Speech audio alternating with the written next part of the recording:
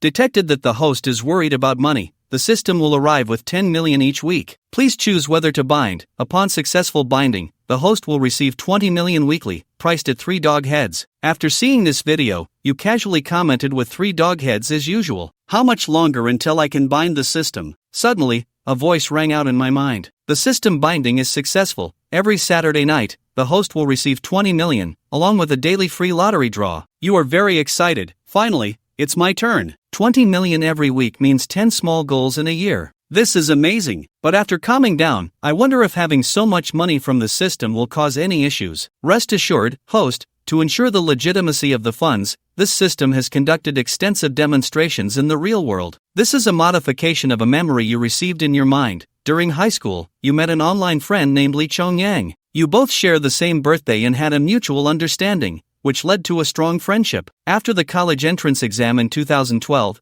Lee Chong-yang visited you in Luzhou while traveling, and together you bought a lottery ticket at a tourist spot. As a result, you won nearly $1 million. Lee Chong-yang came from a good family and has always enjoyed learning various subjects, including many niche topics, which led him to discover Bitcoin. He even tried mining and purchasing Bitcoin himself. Under Lee Chong-yang's arrangement, you both set aside some money for college living expenses and used the rest to buy Bitcoin. After graduating from college, Lee Chong-yang entered the investment industry, worked on Wall Street for several years, and in 2021, he sold all his Bitcoin. With his savings and investments, he founded Zongheng Investments. Over the years, with Lee Chong-yang's exceptional vision, Zongheng Investments' assets rapidly expanded, and today, your 5% share is worth over $2 billion. The 20 million every week comes as dividends from Zongheng Investments. To ensure legitimacy, this memory spans over a decade, leaving no flaws for anyone to find. You took a moment to calm yourself when suddenly, your phone rang. It was Lee Chong-yang calling. Hey, it's Chong-yang. Did you receive the money? After all these years, you finally came to your senses. You've been too stubborn looking for true love and putting yourself through hardship. Just enjoy life from now on, don't worry about money. If you run into any trouble, contact me. We've been through a lot together, and I can still help with some issues. As you listen to the familiar stranger speak, memories of your long-standing friendship arranged by the system flooded back. On one hand, you know this is fake, but on the other, the incredibly vivid memories in your mind keep surfacing, creating a strong sense of disconnection. You responded according to the memory, saying, "All right, brother Yang. Speaking of which, it's been so many years, and I've been busy with work,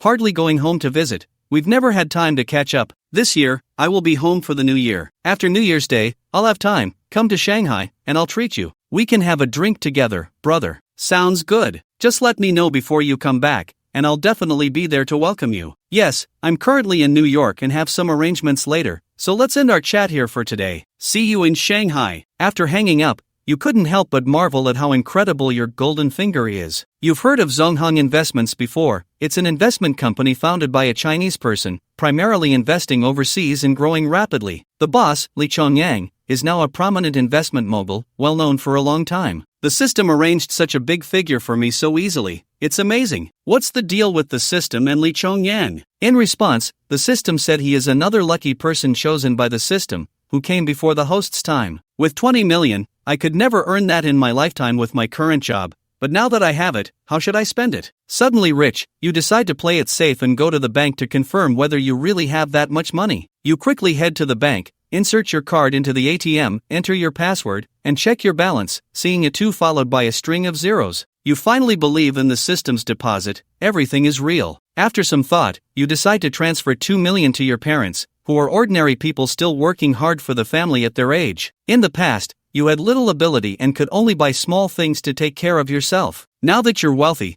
your first thought is to share it with your parents. Even though there's 20 million every week, giving too much at once would overwhelm them, so you decide to start with 2 million for them to adjust, and later you can support them in other ways. You approach a staff member in the lobby and say, "Hello, I need to use mobile banking for a transfer, but I haven't downloaded the app. Can you help me with this?" Zhang Xiujuan looks up and replies, "Sure, sir. Please scan the QR code on the table to download the bank app, or you can download it directly from your phone's app store." Following Zhang Xiujuan's instructions, you proceed step by step, fill in your information, bind your bank card, and ask, "Is there a limit on single transfers in mobile banking?" Yes, the limit is 1 million per transaction and 5 million per day. What if it exceeds 5 million? If it exceeds 5 million, you can contact the bank staff to handle it. Zhang Xiujuan replies with a smile. However, you can't help but feel a bit uneasy. Exceeding 5 million, many people might not even have 1 million, yet it's all on one card. This guy really thought this through. At this point, you complete the binding and ask, "Can I transfer money now?" "Yes, sir." Just click on the transfer option and enter the corresponding information. You nod and awkwardly input your father's bank card information. Jung Shoujuan leans over to watch you as you operate step by step,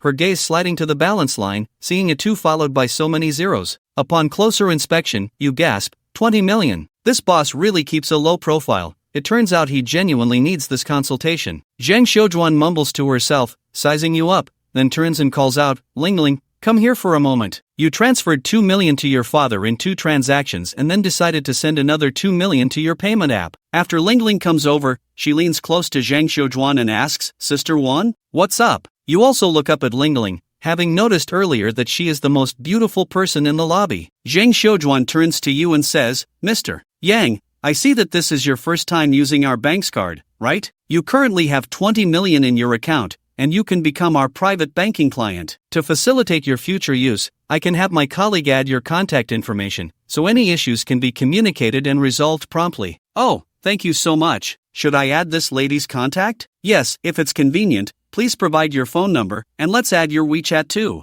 Zhang Shoujuan says this while signaling Ling Ling to take out her phone to add the contact. Ling Ling quickly takes out her phone and says, "Hello, Mr. Yang. My name is Ling Ling. What's your number?" You give him your number, add the contact, and once you finish, you say goodbye and push the door to leave. Ling Ling turns to Zhang Shoujuan and asks, "Sister Wan, why did you ask me to add her contact? Am I supposed to be her personal customer service? Adding a work number is fine, but why add a fourth one?" Zhang Shoujuan looks at her with a smile and says, "Ling Ling, you're 26 this year, right? You've been broken up with your ex for a while now. Just the other day, I heard you say your parents are urging you to get married." "Yes, but marriage is a serious matter and can't be taken lightly. The arranged blind dates have indeed been quite average, and none of them meet my standards. What kind of person are you looking for?" "Someone wealthy, not too much of an age difference, good personality, generous, and looks that are about the same." "That Mr. Yan you just met is decent looking, 4 years older than you. You can't tell much about his personality yet, and whether he's generous is unknown. But the key point is, I just saw he has a balance of 20 million, this is a valuable resource. The red thread has already been tied for you, the rest is up to your own efforts." She then jokes, "If I hadn't married so early, I've got 2 kids and I'm much older than him, I would definitely have gone for it myself. Now it's your turn, if it works out, don't forget to thank me." Ling Ling blushes and quietly says, "Is this going to work? He might have a girlfriend or even be married." "He's not married," I asked while looking at his profile. "As for a girlfriend, that's not an issue. Women pursuing men is like a veil between them. If you don't take the initiative, there's definitely no hope. But if you do, it's not guaranteed either. You have a gentle personality, are pretty, and have a great figure, those are all advantages. You still have a chance to win him over." After saying that, she nudges Ling Ling's water bag with her elbow, causing a splash. Ling Ling lightly pushes Zhang Shoujuan and says, "Then I'll give it a try. Whether it works out or not, we'll see." "That's right. Success depends on effort. If you don't meet someone, so be it. But if you do, and you don't give it a shot, you'll definitely regret it later." After leaving the bank, you pull out your phone and call your father to tell him that you transferred 2 million to him. Fearing that your father might not believe you, you explain to him the story that the system provided, detailing how you came to have this much money. Your father is naturally reluctant to accept the 2 million, but after your repeated persuasion, he reluctantly agrees to take it. After accepting the money, your father speaks with a sense of joy and pride. To your surprise, he even remembers Li Chongyang and recounts a few amusing stories from when he visited your home. It seems the system's capabilities exceed your expectations. You ask your father to inform your mother about this, telling them that since you now have money, they don't need to work so hard and can take it easy. However, you also advise them not to boast about your newfound wealth. Your father replies, "I'm your dad. I don't need you to instruct me on this." Your mother won't say anything foolish either. In half a month, it's the Dragon Boat Festival, so come back and celebrate with us. You think about how you definitely won't go to work and that returning home for the festival is no problem. However, you know you'll have to face the issue of blind dates and marriage. With all this money, is it really necessary to be tied down to one person? When you were younger, you dreamed of being carefree and unattached, but due to looks and finances, you ultimately had to bow to reality. Now that I'm financially free, I want to be a playboy. No, I'm not a playboy. I just want to provide a home for my sister. The problem is, I have too many sisters and can't let go of any of them. Thinking this way makes you feel suddenly elevated, as if a radiant moral glow is emanating from you, envisioning a beautiful life. When I returned to the community downstairs, I felt a bit hungry, so I casually found a place to eat a bowl of noodles. Looking at the over 1 million in my wallet, I thought about what to do next. According to what I had previously seen from the popular advice, once the protagonist has money, they usually change their appearance by buying clothes, shoes, watches, and various luxury items. After pondering, you took a taxi to the pedestrian street, where the Huawei offline experience store is located. The fully configured phone cost just over 10,000, and you also bought a tablet and some other accessories, totaling about 30,000. After buying the phone, you looked at the trendy Taobao brands you were wearing and turned around to go to a clothing store,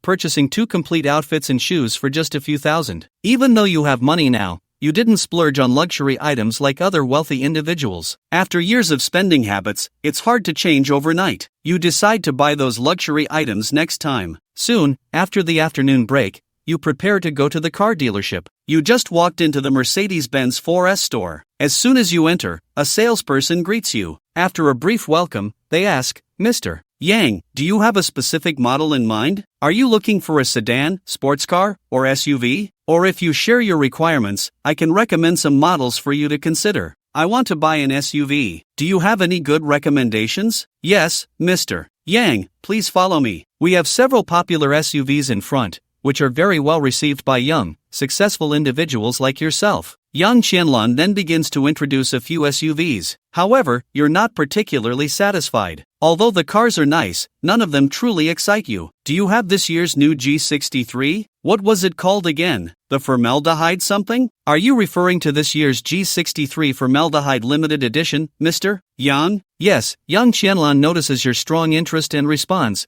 "The G63 formaldehyde limited edition SUV isn't currently in stock here. We need to place an order and contact the manufacturer. The delivery time is approximately 2 weeks to a month. However, there is a G63 available from a colleague in Jinling who wants to sell it due to financial issues. The total cost with options is 3.55 million, but we can offer it for 3.4 million. It will arrive in 3 days, and I'm confident I can negotiate it down to 3 million. This car is brand new and has never been driven outside the dealership. The paperwork hasn't even been completed. What do you think? If you're not interested, we can proceed with the regular ordering process, which just takes longer." After saying this, Yang Qianlan hands you her phone. Here are the vehicle's configuration documents, interior and exterior photos, and even a video. Looking at the information on the phone, you see a black exterior with beige interior, and you really like it. "This looks good. I'm very satisfied. I'll take this one." Yang Qianlan is very excited and quickly leads you to the VIP room to relax,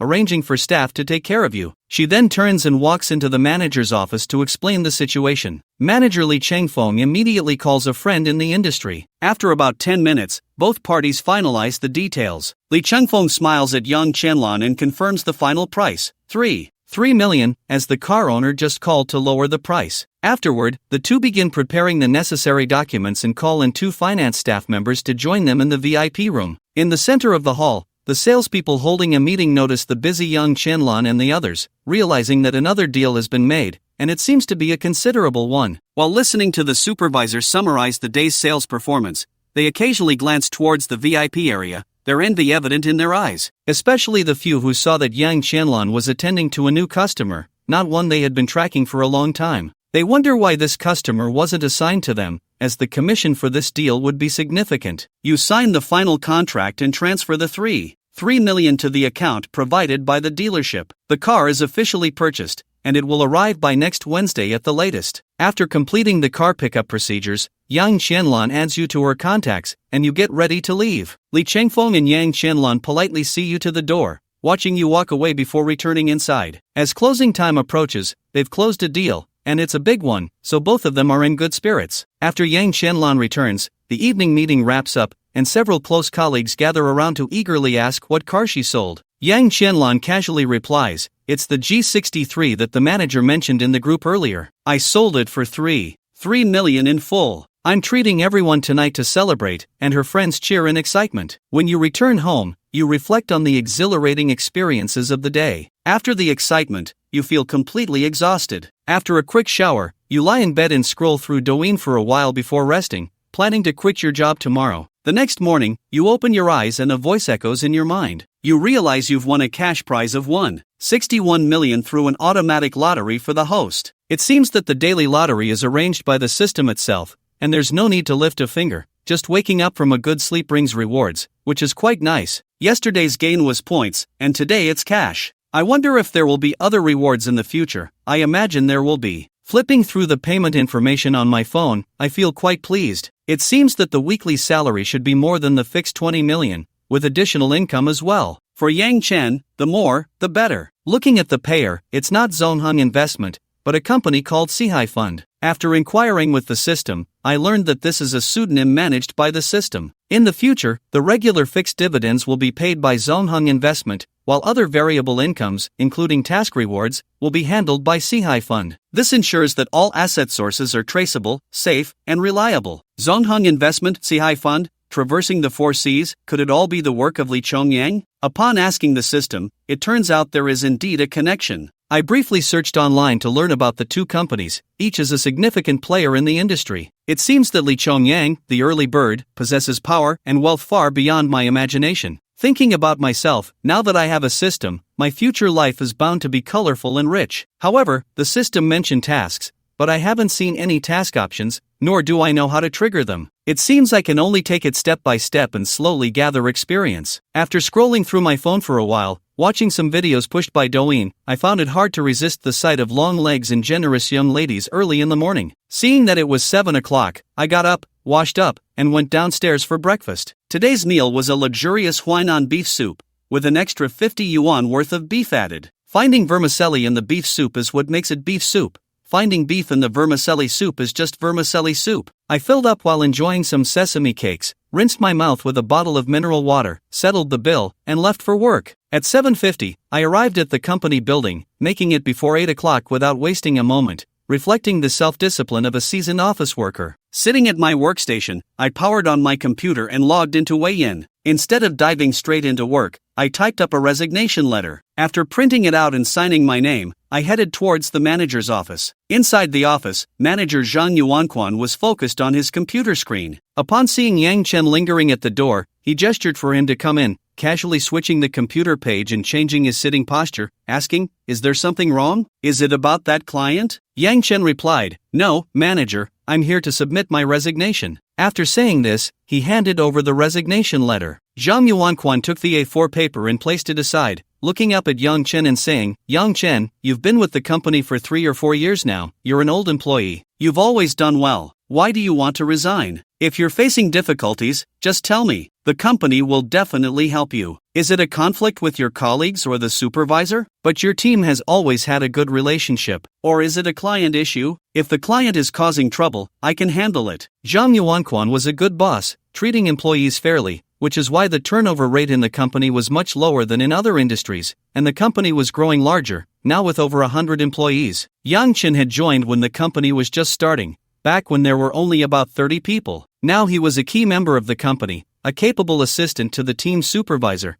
and was on the verge of being promoted. Therefore, it was quite strange for him to suddenly resign, prompting Zhang Yuanquan to instinctively try to retain him. Yang Chen shook his head. "My colleagues and the supervisor have treated me well, and the company has been good to me too. There are no issues with clients, it's my own reason." Yang Chen explained that he had previously invested in Bitcoin and had made a profit, so he was resigning to retire. Of course, he didn't mention the specific amount, only saying that he was now free from financial worries. Zhang Yuanquan was searching online while communicating with Yang Chen. After a long time, he found no issues. There hadn't been any recent scam cases like this. He thought for a moment and said, "I'm glad you have a better future. Congratulations on getting ashore. Since you've already made it, there's no point in staying here. Let me arrange things. Within 3 days, you can hand over your work. I'll have the finance department calculate your salary, and we'll transfer it all to you when you leave." Yang Chen nodded in agreement and turned to leave. As he reached the door, he heard Zhang Yuanquan's voice behind him. "Wait a minute. Even though we're no longer colleagues, we're still friends. Come back and visit when you have time. If you encounter any difficulties, as long as I'm still here, you can always come back.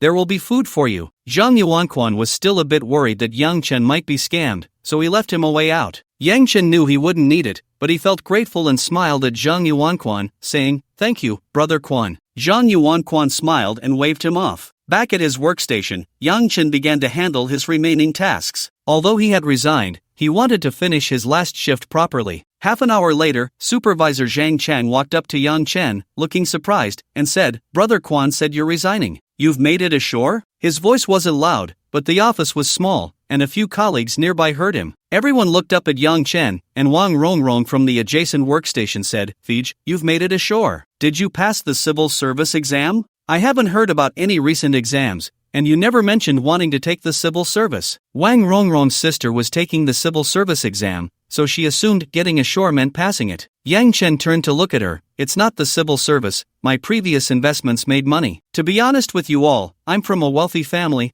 and I'm coming clean." The others looked at Yang Chen, not seeming to think he was lying, and they all came forward to congratulate him, ruffling his hair and saying they wanted to share in his good fortune, which made Yang Chen's hairstyle a mess. After a bit of playful chaos, everyone settled down since they were still at work. Zhang Cheng called over two male colleagues, Li Liang, Hu Yon, "You two are experienced. Please take over Fij's work. I'll take on part of it too. In a couple of days, a new intern will come in, and when the time comes, you can guide them and gradually hand over some tasks." Both of them nodded, indicating it was no problem. The four of them then busied themselves with the handover. They were all seasoned employees, and what was originally planned to take 3 days was completed in about 2 days. Even if there were some issues, they could communicate later via phone or messages. In the afternoon after the handover, the finance department calculated the salary. Since Yang Chen had only worked half a month, after deducting Social Security, he would only receive 3,500 yuan. At 4 in the afternoon, Yang Chen returned to his workstation to pack up his remaining belongings. Most of his things had been given to colleagues,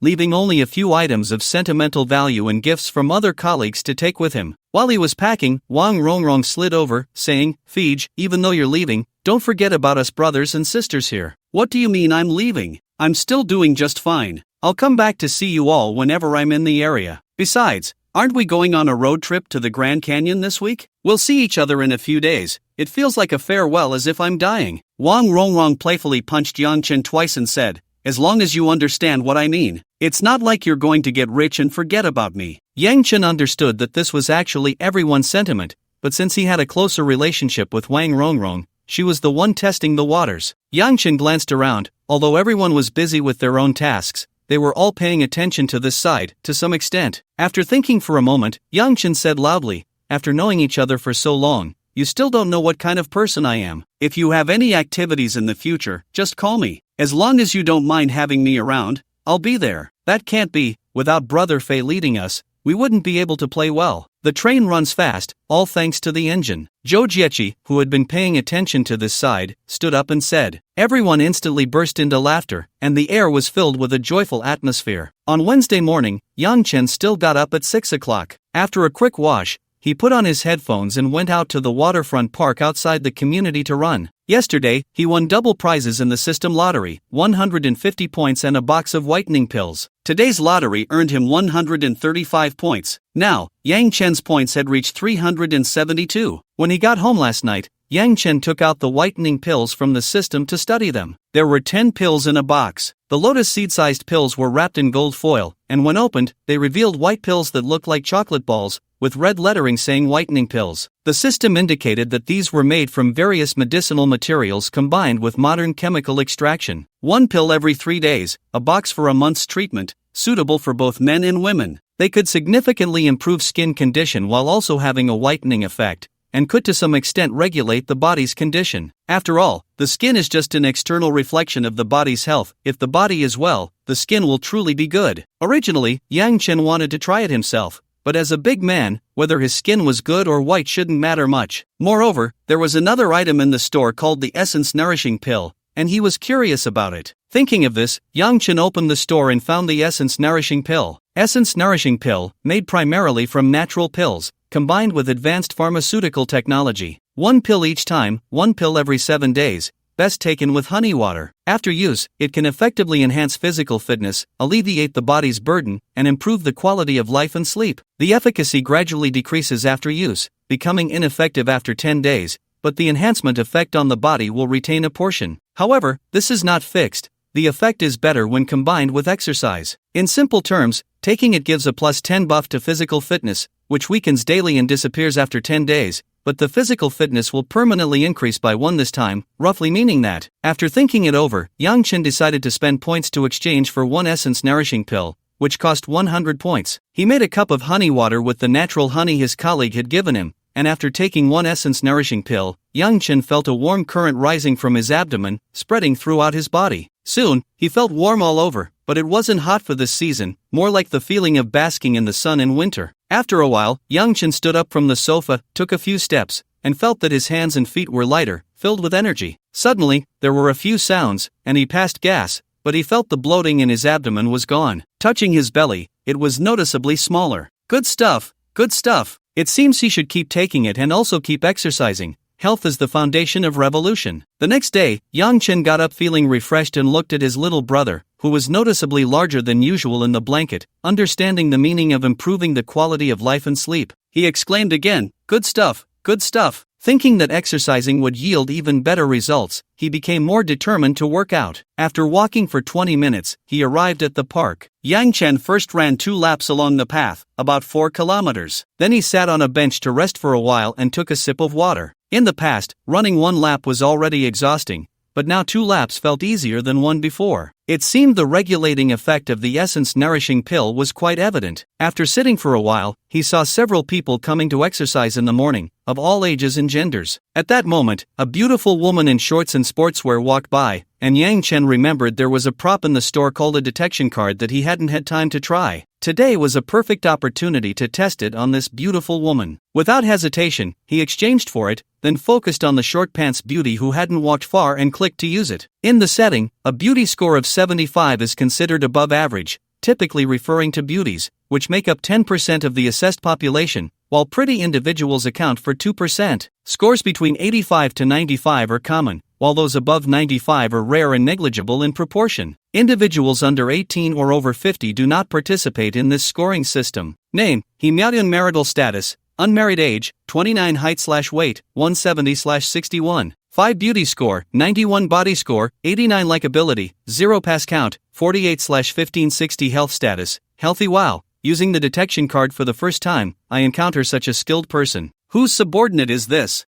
29 years old, unmarried at an older age, 48 people, not all boyfriends, can't be 1 each quarter, seamlessly connected, and healthy, even exercising early in the morning, good looking, with a decent temperament. Seems like a seasoned player, the kind with a fixed partner. Yang Chen sat in his chair, bored, guessing. He then used the detection card on a few others. Name, Wang Fingji. Marital status, married, widowed. Age, 65. Height/weight, 158/62. 3. Health status, sub-healthy. This is an elderly person here for morning exercise. It seems their health isn't too good. They need to exercise more. Name, Shiraigwa. Marital status, married. Age, 70. Height/weight, 168/70. 2. Health status, healthy. Wow, this old man is in good shape. Yang Chen looked at the data in surprise. With that muscular build, if he threw a punch, I'd be on the ground begging him not to kill me. Name, Li Lishao. Marital status, married. Age, 49. Height/weight, 167/60. Beauty score, 65. Body score, 60. Likability, 0. Pass count,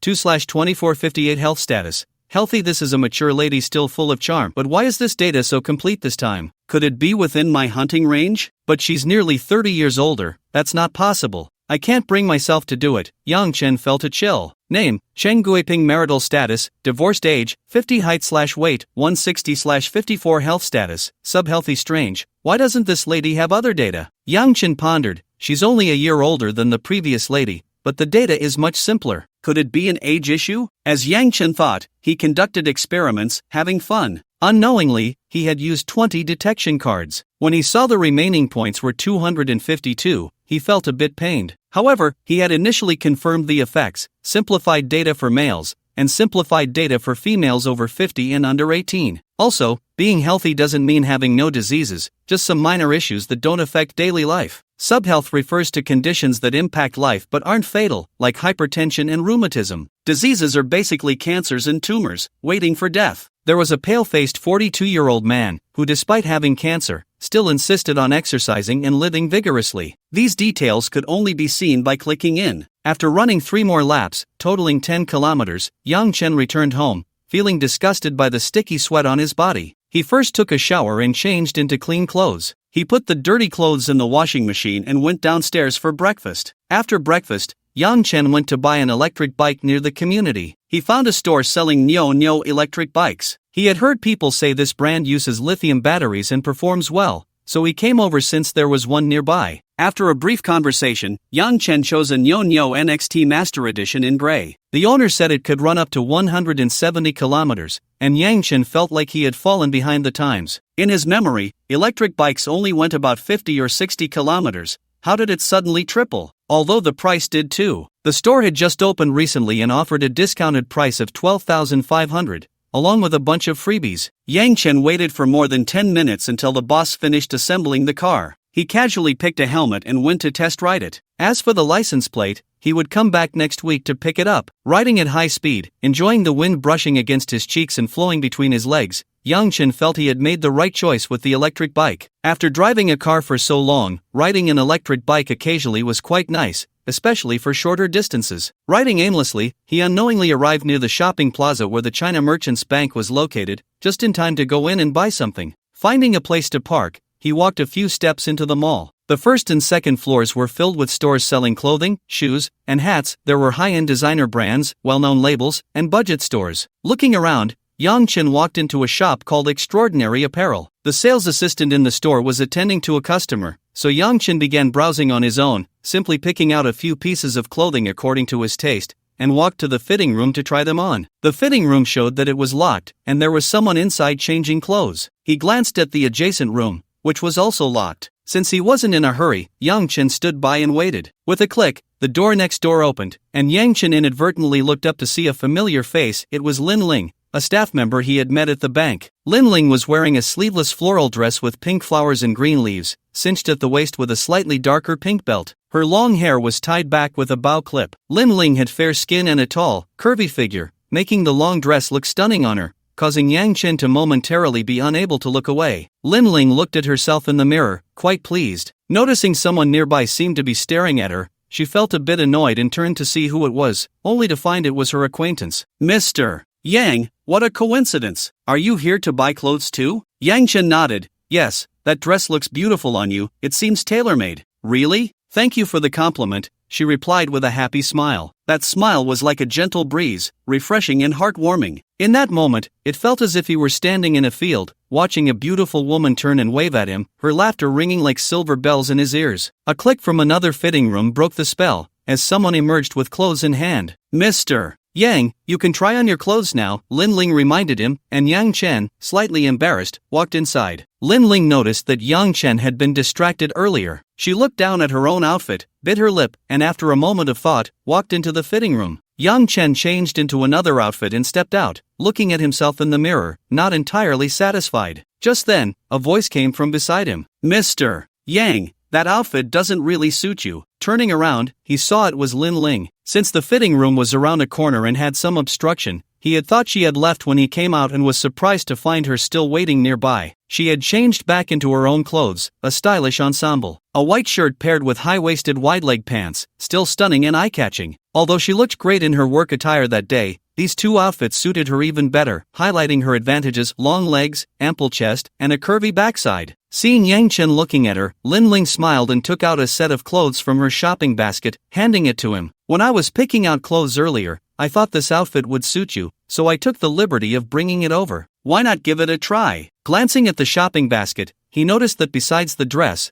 there were a pair of denim shorts and a black fitted t-shirt. However, the men's clothing was on the left and women's on the right, and the clothes she handed him were ones he had just seen on the wall. How did she manage to pick out something suitable so effortlessly? There was something fishy about it, but why expose it? Having someone help him choose clothes was a good thing, better than relying solely on his own judgment. Thank you, Yang Chen said as he took the clothes and walked into the fitting room. After changing, he looked at himself in the mirror and indeed found that this outfit looked much better than the previous one. He expressed his gratitude to Lin Ling again, and the two went to the counter to check out, with Yang Chen quickly paying for both of their bills. Seeing this, Lin Ling said, Mr. Yang, this isn't appropriate. Let me transfer the money to you via WeChat. Yang Chen stopped her, saying, no need for that. I just troubled you to help me pick out clothes, so consider this my thank you gift. I just don't know if you have time now to help me match a few more outfits, since you understand my taste. He scratched his head awkwardly, but there was no way around his lack of fashion sense. Lin Ling smiled, saying it was no problem. Seeing that Lin Ling agreed, Yang Chen, feeling happy, said, "Miss Lin, you don't have to keep calling me Mr. Yang. Just call me Yang Chen, it feels more comfortable that way." Lin Ling replied, "Then I'll call you Fei Gu. And you don't have to call me Miss Lin, just call me Lin Ling, like the Ling in Wan Ling." "Alright, Ling Ling, Fei Gu is fine. My friends all call me that." "Fei Gu, then we are friends from now on. Were we not friends before?" After saying this, they exchanged smiles and continued to browse the mall. By 11 o'clock, Yang Chen had bought 3 sets of summer clothes and 2 pairs of shoes, and he even gifted Lin Ling a pair. Lin Ling tried to refuse but ultimately accepted. However, she insisted that since Yang Chen had spent so much today, she would treat him to a meal and wouldn't allow him to refuse. After shopping, Lin Ling took Yang Chen to a barbecue restaurant on the 4th floor that she often visited. They were both quite tired after shopping all morning and ordered a lot of drinks and food. Most of the time, it was Lin Ling grilling the meat while Yang Chen ate. As they ate and chatted, it was 1:30 in the afternoon when they went to pay the bill, and Lin Ling discovered that Yang Chen had already paid when he went to the restroom earlier. "Ah, Fei Good, didn't we agree that I would treat you? You were treating. But this is your restaurant, right? When I go out to eat with friends, I usually pay, so I'm used to it. Let's not make it a habit." "Alright, I said I would treat, but today you ended up paying. I've been taking advantage of you. How about this? I'm off next Tuesday, and I'll treat you then. You can't steal my treat." "Sure, no problem. Besides, you're the one taking advantage. I'm taking advantage of you. If it weren't for you, I wouldn't have found so many suitable clothes." "Salesperson, what am I here for? You didn't even give me a chance to shine." After they were full and satisfied, the two headed home. When they reached their electric bikes, Yang Chen asked, "How about I give you a ride back? It's hard to get a taxi around here, and I have nothing to do right now. My electric bike is a bit shabby, though. I suddenly thought of buying one this morning to make going out easier, but I got carried away during the test ride and ended up here. Otherwise, I would have driven you back." Lin Ling quickly replied, "It's fine, Fei Gu. I just don't know if it's on your way. If not, I can just take a taxi." After saying this, she sent Yang Chen her detailed address along with a location pin. Yang Chen checked the navigation and saw it wasn't far, only about 7 or 8 kilometers, roughly 20 minutes away. So he said, "It's not far, we should be there in about 20 minutes. I have nothing planned for the afternoon anyway." "Then thank you, Fei Gu. It's perfect since we just had a meal. We can enjoy the breeze and digest, hee hee," Lin Ling said with a smile, seemingly thinking of something amusing. Then Yang Chen took Lin Ling back to the mall to pick out a helmet she liked. After returning to the bike, they stuffed all the bags into the storage compartment, filling it to the brim. Then he started riding forward, letting a passing empty taxi go by at the intersection, and turned west, heading towards Lin Ling's home in Dixiangqing. At exactly 2 o'clock, Lin Ling arrived at the entrance of the community, her face flushed as she got out of the car. She took her things and said, "Fei Gu, thank you. I'm heading back now." Then she turned and walked away. The reason Lin Ling acted this way was that the road back had been particularly bumpy, and Yang Chen, sitting further back due to the load in front, was very close to her. During the bumps, Lin Ling's chest swayed back and forth, occasionally hitting Yang Chen's back, the sensation quite pronounced. Yang Chen intended to slow down, but that only prolonged the contact. Sometimes she even leaned against his back. In desperation, Lin Ling wrapped her arms around Yang Chen's waist, pressing against him. Although it was not very graceful, the discomfort from her chest swaying was too much,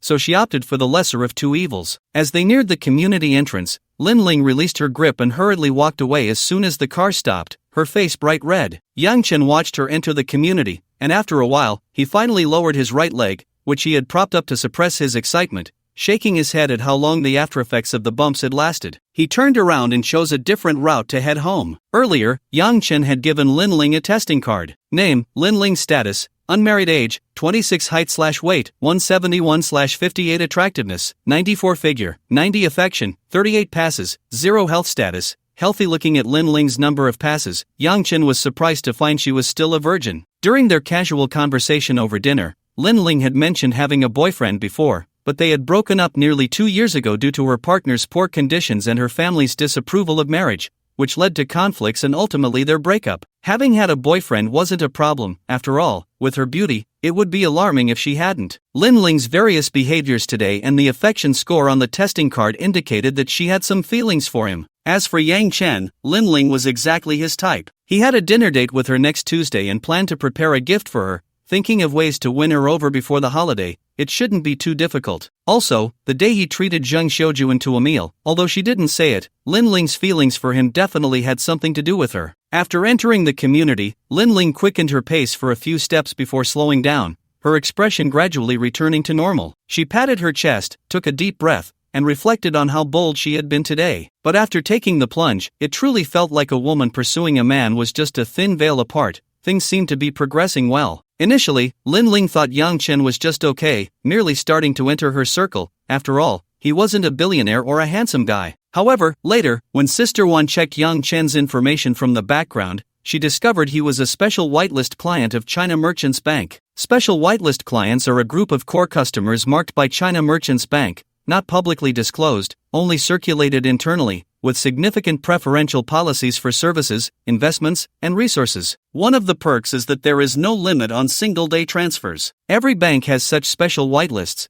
though they may be called different names. Clients on the special whitelist are typically powerful, influential, or well-known, with substantial deposits. However, someone like Yang Chen, who wasn't particularly famous and had deposits of 20 million, could access private banking but had a hard time entering the special whitelist. Thus, Lin Ling's evaluation of him jumped straight into the finals. Sister Wan also advised her to seize the opportunity. If necessary, the demands could be lowered, just getting on board would be enough. This was the best chance for a class leap. Originally, she had planned to take the day off, thinking of buying some summer clothes and having lunch with Sister Wan to strategize. But when she emerged from the fitting room and saw the astonishment in Yang Chen's eyes, she realized it was time to take a chance. Fortunately, it seemed she had made the right move. With mutual effort, she could eventually find a place in his heart. To inform Sister Wan while shopping, Yang Chen secretly sent a message saying he had run into Lin Ling and they were shopping together, so he wouldn't be having lunch with her. Sister Wan replied with an okay gesture, indicating she understood. On the way back, a system prompt popped up in Yang Chen's mind. Lin Ling's affection for you has increased by 12 points,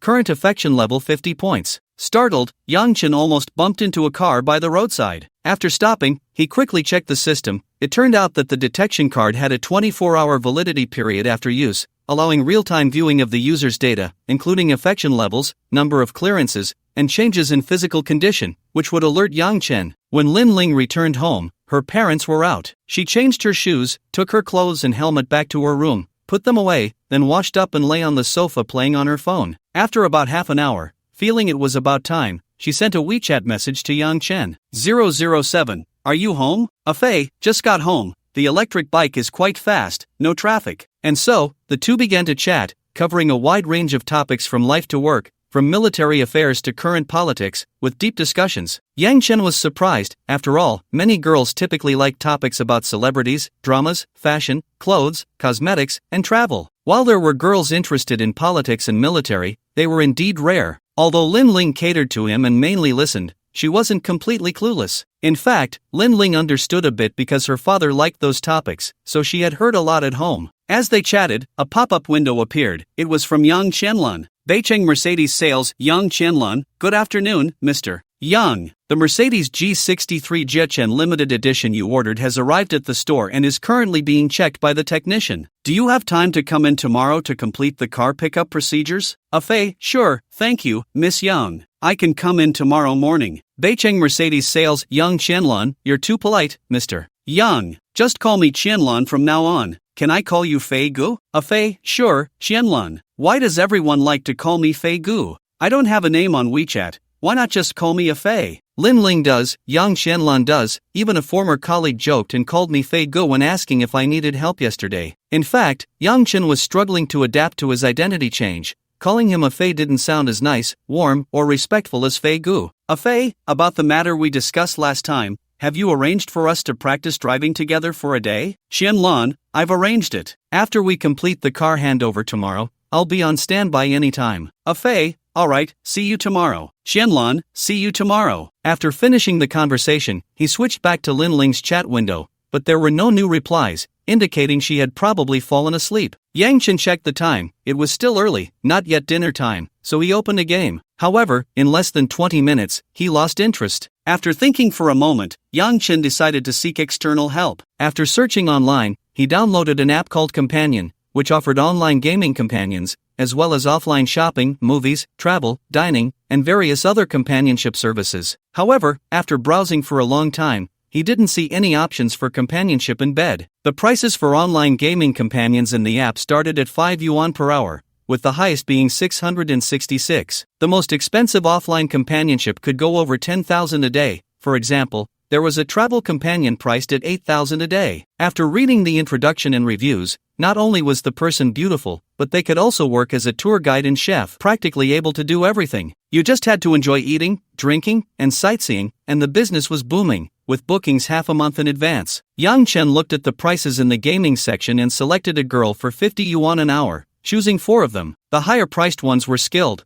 but there weren't many with good looks. The 50 yuan tier had a lot more options. Yang Chen ordered 4 at once, and after coordinating, they all logged in. Although they were all young ladies, their skills were actually quite good, at least at Yang Chen's level. There was no problem in carrying him through, and Yang Chen wasn't a slacker either, so they worked together particularly well. Each time, the young ladies would help Yang Chen finish off low-health opponents, and after each kill, they would continuously send blessings, maximizing the emotional value. Yang Chen played for 4 hours straight before finishing, and after settling the fees, he added each young lady as a friend and transferred 100 as dinner money. After all, they had delayed their dinner to accompany him. This gesture naturally earned him a stream of thank you voice messages. After dinner, Yang Chen prepared to play a few more rounds before going to bed. Since the earlier collaboration had gone well, he asked if they wanted to continue, but only 2 young ladies replied that they could. Fortunately, one of them, who was studying in Luzhou, mentioned that her roommates could also join, and their skills were good. Yang Chen had no objections. As long as they formed a team, it was fine. So he created a WeChat group, added the 2 young ladies, and they brought in their 2 roommates. Yang Chen set the group name to game partners and sent each person a 200 yuan exclusive red envelope. Afei, everyone, take your 200 yuan for your hard work.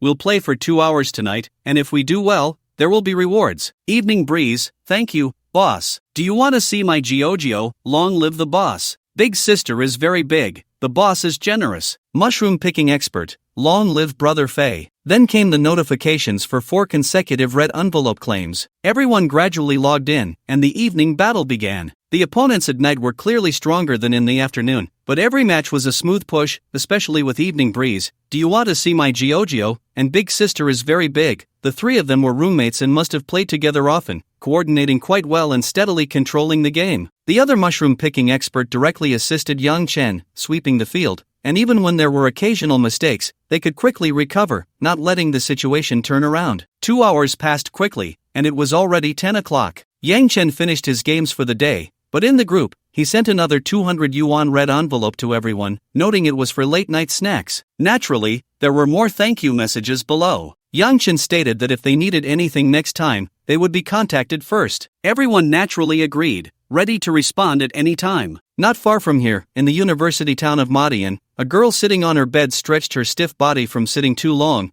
her full curves subtly visible under her pajamas. She was the big sister in the partner group. Big Sister is very big, whose real name is Sun Rui, is a junior student. Sun Rui looked at her earnings for today on her phone and cheered happily, her loose pajamas revealing a youthful vitality. Today, Yang Chen transferred 500 yuan to her WeChat, and after playing for 4 hours this afternoon, she earned 160, totaling 660 yuan for the day. For her, coming from a small county, this was 1/3 of her living expenses. The 2 roommates who had just played games with her also joined in the celebration. After all, they earned 400 yuan in just 2 hours. What reason was there not to celebrate? One tall and thin roommate, Yi Huan, said, "Rui, should we go downstairs to buy something to eat and celebrate?" The other round-faced girl, Zhang Qingping, replied, "Huan, I've already showered, do we still go down? How about ordering takeout?" Sun Rui looked at her 2 friends who wanted to celebrate and felt a bit tempted, but it was already 10 o'clock, and the dormitory door would close in an hour. If they went down to eat, they would have to dress up, and could they make it in time? Just as she was hesitating, the dormitory door opened, and before the person entered, their voice was heard, "Daughters, look at what good things I brought you." Then a tall girl with waist-length hair pushed the door and walked in. Standing over 170 centimeters, she had a flat abdomen but a curvy figure, wearing a slightly tight black and white striped t-shirt on her upper body. On the bottom, she wore black denim shorts that shimmered under the lights, and on her feet were white sneakers. In her left hand, she held a light-colored shirt, and in her right hand, a large bag of barbecue and drinks. Her pretty face carried a hint of charm, and when she smiled, her eyes squinted like a little fox that had successfully stolen a chicken. This was their roommate, Lee Jiachuan, the beautiful Lee. Lee Jiachuan raised the takeout bag to signal her roommates, "Come down and eat. I specially packed your favorite barbecue, it's freshly made, not leftovers." Upon hearing this, the three hurriedly got out of bed, set up the table, and pulled over some stools. Sun Rue, while eating, asked, "How was your date today?" Lee Jiachuan picked up a skewer of chicken strips, took a bite, and washed it down with a sip of cola, saying, "It was just okay." Even though his family is wealthy and he boasts that his dad is a billionaire, he isn't one himself. He even said that if I were with him, things would be different. Does he think I'm such an easy girl to fool? After taking another sip of cola, she continued, "I've seen enough of the world to see through his intentions at a glance. I didn't accept the gifts he offered, of course. I did let him treat me to a meal, and then I came back. When I got downstairs, I thought of my 3 daughters waiting to be fed, so I bought some barbecue up. But I heard you all calling from the 3rd floor. What happened that made you so happy?" The 3 of them then took turns explaining what had happened. Lee Jiachuan, while sipping her cola, didn't mind their chatter. After all, her family had some wealth, and she received a monthly allowance of 5,000. Plus, there were plenty of admirers, so even if she didn't take advantage of them, her university life was quite enjoyable. After eating and drinking to their fill, they washed up and played around for a while before going to bed. In the morning, as usual, she opened the system panel to check today's lottery results. Name, Yang Chen. Age, 30. Health, subhealthy. Cash, 17. 91 million points, 332 record, 183 points and won 65 million cash in the lottery on May 23, 2024. Today was good, another double win. Yang Chen felt great as he rode his bike, washed up, and went downstairs for breakfast. After eating, he lingered in the shop for a while, and as the agreed time approached, he got a taxi to the Mercedes-Benz 4S store in the North City. As he walked near the Mercedes store, he saw Yang Qianlan waiting for him at the entrance, dressed in a fitted black women's suit with a white shirt underneath paired with loose black wide-leg pants and black high heels. Yang Chen quickly walked up to her and said, "Thanks for your hard work, Qianlan. Why didn't you wait for me inside?" After saying this, he used a detection card. Name, Yang Qianlan. Age, 28. Height/weight, 166 cm/59. 3 kilograms. Attractiveness, 91. Figure, 88. Affection, 20. Passes, 3/15. Health status, subhealthy. He clicked to check the subhealth status, which indicated a decline in physical condition due to work, but no other major issues. The affection level was decent, although a bit low, but considering they hadn't known each other long, it was understandable. However, with 3 men, the encounters weren't many. It felt like she was a girlfriend. But how could a beautiful saleswoman maintain such good performance without giving in? But the system wouldn't lie, so he could consider pursuing her. He decided he wouldn't let this opportunity slip by and resolved to perform well today. Yang Qianlan smiled and explained, "It's fine, I just arrived too. After all, I don't have to get up early since I'm not working. Fij, you come with me. There's a car ceremony you need to participate in." After saying this, she led the way, guiding Yang Chen over. After spending some time confirming the car's condition and signing documents, amidst the booming sounds of confetti, Yang Chen officially received his G63. Calming his excited heart, he opened the car door and sat inside. The door on the other side also opened, and Yang Qianlan smoothed her pants as she got in. As Yang Chen turned his head, he immediately saw her perfectly rounded backside. After fastening their seatbelts, he started the engine and drove off, first taking a less traveled road nearby to familiarize himself with the vehicle's performance, then heading onto the elevated road to practice. Yang Qianlan, in the passenger seat, occasionally offered a few tips on driving precautions. After driving for the whole morning, Yang Chen felt tired. Although he had a beautiful companion, 3 hours of driving was indeed exhausting. However, his driving skills had improved significantly. He had a preliminary understanding of the temperament of this beast, and it was no surprise that it was a high-performance version of the G-Class. At noon, they found a place to eat, and after resting for a while, Yang Chen went to the vehicle management office to register the license plate and buy insurance,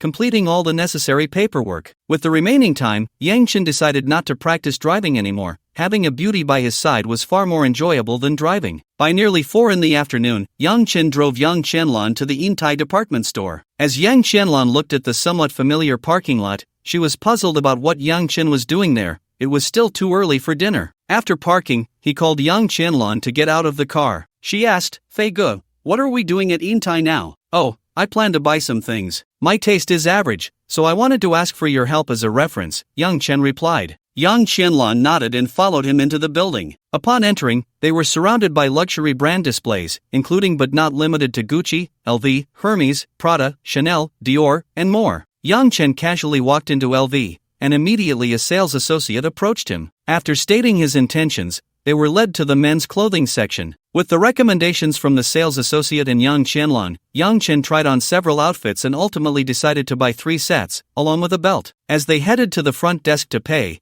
they passed by the bag display area. Yang Chen suddenly picked up a brown crossbody bag and held it next to Yang Qianlan, gesturing to the sales associate to ring it up as well. Yang Qianlan was momentarily stunned, wondering if it was for her. However, she thought it might be for a girlfriend, just for her to reference, especially since the money for her driving accompaniment had already been transferred to her. When he handed over 10,000 during the car handover, she had declined for a long time but eventually accepted it when she saw how crowded the store was. They had even shared a meal that cost 3,000. After spending 200,000 at the LV store, they moved on to Hermes, then continued browsing through each store in order. There were so many items that they couldn't carry them all, and they had to send a few trips back to the G-class. After selecting and choosing, by the time they finished, the city lights were just beginning to shine. They headed straight to the restaurant on the top floor, where Yang Chen had already made a reservation. The receptionist led them to their reserved table. Standing in front of the dining table, through the floor-to-ceiling windows, Yang Qianlan surveyed the dazzling city. The rooftop restaurant offered a panoramic view of the sprawling urban landscape. The beautiful night scene was something one could never get enough of. Once seated, Yang Qianlan rested her chin on her hand, studying the man in front of her. His first impression was that he was wealthy.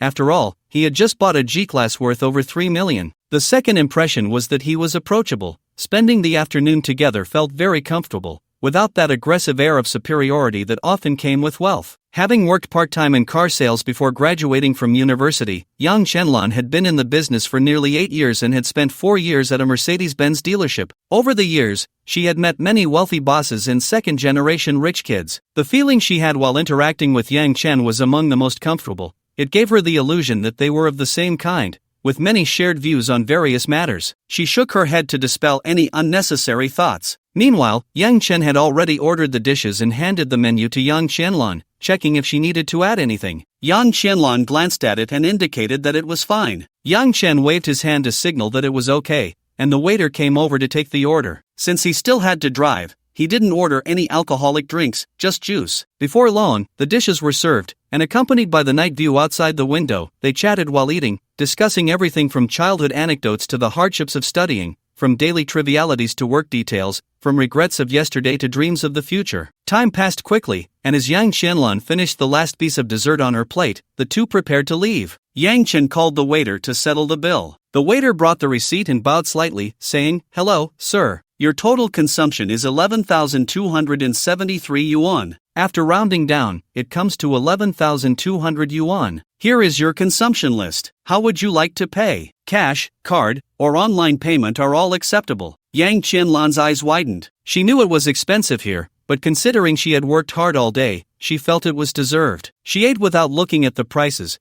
but who would have thought they had spent so much? She felt a bit embarrassed. She had thought the dessert was delicious and even ordered an extra one. Now looking at the bill, she was shocked. Over 300 for dessert. When did Chinese food become so expensive? On the other side, Yang Chen casually scanned the code to pay. With a weekly income of 20 million, that equated to over 2.8 million a day. He couldn't possibly spend it all. After finishing the meal and tidying up a bit, Yang Chen drove Yang Qianlan back. Yang Qianlan currently shared a rented apartment with 2 colleagues, a 110 square meter fully furnished 3-bedroom, with a monthly rent of 2,300 yuan, and they paid for utilities themselves. The 3 of them shared the costs, which were minimal, but the living space was ample. Arriving at the apartment complex, Yang Qianlan thanked him and prepared to get out of the car, but Yang Chen quickly called out, "Wait a moment." He then opened the door to the trunk, pulled out an LV bag along with some perfumes, cosmetics, skincare products, and other female items, and handed them to Yang Qianlan, saying, "These are for you. Thank you for taking the day off to practice driving with me." He then extended the items toward her. Yang Qianlan was a bit incredulous. The total was over 100,000 yuan, which was quite generous. "Fij, let's forget it. It's too expensive. You should take it back for your girlfriend. You already paid for today. Don't be polite with me. This is for you. You know I can afford it, and I don't have a girlfriend, so it would just go to waste. And besides, aren't we friends now? It's nothing for friends to give each other gifts. To me, it's not expensive at all. Let's not make a fuss about it. It wouldn't look good if someone saw us. Just take it." With that, he pushed the items into Yang Qianlon's hands. Yang Qianlon had no choice but to accept, saying, "That I really appreciate Fija's generosity. Thank you." She stepped forward and gave Yang Chen a quick kiss on the cheek, waved, and went inside. Yang Chen touched his face, smiled, and felt very satisfied with this reward as he got back into the car and drove away. Unfortunately, Yang Chen left too early, otherwise, he would have seen Yang Qianlon leaning against the wall behind the door, nearly collapsing. She didn't understand what had come over her to kiss Fij just now. As Yang Chen drove, a notification rang in his mind. Yang Qianlon's affection for you has increased by 15 points. Current affection level 35 points. Yang Chen nodded in satisfaction. The sound of footsteps outside the unit brought Yang Qianlon back to her senses, and she hurried home. Once inside, her two roommates were already there, chatting. Upon seeing the packaging of the items she was holding, they gasped and rushed over, reaching out to take them and start examining the luxury bags, bracelets, perfumes, and skincare products. A blonde urban beauty asked in surprise, "Sister Lon, are you in a relationship?" The surprise stemmed from the fact that Yang Qianlon had never lacked admirers. There were plenty of wealthy suitors, and she had had a few relationships, but none had lasted long, always ending in breakups. The past year had been particularly devoid of romance. Everyone is guessing when she will have a new boyfriend, and it wouldn't be surprising if she received a wedding invitation that day. After all, she's getting older and it's time to settle down. Yang Qianlon shook her head. "This was bought by a client I accompanied today. I don't want it, but they insisted on giving it to me. You guys take a look. If you like anything, just take it. We're sisters, let's share." The two cheered, but still kept their manners, taking a few samples and things that Yang Qianlon didn't like, without touching any valuable items. After distributing the items, another slender beauty hugged Yang Qianlon, who was watching TV on the sofa, and said, "Sister Lon, you won't be able to keep your sales champion title. Today, Jean Lily brought two big bosses over, each with a Mercedes-Benz S-Class, and their configurations are quite high. This month's sales have surpassed yours." The blonde sitting on the other side said, "I don't know how she got those orders. She's just a bus, selling meat. Luckily, she's smart, one in the morning and one in the afternoon. If they came together, it would be a fight. Really, if she has the ability to sell Mercedes, why not let her big brother buy her one? Wouldn't it be easier to just get on board?" The slender beauty continued, "Get on board? Who would she get on board with? Everyone knows her background, it's all used up. But Sister Lon, your client today is quite good. Be careful, Jean Lily might use tricks to seduce him. She's good at that. Her clothes are so revealing she might as well not wear any." Jean Lily is another top salesperson in the store, but unlike Yang Qianlon, who works diligently to secure clients, her skirts are quite loose, and her underwear often ends up at clients' homes, offices, cars, and so on. That's why she constantly has clients and often takes the sales champion title. Moreover, Yang Qianlon has a bit of a grudge against Jean Lily. At one point, Yang Qianlon had a suitor, a rich second generation, who pursued her relentlessly. Just when Yang Qianlon was about to accept him after enduring his advances, she discovered that the rich second generation had been seeing Jean Lily privately, having booked rooms over a dozen times in 2 months, buying her gifts worth hundreds of thousands, and introducing clients to her. Naturally, Yang Qianlon decisively rejected him, and Jean Lily didn't care much. After catching a bigger fish, she kicked him to the curb. Sometimes, she felt conflicted, whether to hate him for stealing her boyfriend or to thank her for revealing the true nature of men, allowing her to cut her losses in time. The blonde said, "Sister Lon, why don't you just go for it? He's about the same age, has money, and looks decent. The key is that he's generous to you. This is a perfect match. Sister Lon, think about it. If you don't, the younger sisters might just make a move." Yang Qianlon playfully hit her, laughing, but inside she was also pondering whether she should make a move, fearing she might not be able to handle it. Even if she took a step back, Yang Chen couldn't become a reliable support. Yang Chen drove home, and after taking a shower and lying in bed, he didn't feel much fatigue. He was still a bit energetic. Suddenly, the system's prompt sound echoed in his mind again. "Yang Qianlon's favorability towards you has increased by 10 points. Current favorability 45 points. It seems the girl is self-strategizing again, saving him a lot of trouble. He should reward her well next time they meet." Excited, Yang Chen found it even harder to sleep, so he opened Douyin to watch live streams. He didn't know if Douyin had realized he had come into some money, but most of the recommended streams today were from singing and dancing girls. He casually scrolled through and entered a dance stream hosted by a streamer named Little Fish Swimming in Water. The girl seemed to look quite good, the beauty filter wasn't too obvious, and her looks were on par with Lin Ling. Without the filter, she probably wouldn't drop much. She was quite tall, at least 170 centimeters, youthful and vibrant, lively and cute, with twin ponytails, wearing a sailor suit with a white top and gray bottom, and black leather shoes, just like those worn by high school students in cartoons. When Yang Chen entered, Little Fish swimming in water had just finished dancing and was resting, interacting with her viewers. Upon seeing him, she sweetly called out, "Welcome Afe to the livestream. If you think the host performed well, please click to follow, so you won't get lost next time." Yang Chen watched the host speak enthusiastically. She was also beautiful, so he casually clicked to follow her. Then he asked in the live stream, "Does Xiaoyu have any talents? Let's see them all. Good performances will be rewarded." After saying that, he thought about sending a private jet first, but then he felt embarrassed. He was just a freeloader with only a few dozen dough coins, which he had won from a lucky bag. Considering he might need it later, he immediately recharged 100,000 coins and then sent a jet in the livestream. Xiaoyu saw the gift effect and excitedly said, "Thank you, Brother Fei, for the jet. Whatever you want to see, just let me know." It was tough for small streamers to make a living. Jets weren't something they received often. If they relied on this for food, they would have starved long ago. The viewers below began to comment, "We want to see inside. We want to see your hometown. +1, +1, Xiaoyu ignored the vulgar comments from the viewers and focused on Brother Fei's message. Yang Chen actually wanted to see too, but the occasion wasn't right. After thinking for a moment, he had an idea. "Do you have other clothes? Show us some energetic dance moves." Xiaoyu saw Brother Fei's message and nodded, saying, "No problem, just a moment, I'll go change." In a little while, Xiaoyu returned, wearing a tight t-shirt and denim shorts. As the music started, her body began to sway, showing that she had some dance skills. Her movements were on point, and combined with her pure yet alluring face, she became a moving fire starter in the live stream. The old perverts were howling, and Yang Chen was no exception. It seemed he needed to explore Douyin more. There were so many talents. Happy times are always short-lived. As the song ended, Xiaoyu's dance concluded with a heart gesture. Just as she was about to ask Brother Fei how her dance was, a 10 consecutive firework effect appeared on the screen. Xiaoyu covered her mouth in disbelief.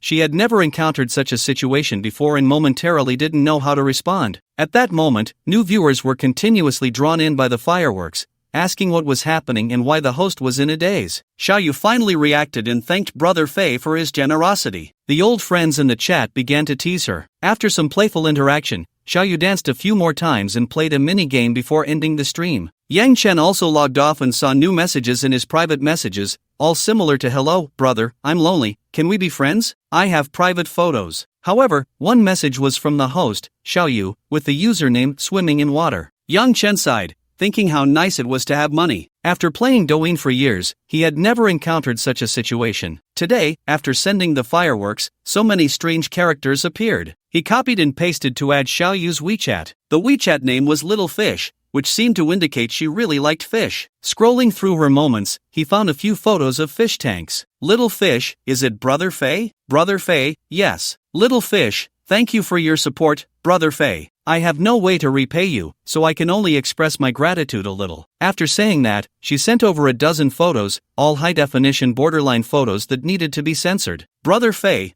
what does this mean? Little Fish, it doesn't mean much, just a little something. These are my carefully selected private photos, only sent to you, Brother Fei. After all, I didn't have an older brother before, so I didn't have these needs. Will Brother Fei come to see me often in the future? Brother Fei, I will come often, but it depends on your performance. If you perform well, the rewards will keep coming." He didn't know if he misunderstood her meaning, but she sent over another dozen photos, this time with a historical costume theme. They weren't as revealing as the previous swimsuit-themed ones, but they were still quite seductive. The young girl knew how to play it well. "Little Fish, Brother Fei, I'm going to rest now. Good night." Then she sent a cute animated gif of herself blowing a kiss. Yang Chen browsed through the photos and then realized that the nourishing pill he took had a downside. He was too sensitive. This was already the third time in a few days, and it was tough to hold back. "No way, I need to find a partner quickly. As a dignified millionaire, making millions a day, I shouldn't have to suppress my desires or even take matters into my own hands. Is that reasonable? It's not reasonable." With that thought in mind, Yang Chen decided to speed things up. He planned to meet Lin Ling for a date next Tuesday. His favorability rating had already reached 50 points. If he put in some effort, he hoped to win her over. As for Yang Qianlan, after some more interaction,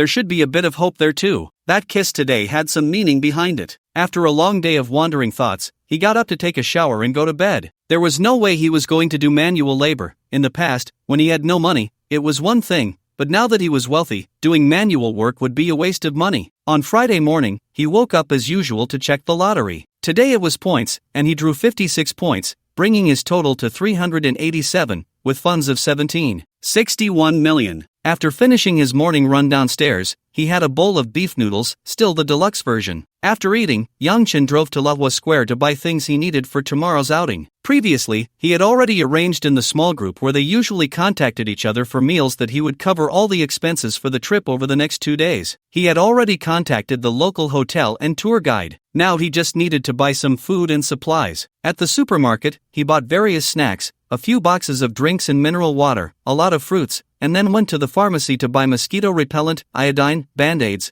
and essential outdoor activity medicines like Yunnan Baiyao. He saw an outdoor equipment store at the edge of the square and bought a large tent and several mats, among other outdoor supplies. Although they were only going for 2 days and most likely wouldn't need these things, Yang Chen couldn't resist buying them once he saw them. Many people have this feeling. They see something they really want to buy, and when shopping, they imagine all the perfect scenarios for its use. But once they have it, it often ends up as just another item in the storage room, rarely used, sometimes even until it's thrown away or sold with the tags still on. Yang Chen used to be like that. He bought less when he had no money. Now that he was wealthy, the biggest obstacle was gone, and he couldn't hold back. After shopping, he looked at his full trunk with a sense of accomplishment and security. I can do without it, but I can't be without it. It's like sleeping in summer. No matter how hot it is, I still need to cover my belly button. It feels comfortable. After shopping, it was still early, so Yang Chen drove to a gas station, filled up the tank, and got a gas card worth 10,000 for convenience. Since he hadn't cooked at home for a long time, he specifically bought ingredients today to make a fish dish, stir-fried lettuce, and tomato egg soup. After eating, he took a short nap and then looked for Sun Rue and the others to play games. Today, the mushroom-picking expert had class and couldn't join, so he found someone else from the dating app. The profile said she was a local female university student. As usual, he added her on WeChat and pulled her into the group for easier communication. The newcomer, named Wu Xiaoqiong, was probably her real name. Her skills were quite impressive, leading the whole team. The big boss led 4, and Yang Chen and his 3 friends often found themselves shouting 666 from behind. The big boss talked a lot during tough situations, spraying insults at both teammates and opponents. Yang Chen and the others could use voice chat since they were friends, and when they cursed, it was in a cute and fierce manner, giving off an adorable vibe. After playing all afternoon, Yang Chen transferred 1,000 to each of Sun Rue and the others, and Wu Xiaoqiong received an additional 500 for her gaming services. Then, amidst compliments, he logged off and went to sleep. On Saturday morning at 6, Yang Chen got up and took a look at the lottery for the day. It was another double prize day, with 96 points in a car, an Audi RS7. Yang Chen checked the price online. The top configuration had a starting price of over 1.9 million, and the reviews were good, touted as the suit-wearing thug, his dream car. Inquiring about how to pick up the car, the system replied with 2 options. One is to buy it oneself, with the system covering all expenses. The other is for the system to arrange an interactive real-world purchase, where Yang Chen would pick up the car at a designated location or have it delivered. The priority is for the designated location, as home delivery requires some procedures that Yang Chen would have to handle himself. Yang Chen could transfer the vehicle. He didn't want to go see the car in person and chose to let the system arrange it. Driving to the agreed location, a station near the company, it was the best place to gather since everyone lived in different directions. Upon arrival, he saw a Honda CR-V parked next to the station. He recognized the license plate as Hu Yong's. After a careful search, he spotted Hu Yong in a nearby bun shop, and not just Hu Yong, but also a tall guy with glasses, Fu Dingwa, and sitting next to him was Lu Yijing, with her hair in a bun, wearing a t-shirt and hot pants. Hu Yong was a chubby guy, eating while wiping his sweat. He occasionally looked outside and saw a Mercedes G-Class parked behind his car, thinking to himself how cool the G-Class looked. The next moment, he was stunned to see Yang Chen getting out of the G-Class. Wow, Fij is so impressive? Has he really gotten a G-Class in just a few days? Looks like he's doing well. Fu Dingwa, sitting across from him, and Lu Yijing stared blankly at Hu Yong, not understanding what was happening outside. They turned to look just in time to see Yang Chen closing the door. After Yang Chen entered, he sat next to Hu Yong, ordered some buns and porridge, and said, "Old Hu, your body can't take it. It's so cool in the morning, and you're sweating after just having breakfast. I'm sweating because of the soup. You know I sweat as soon as I drink soup, Hu Yong retorted. Yang Chen scoffed, ignoring the stubborn guy, and looked at the other two. So, have you finally confirmed your relationship? Fu Dinghua replied, yes, Fij, it was just yesterday. Hu Yong interjected, yes, I went to pick them up from old Fu's house today. Lui Jing ignored them and instead handed a bun to Fu Dinghua, feeding Yang Chen and Hu Yong a mouthful of dog food, while Fu Dinghua grinned widely. After eating and drinking for a while,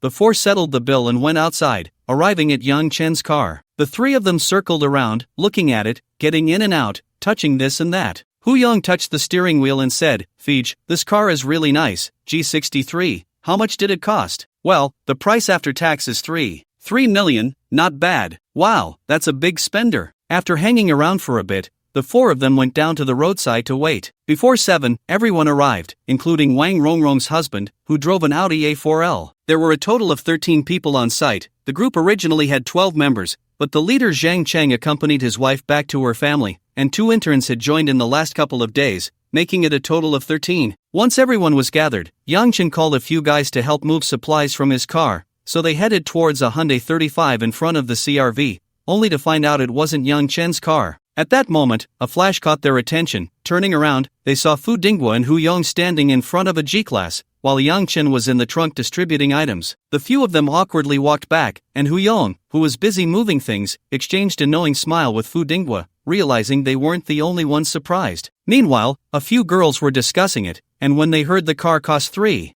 million, they gasped in disbelief. What does 3 million even mean? In Luzhou, you could buy 2 fully renovated 3-bedroom apartments with that. After distributing the supplies, they proceeded to form groups. Hu Yong, Fu Dinghua, Lui Jing, and her good friend Huang Yuan shared one car. Li Jing, Li Liang, and Guo Chongming took the Audi, while Zhou Ruoshi and 2 interns, Zhao Ying and Zhang Jieqi, went with Yang Chen. Once the assignments were made, everyone got in their cars. Zhou Ruoshi was a petite beauty with an oval face, standing 165 centimeters tall, and had a good relationship with Yang Chen, having interned with him before, so they were naturally close. The interns were meeting Yang Chen for the first time. They had heard that they would join the group on Wednesday after training, just after Yang Chen had left. A short-haired girl in a black t-shirt and loose long pants looked decent, just thin. Her figure was relatively flat but not entirely so, with minimal curves. She introduced herself as Zhang Jieqi. The other girl was Zhao Ying, with slightly wavy, shoulder-length flaxen hair, a fitted white t-shirt that revealed a hint of her lower abdomen, and a sun-protective jacket over it. She wore denim shorts and white sneakers. Her figure was impressive, and she knew how to dress.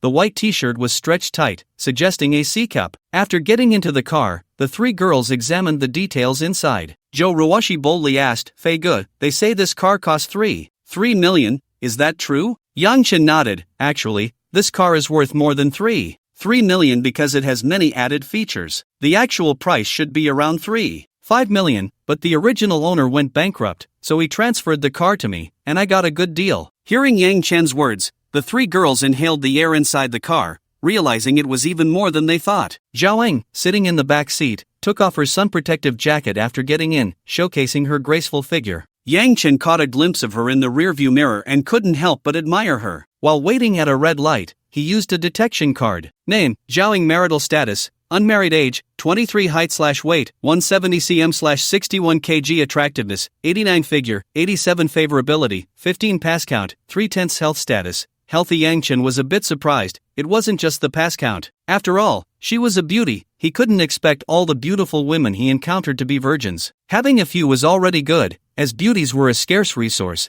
and there would always be some who could slip through the cracks. According to uncertain research sources, the number of young women losing their virginity in modern society is gradually increasing. In today's world, with so many temptations, the more one desires, the greater the possibility of exchange. When one lacks wealth and power, the body becomes the best weapon. Yang Chen was puzzled that Zhao Ying's attractiveness score was clearly lower than Yang Qianlan's, yet they seemed to look similar. For instance, Lin Ling's score was higher than Yang Qianlan's, and it was evident that Lin Ling was somewhat prettier. However, the difference between Zhao Ying and Yang Qianlan wasn't as pronounced. Not understanding, he asked the system, which informed him that the attractiveness score was based on a barefaced condition, and any temporary enhancements would be excluded. Damn, the sorcery of Huagui is impressive. It must have added 4 or 5 points, and he couldn't even tell. Yang Chen thought of the Korean sorcery and continued to inquire. The system explained that many cosmetic surgeries were permanent and irreversible, thus affecting the original values. Then he thought of the time method, and the system stated that the judgment was based on chromosomes and wouldn't give random results. Yang Chen felt somewhat reassured. Finding a defective product and reprocessing it was safer than dealing with a counterfeit. From Luzhou to the Grand Canyon, most of the journey was on the highway. Following the navigation, it took about 2 hours to arrive, so around 9 o'clock, the convoy reached the destination, where the prearranged tour guide was already waiting. After addressing some personal hygiene issues, everyone followed the tour guide to explore a nearby area of the scenic spot. For lunch, under the guide's arrangement, they tasted local specialties. There were white goose, dried bamboo shoots, black fungus, and savory pancakes, all quite delicious, but the novelty was lacking since they were close to Luzhou, and many of these items had been encountered before, just of lesser quality. In the afternoon, the group delved deeper into the scenic area. Although it was a well-established tourist spot, it was a bit tiring, but safety was guaranteed, allowing everyone to appreciate the natural beauty and cultural connotations of the area. They experienced the thrill of 3 gates along the way and marveled at the craftsmanship of the caves, enjoying the canyon scenery. That night, they stayed at one of the best hotels in the area, booked by the tour guide, with a total of 7 rooms, and Yang Chen had a room to himself. The others formed their own teams to allocate rooms. Dinner was arranged by the hotel, and they had a barbecue on the large terrace, with the hotel providing the ingredients while Yang Chen and the others did the grilling. As long as the payment was in order, the hotel was very accommodating. Not only were the ingredients fresh and varied, but they were also marinated, and the grill was set up, the tables and chairs arranged, even the fire was prepared in advance, so they could start grilling as soon as they arrived. By the time Yang Chen and the others were seated, a few cold and hot dishes were served, not expensive, but it was the thought that counted. During the meal, the men drank, bragged, and joked, while the women sipped drinks and chatted about their own topics. Occasionally, they exchanged words, but mostly kept to their own conversations, not interfering with each other, all under the beautiful mountain scenery illuminated by the setting sun. Everyone gradually became intoxicated, shedding the fatigue of work and the burdens of life in this place far from the city's hustle and bustle. As the night wore on, by 8 o'clock, they wrapped things up. The young people naturally formed teams to play games, while some played cards, and those girls who weren't interested went to binge-watch dramas. Those who were interested participated, each finding their own joy in the evening. During dinner, Zhaoing raised her glass to Yang Chen, who was sitting next to her. She then added Yang Chen on WeChat, saying she had just joined the company and wanted to learn from her seniors, as everyone said Yang Chen was skilled in his work. She asked if she could consult him whenever she had questions. If it weren't for the fact that Yang Chen was a few years older, and the system showed that his favorability had risen to 25, he might have believed her. But he understood the situation. Why not agree? In modern society, one shouldn't be too rigid. A little ambiguity can be beneficial. To avoid being too abrupt, Yang Chen also added Zhang Juqi on WeChat. That night passed without dreams. The next day, under the tour guide's arrangement, they visited the remaining attractions, then drove to Wanfo Lake for lunch at a resort hotel nearby. After lunch, they rented a yacht and hired a guide to explore the various islands on the lake, visiting scenic spots and temples, all with great reverence. They also enjoyed some amusement facilities and even fed peacocks. Overall, the boat ride allowed for a lot of enjoyment. By the afternoon, as the sun set, the group drove back to the city and found a decent restaurant for dinner. Everyone insisted that Yang Chen shouldn't pay, as he had covered the expenses for the past 2 days, so they decided to split the bill among themselves. Yang Chen couldn't refuse and went along with the crowd. After a satisfying meal, they returned home to rest. After asking around, it turned out that only 2 interns lived in the same neighborhood as Yang Chen, so the 2 of them followed him back. Zhaoing was quick to get in the car and took the front passenger seat, while Zhang Juqi, who was a bit slower, had to sit in the back. As Yang Chen got in the car, he looked at the location Zhaoing sent him, Wenhuiyuan, not far from Changhong, just over a kilometer away. Although it was far from the company, the rent was cheap, and the transportation was convenient, with plenty of subway and bus routes. After setting up the navigation, Yang Chen habitually glanced at the front passenger seat, where Zhaoing was already sitting obediently. Today, she wore a gray-fitted tank top on top and a black short skirt on the bottom, with white stockings. Sitting in the car, the seatbelt crossed over her chest, not a small size. Her flat abdomen was flawless, with an A4-sized waist. Yang Chen was a bit mesmerized, and Zhaoing smiled proudly, feeling her efforts were not in vain. Then she quickly composed herself and waved her hand in front of Yang Chen's eyes, saying, "Fei Ge, what are you looking at? So mesmerized." Yang Chen's face turned red. "Ahem, it's nothing. Your stomach is showing. Cover it up. It's air-conditioned in here. Be careful not to catch a cold." "Okay, got it. Thank you for your concern, Fei Ge," she said, making a heart gesture towards Yang Chen. In the back seat, Zhang Juqi rolled her eyes, thinking to herself, what a schemer. As a close friend, she could see right through Zhao Ying's intentions. Her friend was quite the strategist, bold and open. Just yesterday, they had added each other on WeChat, and that night, Zhao Ying had been chatting away until midnight, seemingly having endless topics to discuss. When they arrived at the entrance of the neighborhood, Yang Chen dropped them off by the roadside. After Zhao Ying and Zhang Juqi thanked him, they got out of the car and left. Walking along the internal road of the neighborhood, Zhang Juqi spoke up, Ying,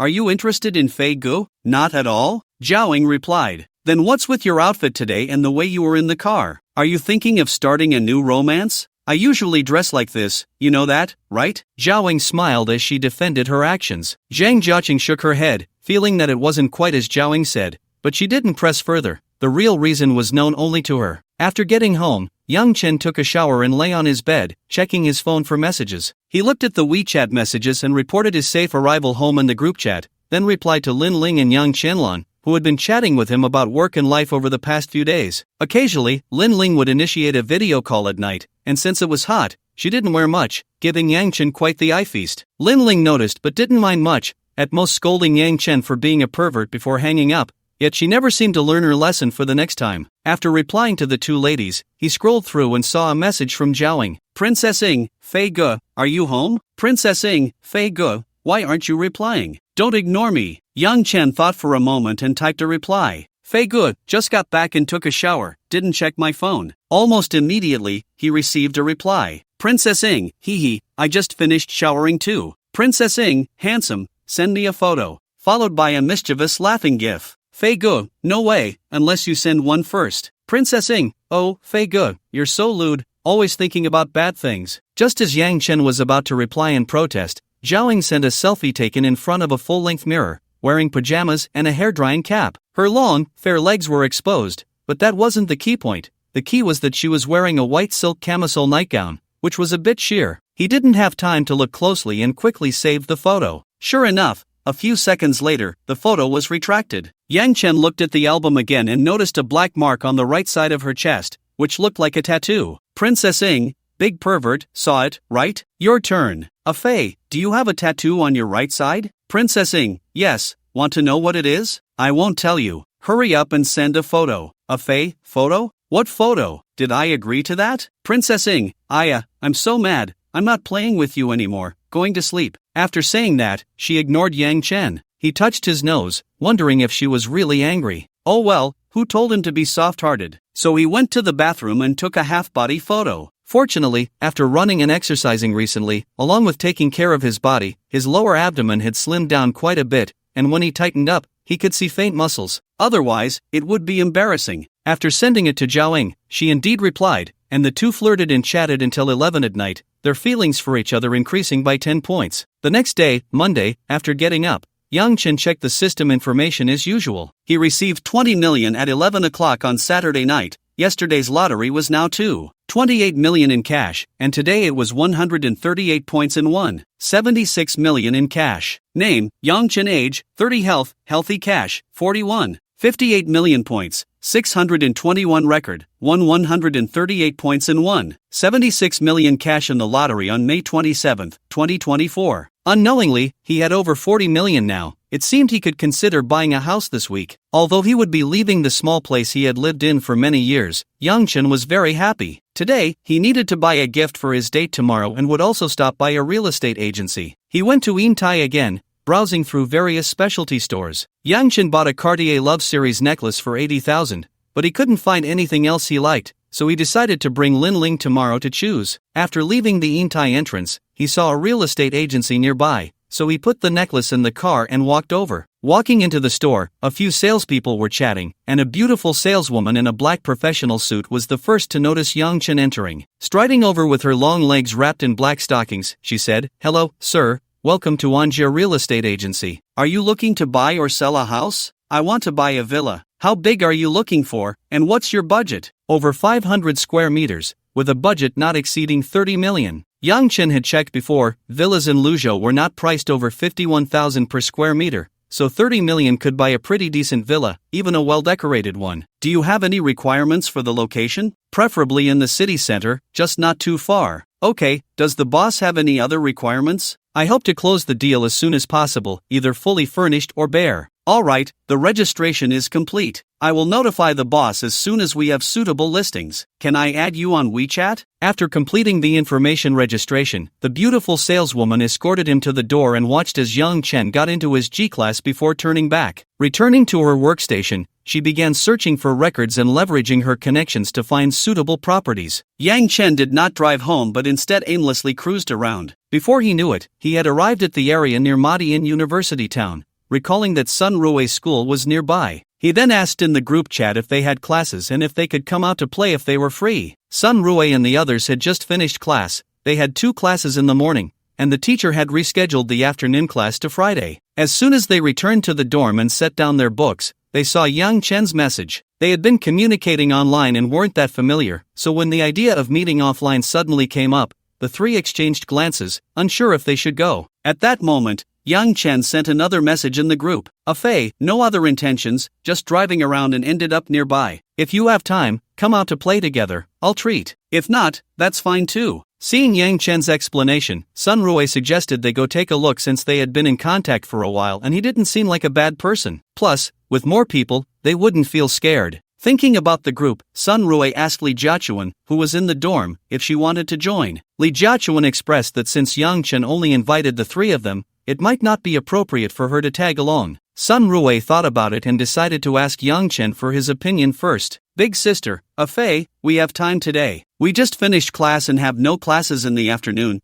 but can we bring one more person? She's a big beauty. Afei, no problem, the more the merrier. After getting Yang Chen's approval, Sun Rue invited Li Jiachuan to join them, and naturally, Li Jiachuan was curious to meet the wealthy big brother that her friends had mentioned. So the few of them got busy in the dorm, changing clothes and putting on makeup, creating quite a commotion. Yang Chen waited at the door for over 30 minutes before receiving the departure notification from Sun Rue. Before long, there was a knock at the door. Looking over, a girl in her early 20s appeared at the window, with eyebrows like willows, bright eyes, a straight nose, and rosy lips, her complexion healthy. She wore a white long dress and a white floral round hat. Upon seeing Yang Chen turn his head, she happily greeted him. Hello, Afei, I'm Sun Rue, the big sister in the group. After saying this, her face slightly flushed, feeling a bit embarrassed about her online name. Hello, Sun Rue, I'm Yang Chen. He opened the car door for them to get in. Sun Rue got in the front passenger seat, while the other 3 sat in the back. The G-class had plenty of space, and they were not crowded at all. Sun Rue took off her hat and held it in her hand, leaning sideways to introduce everyone to Yang Chen. First was the girl sitting on the left, wearing a baseball cap, a gray tank top, and shorts. This is Li Jiachuan. Li Jiachuan slightly turned her head to look at Yang Chen. Hello, Afei. Then there was Zhang Qingping, sitting in the middle with her bun, wearing a black t-shirt and shorts, and on the right was Yi Huanuan, with her ponytail, dressed in a white shirt and a short skirt. Among the 4, Sun Rue and Li Jiaqing were the prettiest, with great figures, especially Li Jiaqing, whose gray camisole couldn't hide her ample bosom, and the sunglasses hanging on her chest further lowered the neckline, revealing a deep cleavage. Yi Huanhuan and Zhang Qingping were just a notch below, but they were also quite attractive, scoring over 70 in looks. Looking at the 4 of them, one couldn't help but marvel at the high quality of today's college students. The ratio of beauties was quite high. Just casually gathering 4 people resulted in 2 stunning ones and 2 broadly defined beauties. While waiting earlier, many of the girls passing by were also quite good-looking. In fact, Yang Chen was overthinking it. Although the ratio had improved, it wasn't as high as he imagined. Sun Rue and her roommates were just an exception, and their college had more girls than boys due to their major, with the boys being less than a third,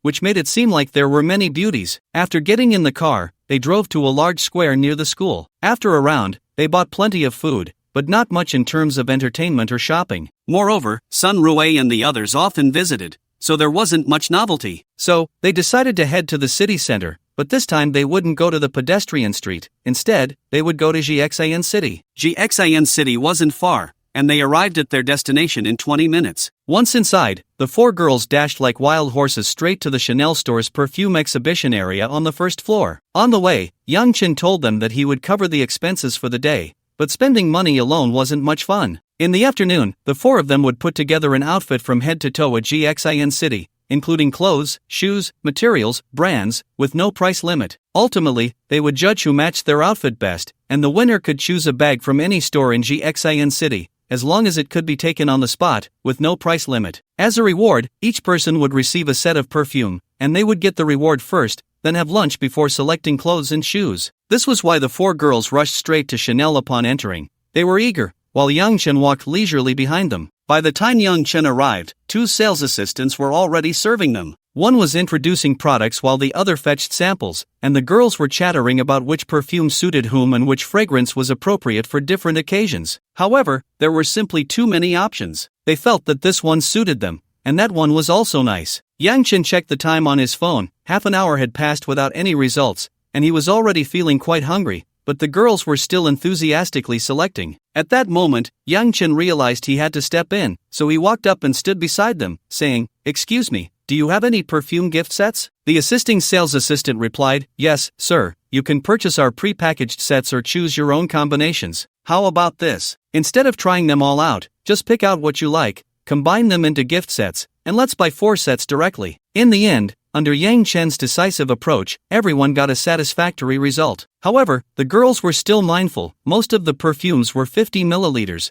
with only a few bottles of 100 or 200 milliliters. Even so, Yang Chen ended up paying 56,000 for the 4 sets of perfume. As Yang Chen paid, the 4 girls exchanged glances, feeling the gift boxes in their hands had become heavy. After all, it was their first meeting. Was he being too greedy? After paying, Yang Chen turned to look at the expressions of the 4, realizing what was going on, and said with a hint of amusement, "What's wrong? Aren't you happy with your shopping? Didn't you buy things you all like?" Sun Rui said cautiously, "Fei Ge, I'm sorry to make you spend so much. We were too greedy. How about we just choose 3 sets? 1 set for everyone to share would be fine since we're all in the same dormitory. It's very convenient." "It's fine, don't feel burdened. If you like it, buy it. Don't leave yourself with regrets. The most important thing about going out to have fun is to be happy. If you find something you like, you're happy, and I spend money to gain joy. We all have wonderful memories." After a pause, Yang Chen continued, "You've all been calling me brother, you're all my good sisters. What's wrong with spending a little money? No matter how you spend it or who you spend it on, it's still spending. Besides, I don't care about this little money." Seeing that Yang Chen had said this, the 4 of them felt relieved and suddenly thought having an older brother was really nice. After buying the perfume, Yang Chen took the 4 of them to the revolving restaurant on the top floor. Earlier, when Yang Chen was driving, he had asked Sun Rui to call and make a reservation. They were lucky, perhaps because it was Monday and there were fewer people. They got a nice booth with a great view of the city. He handed the tablet to Li Jiachuan, who was sitting to his right, signaling for the girls to order first. When the tablet made a full circle and returned to him, Yang Chen flipped through the menu and noticed the girls were ordering mostly inexpensive items. It seemed they were still a bit hesitant, but he wasn't in a hurry. As they spent more time together, they would loosen up. So, he added some signature dishes and things the girls liked. Since they had things to do in the afternoon, no one ordered alcohol, just a few glasses of freshly squeezed juice and hot drinks. After finishing the meal, Yang Chen ordered some snacks and tea. They lingered in the restaurant for a while, and by 2 in the afternoon, they headed down to the mall. Once downstairs, the 4 of them each chose a luxury store to go into. According to Yang Chen's request, they could only choose one store, so they all opted for luxury brands, as it was widely accepted that luxury items, aside from being expensive, had no other drawbacks. Yang Chen found a place to sit, bought a cup of fruit tea, and took out his phone to watch videos. After a while, a pop-up notification appeared. "The streamer you follow, Little Fish, is live." Little Fish usually streamed after dinner. Why was she on so early today? He clicked the notification to check it out. For the past couple of days, Yang Chen had been visiting Little Fish's livestream, sending gifts starting with at least 10 carnival tokens. After all, she was the first streamer he had tipped, so the feelings were different. After greeting her, Little Fish would also check out other streams, tipping carnival tokens to those she liked. Not all were beautiful female streamers, but they made up the majority. After all, beauty was a core competitive advantage. In just a few days, Yang Chen had already recharged his account for the second time, this time with 300,000. Which should be enough for a few days. When he entered Little Fish's livestream, she had just gone live and, upon seeing the system notification, she immediately perked up. "A warm welcome to my Fei Ge for joining the livestream." Hearing this, Yang Chen raised his hand and sent 3 carnival tokens, then typed, "Why are you on so early today? Don't you usually stream after dinner?" Little Fish replied, "There's something going on at home, and to fulfill my streaming hours, I had to go live early." With Yang Chen's tips, Little Fish attracted quite a few visitors. Many stayed because they found the stream enjoyable, so in just a few days, her viewer count had grown rapidly, from dozens to over 100, and now it had stabilized at over 3,000, with a significant increase in her follower count. Little Fish's income had thus multiplied several times, and she was very grateful to Yang Chen. often chatting and interacting with him offline when she wasn't streaming. In the live stream, after performing a few popular dances, Little Fish sat down to chat and interact with her viewers. At the same time, she used another phone to send a message to Yang Chen, asking what kind of dance he liked so she could perform it later. Yang Chen thought for a moment. I remember you can do ethnic dance. Can you do belly dance? Yes, Fei Ge, I'll arrange it right away. Little Fish replied confidently. In the live stream, Little Fish chatted for a few more moments before tossing out a line about changing clothes and leaving. Before long, the music in the live stream switched, and then Little Fish appeared in the middle of the video, wearing a red belly dance outfit, spinning and dancing gracefully to the rhythm of the music. Belly dancing is an ancient art form that has been passed down for a long time, with dancers occasionally leaving their marks in historical records. Watching Little Fish energetically showcase her sexy dance moves and alluring figure in the live stream, the viewers somewhat understood why ancient people were so captivated and why it has endured through the ages. Little Fish's belly dance was a bit different from the past. It was a modified version she had recently learned from her teacher. Her performance was even more stunning, with every twist and turn filled with power and allure, as if she were expressing her thoughts through the language of her body, providing an ultimate enjoyment. Little Fish's live stream exploded again, with gifts flying everywhere and the number of viewers rapidly increasing. Yang Chen watched Little Fish dance with satisfaction, directly sending 20 carnival gifts. Although he had spent 60,000 yuan, he was content. Over these days, Yang Chen's mindset had shifted. With so much money coming in weekly and the system assisting him, if he didn't spend it, the money would just sit there. In the past, he had to work to make a living, but now, without the pressure to earn, he felt it was too dull not to enjoy life and seek some fun. Thus, sending gifts to Yang Qianlan, dating Lin Ling, shopping with Sun Rui and the others, and tipping Little Fish were all driven by his playful spirit. Now everything revolved around his own happiness. Some might think Yang Chen was foolish for spending so much on women without gaining anything in return, just for the sake of happiness. But that wasn't the case. He was not only happy but also casting a wide net. While some people, upon gaining wealth, might seek true love, Yang Chen was clearly not one of them. He simply threw money around, casting his net widely, believing that the more fish he caught, the more likely he would find one he liked. Once he caught a fish, if they didn't get along, he would maintain the relationship with money. If they did get along, then he would consider feelings. He wouldn't linger by the pool for just one fish.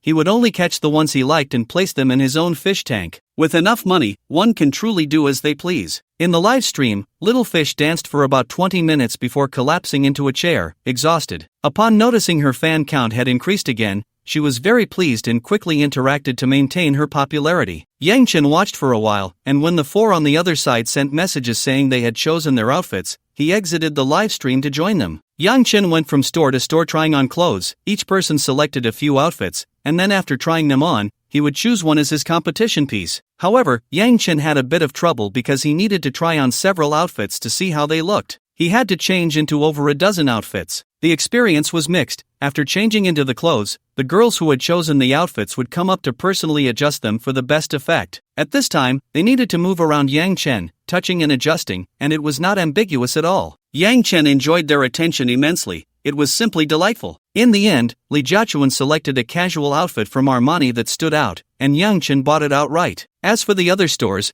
although he didn't buy any clothes, he did purchase small gifts for the girls who helped him pick out clothes, nothing too expensive, mainly to thank them for their hard work. Li Jiachuan didn't receive a small gift. Instead, he let her choose a bag in the mall, and she ended up buying a small white handbag from Chanel for over 50,000 yuan, which was on the cheaper side. The more expensive ones could go for over 100,000. And even pricier ones weren't displayed and required a reservation. Li Jiachuan held the bag, and Yi Huanhuan took many photos of her, then she took some herself, finally selecting a grid of 9 photos with the caption "You are all I see in my heart," and after blocking certain people, she posted it to her moments. Immediately, many people either commented or sent her private messages. This greatly satisfied her vanity. While enjoying the compliments, she pretended to be casual and glanced at Yang Chen beside her, thinking that just calling him brother and playing a game had brought her so many rewards, more generous than all the rich guys she had known before. She was very curious about what more could come next. After buying clothes and bags, it was still early, so they went to the car to put away the things they had bought earlier, then returned to the scene. Regarding the next course of action, everyone unanimously decided to watch a movie, but there were differing opinions on which movie to see. In the end, it was 4-1 in favor of a romance film. Seeing that there was still plenty of time before the movie started, Yang Chen found sitting in the lobby too boring, so he bought each person a set of cosmetics, which cost only $19.99. After buying them, the four of them fiddled around for a while and finally finished just before the show started. The five of them queued up to enter the audience area. The theater they bought tickets for was not small, with nearly 200 seats. The occupancy rate was decent. At 4 in the afternoon, 2/3 of the seats were filled, mostly by couples, and there were also groups of girlfriends,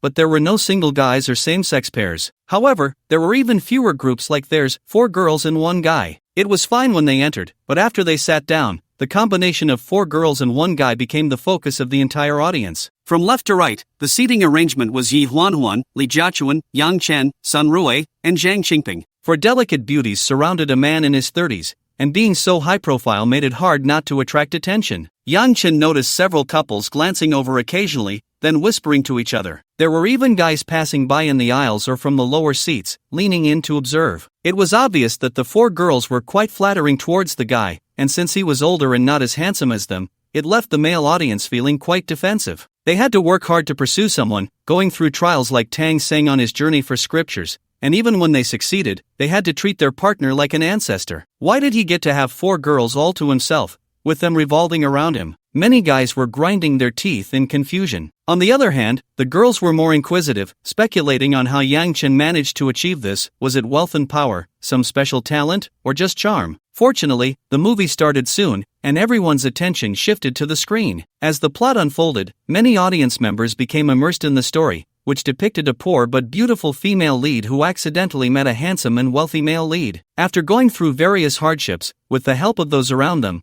they cleared the obstacles and ended up together, living a happy life. It was essentially a modern adaptation of Cinderella, but the plot was decent, and the filming was passable. Yang Chen felt little connection to it, but the 4 girls beside him had red eyes, and there were soft sobs in the theater. Leaning back in his chair, Yang Chen munched on popcorn, occasionally leaning forward to hand tissues to the 4 of them. At that moment, his right arm holding the popcorn was embraced by someone. Who was on his right? He remembered it was Sun Rui. It seemed she was so engrossed in the movie that she wrapped her arms around his, leaning against him and crying. Yang Chen felt his clothes getting wet, likely from her tears. As a helpful older brother, Yang Chen certainly couldn't push her away and let her lean on him. So, he switched to eating popcorn with his left hand. Although it was a bit inconvenient, it worked. However, not long after, a figure leaned over from his left and wrapped her arms around his left hand. After adjusting her position, she found a comfortable angle to lean against him. Thus, both of Yang Chen's hands were held by someone until the end of the movie when they finally released him. He moved his slightly sore arms, feeling the dampness of his sleeves, both soaked with their tears. After the movie screening ended, everyone lined up to leave. Sun Rui and Li Jiachuan seemed unfazed as they excitedly discussed the plot,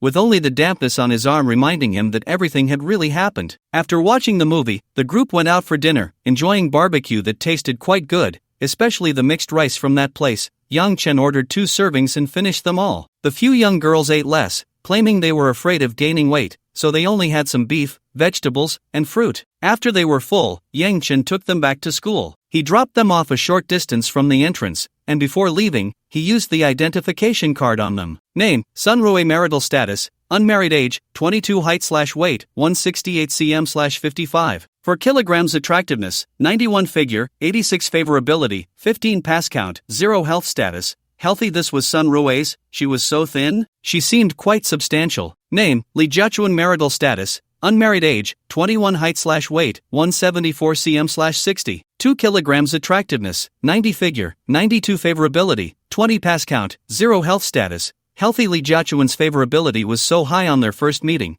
it seemed reasonable that she could cure all ailments and win people's hearts. Name: Yi Huanhuan. Marital status: unmarried. Age: 21. Height/weight: 167 cm/58. 1 kilogram. Attractiveness: 79. Figure: 83. Favorability: 10. Pass count: 0. Health status: healthy. Name: Zhang Qingping. Marital status: unmarried. Age: 24. Height/weight: 170 cm/59. 3 kilograms. Attractiveness: 78. Figure: 85. Favorability: 10. Pass count: 0. Health status: healthy. Yi Huanhuan and Zhang Qingping's attractiveness was unsurprisingly over 70. Considering that anyone above 75 is considered beautiful, their dormitory's success rate was quite high. Back home, He checked in with his group chat, then Yang Chen scrolled through Douyin, tipping his favorite streamers before going to sleep. The next morning, he woke up early and opened the system panel as usual. Name, Yang Chen. Age, 30. Health, subhealthy. Cash, 43.07 million points, 668 record, 151 points and won 72 million cash in the lottery on May 27, 2024. Things have been good lately,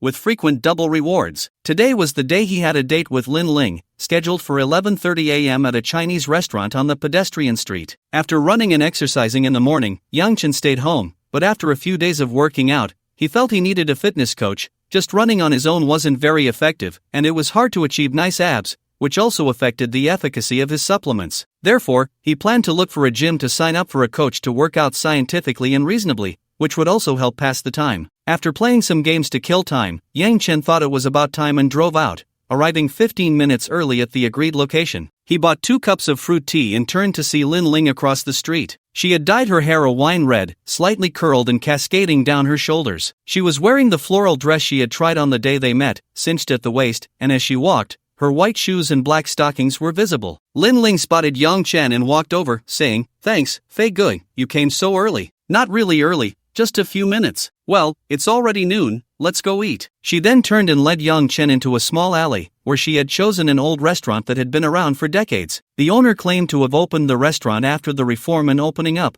operating in this alley for many years. They ordered several signature dishes, and Lin Ling requested 4 bottles of beer. She intended to mention that she was driving, but Lin Ling started drinking right away. It wouldn't look good for him to hesitate while all the girls were drinking. It wasn't like he couldn't find a designated driver, although he wasn't sure if anyone would dare to drive a big G. As soon as the dishes were served, Lin Ling raised her glass for a toast, then began to eat while continuously drinking. Before long, 2 bottles of beer were downed, and Yang Chen naturally accompanied her. He then asked the waiter to bring 4 more bottles. Looking at the beers that had been brought over, Yang Chen understood that something was up today. Sure enough, after another glass of beer, Lin Ling sat up straight, staring intently at Yang Chen, and with a hint of tipsiness asked, "Yang Chen, am I beautiful?" "Beautiful." Yang Chen replied affirmatively. Lin Ling was already quite attractive, especially with a beauty score of 94, as 95 was generally considered the common limit, and anything higher was rare. Those were the types of beauties that competitions would label as stunning and extraordinary. Moreover, she had put on makeup today, so Lin Ling looked like a stunning beauty in every way. Hearing Yang Chen's affirmation, Lin Ling was very pleased,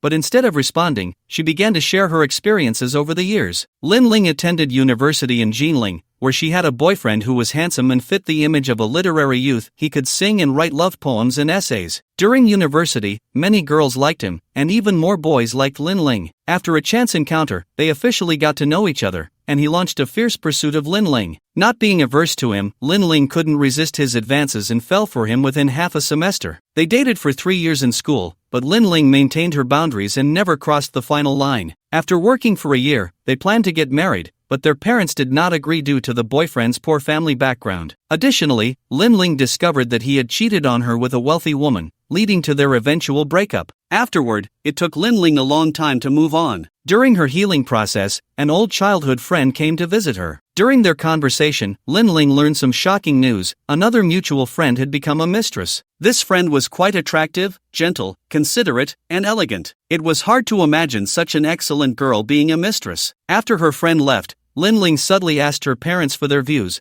only to find out that they had known about it for a long time. Although they didn't fully understand, no one gossiped about it. In fact, it wasn't exactly being a mistress. The couple had held a wedding ceremony, just hadn't registered their marriage. The man was generous, giving her 5 million a year as pocket money, buying cars and houses for her parents and brother, investing in companies, and often visiting her parents, giving them face. Essentially, aside from the marriage certificate, they had everything else. Seeing the changes in her friend's family's living conditions, the neighbors could only envy them. After all, having a son-in-law with a marriage certificate who didn't burden the family financially was already quite good. After being affected by these 2 events, Lin Ling's mindset gradually changed. Coupled with the fact that her blind dates over the past year had not gone well, and as she grew older, her desire for stability intensified. After all, if others could walk that path, why couldn't she? Having feelings didn't necessarily mean having money, but having money could cultivate feelings. Lin Ling's attitude was wavering, mainly because there were too few suitable choices. Most wealthy men were old. Yang Chen's appearance gave Lin Ling a glimmer of hope.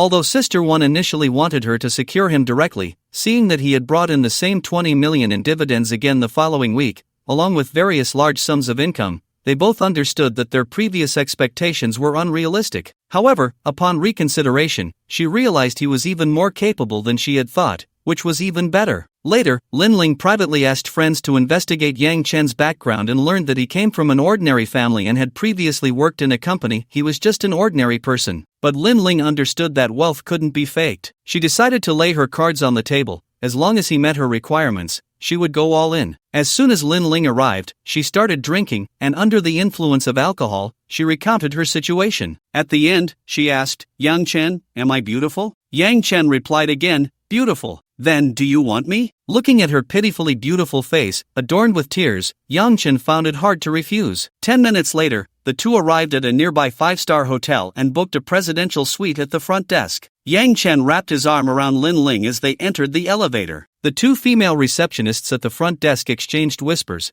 marveling at how some people really knew how to enjoy their money, coming to book a room in the middle of the day. Once inside the room, before the door was even fully closed, the two were already kissing. Yang Chen kicked the door shut with his foot and guided Lin Ling forward until she lay on the bed, their lips never parting. They continued to kiss passionately, their hands roaming and exploring each other. The two ignited like dry kindling meeting fire, burning fiercely for over half an hour before the flames finally subsided. Afterwards, they cleaned up, and Yang Chen leaned back against the headboard while Lin Ling lay beside him, savoring the afterglow. They quietly enjoyed the post-coital tranquility. Yang Chen looked at the system panel. There had been a notification during their earlier pleasure, but he hadn't had time to check it then. Now, he saw that Lin Ling's affection level had risen to 60 points. Yang Chen pondered for a moment and said, "Why don't you stay with me from now on? As long as you don't leave, I won't push you away. I'll give you 300,000 a month to start, and if you perform well, I'll increase it later. Tomorrow, I'll take you to pick up a car. The one I ordered has arrived. I'll register it under your name. After a while, I'll buy you a house, either a flat or a villa, whichever you prefer. But if you're with me, you'll be mine by next year, and you need to know your boundaries. I don't want to hear any bad news. If that happens, our relationship will end." The car was an Audi RS7. The Audi dealership had called that morning to say the car had arrived. Yang Chen wasn't particularly interested in sedans anymore,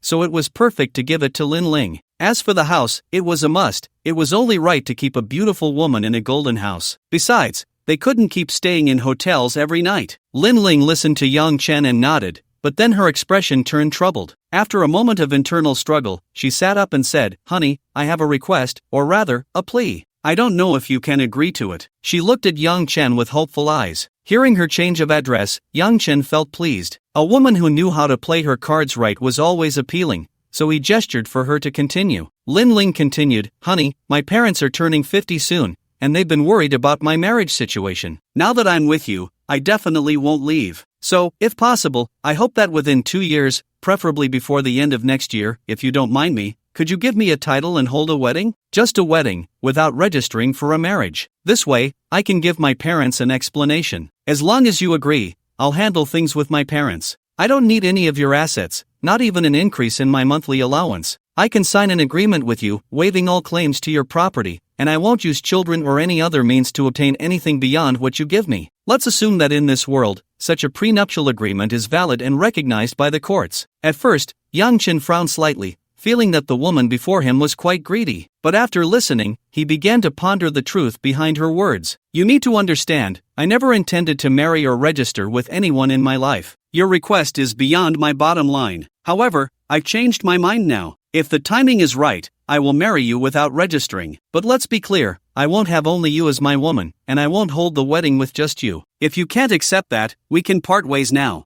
I'll give you that car as a gift for the beautiful memories. Don't let it come to a point where you can't handle it and make a scene that embarrasses everyone." Lin Ling immediately replied, "I won't, husband. Actually, when I decided to be with you, I knew you wouldn't be mine alone. Ordinary people cheat, let alone wealthy ones. Even if you don't want to, there will be temptations. So as long as you have a place for me in your heart, that's enough. Just don't forget me and come to see me often. Of course, I said it before, if you don't leave, I won't push you away. I'll arrange the wedding before the end of next year, but you need to sort things out with your parents quickly. I can't have everything set on my side while your parents disagree. Don't worry, husband." After saying this, Lin Ling pounced on Yang Chen and kissed him. Thus, the flames of passion reignited, and after a good half hour of fervor, the fire was extinguished once more. Meanwhile, Lin Ling's affection level rose again, reaching 70 points. Once the affection level hit 70 points, the system granted a new reward. Each opposite-sex friend who reached 70 points would bring the host a cash reward of 100,000 every week after substantial contact. If the affection level dropped below 70 points, the reward would disappear, and it wouldn't be refunded. Once restored, the reward would continue. What is this? Supporting oneself? Yang Chen hadn't spent a dime and was still earning. He thought that if he could raise the level further, there should be more rewards. Essentially, the system was helping him support a woman. This was a deal worth pursuing. The reason Yang Chen was willing to marry Lin Ling and give her a title was that he thought if he didn't establish this title early on,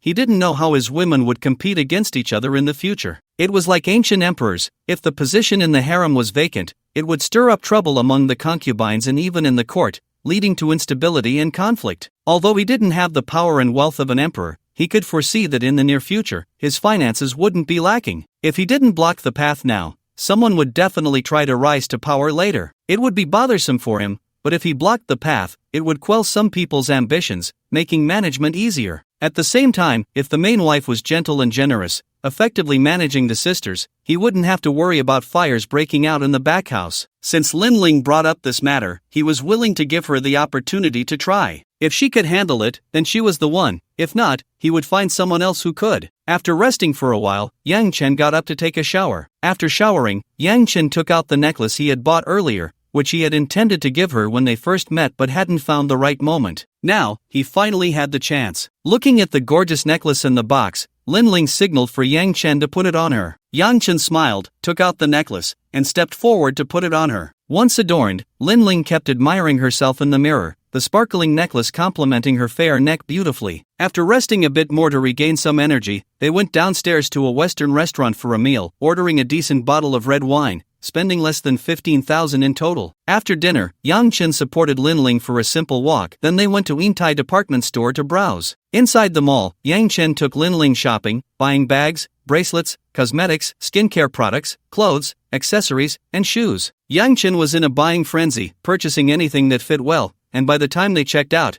they had spent over 300,000, mainly because Lin Ling was reluctant to buy more, feeling it was just too much, and she was pained by the spending. However, Yang Chen didn't mind at all. What was there to say about spending money on his woman? Lin Ling was also very happy. She initially thought that 30,000 a month would cover all expenses, but now it seemed that 30,000 a month was really just pocket money. As long as she was with Yang Chen, all expenses would be covered by him. After shopping, Yang Chen asked the store staff to arrange for the items to be delivered to the hotel. He took Lin Ling to watch a movie, but unexpectedly, Lin Ling chose a romantic film. The cinema had a screening room with reclining sofas, allowing the two to lie back and watch together. At that moment, Lin Ling was nestled in Yang Chen's arms, with one of his hands around her and the other holding hers. After the movie, they returned to the hotel. While Yang Chen went to take a shower, Lin Ling made a phone call home. After a brief pause, she said, "Mom, I'm staying out with friends tonight, I won't be back." Lin's mother vaguely sensed something and reminded her, "Be safe, and remember to call if you need anything." Lin Ling replied. That night, both of them were very restrained, avoiding any impulsive actions, and they fell asleep in each other's embrace. When dawn broke, Yang Chen woke up first and immediately checked the system information. He had drawn 71 points today,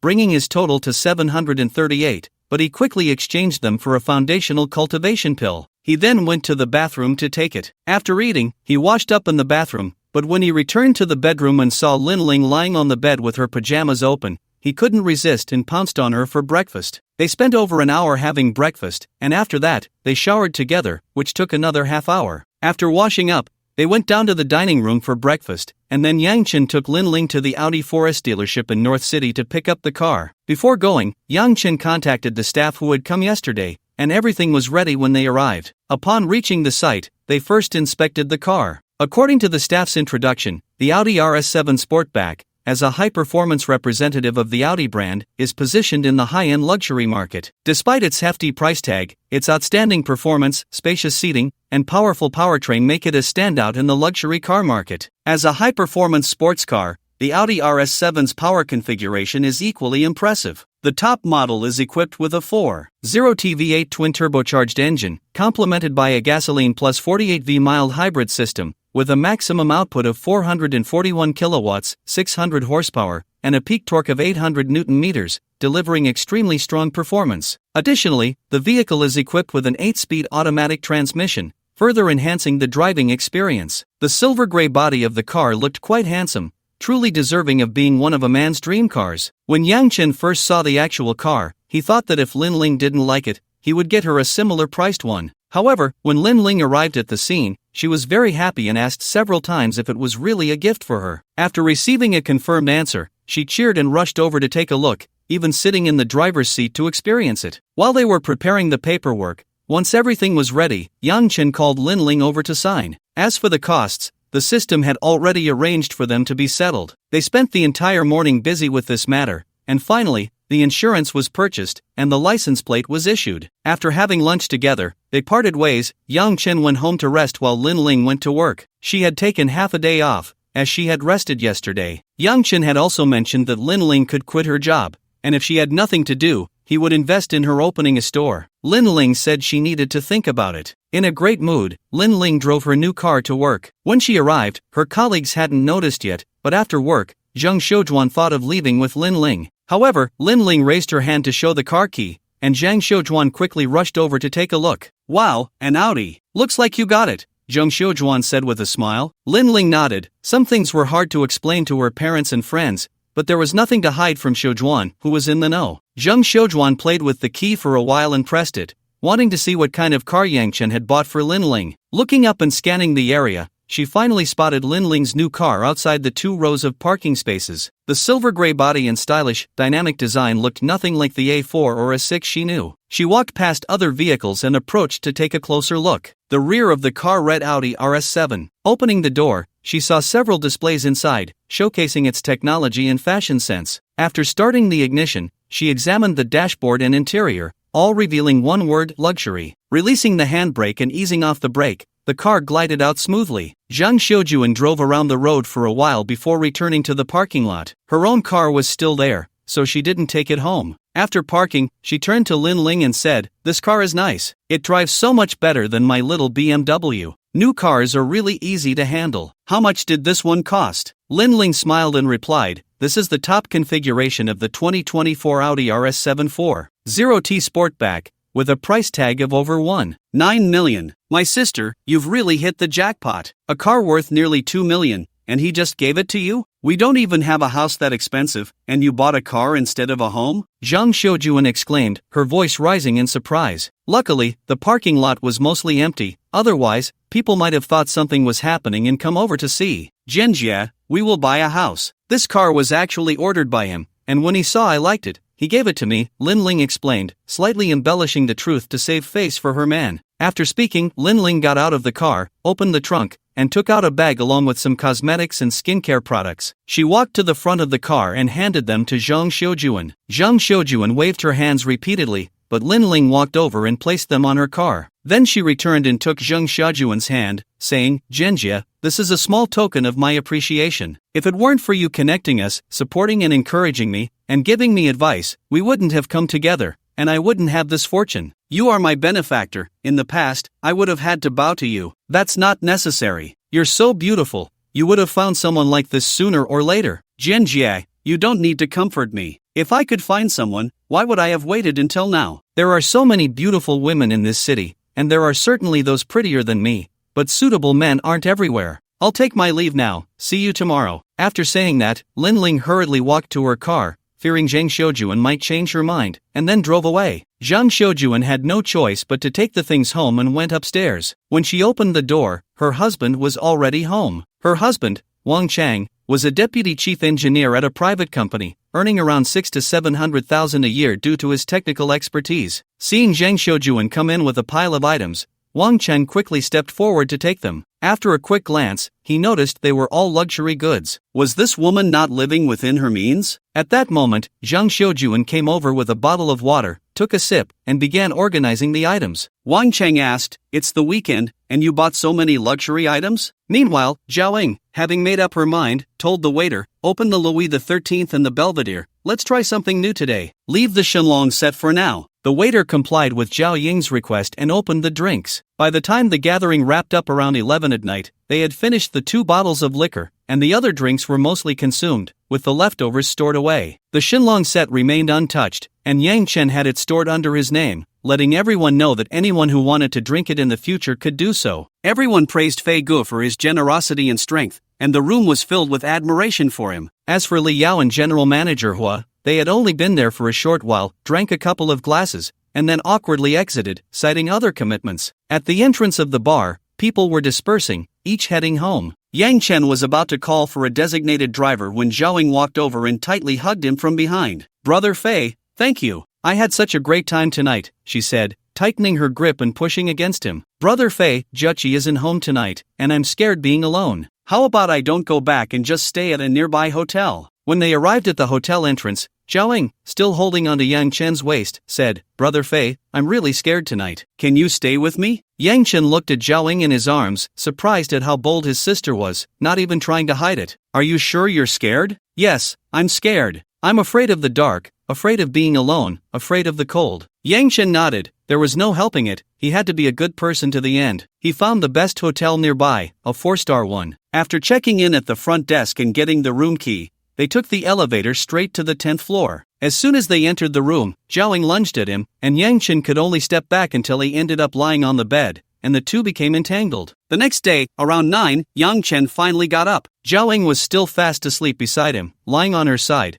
and the tattoo he had been curious about was now visible. It was an artistic love. Last night had indeed been deep in love. Not wanting to disturb his companion from the previous night, he quietly got up to wash up. He found that his clothes were no longer wearable, so he checked Zhao Ying's size, ordered some clothes online, and contacted a courier to pick them up. He also informed the hotel front desk that someone would be delivering clothes shortly and asked them to bring up breakfast as well. When he returned to the bedroom, Zhao Ying was already awake. She looked at Yang Chen and smiled. "Brother Fei, you're amazing, really strong. I felt like I was flying in the sky." Yang Chen smiled proudly. "Can you get up? If you can, go wash up. I've ordered clothes and breakfast to be brought up. Let's rest a bit this morning, and we can go shopping in the afternoon." Zhao Ying nodded and tried to sit up, but in the end, Yang Chen had to help her. By the afternoon, Zhao Ying had recovered quite a bit. They drove to the nearby Crescent Mall, but before getting in the car, Yang Chen made a stop at a pharmacy. When he came out, he handed Zhao Ying the medicine he had bought. "Take this first." Zhao Ying looked down and saw it was emergency contraception. Understanding what Yang Chen meant, her lips twitched as if she wanted to say something, but in the end, she took the medicine. System prompt: Zhao Ying's affection level decreased by 5 points. Current affection level 55 points. It increased by 10 points during the intense moments last night. After arriving at the mall, Yang Chen took Zhao Ying around, buying a Chanel bag, some clothes, and skincare products, spending around 100,000. They then found a place to sit and rest for a bit. After some hesitation, Zhao Ying said, "Brother Fei, do you think I'm not proper? Going to bars and not being a virgin?" "Of course not. Going to bars is just your hobby. As for virginity, every woman only has one chance to be a virgin. I don't have a virginity complex. I care about the present and won't mind your past," Yang Chen reassured her. "We're just comrades, fulfilling each other's needs. Why get so sentimental? This isn't suitable for you." After comforting Zhao Ying, they continued to stroll around, had dinner, and after dropping Zhao Ying off, Yang Chen went home. As usual, he replied to messages from friends on WeChat, flirted a bit with Lin Ling, Li Jiachuan, and Zhao Ying, and then checked out a live stream on Douyin. After giving a wave of support to Xiao Yu, he browsed through other live streams. He scrolled through several streams featuring beautiful women, giving a couple of them a wave of support if he found them interesting. If they were boring or vulgar, he would just swipe away. As he was scrolling, he stumbled upon a stream that wasn't featuring a beautiful woman. The stream was titled Building a Strong Nation, and on the screen, a man sat at a table wearing a white shirt,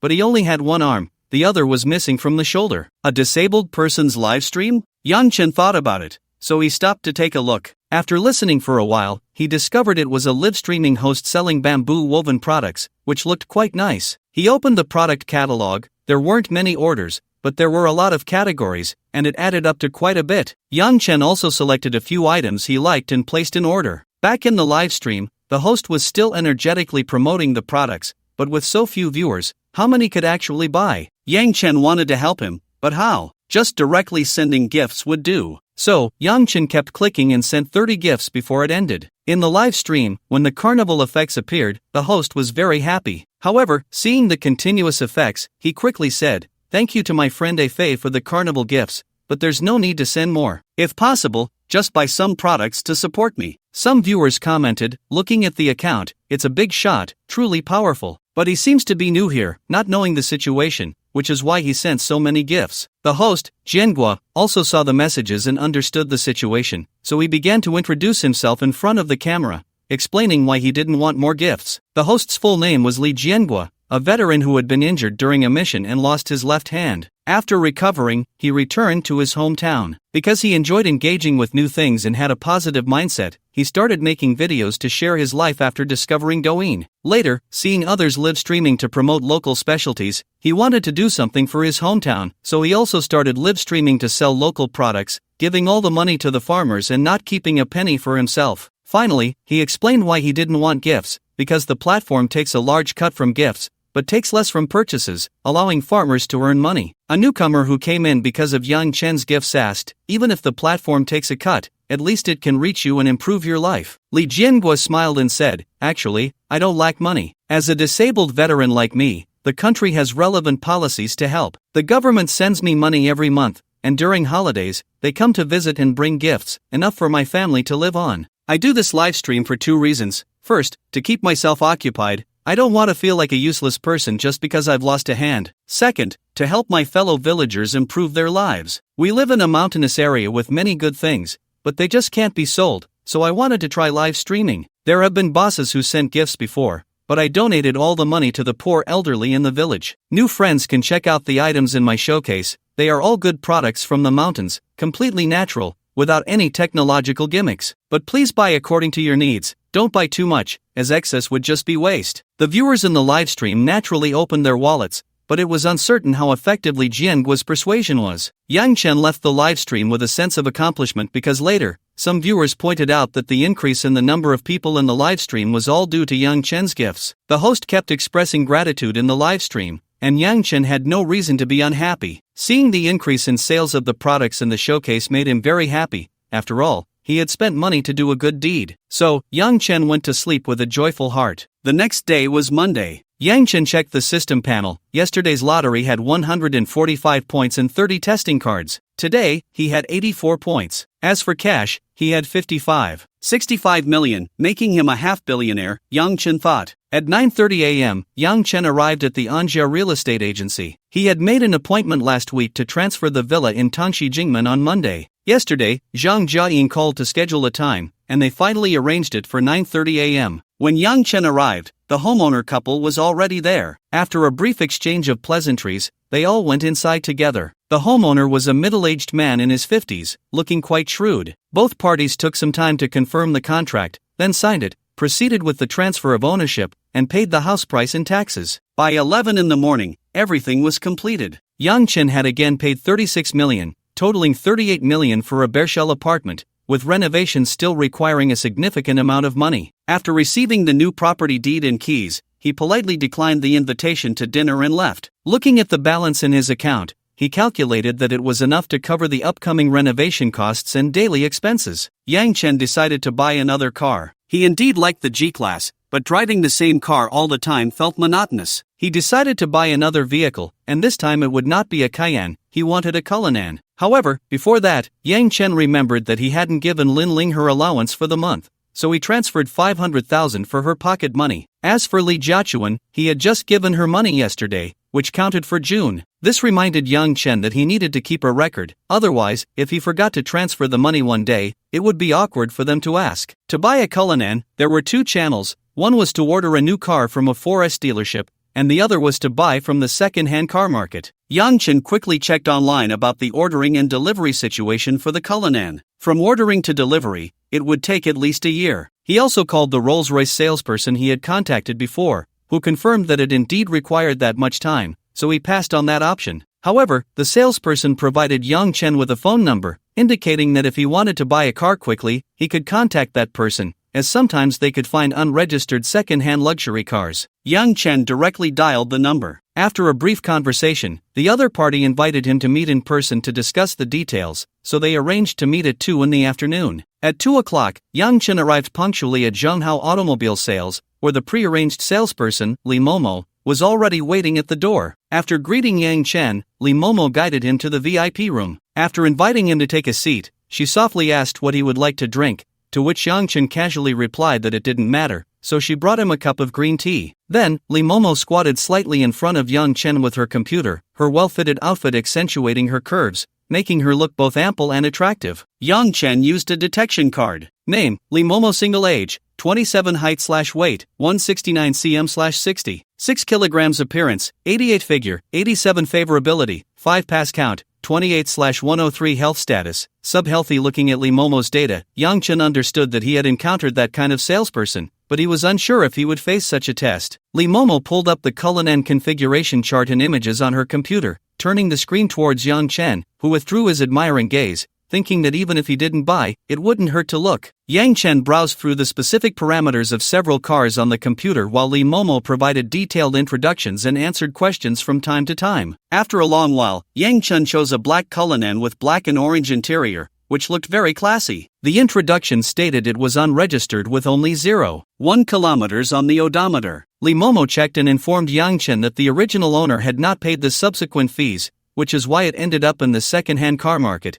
It was not a display or stock car. She assured him that it had not been registered, the odometer had not been tampered with, and it was an original new car. The car price was 8.2 million, but including luxury car tax, Yang Chen only needed to cover the purchase tax, bringing the total cost to around 9.2 million. Yang Chen inquired when he could pick up the car. Lee Momo checked the process and asked the manager, then confidently told Yang Chen that the car could arrive in Luzhou next Friday, but the registration, insurance, and other procedures would likely be completed by the following Monday. Yang Chen calculated the funds he had on hand, which amounted to 19.65 million. If he picked up the car on Friday and paid in full, he would have 10.45 million left, keeping 5 million as a reserve, leaving him with 5.45 million, enough for his expenses and renovations. He then said to Lee Momo, "Let's go with this car. You can handle the contract. I'll pay the deposit first, and I'll pay the balance when the car arrives. Is that okay?" "That's fine, Mr. Yang. Please wait a moment. I'll be right back." After saying that, she hurried out to contact the manager to order the car and prepare the contract. In the used car business, deals rarely get finalized in one go. Either you have to give something, or the other party will want to look around and compare. Having a deal of over 8 million settled in just an hour, like today, was something one wouldn't even dare to dream about. But they needed to act quickly. If the deal slipped away, it would be a huge loss. After Yang Chen signed the contract, he paid a deposit of 2 million, and the rest was left to Zhonghao Auto Sales. The manager of Zhonghao Auto accompanied Lee Momo to see Yang Chen off to the parking lot where the Big G was. After watching Yang Chen drive the Big G out of the parking lot, the manager asked Momo, "Momo, how long did it take you to secure this big client?" Lee Momo replied, "Would you believe me if I said I just met him today? He was recommended by my contact at Rolls-Royce. I didn't expect it to happen today. Can you make sure my commission comes through quickly? I need to share it with my contact, otherwise, he won't come to me next time for such good opportunities." "No problem. Once the car is transferred and the payment is received, I'll have finance send you the money. But maintaining this client is also a good path. He will definitely buy cars in the future. Although our company is a used car sales company, we also deal in new cars, and they are cheaper than local ones. Make sure to maintain this client well, use any means necessary, and if you need the company's support, just let me know directly." Hearing this, Lee Momo just wanted to roll her eyes. What did any means necessary even mean? What other means could she have? It was just that little bit. After returning home, Yang Chen planned to arrange for the villa's renovation. Coincidentally, his uncle was in the renovation business. In the past few days, due to the upcoming college entrance exams, noisy work like renovations was not allowed in the city, so his uncle should be at home. He found his uncle's number in his contacts, and after a few seconds of ringing, the call connected, and his cousin Yang Mengshua's voice came through. "Brother, what's up? Xiaoxua, why are you at home?" "I'm preparing for the college entrance exam this year." "You're just in time, I'm going back to school tomorrow." Yang Chen slapped his forehead. It was indeed the case. Xiaoxua was taking the college entrance exam this year, and he had intended to call her to encourage her before the exam,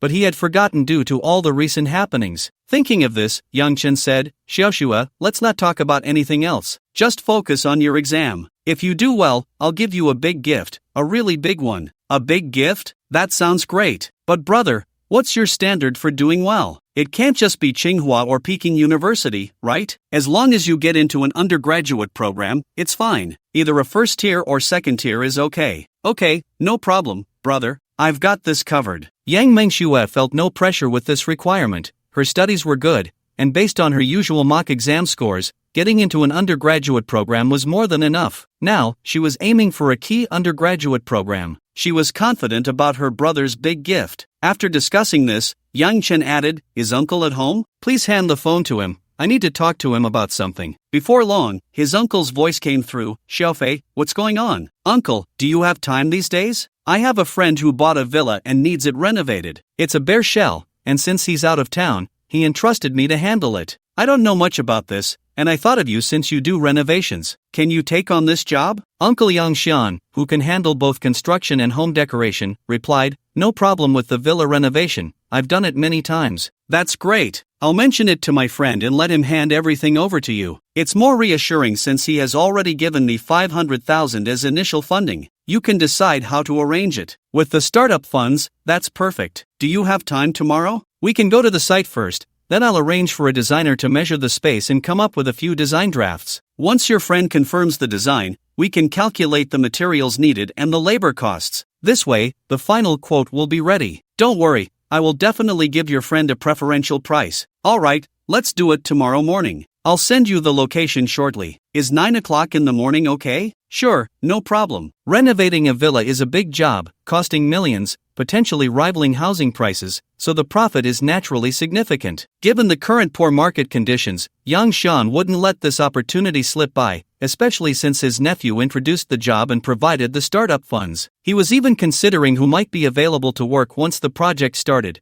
Time is money, and he couldn't afford any delays. On Tuesday morning, Yang Chen and Yang Xian arrived at Tanshi Jingmen. After walking around, Yang Xian realized his previous estimate was too low. The actual usable area of the villa exceeded 1,100 square meters, and there was a sizable garden outside. With such a large area, the starting price would be 10 million, any less would be too embarrassing for the owner. After surveying the site, Yang Xian called a contact to come and measure the data, then prepared to sign the contract. The reason Yang Chen referred to it as his friend's house was that he was afraid his uncle would feel awkward about quoting a price if he knew it was his own, potentially leading to cost-cutting. With such a large house, it was easy to incur losses if not careful. So, he initially said it was a friend's, and once the renovation costs were calculated, he would directly transfer the money to his uncle, ensuring his uncle wouldn't suffer a loss. After 2 days of measuring, the designer began preparing the design drawings, and Yang Chen also started getting ready to sign the contract. That day, he discussed with the designer and his uncle, and the preliminary renovation cost was set at 20 million. Of course, he played it up as the owner's intention when he told his uncle the budget. When Yang Xian heard that the owner's budget was 20 million, his hands trembled with excitement. If this deal went through, it would not only be the largest job he had ever done but also the most profitable. Once Yang Chen quoted the price, he asked Yang Xian to bring the contract to the villa. After bringing it, he figured out a way to get his uncle to sign it first, and then he would add his own name. Yang Xian looked at his nephew's actions with some confusion but still said, "For this renovation job, it's better for the owner to sign. If you sign and there are issues later, it could be hard to clarify, and it might get you into trouble. I've done this many times, we can just write a new one. Didn't you say the owner would come soon? Why haven't they arrived yet? If they can't make it today, we can change the location or time, whatever is convenient." "Uncle, if the owner's signature is required for it to be valid, then I have no problem signing. I am the owner," he said, pulling out the property deed and other relevant documents from his bag, as he needed to handle the property management procedures, and he had everything ready. Yang Chen handed things to his second uncle for confirmation while saying, "I'm sorry, second uncle, I didn't mean to hide it from you. The truth is, when I first told you this is my house, you decided that you couldn't possibly quote this price. It must be as low as it can go, but who doesn't earn money? Why can't you earn just because we're relatives? Let's go with this quote. I'll transfer the money directly to your account, starting with 5 million, and I'll send the rest next week. Please don't refuse. If you do, I'll ask my dad to persuade you." Yang Shuren realized he had no way out and could only sigh and accept, but he resolved to hold his ground this time and not embarrass himself in front of his nephew. With the villa matter settled, Yang Chen transferred the first 5 million into the account provided by his second uncle. After the Dragon Boat Festival, he planned to arrange for materials to enter the site for some preliminary work, but the actual renovation would start next month. Around 3 in the afternoon, Li Momo from Zhanghao Motors called Yang Chen to inform him that the car had arrived and he could come to sign the contract and pick it up tomorrow, although some procedures were not yet completed and would need to be handled next Tuesday. On Saturday, Yang Chen went to Zhanghao Motors early to pick up the car. He was still very excited about the first SUV from Rolls-Royce and had searched online for many driving experiences shared by other owners after placing the order. Overall, he was filled with anticipation. After completing the paperwork and paying the remaining balance, Young-chin couldn't wait to get in and experience the car. However, before leaving, Lee Momo approached him, saying she had never sat in a Cullinan and hoped to feel the charm of a top-tier SUV. Young-chen, being someone who enjoyed sharing, naturally didn't refuse her request to experience the new toy together. Sitting in the driver's seat, the first thing he noticed was the interior. The black exterior combined with the orange interior made the car feel less businesslike and heavy than typical Rolls-Royce vehicles. Inside, it exuded a sense of vitality and sportiness, with large areas covered in genuine leather that felt great to the touch, providing a luxurious and comfortable sensation. During the inspection, he had heard the technician mention that the central control panel was made from a special carbon fiber material, which gave it a unique reflective sheen. Under the indoor lighting, Young-chen indeed saw it, giving an extreme sense of luxury. Additionally, the Cullinan had many features that enhanced overall comfort, such as automatic seat adjustments, massage functions, and screens on the back of the seats to control some functions inside the car, as well as a built-in refrigerator. The interior space was quite large, with ample legroom in the front and sufficient space in the back, making it feel spacious without any crowding. There was more than 2 fists distance from the head to the roof, and due to the car's height, the view inside was very broad. Overall, it was a very pleasant experience. The sound insulation was also excellent. Once Young-chen closed the door, the previously noisy workshop was instantly silenced. After carefully experiencing the interior space, Young-chen adjusted the seat and steering wheel, then reminded Lee Momo to fasten her seatbelt. He started the car and hit the road. A light press on the accelerator immediately revealed the car's powerful performance. Despite weighing over 2 tons, it drove like a beast, charging forward. The car was equipped with a 6.7L V12 twin-turbocharged engine paired with an 8-speed transmission. With a push of the accelerator, the car accelerated rapidly, providing a strong pushback sensation. This model boasted an astonishing maximum power of 600 horsepower, surpassing the standard version's 571 horsepower. Moreover, the suspension could be intelligently adjusted, offering good shock absorption, and the brakes and accelerator were very responsive, providing a strong sense of control. Driving along the road up to the elevated highway, Young-chen noticed that other cars kept their distance from his vehicle. On the first day of the holiday, there was some congestion on the elevated highway, but a gap appeared in the traffic around the Cullinan. Other cars were very cautious about their distance when overtaking. However, many passengers in other cars were taking photos, reminiscing. They had seen Rolls-Royce sedans, but SUVs were indeed rare. There were hardly any in Luzhou, at most a few at car shows, but only a handful went to see them. After driving for a while, Young-chen still got off the elevated road. After all, it was congested. Although there was plenty of space in front and behind, the speed just couldn't pick up. He followed Lee Momo's guidance and found a newly built road with few vehicles to have a good experience. Once the novelty wore off, Young-chen turned the car around to head back. At that moment, Lee Momo, who had been quiet the whole way, suddenly spoke up. "Fei-gu, are you satisfied with the Cullinan?" "Very satisfied. This car is very comfortable to drive, spacious, with excellent sound insulation. The interior is luxurious yet stylish, and the exterior is very imposing, with a strong presence. Every aspect is done very meticulously. I am truly satisfied." "Are you satisfied with the sales of the Cullinan?" "I am also very satisfied with your service. If I need anything next time, I'll come to you." Young-chen appreciated Lee Momo's professionalism and the car buying experience, and he recognized the capabilities of Zhonghao Auto. He could consider them for future purchases. He knew some used car companies also sold new cars. In this day and age, making money is important, and there's no need to be stingy. "Without driving the car, how do you know if I'm really satisfied with you?" "What do you mean by that?" Young-chen parked the car in a shaded area and turned to ask. At this point, Lee Momo had already unbuckled her seatbelt, stood up, lifted her skirt, unbuttoned her shirt, tied her hair up, and surprisingly crossed over to the driver's seat, sitting on Young-chen's lap, unbuckling his seatbelt and adjusting her position. She leaned in close to Young-chen's ear and said, "What I mean is, Fei-gu, would you like to try my car? It's well maintained." Young-chen's eyes widened in an instant. "Here it comes, the special service. Is it really this direct now?" No need for hints, she took the initiative, turning the passive into active, leading the process. Young-chen quickly used a health check card. His physical condition was still suboptimal, but it was all due to irregular work and life, with no serious issues. With things having progressed this far, the tires were practically on his face. What was there to wait for? Just do it. Young-chen pressed down on the tires, ready to take control, sat in the driver's seat, started the car, and drove for another hour by the roadside before finally finishing. Yang Chen was still a bit unsatisfied with himself, but for Lee Momo, she hadn't expected to drive for so long. She slumped in her seat, resting for a long time, her soul seemingly flying away for who knows how long before returning to her body. Afterward, the two rested for a while, opened the windows to air out the smell. Fortunately, the car was still running, the air conditioning on, so it wasn't too hot. Once they recovered, Lee Momo spoke up first. "Fei Gui, your driving skills are really good. I've never had such a driving experience. You weren't driving a car, you were flying a plane. I felt like I was floating." "Not at all, your car is also quite good." "Thank you for the compliment, Fei Gui. We've rested enough, let's head back." Since there were still some procedures to complete and additional installations needed for the car, Yang Chen planned to leave it at Zhenghao and come back next Tuesday to pick it up. Yang Chen drove away from the roadside but didn't return to the Zhenghao auto store. Instead, he went to Jixin City and bought Lee Momo a bag. Having gained clarity himself, he also considered others' feelings.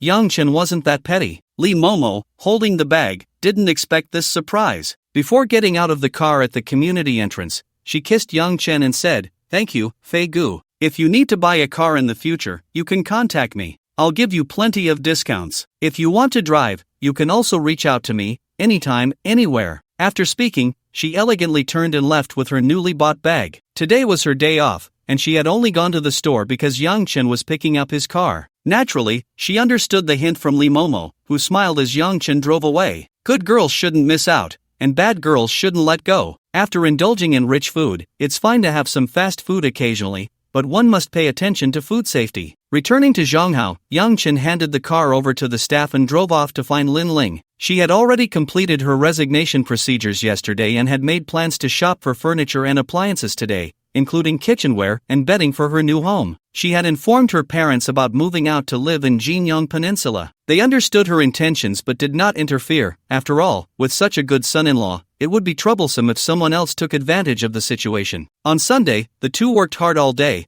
but fortunately, they managed to buy everything they needed and were just waiting for the deliveries in the following days. However, they didn't stay out too late that night, just a little taste of fun. The next day, Yang Chen woke up early, leaning against the headboard while holding Lin Ling and opening the system panel to check his gains over the past few days. Name, Yang Chen. Age, 30. Health, healthy. Cash, 31. 85 million points, 1381. Record, 165 points, 1. 25 million cash, a villa worth 40 million, and a box of whitening pills in the lottery on June 10, 2024. In the past 6 days, he had won double prizes twice, accumulating points, cash, and 2 cars. The cash had decreased because he transferred 1 million to Lin Ling on Saturday for purchasing appliances, leaving him with 31.85 million now. Aside from cash, his gains over these days included cars and a house. One car was an ordinary model. The system informed him that an ordinary car refers to a new car priced below 500,000, regardless of the model or whether it was domestic, joint venture, or imported. There were 2 ways to pick up the car: either go to the site to choose it himself or let the system arrange it after making a selection,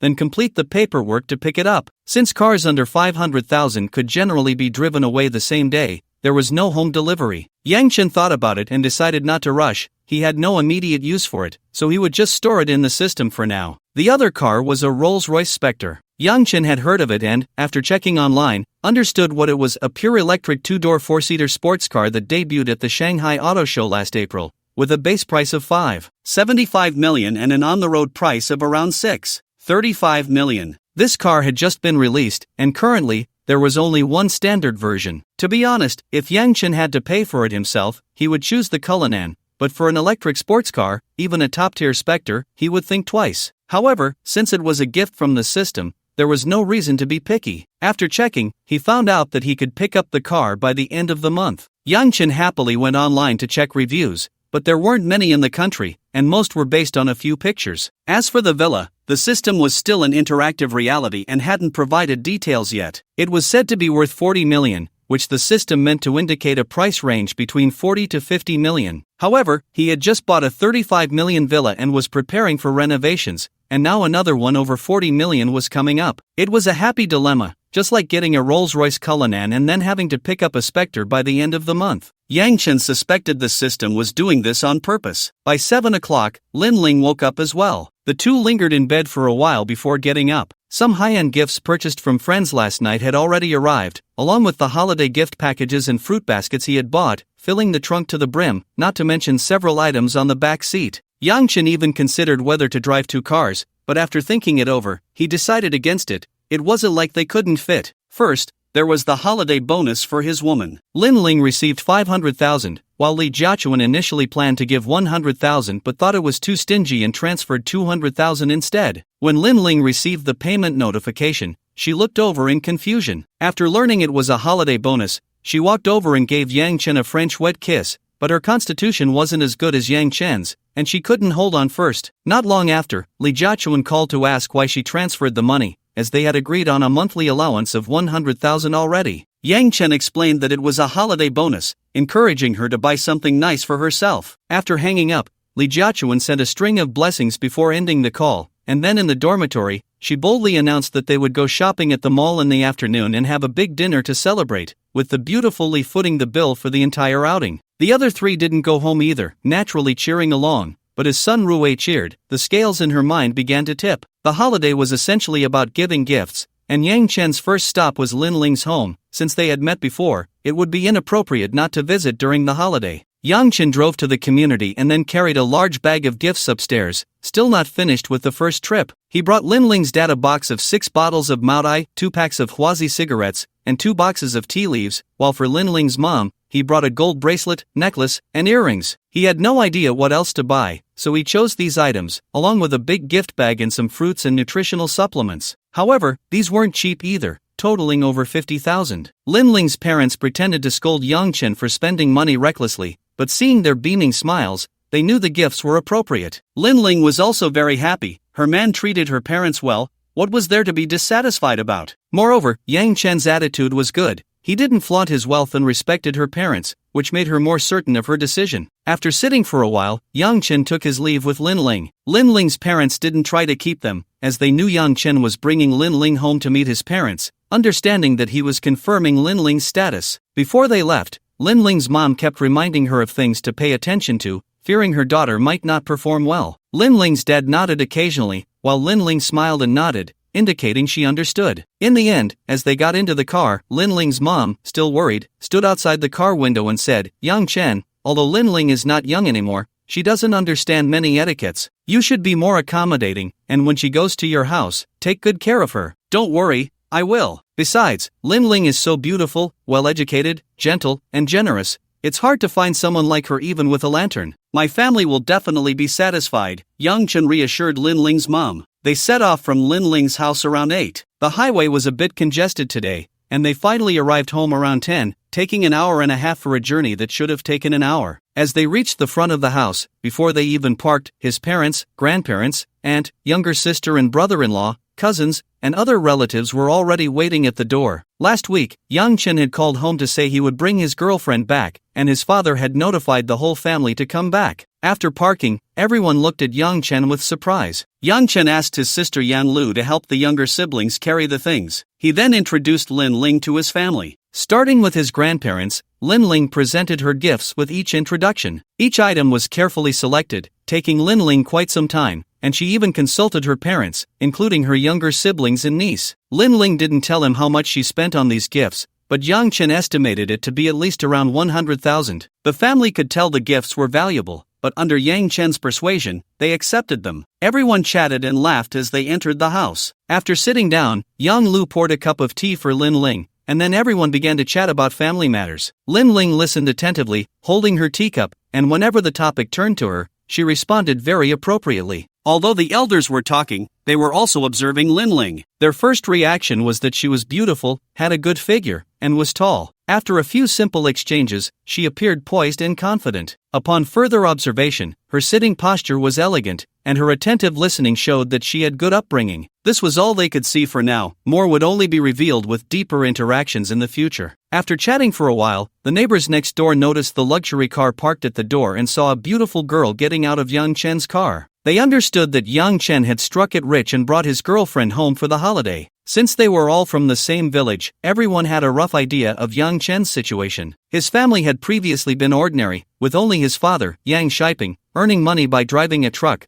which allowed them to buy a house. Yang Chen had never married, while his peers already had children in elementary school. Many people in the village had tried to introduce him to potential partners, but none had succeeded, and they often expressed their concern for him during casual conversations. Now, seeing him return home with a girlfriend after becoming wealthy, they were naturally very pleased. Thus, those who were closer to him rushed to Yang Chen's house, using the excuse of visiting to gather information. Many people came, but most just took a look and left. During the holidays, every household was bustling with a crowd. However, under the influence of the informants, within an hour, news spread throughout the village that Yang Chen had brought a beautiful girlfriend home for the holiday. After chatting for a while, they began to cook. In the kitchen, the main chefs were Yang Chen's father, his second uncle, and his brother-in-law. The others helped out, washing and preparing vegetables. Lin Ling was also busy helping. She had specifically worn loose black pants today, considering this very point. Yang Chen's mother, Zhou Shihong, who was washing vegetables, saw Lin Ling and told her not to work and to go rest in the living room where it was cooler with the fan. However, Lin Ling politely refused and insisted on helping with the vegetables. Chen Li, the second aunt who was working nearby, raised her eyebrows at Zhou Shihong with a smile,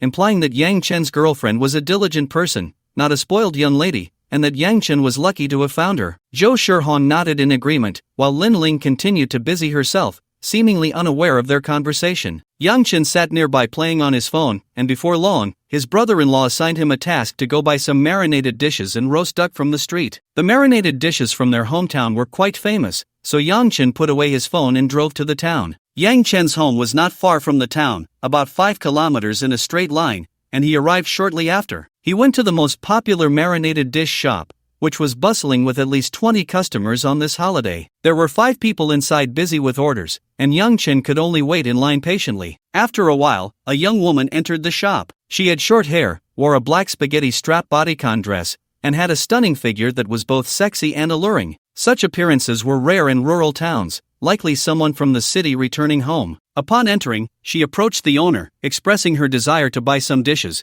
but the owner, seeing the waiting crowd, couldn't serve her first, so they engaged in casual conversation. It was now Yang Chen's turn. The owner's son, Li Chengkai, who was Yang Chen's classmate, recognized him and greeted him. "Fei Ge, back for the holiday, huh? Did you come back this morning?" Yang Chen nodded in response and began selecting his items, purchasing kelp, dried tofu, marinated peanuts, chicken feet, goose wings, and pig ears. After packing everything, Li Chengkai slipped a few extra chicken feet into the bag as he handed it to Yang Chen. Yang Chen gratefully accepted it and left. As Yang Chen was leaving, the young woman suddenly remembered the car she had seen earlier and said, "There's a big Jeep parked at your door. Did you buy it? Is marinated food really that profitable? Teach me, and I'll work for you in the future." The owner replied, "I didn't buy that car. It belongs to the boss who just left. It's Chingsai's classmate. I went to get the roast duck and saw him get out." Li Chengkai replied, "Isn't it Figes? Isn't he modern 35? The boss confirmed that it was indeed Yang Chen who drove it. The young lady nearby poked Li Chengkai, inquiring about Yang Chen's situation. Li Chengkai thought for a moment and said, "He was my middle school classmate. He's 30 this year. He used to work in Luzhou doing sales, and he should have made a fortune by now,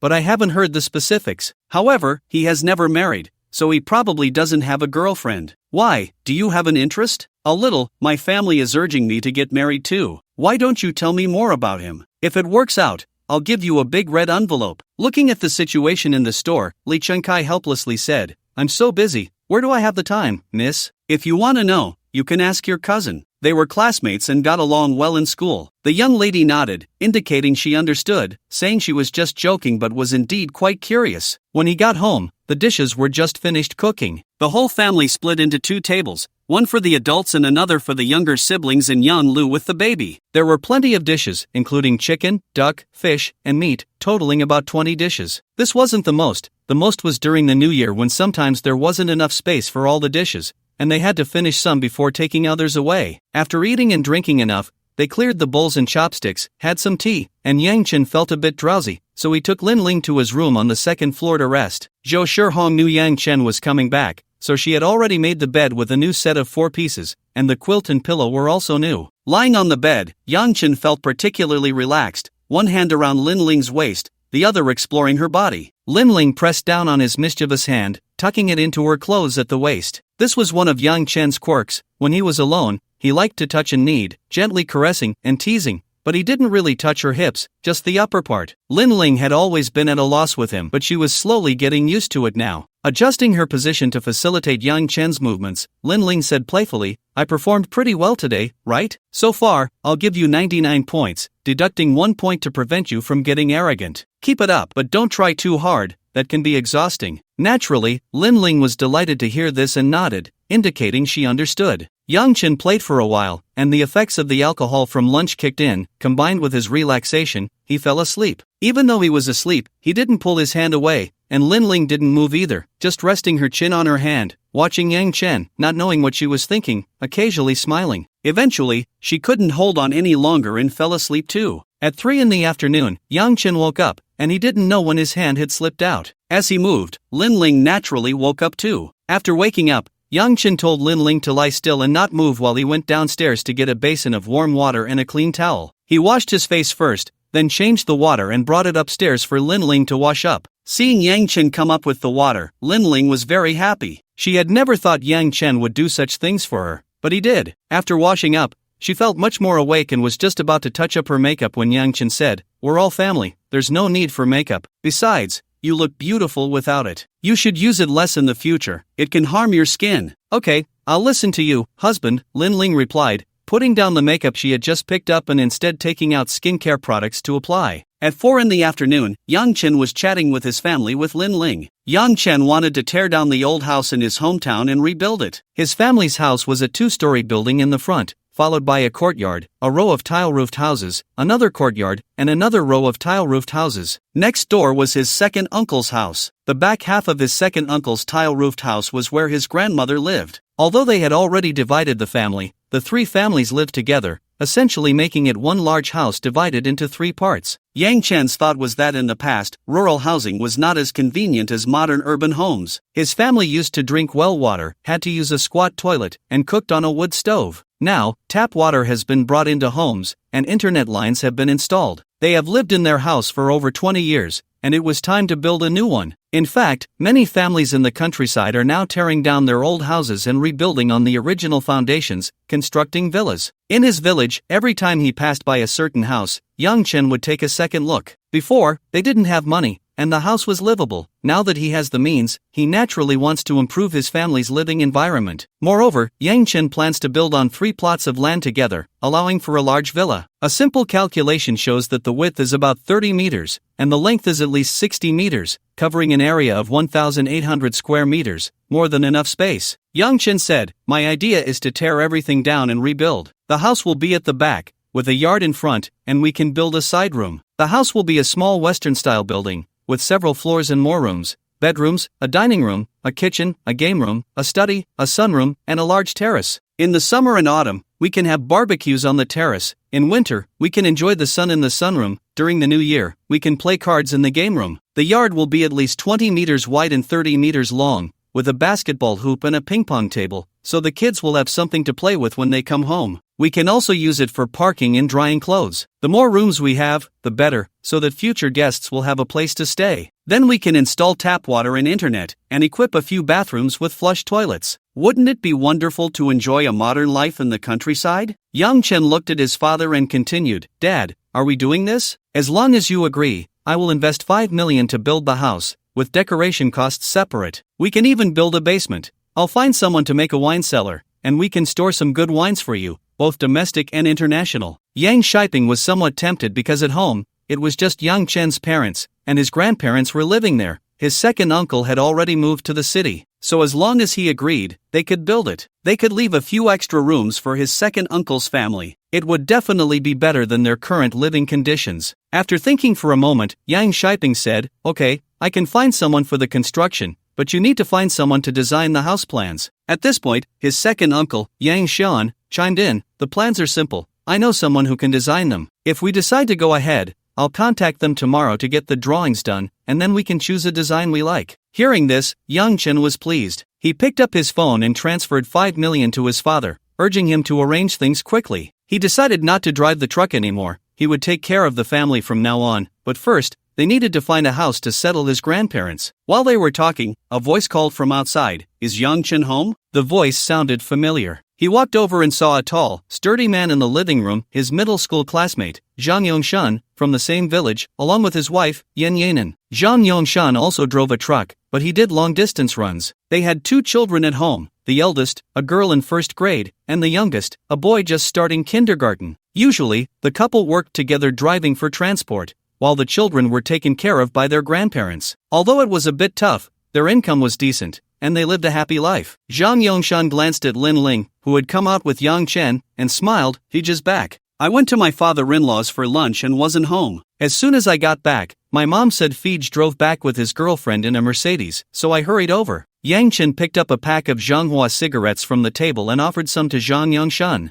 Zhang Yongshan took a cigarette and leaned in, saying, Fij, you're impressive. You found such a beautiful sister-in-law, like a star. When are you going to have a wedding? I'd like to have a drink. Yang Chen smiled. No rush, it'll be in a year or 2. You'll definitely be invited to help out. Zhang Yongshan laughed heartily. Don't worry, even if you don't call me, I'll come. After saying that, he looked at Lin Ling in the room, thought about it, and put the cigarette behind his ear, feeling too shy to smoke. Lin Ling, who was chatting with Yen Yanan, saw this and said, It's fine, if you want to smoke, go ahead. My dad is also a heavy smoker. Zhang Yongshan smiled, took it down, lit it, and took a nice puff, but still moved a few steps away. He then said, Fei Ge, a few of our middle school classmates are having a reunion tonight. Are you going? Why hold it today, of all days, during the festival? Because today is the only day when many people are home. Once work starts, a lot of people won't have time, and on weekends, they basically don't return to their hometowns. Today was actually organized by Lu Guohong. He mentioned it in the group chat. Didn't you see it? Seeing Yang Chen nod, Zhang Yongshan continued. Lu Guohong was well liked in school and had many friends. Even after graduation, they kept in touch. Now that he's getting married, some people can't make it today but have sent gifts. Who knows when everyone will be able to gather again. So, he decided to treat everyone to a meal in advance. Those who have time can come today,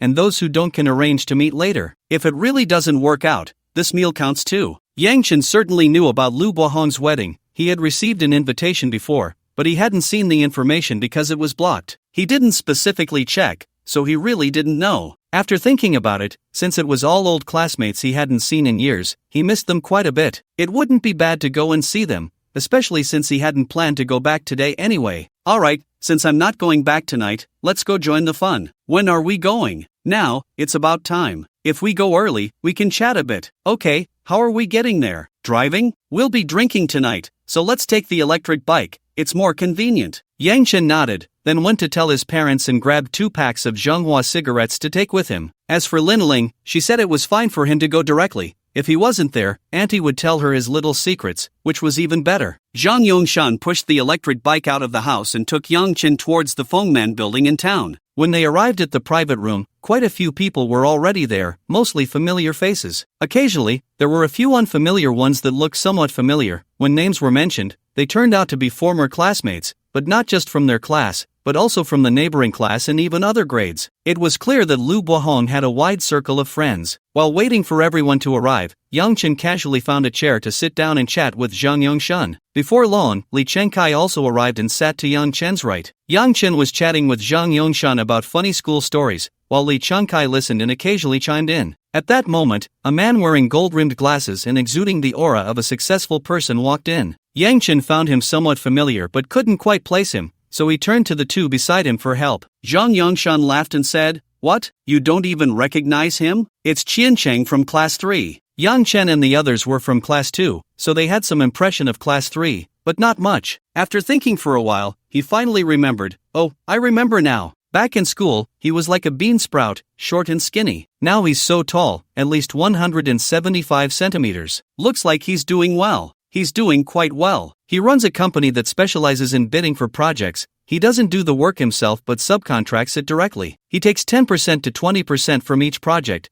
making a lot of money, Zhang Yongshan replied. At this point, Li Chengkai interjected, That's old news. He partnered with his wife's family to open a building materials company, specifically providing materials for the large projects he subcontracts. He makes money twice on each project. Wow, that's impressive. He must have strong connections, Yang Chen exclaimed, surprised by his business acumen. Of course, his uncle is a senior executive at a state-owned construction company, and he has friends in various departments like the construction committee and others. Just a little tip-off is enough for him to profit. But there's one thing you probably can't guess. Do you know who his wife is? Lee Chung-kai teased. Yang Chen shook his head. He wasn't back home and hadn't attended the wedding, so how could he possibly know? Zhang Yongshan revealed the answer. You wouldn't believe it, but it's the class flower from class 3, Wang Yiting. They started dating in high school and got married in their junior year. If you count it, it's been almost 10 years now, with 4 kids, 2 boys and 2 girls, making for a good study environment. Yang Chen truly hadn't expected that these 2 people, aside from being in the same class, had no other connections. One was the center of attention,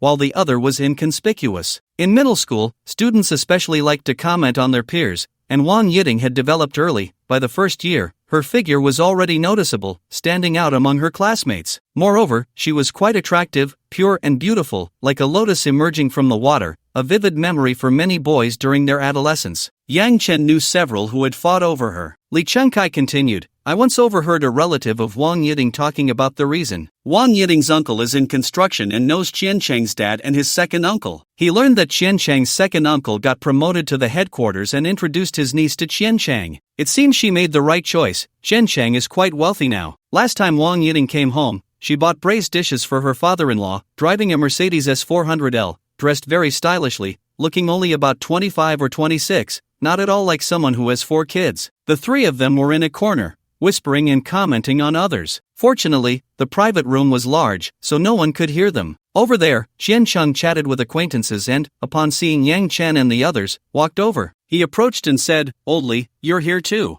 Thanks for saving me some dishes today. My dad loves your family's flavor. He thinks the food from other places isn't good, and he gets upset if I don't buy it every time I come back. He then patted Li Chengcai's shoulder in gratitude. Li Chengcai smiled sheepishly but said nothing. Qian Cheng then turned to Zhang Yongshan, Shunzi, how's the transportation business lately? I heard the freight rates have dropped. If you can't manage, come work on a project with me, there's still good money to be made. Zhang Yongshan politely declined, thanks, Qian, but I'm used to transportation and don't want to switch industries for now. Qian Cheng feigned displeasure, don't call me Mr. Qian, we're all classmates. Just call me Qian Cheng. He then looked at Yang Chen, you're Yang Chen, right? You were such a good student back in middle school. Where are you studying now? Yang Chen replied, I'm not studying anywhere, it's been too exhausting these years. I quit my job, so now I'm just unemployed. Qian Cheng said, that won't do. At 30, a man should be striving to build a career for his family and future. Yang Chen, you can't just let yourself go like this. If you can't find a job, I can arrange one for you. Qian Cheng's tone was a bit agitated,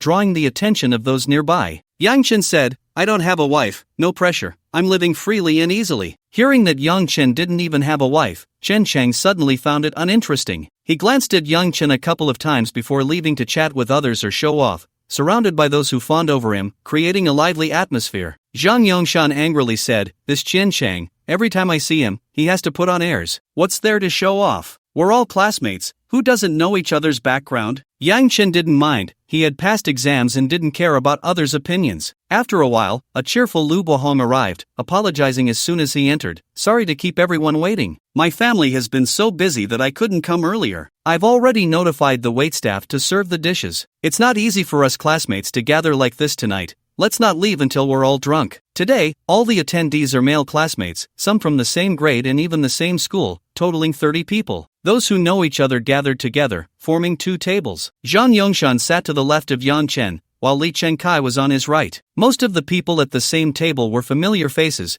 If Yang Chen couldn't recall their names, Zhang Yongshan would mention them, and he would remember. As the dinner began, Lu Bohong raised his glass and said a few words, wishing everyone to enjoy their meal and drinks, and mentioned that they would gather again in a few days for his wedding. Everyone then stood up to raise their glasses together. After sitting down, they started eating and drinking. Since they were all classmates, Yang Chen naturally accepted toasts without hesitation and returned them. Although they were drinking beer, by the end of the night, it added up to quite a bit. During this time, Lu Bohong also came over to toast, and they reminisced about their youthful days. By around 8 or 9 in the evening, the gathering was winding down. They switched to drinking tea, chatting, and sobering up, and a few card tables were set up. Yang Chen sent a message to Lin Ling, asking her to come pick him up. He really didn't dare to ride back with Zhang Yongshan, it was too unsafe. There had been too many stories of accidents after drinking and riding back home. After staying in the private room for a while, Yang Chen looked at the swirling smoke inside and decided to go downstairs to the lobby. Zhang Yongshun, Li Chengkai, and a few others also came down, all preparing to head home. After chatting for a bit in the lobby, a Mercedes S400L pulled up outside. A woman got out of the car, and upon closer inspection, it was Wang Yiting, looking not much different from her middle school days. Wang Yiting was dressed casually, with slightly wavy flaxen long hair, a fitted white short-sleeved t-shirt, a knee-length skirt, and white sneakers, likely for convenience while driving. She had a delicate face, light makeup, and looked well-maintained, with a slender figure that didn't resemble someone who had given birth to 4 children. She appeared at least 4 or 5 years younger than her actual age. Walking into the lobby, she spotted Yang Chen and the others, greeted them, and then went upstairs to find Chen Chang. Yang Chen exchanged glances with the others, understanding that Chen Chang had been set up again. At that moment, another Mercedes arrived, this time driven by Lin Ling in a big G. The classmates who hadn't left began to gossip, as their hometown wasn't a city, and a big G wasn't something they saw every day. The car door opened, and Lin Ling got out with a bag in hand. She hadn't changed her clothes, just swapped her high heels for flat shoes. When she walked into the lobby, everyone was curious whether she was there to find someone or just to eat. Then, Lin Ling walked step by step to Yang Chen, looked at him for a moment, and said, "Fij, how much have you drunk? Are you feeling okay? My mom asked me to bring some hangover soup when I came, you should drink some to help." Everyone present, except Zhang Yongshun, widened their eyes. Li Chengkai pulled Zhang Yongshun aside and asked, "Fij doesn't have a wife, right? Who is this woman?" "Not having a wife doesn't mean he doesn't have a girlfriend,"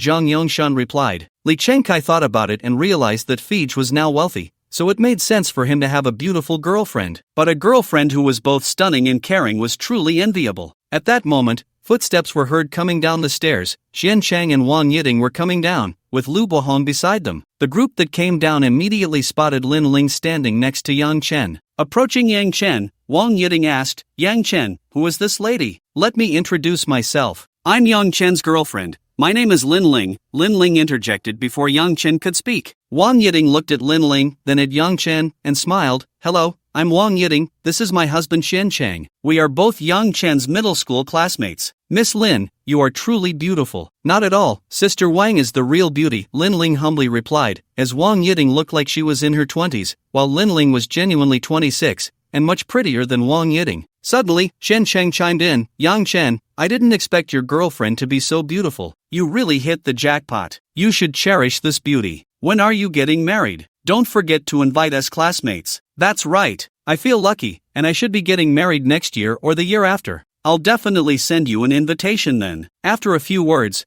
Wang Yiting called Chen Chang to get in the car and head home. Yang Chen also called Zhang Yongshun to go home together, deciding not to ride the electric bike since it was too dangerous. They could come back to pick it up tomorrow, it was right at their doorstep, and leaving it at the restaurant overnight was no problem. At that moment, Lu Bohong, who had been silent beside them, tapped Yang Chen, signaling him to step aside for a private chat. Yang Chen followed him a few steps to the wall, where Lu Bohong handed him a cigarette, but Yang Chen waved his hand to refuse, so Lu Bohong put it away and then asked, "Fei Gu, I just saw that the big G was driven here by your girlfriend. Is this car yours?" "Yeah. What's up? Do you need help with something?" "Well, I'm getting married on the 8th day of the lunar month. I've arranged a convoy of cars, all friends' vehicles. Since this is my second marriage, my wife's family already has objections, so I want to find a better lead car to make a good impression. I was originally going to borrow Chen Chang's S400L, but he said he has something else to do today and can't lend it. Could I borrow your big G? I can pay to rent it, and I'll fill up the gas after using it." Lu Bohong spoke urgently, clearly anxious after being let down at the last minute. The 8th day is an auspicious day, and time was short. Renting a car from a rental company now would be too late, and there were no luxury cars left. Otherwise, he wouldn't have come to Yang Chen for help. Yang Chen thought for a moment and asked, "How many cars have you arranged for your convoy?" 10 cars. "Then how about this? I'll provide you with 2 cars, all classmates, no charge. You just need to find one more to make it 12 cars. 6 great smoothness. You don't even need the big G for the lead car, I'll get you something better. How does that sound?" "Thank you. I don't know what car it will be. I'll bring the car over the day after tomorrow, and you'll see. Don't worry, it won't let you down, it will definitely be impressive." Seeing that Yang Chen seemed sincere, Lu Bohong repeatedly expressed his gratitude, as the gloom of Chen Chang not coming had lifted. The next day, after breakfast, Yang Chen took Lin Ling back to the city. Lu Bohong was his middle school classmate, and they had a decent relationship. If he hadn't found Yang Chen, he wouldn't have interfered, but since he had, Yang Chen decided to do something big for him. Whether it was the S400L or the Big G as the lead car, neither could compare to the Rolls-Royce Cullinan. As for the other car, he planned for Lin Ling to drive her RS7, which was still a luxury car worth 172 million yuan, significantly more expensive than Qiancheng's S400L. Just right, all the paperwork and configurations for the Cullinan were completed that morning, so Yang Chen decided to pick up the car today and practice driving in the afternoon to get familiar with the controls. After all, each car is different, and with so many people at the wedding, it wouldn't be good to have an accident without practice. After signing the handover documents, Yang Chen went to practice driving. Before practicing, he bought a learning card and a tool called Skill Datization from the mall for learning purposes. Learning card, 10 points, after use, increases the user's learning efficiency within 6 hours, enhancing understanding, attention, and skill proficiency growth rate. Skill Datization, 15 points, allows the user to dataize various requirements of the skills they are practicing, assisting the host in data improvement. It provides an intuitive impression of their skill mastery progress. Spending 50 points and dedicating a whole afternoon and morning, Yang Chen's driving skills improved significantly, and he was now proficient in driving the Cullinan. That afternoon, Yang Chen drove the Cullinan with Lin Ling in the RS7 to Lu Buohong's house. Upon arrival, the stage for the wedding, balloons, flower baskets, and inflatable arch had already been set up,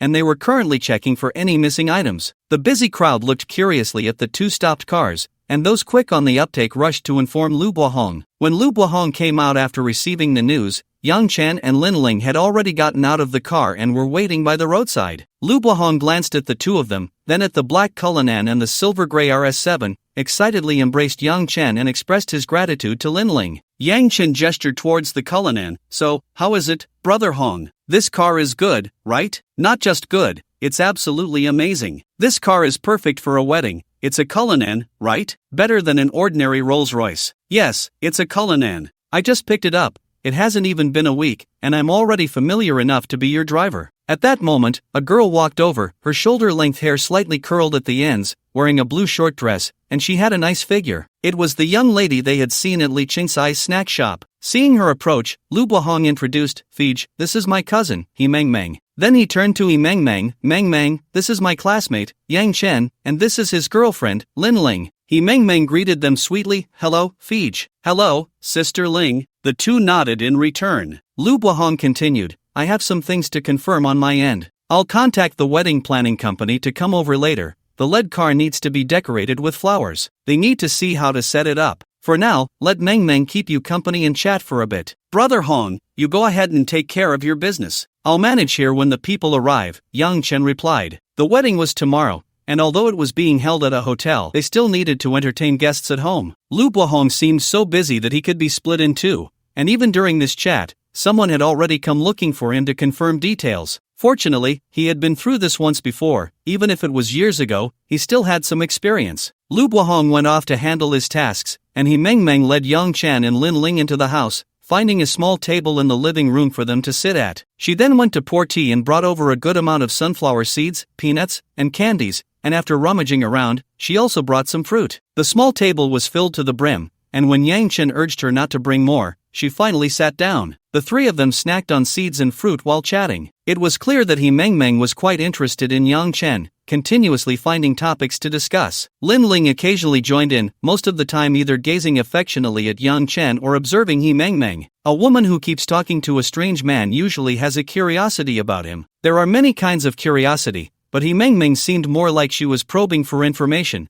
wanting to understand some of his private matters in detail. However, it was normal. Someone as wealthy as Yang Chen, who attracted the attention of women, was bound to be a topic of interest. This wouldn't be the first time, nor would it be the last. Whether they could become close friends would depend on her own fortune. An hour later, the wedding planning company arrived. It was their first time dealing with a Cullinan, and after studying it for a while, they finally confirmed the decoration plan. They would come back early tomorrow morning to install it. Doing it too early wouldn't yield good results for the wedding. After finishing up, they sat and chatted some more. Lu Buohong came over to sit for a while. His parents also came to thank Yang Chen for his help. It seemed Lu Buohong had told his parents that Yang Chen had lent him his newly acquired Cullinan as a wedding car without asking for any money. Lu Buohong had just searched the prices of Yang Chen's two cars, which added up to nearly 10 million. With the previous G-Class, it was at least 12 million. One could imagine the worth of someone who could afford such cars. The fact that he was willing to help out was purely out of friendship, so Lu Bohong felt he had to express his gratitude properly. However, what Yang Chen did not expect was that Lu Bohong's parents remembered him. It turned out that because Yang Chen had performed well in school and was often praised by teachers, his parents had paid attention to him. Lu's father even said that he hadn't changed much since then and could recognize him at a glance. After chatting for a while, they had dinner there that night. Yang Chen and Lin Ling drove home in the RS7 to sleep. It was really inconvenient to stay there. The Cullinan was left behind because it needed to be arranged in the early morning, and it was not practical for him to bring it over, so it was better to leave it there. Yang Chen also left the keys behind. He didn't mind, but the Lu family seemed to treat it as a serious matter, specifically asking Yang Chen to move the car to a safe place and finding someone to watch it,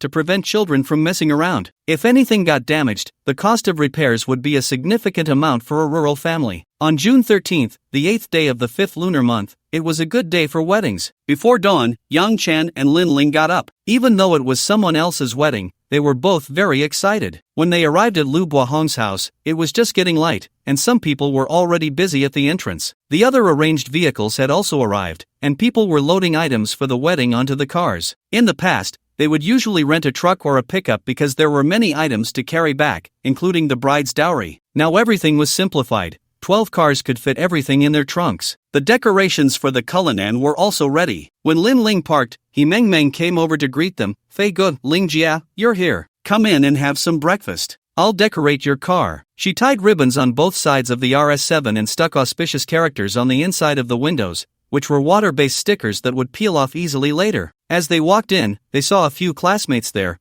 probably some of whom had driven the cars in the convoy. Li Chengkai was also present, and when he saw Yang Chen come in, he approached him, saying, Fei Ge, not bad. I heard that Cullinan outside is yours, and there's also an RS7? The Cullinan is mine. The RS7 belongs to Lin Ling. Just the Cullinan is impressive. That car costs over 8 million, right? A classmate chimed in. Yang Chen nodded. The base price is now 8,080,000. I spent over 9 million on the road. The others were quite surprised, not expecting the taxes on the Cullinan to be so high. The tax alone was more expensive than their own cars. After breakfast, at 8 o'clock, the sound of firecrackers signaled the convoy's departure to fetch the bride. The bride's family lived in another town, which was a bit far, and with traffic jams, they had to maintain formation on the rural roads, arriving just before 9 o'clock. The bride's family also lived in a village. As the grand convoy drove into the village, people gathered to watch, discussing the impressive display of the wedding. The villagers might not understand much else, but seeing the luxury cars at the front made them feel proud, especially the relatives of the bride, who initially thought that marrying Lu Bohong, a man with a second marriage, might lead to some gossip.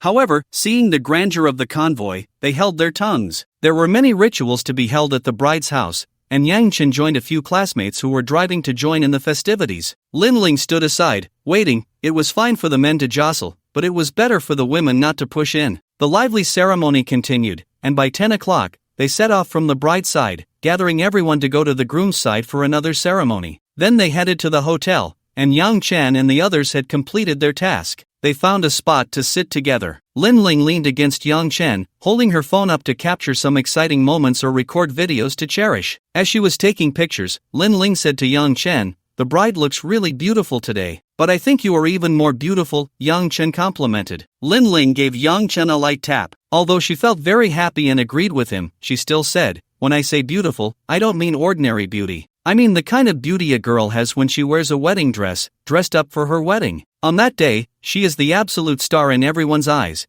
and everyone has to cooperate with her to complete the sacred ceremony." Before Lin Ling could finish, Yang Chen took her hand and said, "Don't worry, you will have that too. I will keep my promise to you, and when the time comes, I'll find a beautiful place to hold your wedding. An unforgettable wedding." Lin Ling shook her head. "No need to find another place, just hold it at your home. You come to my house to pick me up, and then we can have the wedding in your hometown. That would be more meaningful." Yang Chen was silent for a moment before replying, "Okay, we'll hold it in the hometown." He understood that Lin Ling was seeking a sense of identity because they couldn't get a marriage certificate. At that moment, Yang Chen deeply hated himself for being a scumbag. The wedding proceeded in an orderly manner, with the host guiding the ceremony, reaching its peak during the ritual. When the bride tossed her bouquet, Yang Chen asked Lin Ling if she wanted to go catch it, but Lin Ling shook her head. indicating that she had already found happiness and didn't want to compete for it. After the meal, they went to Lu Bohong's house to sit for a while, chat, and agreed to meet again when they returned to the city. Yang Chen and Lin Ling then drove back to their hometown.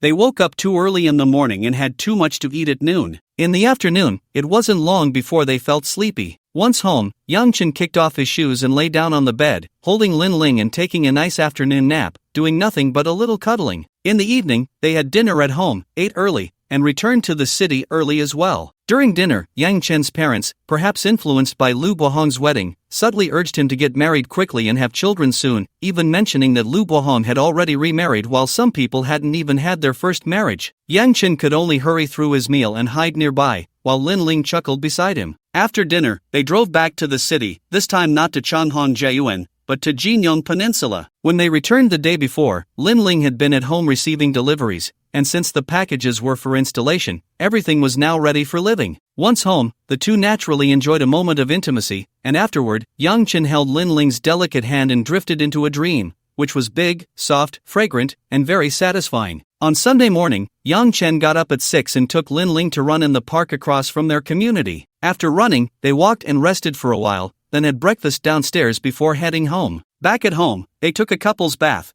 and by 8 o'clock, Lin Ling was ready to go out. On Friday, during dinner, Lin Ling had mentioned her desire to start a business. This wasn't a spur-of-the-moment decision but one she had thought through carefully. Although she was initially happy not working, it became boring over time. So, Lin Ling planned to find something to do that would pass the time, be easy work, and at least break even financially. Considering these requirements, Lin Ling thought for a moment and decided to open a coffee shop or a milk tea shop. Over the past 2 days, she had been scouting suitable locations, and Yang Chen had spent most of Friday with her but they hadn't found anything suitable. Today, he didn't want to go, but Lin Ling was excited and planned to invite her girlfriends to join her. Yang Chen sat on the sofa checking his recent system lottery winnings. Name, Yang Chen. Age, 30. Health, good. Cash, 49,630,000 points. 1859 record, June 16, 2024, won 121 points in the lottery. Although he had been using points sporadically, he had accumulated 1859 points over nearly a month. It looked like a lot, but compared to the whitening pills at 200 points a box and the nourishing pills at 100 points each, it wasn't much. Even with the 2 women currently taken in, the monthly expenses amount to 400. Yang Chen also wants to distribute some of the foundational nourishing pills to his family or close friends. He has used them 3 times, and the effects are indeed very noticeable. His belly has shrunk, and his health has improved significantly. Now, he runs every morning and does some simple exercises, which have proven to be more effective than spending time in the gym. Recently, Lin Ling has been asking Yang Chen if he has been secretly going to the gym.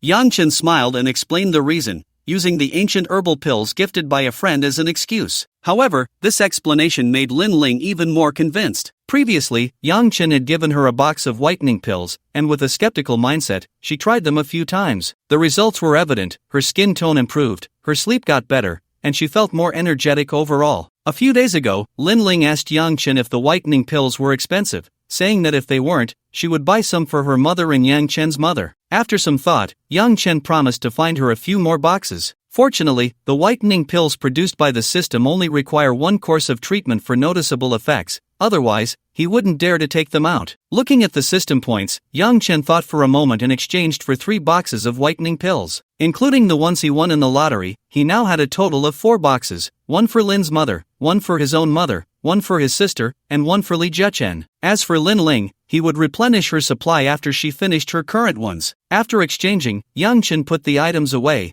planning to give them to them when he had time. With the 20 million that arrived last night, he now has 63 million. Yang Chen thought for a moment and transferred the 15 million needed for renovations to his second uncle. After all, he wasn't short on money, and it was fine to give it in advance. It would be awkward if he forgot later. Besides points and money, he also drew a prop this time, breath freshening candy. Breath freshening candy, 20 points, 1 piece a day is sufficient. Made from traditional Chinese herbs, it can improve the oral environment and intestinal issues, freshen breath, aid digestion, kill bacteria, expel parasites, and regulate intestinal flora. This prop is quite good, it can be used in daily life. Yang Chen poured it out and counted. There were a total of 30 pieces, meaning 1 box could last a month for only 20 points, which is cheap. Yang Chen took one and put it in his mouth. This box was labeled mint flavor, and a refreshing sensation spread throughout his mouth, gradually extending throughout his body. He felt more energized, and after about 10 minutes, his mouth, which had been a bit dry and had a slight odor, was fresh again. After waiting another half hour, there was still no odor. It seemed the effect was quite strong. He placed the breath-freshening candy on the wine cabinet and decided to take one every day, sharing it with Lin Ling. Ding! The 40 million villa has been successfully delivered to reality. Please proceed to inspect and transfer ownership as soon as possible. Just as he was thinking, the system's voice echoed in his mind. The villa he had drawn in the lottery had arrived, and it had been almost a week. At that moment, his phone rang, showing it was a real estate agent. Was this the person the system arranged to handle the villa? Yang Chen answered the call with curiosity. The person on the other end introduced themselves as Xiaoli from Unju Real Estate, stating that the villa Yang Chen ordered through the Huguang Fund had been arranged, and they wanted to know when it would be convenient for him to come for inspection and transfer of ownership. It goes without saying that the Huguang Fund was also a disguise arranged by the system. The system had previously informed him that all expenses would be handled by it, and he only needed to go for the inspection and transfer. The 35 million villa was not yet renovated, and now he had another villa worth over 40 million. Which one would he actually live in? It truly was a happy dilemma. After thinking for a moment, he realized he had nothing to do in the afternoon, so he could go to see the house and then transfer ownership tomorrow. He arranged to go for the inspection in the afternoon. He could take Lin Ling along to see it. He was curious about how her shop was doing. Just as he was pondering, Lin Ling's call came in. Feej, are you still at home? Yes, what's up? I found a nice cafe, and the owner is looking to sell. I want to go talk this afternoon, and if it works out, I'll take it over. Do you have time to check it out? Lin Ling was still very ambitious. Although it was quite hot, she was out and about with her two close friends. Now that she had found the location, she definitely wanted to see if she could help. However, she also had to go for a property inspection in the afternoon and wanted to bring her friends along. But she wasn't sure if there would be enough time, so she asked, "Where's the shop you saw?" "It's over by Swan Lake," Lin Ling replied. When Yang Chen heard the location, he realized it was the same place he was going to in the afternoon. He glanced at the address sent by the real estate agent, and indeed, it was Swan Lake. What a coincidence. This was good. He wouldn't have to run around in the afternoon. So he said, "What time this afternoon? I happen to have business over there." Lin Ling thought for a moment and replied, "How about 1 o'clock? That's when it's less crowded, making it easier to talk." "Alright, are you already there? I'll head over now, and I can grab a bite before checking out the cafe." "Okay, I'll book a restaurant first. What do you want to eat?" "You decide, I'm fine with anything. I'm heading out now." After saying that, Yang Chen hung up the phone, tidied up a bit, and got ready to leave. After driving for half an hour, he arrived at his destination, found a place to park, and looked around. As the new political core of Luzhou, the business district around Swan Lake was quite bustling. The shop Lin Ling found was located in Qingda Plaza, so they decided to eat there as well. Yang Chen's villa was in Senai Manor, just 2 intersections away from Qingda Plaza, quite close, he thought. Today was Sunday, and Lin Ling had brought her 2 friends, Gao Xinwen and Zhao Yan, who were also on break, to look for shops. The 3 of them were sitting in a private room at Huifulu, chatting. When Lin Ling saw the message from Yang Chen saying he had arrived, she immediately went out to signal the waiter to serve the dishes. As Lin Ling returned, the other 2 ended their previous conversation. Gao Xinwen smiled and said to Lin Ling, "Sister, you found a boyfriend and didn't even tell us until today when you brought him to meet us." Lin Ling replied, "I've been busy lately. Even though you haven't met him, didn't I share it in the group chat right away?" The group Lin Ling mentioned was a small chat group among their close friends, which included more than just the 3 of them. But the others had their own matters, so these 2 accompanied her to look for shops. Zhao Yan continued, "What does your boyfriend do? He buys you a house and a car. Must be worth over 10 million, right? TSK, sister, why do you want to start a business? Isn't it good to be a rich wife?" Lin Ling nodded happily. "He's in investments. I didn't ask for specifics. The reason I want to start a business is that I want to have something to do, otherwise, I'm afraid I'll become useless relying on him." Zhao Yan said, "Oh dear, he hasn't even arrived, and the dishes aren't served yet, but I'm already stuffed with your dog food." Lin Ling laughed and playfully hit her. Just then, Yang Chen knocked and entered. Gao Xinwen and Zhao Yan immediately stopped their antics and acted like ladies, while Lin Ling stood up to introduce Yang Chen to her friends. Gao Xinwen and Zhao Yan were quite curious about Yang Chen. After all, in Luzhou, it was rare to find someone willing to spend so much on a woman. Moreover, Lin Ling didn't give the impression of someone who was compromising herself for money. Every time she mentioned Yang Chen, her face lit up with a smile. Looking at Yang Chen now, he wasn't particularly handsome, just an average-looking guy. His clothes didn't have any visible labels,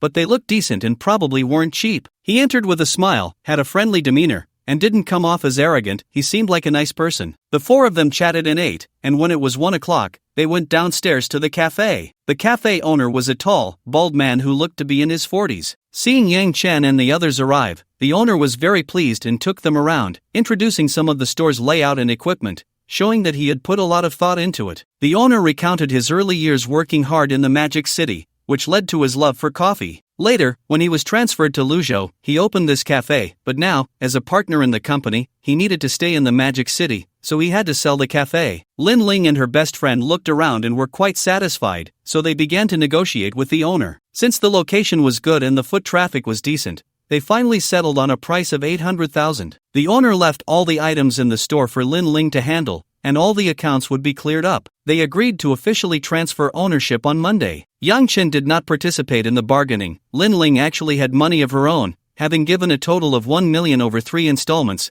and she also had quite a bit left from buying appliances, so she could afford to put out 800,000. However, she had just heard the owner mention that the property was currently for sale. Considering the location, a 150 square meter shop was still a good investment. Even if it didn't remain a cafe, it could be rented out for other purposes in the future. Yang Chen was a bit tempted and asked the property management. He found out that the property was still in the developer's hands, and if he wanted to buy it, it would be 2.95 million, close to 20,000 per square meter, which was quite a drop in price for this area compared to before. Yang Chen signed the contract on the spot and arranged to handle the paperwork the next day, planning to put the property under Lin Ling's name as encouragement for her entrepreneurial venture. Lin Ling looked at Yang Chen with a bit of helplessness. Although she felt he was spending money recklessly, he was doing it for her good, and she couldn't bring herself to complain. She wanted to put it under Yang Chen's name, but he was unwilling, so she had to accept the arrangement. The two best friends watched everything in a bit of stunned silence. Lin Ling's boyfriend was truly extravagantly generous,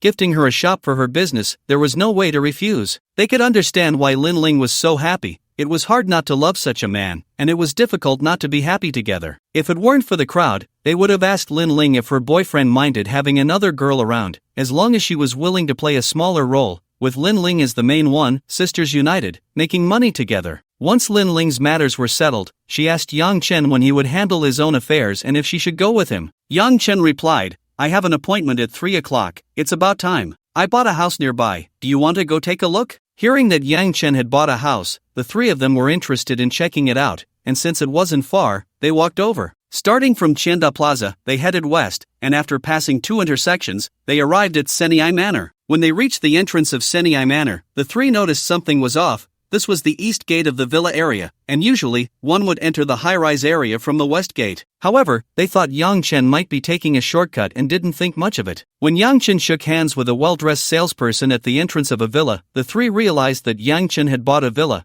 especially Lin Ling, who felt curious. Wasn't he just buying Tanxi Jingmen? Why was he buying again? The salesperson, carrying a briefcase, greeted everyone and then took out the keys to lead the four inside. Seniai Manor was a villa area that began construction in 2010, with houses over 10 years old. The architectural style was European, and it was clear from the exterior that it was distinctly different from Tanxi Jingmen. The buildings carried a sense of old-time charm, but they were not dilapidated. It was evident that someone cleaned regularly. Upon entering, there was a 300 square meter large garden filled with various flowers, and a piece of land had been turned into a parking lot that could accommodate 5 or 6 cars. The owner had also installed a carport, and there was potential to add a charging station in the back for electric sports cars. There are parking spaces at the entrance, enough for several cars, and there's also an underground garage available, which can accommodate more than a dozen vehicles. In the future, even if there are more cars, there will be a place to arrange them, unlike now, with one parked at Changhong and another at Jinyong. Walking along the stone path lined with flowers, I arrived at the villa's main entrance. Climbing the steps and opening the villa door, I was greeted by a crystal chandelier hanging from the 3rd floor,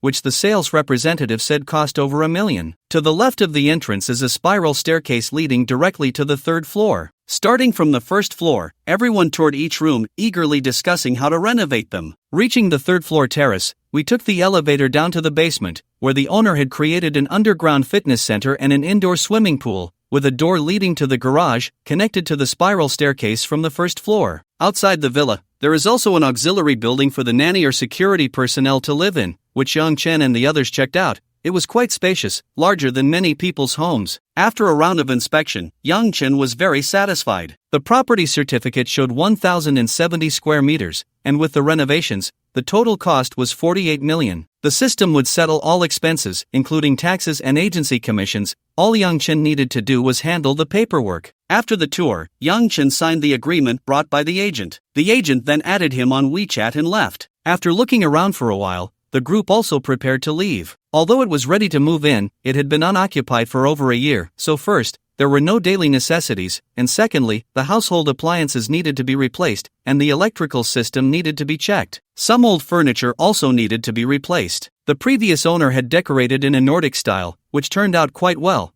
and it wasn't long ago, so in terms of current aesthetics, it was a good design. Anyway, if Yang Chen were to find someone to redecorate, it wouldn't be much better than this. The Tangxi Jingmen style was just right, with each villa having its own characteristics, allowing for alternating stays in the future. He contacted his second uncle, asking him to find someone to check the villa's electrical system, plumbing, and gas lines, and to order new products to replace everything he would use daily. Additionally, he wanted to upgrade the villa's smart home features. After considering it, he realized he still needed to hire a designer to plan it out, aiming to retain as much of the original design as possible, with quicker construction. Although his second uncle was surprised that Yang Chen had bought another villa, he agreed to help, saying he would contact him before sending someone over. After locking the villa door, Yang Chen looked around at the villa and the nearby houses where people lived before turning to leave. He decided to tidy up this place as soon as possible so he wouldn't have to keep staying at Lin Ling's, allowing him to enjoy himself better. In recent days, Li Jiachuan had contacted him several times, and Zhaoying flirted with him every day. Although he hadn't had time to respond to them, now that he was free, it wasn't convenient to stay at Lin Ling's. He could visit her for a night if he missed her, but living together every day felt too constraining. Lin Ling seemed to sense this. After all, he couldn't openly flirt with other women in front of her for long. On the way back, Gao Xinwen and Zhao Yan occasionally glanced at Yang Chen, as if trying to figure out his secret to wealth. They would occasionally look at Lin Ling, envious of their sister's good fortune. 48 million had previously seemed like an unattainable number to the two of them. It was shocking, but not overwhelmingly so. However, seeing Yang Chen accept a commercial property on the spot today and then inspect a villa worth 48 million gave them a tangible concept of money. It turned out that 48 million equaled a villa of over 1,000 square meters. Walking around such a large villa was exhausting, and they couldn't even imagine how to clean it in the future. Oh, but the villa had a nanny's room, so they could hire a nanny. That would solve the problem. In the quiet of the night, Yang Chen said, "If you have time recently, come with me to buy some home appliances and furniture for the villa." Lin Ling replied weakly, "I might not be able to do it recently. I have to focus on the coffee shop.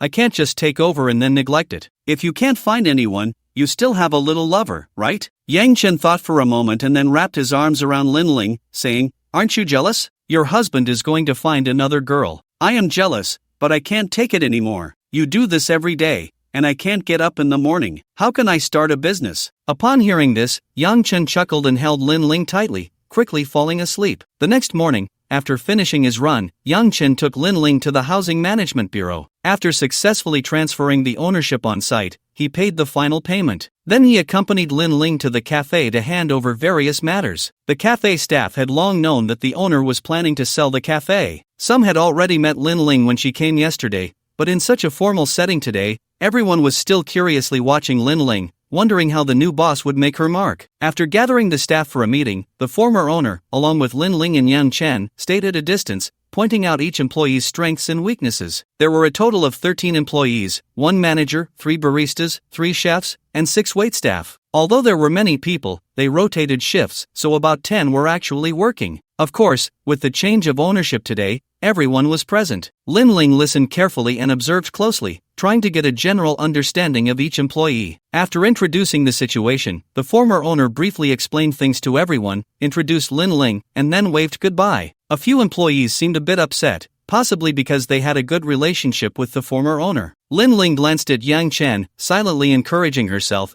and stepped forward to briefly introduce herself. She stated that after taking over, all salaries, benefits, and job responsibilities would remain the same, and there would be no immediate changes. This was something Lin Ling had discussed with Yang Chen beforehand. Although she was the owner of the cafe, she actually knew nothing about it. She couldn't manage the cafe or make coffee. So Lin Ling decided to keep everything as it was for now, ensuring the cafe's stability, and then she would learn from the basics to quickly understand the entire operation process. It didn't need to be perfect, but she couldn't be clueless about the process. Once she understood everything, she would look into how to optimize the model. In the following days, Lin Ling immersed herself in the cafe business, learning to make coffee with the baristas, preparing simple meals with the chefs, and understanding the cafe's operations with the manager. Sometimes she even helped the waitstaff with customer service, taking orders, and handling payments. She even took on cleaning and maintaining the environment. Every day when Lin Ling returned, she would bring a cup of her learning results for Yang Chen to taste. Although her skills were quite average,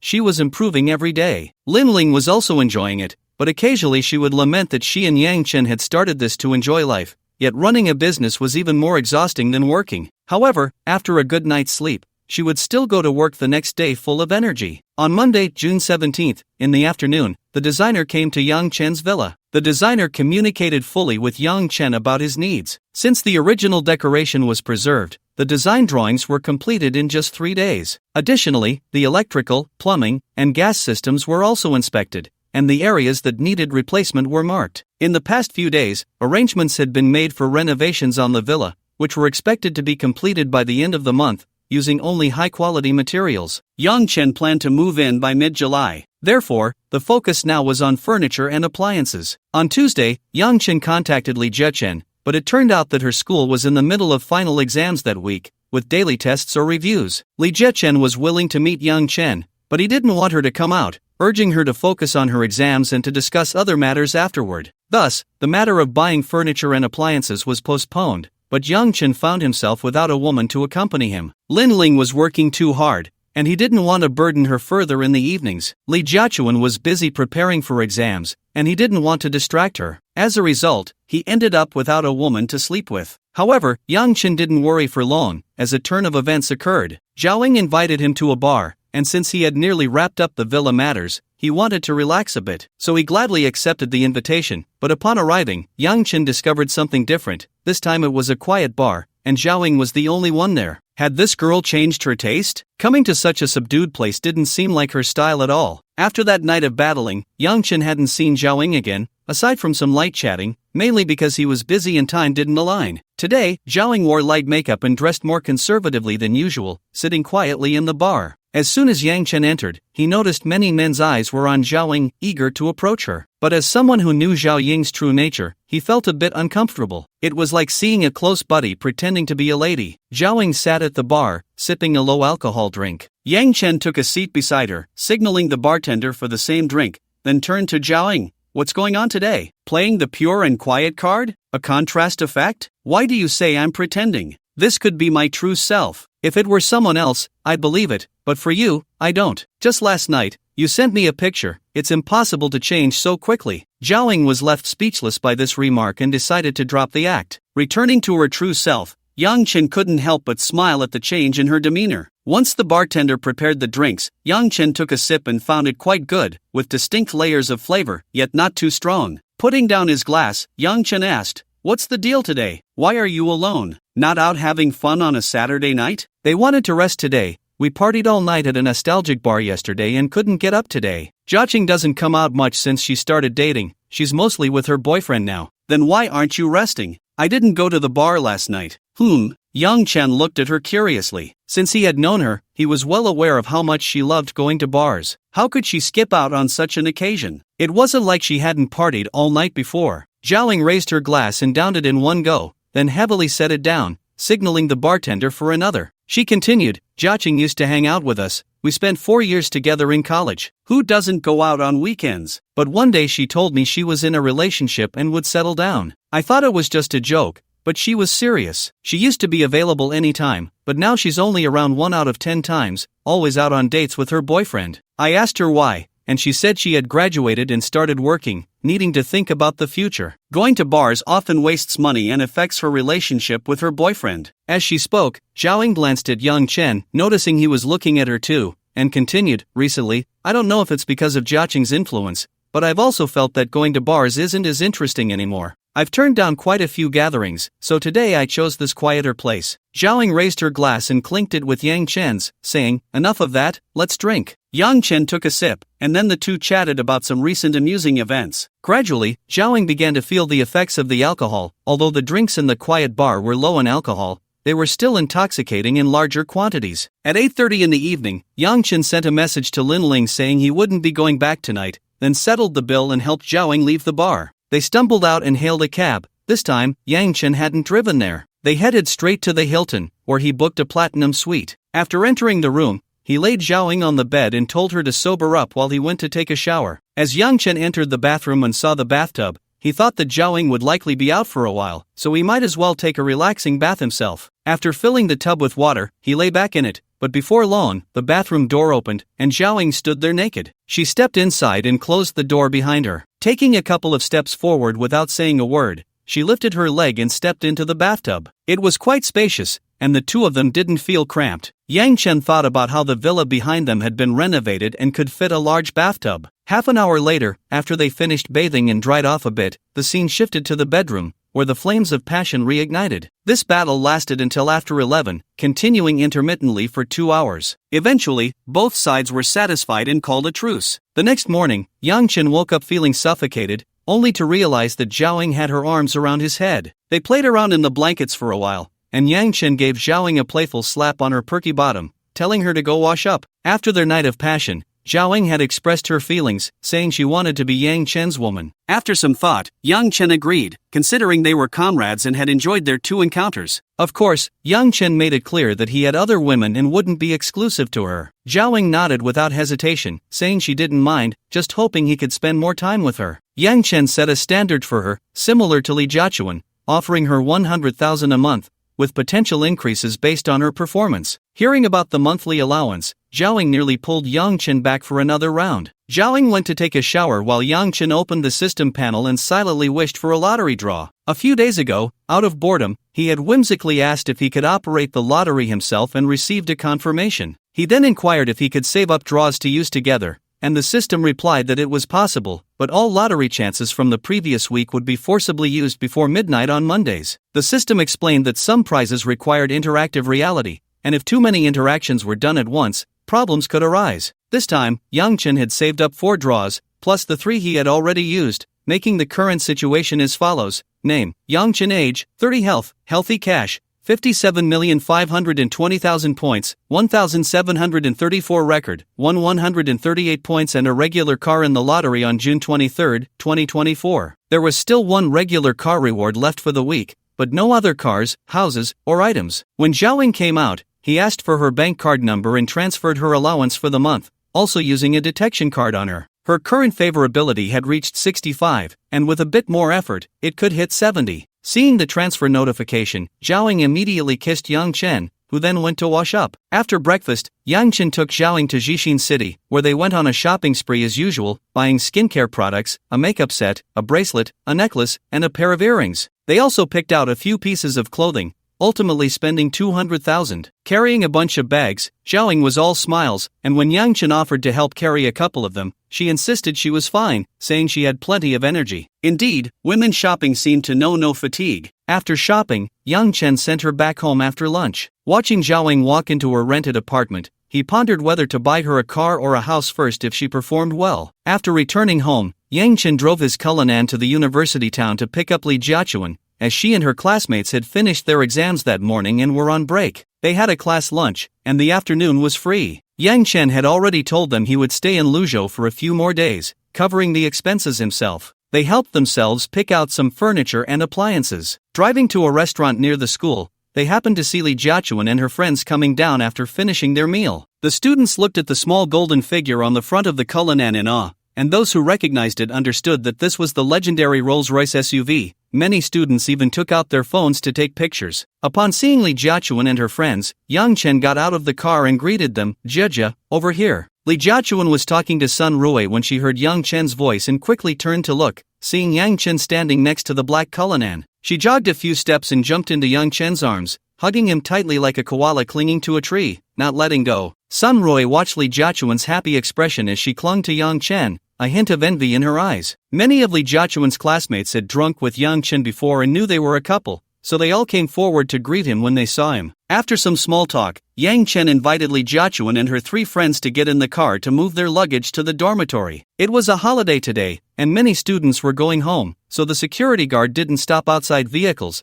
but the Cullinan could only move slowly through the crowd. After a while, they reached the girls' dormitory entrance, where Yang Chen let them out and found a spot to park. Yang Chen got out and leaned against the car, looking at the dormitory entrance. He couldn't go up, but he could still greet them when they came down. Yang Chen's parking spot was quite noticeable. Lee Jiachuan's dormitory was the first building in the girls' area, and Yang Chen was parked right at the intersection, meaning everyone leaving the girls' dormitory had to walk past him. There were quite a few luxury cars parked in front of the girls' dormitory. Yang Chen saw BMWs, Mercedes, Porsches, and Maseratis, all worth hundreds of thousands or even millions. However, none could compare to the Rolls-Royce. As people came and went, they would glance at the Rolls-Royce parked at the intersection and then size up Yang Chen. Some who thought they were doing well even approached him for his contact information. Even when Yang Chen made it clear that he had a girlfriend and was waiting for her, they didn't mind. As long as they were given a chance, they would prove that no corner could be dug out, and if it came to it, being a little humble wasn't a problem. Many men, young and old, who were there to pick up their girlfriends secretly cursed, "You bastard, driving a Rolls-Royce makes it hard for us to showcase our charm as high-quality men."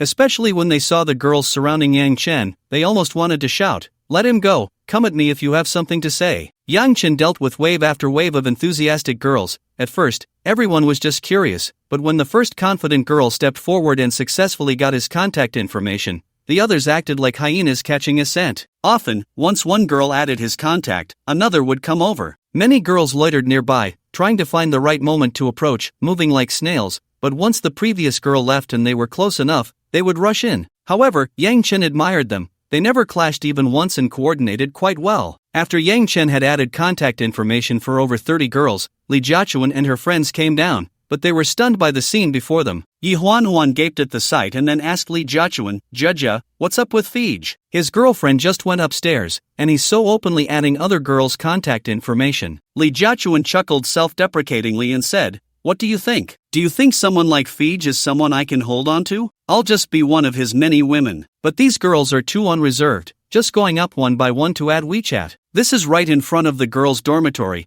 with so many people watching. Don't they care about their reputation? Yi Huan continued. Why care about reputation? In today's society, if you have money, only then will people mock you for once being shameless. If you're poor, no one will praise you for having integrity. Lee Jiachuan looked at those asking for her contact information with a mocking expression, then said, "I actually know that someone at school is spreading rumors about me and Brother Fei, saying that I'm being kept by someone, saying that I'm shameless. But do you guess if any of those who asked for my contact information have cursed me? I think there are. They're not angry that I'm being kept. They're angry that the one being kept isn't themselves. That's human nature. In the face of money, all persistence is insignificant," Lee Jiachuan said, glancing at Sun Rui, who lowered her head when caught looking. The last time Lee Jiachuan was brought back by Yang Chen, someone saw her getting off a luxury car with a pile of designer goods. She was already good-looking, outgoing, and actively participated in club activities, so she was recognized at school. Then rumors started flying, and even the counselor called her in for a talk. But she didn't care, they were slandering her out of envy,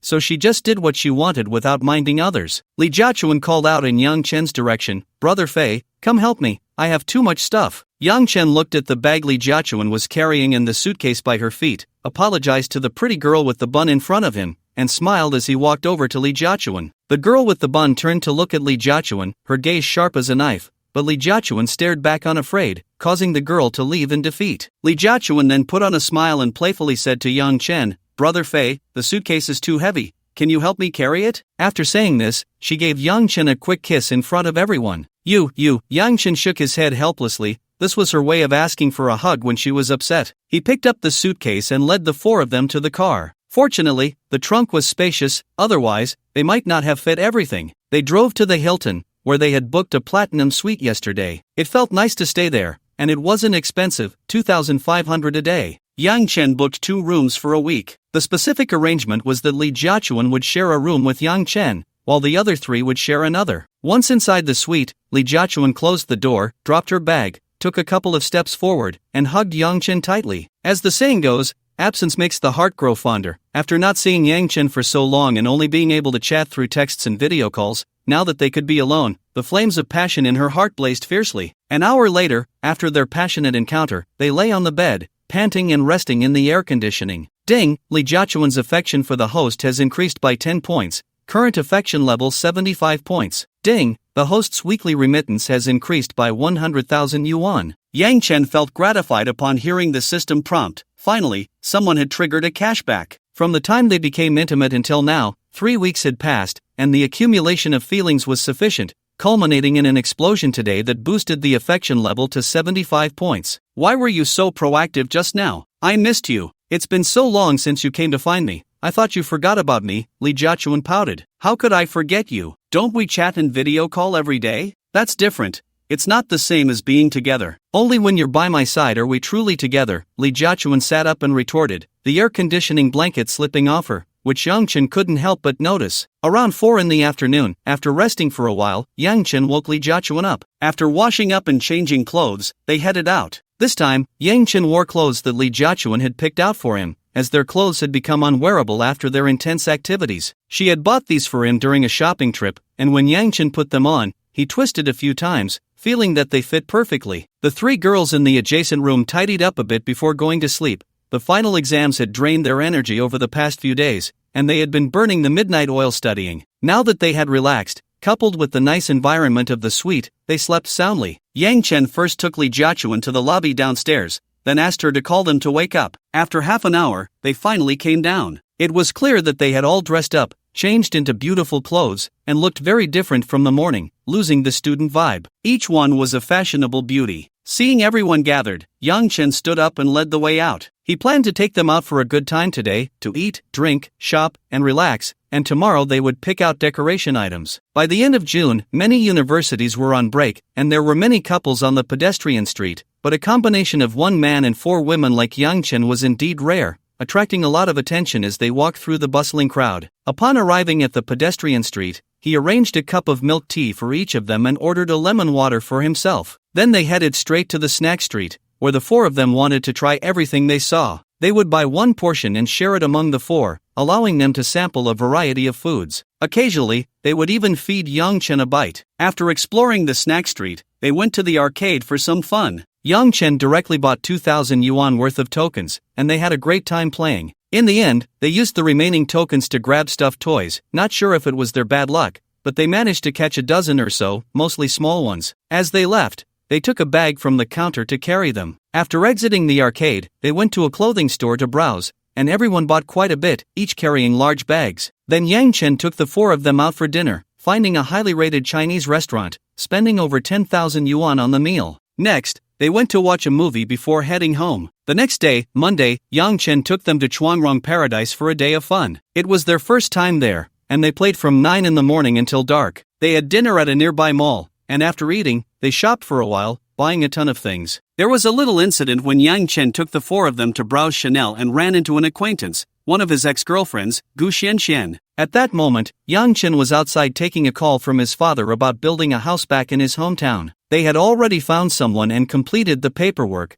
ready to start construction. His father asked if he would be going back, and after calculating the time, Yang Chen decided not to go, as the construction would follow the blueprints regardless of his presence. When he walked in and approached the 4, he realized the sales associate was Gu Xianxian. Initially, she hadn't noticed him, but after finishing her introduction, she habitually looked up and saw Yang Chen, looking at him with a puzzled expression. Yang Chen smiled and explained, "We're together. The one trying out the lipstick is my girlfriend, and the other 3 are good friends. I brought them out to have some fun today." Gu Xianxian sized up Yang Chen. "You're doing well now, making money, learning to enjoy younger girls." She could tell these girls were students, and a 30-year-old man like Yang Chen dating college girls didn't quite fit the old cow-eating young grass stereotype. Yang Chen just smiled and didn't retort. He was used to her way of being from when they were together, and besides, they had parted amicably, not friends but not enemies either. "Have you all chosen? If you like them, just buy a set." Then he looked at Gu Xianxian and said, "Could you help them match outfits? For sets, please." Gu Xianxian nodded and went to assist, thinking to herself that it seemed he had really made it.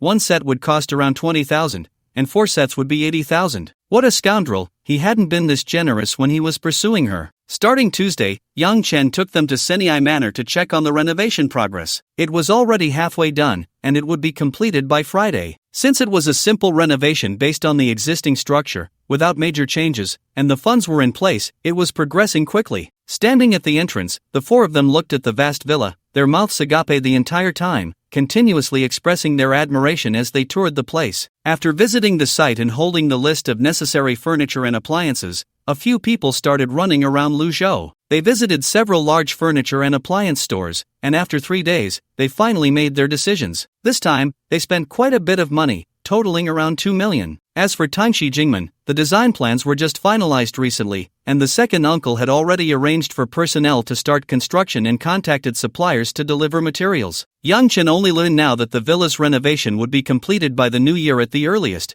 which is considered fast. Some villas could take up to 2 years to finish. Yang Chen thought it would only take a month or two. It seems that the earliest he could move in would be after the new year, and the villa provided by the system came at just the right time. However, the renovation cost of 20 million had already been given to the second uncle, who even registered a renovation company to take on the business. For the materials needed later, the second uncle would contact Yang Chen for confirmation before arranging procurement. On Friday, Yang Chen took 4 people out for a day of fun and bought gifts for everyone. Initially, he thought about just giving them money, but later decided that giving gifts as a token of appreciation was better. The 4 of them bought a lot of things they liked, and under Li Jiachuan's lead, each person's spending was considerable. On Saturday morning, Yi Huanhuan and Zhang Xingping took a car back home, while Sun Rui said she had other matters to attend to and stayed an extra day. Yang Chen didn't mind, as he had booked a week, which would end tomorrow. On June 29th, Saturday, Yang Chen took Li Jiachuan to the villa. The renovation had been completed yesterday, and today Yang Chen came to inspect it. Some of the ordered furniture and appliances would also be delivered, and since installation was included, he just needed to confirm everything. After a busy day, they returned to the hotel in the evening. Li Jiachuan suggested having dinner delivered to the room, and Yang Chen nodded in agreement, letting her order and asking if Sun Rui would join them. He hadn't seen her all day and didn't know what she was up to. After a while, looking at her phone, Li Jiachuan said Sun Rui had already eaten and wouldn't be coming, which Yang Chen didn't mind. When the meal arrived, Yang Chen noticed there were 2 bottles of red wine and asked, "What made you think of drinking today? Isn't it because I'm happy? Just think, in a few days, I'll be living in a big villa." "I'm excited," Li Jiachuan replied. She had already told Yang Chen that she wouldn't be going back this summer, having called her family to say a friend had introduced her to a job, and she would be interning soon. So, Li Jiachuan staying in Luzhou naturally meant living with Yang Chen. As he moved to the villa, she would follow along, hence her statement. Yang Chen thought about it and realized it was true. Happy about this, he drank a bit more. He finished 1.5 bottles of red wine, while Li Jiachuan didn't drink much. After dinner, Li Jiachuan went to take a shower first. Yang Chen wanted to join her for a couple's bath but was pushed out. It wasn't like they hadn't showered together before. He wondered why she was unwilling today. He sat on the sofa, watching TV in silence. Before long, Li Jiachuan came out of the shower, wrapped in a towel that couldn't hide her alluring charm. Feeling tipsy, Yang Chen stood up and hugged Li Jiachuan, wanting to get closer, but she grabbed his hand and said, "Brother, it's your turn to shower now. Let's talk after you're done. No need to rush." Yang Chen replied, "Do you know that it's not safe to shower after drinking? But exercising a bit to sweat is a good idea." Li Jiachuan paused, then smiled, "Brother, you're so strong, you'll be fine. But just to be safe, wash up quickly and just wipe off." Yang Chen chuckled and went in. In fact, he took a health supplement every week, so his physical condition was excellent. Plus, he wasn't very drunk from the wine, so washing up was fine. While he was showering, he heard some noise outside, and then the lights went out. When Yang Chen stepped out, he could only see someone lying on the bed through the light from outside, the air conditioning blanket rising and falling along the curves of the body. Yang Chen felt dry-mouthed and slightly tipsy, the alcohol taking effect as he threw himself onto the bed, ready to embark on a journey. However, a voice suddenly echoed in his mind. This was not Li Jiachuan. His right hand paused, and the person beneath him realized something was off, turning around to embrace Yang Chen and taking the initiative to kiss him. With the light, Yang Chen vaguely recognized who it was, Sun Rui. But how did she end up here? Where did Li Jiachuan go? Sun Rui kissed him for a while and said, "Don't talk, just kiss me." Yang Chen immediately understood this was a plan they had concocted. The alcohol surged again, and he didn't care about anything else, leaning down to kiss her. On Sunday, Yang Chen woke up to the sunlight, and the person beneath him was already gone, leaving only a faint fragrance on the pillow. The warmth in the bed had turned cold as he got up and walked out of the bedroom, spotting someone standing by the floor-to-ceiling window in the living room. Who else could it be but Sun Rui? Yang Chen walked over and stood beside her, asking, "When did you wake up?" "Just a few minutes ago," she replied. "From now on, just stick with me, but I have more than one girlfriend. Are you willing?" Yang Chen said after a moment. Sun Rui nodded slightly, but sharp-eyed Yang Chen still noticed, and the system chimed in. Sun Rui's favorability towards the host has increased by 10 points, current favorability 70 points. The host's weekly allowance increases by 100,000 yuan. Yang Chen felt a surge of joy in his heart, wrapping his arm around Sun Rui and saying, "From now on, I'll give you 100,000 pocket money every month. You can spend it first, and I'll increase it later. Stick with me, and you won't suffer." Sun Rui replied softly. Not long after, the sound of the door opening was heard. It was Li Jiachuan, carrying takeout breakfast. Seeing the scene by the window, she pouted and said, "Looks like I came at the wrong time." With that, she pretended to leave. Yang Chen smiled and said, "No, you came at just the right time." Li Jiachuan placed the breakfast on the table, walked to the other side of Yang Chen, and took his hand, placing it on her soft curves as an apology. Yang Chen felt the fullness and elasticity of her body. His other hand slid down to Sun Rui's hip. Although there was a difference, both were firm and elastic. After a while of teasing, Sun Rui couldn't hold back any longer, leaving with a quick, "I need to change," and returned to her suite, where she had come in her pajamas last night, leaving her clothes behind. Seeing Sun Rui leave, Yang Chen pulled Li Jiachuan to sit on the sofa and said, "So, what's going on?" Li Jiachuan leaned against Yang Chen's chest and said, Rui has always had a bit of a crush on you. I wanted to help her out, so I nudged her into your arms. Last night, after I took a shower, I opened the door and let Rui in, then I went next door. The rest, you already know." "Did you force her?" Li Jiachuan shook her head. "Of course not. I just provided a plan and coordinated. The path was hers to choose. Being with you is better than with other men. You're wealthy, generous, caring, and not too old. You're the best choice. You arranged for me to drink last night on purpose, didn't you?" "Yeah, alcohol gives people courage. The success rate is higher with a little drink. Can you honestly say you have no feelings for Rui?" Yang Chen didn't answer, and they waited for Sun Rui to return before the three of them had breakfast together. After eating, they continued to the villa to receive the ordered items. During a break, Yang Chen drew the accumulated lottery for the week. It was quite exhilarating to draw 7 times in a row. The system didn't just give 7 rewards at once, it came one by one, and each time guaranteed a reward, which was quite enjoyable. "Congratulations, you have won 3 kidney treasure pills in this lottery. Congratulations, you have won 90 points in this lottery. Congratulations, you have won 118 points and a property under 60 square meters. Congratulations, you have won 59 points in this lottery. Congratulations, you have won 58 points and won 56 million cash. Congratulations, you have won 58 points in this lottery. Congratulations, you have won 38 million cash in this lottery." The property won in this lottery has been confirmed as a Moon Half-Bend urban youth apartment, with an area of 59.7 square meters. After the lottery, the cash will be credited gradually, along with the weekly fixed payment of 26 million issued yesterday. The total cash amount has reached 78.54 million, and the points are 2017. However, what Yang Chen is interested in are the kidney treasure pills and the property. He opened the system mall to check the introduction of the kidney treasure pills. Kidney treasure pills, 10-point/pill, oral, once a week, effective immediately after use, restores your kidney function, increases duration, no side effects, and will continue to improve your kidney condition even after the effect wears off, with specific effects and duration determined by the user's physical condition. The worse the condition, the better the effect. After recovery, continued use will slightly enhance kidney function,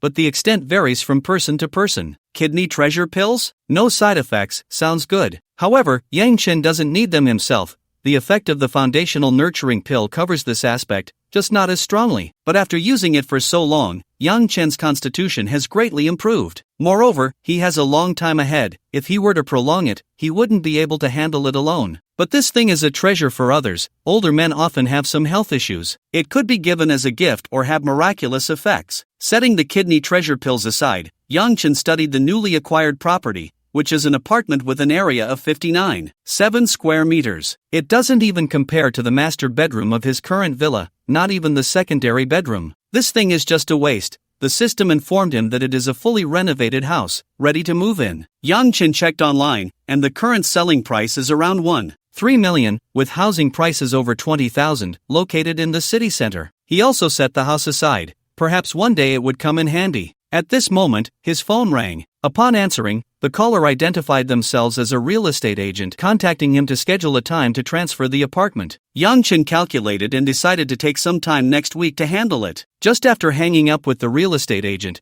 before he could even put his phone down, another call came in. This time it was from the Rolls-Royce 4S store, informing him that the Phantom he ordered had arrived and asking when he would come to pick it up. Yang Chen then remembered that he had won a Rolls-Royce Phantom in the previous system lottery. The system had indicated that the car would arrive by the end of the month. Yang Chen glanced at his phone. Today is June 30th, a Sunday, right on schedule. The sales representative at the 4S store inquired when it would be convenient for Yang Chen, so they could arrange for a car handover ceremony. In fact, the 4S store was hoping that if Yang Chen didn't pick up the car, they could borrow it for an exhibition. This does not conform to vehicle sales regulations. Generally, vehicles ordered by customers are not exhibited unless purchased from an exhibition. However, this opportunity is rare. As Rolls-Royce's first electric sports car, to be honest, there aren't many orders. Most buyers are just curious players. But these people are mostly in coastal provinces. In Luzhou, not to mention orders, there hasn't even been an exhibition arranged. This time, it was hard to come by someone who ordered one, and everyone naturally wanted to seize the opportunity for promotion. Nevertheless, the store still had some concerns because this car was not purchased through the 4S store's channels. It was directly ordered from the manufacturer and shipped over, completed in just half a month, an unprecedented speed, and the connections involved were astonishing. Anyway, they couldn't figure out how the purchase was arranged. Thus, the 4S store arranged for the sales representative who had previously contacted Yang Chen to come and test the waters, to see if he was willing to cooperate. After going around in circles, the sales representative hesitantly expressed the store's thoughts. As a globally renowned luxury car brand, Rolls-Royce's sales in 2023 were 6,032 vehicles, an increase of 11 vehicles compared to 2022. As the second largest market for Rolls-Royce globally, China saw sales exceed 1,600 vehicles in 2023, accounting for more than a quarter of total sales. However, Rolls-Royce has only 34S stores in China, and the Luzhou 4S store, established in recent years, has not achieved high sales figures. The highest sales nationwide were in Jin City, with 283 vehicles last year,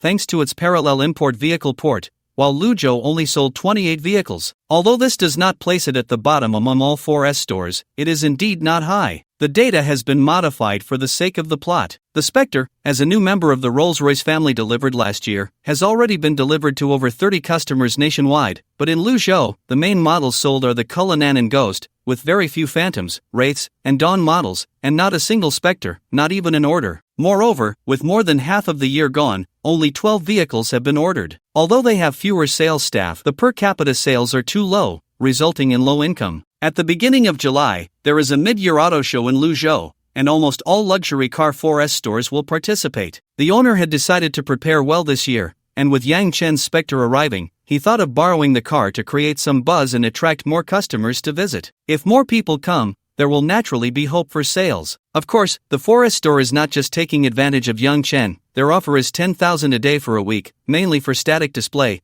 with dynamic demonstrations arranged by the 4S store, and no test drive activities. Additionally, Yang Chen's Rolls-Royce Spectre will receive an 80% discount on maintenance in the future. After signing the contract, a third-party agency can be invited to inspect the vehicle after the event, and any losses will be borne by the Luzhou Rolls-Royce 4S store. Not understanding the maintenance profit, just consider it as making money, not losing out. Yang Chen calculated briefly and found it quite sincere. The rental fee of 10,000 is a normal market price, and the 80% discount on maintenance can save quite a bit over the year. Of course, the store will not lose money, just earn less. Yang Chen thought for a moment and decided to agree, as he already had a car to drive, considering it a chance to make friends, which might come in handy someday. After all, there are only 30 stores nationwide, and having one in Luzhou is not something just anyone can achieve. He then said, "Sure, I can lend it to you for display." After all, the last time had already helped him. He bought the car he liked and even had a bit of an inside deal, which was quite good. "Great, thank you for your support, Mr. Yang. Can you come by tomorrow to handle the paperwork? Our event starts on the 3rd, and time is quite tight." Yang Chen thought for a moment and replied, "Sure, I'll come over on the morning of the 2nd. He had some deliveries scheduled for tomorrow, and after one more busy day, he would be almost done. On the 2nd, a few deliveries from farther away would come, but Li Jiachuan and Sun Rui could handle things here. He could pick up the car and then go get the property certificate, conveniently taking care of everything. On the morning of the second, after briefing Li Jiachuan and Sun Rui, Yang Chen drove the Cullinan to the Luzhou Rolls-Royce 4S store. As for the two of them, they took Yang Chen's G-Class to San'en'ai Manor. The car was brought over by Yang Chen from Changhan Jiayuan yesterday for their convenience. Both of them had driver's licenses and some driving experience. Li Jiachuan usually drove her father's car when she returned home for holidays, while Sun Rui practiced with her cousin's car. Last night, Yang Chen took them out for a drive in the G-Class, Li Jiachuan drove there, and Sun Rui drove back. Yang Chen gave them some tips, and both performed well, with Li Jiachuan being slightly better. On the way back, Yang Chen watched Sun Rui drive seriously and thought about getting them a car. He also needed to prepare a house,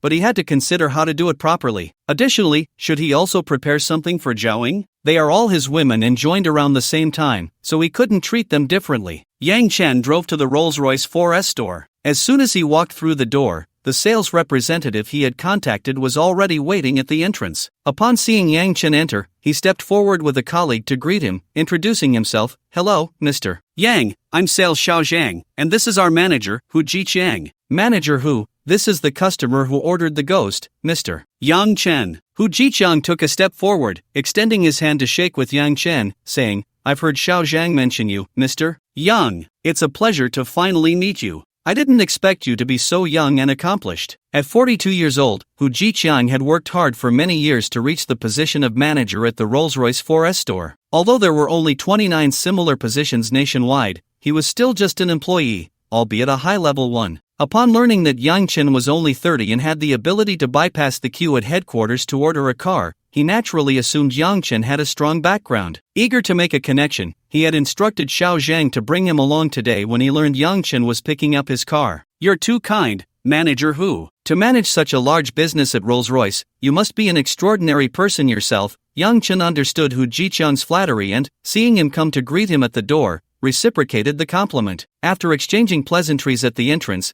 they headed towards the delivery area, where the staff had already brought the car over, holding a stack of documents waiting for Yang Chen to sign. The Rolls-Royce Ghost, a newly crafted two-door, four-seat coupe, had earned the title of the pinnacle of electric cars upon its release. The new model was built on Rolls-Royce's all-aluminum luxury architecture, and its overall appearance gave an impression of unattainable grandeur. The front featured a bold waterfall grille, complemented by sharp, elongated LED headlights, creating a striking visual effect. Additionally, the iconic three-dimensional logo was prominently displayed on the front of the hood, enhancing the car's recognition. The model Yang Chen ordered was in a golden color, which was rare for cars in the country, and he felt it was quite ostentatious. The interior featured a white starry sky ceiling, with orange accents highlighted by red lines. The car also included a starry door interior panel, giving it a fashionable, noble look, embodying the classic elegance of Rolls-Royce. After receiving the car, Yang Chen took it for a spin, and it felt incredibly easy to drive. The electric throttle response was excellent, with immediate feedback and no delay. Furthermore, the sales representative introduced the rear-wheel steering system equipped in the Rolls-Royce Ghost,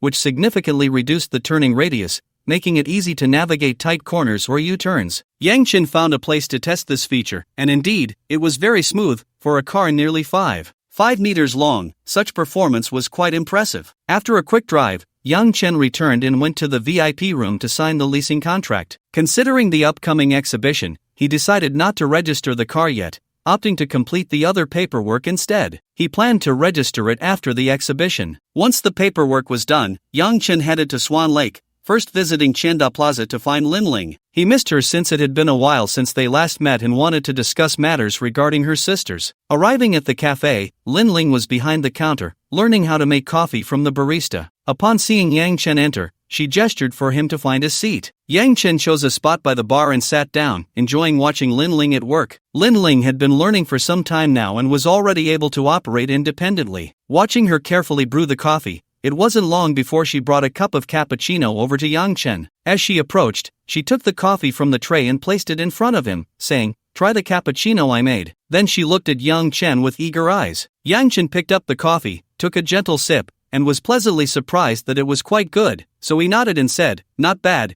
you've made great progress since before." Of course, a soldier's absence for 3 days should be looked at with new eyes. "I've been studying hard every day. The master who teaches me to make coffee says I have a talent and I'm improving quickly. In a little while, I'll be ready to go out on my own," Linling said proudly. Yang Chen nodded and said, it's almost noon. Is there anything to do? If not, let's go out for lunch. There's nothing to do at noon. The store manager is here, and she can handle anything that comes up. Then you can arrange things and let's go. Yang Chen continued, you don't need to change out of that outfit. Oh, Lin Ling understood immediately. She had been making coffee and was wearing the store's uniform, so she looked at Yang Chen with a teasing gaze, but Yang Chen was too thick-skinned to care. Lin Ling had no choice but to arrange a few things before following Yang Chen out. The two had a simple meal and then headed straight to the hotel upstairs. It was too troublesome to go home for lunch. It was better to go directly to the hotel to rest. In the luxurious suite of the hotel, Yang Chen had just finished with Lin Ling, the story of the troublesome client and the coffee girl, clothes strewn all over the floor, and the two lay on the bed resting. After a while, Yang Chen fumbled around and said, I have a few younger sisters here that I plan to show you. Let me know when you have time.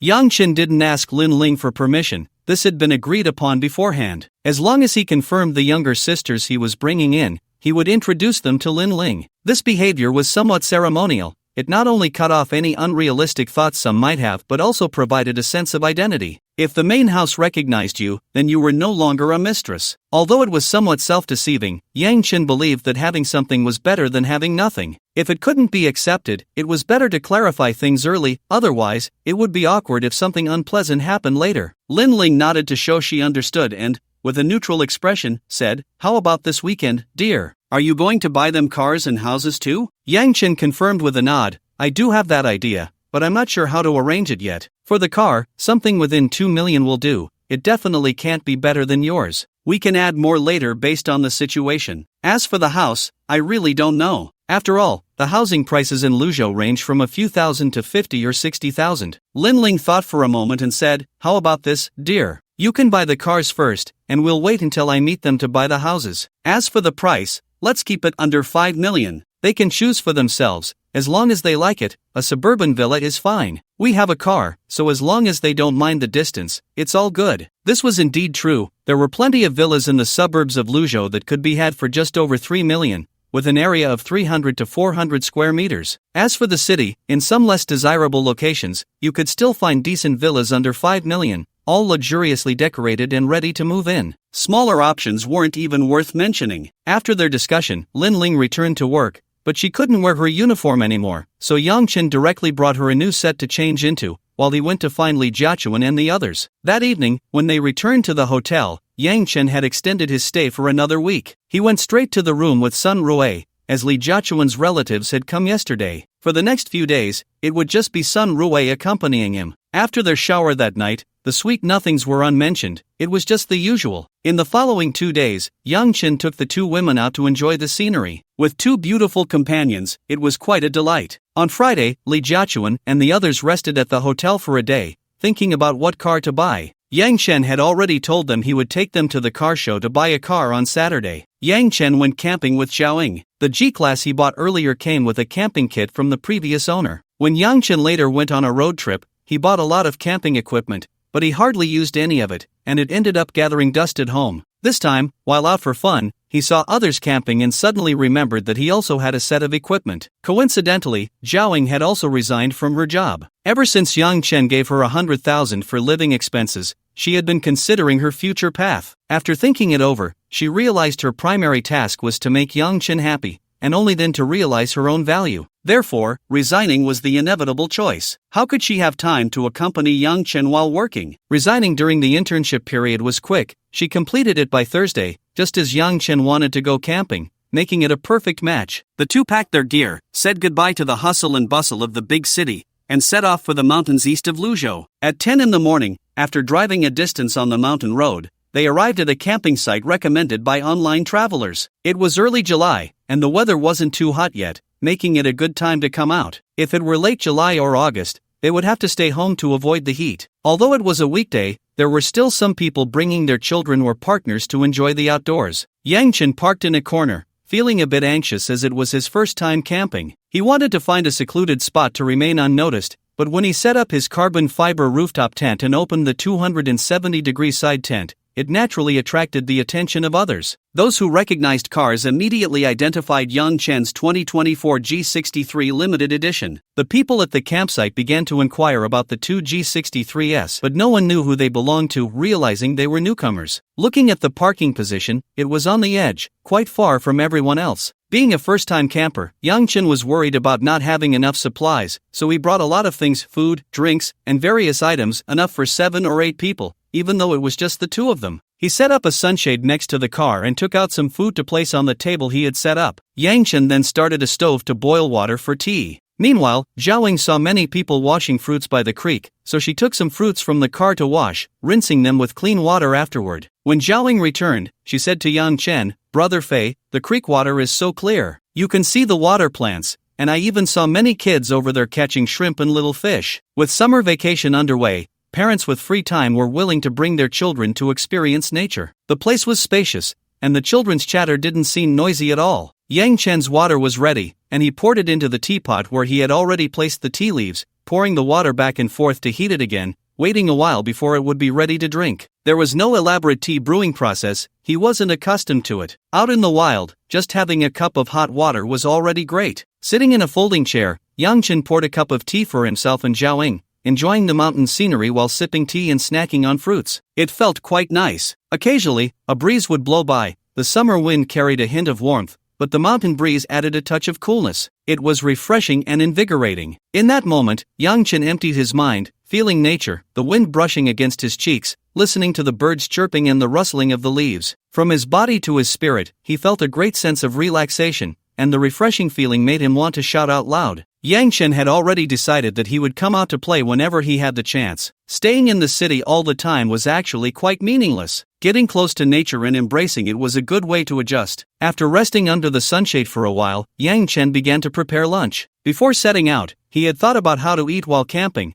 planning to return to the city the next morning. This meant they would need to eat 3 meals here. Considering the ingredients and preparation issues, he ruled out cooking stir-fry first. It was too troublesome. After consulting Zhaoying's opinion, Yang Chen decided to have a barbecue for lunch and hot pot for dinner, with a simple breakfast of bread and milk the next morning. He pulled a power line from the Big G, then took out the electric grill. Once powered on, he could start grilling meat, using the energy from the solar panels on the rooftop tent. As it was his first time cooking while camping, Yang Chen was afraid of using an open flame and felt that using electricity was more convenient. Fortunately, with the solar panels providing ample power, he prioritized using the electric grill. Of course, he also brought tools for starting a fire. The hot water earlier was boiled using the stove he brought, but boiling water was one thing, cooking was another matter entirely. Yang Chen took out the ingredients he had brought from the car. The meat had been marinated in advance and stored in a small fridge or foam box with ice packs for preservation. He gathered enough ingredients for 2 people and asked Zhaoying to wash the vegetables. Yang Chen began preparing lunch. Yang Chen's cooking skills were decent, and both of them enjoyed the meal. The staple food was either self-heating rice or steamed buns, which he grilled on the plate, and it tasted quite good. After finishing the meal, they cleaned up the trash and put it in the prepared box, then went to the makeshift bathroom by the car to take care of personal matters. Yang Chen set up the hammock for a nap. It was too hot in the rooftop tent to stay there. Zhaoying lay on the hammock 2 meters away from Yang Chen, and the breeze soon lulled her to sleep. When she woke up, it was already past 2 o'clock, and Zhaoying was no longer in the hammock. She must have woken up earlier and gone out to play. After searching for a while, Yang Chen found her by a ditch, where Zhaoying was wearing a hat and fishing for shrimp with a group of children and their parents. Yang Chen walked over just in time to see Zhaoying catch a shrimp, but a little girl nearby stepped forward and took the shrimp from her. Zhaoying then lifted her rough twig fishing rod and cast the bait back into the water to continue fishing. Seeing Yang Chen approach, Zhaoying smiled and explained, "I woke up earlier and thought I'd take a walk. I didn't expect to find these kids fishing for shrimp here. When this little girl saw me, she shared a fishing rod with me, and I've caught quite a few in a short time." She gestured for Yang Chen to check out her catch. Yang Chen looked at the little girl's red bucket, which was nearly half full of small crayfish. It seemed they were easy to catch. He remembered when he was a child, taking his sister to catch crayfish in the ditches and small ponds back home. There weren't many entertainment options back then,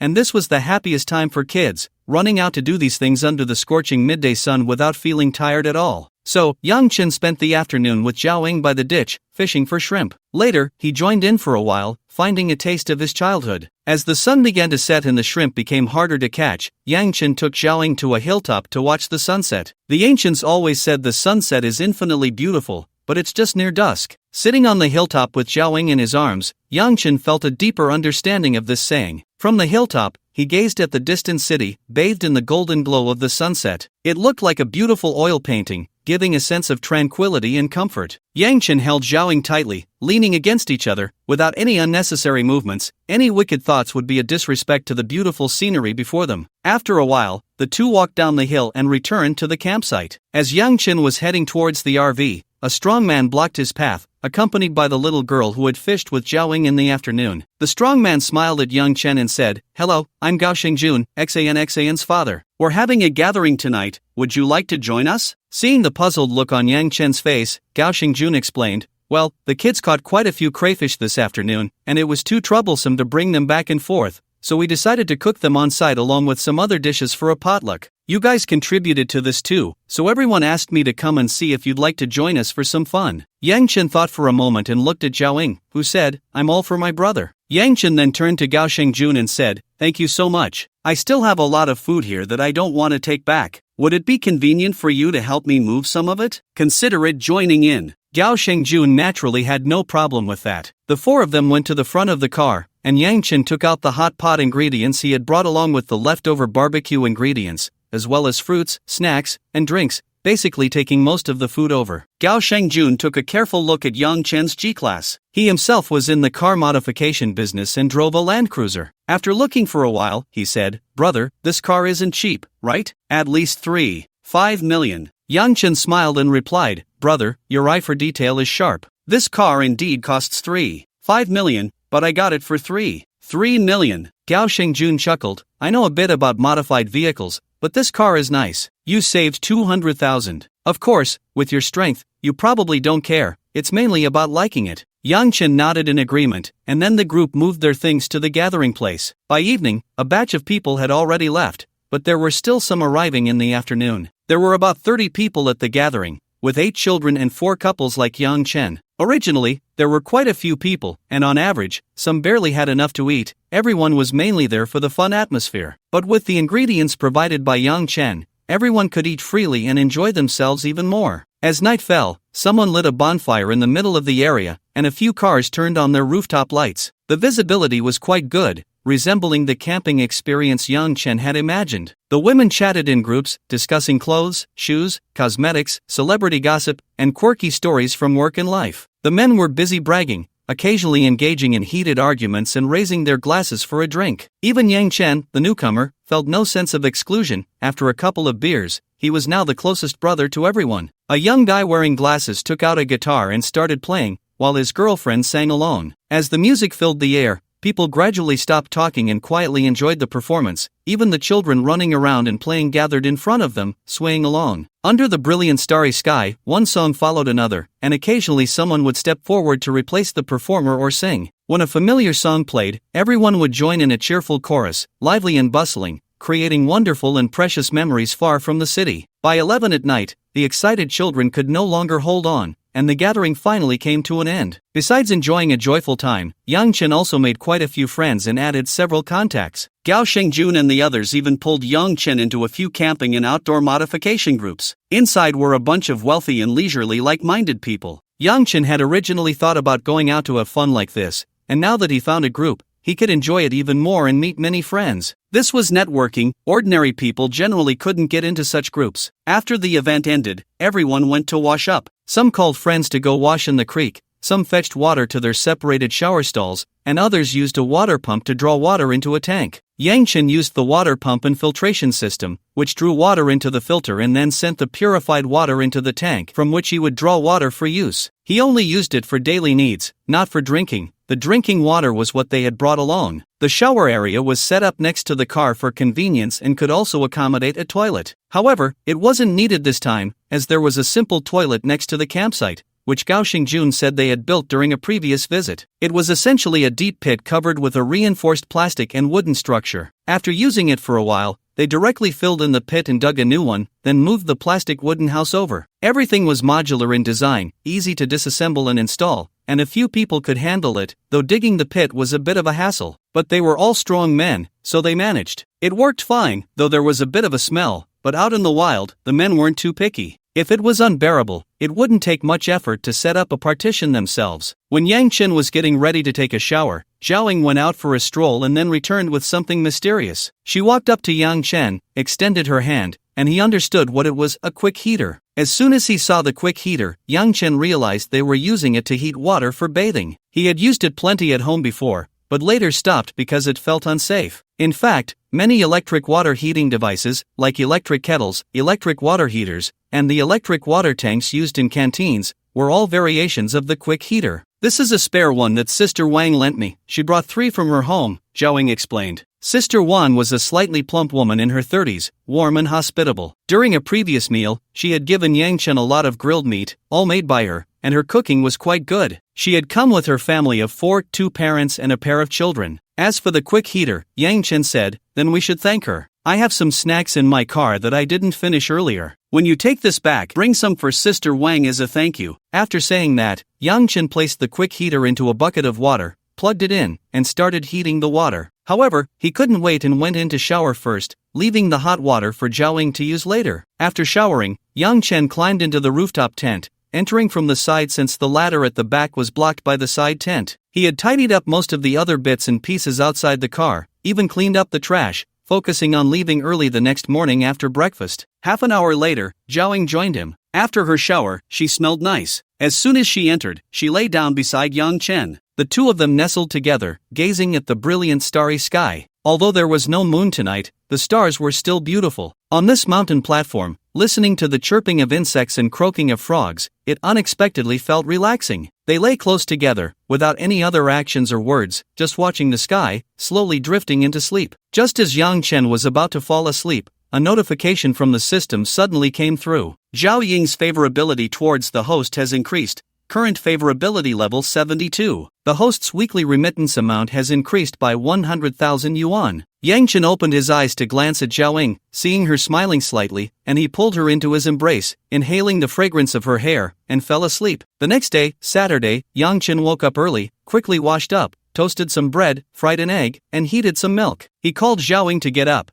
and after breakfast, he greeted the friends he had met yesterday before heading back home. Some people returned with Yang Chen, while others said they would play a bit longer before leaving. On the way back, Yang Chen told Zhao Ying that he would wash up first when they got home and then take her to buy a car, clarifying that it wouldn't just be the 2 of them, but 3 people. Hearing that she was getting a car made Zhao Ying very happy. When she learned there would be 2 other girls, she didn't show much on her face, even saying it was fine, but how she truly felt inside, only she knew. After dropping Zhao Ying off, Yang Chen went to the hotel to wash up and change clothes, then took Li Jiachuan and Sun Rui with him in the car. This time, they drove a curryman, first picking up Zhao Ying from her home, and then headed straight to the Lakeside Convention Center, where the mid-year auto show was being held. Upon arrival, Yang Chen wanted to take the 3 girls out to eat. Fortunately, everyone knew each other's identities, and with Yang Chen present, there was no conflict. Of course, they couldn't be as close as sisters, considering it was their first meeting. During dinner, Zhao Ying sat next to Yang Chen, while Li Jiachuan and her good friend Sun Rui sat opposite them. The 4 of them ate amicably, and perhaps to ease the atmosphere, they chatted a bit during the meal. After finishing their meal, the 4 of them strolled into the exhibition center, treating it as a way to digest their food. This car show was quite large, with almost all the brands available in the market present. This year, the economy was not doing well, and everyone was feeling down, hoping to take advantage of this opportunity to promote themselves and make the second half of the year look better in terms of performance. Yang Chen was followed by 3 beautifully dressed women who wandered around the various booths. Each booth was surrounded by many people, with most raising their phones to take pictures of the car models. Some were there to experience the new car models, but there weren't many genuinely interested buyers. Yang Chen led the 3 of them around, taking pictures when he saw beautiful car models. Li Jiachuan and Zhao Ying each clung to one of his arms, not letting go. What did that mean? 3 stunning beauties were in front of him, and he was taking pictures of these flashy models. Yang Chen could only smile wryly at the situation on either side. Although they were good-looking, they didn't show as much as the models. Besides, he was just there to learn, planning to review the photos later when he was alone. However, the two of them just wouldn't believe him and kept holding on, though they relaxed a bit, not affecting their movements. After checking out the new energy vehicle section and the latest models of domestic and joint venture cars, the group wandered into the area filled with luxury cars. Here, Lee Jia-chen was the first to take action. She had already decided to buy a Porsche before coming, with a few options in mind, the Panamera, 911, and Cayenne. After comparing for a while and discussing with the others, Lee Jia-chen ultimately decided on the 911, specifically the 2023 Carrera 4S Cabriolet 3.0T. It was a two-door, four-seat, all-wheel drive convertible sports car, chosen in white with a red interior, looking stunning, priced at $1.728 million, which came to $1.9 million with accessories. Next was Sun Rui, who chose the Mercedes-AMG GT53, a four-door sports car priced at $1.34 million, which totaled $1.6 million with options. Yang Chen was curious why a girl would choose a Mercedes, and Sun Rui shyly explained, "People from my hometown, especially the older generation, only know about BMW and Mercedes, which led me to think of them as luxury cars, so when I bought a car, I subconsciously chose this." In fact, Sun Rui's initial choice was the Mercedes S-Class S450L, but Lee Jia-chen pointed out that most of those cars were driven by successful people, and since they were students, it wouldn't be appropriate to drive such a car. They would make it seem like a boss had come to negotiate a partnership. So, they chose the AMG GT sports car for her. Lee Jia-chen and Sun Rui were quick to make their purchases because they had prepared in advance and were ready to order on site. However, Zhaoying was unprepared and had to look around, checking out luxury cars from various brands. In the end, with the guidance of a salesperson, she also chose a sports car, the 2023 Maserati Medina two-door, four-seat hardtop sports car, priced at $1.46 million, totaling $1.75 million with options. With all three cars purchased, Yang Chen, including taxes and fees, spent just over $6 million. As the three signed contracts and watched Yang Chen swipe his card, everyone was extremely excited, saying, "Oh wow, my first sports car is here." Each of them couldn't help but give Yang Chen a kiss, with Zhaoying even giving him a French wet kiss, causing the other two to roll their eyes, saying he was the one with all the tricks. Although the cars were bought, they couldn't pick them up immediately. They had scheduled to go to the dealership on Monday to collect them. After the purchases, Yang Chen took the girls to see his own car, not mentioning it was his beforehand, just letting them line up to experience it. Shanliang is indeed well known, and there were quite a few people willing to queue up to experience the car and then take photos to post on their social media. The three girls were the same, finding various angles to take many beautiful pictures. While they were sitting in the lounge area selecting photos, Yang Chen smiled and asked Shanliang how the car felt. Lee Jia-chen said, "It must be great. The name Rolls-Royce carries a lot of weight. So, do you want to take it for a spin?" "Of course I do. I've already asked the staff, and they said they don't allow test drives. Otherwise, I would have booked one long ago," Zhaoying replied indignantly. She just wanted to see how the Rolls-Royce electric sports car compared to the Cullinan. Yang Chen smiled and said, "That's not a problem. That car is actually mine. The Rolls-Royce dealership borrowed it from me for the exhibition. Once the car show is over, if you want to, you can take it for a drive. I usually park it at Sinai Garden." The three girls gasped in surprise. This was also his, worth $6.35 million, more expensive than the three cars they had bought combined. But thinking about Yang Chen's own Cullinan and G-Wagon, they understood, rich people don't care about money. After buying the car, Yang Chen took the three girls out to eat at a nearby high-end restaurant that served French cuisine, and the meal, along with wine, cost $45,000. On the way back, it was Sun Rui driving since she hadn't drunk any alcohol. Back at the hotel, he also booked a room for Zhaoying. On the way, Yang Chen had already arranged with Lin Ling to meet at Sinai Manor tomorrow,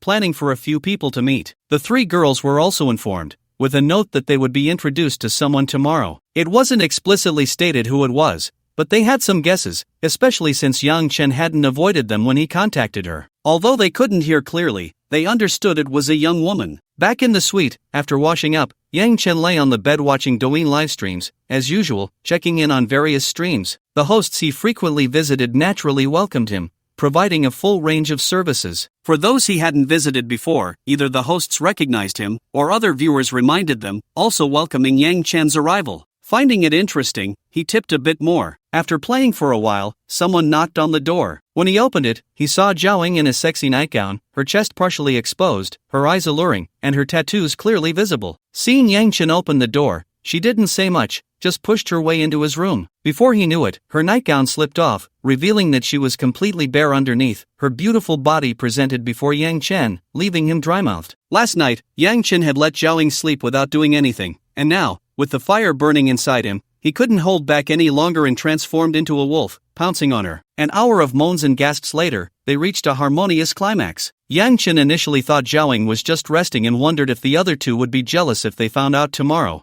However, after a while, Zhaoying said she was going back to sleep and left. So heartless, just finished and left? Yang Chen thought. After about 10 minutes, someone knocked on the door again. Yang Chen looked around, thinking it might be Zhaoying forgetting something, but there was nothing. When he opened the door, it was Li Jiachuan, looking serious, staring intently at Yang Chen without saying a word. Yang Chen was puzzled, wondering what he had done to provoke her. Before he could ask, Li Jiachuan walked in and said, "My relative has left." Before Yang Chen could react, she unbuttoned his nightgown and squatted down. Another hour and a half passed, and Li Jiachuan left, looking satisfied, her face beaming with joy. After she left, Yang Chen felt something was off, sensing a conspiracy. After a while, there was another knock on the door. Exhausted from the day, Yang Chen pushed his tired body to open the door. Without even looking at the person at the door, he bluntly said, "I really can't take it anymore. No matter how good the ground is, you can't let the cow rest, can you?" Standing at the door was Sun Rui, dressed in a white princess dress,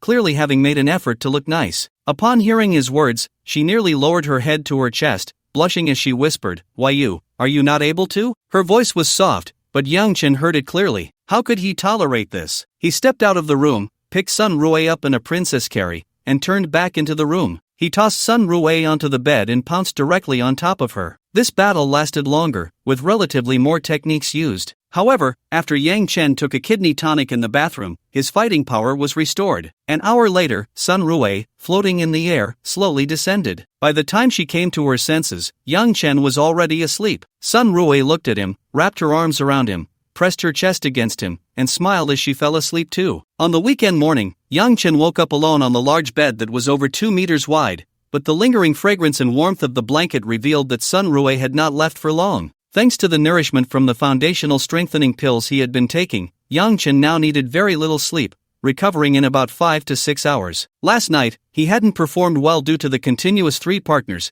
Zhaoying and Li Jiachuan had both left while forcing themselves, collapsing as soon as they returned to the room. Usually, he would handle one at a time, but this time, with 3 in a row without a break, it was indeed overwhelming. Yang Chen was once again determined to hit the gym. Lying in bed, he reflected on last night's events. It seemed the three of them had reached some sort of agreement to take turns sleeping with him. Did that mean he was being taken advantage of? Now that he was awake, Yang Chen checked the week's lottery results. Name, Yang Chen. Age, 30. Health, good. Cash, 99. 97 million points, 5363. Record, won 146 points in the lottery on July 7, 2024. This time, the lottery was rather disappointing, yielding only points in cash, with no vehicle or props at all. However, with 97 million in cash, Yang Chen felt excited, experiencing a sense of achievement unique to those who enjoy accumulating wealth. His liquid assets had already reached 100 million, which was quite substantial in the country. After all, many billionaires only appear wealthy on the surface.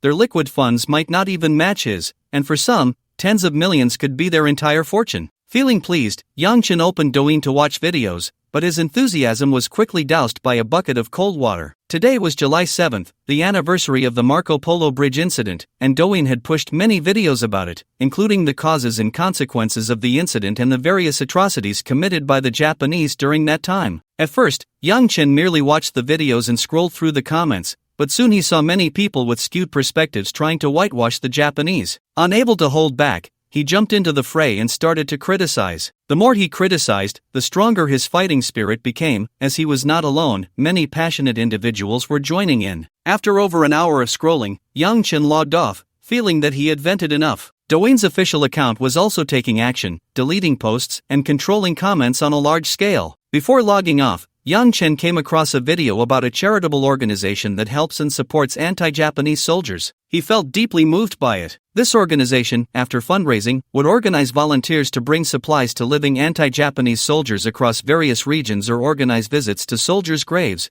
as well as promote the anti-Japanese war in schools. Yang Chen had always believed that while we might let go of past history for various reasons, we must not forget. Letting go is for the sake of living, but forgetting is akin to betrayal, and misinterpretation is even worse, it's treason. Finding the information for this charitable organization, which included a donation account, Yang Chen looked up some details and found it didn't seem like a scam, so he sent over 5 million. He also looked for other organizations, all of which had relatively good reputations, some with official backgrounds and others being grassroots organizations. They didn't just help anti-Japanese soldiers, but also assisted those who dedicated themselves to the country. Yang Chen assessed the situation and sent them funds, spending a total of 20 million. Although his savings had dropped to less than 80 million, Yang Chen was happier than if he had spent 100 million on himself because he had used this money to help more people. Perhaps he couldn't change others' destinies, but at least he could make the paths of some a little smoother. At 9 o'clock, Yang Chen calmed his mood and got out of bed. He had quite a few things to do today. After breakfast, he checked out of his room. Starting today, he would move to the Senai Manor, and the other 3 women would follow him. Since there were plenty of rooms in the villa, which had 10 bedrooms, Yang Chen let each of them choose one, allowing them to stay whenever they wanted, while also reserving the rooms for them. Since there weren't many women around, it was enough to keep a few spare rooms for guests. He took the 3 women shopping for some items and then drove to the villa. Yang Chen drove the Cullinan with Xiaoying,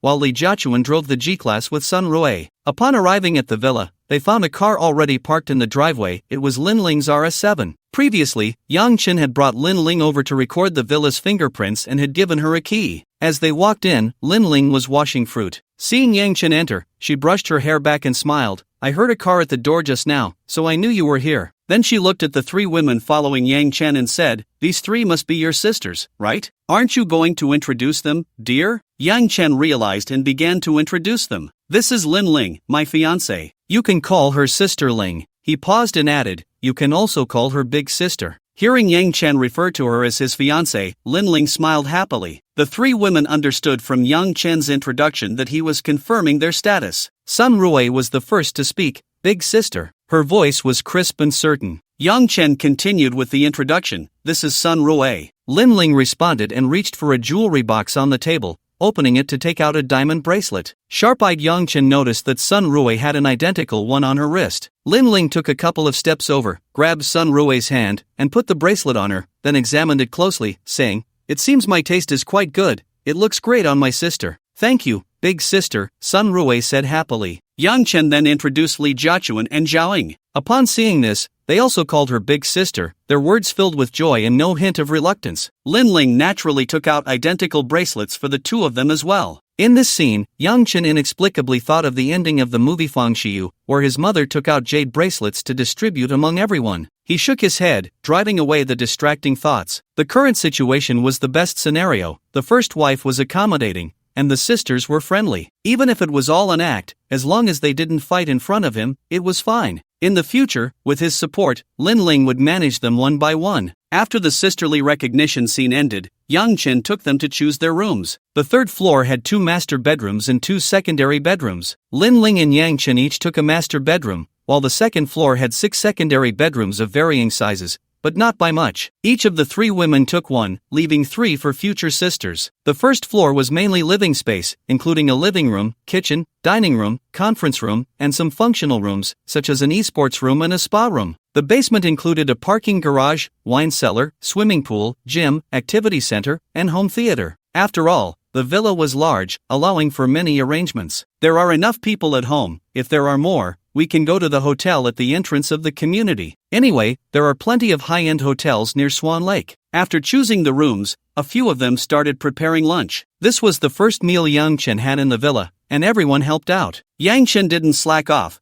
The kitchen was big enough to accommodate everyone. In no time, more than 10 dishes were on the table, and Lin Ling had already cooked the rice beforehand. They didn't drink alcohol at noon since Yang Chen had activities planned for the afternoon. They only poured juice. He raised his glass and said a few simple words before everyone began to eat. Watching the 4 women occasionally raise their glasses to toast, lively and cheerful, Yang Chen sat with a smile at the corner of his mouth. At that moment, he felt that life was complete, with no other desires, just wishing this moment would last forever. Halfway through the meal, Lin Ling, who was chatting, asked Yang Chen, "Honey, have you bought the RV for the sisters?" Lin Ling asked this because it had been discussed before, but she really didn't know if the car had been purchased. Yang Chen nodded in response, "The car has been bought. I got it at the auto show yesterday. We can pick it up the day after tomorrow, but the house hasn't been bought yet.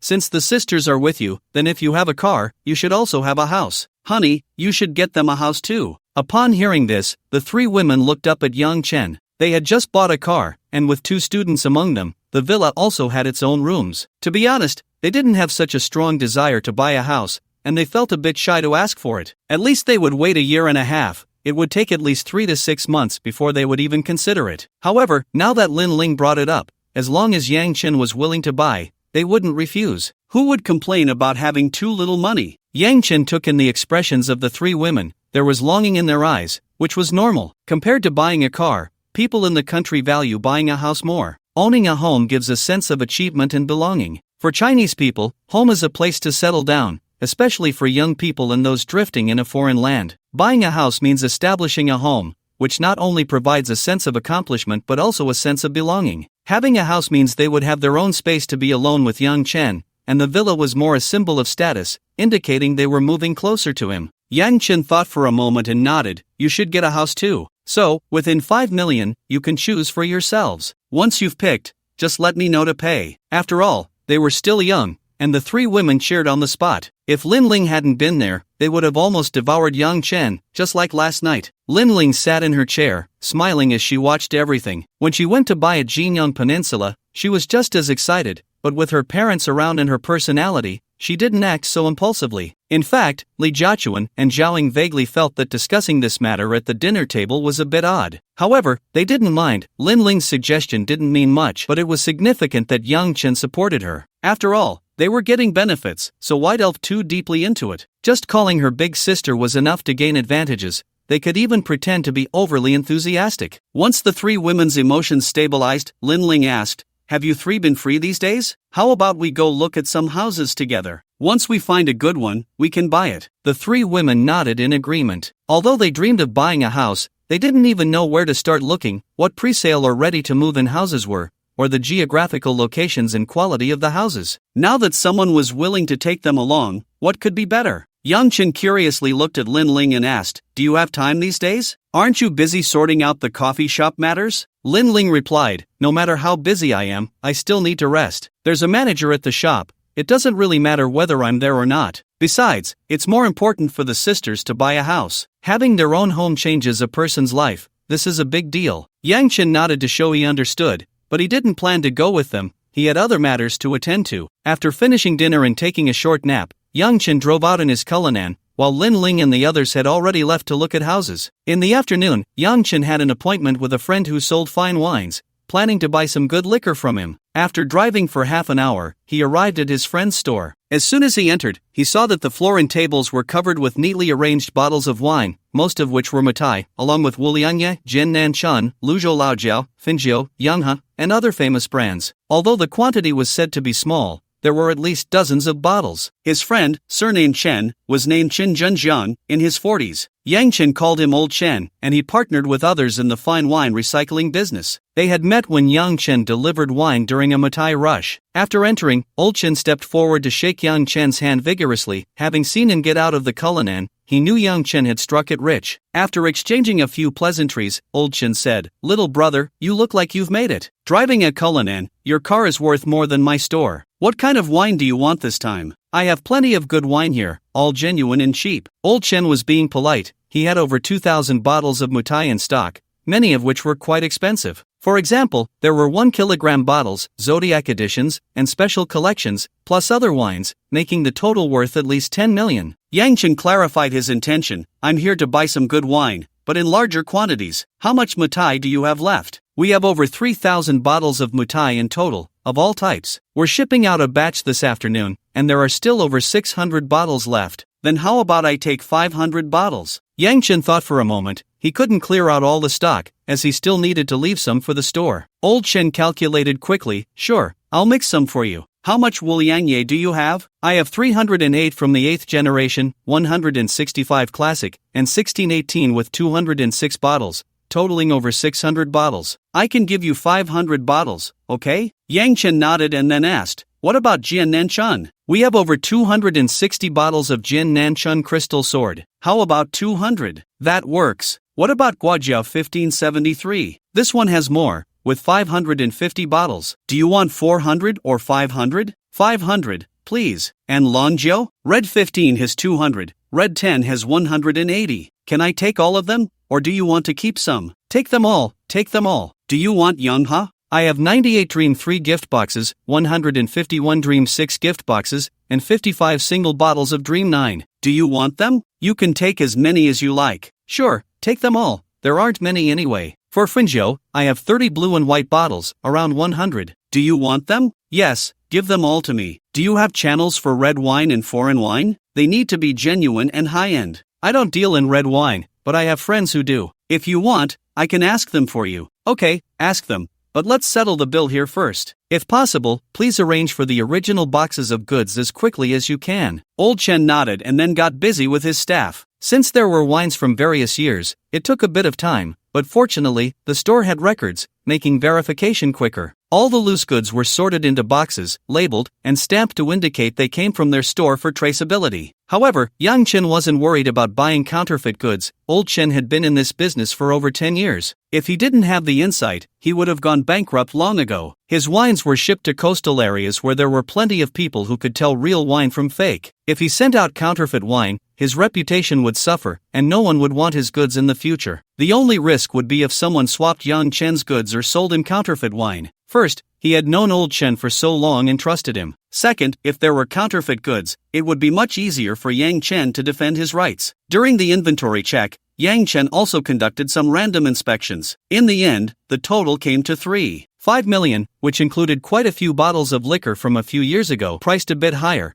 and Old Chen waived the small change. A total of over 2,700 bottles of liquor were purchased. It looked like a lot, but when actually stored in the wine cellar, it was just that, less than 500 boxes. A standard wine box measures 0.6 by 0.4 meters, which is 0.24 square meters. 4 boxes fit in 1 square meter, so 500 boxes laid flat would take up 125 square meters. If stacked 5 layers high, it would only require 25 square meters, and with shelves for separation, 40 square meters would be more than enough. Yang Chen's villa has 2 wine cellars. The larger one for white liquor is 50 square meters, and it still isn't full. After paying, Old Chen cheerfully approached. He made quite a profit from this deal, but Yang Chen also benefited, as it was much better than buying at the original price. After all, it was faster and a bit cheaper than going out to buy it himself. He instructed Old Chen to arrange for a truck to deliver to Senai Manor and then went to a friend of Old Chen's who sold red wine. The address was near Swan Lake, just 2 kilometers from his villa. A beautiful lady, looking about 35 or 36, received Yang Chen. She introduced herself as Lu, and he called her sister Lu. After discussing with Lu, she arranged a set of foreign wines for him, including red wine, champagne, whiskey, vodka, brandy, rum, gin, and more. The prices ranged from hundreds to tens of thousands, and in the end, Yang Chen bought 1,200 bottles, spending 7 million,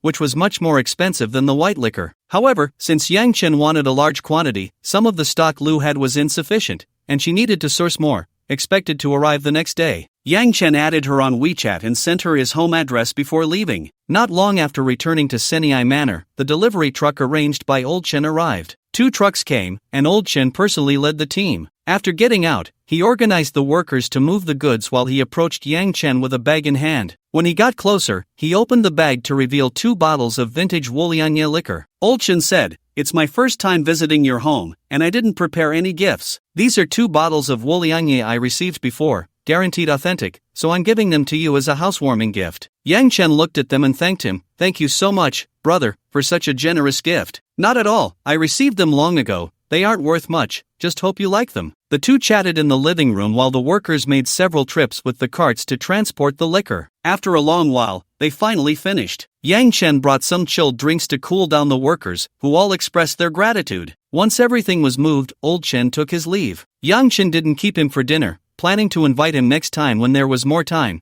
as they would have future dealings. The house back in his hometown also had a wine cellar, and the Tangxi Jingmen area had one too, all needing to be stocked with liquor. The next day, Sister Lu came with a truck to deliver the wine. Similarly, she also brought 2 bottles of red wine from the Bordeaux region of France. Lu introduced them as gifts from a winery during her visit to France, mentioning she had tasted some and found the flavor quite good, and importantly, they weren't available for purchase outside. Yang Chen naturally expressed his sincere thanks, and after delivering the goods, Lu left as well. After bidding farewell to Lu, Yang Chen went to the wine cellar. There were 2 cellars in total, one for white liquor, which was larger at over 50 square meters, and another for red wine, which was over 40 square meters. Both were built by the previous owner, and Yang Chen had only updated the equipment before continuing to use them. Looking at the nearly filled wine cellar, Yang Chen felt a sense of satisfaction and accomplishment, almost wanting to announce it to the world. In the past few days, Lin Ling had taken the 3 girls to tour various mid to high-end residential complexes in Luzhou. While they hadn't seen all of them, they had inspected more than half, and in the end, all 3 girls bought large flat units. Zhaoying purchased a property in the Bagu area, Greenland Huayu, a 2016 building with a layout of 4 bedrooms, 2 living rooms, and 3 bathrooms,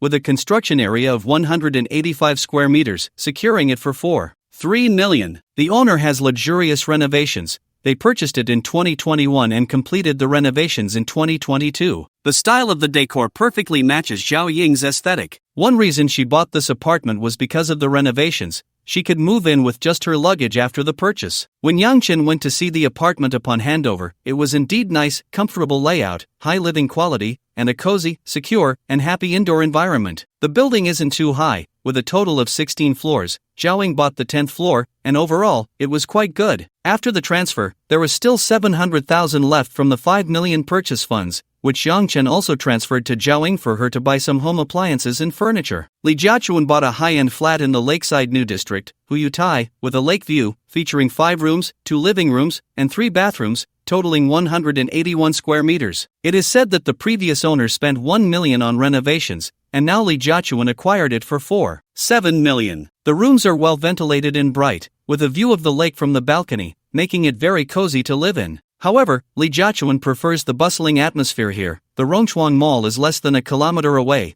perfect for a stroll to shop, and there's also an amusement park nearby. Being close to Chaohu makes it very convenient for outings during breaks, and there's a subway nearby, making it easy to get to school in just an hour. Of course, after the transfer, Yang Chen also transferred the remaining 300,000 to Li Jiachuan. Fortunately, the previous owner left all the furniture, so she only needs to buy some appliances and daily necessities to move in. After all, she mainly stays at school, so she can gradually gather her equipment later. Sun Rui chose a property in the economic zone, the Purple Honor Mansion in Zhonghuan City, acquiring a 196 square meter apartment with 4 rooms, 2 living rooms, and 2 bathrooms for 4.6 million. This apartment is relatively close to the business district, and the owner was in a hurry to sell, pricing it at 4.6 million, while similar units in the same complex were above 5 million, so Sun Rui got a good deal. Plus, it's move-in ready. The owner left everything behind, including appliances and furniture. However, Sun Rui plans to replace most of it with new items. With the 100,000 from Yang Chen and the remaining 400,000,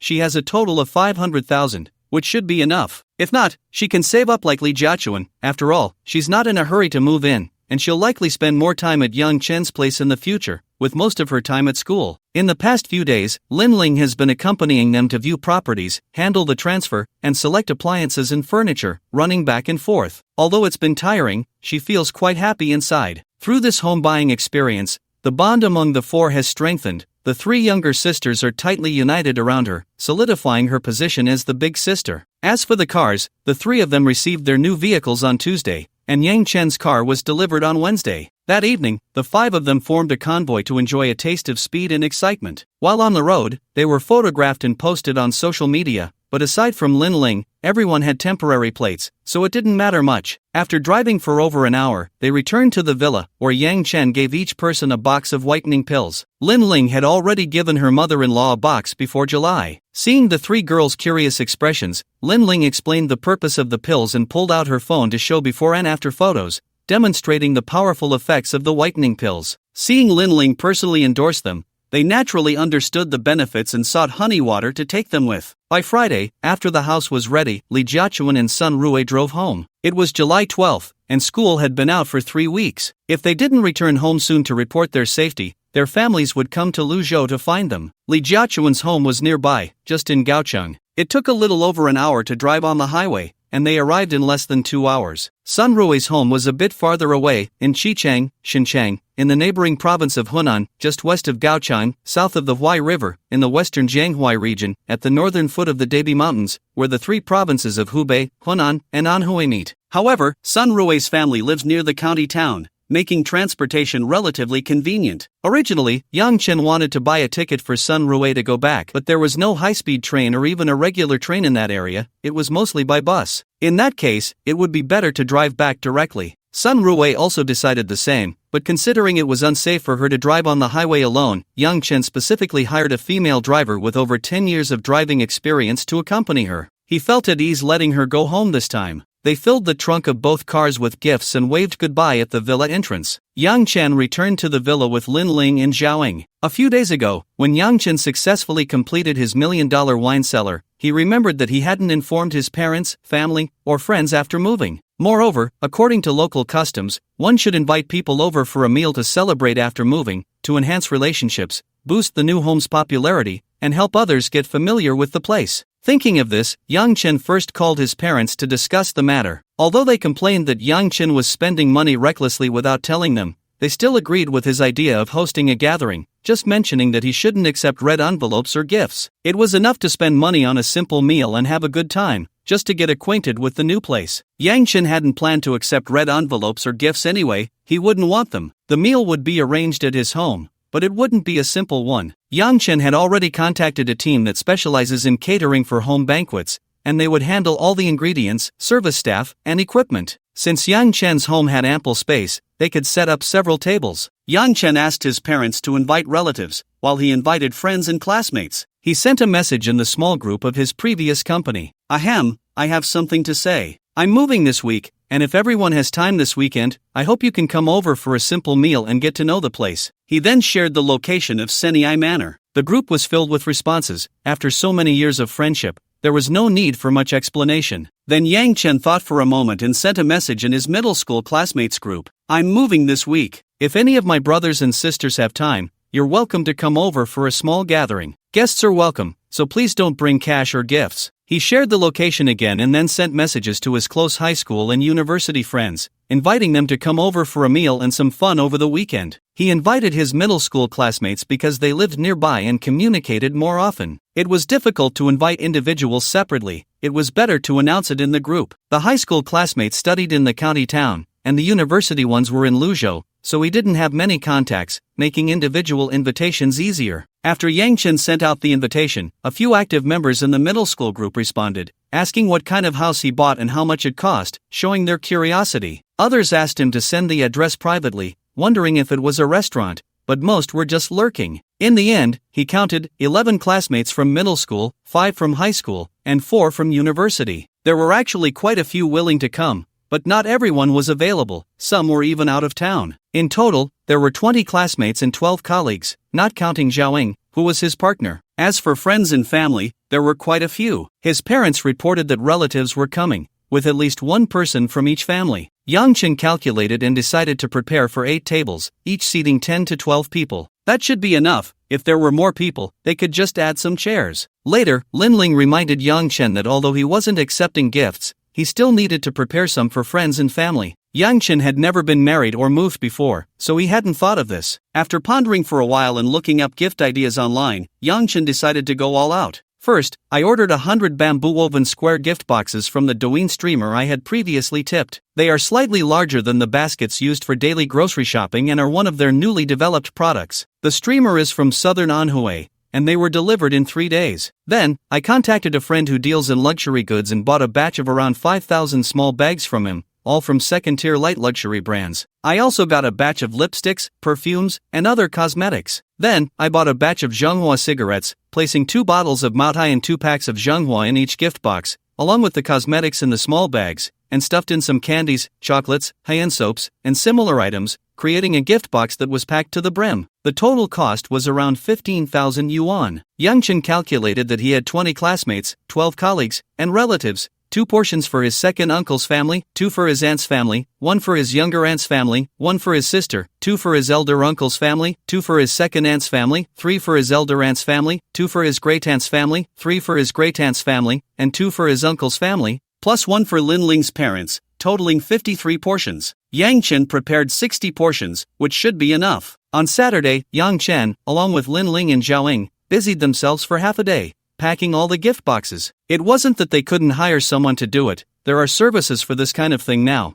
but mainly, he had nothing else to do. It was hard to find something to occupy himself, so he might as well do it himself. After finishing, the three of them looked at the arranged gift boxes in a 6x10 formation, feeling a great sense of accomplishment, and the total value was quite high, around 900,000 yuan. Adding the cost of meals, drinks, and service fees, it came to nearly 1.5 million yuan. Was it worth spending 1.5 million just for a housewarming banquet? Yang Chen felt it was worth it. Wealth that doesn't return home is like wearing fine clothes in the dark. Holding such a banquet not only satisfied his emotional needs but also benefited his friends and family. After all, many people are reluctant to take cash directly, but everyone can accept gifts. Spending a little money for his own happiness, and for the happiness of friends and family, why not? As for what to do if others found out he had money and came to borrow some, Yang Chen had thought about this. Unless he severed ties with everyone, someone would always find out and come to him. If the reason was reasonable, he could lend it, but if someone tried to deceive him or take advantage, he would definitely refuse. If refusing led to them cutting ties, it would only prove they weren't worthy of being in his circle, effectively purifying his social circle. As for relatives, being older and of a lower generation, they usually approached his parents or grandparents for help. After all, his father only had so much money, and once it was borrowed, that was it. It would also reveal the true nature of his relatives, which was worth it in any case. The sooner, the better. On the 13th of the month, Saturday at noon, Yang Chen, Lin Ling, and Zhao Ying finished packing the gift boxes needed for the next day after a busy half-day. The three of them lay down on the sofa to rest. They lay in a completely unrefined manner, with Yang Chen sitting in the middle of the large sofa, leaning back, Lin Ling on his left, and Zhao Ying on his right, both leaning against him. While resting, they played on their phones and chatted about the details of the banquet the next day. Just as they were talking, Yang Chen's phone rang. It was his father, Yang Shiping. After answering, his father's loud voice came through. Xiaofei,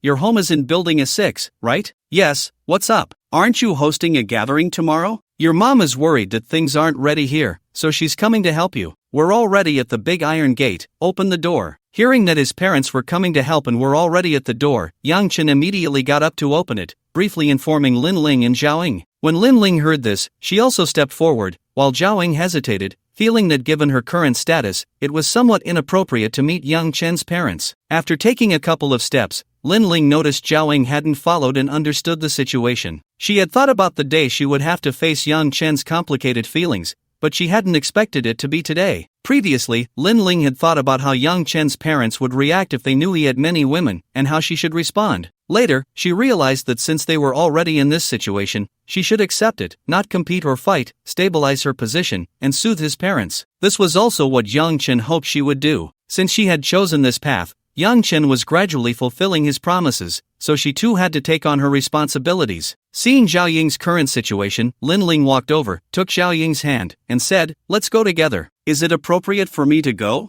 Zhao Ying asked. "It's only a matter of time. If Yang Chen can hide it from me for a lifetime, can he hide it from his parents forever? This is something we have to face. Since you chose to be Yang Chen's woman, you need to be mentally prepared to be involved in his family. Let's go together. I've met his parents before, they are quite nice." Hearing Lin Ling say this, Zhao Ying took a few deep breaths to encourage herself and followed Lin Ling, hand in hand, to meet Yang Chen's parents. Because they had delayed for a while, Yang Chen had already taken his parents through the garden, and they were at the entrance of the villa. This time, it wasn't just Yang Chen's parents who came, his grandparents had also arrived, likely driven over by Yang Shiping. Seeing that several people were carrying things, Lin Ling let go of Zhao Ying's hand and quickly ran up to take the items from them. Zhao Ying followed behind Lin Ling to help, and after a bit of tugging, they finally received the items when Yang Chen spoke up. Yang Chen looked at everyone and paused before saying, "Grandpa, Grandma, Mom, Dad, this is Zhao Ying." Then he introduced his family to Zhao Ying, who warmly greeted, "Hello, Grandpa, Grandma, Uncle, Aunt." Everyone smiled and greeted her back, curious about Zhao Ying's relationship with Yang Chen, but Yang Chen didn't explain. With people present, it was not appropriate to ask, and they assumed she was a friend helping out. They all entered the villa, put the items down, and Yang Chen took his family on a tour of the villa, with Lin Ling and Zhao Ying accompanying them. After the tour, Yang Chen helped them choose rooms to stay in, ultimately arranging for his parents to have a suite on the third floor and his grandparents to have another suite. However, his grandparents insisted on giving their room to Yang Chen and opted for the guest room instead. There was no choice but to arrange them in the adjacent guest room, while he and Lin Ling would sleep in Lin Ling's master bedroom. After all, the villa had an elevator, making it quite convenient to move around. Once the living arrangements were settled, Yang Shiping offered to help, but Yang Chen said he had hired a celebration company that would handle the banquet setup, so there was no need for him to do anything. Thus, the group sat in the living room chatting. Later, the celebration company delivered the items needed for the banquet the next day, and the tables and chairs were set up on site. The dining room, over 100 square meters, was more than enough for 10 tables. Dinner was arranged by Yang Shiping,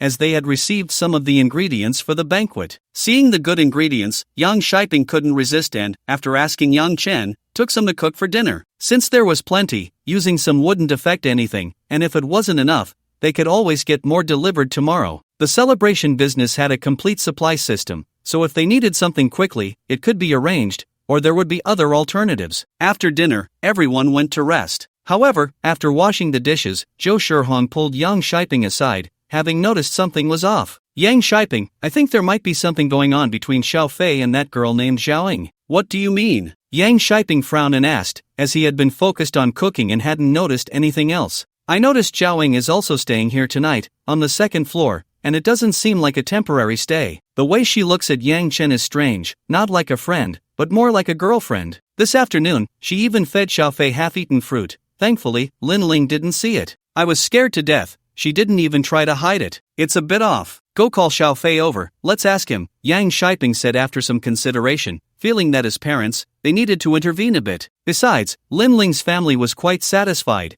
and it wouldn't be appropriate if this affected the relationship between the two. So, Zhou Shihong went out to find an excuse to bring Yang Chen in. They didn't beat around the bush and went straight to the point. Xiao Fei, what is your relationship with Zhaoying? Yang Chen had been thinking about how to tell his parents and family about this matter. Now that he was being asked, he decided to admit it directly, saying, she is my girlfriend. She is your girlfriend? Then what about Lin Ling? Zhou Shihong asked nervously. She was very satisfied with Lin Ling, whether it was her looks, figure, personality, or how she treated others. She is also my girlfriend, Yang Chen said nonchalantly, but the impact on the older couple was incredibly strong. To say he had two girlfriends meant their son was playing both sides without any consequences. However, the older generation found it hard to accept such things. Yang Shiping suppressed his anger and gritted his teeth, asking, how can you treat Lin Ling like this, playing both sides and bringing them home? Before Yang Shiping could finish, Yang Chen interrupted, since it was already discovered, he might as well lay it all out. First, it's not 2 boats, it's 4, at least for now. Second, Lin Ling knows about this. Hearing this,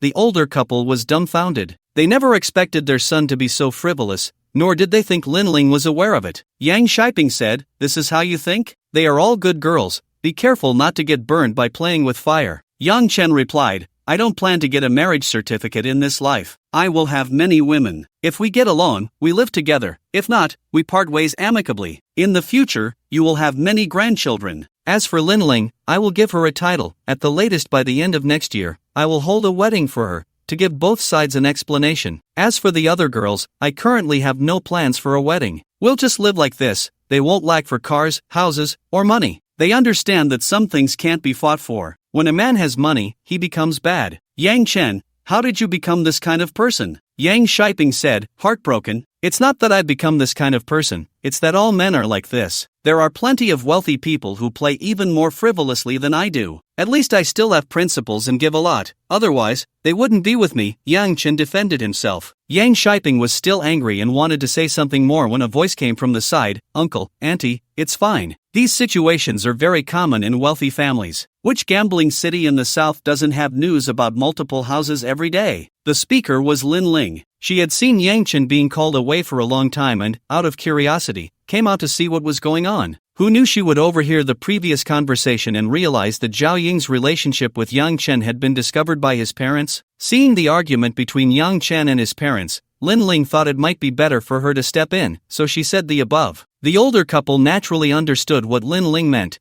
She was expressing that she didn't mind Yang Chen's relationship situation. On one side was the indifferent future daughter-in-law, and on the other was their son. Given that Lin Ling didn't mind, they naturally wouldn't make things difficult for Yang Chen anymore, but they felt they owed Lin Ling a lot. Zhou Shihong said, Lin Ling, I'm sorry for putting you in this position. If Yang Chen treats you poorly in the future, just tell me, and I'll deal with him. You can rest assured, in this family, you are the only one I recognize as my daughter-in-law. Yes, we only recognize you. No one else can compare to your status. And let's not wait until the end of next year. How about we pick a time around the Dragon Boat Festival or Mid-Autumn Festival? You two set a date, and we can arrange a meeting with the in-laws to have a meal and finalize things. Yang Shiping also comforted Lin Ling, thinking to himself how infuriating it was to still have to wipe his son's bottom at such an old age. Lin Ling smiled and said, "Uncle, Aunt, don't worry, Yang Chen treats me very well, he cares about my feelings. When it comes to marriage, I'll discuss it with Yang Chen and let you know." Yang Chen nodded as well, feeling that it was better for Lin Ling to take the lead in this matter. Thus, the issue of Yang Chen having multiple girlfriends was resolved in front of his parents. Although the old couple felt a deep sense of guilt towards Lin Ling, when they went out and saw Zhao Ying, it was clear that things were different from before. The hall returned to its previous lively state,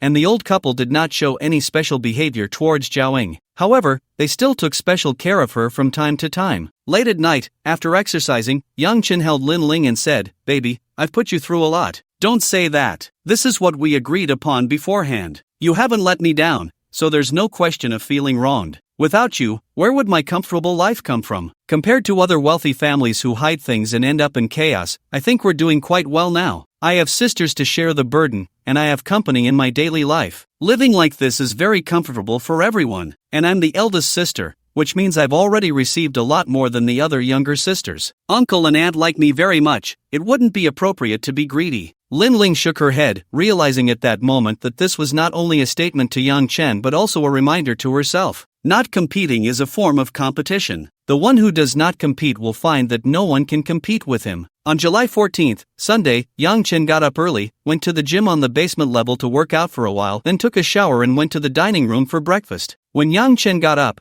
Zhou Shihong was already in the kitchen cooking. There was porridge, soy milk, and some breakfast takeout that Yang Chen had ordered. With so many people, they couldn't just have porridge and soy milk. Yang Chen enjoyed his porridge and fried dough sticks, along with the small dishes Zhou Shihong had brought. After he finished eating, the others also got up for breakfast. Yang Chen then sat on the sofa in the living room to rest, actually opening the system lottery. After the draw, the data was as follows. Name, Yang Chen. Age, 30. Health, healthy. Cash, 82. For million points, 5782. Record, July 14, 2024, lottery 198 points, one set of 90 million villa. This round of the lottery mainly involved points and cash, but he hit a big prize, winning a villa worth 90 million. Seeing another villa, Yang Chen was very happy, but he also had the happy trouble of having just moved into a 48 million one and still renovating a 35 million one, and now he had another 90 million villa. Was the system really this extravagant? There was no way he could live in all of them. However, there probably weren't any villas over 90 million in Luzhou.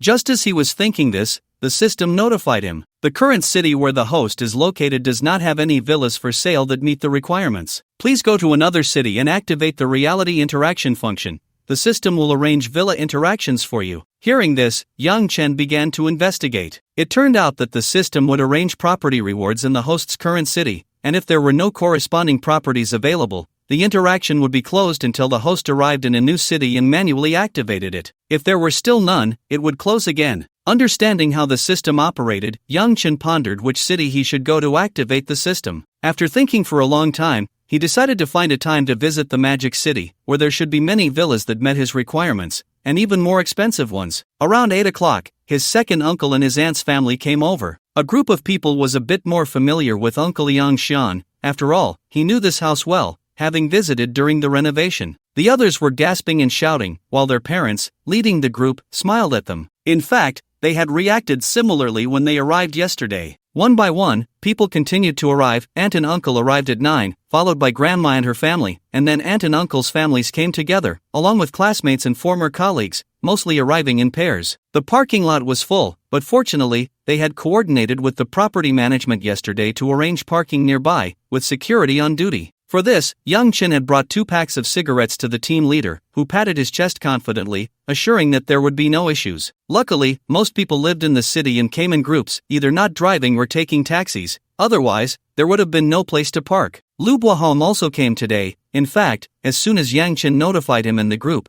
he responded immediately. He arrived at 9 in the morning with his wife Guo Meiting and his cousin He Mengmeng. His cousin had insisted on coming after learning he was attending Yang Chen's housewarming party, saying, "I know Fij and Lingjia. I accompanied you for a long chat at your wedding. We're friends, just take me along." There was no way around it. Lu Buahong had to bring her. Upon seeing Yang Chen's villa, he wasn't too surprised. After all, the car was worth over 10 million, so living in a villa was nothing. However, when he heard that the purchase and renovation cost over 50 million, he was momentarily speechless. Lu Buahong prepared a red envelope of 2,000, but Yang Chen refused it, saying, "If I take yours, what about the others?" and persuaded him to keep it. As soon as they entered Yang Chen's house, Meng started taking photos and videos with her phone, being careful not to include anyone else in the shots. Afterward, she shared them in the group with her close friends. The group chat exploded with excitement, asking where she was, and she explained that she was attending a friend's housewarming party. A flurry of questions followed. What's the address? Is the friend male or female? How old? Are there any handsome guys? Meng rolled her eyes and said, "My friend is a guy, 30 years old, unmarried, drives a Rolls-Royce and a G-Wagon." Then she posted a selfie of herself lounging in a chair, with the villa's wall in the background. The girls in the group instantly became excited. Someone recognized it as the villa in Senai Manor and asked if it was true. Their group was similar to a Shanghai socialite circle, but not as intense. They occasionally gathered to take photos or videos together. Everyone shared the common desire to find a wealthy partner, and when they encountered someone similar or got tired of the game, some sisters would just settle down. Now that Meng suddenly presented a young, wealthy target, who wouldn't be excited? Yes, 30 is still considered young, even though many of them were between 22 and 28. As long as he wasn't older than their parents, he was still a young man, and the wealthier, the better. At that moment, they were typing so fast they could barely keep up, sending voice messages to Meng, both in the group and privately. The core message was the same: "Good sister, help introduce me. As long as I can settle down, there will be rewards." Meng looked at the many interested parties she had hooked, sitting in her chair, and burst into laughter, thinking, "If there's a real opportunity, I'll let you have it. I can't just take it for myself." Just then, Yang Chen walked by and asked, Meng, what are you laughing about? You seem so happy." Meng thought for a moment and replied, "I was telling my girlfriends in the group that I came to your house as a guest and took some pictures of your place. Many of them want to have your babies, Feech. Do you want me to introduce you? Are girls nowadays this direct? They've never met and are so proactive?" Yang Chen asked in surprise. "It's very normal. When you encounter a good target, if you don't take the initiative, how could it possibly be your turn? Now there are many wolves and few sheep, especially for someone like Fei Ge, even fewer." "Fei Ge, how about it? My good sisters are all very beautiful. So enthusiastic, there must be something fishy. Are you trying to report me to your sisterling? How could that be? Am I that kind of person?" Meng smiled at Yang Chen. Yang Chen turned around and saw Lin Ling standing behind him, smiling and looking at him, realizing that he had indeed fallen into a trap. Seeing that Yang Chen had noticed, Meng called out to Lingjia. If it weren't for her presence, he wouldn't dare to compete. He really couldn't compare to the other party. He could compete in terms of figure and appearance, but that gentle, virtuous, and elegant temperament, he truly couldn't match. He felt like a little punk. Even his friends, who had similar styles and looks, lacked a certain charm. As one's environment changes, so does one's demeanor. Recently, with the changes in Lin Ling's life and work, she had undergone a transformation. She was genuinely living that kind of life, and the fake could never be real, nor could the real be fake. After chatting for a bit, Yang Chen had something to attend to and left Lin Ling and Meng to catch up. After asking Lin Ling a few questions, Meng took a photo of her and sent it to the group, writing, "Don't even think about it, this is the main wife. You all should weigh your own characteristics against hers." Unexpectedly, someone replied, "I'm particularly flirty and sexy. Why don't you ask if that's okay?" Meng could only facepalm in silence. Before 10 o'clock, everyone had arrived, and the chefs and service staff were also there. People gathered in groups, chatting, or walking around to see Yang Chen's home while discussing their views on the villa. Today, Yang Chen's parents were particularly happy, smiling broadly and glowing with joy. Relatives surrounded the grandparents, while his parents sat nearby, praising Yang Chen for his success and abilities. Lin Ling's parents also came, so she accompanied them to chat with Yang Chen's family. This was the first meeting between both sets of parents, but looking at the villa's vast area, luxurious decor, and prime location, especially knowing there was another property in Tangxi-Jingmen, Lin's parents were not overly humble but had no airs about them. Even when dealing with Yang Chen's relatives from the countryside, they were warm and friendly, showing no pretentiousness of city folks. It couldn't be said that they were snobbish. With Yang Chen's conditions, who wouldn't be dazzled? Yang Chen's parents had already mentioned that he would marry Lin Ling next year, and they intended to befriend Lin's parents, indicating that they were the parents of Yang Chen's girlfriend, asking them to sit near the center. The atmosphere was lively and bustling. Over there, Yang Chen's former colleagues were gathered, eating candy and sunflower seeds, chatting and laughing. Zhaoying was among them, but apart from Zhang Jieqi, no one else knew she was actually with Yang Chen. She hadn't made a big deal out of it, especially since there were many people today, and Lin Ling was present,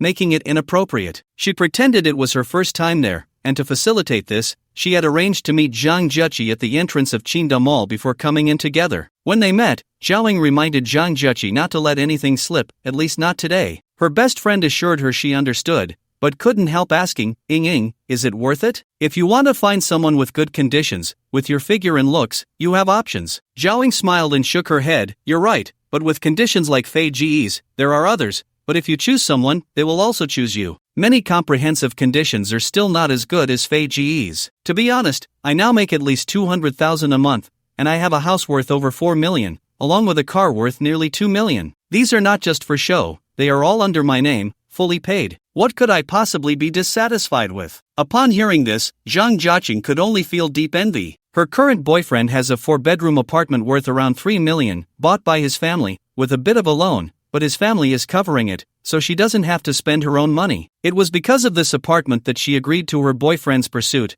and he had clearly stated that after marriage, it would be transferred to their names as joint property, or they would buy a new one. She used to think such conditions were good, that she had found the right person, but now she feels it's just okay, better than most, yet she happens to know only a select few. There's no comparison. When compared, it feels like nothing. A group of people is chatting, discussing the decoration of the house and how the community in Luzhou is perceived. At this moment, Zhang Chang receives a phone call, greets everyone, and steps out. Shortly after, he returns with someone, Zhang Yuanquan. Zhang Yuanquan arrived late today due to some matters. He hadn't planned to contact him, but since Zhang Chang is his nephew, he learned about Yang Chen's housewarming party today, with the new home in Senai Manor. Others assumed it was a high-rise residential area, but Zhang Yuanquan recognized it as a villa area, so he decided to come and socialize, having known him before, just placing a bit more importance on it now. Zhang Chang leads Zhang Yuanquan to Yang Chen, calling out from a distance, Mr. Yang, I'm really sorry for dropping by unannounced. We've known each other for so long,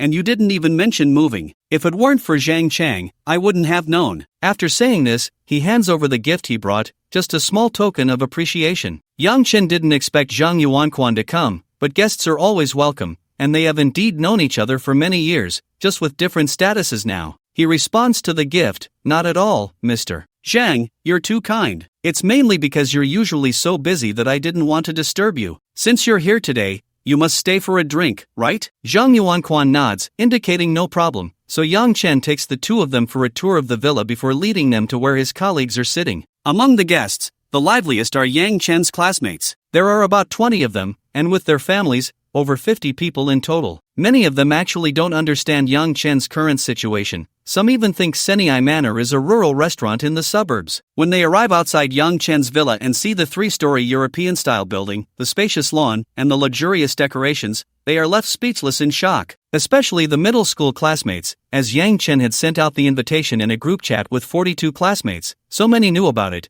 but only 11 showed up. Many couldn't come for various reasons, but out of curiosity, those who did were live streaming the event in the group. Once they saw the grandeur of Yang Chen's place, they eagerly took photos and videos to share in the group, and those who didn't come regretted missing such a great opportunity. As for the high school classmates, they came to congratulate him briefly and occasionally shared in the group, but not many responded since there was no public invitation, and many were unaware of the situation. However, the university classmates all brought their families, coming to congratulate him and have some fun, especially after Yang Chen introduced Lin Ling, with everyone calling her sister-in-law non-stop, making Lin Ling beam with joy. Naturally, the classmates also inquired about how Yang Chen became successful, and he briefly explained, with everyone saying he had struck it lucky. At 11:30, the on-site manager from the catering company approached Yang Chen, indicating that the meal was ready to be served. Yang Chen then invited everyone to take their seats for dinner. There were 12 people at each table, a total of 8 tables, all filled. A few tables had familiar faces together, adding extra chairs, but fortunately, the place was large enough.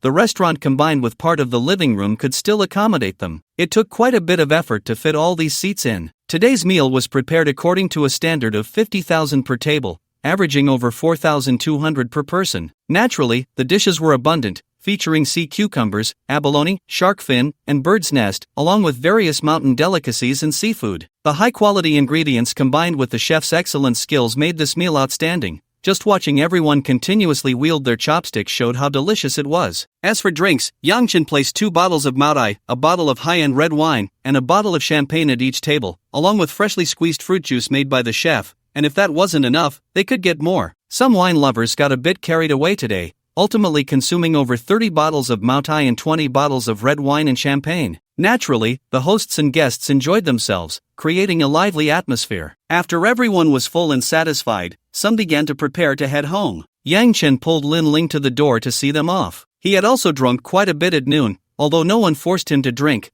With so many people around, even if someone blocked him from drinking, he still consumed a fair amount. Fortunately, his physical condition had improved, so he wasn't too drunk. Standing at the door, Yang Chen exchanged a few pleasantries with each departing guest and presented them with gift boxes. Everyone naturally tried to decline. Not only had they not brought gifts today, but they had also enjoyed a lavish meal. Although they didn't know how much the lunch cost, seeing the large abalone, big yellow fish, and matsutake truffles, it was clear it wasn't cheap. With gift boxes to take home, they felt embarrassed to accept them after such a feast. Yang Chen, seeing this, forcibly stuffed the boxes into their hands, saying that if they didn't take them, they shouldn't consider him a friend, which made them feel awkward enough to accept. On the way back, someone couldn't help but open the gift box to see what was inside. Wang Miling's husband, He Chang, was Yang Chen's middle school classmate, and so was she, though they weren't in the same class. That day, He Chang was scrolling through WeChat as usual when he suddenly thought to check if there were any updates in their middle school group chat,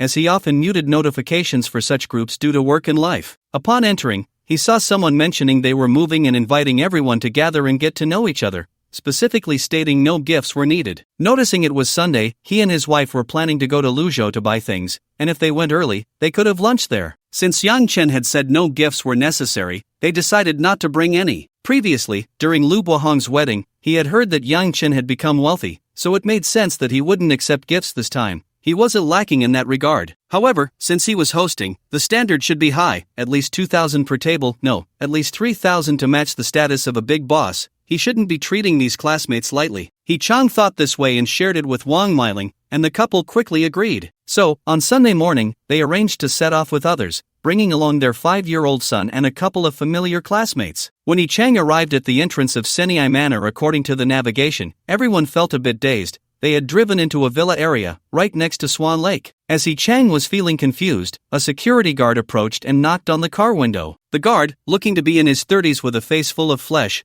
politely asked He Chang what he was there for, advising him to turn around quickly if he had come to the wrong place and not to block the entrance. He Chang hurriedly explained that he was there to eat with a classmate and that the navigation might have been wrong, and he was about to turn around. However, the security guard, hearing this, quickly blocked the car door and asked for his classmate's name. He Chang, seeing this, thought it might really be the case, so he hesitantly mentioned Yang Chen's name. Upon hearing it, the guard said, "Then you haven't gone wrong. Drive in, and someone will guide you to park." After saying this, he used the intercom to notify that another car had arrived, a guest of Mr. Yang in an A6. After speaking, he touched the 2 packs of Zhonghua cigarettes in his pocket, both costing 100 each. These were delivered by Yang Chen in the morning. Each security guard at the villa received 2 packs. Yang Chen hoped his guests would help guide the way when they arrived. Seeing such a scene with Yang Chen, everyone naturally did not hold back, as this was part of their job. When it was time for lunch, the delivery person announced that Mr. Yang was treating everyone to a nice meal,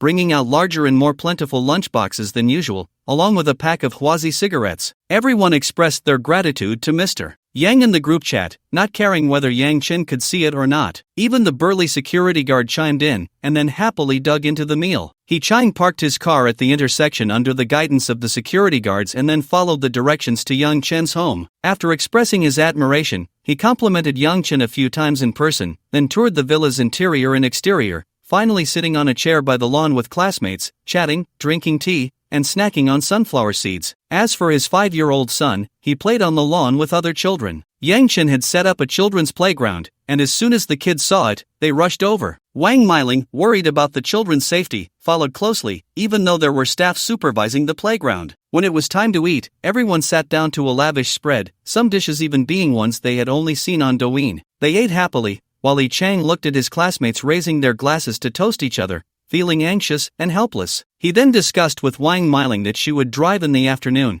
and he would join the festivities. Ultimately, He Chang, eager to care for his child, only drank 2 cups of liquor and switched to juice, not daring to drink more, but he noticed some people had downed an entire bottle. They had a good tolerance for alcohol and showed no signs of drunkenness. After eating and drinking to their fill, they rested for a while. Chang needed to take his wife and child out for a stroll in the afternoon, so he bid farewell to Yang Chen. He exchanged a few words with Yang Chen, mostly thanking him for the hospitality and mentioning that when they returned to their hometown, he would arrange a meal and hoped they would honor him with their presence. Everyone said similar things. Before leaving, Lin Ling handed over 2 gift boxes, one for herself and one for the classmate who came with her. Chang understood Yang Chen's intention and accepted them after expressing his gratitude. At the car, his classmate's wife, Xiao Chanxian, couldn't help but open the gift box out of curiosity, and the others leaned in to take a look. Inside, the most eye-catching items were 2 bottles of Maotai and 2 packs of Huazi cigarettes, along with a small bag, a box of chocolates, and items like scented candles and handmade soap, all packed to the brim. After looking at it,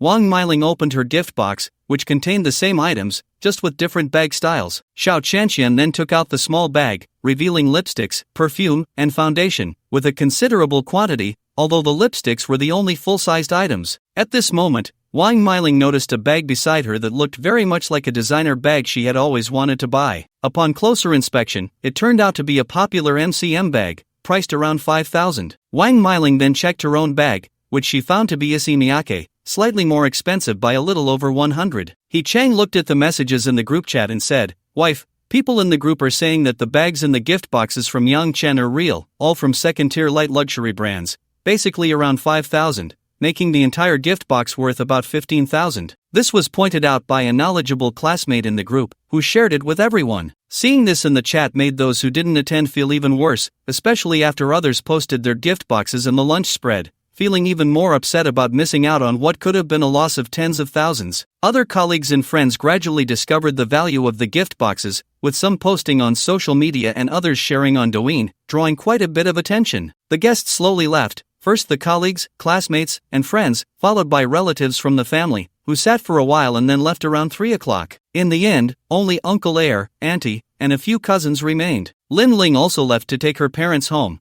Today, Lin Dad was happy and had drunk quite a bit. Zhaoying was still at the villa. After stepping out, she found an excuse to sneak back in and then ran into her room to hide. After everyone had left, Zhou Shihong asked Yang Chen to bring Zhaoying down. Under the watchful eyes of Uncle Air, Auntie, and the cousins, Zhou Shihong took out a jewelry box and handed it to Zhaoying, saying, "Girl, we know about you and Yang Chen. We don't know if this is right or wrong, and we can't interfere in how you get along. But from now on, live well. If Yang Chen bullies you, tell us, and we will stand up for you." Yan Shiping also added a few words, essentially conveying the same sentiment. Zhaoying, a bit dazed, took the jewelry box. Yang Chen opened it to find a jade bracelet inside. He remembered that before Lin Ling left, her parents had called her out, and when she returned, she had also brought a jade bracelet. But he was puzzled about why it was being given today. Was it for her parents to see? Now he understood. This was from Fong Shiyu's mother, just a coincidence with Lin Ling. It seemed Lin Ling had guessed something was up, otherwise, she could have just called a chauffeur. The family members sitting nearby showed no signs of surprise, their gazes at Yang Chen filled more with mockery and blame. After Yang Shiping and Zhou Shihong found out yesterday, although they didn't say anything at the time, that night the couple held a family meeting to exclude Yang Chen from their plans. Although everyone was shocked,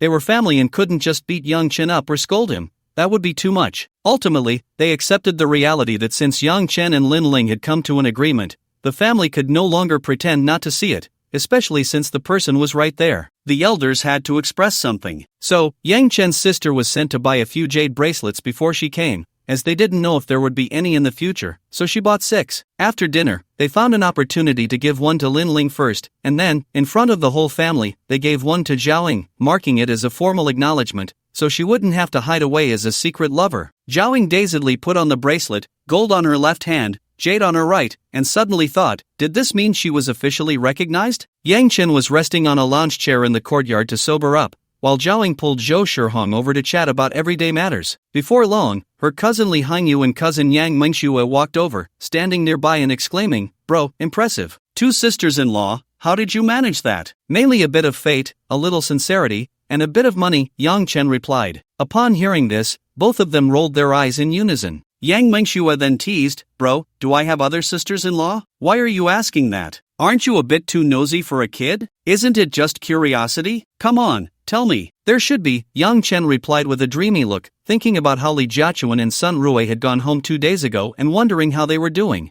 Meanwhile, Lin Ling drove her dad's car to bring the two back home, which was just a 20-minute journey. After arriving home, she helped Lin Dad, while Lin Mom carried things upstairs. Once home, they settled Lin Dad onto a small bed in the study to rest, and then sat on the sofa to chat. Lin Mom opened the gift box to see what was inside. This gift box was something Lin Ling had brought back when she left. Inside the box were 2 bottles of Maodai, 2 bottles of high-end red wine, 2 packs of cigarettes, and an LV bag containing skincare products and a box of whitening pills. Before Lin Ma left, she saw the gift boxes opened by others, which were clearly different from her own. This one was obviously much more expensive. Lin Ma looked up at Lin Ling, who smiled and said, "This is Yang Chen's idea, specially prepared for you. 2 bottles of white wine cost over 10,000, 2 bottles of red wine 10,000, 2,000 for cigarettes, 40,000 for the bag, and 5,000 for skincare products, totaling around 70,000. Oh dear, what a waste of money. Why buy these things? Save the money for yourself, the economy is not good, and you shouldn't spend so much." Though she said this, Lin Ma kept looking at the LV bag over and over. Lin Ling covered her mouth and laughed,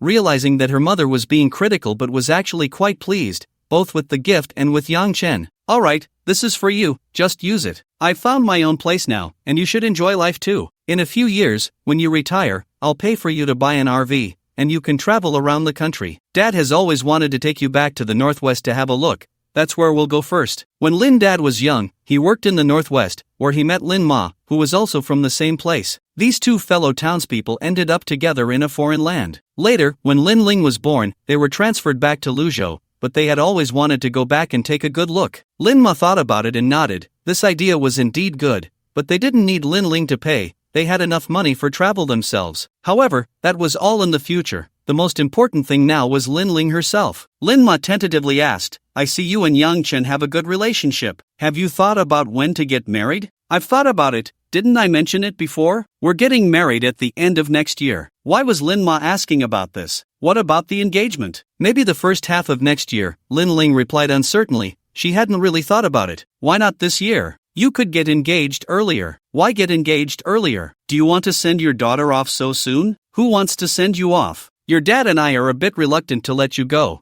but you're already this old, and Yang Chen is so outstanding. Right now, you're the only one by his side, and his family recognizes you. What if you wait too long and someone else comes in?" Getting engaged earlier means settling things down sooner to prevent any complications. Lin Ling felt that her mother had ulterior motives in her words, but she reassured her, "With my excellent conditions, no one can squeeze in. Don't worry, I know what I'm doing, and I trust Yang Chen. So far, he has kept all the promises he made to me." Seeing her daughter say this, Lin Ma stopped persuading her, but it would be good to build a good relationship with Yang Chen's family. A roundabout way to save the day was also acceptable. After chatting with Lin Ma for a while at home, they lost track of time, and by the time they realized it, it was already 5 o'clock. Lin Ling stood up to stretch her beautifully shaped body, then packed her things and went home. Lin Ma wanted her to eat before leaving, but Zhou Shihong had already said she should come home for dinner that night. When Lin Ling returned to Senai Manor, she was about to cook, but the chef from noon had already left, and all the tables and chairs had been packed away, restoring the dining room and living room to their original state. However, Yang Chen's aunts, uncles, and sister were still there. Only Yang Chen's niece had been taken home by her grandmother since she was only a year and a half old and needed to rest early. The dinner was prepared by the uncles and aunts, Yang Shiping and Yang Shuren. The ingredients were the high-quality ones that hadn't been used up at noon. During dinner, the table was full, and when Lin Ling and Zhaoing didn't know where to sit,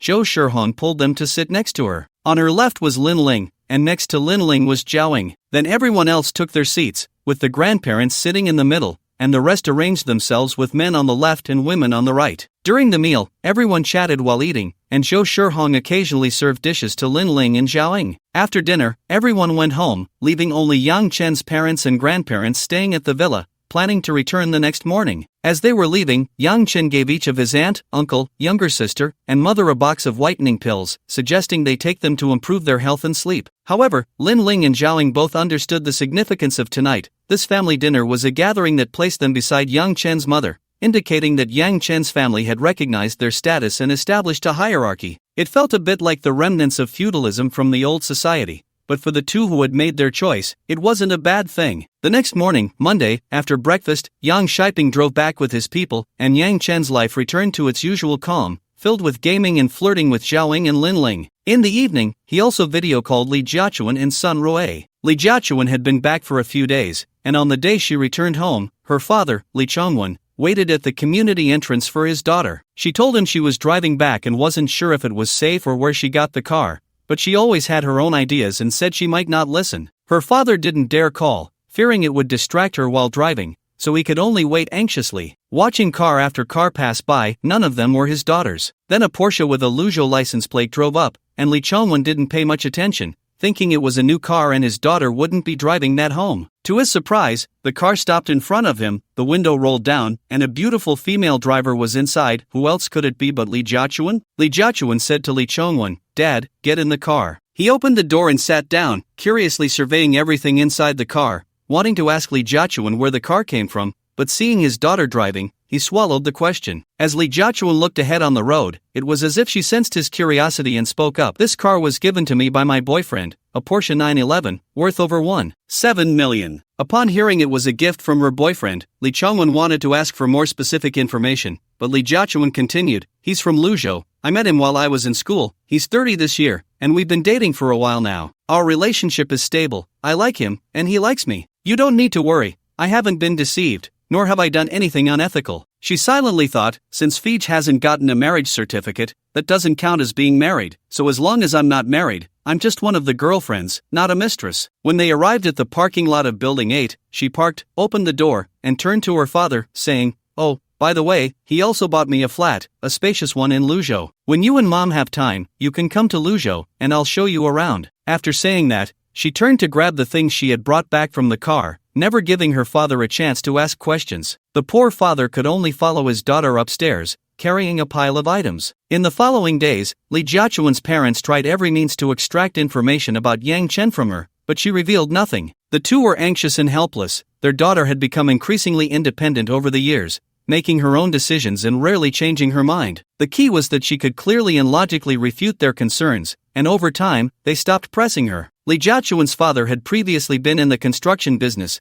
and before she entered middle school, the family had amassed over 30 million in assets, living in a villa and driving a Mercedes S-Class. However, during Lee Jiachuan's first year of middle school, her father was framed, leading to the company's bankruptcy and his arrest. Although he later received help from friends and his rival was imprisoned, her father had indeed broken the law during the process and had acted with intent. The court, considering the specific circumstances, sentenced him to 3 years. Before the incident, Lee Jiachuan attended the best school in Gaochang, with daily pickups and drop-offs, living a life of exceptional standards that her classmates envied. After the incident, the friends who once surrounded her disappeared, and the large villa her family owned was replaced by a 90-square-meter apartment. Her mother, who hadn't worked for many years, opened a fruit shop with the remaining money, and fortunately, the business was doing well enough to support her education and living standards over the years. Many students at school insulted her, claiming her father was a heartless businessman. Even when she said her father was framed, they retorted that if it was a frame-up, why was he still in prison? At her young age, she didn't understand the specifics and could only silently endure the verbal abuse from others. Later, in her second year of junior high, she transferred schools, but rumors still circulated, albeit less frequently. This situation persisted until she was accepted into university, leaving her hometown behind. Her father was released from prison during her first year of high school. After his release, he helped out at the fruit shop her mother ran, no longer thinking about making a comeback but simply wanting to protect and accompany his family. However, Lee Jiachuan often found her father sitting alone in the living room on the balcony at midnight, pouring himself a cup of tea, lighting a cigarette, and staring blankly at the starry sky. In those moments, she sensed the unwillingness in her father, but he could only bow to life. After entering university, Lee Jiachuan actively sought out wealthy second-generation heirs or rich men, hoping to find someone to lean on. If the support was not substantial, she aimed to secure a future free from financial worries for herself. If it was substantial enough, she would see if she could leverage it to help her father make a comeback. Her father was only 43 this year, still having the chance to start a new business. Lee Jiachuan had never shared these thoughts with her parents, knowing they would never agree to her plans. They would prefer she find someone she liked to marry and live a happy life. But Lee Jiachuan knew she wanted to return to that affluent life, a life that was ordinary yet rich, which she could not endure living without. After resting at home for a few days, she drove her 911 to meet her friends, filled with both the longing of not having seen them for a long time and the annoyance of her parents' daily inquiries, but more importantly, she wanted to show those around her that she, Lee Jiachuan, was no longer ordinary. The friends she met were astonished by her transformation, learning that she had a wealthy boyfriend who even bought her a Porsche. While they were happy for her, the news spread wider and wider, achieving Li Jiachuan's goal. As the ancients said, wealth and honor not returned to one's hometown is like wearing fine clothes at night. It is indeed not deceiving me. On Friday, Sun Rui drove for more than 3 hours and finally arrived home, having driven the entire way herself, with the accompanying female driver mainly offering tips on driving skills. Upon reaching Chicheng County, Sun Rui dropped off her companion at the bus station and drove home alone. Sun Rui's father passed away early,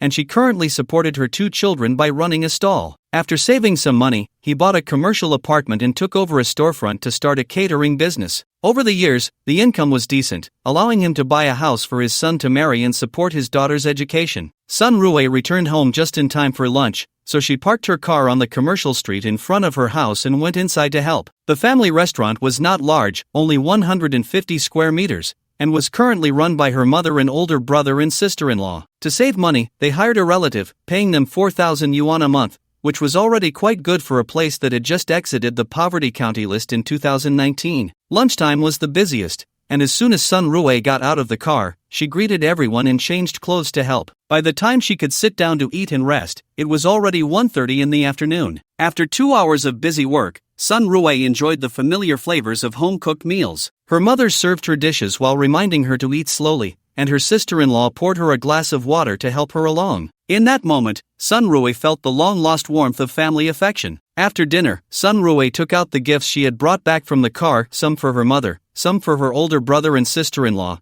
and many for her unborn nephew or niece, even gifts for her distant relative, Aunt San, who worked in the store. Although her mother and brother were happy with the gifts, they were still puzzled by the amount of things Sun Rui was taking out of the Mercedes. Rui, where did that Mercedes come from, and where did you get the money to buy so many things? Her older brother asked, frowning. The car belongs to a friend of mine, it's just more convenient for driving. As for the money for the gifts, I earned it from my part-time job. Mom, you don't need to give me living expenses anymore. I found a stable job with decent pay. I didn't come back earlier because I was working, and will be interning in the second half of the semester, Sun Rui explained, stating the reasons she had prepared. She didn't dare to tell the truth, fearing her family wouldn't accept it. Well, you don't need to buy so much. It's not easy to earn money these days. You should save some for yourself, her mother said. Sun Rui smiled and didn't respond. In the following days, Sun Rui helped out in the store every day. Her mother suggested she take a few days off, but she refused, feeling she had rested enough during her time in Luzhou. One afternoon, while she was resting, a young man accompanied by someone called Aunt Fong walked in. The three of them sat at a table chatting, and soon her mother waved for Sun Rui to come over. Curious, Sun Rui walked over, and Aunt Fong looked at her and said, Sun Rui, you're back. When did you come back? I came back last Friday. Aunt Fong, you haven't been here for a while. How's the business at home? Sun Rui poured some water for Aunt Fong. After a few casual exchanges, Aunt Fong suddenly introduced the young man beside her, saying, Rui, this is my distant nephew, Zhou Yuanxiang. He graduated last year and is now working at a trading company, earning over 10,000 a month. His family bought him a house in a new community in the south of the city,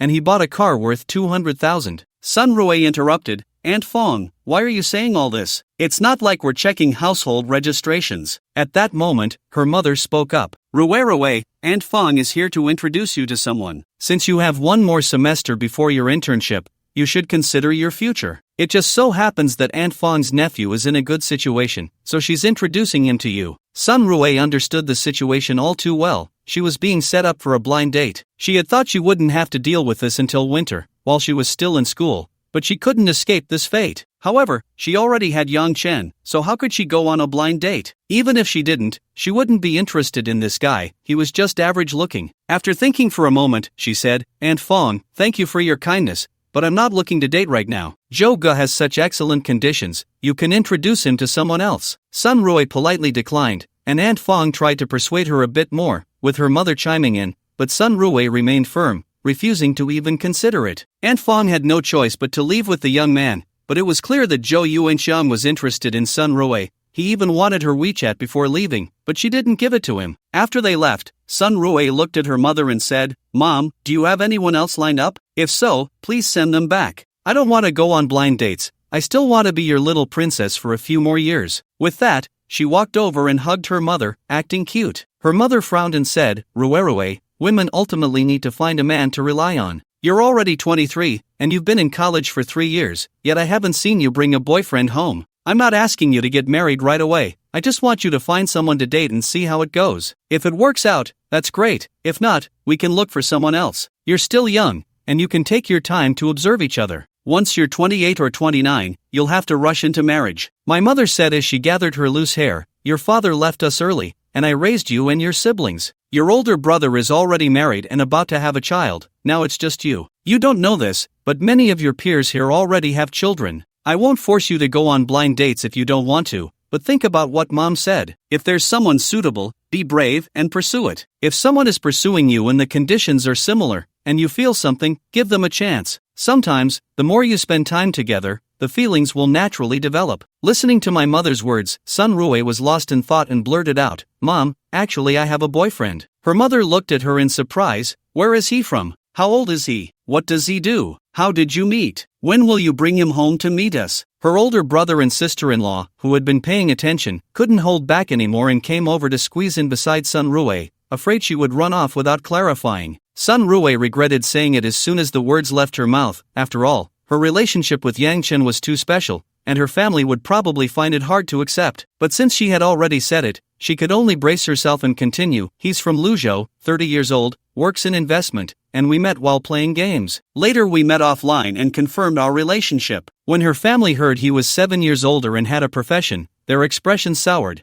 feeling as if they had been deceived. Seeing the looks on her mother's face, Sun Rue understood what they were thinking. She had initially wanted to hide it, but now that it was out, she decided to clarify everything. She went outside to the car and brought back some things. When she returned, Sun Rue chose to sit across from her mother and took out the registration certificate for the AMG GT, placing it on the table and saying, the car outside is actually a gift from my boyfriend. I was afraid you would think too much, so I said it was borrowed. Look, the registration is in my name. Her older brother, Sun Zhuang, picked up the registration and looked at it. Indeed, it was in Sun Rue's name, and the document didn't seem fake. He nodded to their mother. Sister-in-law Han Ijuan curiously asked, how much is that car? A Mercedes must be worth hundreds of thousands, right? Sun Rue shook her head. That car is an AMG GT53. The base price is 1.34 million. With taxes and options, the final price is 1.8 million. Upon hearing this, the three of them struggled to turn their heads toward the door. That car costs 1.8 million? Just this morning, Sun Rue's mother had put some wild vegetables on the roof to dry, of course,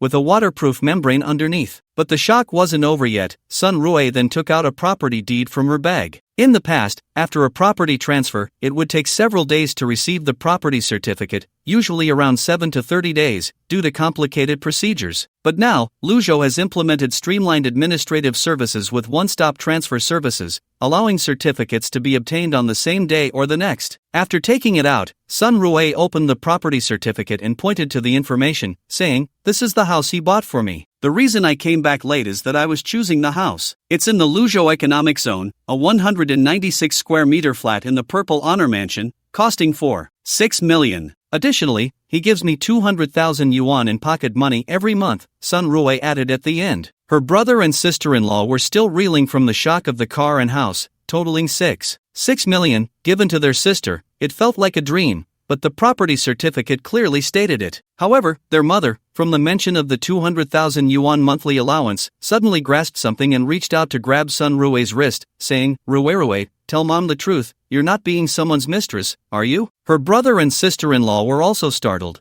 but upon reflection, they thought it might be possible. Suddenly giving an ordinary person something they could never earn in a lifetime, with Sun Rue's conditions, it was hard not to suspect. Sun Rue did not pull her hand away from her mother's grasp and calmly said, Fei Gu isn't married, and I'm not a mistress. We truly love each other, it's just that he has quite a few girlfriends, and I'm just one of them. Hearing this explanation, her mother was nearly driven mad. What else could this be but a mistress? It was just pretty words. Rue, you can't be foolish. What will you do after being someone's lover? Can you do that for a lifetime? Hurry up and return everything. I'll arrange a blind date for you. That young man this afternoon is quite good, with a high salary, young and promising, and he likes you. Think it over, and if it doesn't work out, I'll find someone else for you. Her mother was so anxious that she was waving her hands and feet. Her brother and sister-in-law were also urging her not to go down the wrong path. Sun Rue had clearly thought it through long ago. She raised her hand to calm her mother and continued, Mom, big brother, sister-in-law,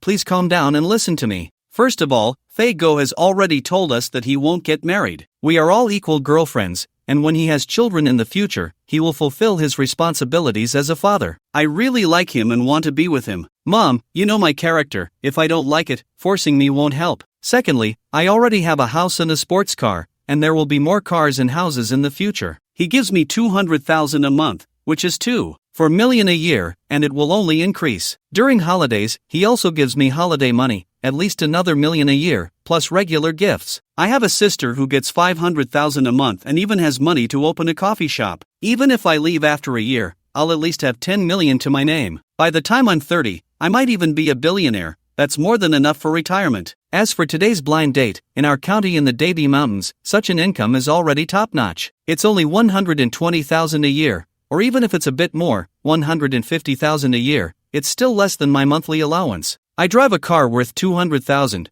which is worth more than his 9 cars. And do you think if he becomes successful, he'll only have me? I'm just one title. What's the difference from now? Since it's all the same, why can't I find someone I like, with the best conditions? Sun Juan listened to his sister's explanation and subconsciously nodded, only to receive a slap from his wife. Although he felt there was something wrong with Sun Rui's words, he had to admit there was some truth to them. Seeing her daughter so insistent, her mother could no longer argue but still said, "When you have time, bring him back for me, for your brother and sister-in-law, and for your dad to see. Since you've chosen your own path, I won't interfere. Just don't regret it later. But if you get bullied, you must tell the family. Don't bear it alone. If it doesn't work out, come back. There will always be a bed for you at home." After saying this, her mother actually left, as if she had exhausted all her strength, walking away unsteadily. Her daughter had made her own choice. There was nothing she could change, only providing a safety net for her, a harbor to return to when she felt sad. Sun Zhuang and Han Ejuan were both young and had a strong capacity to accept such matters. In fact, they knew people like this around them and had fantasized about how they would choose if they encountered such a situation. Now, both were filled with curiosity about Sun Rui. They kept asking about the details of her relationships, and Sun Rui even opened her mobile banking app to show them her bank balance, which totaled 600,000, including the 200,000 from her first month's allowance and the remaining 400,000 from buying the house. Before going home, Yang Chen, in a good mood, had raised her and Li Jiachuan and Zhao Ying's allowances to 200,000 each month. Before this month, he had given her 100,000 and then topped it up with another 100,000. As for the remaining money for the house, it was because she had gone home and hadn't bought any living supplies, so it was temporarily left in the card. Han Ejuan saw that there was indeed 600,000 in Sun Rui's card, and in a moment of impulse said, "Rui, is your boyfriend still taking in people? I have a younger sister, she's 20 this year, has a good figure, is beautiful, and has a nice personality. If he's still taking in people, could you consider her? That way, you'll have someone on your side over there, and having an extra helper wouldn't be bad." After saying this, Han Ejuan's eyes sparkled with hope as she looked at Sun Rui. Sun Rui thought to herself, "What is this? Finding a woman for my man,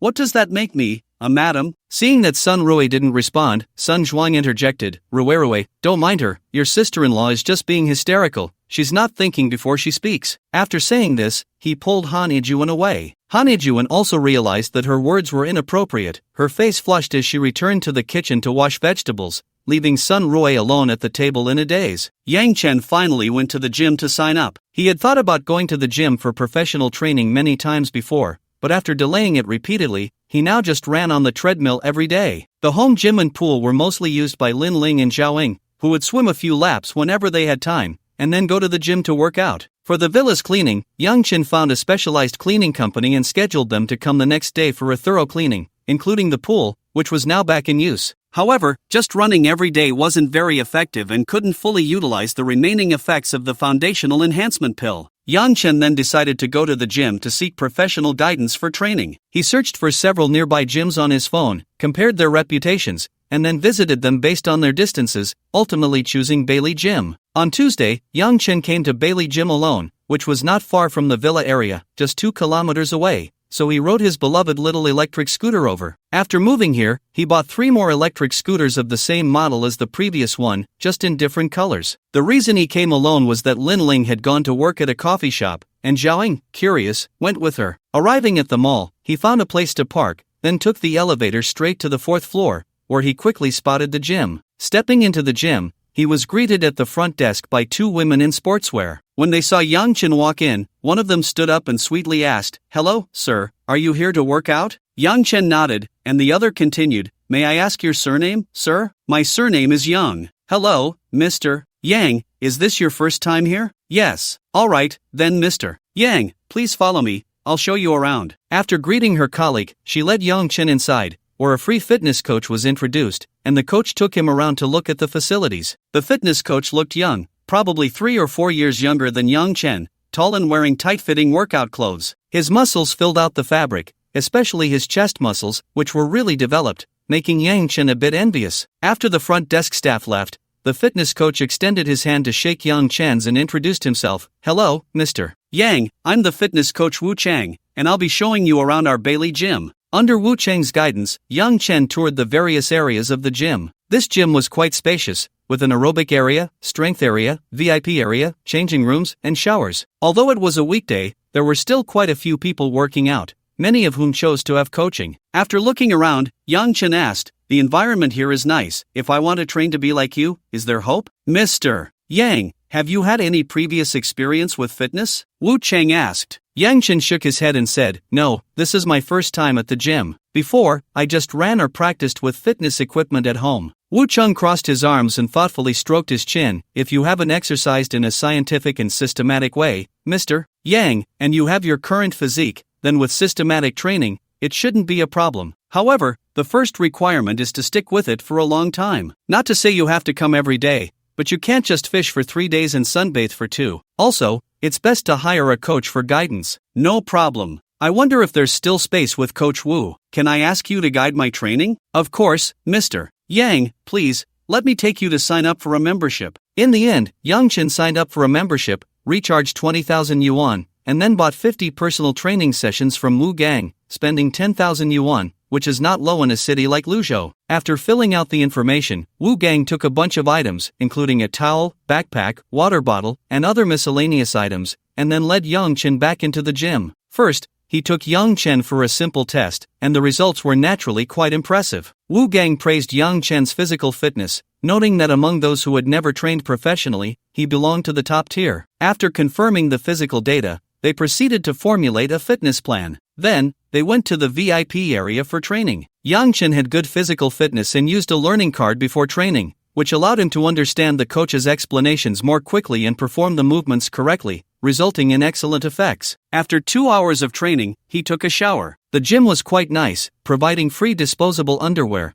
which was perfect since Yang Chen hadn't brought a change of clothes. He took a pair. The fit was decent, with the crotch being quite loose. It was just slightly tight for Yang Chen. After showering and changing back into his clothes, he stuffed everything else into the provided gym bag and said goodbye to the coach before leaving. However, before he left, the coach added Yang Chen to the gym's member group. Yang Chen took a look. There were quite a few people, over 400, and the group number was 5. It wasn't a dead group, it was quite active. Just after joining, someone sent a message welcoming Yang Chen, and after thinking for a moment, he sent a 200 yuan red envelope to make his presence known. After exercising, Yang Chen felt very tired, but after showering, he had recovered most of his energy. He guessed that this was partly due to the effects of the foundational essence pill. Exiting the mall, he hopped on his beloved little donkey and headed to Lin Ling's cafe. Now the cafe also served light meals, and since it was mealtime, he was hungry and decided to have a meal there. Upon entering, he found a table to sit at, scanned the QR code with his phone, and ordered online. Yang Chen browsed the menu, chose a fried rice with an egg, and ordered a cup of coffee. Although it felt a bit strange for a cafe to sell fried rice, as they previously only offered Western-style light meals like pasta and steak or pastries, fried rice and noodles seemed to be new additions, and Yang Chen wanted to give it a try. After a while, the fried rice arrived, but strangely, the person delivering it didn't leave. Instead, they sat down across from him. Looking up, he saw Zhao, dressed in the cafe's uniform, wearing a black hat, a white shirt, black pants, and an apron on top, though her ample chest made it stick out. Seeing Yang Chen looking at her, she giggled and said, "Fei good, do I look good?" How to say it, wearing a uniform gave a different feeling, a bit playful and cute. "Not bad, like a waitress, the pretty kind," Yang Chen replied seriously. Zhao pouted, not sincere at all. "But why are you here? You didn't say a word. If I hadn't happened to see you, would you have just eaten and left without saying anything? You could have just told Ling Jia, and she would have arranged it for you directly." I went to the gym this morning, worked out for 2 hours, and after that, I was hungry. I didn't want to go home to cook, so I came here. When Zhaoying heard that Yang Chen had just finished his shift, she inexplicably walked over, reached out, and touched Yang Chen's abdomen. The muscles were a bit hard, and the feel was not bad, so she touched for a while longer. Yang Chen took her hand away. There were so many people around, and it was inappropriate to be so touchy. You've touched before, why do you keep doing it? Isn't it different? It's stimulating in public. Oh, so you know that too. Ignoring Zhaoying, Yang Chen started to taste the fried rice. It was quite good. He had noticed that many people had ordered fried rice on site,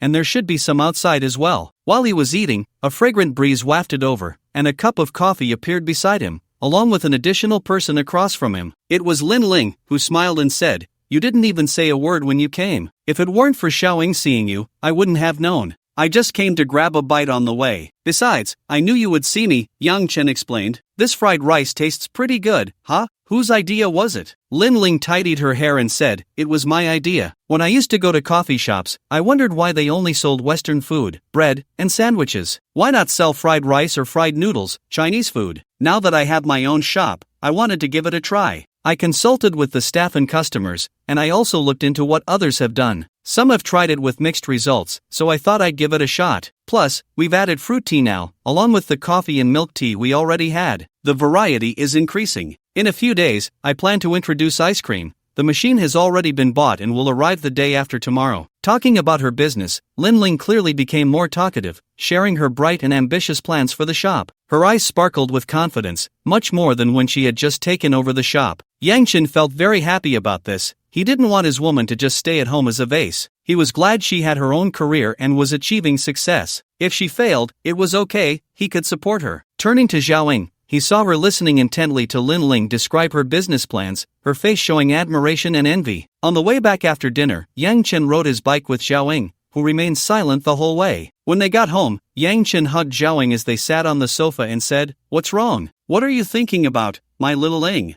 "I was thinking how amazing Sister Ling is. She has only taken over for a short time, yet she has already streamlined the development strategy and made plans. You don't know, when I went to help chat with the staff today, they all praised Sister Ling for being nice and serious about her work. Recently, the store's sales and profits have both increased. Sister Ling also said that based on last month's profits, this month's profit increase would determine the bonuses for the staff, distributed according to their salaries. It will be like this every month, and they are so motivated now, always thinking about ways to increase revenue and cut costs. After all, the more profit there is, the more they can share." Yang Chen nodded. When he visited earlier, he had felt that everyone's spirit was noticeably different from the last time he saw them. The atmosphere was much better, and he was curious about the reason. Now he understood. You can talk big to employees, share motivational quotes, and paint grand visions, but they might not listen. If you talk about money, then everyone becomes attentive. You might not be able to do as much work as the money you're offered, but even the laziest person will be more active than when there's no pay involved except for those who are shameless. The few people in Lin Ling's shop were mostly young and seemed to take their work relatively seriously. The waiter earns at least 4,000 to 5,000 a month, and the barista and kitchen staff earn even more. A 1% increase in profit means an extra 400 to 500,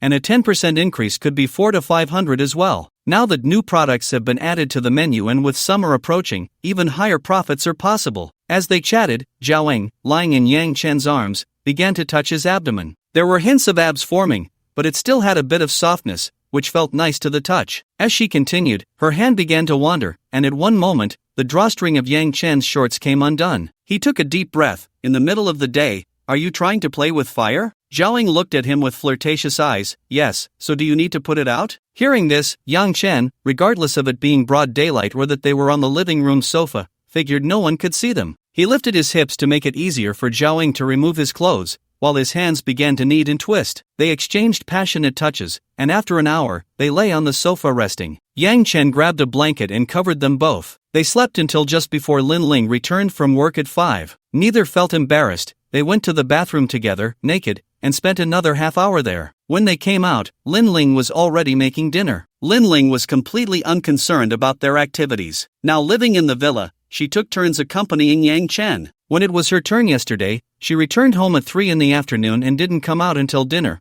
ordering takeout, matching Zhao Ying's enthusiasm. The contrast to her usual poised and elegant demeanor was striking. After dinner, Lin Ling and Zhao Ying swam and worked out at home. Yang Chen went out for a run. He had previously joined a night running group around Swan Lake, and whenever they had time, they would arrange to run together. When Yang Chen arrived at the agreed location, he warmed up, and soon his running partners arrived, Old Wang and Old Li, both from nearby neighborhoods. They had met while resting during previous runs. The route was 6 kilometers long, and running alone could be a bit boring, so having company helped keep them motivated. The group included more than just the three of them. There were both men and women, and they would run together whenever their schedules aligned. Some ran in the morning, others in the evening, and if they couldn't coordinate, running alone was fine too. After warming up, the three of them started running, completing 3 kilometers in one go, then taking a break before heading back. They were running for health, so they didn't push to complete the entire distance without stopping. At the rest point, there were quite a few people, including some recent acquaintances from the group. The three of them gathered to chat and share experiences. While Yang Chen was drinking water, a new message popped up in the group chat. He opened it to find a video from the night running group, showing their rest point. In the video, there was a man and a woman. The man was older, the woman younger. She was dressed in a sports outfit, but under the lights, it was clear she was well-groomed. At that moment, she was handing a bottle of water to the man and then began to massage him to help him relax. After watching, Yang Chen had a suspicion and nudged Old Li beside him, who nodded in response. Yang Chen had heard of running companions before, both formal and informal,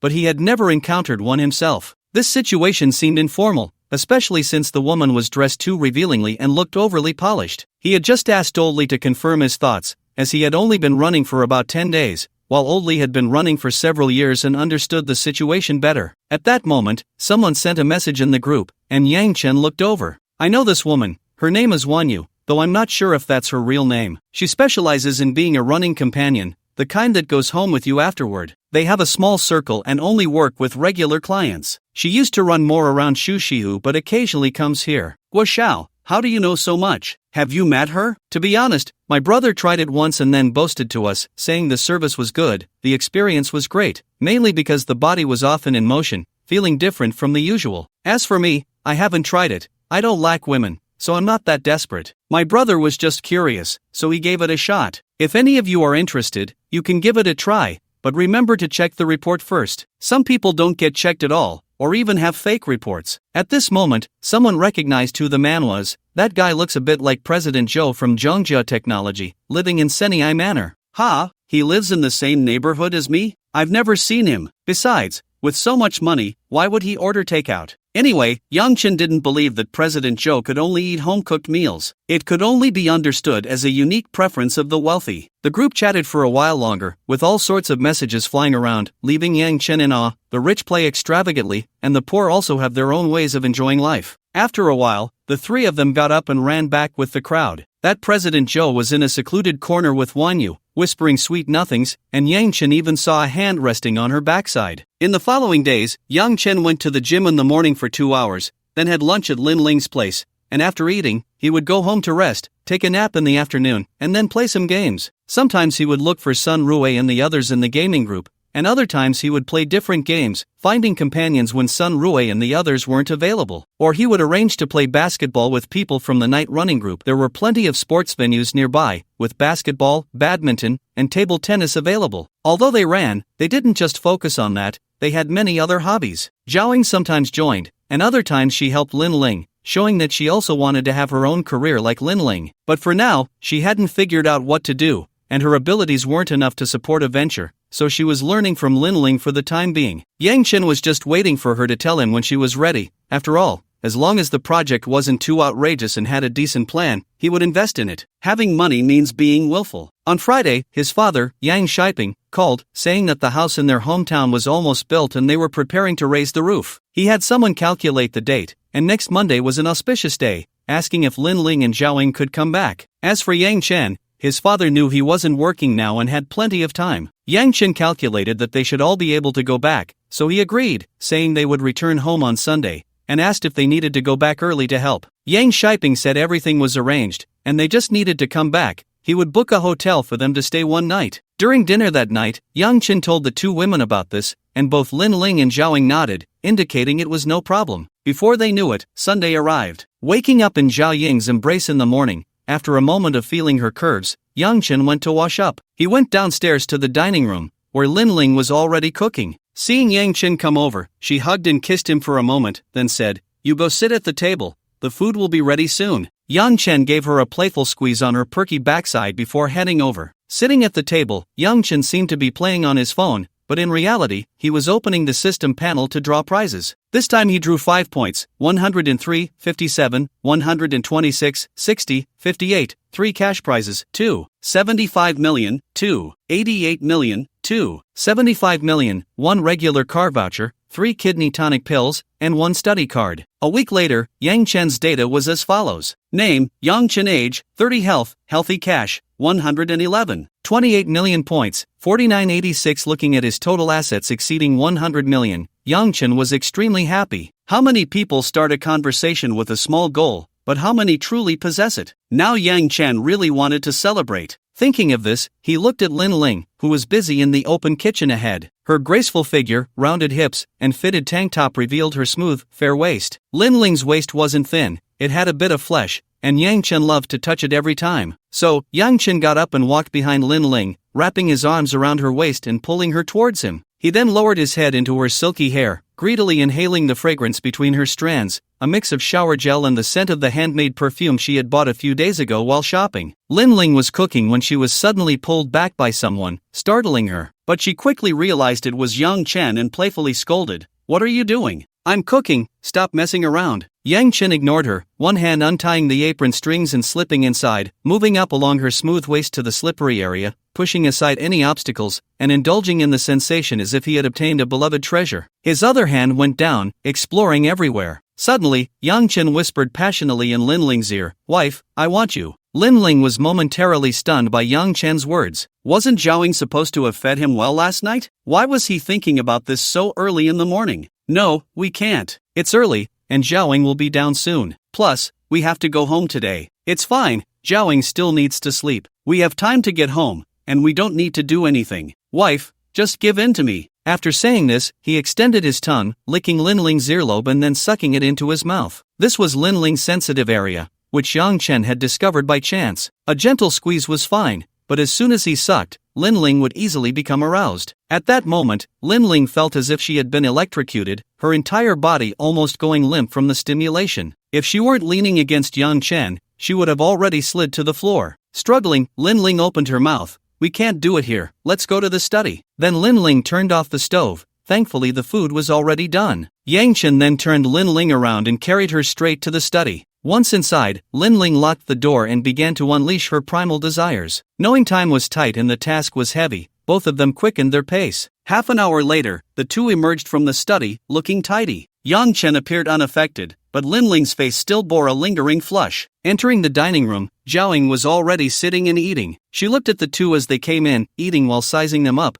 her eyes full of teasing. Upon seeing this, Lin Ling's face turned even redder. Yang Chen casually walked over and playfully patted Zhao Ying's rounded bottom as she sat, saying, "Eat properly." Zhao Ying, receiving this, became much more obedient and ate her meal quietly. After finishing the meal, Yang Chen drove the G-Class with the two of them back to his hometown. Now the main framework of the house was nearly complete, just waiting for the beam installation tomorrow. After that, they would continue construction for a while, perfecting the walls, removing the support frames. As long as everything went smoothly, they would proceed with the installation of plumbing and electricity, doors and windows, interior and exterior wall painting, and finally, the interior decoration. The entire process was expected to be completed before the Mid-Autumn Festival. The beam installation, referring to the process of installing the highest central beam of the building's roof, held significant meaning, not only in construction but also in folklore. Yang Chen remembered that when the building in front of his house had its beam installed during his childhood, since the roof was made of reinforced concrete or slabs without wooden beams,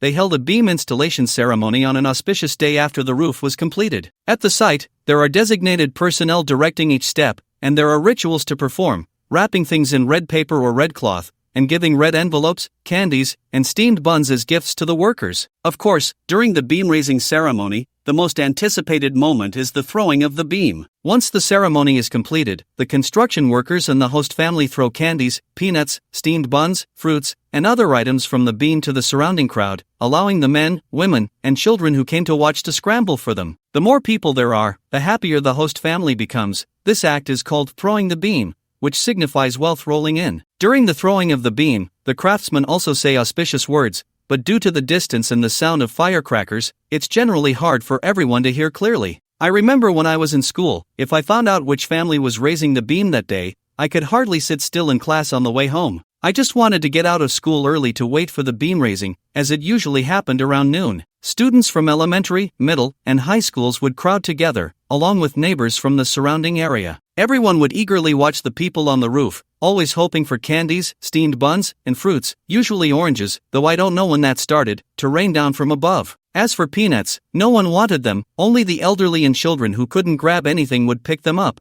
hoping to share in the good fortune and show they were part of it. When the firecrackers went off, everyone would widen their eyes, watching the direction in which the person throwing the beam waved their hand, signaling that candies, steamed buns, peanuts, and fruits would soon fall here like rain. Every time, Yang Chen would actively participate, bringing his sister along. When he was younger, he couldn't grab anything due to his size and could only pick up what was left. But as he grew older, things changed. He became faster and could jump higher, resulting in a bountiful harvest. During those times when material wealth was scarce, this was one of Yang Chen's few moments of joy. The candies and steamed buns he managed to grab could last for several days, and to this day, he still remembers the sweet taste of those candies. Now that he has money, he can no longer find that feeling of happiness from back then. He parked the car by the roadside, and the three of them got out to stand on the outskirts, watching the construction site. His father and second uncle were also there, communicating with the foreman about the progress. Yang Chen walked over to Yang Shiping, called out Dad, and Lin Ling and Zhaoing also greeted him. Only then did Yang Shiping notice him and said, "Xiaofei is back. Why did you come over here with Lin Ling and Zhaoing? It's dusty here, and they're still building. It's not safe. You should take them to the hotel. It's already arranged." Seeing his father say this,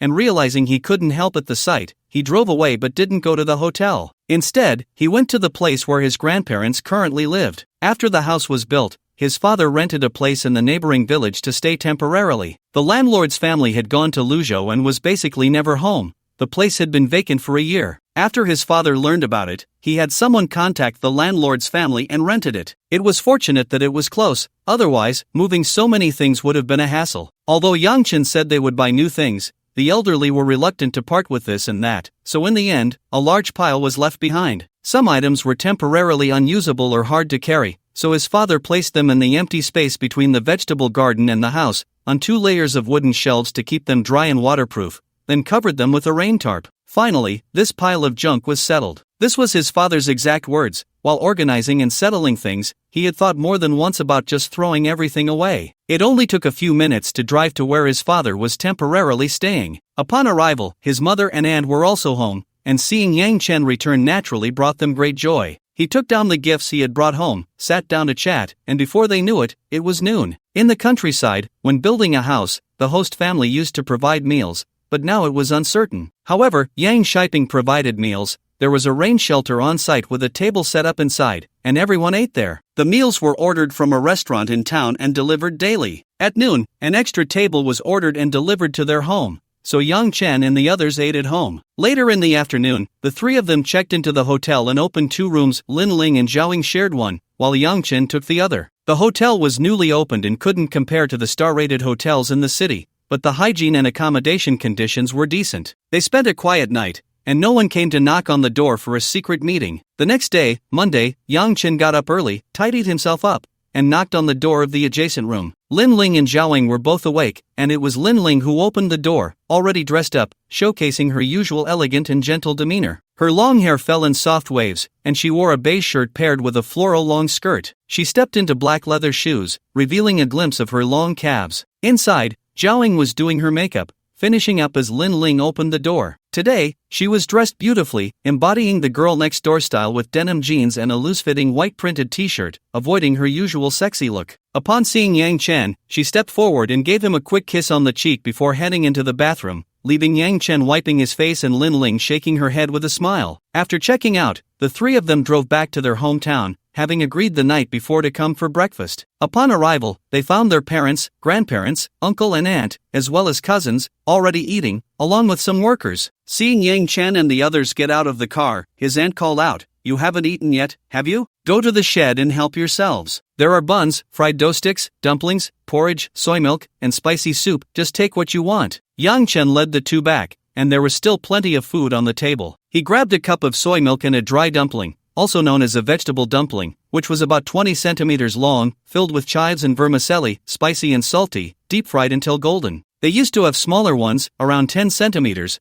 but now they were all this big, with thick edges of 2 to 3 centimeters, crunchy when bitten into. Yang Chen took a bite, and it was still crispy, indicating it had just come out of the fryer. Over there, his cousin Yang Mengxue handed a few pairs of gloves to Lin Ling and Zhaoying. After thanking her, they put them on and started grabbing food, while others nearby made room for them to sit. Yang Mengxue offered gloves to Yang Chen, but he gestured that he was fine eating with his hands. Looking at Yang Mengxue, Yang Chen asked, "When will your admission notice come out?" "It should be around the beginning of next month," she replied. This year, his cousin scored 657 points, which was quite good, applying to several universities in Luzhou, not choosing any out of province as the family thought it was too far. "How's your driving practice going?" "I've already got my driver's license." "Wow, Yang Chen didn't expect it to happen so quickly. Are you brave enough to drive on the road now?" "Many people get their licenses but are too scared to drive. I often practice with my dad's car at night. I feel okay. If you dare to ride with me, I dare to drive," Yang Mengxue challenged. Yang Chen clicked his tongue, thinking it unnecessary to act impulsively, so he changed the subject. "Seeing you so confident, have you picked out the car you want to buy?" Mentioning buying a car got Yang Mengxue excited. She leaned in closer, her eyes sparkling, and asked, "Dear brother, what price range can you help me with?" She hoped to get a car around 500,000. Yang Chen pondered and replied, "You can basically get any mass-produced model available in the country, but since you're going to school, it shouldn't be too flashy. Choose anything under 2 million. Yang Chen's response exceeded Yang Mengxue's expectations. 2 million to choose from, and still low-key. Was this really something a person would say? This was divine guidance. "Brother, you are my god." After thinking for a moment, Yang Mengxue opened her phone and pulled up the models she had looked at before, then showed them to Yang Chen. It was a Porsche Panamera 2.9T, 2024 model, priced at 138 million. However, a few days ago, when the Porsche salesperson chatted with Yang Chen, they revealed there were discounts, and with full options and taxes, it would only be a little over 1.2 million to take home. Turning to Yang Mengxue, he asked, "Are you sure you want this car? Don't you want to look at others?" Yang Mengxue quickly nodded to indicate she wouldn't change her mind. Yang Chen took out his phone and shared the contact of a Porsche salesperson with her, saying, "Add this salesperson, she works at the Porsche 4S store. I'll give her a heads up, and I'll cover the bill. You can confirm the specific configurations and some details with her." Watching Yang Mengxue scan the code to add the contact, Yang Chen made a quick call, briefly explaining the situation and letting the two of them coordinate. He believed that professional matters should be handled by professionals, while he would take care of the payment. Originally, they planned to buy the car after receiving the admission notice, but given his cousin's score, there shouldn't be any issues. The real problem would be if she didn't get in. Now, having bought a car as a gift for her academic advancement, he also had to consider his younger sister. Just yesterday, he transferred 5 million to her as a gift for his niece, mainly because he was worried she might refuse it. However, gifts from an uncle were easier to accept. Before long, his second uncle and aunt brought Yang Mengxue over, seemingly aware that Yang Chen was buying her a car. Without waiting for them to speak, Yang Chen directly said, "Uncle, no need to say anything. This is a gift for Xiaoxue. If I couldn't afford it,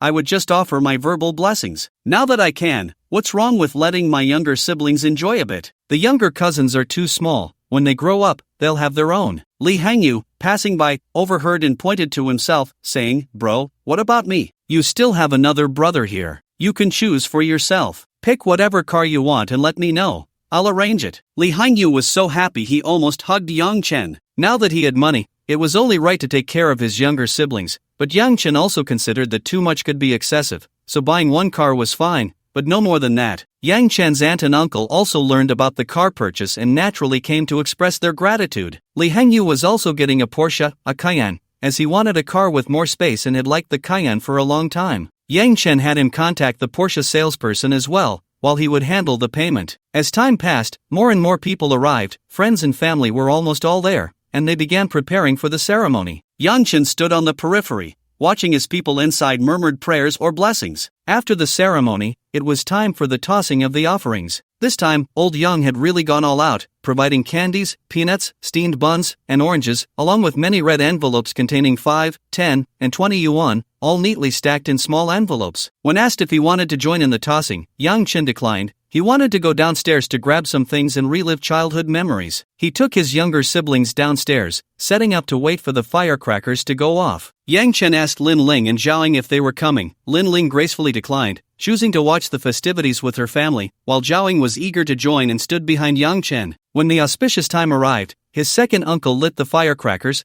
and everyone on the third floor was ready to toss the offerings to those in the courtyard. Watching the items fly through the air, everyone calculated what they could reach and quickly formed a sequence. First the red envelopes, then the steamed buns, candies, and oranges in order. The younger siblings jumped up to grab them. Some succeeded while others missed. Yang Chen also jumped up, managing to catch a few red envelopes and candies. Zhao Ying tried a few times and managed to grab something once. Noticing many children and elderly people focused on picking up what had fallen, she shifted her strategy to look for overlooked items. As an adult, her speed allowed her to collect quite a bit. In this way, with quick hands and eyes, Yang Chen and a few others gathered a good haul, while those upstairs also made sure to look out for them. Everyone ended up with plenty of goodies: candies, steamed buns, oranges, and red envelopes. The steamed buns weren't afraid of getting dirty, as they were all in bags. As for the peanuts, not many people wanted them, only the elderly took some. However, Lin Ling was quite lucky. Standing by and watching the excitement, she received a red envelope. At that moment, when things were being tossed, someone threw a bit too hard,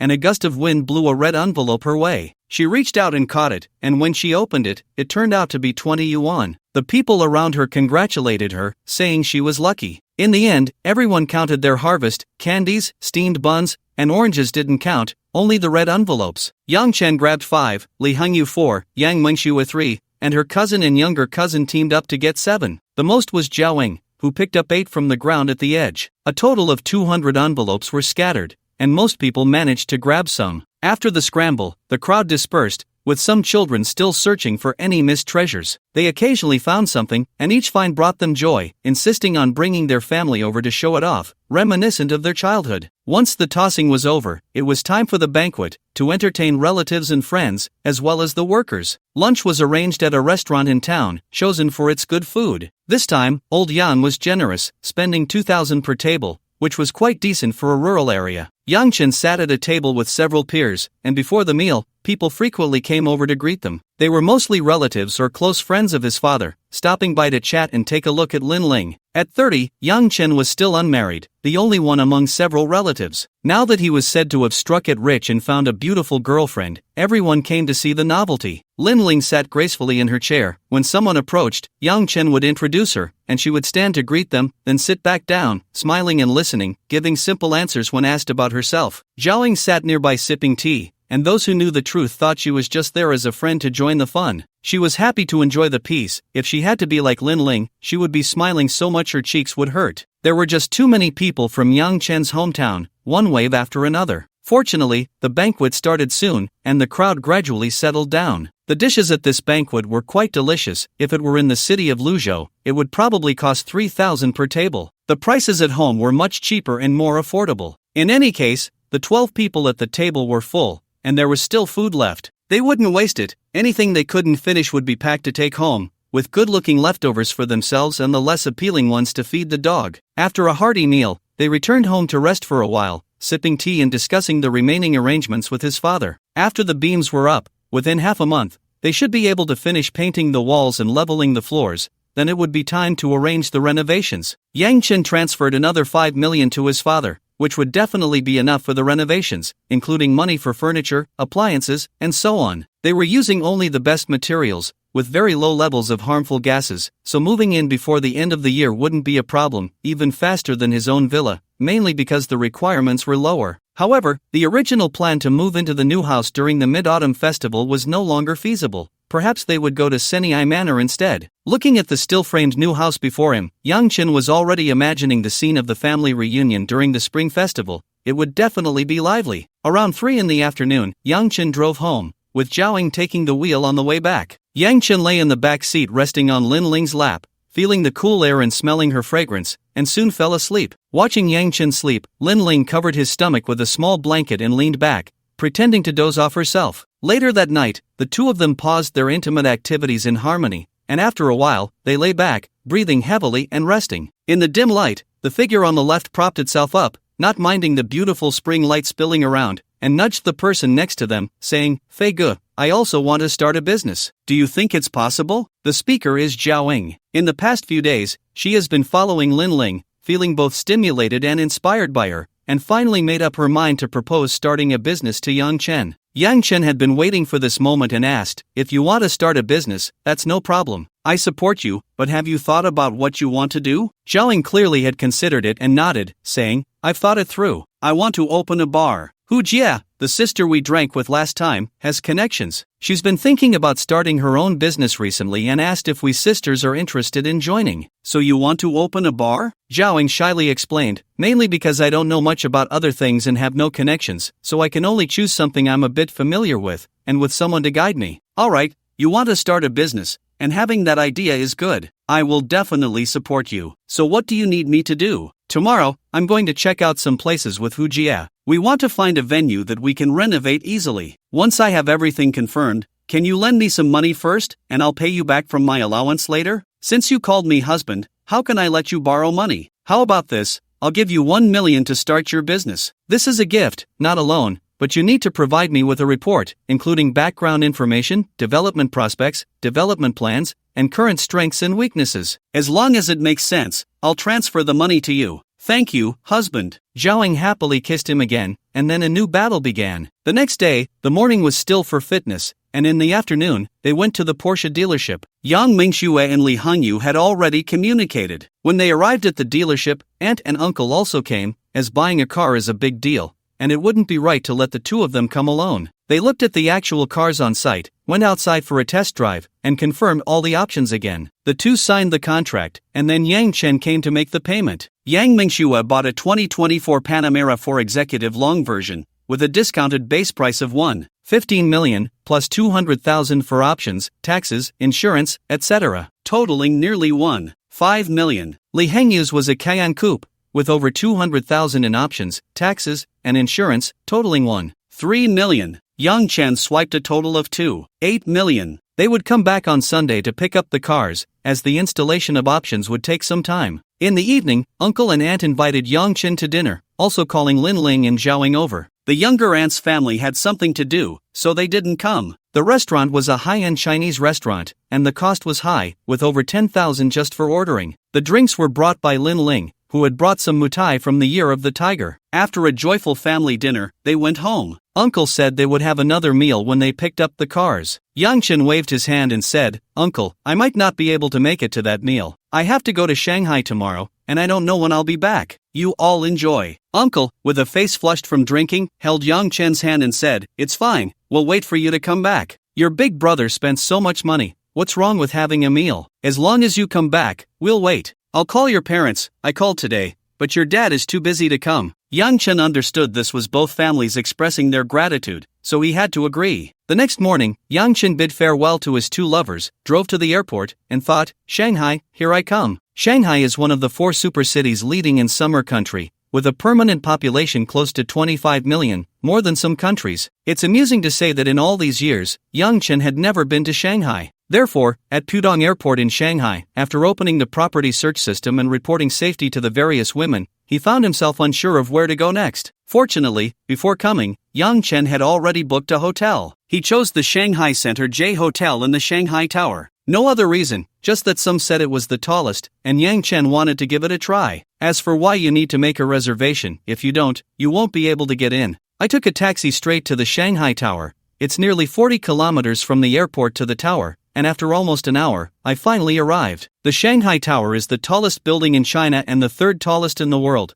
with 127 floors and a height of 632 meters. The lobby of the J Hotel, where Yang Chen wanted to stay, is on the 101st floor. Upon entering the building and stating my purpose, I followed the staff's guidance and headed to the elevator. In less than a minute, I reached the 101st floor. At the front desk, a free receptionist greeted me. "Hello, sir, welcome to the J Hotel. Do you have a reservation?" "No. Can I check in on site?" "Yes, sir." "Okay, how much is your most expensive suite?" "The Magic City suite is 219,888 per day," the receptionist said with a smile, showing no concern about whether Yang Chen would book a room. "Can I book it for 10 days? This made the receptionist a bit flustered. After confirming that Yang Chen wanted to book for 10 consecutive days, she began checking the system. After a while, she looked up and said, "Hello, I checked the system, and the Shanghai suite is already booked for 3 days in the next 10 days, so we can't arrange for 10 consecutive days." Yang Chen initially wanted to see what the most expensive suite was like, but now that it was unavailable, there was nothing he could do. Almost 220,000, and now 3 days were already booked. Who were those people staying there? Didn't they have houses locally? Why did they have to stay in such an expensive hotel suite? Is the 128,888 suite still available? The receptionist checked again and smiled, saying, "Sir, I found that the Jinjiang suite can be booked for 10 consecutive days. Would you like me to arrange that for you?" Yang Chen took out his ID and handed it to the front desk. Since it was for 10 consecutive days, there was a discount, bringing it down to 100,000 per day. The amount for Yang Chen's booking was significant enough to catch the attention of the lobby manager. After Yang Chen completed the payment, the manager personally led him to the suite on the 98th floor. It was a bit strange that the hotel lobby was above the suites. At the suite's entrance, a private butler was already waiting, a beautiful lady who introduced herself as He Ping. After the manager completed the handover, he left a business card and took his leave. Yang Chen glanced at it. The lobby manager's name was Zhang Junkai. The private butler opened the door and showed Yang Chen around the various rooms of the suite. The entire suite was 258 square meters, with 2 bedrooms, 3 living rooms, and 3 bathrooms, offering a magnificent 180-degree view. The suite included a spacious panoramic living room, an 8-person dining room, 2 bedrooms, a main bathroom, a walk-in closet, an office area, and a guest bathroom. It provided all-day private butler service, 24-hour room service, 24-hour laundry service, returned in 5 hours, internet printing service, concierge service, car pickup and rental service, and mailing service. Additionally, there was breakfast for 2, a double treat at the lobby bar, a double supreme executive afternoon tea at the E-Lounge, non-alcoholic beverages and beer in the mini-bar, and opportunities to watch the sunrise and sunset from high places. The last one piqued Yang Chen's interest. Ever since that camping trip, he had become enamored with such experiences. After a brief look around the suite, he noticed the retractable TV, an oversized bathroom, a magnolia-shaped bathtub, and more magnolia-shaped decorations, as the white magnolia is Shanghai's city flower. Moreover, the toiletries in the suite were all from Hermes, which Yang Chen hadn't expected. The items that the receptionists outside were frantically grabbing were everywhere here, and they were all free. If he had brought a suitcase, he could have packed them all up when he left. That would have been quite a profit, Yang Chen thought, but unfortunately, he was a man and not interested in such things. After a round, Yang Chen put down his luggage and was ready to go eat. The Jade Hotel has 7 restaurants and an executive lounge, located on the 1st, 84th, 101st, 103rd, 104th, and 120th floors of the Shanghai Center, offering a variety of cuisines including Shanghai, Jiangxi, Cantonese, Italian, and Kaiseki, among others. The Tianzhijin restaurant on the 120th floor is the highest restaurant in the world. After consulting with his personal butler, Yang Chen decided to go to the Jinyan Chinese restaurant on the 103rd floor,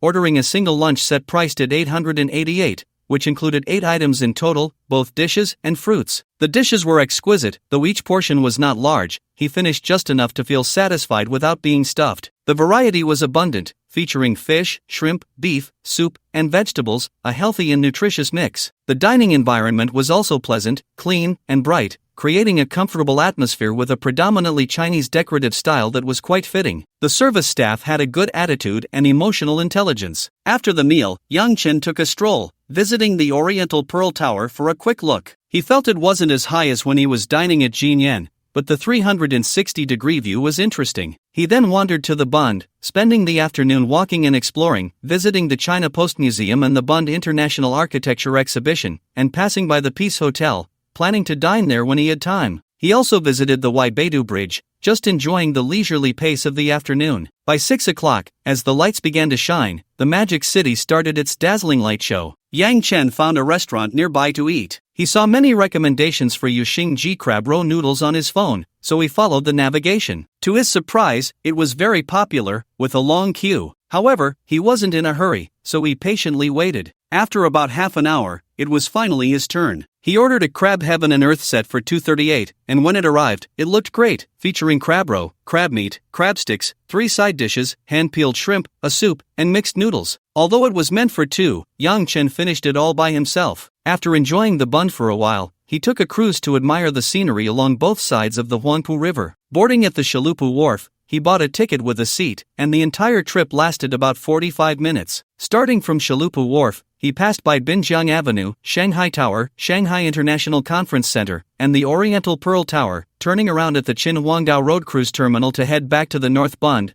seeing the White Magnolia Plaza, Waibedu Bridge, the Bund International Architecture Exhibition, and finally returning to Shalupu Wharf. The whole journey offered a splendid view of the Huangpu River's nighttime beauty. Although the ticket was a bit pricey, the experience was truly enjoyable. After the tour, Yang Chen returned to the J Hotel. He had explored most of the nearby areas, but other attractions either required reservations or were overcrowded. It was summer vacation, after all, and many people were traveling. After a shower, Yang Chen sat by the window, admiring the beautiful view of the Bund and the Huangpu River. It was already past 9, and the Bund was bustling with people. For many, the nightlife was just beginning. Yang Chen thought for a moment, planning to stay for about 10 days. The villa here was almost ready, otherwise, it would be a hassle to return home for just a few days before coming back for the transfer. But how to spend these days? He had strolled around for an afternoon, only getting a rough idea of the area, missing many places he didn't know about. He still needed someone to guide him. With that in mind, Yang Chen opened his phone and browsed through an app. After a while, he found two options, both female. The first target was Lin Peiyun, 28 years old,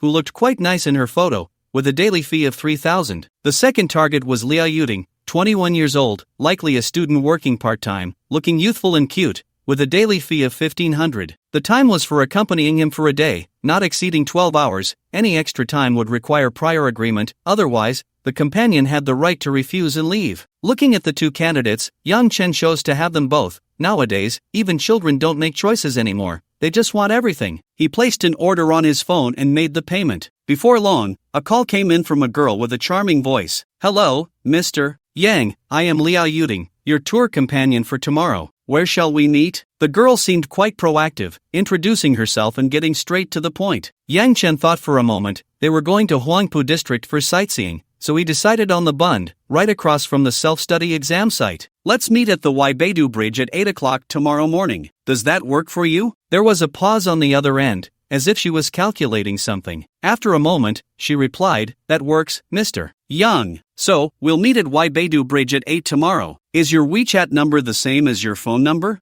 I'll add you for easier contact." "Yes, please go ahead." "Okay, I won't disturb your rest any longer. Good night." After saying that, she hung up. Almost immediately, another call came in. Once connected, a sweet-sounding girl spoke. "Hello, Boss Yang. I am Lin Peiyun, your companion for tomorrow. Where shall we meet?" "Hello, Miss Lin. Let's meet at Waibedu Bridge at 8 in the morning. Is that all right?" "That works, Boss Yang. You sound quite young. Can I call you Brother Fei?" "Sure." "Great. Is your WeChat ID also Brother Fei?" "Yes. I've added you. Please accept it for easier communication." "I see it now. Processing it. All right. I won't keep you any longer. Good night, sweet dreams. Goodbye." After a lovely goodbye, the call ended. Yang Chen looked at WeChat. One was Little Rainstops, which should be Liao Yuding. The other was Lazy Cloud, paired with a picture of her reading at a dining table. He opened it and saw it was indeed her, looking much like her photo on the app. This was Lin Peiyun. He clicked to agree with both of them, and after that, they sent a greeting with their numbers and avatars,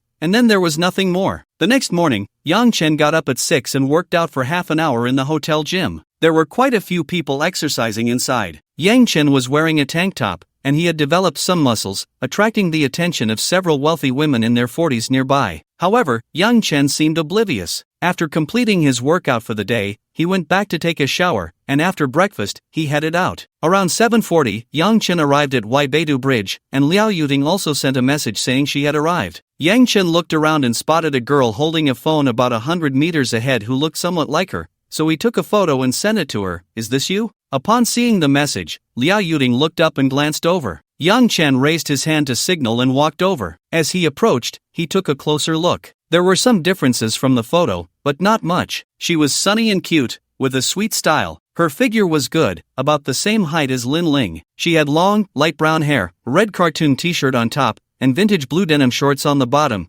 paired with white short socks and red canvas shoes, carrying a small red bag. Her outfit somewhat concealed her figure, but up close, it was clear she had a great body, curvy with a slim waist. Seeing Yang Chen, Liao Yuding asked, "Are you Mr. Yang Chen?" "I am Liao Yuding. Yang Chen nodded and said, "You can call me Brother Yang or Brother Fei, just using my name is fine too." "Mr. Yang sounds too formal." "Then I'll call you Brother Fei," Liao Yuding replied. "Shall we head out now?" Yang Chen checked his phone. Lin Peiyun had sent a message saying she would arrive in 10 minutes, so he said, "Just wait a moment, there's one more person coming, and she'll be here in 10 minutes. Liao Yuding was already my companion, Yang Chen thought, nodding and waiting. After all, the employer said to go wherever, and she had no objections. The two stood on the Waibedu Bridge, stepping on the fragrant dragon brainwood, while the water of the Suzhou River flowed quietly towards the Huangpu River, gazing at the distant Shanghai People's Hero Monument. They chatted casually. Liao Yuding lived on Chongming Island and attended university in the Magic City. During the summer vacation, she wanted to earn some pocket money, so she posted an ad for companionship online. However, there weren't many requests, and she mainly did odd jobs with classmates,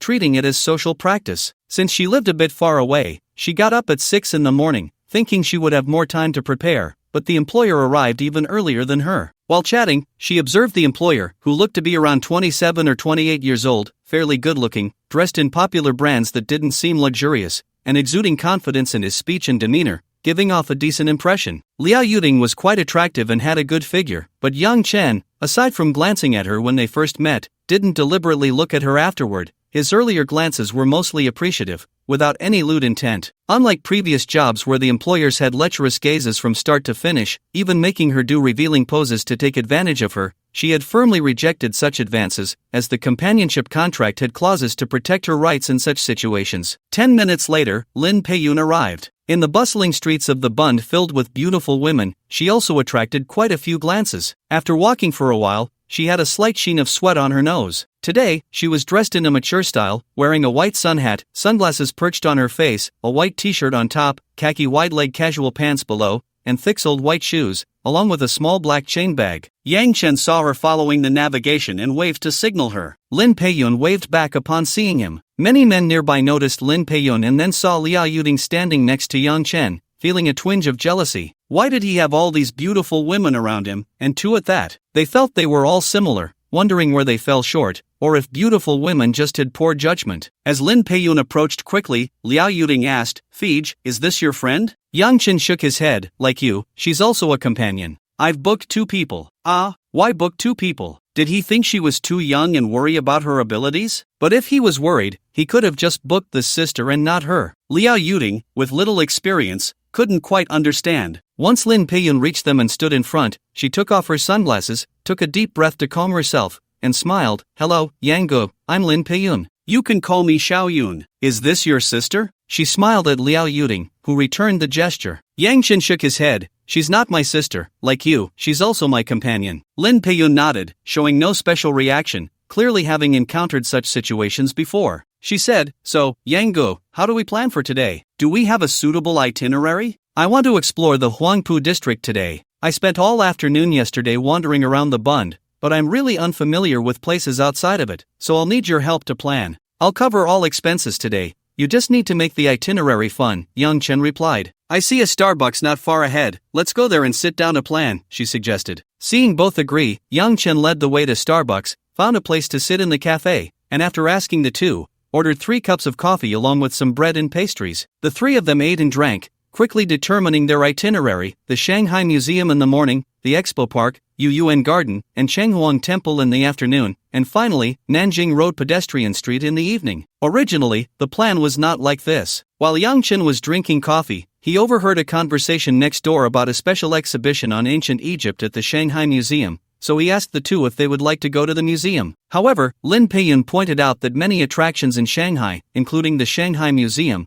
required reservations to visit. Upon hearing this, Yang Chen called his private butler, having heard that high-end hotels often had connections with various institutions. He thought that a hotel like J, which had a background, could accomplish many things that seemed impossible, essentially using backdoor connections. Once the call connected, Yang Chen explained his purpose, and the butler said she needed to check. 10 minutes later, she called back, securing 3 tickets. At the same time, Yang Chen received 3 electronic tickets on his phone. Liao Yuding stared in amazement at how Yang Chen managed to arrange everything in just over 10 minutes. She had only heard of such scenarios while being in her ivory tower and rarely encountered them. In contrast, Lin Peiyun was much more composed, merely giving Yang Chen a deep look. She could have handled such matters herself but didn't want to waste personal favors, and it certainly wouldn't have been resolved in just 10 minutes. This piqued her interest in Yang Chen's capabilities. After discussing, the group set off for the Shanghai Museum. They spent over 2 hours there, truly broadening their horizons. Liao Yuding was familiar with many of the exhibits and occasionally shared the background of the collections with Yang Chen. Looking at the artifacts and listening to the beautiful guide's explanations, they strolled around without feeling tired at all. The museums in Luzhou simply couldn't compare. Here, they not only saw domestic exhibits but also many foreign ones, and they were the real deal. Lunch was on the rooftop of the museum at Roof 325, a Western restaurant on the 5th floor. This was recommended by Lin Peiyun, who had previously come here with friends to take beautiful photos. The restaurant offered both indoor and outdoor seating, but given the weather, they opted for the indoor option. They ordered a 3-person set meal along with several dishes and drinks, totaling over 5,000 after discounts. After resting, they headed straight to Yuyuan Garden, entering through the north gate at 168 Fuyou Road. The first stop was the Spring Hall, which was exquisitely decorated. They then strolled through the ancient Well Pavilion, Dragon Wall, Laojun Hall, and listening to the Lark Pavilion, arriving at the Huijing Tower. This area had ponds on 3 sides, surrounded by camphor and pine trees, some of which were hundreds of years old. After climbing the tower, they enjoyed a panoramic view of the entire Yuyuan Garden. Heading northwest from Huijing Tower, they reached Sansatang. Liao Yuding explained that Sansui came from a story in the book of the later Han about 3 years of grain on the beam, and she introduced it to Yang Chen, who had never heard of it before, thus gaining new knowledge. After exploring the famous garden, they exited through the west gate of Yuyuan Old Street at 279, where they found the Huxin Pavilion and the Nine-Bend Bridge. Yang Chen saw koi fish and lotus flowers on the small bridge, with ancient-style buildings in the distance. In the morning, they had experienced the urban charm of Shanghai at the Bund, and by the afternoon, they were immersed in the historical tapestry of the city. In the evening, they visited Chenghuang Temple, where the ancient architecture was beautiful, and they encountered quite a few foreigners, wondering if they would worship here. Feeling exhausted from all the walking, they took a quick look around and decided to rest at the Yuyuan shopping mall, which Liao Yuding recommended for its air conditioning. Here, Yang Chen bought some souvenirs and also picked up a few for the two of them. Although they were a bit pricey, some items were indeed beautiful, and since money was not an issue, he bought them. After resting, they took a taxi to the Shanghai Expo Park. At the Expo Park, they visited the Crown of the East, fulfilling the regret of not attending the World Expo for 10 years. They then took a quick tour of the attractions. While the sights were beautiful, due to time constraints, they couldn't see everything. Lin Peiyun mentioned that one could easily spend a whole day here. Around 6 o'clock, the three returned to Lujiazui and arrived at the center of the Magic City. As dinner time approached, Yang Chen took the two directly to the Tianshijin restaurant on the 120th floor. This had been arranged by the butler in advance, otherwise, outsiders would need to make a reservation to dine. Lin Peiyun thought about how she would explain if they were refused entry when Yang Chen walked in without any hindrance. It was only then that she realized he lived there, and guests of the J Hotel could dine directly without any issues, as this restaurant was one of the hotel's affiliated establishments. That evening, they ordered the most expensive set meal, costing over 10,000. Yang Chen had wanted to try it yesterday, but it felt too extravagant to do so alone. With 3 people, it felt much better, and the guilt was less. In addition to the set meal, they ordered a bottle of red wine costing 30,000, and with the service charge, the total came to 50,000. Before eating, after consulting Yang Chen, the two took photos first. They captured the delicious dishes on the table and even did a close-up of the red wine. The waiter in the private room was unfazed and even helped arrange the dishes and guided them on the shooting angles,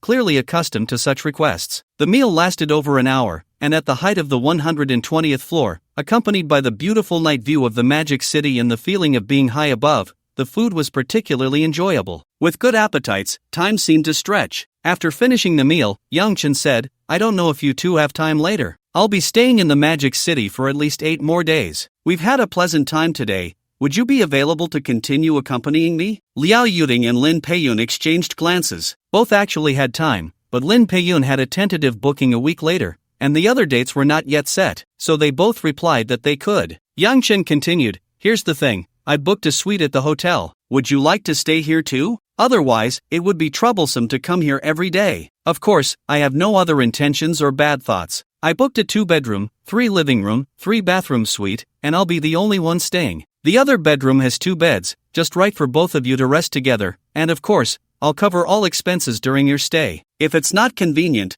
just pretend I didn't say anything. But I'd still like your company, as I'm not familiar with the Magic City." I still need you two to guide me. At this point, Lin Peiyun asked, Brother Fei, what suite did you book? The Jinjiang suite, 128,888 a night, but I booked it for 10 days, so there's a discount, totaling 1 million. Yang Chen explained. 10 days, 1 million. The expressions of the two women turned a bit bitter. They had already raised their expectations of Yang Chen, but it still fell short. Then Yang Chen added, I originally wanted to book the Magic City suite, which is 219,888 a night, and it's a bit larger, but they didn't have it available for 10 consecutive days, so I had to settle for this one. This statement felt a bit like showing off, the two thought. Liao Yuting suddenly remembered something and said, but we don't have any clothes to change into if we stay here. It's fine, I'll have the private butler arrange it. If that doesn't work, we can just go buy some. This is Luji Azui. The bund is right across, very convenient, Yang Chen assured. Seeing the conversation reach this point, and since the two indeed wanted to give it a try, they exchanged glances and nodded in agreement. Yang Chen didn't have many ulterior motives, he simply wanted to save some trouble. After all, whether they stayed or not, he was spending that much money anyway. Back at the suite, he called the butler He Ping to help Lin Peiyun and Liao Yuting check in and instructed her to bring a few sets of clothes. He Ping inquired about their needs and contacted the appropriate personnel to deliver clothes for them to choose from. Half an hour later, after Yang Chen finished his shower, he came out and stood by the window holding a bottle of red wine to enjoy the view. It was a bottle he had randomly picked from the minibar,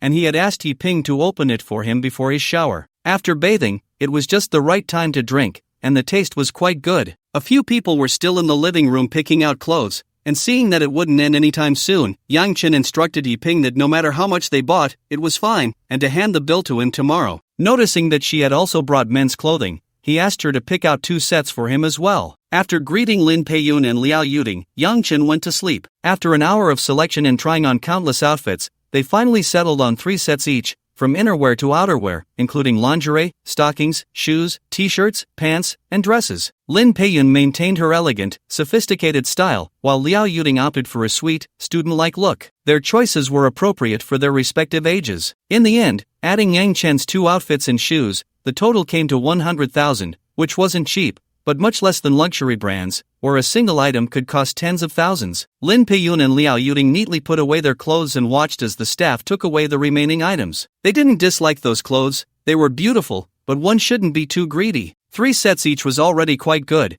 and they could only choose their favorites, letting go of the others that were also nice. After the staff left, He Ping also took her leave, and Lin Peiyun and Liao Yuting went into their room to put away their clothes. Liao Yuting asked Lin Peiyun, Sister Yun, is it okay that we bought clothes and let Brother Fei pay? It's over 30,000. With her daily commission being only 1,500 and Sister Yun's just 3,000, now they had directly received gifts worth over 30,000, and Sister Yun had over 40,000. They were also staying in a hotel suite that cost 128,888 a night. Liao Yuting still felt a bit dazed. She had been too excited while picking clothes earlier, but now she felt something was off. Would they want her to return something? Lin Peiyun glanced at the young lady, who, as a college student, hadn't deeply understood society. After thinking for a moment, she said, It's fine, it's a gift for you, just take it. Since the items are in your hands, they are given to you, can they be taken back? As for the rest, don't overthink it. If anything happens, your legs are your own, they won't run away or call the police, right? Besides,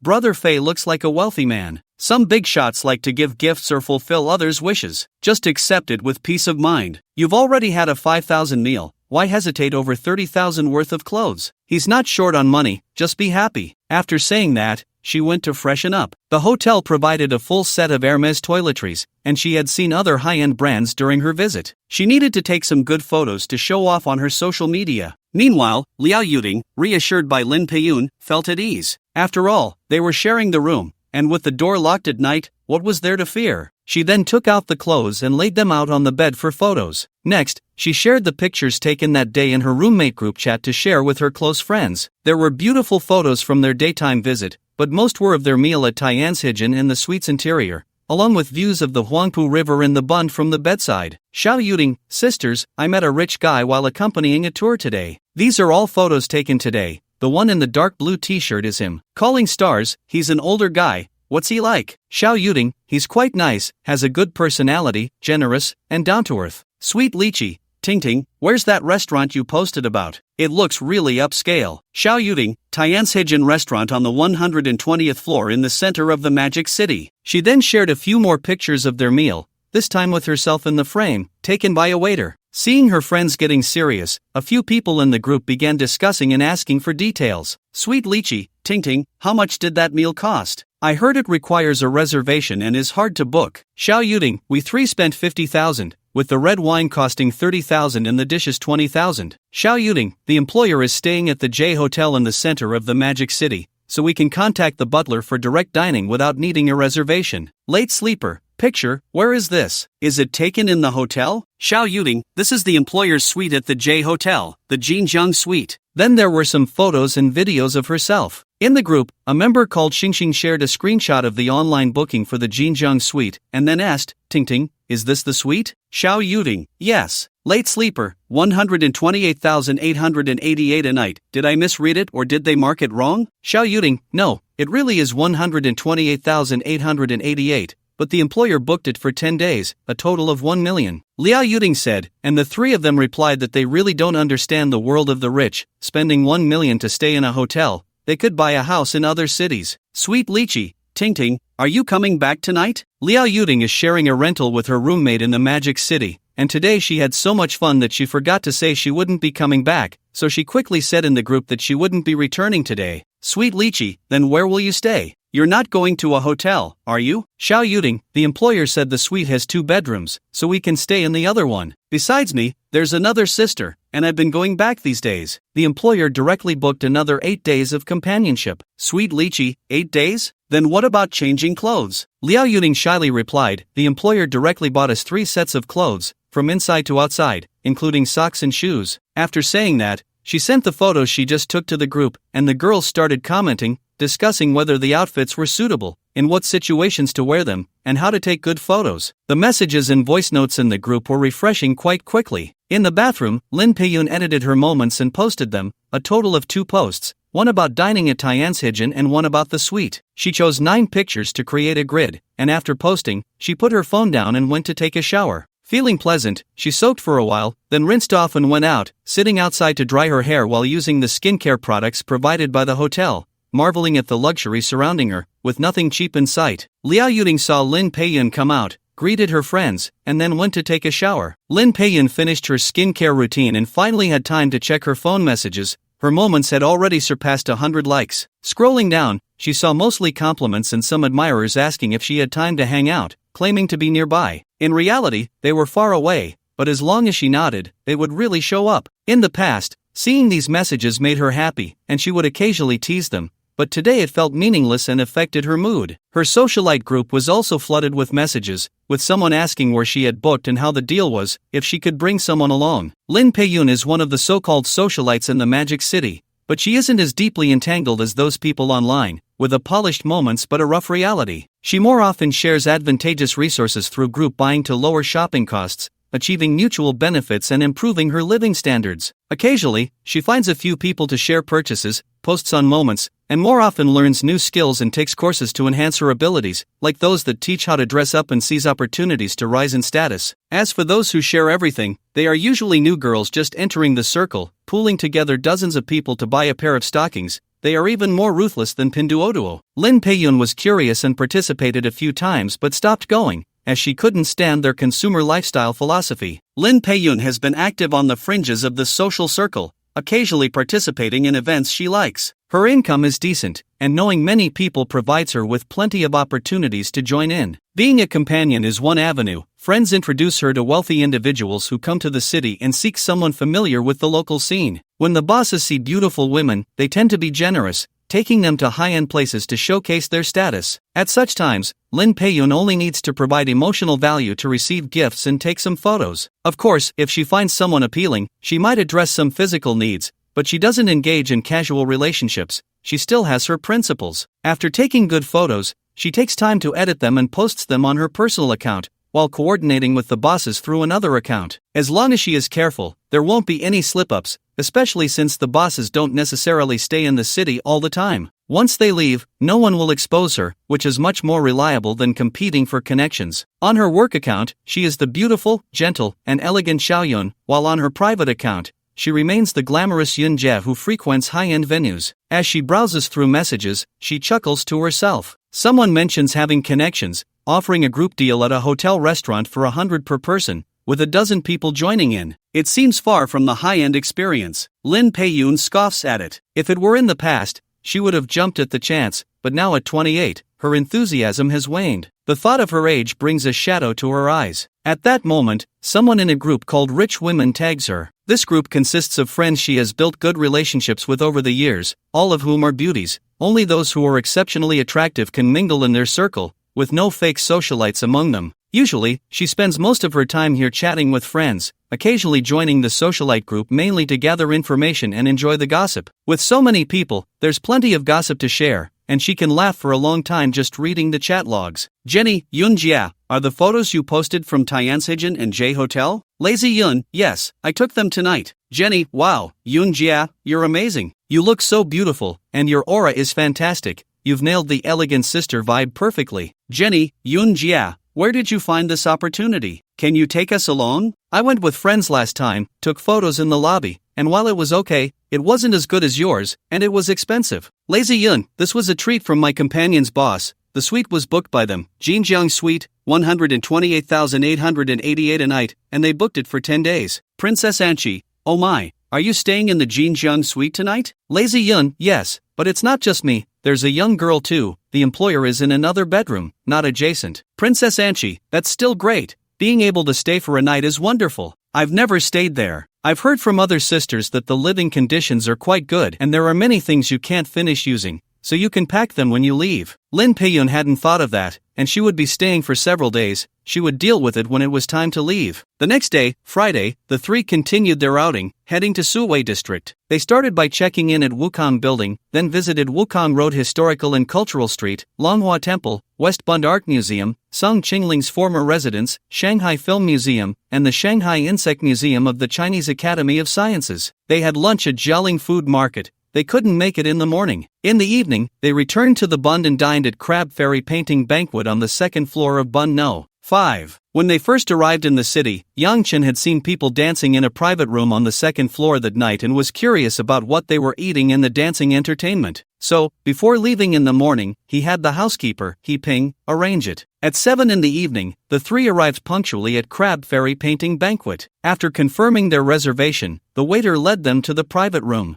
This restaurant is famous for its crab dishes and aesthetic cuisine, where ingredients are sliced and arranged to form a painting, both beautiful and delicious. There is art and gourmet food. Yang Chen looked at the menu. In addition to ordering snow crab, he also ordered the night banquet of Han Shizai, the thousandly rivers and mountains, the auspicious crane, the lady with flowers in her hair, and the dwelling in the Fujian Mountains, along with some aesthetic dishes inspired by urban landmarks. Seeing so much raw food, he also ordered some hot dishes and seafood. During the meal, Lin Pei-yoon was very elegant, pleasing to the eye, clearly trained in dining etiquette. Last night it didn't show, but today it was evident. Liao Yuting was a bit more normal, but the environment influenced her to be quite ladylike. Yang Chen, on the other hand, ate heartily. The aesthetic dishes looked beautiful, with exquisite plating, but they were really not filling, just a little bit, and Yang Chen had a big appetite. Trying to eat like a girl was just too awkward, so he simply let go of his burdens and ate more comfortably, even ordering another serving of something he liked. The two women watched him eat, covering their mouths and giggling. The crab immortal banquet environment was quite nice, with a young lady dancing to liven things up while they ate. It was enjoyable to eat while watching. The flavors of the dishes were also quite good and creative, with very fresh ingredients. On Saturday, they continued their outing, heading to a quiet area first, visiting the Shanghai Natural History Museum, which they had made a reservation for beforehand. Then they went to the Sihong Warehouse Anti-Japanese War Memorial to pay tribute to the martyrs. It was raining when they went, and Yang Chen felt heavy-hearted. When they came out, the rain had just stopped, and a rainbow hung in the sky. Although the war was over, history should not be forgotten. Yang Chen had previously donated 20 million, and during this time, many recipients had sent updates on how the funds were used. Looking at the provided usage instructions, Yang Chen was very pleased. When they entered, he saw many parents bringing their children to visit. The little kids were a bit confused, some were very serious, occasionally asking their parents questions. This was good. History can be set aside, but it cannot be forgotten. After leaving the Sihong warehouse, to lighten his mood, they went to the Ferris wheel at Joy City North. Overlooking the area from above, the two women naturally posed for photos, asking Yang Chen to take pictures of them. Fortunately, Yang Chen's skills were decent, and he wasn't criticized. For lunch, they had barbecue at Joy City, which was quite tasty. After the meal, while resting, a system notification sounded. "Hello, host. Your 90 million villa has been successfully transferred to reality. Congratulations, host. You have obtained a Mingyuan villa." Yang Chen quickly checked the system. His villa finally appeared on his phone. He looked up the location and found that the average price was 280,000, which was quite impressive in Shanghai, but it also meant the villa's certificate area was just over 300 square meters. Browsing through several listings online, he wondered if his villa was among them. In the afternoon, while touring Jing'an Temple, he received a call from a real estate agent. Walking to a secluded spot, he answered and arranged to view a property the next morning. Seeing Yang Chen go out and then return, the two women weren't surprised, thinking it was another girlfriend calling. Over the past few days, Yang Chen's 4 girlfriends had been in constant contact, and occasionally he didn't hide it from the two women. With frequent communication, they had figured out he had several girlfriends, and privately they scolded him for being a scumbag, keeping their distance. Last night, Liao Yuding had criticized Yang Chen in a chat with her best friend, expressing that she had misjudged him as a fickle man. Lin Peiyun was more forgiving, just cursing him a bit before moving on, as most of the men she encountered were basically unfaithful. If they weren't, they wouldn't have any connection with her. After visiting Jing'an Temple, they went to the Railway Museum, and after browsing, they headed back to eat. Today, they went to the Bund again, this time to Hiyu, for Cantonese cuisine. This restaurant was a Black Pearl establishment, serving a fusion of Cantonese dishes on the 25th floor of No. 15 on the Bund, where they could enjoy the light show of the 3 iconic landmarks while dining, as well as watch the boats on the Huangpu River. The Chinese-style Western dishes, including prawns, sea cucumbers, and squab, were all quite good,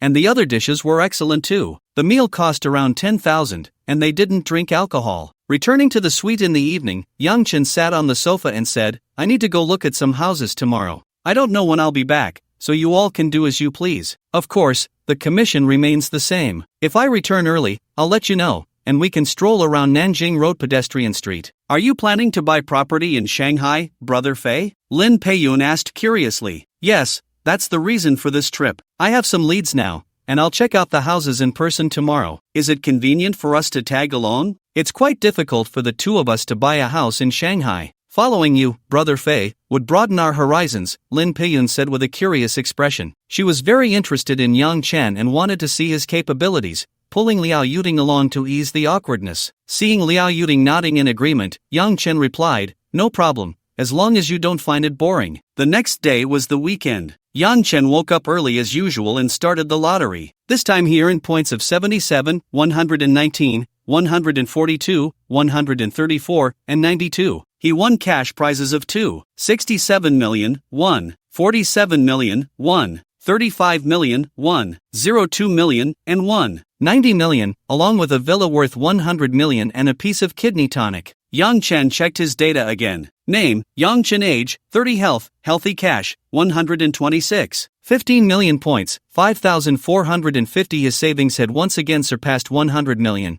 but he had drawn another villa, still worth over 100 million. He asked the system, and it confirmed that it wouldn't exceed 200 million. This meant he would have another villa, possibly priced higher than his savings. Looking at it this way, Shanghai was indeed a blessed place for him. He wondered when he could get a villa in Tang Palace, filled with hope. After breakfast, Lin Peiyun and Liao Yuding began to put on makeup, taking much longer than their previous outings. Yang Chen asked them why, and Lin Peiyun replied, "We're going to buy a house, so we have to take it seriously. If we look good, it reflects well on you, Brother Fei." After more than half an hour, they were finally ready. Yang Chen had the hotel arrange a BMW 7 Series to take him to Mingyuan Villa in Chanling District. On the way, Lin Peiyun and Liao Yuding were still curious about where Yang Chen was buying a house, asking him, but he just smiled and didn't say anything, vaguely indicating that they would know when they got there. Lin Peiyun rolled her eyes, thinking they would find out soon enough. Why couldn't he just say it in advance? There wasn't much traffic today, and they arrived at the entrance of Mingyuan Villa in half an hour. After getting out of the car, the sales agent was already waiting. As Lin Peiyun approached the entrance, she recognized the place and tugged at Yang Chen, saying, "Brother Fei, are you serious?" Yang Chen replied, "Of course.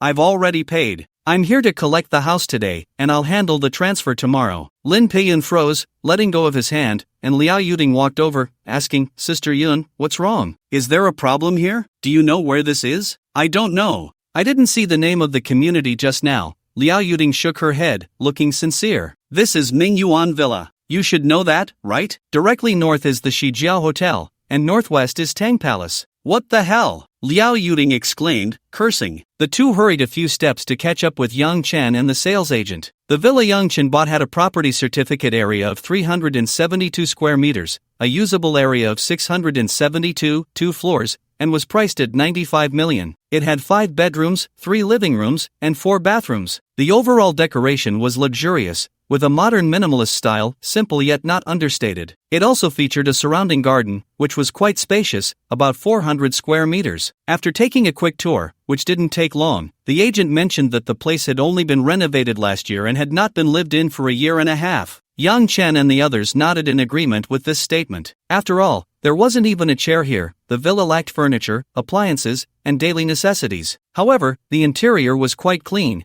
and the outdoor garden was well maintained. The agent mentioned that there was a partnership with a housekeeping company, and within 3 days, someone would come to clean. The owner had recharged quite a bit, and there were still 2 years of service left, all of which was gifted to Yang Chen. After looking around for a while and chatting with the agent about the residents and the community and some interesting anecdotes about celebrities, they added each other on WeChat. The agent introduced Yang Chen to some suppliers of furniture, appliances, and daily necessities, who could deliver directly to the door, including luxury brands, although they were a bit more expensive than usual. Meanwhile, Lin Peiyun was taking photos everywhere inside and outside the villa with Liao Yuding. Yang Chen didn't mind until they were almost done before leaving the villa. They then spent some time playing in Changning district. For some reason, both of them were in high spirits today, especially Lin Peiyun, who inadvertently made Yang Chen feel quite flattered. They had a great time, spending the entire afternoon eating and drinking. Yang Chen felt that their relationship had become more harmonious than before. At 7 in the evening, the hotel car came to pick them up, but they hit traffic, and by the time they returned to downtown Shanghai, it was already past 8. Since it was quite late, Yang Chen chose to eat at the hotel's Japanese restaurant,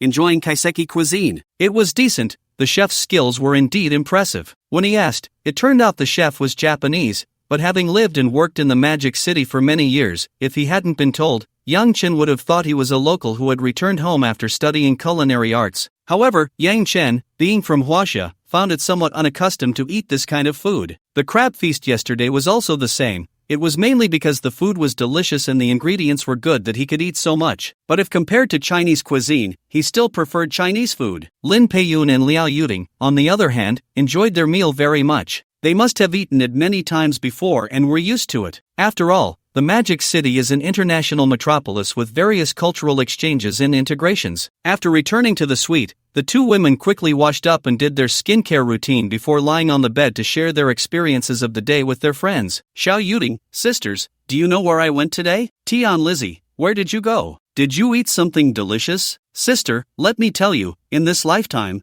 the things you can eat are limited. If you keep eating well every day, you'll finish your share and have nothing left to eat later. Xiao Yuding, although we had kaiseki cuisine tonight, that's not what I want to talk about. Xiao Yuding, today, we followed our employer to buy a house. Do you know where he bought it? Mingyuan Villa? Oh my god, I was completely stunned. I can't believe I know such a wealthy big shot. Calling star, Mingyuan Villa? Where is that? Late sleeper, where? It's a famous luxury area in the Magic City. You know, across the street from the West Suburb Hotel. Calling star, oh, I see. So your employer is not just any rich person, huh? At Xiao Yuding, yes, I originally thought he was just a wealthy person from out of town coming to the Magic City to have some fun, but now I admit I misjudged him. He bought a villa, 372 square meters, 495 million. I was right there when he signed the contract and saw it clearly. Xiao Yuding, I took a lot of photos and will send them to you. Then she sent a batch of pictures and videos taken that morning. The 4 people in the group began browsing through them, and there was a long silence. Tian Lizzie, the decoration looks really nice. It's all my favorite style. Calling star, it is nice, but I don't feel it can be worth 95 million. Late sleeper, Dai Xing, this is the Magic City, the core area of the Magic City. The housing prices are almost reaching 300,000. This location is valuable. Every inch of land is precious, unlike other second and third tier small cities. Late sleep, no one here. I don't even know when I'll have the chance to live here. In my dreams, the light rain has stopped, just right for watching the videos I posted at night, so I won't run out of material for my dreams. Sweet Lychee, Ting Ting, we're dreaming, but you might not be. You're beautiful, have a good figure and temperament, and you've been with the big shot for so many days now. so you must have thought about winning him over, right? Light rain stops. How could I have such thoughts? He's a scumbag, at least 4 girlfriends. How could I like him? Being friends is fine, but as a boyfriend, he's not suitable. Light rain stops, but the sister who's with me today is acting strange. This afternoon, she took advantage of the employer without caring, and she's been more proactive in interacting with him than before. So a few of them started discussing Lin Peiyun's thoughts and behaviors in the group chat. Liao Yuding occasionally glanced at Lin Peiyun beside her, who was holding her phone, wearing headphones, and watching intently. Lin Peiyun was discussing Yang Chen's purchase of a villa with her girlfriends. As the saying goes, money is for women to see, not for them to spend. Today, Yang Chen just took out the money for women to see. For college girls like Liao Yuding, the effect was average. After all,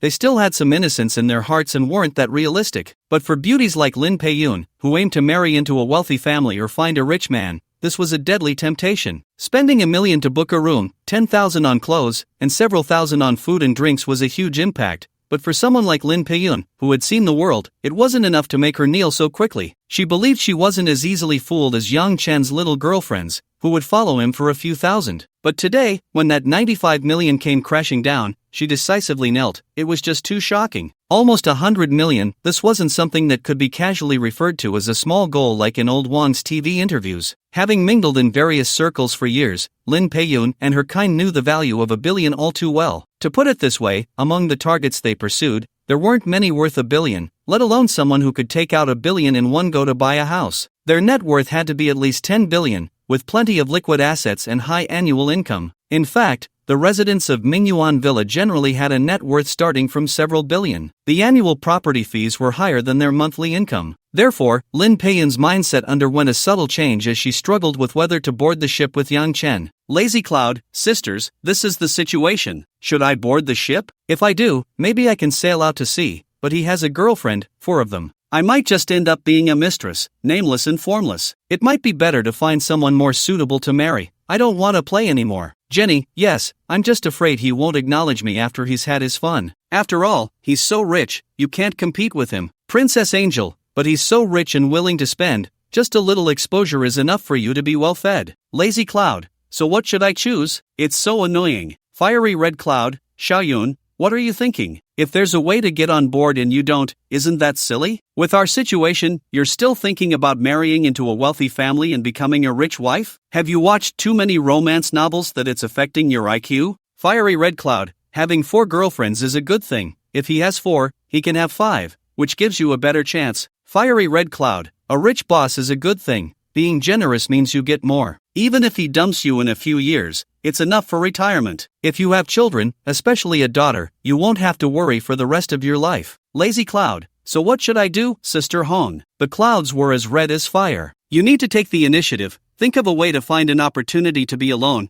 and then let him sleep with you, or you sleep with him. As long as he has feelings for you, whether through the body or other means, tie him down, and then you will succeed. Looking at the messages in the group, Lin Peiyun felt even more confused. Should she take that step? Would she be able to succeed? The next day, Monday, Yang Chen went to handle the transfer procedures, as usual bringing the 2 along. After completing the paperwork, he informed them to come back in 3 days to collect the property certificate. Then Yang Chen took the 2 to continue exploring the Magic City, mainly visiting the commercial street today. Yang Chen was happy about buying a house and bought many gifts for the 2 to share in the joy. For such a good fortune of indulging in luxury, the 2 women would not refuse, but they were also measured, not spending too much money. Of course, this was from Yang Chen's perspective. From their own, it was actually quite a lot, or rather, a lot each spent around 100,000. On Tuesday, the 3 went to Pudong New District for fun. The place was large with many attractions, but they had to run around since it wasn't all in one spot. It was still noon when the system notification came again. Hello, host.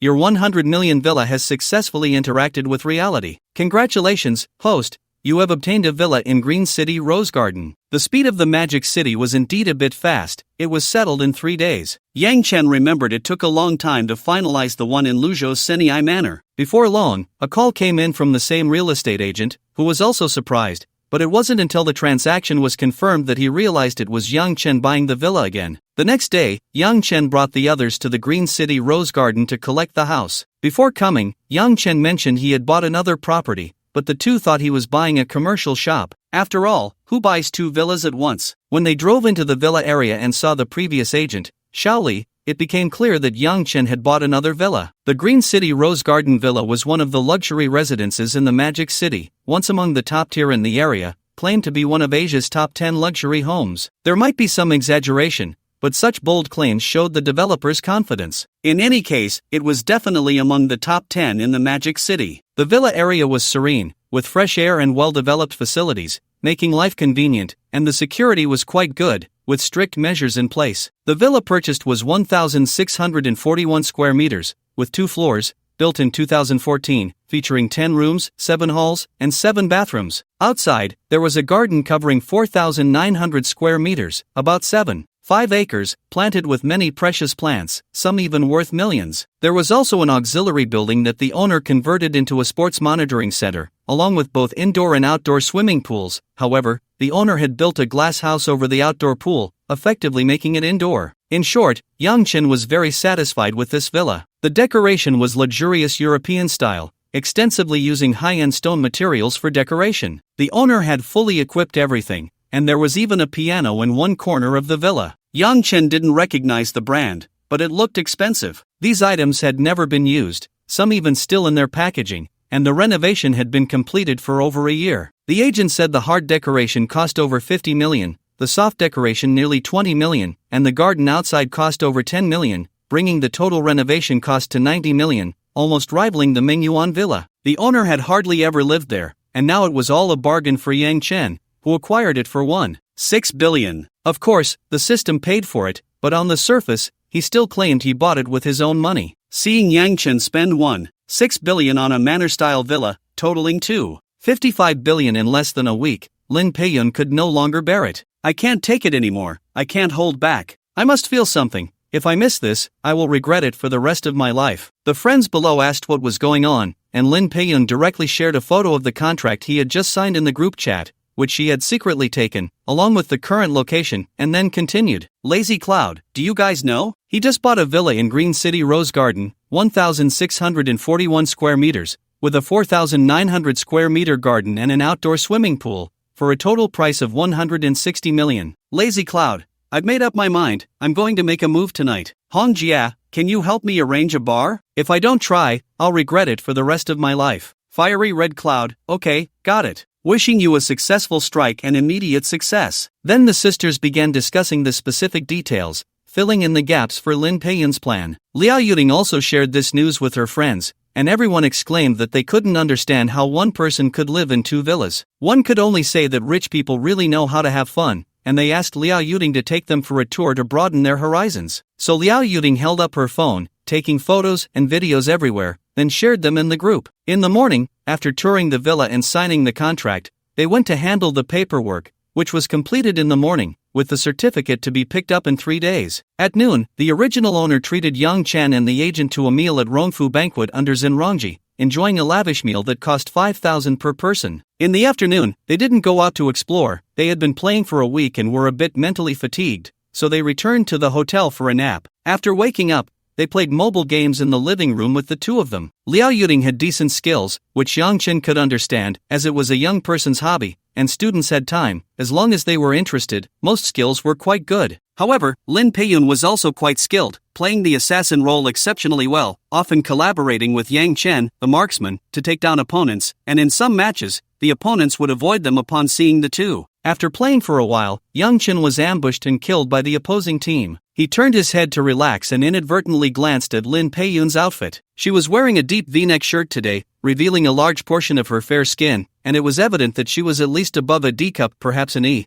but that would need measuring. After all, her bust was quite large. Of course, Liao Yuting's was not small either. It looked like a D cup. The food in Shanghai was too good, making it easy to gain weight. She wore black shorts on the bottom, without stockings, and was barefoot in slippers. Lin Peiyun sat across from Yang Chen, her long, fair, and smooth legs right in front of him, and they were indeed beautiful, with a full shape. As they played games, her collar opened a bit more, revealing even more fair skin, and one side was almost showing a blush. Liao Yuting sat cross-legged on the sofa, dressed in a casual home outfit of a t-shirt, shorts, and white socks. At that moment, a new game started, and Yang Chen focused back on the battle, while Lin Peiyun, across from him, either killed an opponent or something else, as a smile appeared at the corner of her mouth. They played until it got dark, and Yang Chen took the 2 of them out for dinner. During the meal, Lin Peiyun suggested going to a bar later because Shanghai's nightlife was very rich, but Yang Chen had only been to the night market and hadn't really gone out after 10, so today, they decided to experience it. Yang Chen was naturally curious,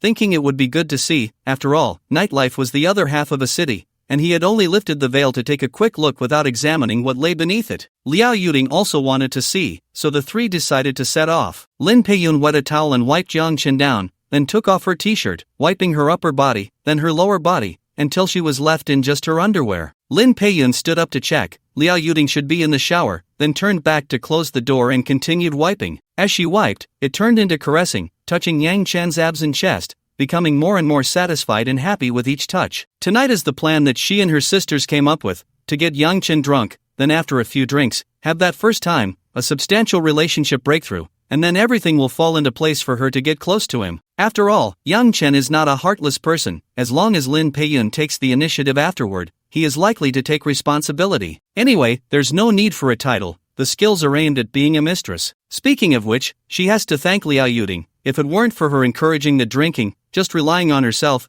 Yang Chen would have passed out, and she would have been close to that state too. After a while, Lin Peiyun quickly took a shower. When she came out, Yang Chen had just turned over and was still asleep. Lin Peiyun was a bit tipsy too, she had drunk quite a bit. She walked to the bedside, touched Yang Chen's body, and then took the initiative. On the other side, after Liao Yuding finished her shower, she waited and waited but didn't see Lin Peiyun return. When she went out to look for her, she saw that the door to Yang Chen's bedroom was tightly closed, and faint moans were coming from inside. It was clear to her that Lin Peiyun had given herself to him. Liao Yuding didn't find it hard to understand. People like this are common in this modern metropolis of Magic City. Even in their school, there are such cases. Just because she doesn't do it doesn't mean she doesn't understand or hasn't seen it. She cursed inwardly and then went back. It was a path she chose herself, no one forced her, and she wasn't out to compete for men, so there was no need to say much. She lay back on her bed, tossed and turned for a while, and then fell asleep. Yang Chen, I was forced, right? Is no one going to care? The next day, sunlight streamed onto Yang Chen, waking him up. As he regained consciousness, he immediately felt that he was holding someone. He lifted a corner of the thin blanket and saw long, wavy hair. It was Lin Peiyun.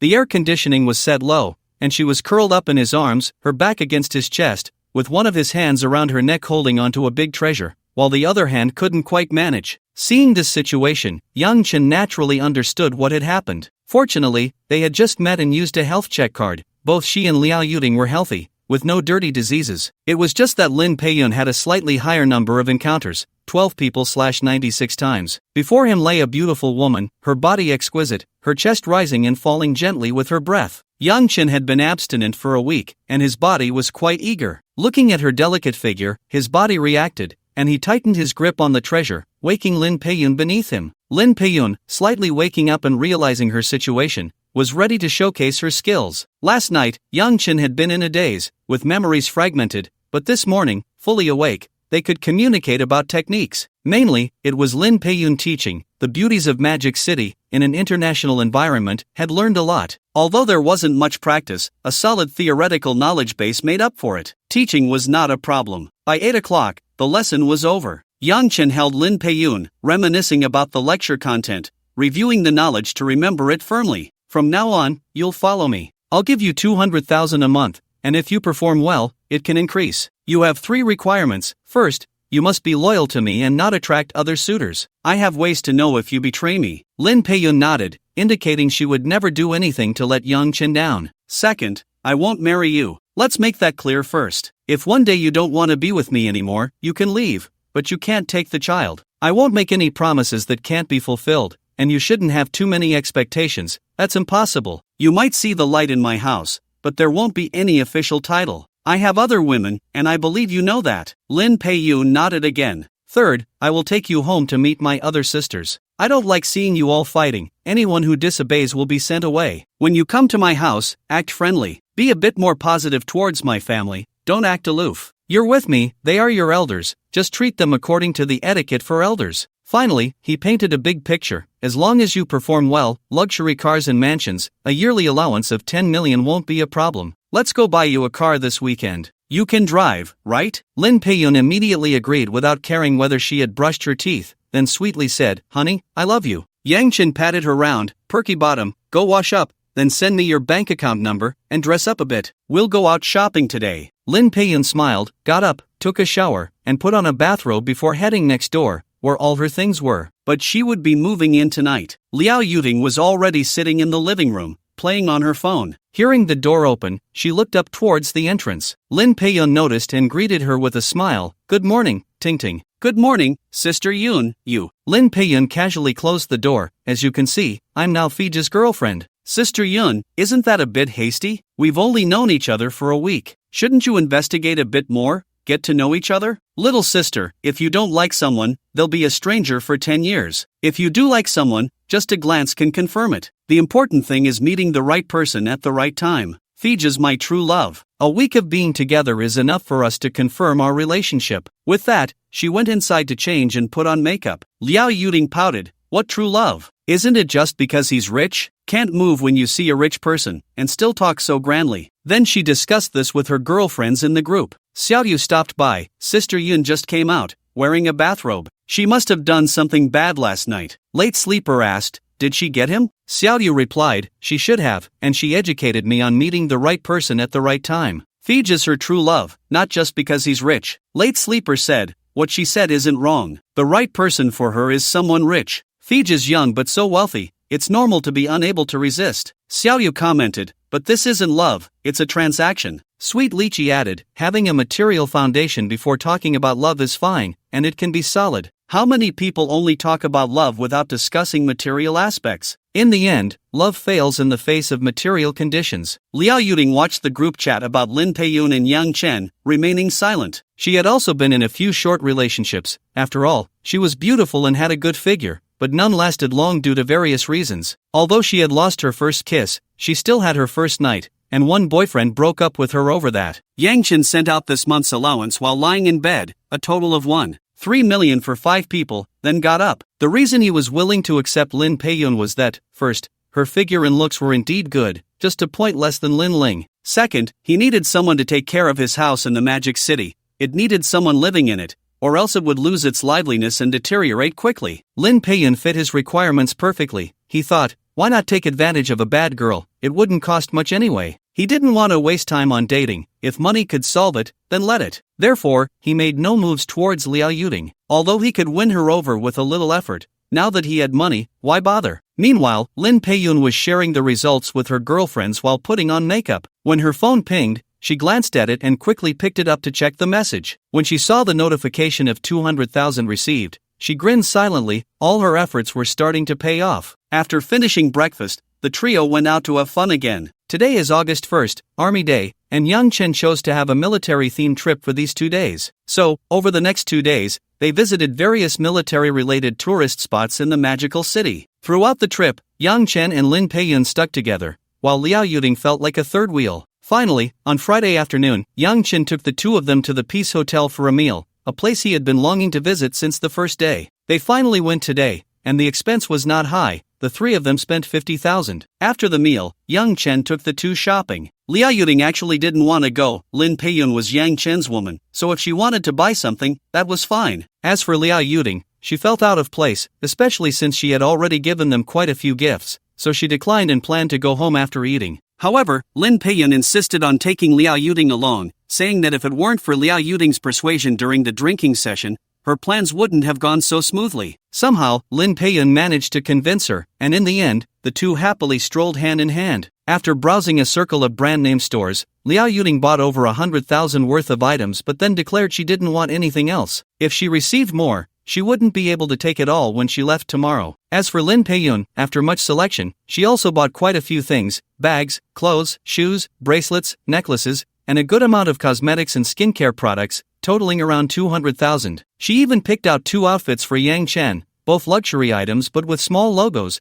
costing over 50,000 in total. They shopped until 11:30 at night, and the three of them were tired, mainly because they had bought too much. After resting for a while, they headed back. On Saturday morning, after getting up and getting ready, Liao Yuting sat in the restaurant eating the breakfast that was brought to her. Although she was beautifully dressed, she wasn't very happy. The 9-day companionship tour was coming to an end today, and Liao Yuting suddenly felt a bit reluctant. The experiences of these 9 days were more profound than the past 20 years. She had been frequenting high-end places, indulging in food and fun, all while being served by others. All she had to do was accompany Yang Chen, and that was only on a mental level, with a partner by her side. Now that the excitement was over, she was about to return to her normal life, albeit with 2 suitcases worth 300,000. But she felt awkward, as if something beloved was leaving her, causing discomfort. Liao Yuding knew this was her own desire at play. It's easy to fall into luxury but hard to return to frugality. Who could she blame for all this? Yang Chen? He had bought her so many things without charging her a penny in interest. In the end, she could only blame herself for being too greedy, yet she was unwilling to admit that she was that kind of person. This led to her twisted emotions early in the morning. Yang Chen and Lin Peiyun naturally noticed this. Yang Chen didn't care, thinking it was just that time of the month. Lin Peiyun somewhat guessed the reason for her little sister's abnormality. She felt confused, but this was something she could only resolve herself. After thinking for a moment, Lin Peiyun said, "Yuding, you should come to my place to play whenever you have time. I feel quite lonely living alone, and I don't know when Fij will come by again." Yang Chen had already told her that the 2 villas were hers to manage, and she could bring friends over to play or stay overnight, as long as she was careful not to let any men stay overnight. After spending these days together, Lin Peiyun had grown quite fond of this little sister and was willing to interact more in the future, which is why she extended the invitation. Liao Yuding nodded in understanding. After finishing their meal, they arranged for a car to take Liao Yuding home, while Yang Chen and the others took another car to the Maserati Forest store in Huangpu district. Lin Peiyun wanted to buy a Maserati Quattroporte. She particularly liked this car, both for its looks and its name. Yang Chen had no objections, as he had set a budget of under 2 million. Liao Yuding lived in Songjiang, and their school was located in the Songjiang University town, so she rented a place nearby for her summer job,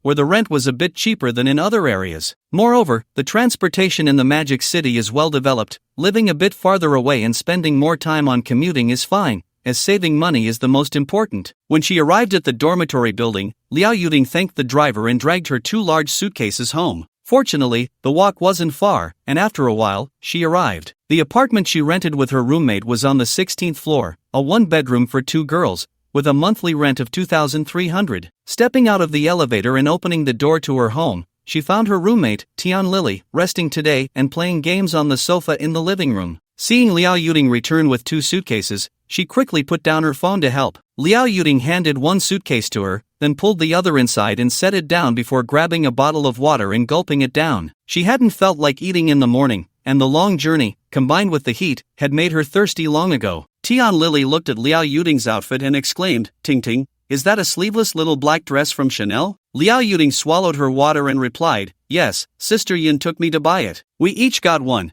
but the styles are different. There's a matching hat, but I didn't wear it. It's in the suitcase." At that moment, Tian Lily noticed the suitcase and took a closer look. It was a Samsonite, a well-known brand. No wonder it felt different when she was pulling it. Seeing the pink and blue suitcases, she clearly remembered that Liao Yuding had only taken a small handbag when she left. Now she had returned with 2 large suitcases, which meant they were filled with her 9 days' worth of treasures. "Ting Ting, did Fij give you all this?" Tian Lily asked curiously, noting that the 2 suitcases were quite heavy. "Everything is from Fij, including these 2 suitcases, which he had the hotel manager arrange. Lily, come here, I brought you a gift, try it on." Liao Yuding thought of something and stepped forward to open the blue suitcase, speaking to Tian Lily. In these past few days, Liao Yuding not only bought things for herself but also brought gifts for her 3 roommates. In fact, she had already bought what she needed when she purchased the Mingyuan villa for the first time. When Yang Chen invited them to spend, she had bought everything she needed, especially since during their outings, Yang Chen would not only buy things for himself but also gift some to the 2 of them. Little by little, it added up, and to be honest, it was quite a lot each time. This was also one of the reasons Liao Yuding felt dazed when she left. Fij was just too generous, always buying things wherever he went. That time, they had a pile of stuff, and the hotel even arranged for a car to pick them up. Otherwise, they wouldn't have been able to carry it all. Last night, most of what she bought was not for herself but for her roommates. Of course, she was careful. The items she bought were large in quantity but not expensive, allowing her to create 3 sets of gifts that matched with what she had bought before. Anyway, she figured it out. Fij wasn't short on money, and he didn't care, so if she didn't take advantage of it, there was something wrong with her head. Lin Peiyun had also advised her this way. The items she brought back were divided into 2 suitcases. The pink suitcase contained her own things, some of which were relatively expensive, while the blue suitcase held the relatively cheaper gifts for her roommates. She took out a small bag from the suitcase, a Gucci one, which she had bought during a shopping trip. Both she and Lin Peiyun had one, costing several thousand. However, every time Yang Chen went to the mall, he would buy something to give away, so she ended up with 6 bags, which she didn't want anymore. But Yang Chen would say, "Do girls really complain about having too many bags?" And that made her swallow her refusal. Later, seeing Sister Yun wanting one every time, she stopped refusing. Then there were Chanel perfumes, lipstick sets, a complete set of high-end skincare products, and several souvenirs. There were just too many souvenirs. Yang Chen bought a lot every time he went, and she had accumulated so many that she was too lazy to divide them, letting Tian Lily choose for herself. Tian Lily stepped forward and kissed Liao Yuding's face, which was covered in saliva, then lunged at her to start picking things out, saying as she did, "Ting Ting, how much did Fij spend on you? It should be over 300,000. After buying 2 houses, I spent over 200,000, and usually around 100,000. At first, I kept track, but later I just became numb and stopped counting," Liao Yuding said nonchalantly while sitting on the sofa. Unexpectedly, Tian Lily gasped and rushed over. "Ting Ting, over 300,000? How could you dare to accept that? Did you do something with Fij?" Seeing her roommate's suspicious gaze, Liao Yuding quickly replied, "How could that be? Fij and I are innocent. The one who's not innocent went to buy a car today, a Maserati." Tian Lily's eyes widened as she exclaimed, "Damn, just a few days and he bought a car. But if he's already giving away luxury cars worth millions, then your 300,000 isn't much at all, even if it seems exaggerated." After saying that, she lay back on the sofa and lamented, "Why don't I have this opportunity to meet a rich guy who buys me things without asking for anything in return?" Liao Yuding kicked her. "What do you mean by not giving anything in return? I've been running around with him as a companion these days." "Pfft, is that what you call giving? Besides, he didn't pay you, right?" Tian Lily retorted sharply. After that, a silence fell between the two. After a while, Liao Yuding finally spoke. "Lily, what do you think Fij wants? You, the person involved, don't know what he wants. How would I, an outsider, know? I'm not clear on what happened between you two. Maybe he just wants your body. But I've already come back. Isn't this just a wasted effort for him? Maybe he's playing the long game, knowing you're not easy to fool, taking his time. I don't feel that way. He hasn't treated me any differently. These days he's been getting along great with Sister Yun. Then it's because he has money and doesn't care about it. You said it yourself, he spent over 2 billion, maybe 300,000 isn't worth more than $30 to him." Upon hearing this, Liao Yuding felt it was true. Anyway, all these things were given to her, and she had left the hotel, severing ties. At that moment, she subconsciously forgot about the connection between her, Yang Chen, and Lin Peiyun. Yang Chen brought Lin Peiyun to the Maserati Forest dealership in Huangpu district of Magic City, where there are 6 dealerships in total, and this one was the closest. Before coming, Lin Peiyun had made an appointment in advance. Upon arriving at the Forest store, they followed the sales representative waiting at the entrance directly to the Maserati Quattroporte display. On display was a black Maserati Quattroporte. Lin Peiyun went up to try it out, looked at the interior, and felt very satisfied. In fact, she had seen this car at an auto show before and had liked it a lot, but at that time, she was short on cash. Today, thanks to Yang Chen's arrangement, she realized her wish and waved over the nearby sales representative to place an order on the spot. Lin Peiyun chose the 2022 Model 3.0T Medina Q4, which had a guide price of 1.71 million, but was currently on promotion for only 1.5 million. Lin Peiyun also selected some optional features. After confirming all the vehicle information, the sales representative took Lin Peiyun to sign the contract. The car could be picked up today because the warehouse had a vehicle that met Lin Peiyun's needs, although it wasn't on site and would take some time to transfer. After signing the contract, while waiting for the car to be transferred, Yang Chen and Lin Peiyun strolled around the showroom. The venue still had Maserati sports cars and SUVs, and there were quite a few of them. Looking at the various cars, Yang Chen also chose to experience a few inside. Each time, the accompanying sales representative would come forward to detail the vehicle's performance, features, and advantages compared to similar models, while briefly mentioning the drawbacks. After browsing around, Yang Chen decided to buy 2 more cars, one MC20 Cielo and one Levant. Mainly, while browsing just now, I remembered that there are 2 villas here, but I haven't arranged for transportation yet. I can't just drive the G-Class or Cullinan from Luzhou, so the best way is to buy a car locally. Yang Chen didn't care about the configuration and directly chose the best configuration available for immediate delivery. However, what was in the warehouse was the highest configuration. He registered these 2 cars under his name, and of course, when he wasn't in the Magic City, Lin Peiyun basically drove them. She could drive whichever she wanted. In the end, Yang Chen paid 6.5 million for the 3 cars. At 11 o'clock, Lin Peiyun's CEO was delivered, and the other 2 cars would be delivered in the afternoon. Yang Chen would see if he needed to come pick them up, as he still had to go for the license plate on Monday. Yang Chen paid another 300,000, asking the 4S shop to help purchase 3 license plates for the Magic City, which was the most convenient. The salesperson assured him that there would be no delay in getting the plates on Monday. After all the paperwork was completed, Lin Peiyun drove the CEO and took Yang Chen for a spin around the car river. Lin Peiyun, having gotten her new toy, drove for over an hour before feeling satisfied. Along the way, Yang Chen listened attentively as Lin Peiyun expressed her love for the car, the joy of driving, and her driving insights. It wasn't until Lin Peiyun's best friend called, indicating there was a gathering that night and specifically asking Lin Peiyun to bring Yang Chen along, that the moment shifted. Yang Chen looked at Lin Peiyun with a playful expression. He didn't mind his girlfriend introducing him to her friends and involving him in her social circle,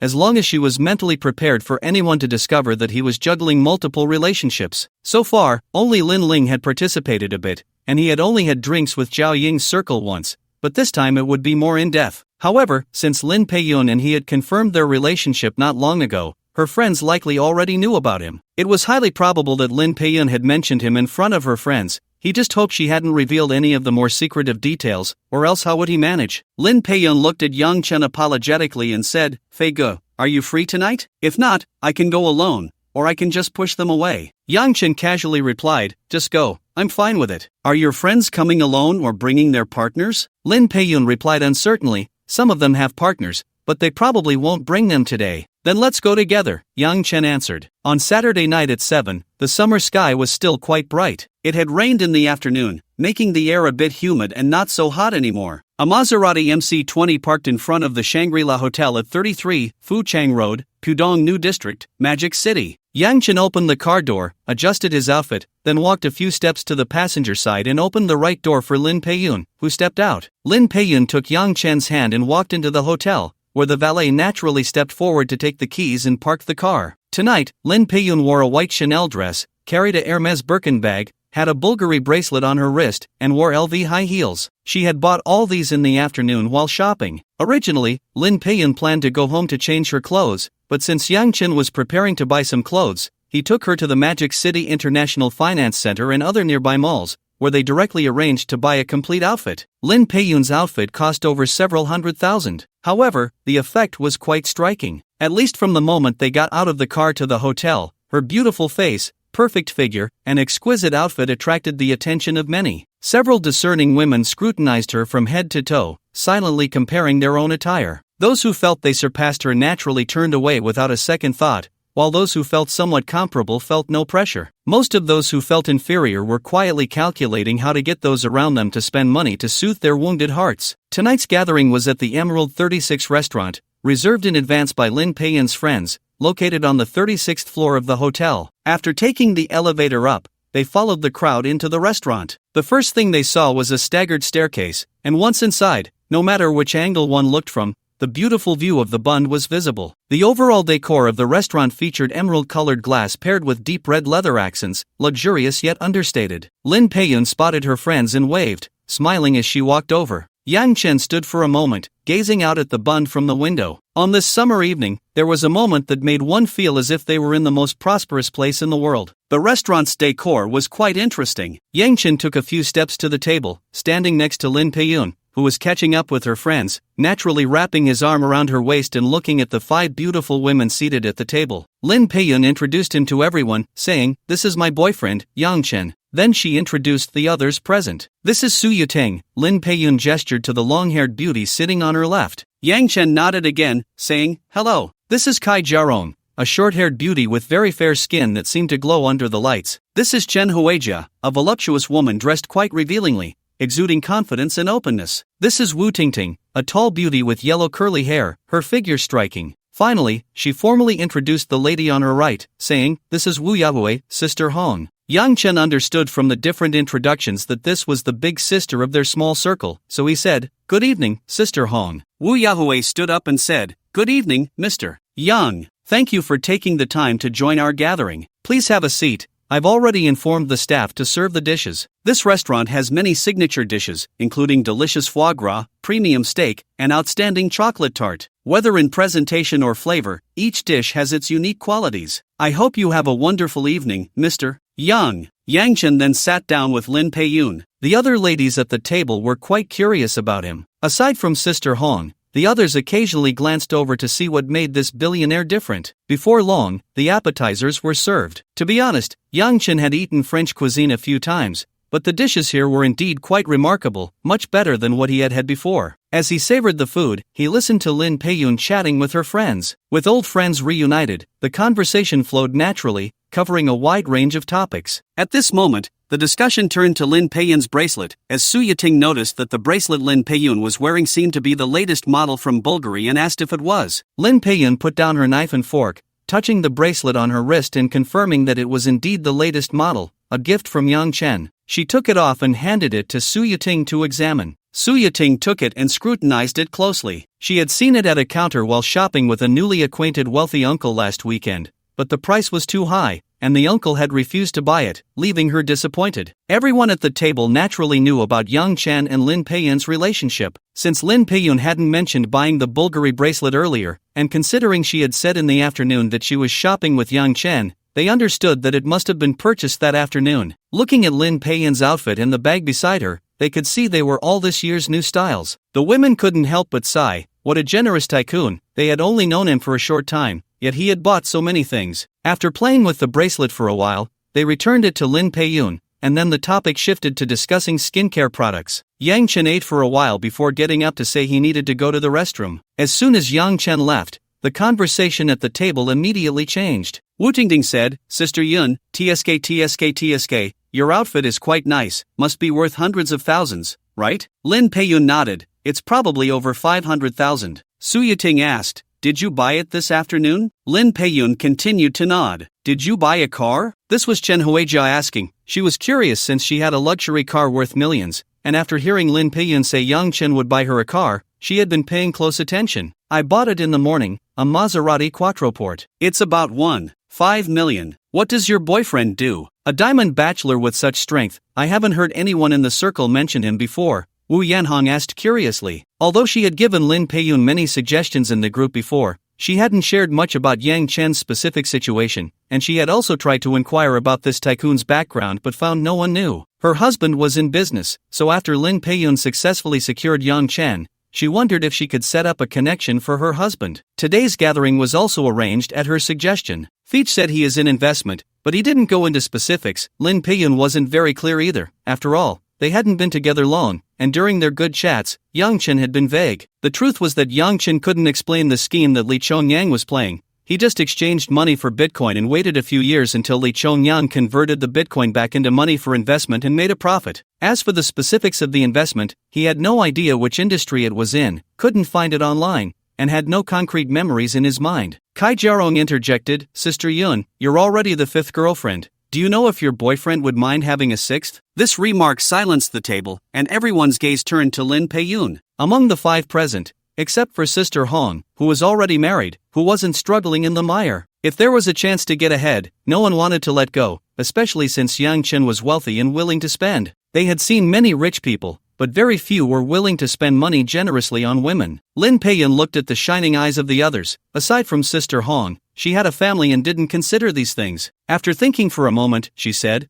"I don't know about that. Currently, there isn't anyone else, but who knows about the future? I feel like Feej is more about going with the flow. If it's suitable, then be together. If not, then forget it. The previous girl who was with me actually had decent conditions, but Feej never made a move." Upon hearing this, everyone understood. That's how rich people are. If you want to climb up, you can only rely on your own abilities. However, they were also just curious, indulging in a bit of gossip, especially since Lin Peiyun reported Yang Chen's tycoon behavior in the group every day, leaving everyone feeling flustered. When Yang Chen returned, they had already changed topics several times. After sitting for a while longer, everyone prepared to leave. Before departing, several of them added Yang Chen on WeChat. A few of the girls still wanted to give it a try, just in case it worked out, then they would be set. Sister Hong waved to signal for the bill, only to be told that Yang Chen had already paid. When asked, it turned out he had bought it while he was in the restroom. They had agreed to split the bill today. Everyone's income was decent, and they could afford the meal. There were distinctions even among socialites. They prepared to transfer the money to Yang Chen, but he insisted it wasn't necessary, saying it was their first meeting, so let him treat them. Everyone naturally expressed their thanks. Aside from Sister Hong, they were all working people, and saving a bit was a good thing. Arriving at the hotel entrance, a few people were waiting for the car. The valet first brought Yang Chen's MC20 over. The women looked at the car and felt something was off. Wasn't it supposed to be a Maserati Quattroporte? It didn't look like that at all. However, seeing Yang Chen communicating with the valet, they didn't think he had made a mistake, so they asked Lin Peiyun. Lin Peiyun smiled and said, "This car belongs to Brother Fei. He came with me to buy a car today and chose this one, saying it would be kept at the villa so he would have a car to drive in the Magic City. He also bought a Levant." Hearing Lin Peiyun's explanation, the women sighed, marveling at how wealthy he was. After returning to the hotel, Yang Chen went to take a shower, while Lin Peiyun took out her phone and posted a moment on social media, accompanied by two pictures. One was a photo taken from the center of Lujiazui, capturing the sky, surrounded by the central buildings of the Magic City, the Shanghai World Financial Center, the Jin Mao Tower, and the Oriental Pearl Tower. The sky in the middle was enclosed by the buildings, evoking the imagery of a frog at the bottom of a well looking up at the sky, a popular way to take photos these days. The other picture was taken from a bird's eye view in the J Hotel suite, showing Lin Peiyun's feet in high-heeled sandals. In the background were the Jin Mao Tower, the Oriental Pearl, and the bustling Bund in Lujiazui. Due to the height of the photo, it gave a feeling of standing on top of the buildings. Lin Peiyun's caption was also quite interesting.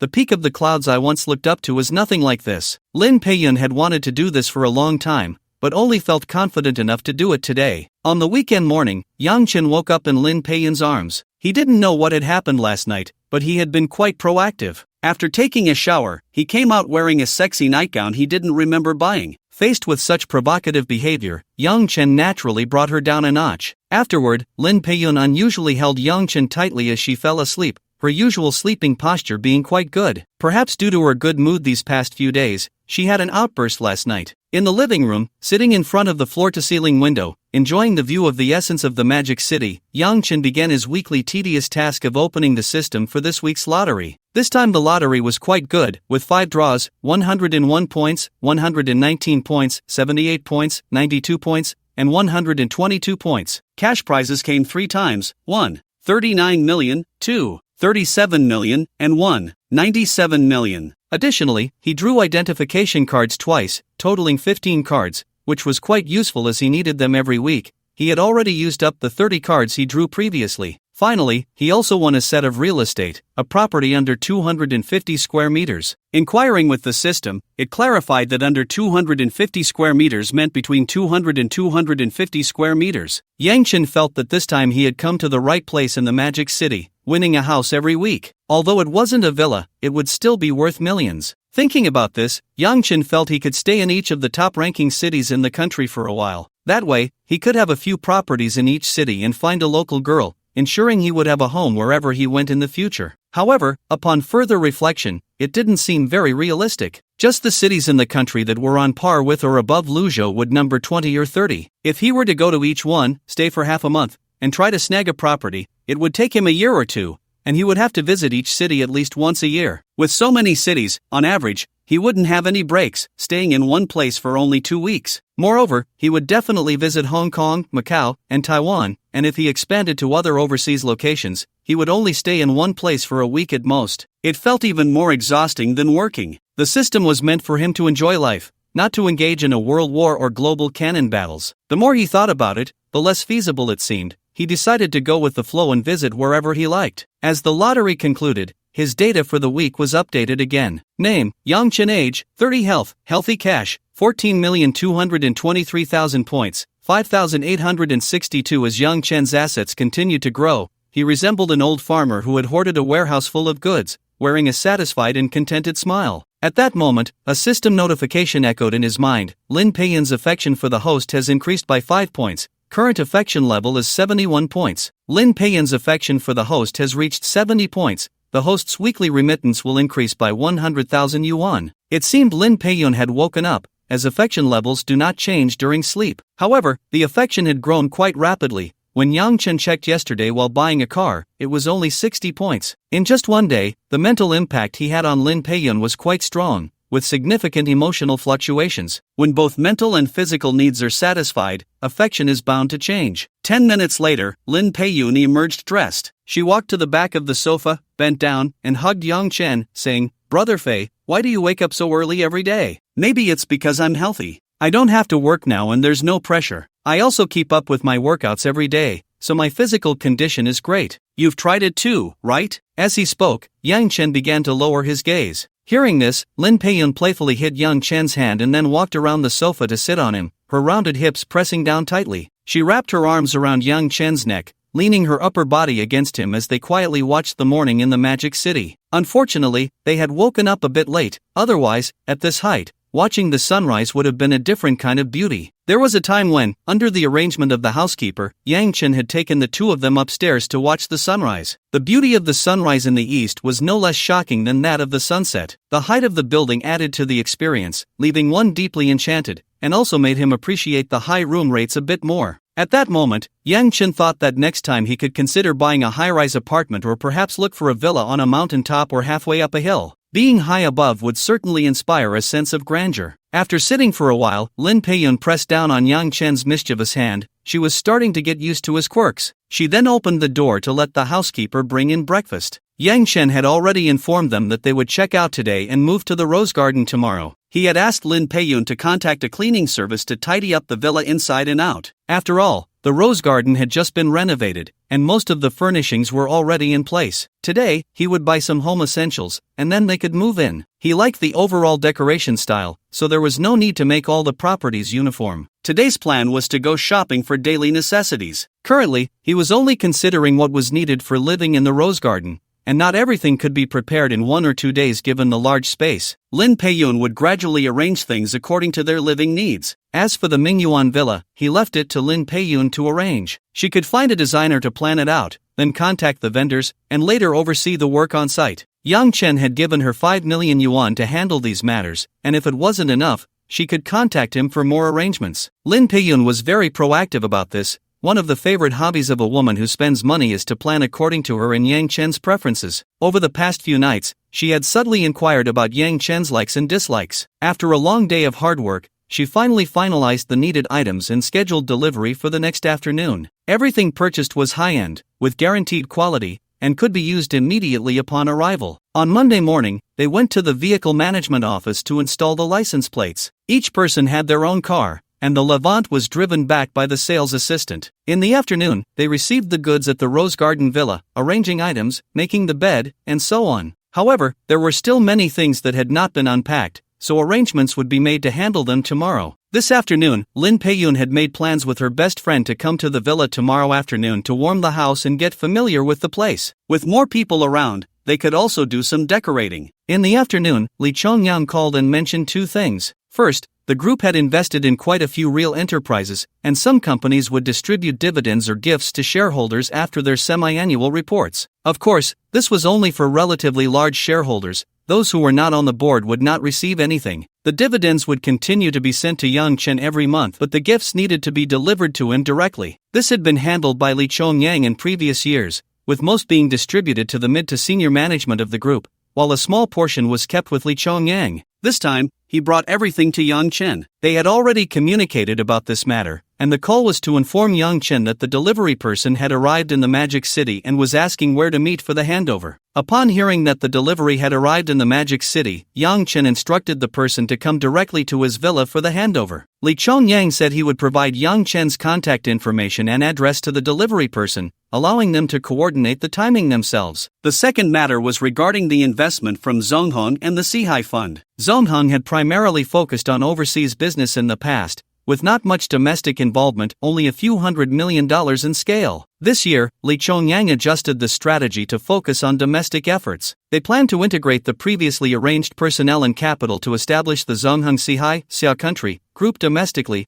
overseeing all investment matters within the country, including Hong Kong, Macau, and Taiwan. They were also considering setting up the group's Asian headquarters in the Magic City. The preliminary preparations were nearly complete, and they were getting ready for the founding conference. However, Li Chongyang was too busy to attend, and other shareholders were also occupied. Since Yang Chen was in the country, they planned to arrange for him to attend the opening, even though he only held 5% of Zonghong's shares, making him the smallest shareholder. Nonetheless, he was still a shareholder. Yang Chen thought about it and agreed, recognizing it as his right and duty. He was also curious about Zonghong and the Sihai Fund, which had been sending him money. Now that he had the opportunity to get involved, there was no reason to decline. Moreover, he was becoming increasingly prominent and needed to step into the spotlight to instill confidence in some people and exert some deterrence. The Zongheng Sihai brand was just right for that. Finally, Lee Chongyang mentioned that he would return to the country after New Year's Day. At that time, they would hold the 25th shareholders meeting,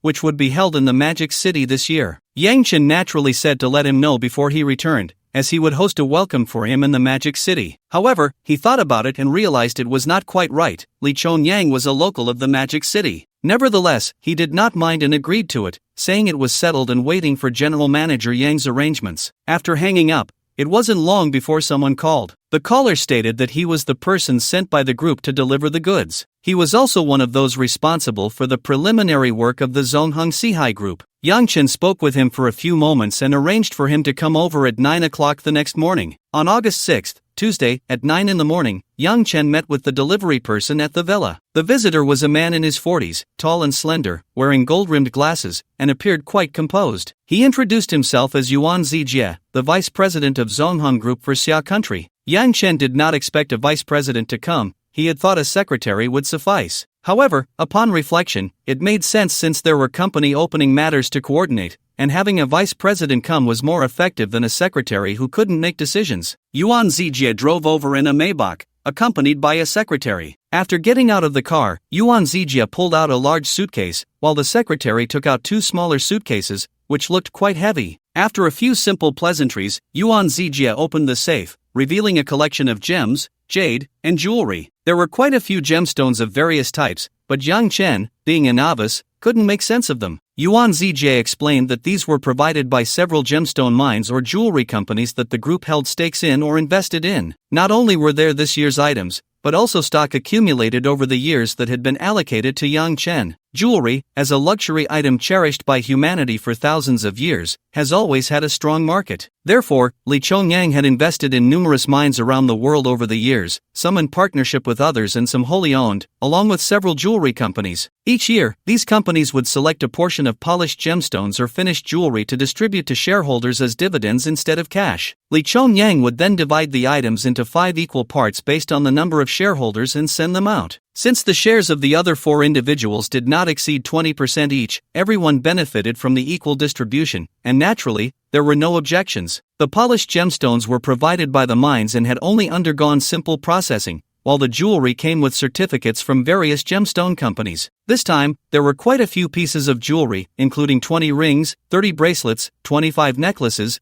and a number of earrings, up to 50 pairs, along with 16 brooches. There were also many simply polished gemstones, totaling around 300, along with a few raw jade stones and jade products. Although the quantity seemed large, it all fit into a single suitcase. Yuan Zijie mentioned that the total value exceeded $30 million, and that was at internal prices. Who knew how much it would be worth outside? However, this was all accumulated stock from Yang Chen over the years. Now, the annual dividends weren't that much, only about 10 million. After the guests arrived and Lin Peiyun poured tea, she sat beside them, watching the jewelry with sparkling eyes, wondering if Yang Chen would gift her a few pieces and if she could choose for herself. Once Yang Chen confirmed the situation with the jewelry, Yuan Zijie and his assistant opened 2 more suitcases, and at that moment, a dazzling golden light burst forth. Each suitcase contained 5 gold bars, and they looked substantial. Yuan Zijie explained that these were mined from gold mines the group had invested in, specifically brought over by Lee Chongyang. Although he was curious about how they were imported, he decided not to pry since no one offered an explanation. Each gold bar weighed 400 ounces, which is 12.5 kilograms in standard specifications, totaling 10 bars, or 125 kilograms. The gold price had risen again in recent days, today reaching 544, making the value of 125 kilograms approximately 68 million, equivalent to $10 million. The impact of so much gold was far stronger than that of the jewelry. While Lin Peiyun preferred jewelry, Yang Chen favored gold, which sparkled without being glaring. Yuan Zijie said this was a special surprise arranged by Lee Chongyang, and it truly was a surprise that struck right at his heart, even more cherished than the pile of jewelry. After all, the likelihood of gifting jewelry was higher, but this heap of gold was definitely something to take home and collect. He had previously given away small gold bars, but buying in larger quantities was difficult. Now with so much, he could find someone to get more 10-gram or 100-gram gold bars to gift, which would also be impressive. After all, What is common is often elegant. Didn't the ancients also gift gold leaves? After verifying the gold, Yang Chen set the items aside and sat back on the sofa to discuss the opening of the Zongheng Sihai Group. The Zongheng Sihai Group was established based on the operations of Zongheng Investment and Sihai Fund in Xia Country, but it wasn't limited to just these two groups. It also attracted a lot of other capital. However, the shares of the two groups accounted for 55%, achieving relative control. The remaining 45% of the shares will be funded by various individuals or institutions from both domestic and overseas. The total investment amount for the company is expected to be $30 billion, with Zongheng Investment and Sihai Fund contributing $15 billion each, while others will contribute the remaining $15 billion. The extra premium is essentially the cost of getting on board. Li Chongyang, one of the most renowned investment experts internationally in recent years, has a remarkably high return rate. Now that he is starting a new venture, everyone wants to get on board as shareholders. Although there is currently a 50% premium, it is likely that they could earn it back in less than 2 years. Li Chongyang's visible investments are divided into two paths. One is in real estate, which has a long return time but is stable and has strong risk resistance. The other is in finance, which is where Li Chongyang has gained fame. Over the years, he has navigated various national markets, experiencing both failures and successes, but overall, he has made money, especially during the pandemic years, where many of his investments paid off and assets appreciated. At the beginning of the month, news reported that Li Chongyang had achieved great success in investments from last year to the end of July this year, with his wealth significantly increasing and assets exceeding $60 billion, marking a 50% increase in just 1 year. This also means that Yang Chen's share in Zongheng Investment has reached $3 billion. Moreover, there are definitely buyers willing to pay a premium for his shares now. However, Yang Chen, who understands Li Chongyang, knows that this is just what is visible to the public. Due to the mindset of not revealing wealth, Li Chongyang has many hidden assets. With the help of the system, some secrets have been uncovered, but no one person or organization knows the entire situation. According to casual conversations, Li Chongyang himself revealed that his total assets had long surpassed $100 billion, but many of them are held in secret shares, secret investments, or even investments made alongside the system, which are not known to outsiders at all. Indeed, the system also has investments, finding people to hold shares through various means. Otherwise, where would the lottery rewards that Yang Chen received come from? They are all arranged by the system's white gloves, and even Li Chongyang does not know how deeply the system is involved in the world economy. It is certainly much larger than his own ventures. Li Chongyang has an unspoken goal, to receive all of the system's assets during his lifetime, but that is too difficult. As a compromise, understanding the distribution of all assets would suffice. With a total investment of $15 billion remaining, he has brought in 16 investors, with the minimum investment amount starting at $500 million. The investors include those from domestic regions as well as Japan, South Korea, the Middle East, and Southeast Asia. Currently, there are no investors from other regions. Of course, Sihai Fund has a significant number of European and American investments. All the procedures have been completed, and the opening ceremony is scheduled for this Saturday, which is also the Lunar Valentine's Day. The company's headquarters in Xiaogui is located in the center of the Magic City, with the group leasing the 80th and 81st floors, covering a total area of 4,000 square meters, with a rent of 20 yuan per square meter per day, amounting to 80,000 yuan daily and 2.4 million yuan monthly. Currently, the company has over 200 staff members, with plans for further recruitment. Once the company is officially operational, Zongheng Investment and Sihai Fund will also send personnel over. The office renovation has been completed, and some people are already working there, mainly on the domestic investment projects of Zongheng Investment and Sihai Fund,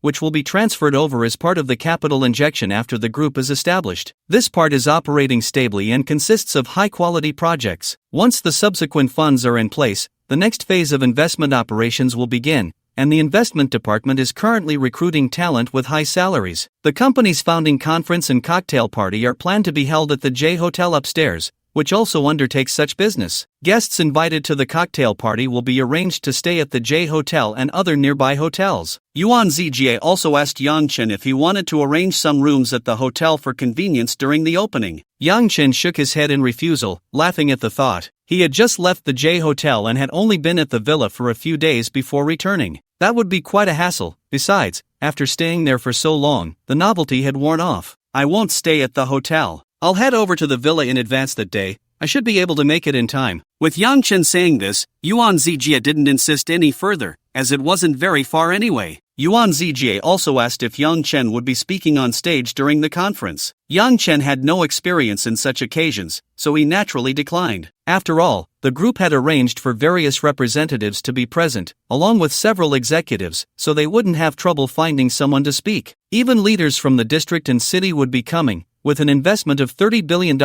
which translates to nearly 2,100 small targets. This level of investment was already significant in the current international environment. Even in the Magic City, it was enough to attract attention. Although Yang Chen didn't have to speak on stage, he still needed to greet the distinguished guests present, as he was the only shareholder from Zongheng Investment who could attend. As for the Sihai Fund, a fund with a scale of hundreds of billions, besides him as a 1% personal shareholder, there was also a president from an investment institution holding 5% of the shares. The rest were representatives attending, but most shareholders were institutions. It wouldn't be appropriate to bring the company chairman to attend. $30 billion was a lot, but it might not necessarily surpass the market value of investment institutions. Sending a senior representative would suffice. As for why Li Chongyang wasn't coming, it was because he had matters abroad that delayed him, but he had arranged for a representative to come. After discussing some matters regarding the opening, Yuan Zijie took his leave. With the group's opening imminent, there were still many things that required the attention of this vice president. The reason he personally came to deliver items was that he was one of Li Chongyang's key subordinates, and he certainly took care of matters assigned by his boss personally. After seeing off Yuan Zijie, Yang Chen turned to Lin Peiyun, who was staring at the jewelry with sparkling eyes, and smiled. "Do you really like these jewels?" Lin Peiyun nodded eagerly at his words. "If you like them, choose a set. A ring, a bracelet, a jade bangle, a necklace, a brooch, and 2 pairs of earrings," Yang Chen said to Lin Peiyun, referring to the jewelry that had been sent. Many of them were in sets, totaling about 16 sets. Just right for each of the several women to receive one. And since Yuan Zijie mentioned that the prices were all similar and the designs were beautiful, there was no concern about anyone taking advantage of the situation. In the end, Lin Peiyun chose a set of ruby jewelry. After making her selection, she went upstairs to change into a qipao and couldn't wait to put it on. But you have to say, dressed like this, she indeed looked glamorous, giving off a bit of the feeling of a concubine from a television drama set in the Republic of China,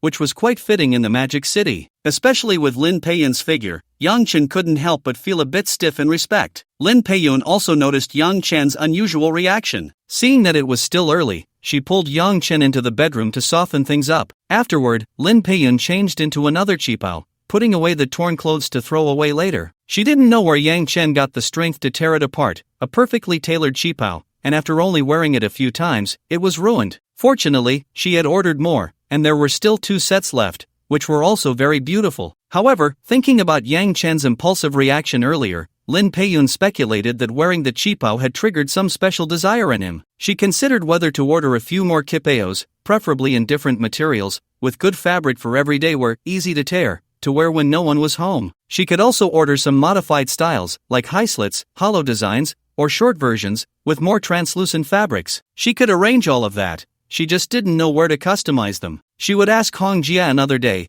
as she had quite a few qipaos and liked to wear them. She wasn't sure if she had any connections. After a quick cleanup and tidying the battlefield, the two drove out and found a nice Hunan restaurant by the roadside, ordering several signature dishes to enjoy. The food at this place was quite good, spicy and fragrant, making it very appetizing. Lin Peiyun ate 2 more bowls of rice than usual, and they nearly finished all the dishes on the table. Yang Chen decided to add this restaurant to his list of dining options in the Magic City. After the meal, Lin Peiyun took Yang Chen to her best friend's workplace, Kai Jiarong. Yang Chen had noticed a sizable wine cellar at home yesterday and thought about stocking up on some good wine, which he could drink himself, serve to guests, or even give as gifts. He shared his thoughts with Lin Peiyun, mainly because he was unfamiliar with the area in the Magic City and didn't know where to buy wine. He couldn't possibly ask his friends from Luzhou to send some over. That would be too extravagant. Upon hearing Yang Chen's request, Lin Peiyun said directly, "Do you remember that short-haired beauty from yesterday, Kai Jiarong? She works in fine wine sales. Why don't we ask her to help us buy some?" Yang Chen thought for a moment, recognized the name, and nodded, "No problem. I feel more at ease dealing with someone I know." So, after Lin Peiyun contacted Kai Jiarong, they arranged to meet this afternoon. Kai Jiarong's company was located in the liquor market at Zujiawi. This place is one of the important wholesale centers for tobacco and alcohol in the Magic City, with numerous suppliers offering reasonably priced and reliable products. When they arrived at the entrance of Kai Jiarong's workplace, she was already waiting outside. As soon as she saw Yangchen park, she came over to greet them, her short hair fluttering in the wind, her chest rising and falling as she stood in front of the car, saying, "Fij, Yunjie, you're here." Lin Peiyun replied, "Thanks for your help this time, Rongrong. After you finish your work,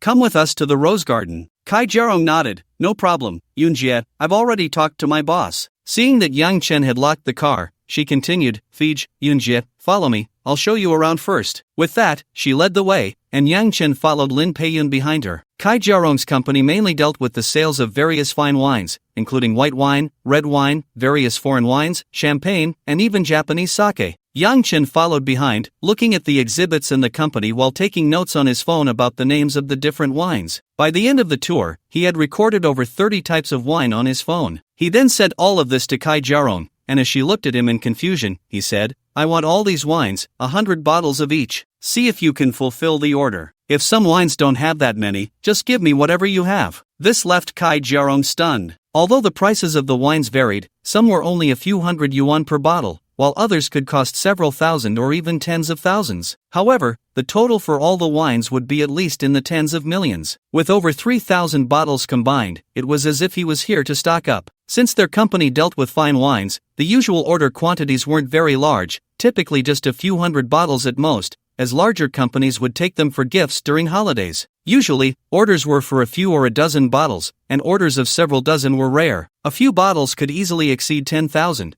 And dozens of bottles generally went over 100,000. Looking at Yang Chen's order worth over 10 million, Kai Jiarong repeatedly confirmed whether he had made a mistake, such as ordering 30-some types but only 100 bottles in total, or mixing white, red, and foreign wines to buy 100 bottles each. But Yang Chen confirmed again, just these 36 types of wine, 100 bottles each. "I need a total of 3,600 bottles. Lin Peiyun chimed in, "Rongrong, you didn't hear wrong. We really need this many. Hurry up and arrange it. Hong Jie and the others might arrive at any moment, so let's finalize this and head back." Hearing Lin Peiyun say this, Kai Jiarong quickly took a few steps out the door. Once she was out of sight of Yang Chen and the others, she hurriedly ran towards the boss's office. This order needed the boss to step in. She was afraid she couldn't handle it herself. This order was worth more than her entire year's sales. According to the company's commission requirements, this order was likely to exceed 1 million. Her income for this month was about to take off. Kai Jiarong's boss was surnamed Zhao, and we called him Old Zhao. Old Zhao was in his office watching short videos. When he saw Kai Jiarong push the door open, he turned to look at her, then swiped his right hand to lock the screen of his phone,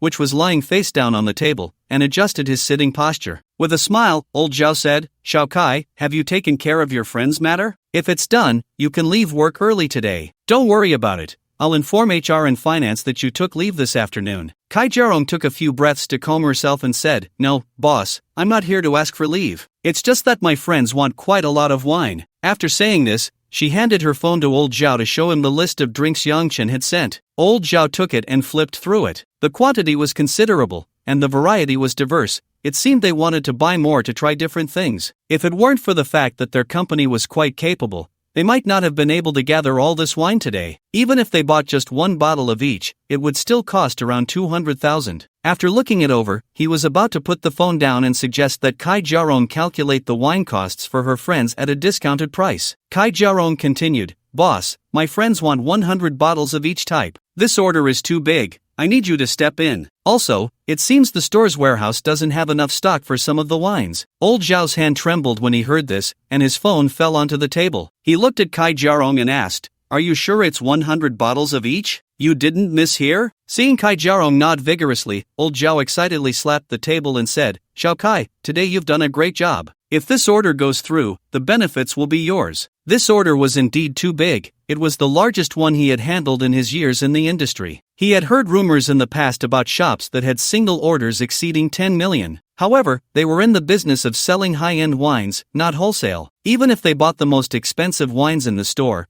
a single purchase of a case would only be in the hundreds of thousands. The profit margin was decent, but the total price was limited compared to wholesale, where the volume was large, and although the unit price was lower, the total price was high. The audience for high-end wines was limited, aside from distributors, who would buy thousands of bottles at once. Yet today, they had a 20 million order, and the legend of this order would surely spread in the world of fine wines in the Magic City. Of course, it was also true that they would earn a lot of money. Kai Jiarong led the way, with Old Zhao following behind, and they both returned to the reception room. Once inside, after a brief introduction from Kai Jarong, old Zhao shook hands with Yang Chen enthusiastically, clearly very excited. After exchanging a few pleasantries, everyone sat down. Old Zhao took a seat on the left sofa, Kai Jarong sat on the right, and in the middle was Lin Peiyun, who sat next to Yang Chen. Now, old Zhao was coordinating with Yang Chen. He took out a piece of paper and confirmed the specific types of wine with Yang Chen. After that, he wrote down the prices for each type of wine. Since Yang Chen was buying a lot of each type, old Zhao paired them with different vintages, and naturally, the prices varied. However, the prices old Zhao offered were slightly cheaper than those marked during the previous visit. After writing down the prices, he took out a calculator and did some calculations, confirming it twice. The total came to 21,163,000 yuan. He asked Yang Chen to calculate it again, and Yang Chen, not being polite, took the calculator and started calculating,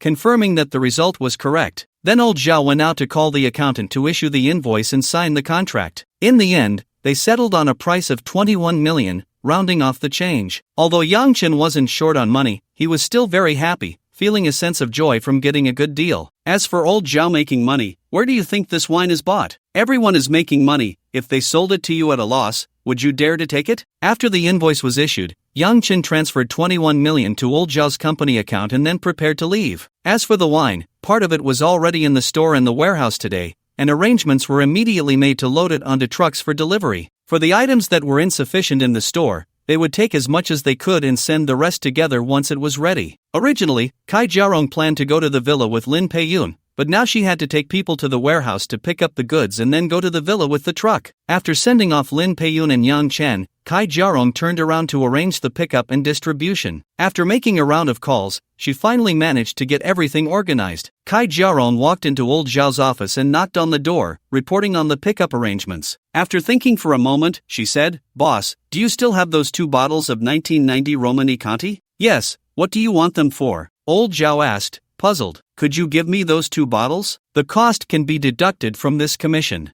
I just made them so much money, and it wouldn't be good to go to Brother Fei's empty-handed. He doesn't lack other things, so I want to bring 2 bottles of wine to thank him." Old Zhao calculated Kai Jarong's commission at the highest rate of 10%, so with a sales amount of 21 million, she would get 1 million. Usually, her salary plus commission was only about 20,000 a month, and during holidays it could reach a maximum of 40,000. By the end of the year, including the year-end bonus, she would have around 350,000 to 360,000. That was already a high salary in Shanghai. But today, she was getting the equivalent of 6 years' salary. Out of gratitude, she felt she had to thank him. If Yang Chen weren't her best friend's boyfriend, she would have even considered offering herself in thanks. Old Zhao thought for a moment and said, "All right, I'll give you those 2 bottles. Those 2 are the 1990 Grand Cru, which I got early on, much cheaper than now. I won't charge you much, just 200,000 per bottle, a total of 400,000. Kai Jarong nodded gratefully. "Thank you, boss." Old Zhao continued, "So, you go to the warehouse to pick up the goods first, and then on your way back, stop by the store to pick up the wine." Kai Jarong nodded and went out to get busy, first taking the truck to the warehouse, where everything was already prepared. There were a total of 3 trucks, each loaded with 1,100 bottles, to ensure safer transport. Then Kai Jarong returned to the store with the truck, where old Zhao was waiting at the entrance. He first handed her the gift box of Romani Conti, and after she took it, old Zhao moved a box of white liquor and handed it to her, saying, "This is a box of 12 bottles of 1997 Feitian Mutai, a gift for General Yang to open the banquet. You can tell General Yang that I have other matters at the store, so I won't go over." After saying that, old Zhao left. Kai Jarong opened her mouth but couldn't find the words, so she placed the 2 boxes of wine together and left with the convoy. The reason old Zhao sent this box of wine was mainly because Yang Chen was generous this time, showing that he wasn't short on money, which piqued old Zhao's interest in befriending him. He heard that Yang Chen was hosting a banquet today, so he found an excuse to send a gift, thinking that they would become familiar with each other over time. That box of mutai wasn't cheap, nearly 300,000. However, old Zhao made a lot from this deal. After all, the wool comes from the sheep. When Kai Jarong and the convoy arrived at the Rose Garden, it was already 4 o'clock. Yang Chen had informed the property management in advance that Kai Jarong would be coming, so the security guard at the entrance simply asked a few questions and let them through, even kindly pointing the way. The convoy drove through the main gate and arrived at the villa entrance. Kai Jarong got out of the car and took a look around. Before coming, she had heard Lin Peiyan talk about how big it was in the group chat and had seen the photos and videos she took, but only upon arriving did she truly understand how large it was. After entering, she walked through the 4,900 square meter garden before reaching the entrance of the main villa. After getting off the car and looking at the spacious parking lot in front, the precious trees and flowers by the roadside, and the interior decoration being scrutinized through the entrance, a sense of luxury rushed over. After a while, Yang Chen arrived with Lin Peiyun. Following them were Sister Hong and the others, who seemed to have arrived quite early as well. Kai Jarong first attended to business, counting all the drinks with Yang Chen. After confirming a batch, she had her colleagues and movers transport a batch of wine to the wine cellar, with Lin Peiyun leading them there. Fortunately, there was an elevator, allowing for one batch at a time. Goods were sent up while people were arranged to unload below,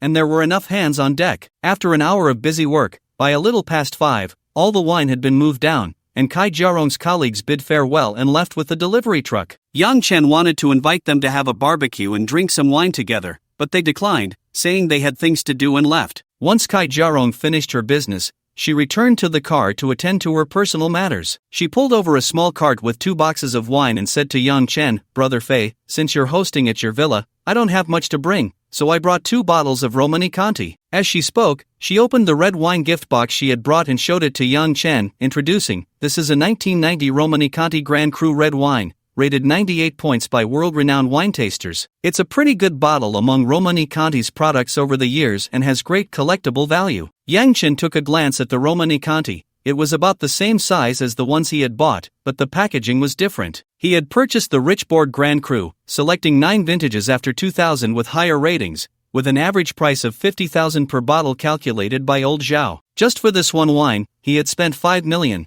making it the most expensive among the wines he bought this time. However, the Richbourg Grand Cru he bought was not as expensive as the Grand Cru of Romani Conti, and this was from 1990. Yang Chen then asked, "This bottle isn't cheap, right? How much is it?" Kai Jarong replied, "This bottle is over 230,000. Upon hearing such a hefty price, Yang Chen immediately placed it back in the gift box and handed it back to Kai Jarong, telling her to take it back. It wasn't easy for the young girl to earn money, and he couldn't accept something worth 460,000. Kai Jarong had long anticipated this scene. She took a step back, hands behind her back, and said, "Brother Fei, this is my heartfelt gesture. Please accept it. Today, you came to help me with my business, and to be honest, my commission on this order is quite high, equivalent to several years of my salary. If you don't accept it, I won't feel right." "What are you talking about? If you can earn money, that's your own ability. Besides, if I buy wine elsewhere, they won't make money off me. If I don't support familiar businesses, who will I support? Buying from you makes me feel more at ease. I'm just happy you could come today. Take the wine back with you when you leave." Kai Jarong naturally didn't want to take it back and continued to insist with Yang Chen. Lin Peiyan couldn't stand it any longer and stepped in, saying, all right,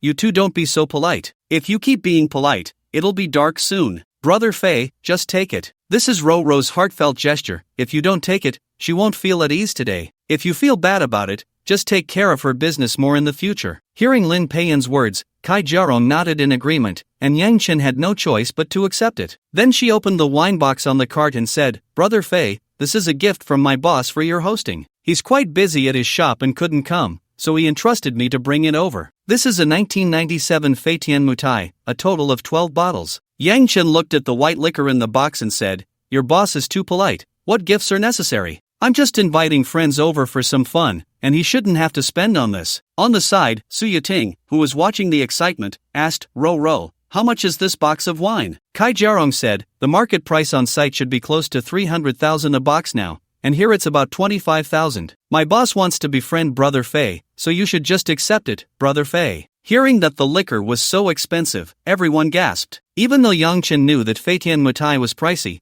and this was from 1997, he was still a bit shocked. It seemed that old Zhao had really invested a lot. "All right, I've accepted the gift. When you get to work, just tell your boss. Forget it, give me your boss's phone number, and I'll thank him in person." Kai Jarong nodded and sent old Zhao's number to Yang Chen, who then walked aside to make the call. Meanwhile, the few women pushed carts and carried the liquor, asking Kai Jarong what was going on and why such a big gift was being given. Kai Jarong explained the events of the afternoon, and when they heard that Yang Chen had bought 3,600 bottles of liquor for 21 million, they couldn't comprehend the world of the wealthy. Hong Jia, as a family member of a wealthy person, said, "My husband, Old Lee, can be considered wealthy, but he doesn't do this." Lin Peiyun smiled and replied, "This is Yang Chen's hobby. He just loves liquor. He doesn't care much for other things like cigarettes or gambling." That day when he came down to check the wine cellar, he was so fascinated that he couldn't move, looking around many times, much more detailed than when he inquired elsewhere. If it hadn't been inappropriate at the time, he would have bought some liquor. But he has a collecting habit. He buys a lot but doesn't drink excessively, just a little. Laughing and chatting, they arrived at the wine cellar and placed the 2 boxes of liquor in the most prominent position. Then everyone went out,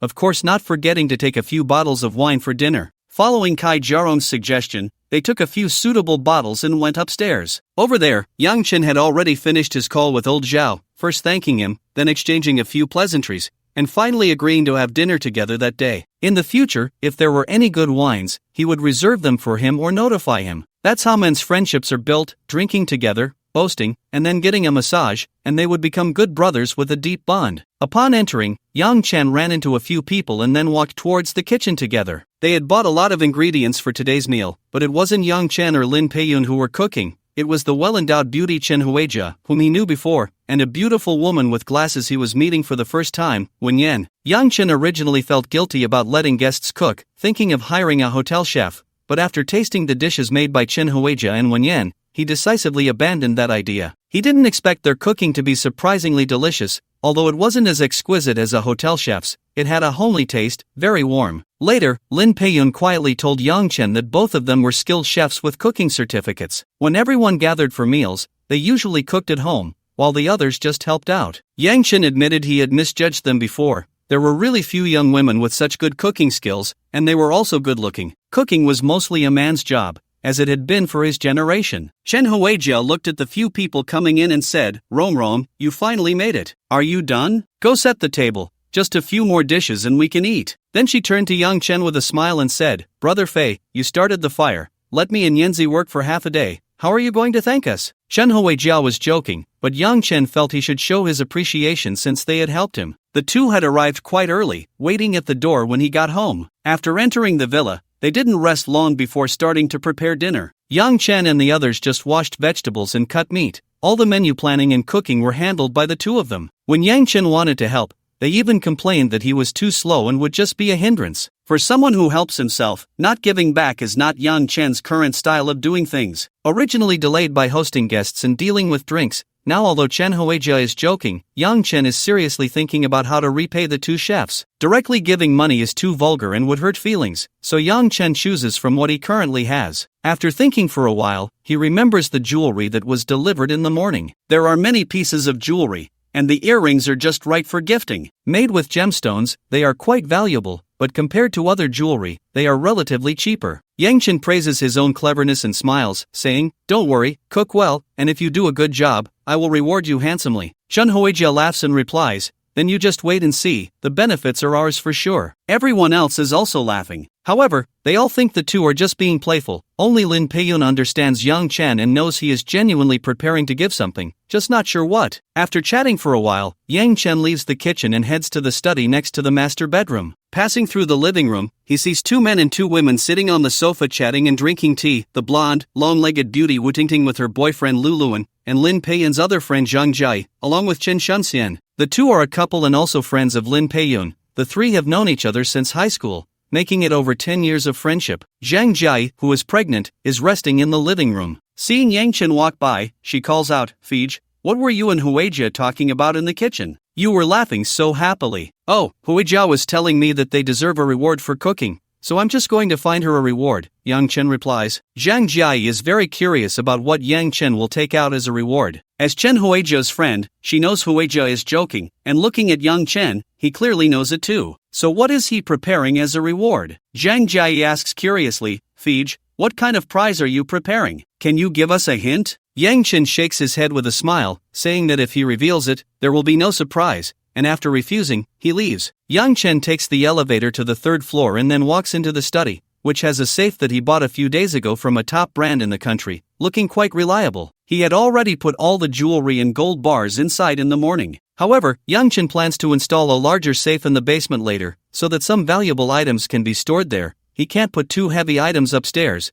or it would pose a safety risk. Opening the safe, Yang Chen takes out the remaining 49 pairs of earrings, then opens them to select, finally choosing a pair of diamond-studded ruby earrings and a pair of diamond-studded sapphire studs. The gemstones on them are not small. Looking at the list, the prices are all over $10,000. This is just the factory price, not the retail price. But there's no way around it, this is already the cheapest. Other rings are not suitable, and bracelets, bangles, necklaces, and brooches are either not in sets or even more expensive. Yang Chen can't just chop a gold bar into pieces to share with the two. He takes out a jewelry box, neatly placing the earrings and certificates inside. This was brought over by Yuan Zijie, who must be commended for being very meticulous, even thinking of the accessories needed for Yang Chen's gift. After packing it up, he puts it in his pocket and heads downstairs. He has dawdled upstairs for a while, and the food is ready. Everyone is taking their seats. Seeing Yang Chen come down, they tease him that he arrived just in time. Yang Chen doesn't respond, just invites everyone to take their seats. They are all young people, not concerned with any formalities,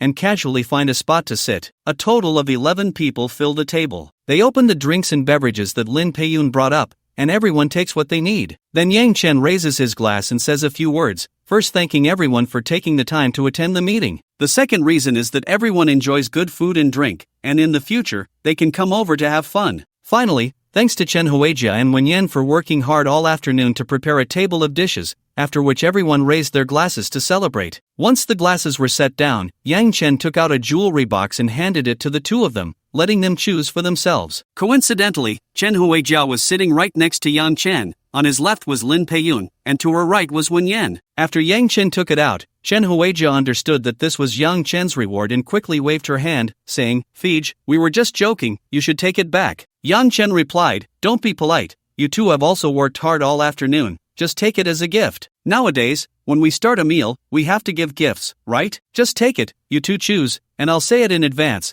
the items inside are different. Whatever you choose is what you get." Lin Peiyun also chimed in, encouraging her best friend to accept the gift. Yang Chen was just that kind of person. When he said he would give something, he never regretted it. He had received many gifts during his previous travels as a companion. Seeing Yang Chen say this, others also urged, and Chen Huijia and Wen Yan picked a jewelry box. The crowd urged them to open it and see what was inside, and Yang Chen was also curious about what earrings they had chosen. He had randomly put them in his pocket and had forgotten which was which after pushing them around for so long. Chen Huijia, being more outgoing, opened the jewelry box first, revealing a pair of ruby earrings. The size of the earrings was about that of a pigeon egg, and the design was quite nice, with a circle of small diamonds surrounding a sizable ruby in the center. The entire earring sparkled under the light, dazzling and appealing to the eye. Wen Yan, looking at the earrings in Chen Huijia's hand, opened her jewelry box amidst the crowd's urging. Inside, there lay a pair of sapphire studs, designed with small diamonds surrounding the central gem, resembling a flower. But they were also very beautiful. Chen Jiawei turned to Yang Chen and asked, "Fij, these earrings are so beautiful, how much are they? If they are very expensive, you should leave them for Sister Yun. We just made a meal, it didn't take much effort." Wen Yan next to her nodded in agreement. Although everyone liked money, they still had some principles, at least with friends, otherwise,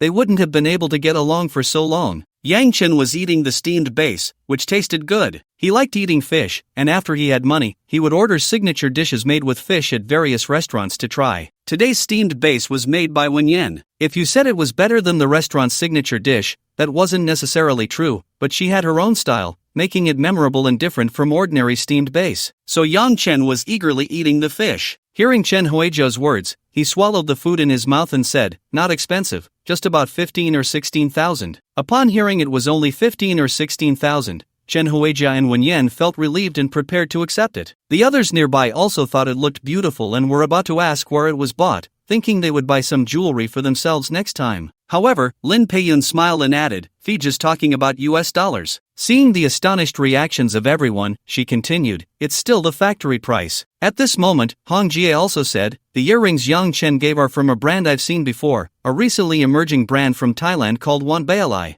I bought one of their necklaces when I traveled in Southeast Asia, the jade necklace I wore before. They mainly operate in Southeast Asia, and currently, only a few cities in the south of the country have stores. But I heard from friends that they have plans to expand their business into the mainland." After pausing for a moment, she continued, "Only Xiaoyun said this is the factory price, and I think it's about right. There is actually a significant gap between the factory price and the retail price of jewelry. Taking diamonds as an example, a diamond goes through at least 7 to 9 stages from mining to being made into jewelry for sale, with prices increasing at each step, ultimately resulting in an expensive price. The retail price is usually 3 to 4 times the factory price of the finished product, meaning the markup in the distribution sector can reach 200% to 300%. Some well-known brands have even higher markups, possibly reaching 400% to 500%, and for top luxury items, it can be even higher. The premium is quite significant. After saying this, he carefully looked at the earrings in the hands of the two. If these earrings are from Van Cleef & Arpels,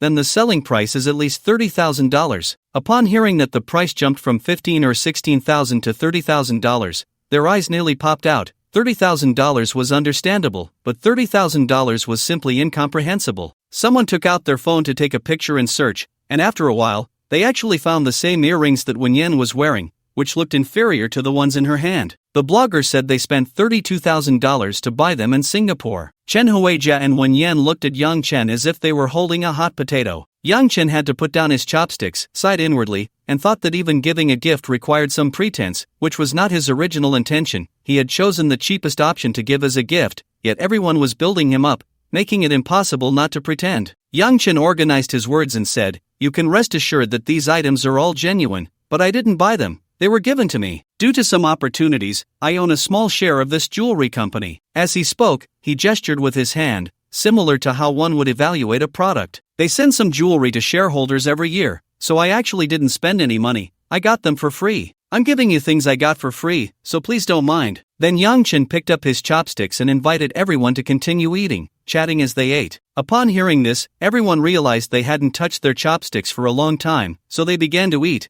and the lively atmosphere at the table exceeded that of before. Everyone was very interested in what Yang Chen had said, and they started to ask him about topics they were curious about. Later, they learned that Lin Peiyun was also wearing Van Cleef & Arpels jewelry, and it was a complete set, after which the conversation shifted away from Yang Chen. Yang Chen took a sip of water. He had just been answering the questions of the ladies and drinking with those who toasted him, and his throat felt terrible. However, as the host, he couldn't avoid toasting back, and half the time he was the one drinking. Even if he drank little each time, it still added up. Now that he had a few sips of water, he felt much better. The water was poured for him by Lin Peiyun, and the temperature was just right. As for Chen Huijia and Wenyan, they put away the jewelry boxes because Yang Chen didn't want to linger on the matter. He clearly stated that not accepting them meant he didn't consider them friends. After they accepted them, each of them toasted Yang Chen a glass, and Yang Chen accompanied them for a drink. But the key was that his drink was high-proof liquor, while they were drinking low-proof champagne. Fortunately, after Yang Chen finished his water, everyone didn't press him to drink anymore and started drinking among themselves. Then everyone ate and drank, making noise, and by 8:30 in the evening, the dinner party finally ended. In the latter half, Yang Chen didn't drink much and switched to champagne, which wasn't as strong, and since he was in good physical condition,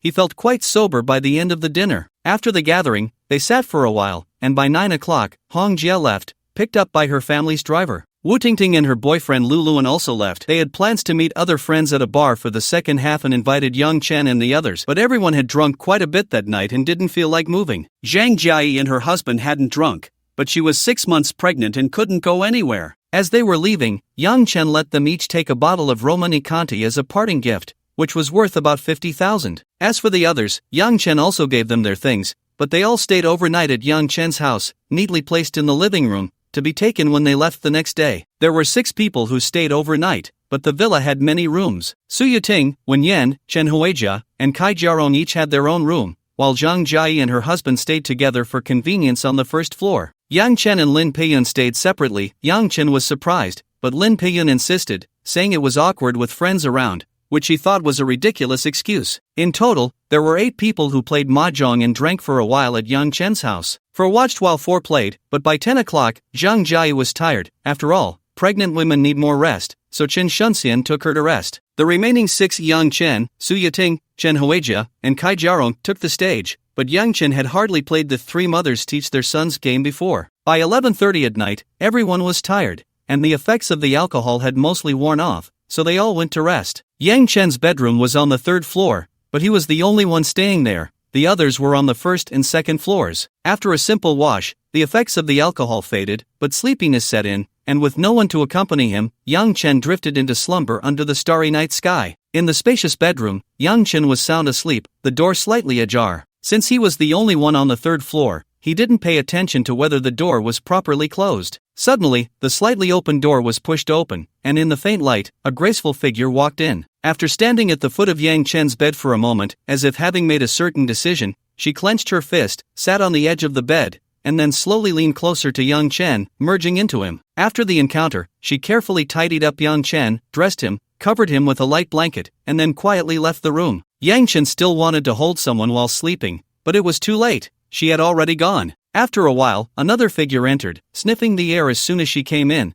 but the scent was faint, almost like an illusion. With a slightly dazed mind, she didn't care and familiarized herself with the man on the bed, diving into her joy. It was unclear how long it lasted, but the two in bliss reached their peak together and then embraced to sleep. The next morning at 7, Yang Chen woke from his dreams, looking at the woman resting on his arm, and gently scratched her delicate nose with his finger. Lying next to him was Lin Peiyun. Indeed, she couldn't stay away and had come over in the middle of the night. However, Yang Chen vaguely felt that more than one person had come in the night, but his alcohol-fogged brain couldn't be sure if he was mistaken, so he just shook his head and left the bedroom to work out in the village gym. After an hour of exercise, it was already 8:20, and everyone in the house was up. When Yan and Chen Huijia had prepared breakfast. After drinking the night before, breakfast was relatively light, consisting of porridge, oatmeal with milk, milk-flavored steamed buns, dumplings, and eggs. After breakfast, everyone said their goodbyes, as they still needed to go to work today. They could have fun, but they couldn't skip work. Before they left, Yang Chen asked them to take their gifts with them. In the following days, Lin Peiyun went to various home goods markets every day to decorate the villa in Ningyuan. Yang Chen asked her if she wanted to hire a professional soft decoration company, but she declined. She took her best friend to shop.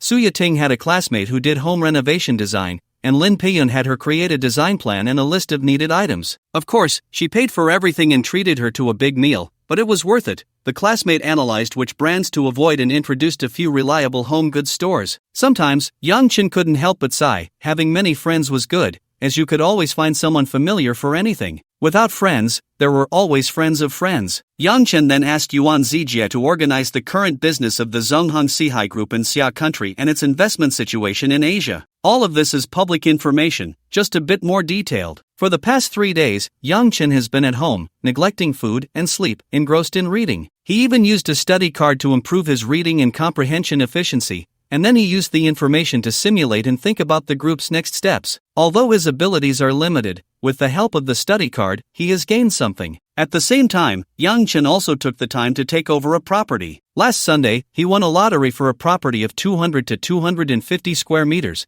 and the system has already matched it. It is a large flat located in the third phase of Baihui Garden in Suwei District, with an area of 245 square meters, 4 bedrooms, 2 living rooms, and 3 bathrooms, priced at over 36 million. The floor is relatively high, with a total of 26 floors, and the apartment is on the 20th floor. When he went to collect the property, Lin Peiyun came along with Su Yating. They were at the home goods market looking at mattresses, preparing to buy a mattress worth over 100,000, experiencing it under the guidance of the sales staff. Yang Chen called, saying he had bought another property. Lin Peiyun was somewhat immune to this by now, although she couldn't understand how Yang Chen, just the two of them in the Magic City, could buy 3 properties without renting them out. However, Su Yating was very curious, so she came along to Baihui Garden. Previously, she had only heard Lin Peiyun describe Yang Chen's property purchases as casual as eating and drinking, just going to browse and signing contracts to secure them. Lin Peiyun didn't know that Yang Chen's property purchases were arranged by the system. He just went to look and sign contracts, which couldn't be changed, and then the system arranged for the payment and tax. Anyway, it wasn't his money, it was free, so what was there to complain about? Today, having bought another property, she definitely wanted to see how Yang Chen bought it. Yang Chen was waiting at the entrance of the community for the two to arrive, chatting with the sales agent. The agent, surnamed Hu, was witty and articulate, ensuring the conversation flowed smoothly. Yang Chen was quite happy chatting with him, although he had waited for 20 minutes.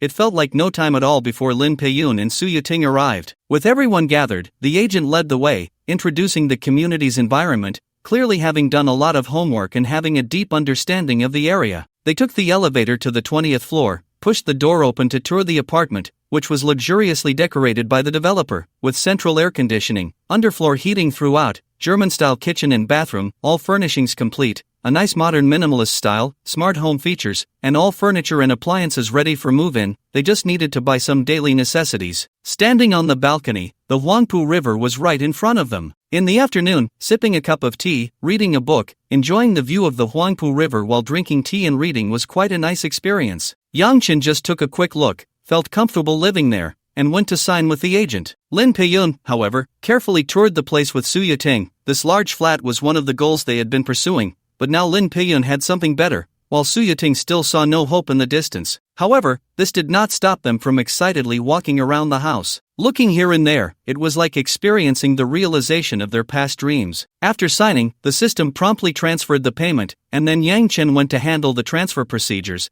asking Lin Peiyun to arrange the furnishing of this property. Lin Peiyun agreed with a mix of pain and joy, considering that they now had 3 properties, with Mingyuan having housekeeping services that cleaned regularly, but both Rose Garden and Baihui Garden did not, and Rose Garden had previously relied on temporary hires. Now with such a large place, Yang Chen planned to recruit a dedicated team to handle the villa's security, sanitation, cooking, and other services. Yang Chen contacted a professional headhunting company through Yuan Zijie to recruit a villa manager, and then additional staff. After understanding Yang Chen's needs, they replied that they would arrange for someone to come for an interview over the weekend. Thus, 3 days quickly passed amidst studying in trivial matters. At 8:30 on Saturday morning, Yang Chen drove to the Magic City building. From the entrance of the building, staff were guiding vehicles into the parking area. He descended to the parking lot and parked in the designated spot. Zonghong Investment had rented a large number of parking spaces underground. Walking to the elevator lobby, there were staff arranged by the group directing attendees to take the elevator. The building had allocated all 4 fast elevators in one lobby for the group today,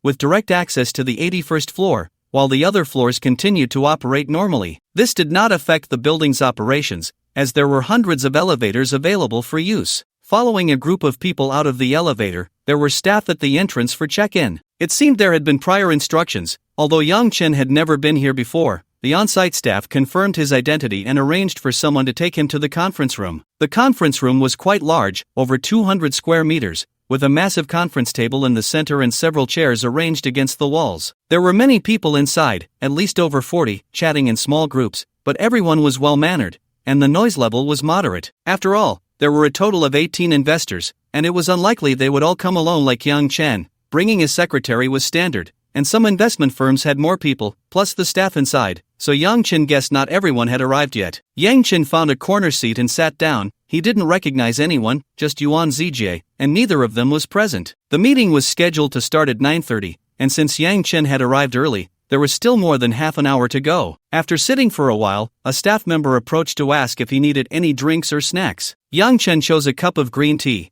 as he had eaten something a bit greasy for breakfast and thought it would be just right to refresh himself. Looking around, he noticed a diverse crowd. There were people from Japan and South Korea, easily identifiable, as well as some who looked Southeast Asian. In one corner, there were a few Middle Eastern individuals wearing headscarves, and there were also several people of European and American descent. Quite a few were speaking Chinese as well. The information Yuan Zijie provided included 2 investments from Japan totaling $1.5 billion, one from South Korea for $500 million, and a significant number from the Middle East, 4 investments totaling $5 billion.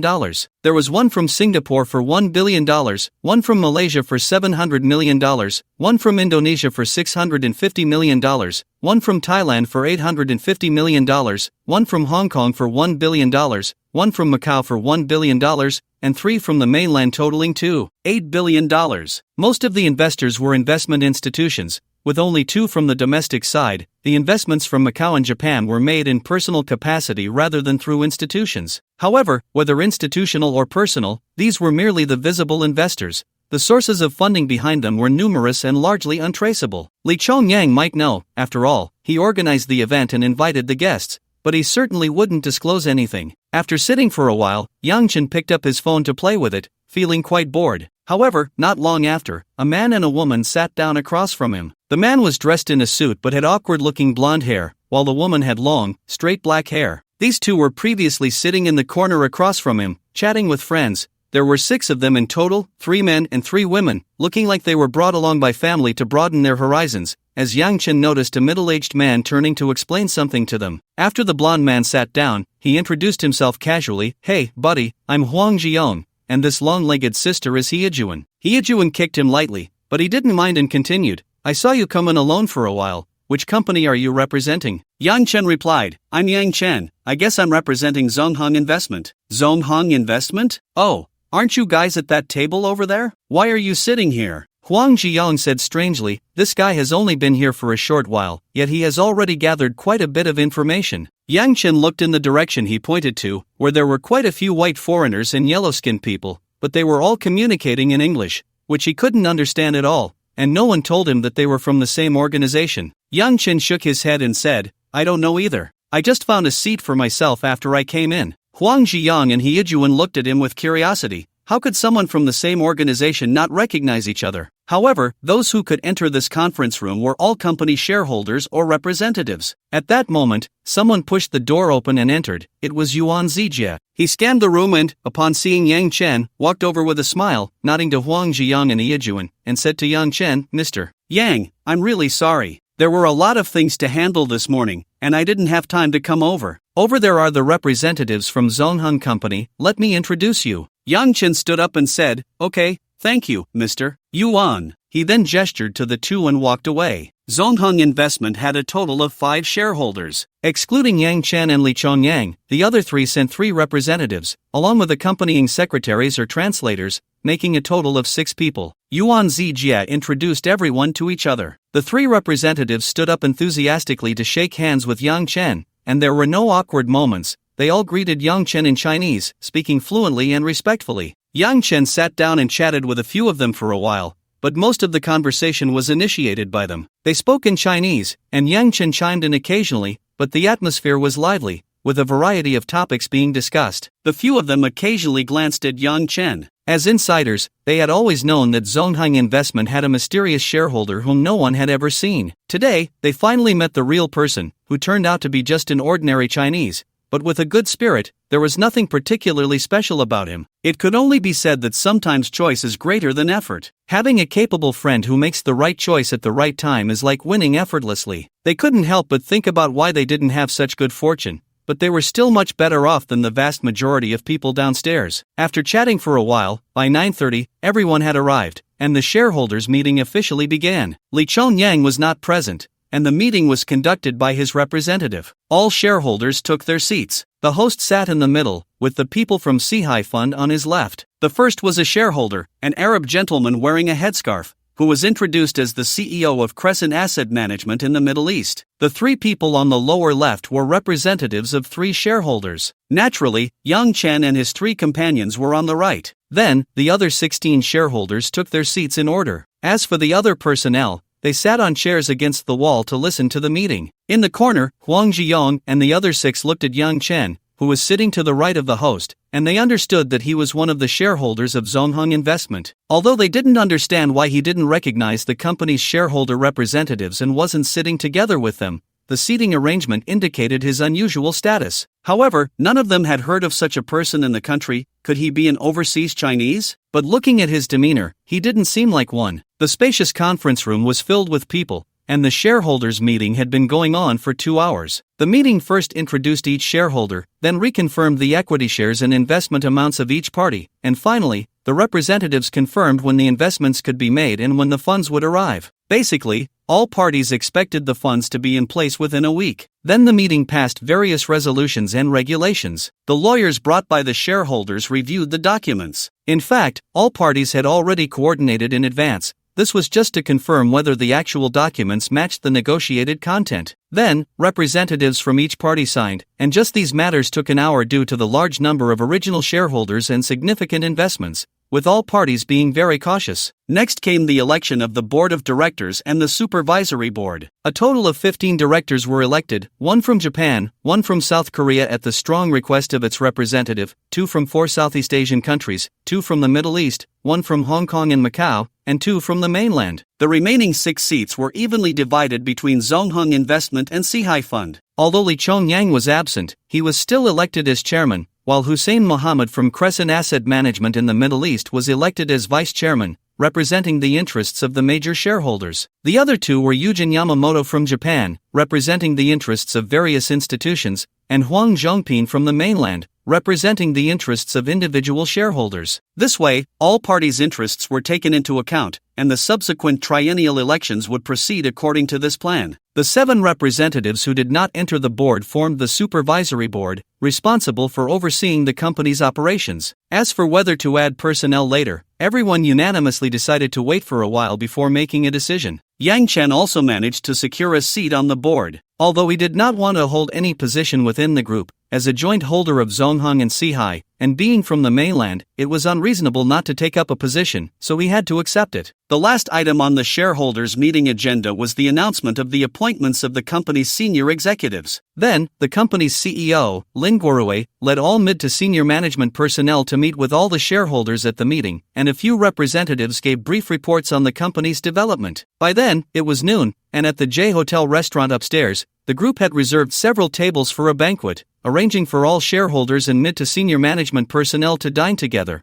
allowing everyone to sit freely and get to know each other. As for the ordinary employees, the group also arranged for them to have lunch at the J Hotel restaurant, which was prepared to be sent down. To be honest, those foreigners, not to mention the Confucian cultural circles of East Asia and Southeast Asia, even those wealthy Middle Easterners and Westerners had a strong understanding of Chinese drinking culture. When they drank, they acted just like the Chinese. Of course, the believers drank fermented malt beverages. Seeing Yang Chen looking surprised at these white people, a representative from Zongheng Investment, Diana, leaned over and said, "Mr. Yang, don't you feel that we are quite familiar with Chinese drinking culture?" Yang Chen looked at her and replied, "It is a bit strange because many videos show that your dining habits are quite different from ours." Diana smiled and said, "Indeed, there are many differences, but we are different. We have worked with Mr. Li Chongyang for many years, and under his influence, anyone who interacts with him will actively or passively learn about these cultures, especially since Mr. Li loves to discuss matters over drinks. Everyone has gotten used to it. At first, we didn't quite understand,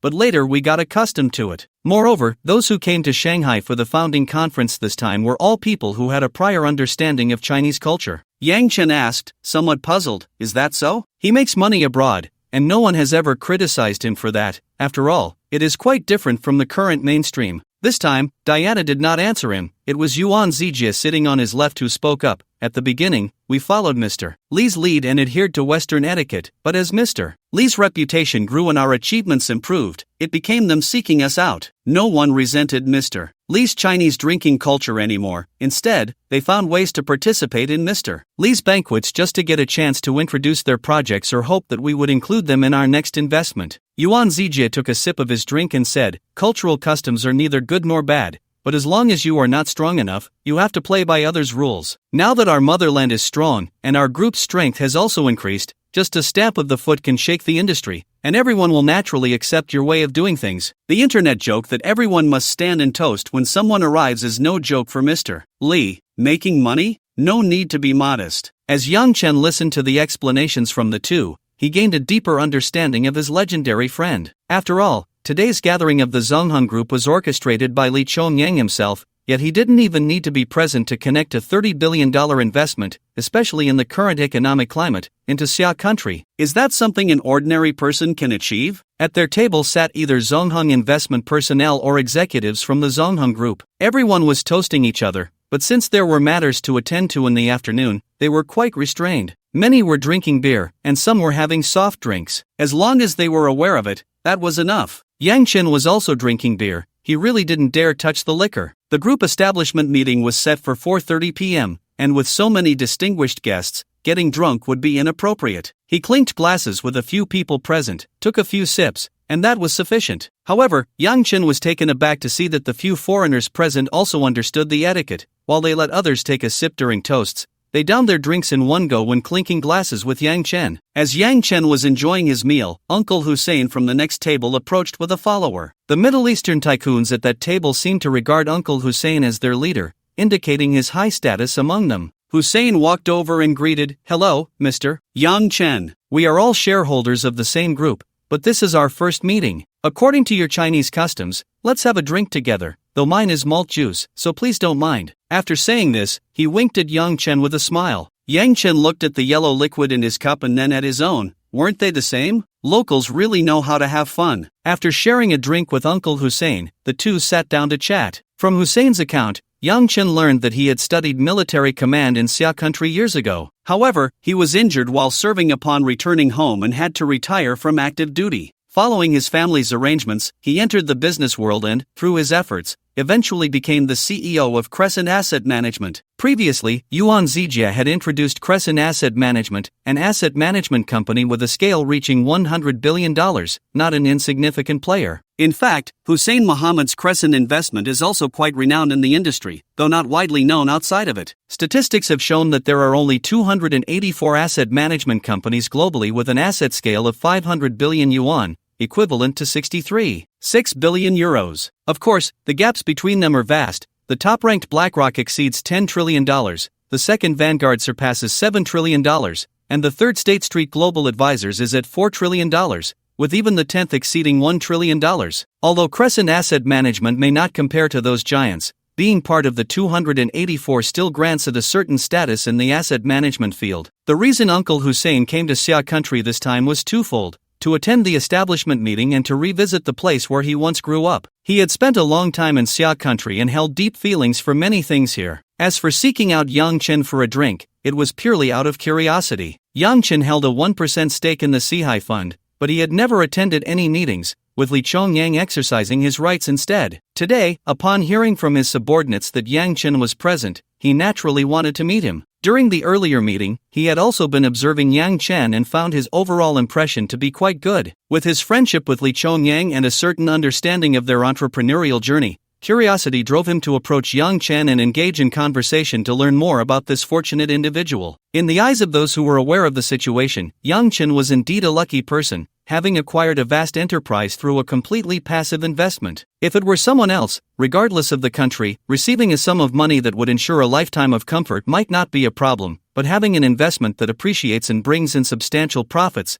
as is the case now, is truly difficult. Most of the time, one is eliminated under suitable circumstances, and some even make the other party disappear. After all, Yang Chen's shares were managed by Li Chongyang. Attempting to usurp them would be challenging, but not impossible. Of course, Li Chongyang's display of loyalty was not the decisive reason for these big shots to invest in him, but it was indeed a factor that encouraged them to invest early on. In the latter part of the event, Yang Chen chatted with Uncle Hussein about his experiences in Xia country, while others, seeing Hussein engaged in conversation, refrained from interrupting, even though they were eager to befriend Yang Chen, especially the few from their home country who had brought their younger relatives to broaden their horizons and naturally wanted their juniors to meet Yang Chen. After lunch, everyone went to the Suite J Hotel to rest. This had been arranged in advance, and there were enough suites reserved. Due to the group's emphasis, Yang Chen was assigned a suite, the same Jinjiang suite as before. He had left less than a week ago and was back again, with the butler still being He Ping. He Ping was momentarily taken aback upon seeing Yang Chen, but her excellent professional demeanor allowed her to quickly recover and say, "Good afternoon, Mr. Yang. It's nice to see you. The room is ready. Would you like to go in and rest now?" Yang Chen nodded and followed He Ping to the suite door. Upon entering, everything felt so familiar, even though some daily necessities had been replaced several times. He informed He Ping that Lin Peiyun would be coming over shortly and asked her to help open the door. He also mentioned that it was still the same suite as last time, so she could just have Lin Peiyun come directly to her. Then he went to sleep. As for his clothes, He Ping would naturally take them for cleaning. Even if they weren't washed, the hotel would provide other garments. This was the center of the Magic City, and such services were very convenient. Waking up at 3:30 in the afternoon to the sound of an alarm, Yang Chen got out of bed. As he stepped out of the bedroom, he found Lin Peiyun quietly chatting with He Ping. Upon seeing Yang Chen, He Ping first handed him the neatly washed and folded clothes. Yang Chen thanked her and turned back to the bathroom to shower and change. After coming out, he asked Lin Peiyun, "When did you arrive? You didn't say a word." "I got here around 2. I saw you sleeping so soundly, so I didn't wake you. Besides, with Ping Jie here, chatting with her isn't boring," she replied. He Ping smiled and said, "That's only natural. Besides, I'm not a stranger to Miss Lin." Yang Chen glanced at his watch. There were still 15 minutes until 4. He said, "I need to head down for the opening ceremony. Are you coming with me? Or do you want to rest in the room for a bit before the cocktail party?" "I'll go with you. This is my man's shining moment. How can I not be there?" As Yang Chen led Lin Peiyun out, he remarked, "What shining moment? I'm just a tiny shareholder. It doesn't mean much." "You're still more impressive than most of those present," Lin Peiyun countered, and Yang Chen thought that was indeed true. Yang Chen arrived at the venue for the conference just before 4. The founding meeting was held in the Grand Banquet Hall on the second floor of the Magic City Central Building, as their own meeting room could not accommodate many people. It was already a good thing to be able to hold a shareholders' meeting. The Grand Banquet Hall of the Central Building in the Magic City spans 2,000 square meters, featuring a column-free design and a massive 100 square meter LED electronic display, making it ideal for large conferences. As Yang Chen entered the venue, many people had already arrived, including employees of the group, members of the morning shareholders meeting, and some invited guests, mostly business owners from various industries in the Magic City, as well as some well-known figures and government members. After entering, Yang Chen was guided to his seat by the staff, while Lin Peiyun went to the guest area, where many of today's invited guests were seated, all there to witness the event. Partners, prominent figures from various fields, and some government officials, although the leaders were seated in the front rows, while this side was filled with aides. At 4:30, the ceremony began, starting with a speech from the group's chairman. Li Chongyang was absent, and his representative took the stage to speak, delivering the usual formalities. Then, members of the group's shareholders meeting and mid to senior level leaders introduced themselves, announcing the members of the board of directors, the supervisory board, and so on, basically standing up and waving when their names were called. After the introductions, representatives from the board of directors, the supervisory board, government leaders, and company executives took turns speaking, but everyone was quite measured, speaking for a while before stepping down, as it wasn't a report meeting. The group CEO spoke a bit longer, discussing the group's development direction and future plans, noting that many guests were present today, some of whom might collaborate in the future. Finally, a group of people took the stage to cut the ribbon, announcing the establishment of the group. Even with the process moving quickly, everything wrapped up close to 7 o'clock. The conference concluded, and they directly moved into the next phase, the cocktail party. The cocktail party was in a buffet style, located at the back of the banquet hall, which was spacious and well decorated. After the founding conference ended, Yang Chen found Lin Peiyun and was introduced to a large number of people by Yuan Zijie. Now that he was a director of the company, he needed to take on the responsibilities of a director, meeting the guests who had come to the conference and building relationships. Considering he didn't know anyone, Yuan Zijie was arranged to help him socialize. As for the others, several management personnel from the group were nearby, introducing the identities of the guests. Yang Chen first met the government leaders present, including the leadership team of Pudong New District and leaders from various directly managed departments. The leaders from the city's supervisory units and the deputy mayor in charge of investment also attended. The mayor and the secretary of the municipal party committee, being of high rank and already in the political bureau, would not attend such occasions. However, the presence of a deputy mayor was a significant show of importance. Being a deputy mayor in the Magic City is a high-ranking and crucial position. The leaders listened to Yuan Zijie's introductions and looked at Yang Chen, who was so young. Among a group of leaders over 40, Yang Chen truly appeared youthful, praising him for being young and promising. Yang Chen exchanged a few polite words and met several heads or representatives of investment targets, then chatted briefly with the attending guests before finally meeting a few key personnel from the group and retreating to the side to rest. Seeing this, Yuan Zijie said nothing. With so many shareholders and executives present, it wasn't necessary for Yang Chen to be the one to entertain. He had already made the rounds and made his presence known. Yang Chen had successfully completed his task. At the cocktail party, everyone was engaged in necessary socializing. After all, finding so many investors from various Asian countries was not easy. These investors were quite wealthy, and if one of those institutions took an interest and invested a sum or reached a collaboration, it would be beneficial for the company's business to smoothly establish itself locally. This aspect was even attractive to the shareholders themselves, and it was uncertain how many people would reach project collaborations that night. In any case, Yang Chen was not interested at the moment. He had over $20 million in cash, which was enough for his living expenses. Larger investments were not worth his attention, and small investments wouldn't even come into this banquet hall. If we talk about who is the most popular right now, it would be the executives of the group. Basically, everyone goes to greet them. A few words of conversation, even if one doesn't want to invest now, who knows about the future? It's good to get familiar faces first. Next is Uncle Hussein. The stereotype of Middle Eastern tycoons being wealthy is true, and he is indeed the head of a $1 trillion asset management company. The various institutions from the Middle East at the scene look up to him, so a group of government officials and those looking to attract investment all gather around him. Uncle Hussein is experienced and handles it with ease. Around him are representatives from other investment institutions in the Middle East. There are quite a few people, but the oil kings are not easily fooled. without real substance, they won't part with their money. Besides them, there are many representatives from Japan and Singapore. Both places are famously wealthy. Then there are Thailand, Malaysia, and Indonesia, with South Korea at the end of the line.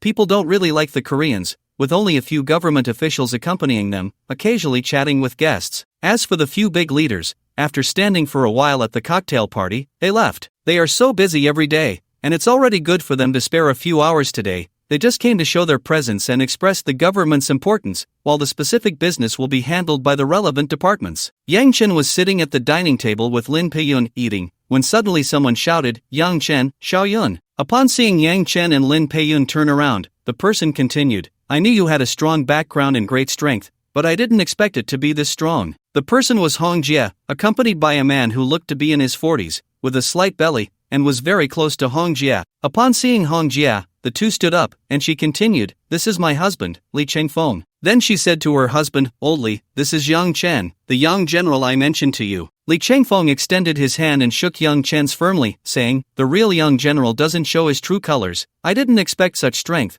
to actually become a director of the Zongheng Sihai Group. I have a bit of family wealth, but I don't even have the chance to enter." The news of the establishment of the Zongheng Sihai Group is not a secret among the wealthy in MOU. Many people want to get on this train, but unfortunately, the threshold is very high. Old Li's total assets are at most $200 million, most of which are fixed assets, and he can't possibly sell all his property to invest. He can only watch and drool. After all, Li Chongyang's performance is too good, and getting on board means making money. As for why Li Chongyang doesn't keep all the profits to himself, it's not that he lacks the strength. The asset scale of the Sihai Fund is very large, and he can come up with $30 billion.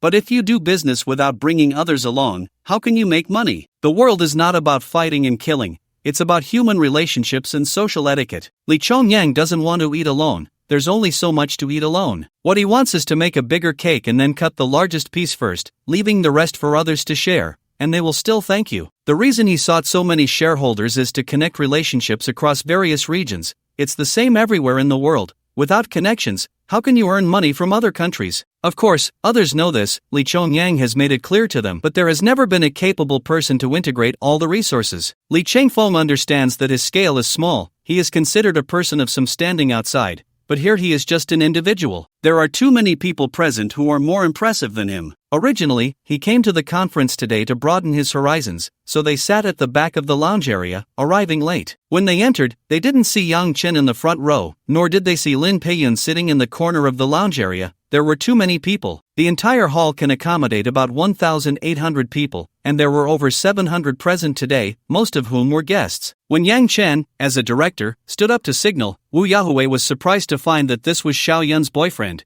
and then she told her husband that she knew one of the directors here. Li Chengfeng still thought she was joking. With her circle of friends, he knew very well that it didn't seem likely she could connect with such figures. Usually, they relied on their own networks to get things done. Wu Yanhong noticed that Li Chengfeng didn't believe her, so she explained the situation between Lin Peiyun and Yang Chen, mentioning that the Romanicanti she brought home on Tuesday was a gift from Yang Chen. Only then did Li Chengfeng remember that Wu Yanhong had actually told him about it before, but he had been quite busy lately and hadn't paid much attention. After the event ended, Wu Yanhong originally wanted to find Yang Chen and the others, but he was too busy, so she waited a bit. When she saw the two eating, she pulled Li Chengfeng, who was chatting with friends, over. Seeing familiar faces at the venue, Yang Chen was also very happy. When he heard Li Chengfeng's words, he said, No, I just invested following my friends, it was just good luck. After saying that, he invited the two to sit down and started chatting. Lin Peiyun was also very happy. Originally, everyone at the scene was a stranger, and after socializing with Yang Chen for half a day,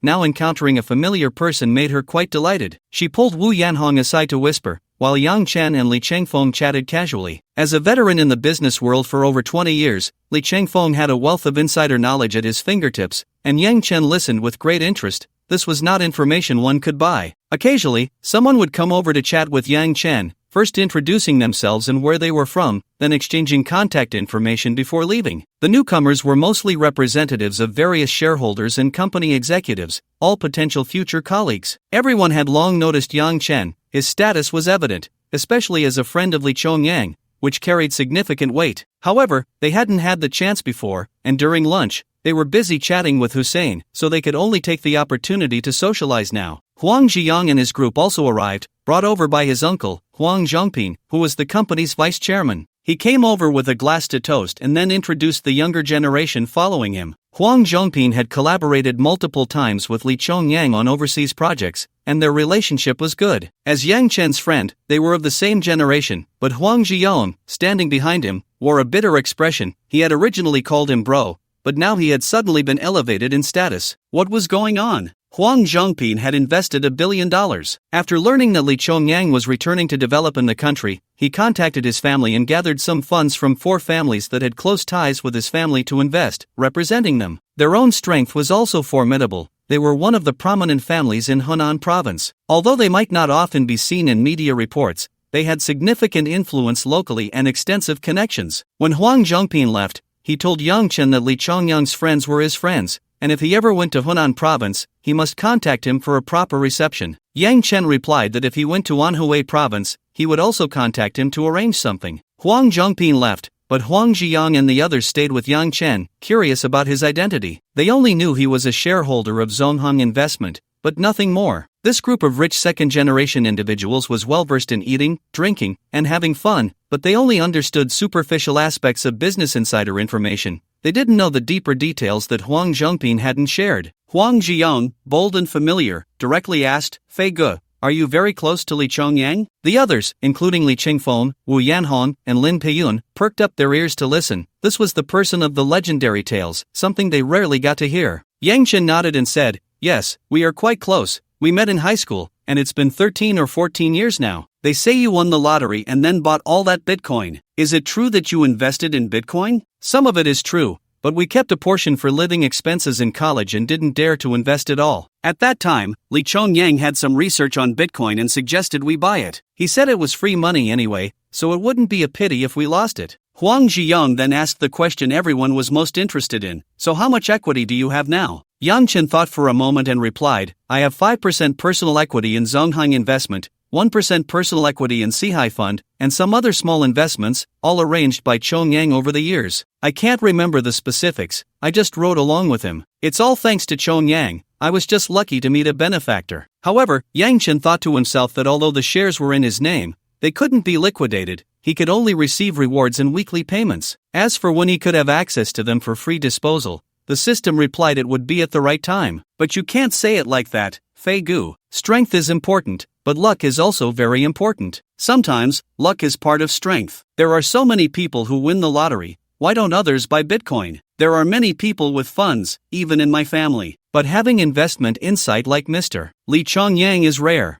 Hiejuan said with sparkling eyes, and others nodded in agreement. Yang Chen was a bit curious about why this group of young people admired Li Chongyang so much, so he asked, "Why do you feel like you all admire Li Chongyang?" Hiejuan explained, "In our lives, he is like the child of someone else's family in the business world, and not just any kind of excellent. He started from scratch after graduating 8 years ago and has a net worth of over $60 billion, which is more than our family. He is my idol. I even have a photo with him from a banquet I attended with my elders." After saying that, Hiejuan opened her phone to show everyone the photos, where she was smiling brightly. Others chimed in, expressing similar sentiments to Hiejuan. They were just playing every day now, but as children of a big family, how could they not understand business at all? They just hadn't graduated yet and were still pampered at home, so they had more freedom. But now that graduation was approaching, they were being taken to conferences by their elders to gain some experience. Young people admire the strong, and Li Chongyang happens to be one of the strongest of the younger generation, with 8 years of accumulation surpassing the efforts of many families over 3 generations, so he has many fans. For the rest of the time, Yang Chen mostly answered some questions from Huang Zhiyong and the others,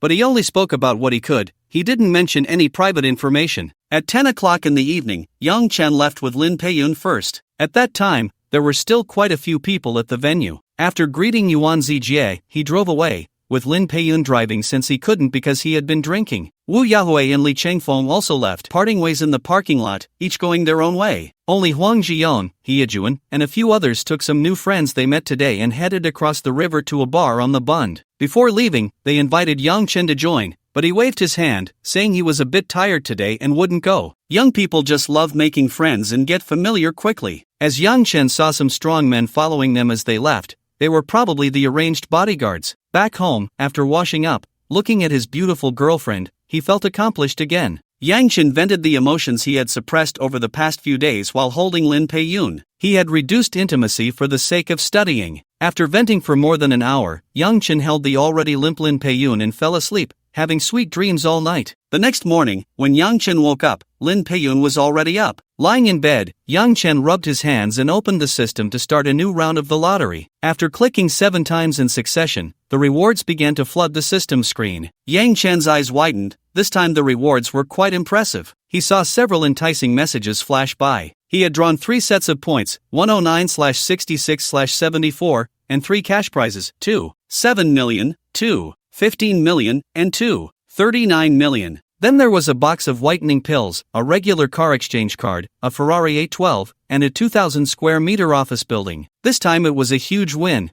The Ferrari 812 had already been discontinued, and the system had arranged for a second-hand car. Yang Chen chose a red-bodied 812-6. 5 LGLS and set the pickup location in Luzhou, estimating that the car would arrive just as he returned home. As for the property, the system was still processing it. However, since housing prices in the Magic City were high, he decided to keep it there. It should be ready in a couple of days. There were plenty of properties here, with quick turnover and short delivery times. Name, Yang Chen. Age, 30. Health, healthy cash, 144. 14 million points, 5,951. His points were nearing 6,000, and he planned to continue accumulating them, wondering if having more would allow him to exchange for better items. His assets had reached 140 million again. He needed to keep pushing forward. When he went downstairs, Lin Pei-yun had already prepared breakfast. After eating, he swam a few laps in the pool. Then his phone, which he had left by the poolside, rang. Lin Pei-yun, in her swimsuit, handed the phone to Yang Chen with an undeniable charm. On the line was the headhunting company, which had arranged an interview candidate for the housekeeper position. They asked when Yang Chen would be available for the interview and where it would take place. Yang Chen thought for a moment and said, "How about today? Let's have the interview at your company. When would it be convenient for me to come over? Is 9:30 a.m. okay? The candidates are all in the Magic City and should be able to arrive by then." "That works. See you later." After hanging up, Yang Chen decided not to swim anymore. He climbed out of the pool, took the towel Lin Pei-yun brought him, dried off, and then playfully patted her on the rear, saying, "Let's go back, change clothes, and then head to the interview for our villa's housekeeper." Lin Pei-yun responded with a soft and followed Yang Chen back to the main villa. By the time Yang Chen and Lin Pei-yun arrived at the headhunting company, 2 interview candidates had already shown up. After discussing with the headhunting company manager and confirming that the other candidates were on their way, they decided to start the interviews early. One by one, they came in. The first was a man in his 30s, a graduate of the Guangdong Province Butler Vocational Technical College, who had been in the butler industry for 10 years. After a brief exchange and self-introduction, Yang Chen asked him about his views on villa management. He had worked for 3 different owners, and the resumes provided by the headhunting company indicated that all 3 had given high praise. However, upon further investigation, Yang Chen noted that all 3 owners were women, and the candidate himself was quite handsome with a good physique. Although he didn't want to judge people superficially, Yang Chen ruled him out. The risk was too great. He didn't want to find something he didn't want to see on a verification card one day. Although he was quite confident that Lin Pei-yun wouldn't betray him, he didn't want to test human nature in such matters. Yang Chen politely told the candidate to wait for news. The candidate seemed to understand something but still bowed politely in thanks before leaving. Honestly, the etiquette displayed was quite impressive, exuding professionalism. The second candidate was a 46-year-old woman. Her resume stated that she had many years of experience as a villa housekeeper in Southeast Asia. After a few exchanges, Yang Chen felt she was quite pleasant, with a gentle demeanor, and he considered her as a backup option. The third candidate was a 50-year-old man with an impressive resume, having served several celebrities over his 30-plus years in the industry. He had worked in many countries and possessed numerous skills. However, Yang Chen did not choose him. He was too dazzling, and this small temple of his was not suitable for someone like him. Besides, he didn't particularly like candidates who were too old. The fourth was a young lady, and Yang Chen initially thought she had come to the wrong place. It wasn't until he reviewed her resume that he realized she was indeed the housekeeper, having returned from studying in the UK. She had been back for 2 years and had experience managing 2 villas, with average evaluations from her employers. However, when Yang Chen looked up again, he had to admit she was quite beautiful. She would make a great girlfriend, but she certainly wasn't suitable as a housekeeper. He feared he wouldn't be able to resist. After all, he generally didn't refuse others and couldn't bring himself to say such cold words, except when it came to the biological mother. Thinking of this, he used an identification card on her. Name, Lu Meizhu. Age, 27. Height/weight, 170 centimeters per 58 kilograms. Attractiveness, 90. Figure, 90. Affinity, 30. Pass count, 6 out of 100. Health status,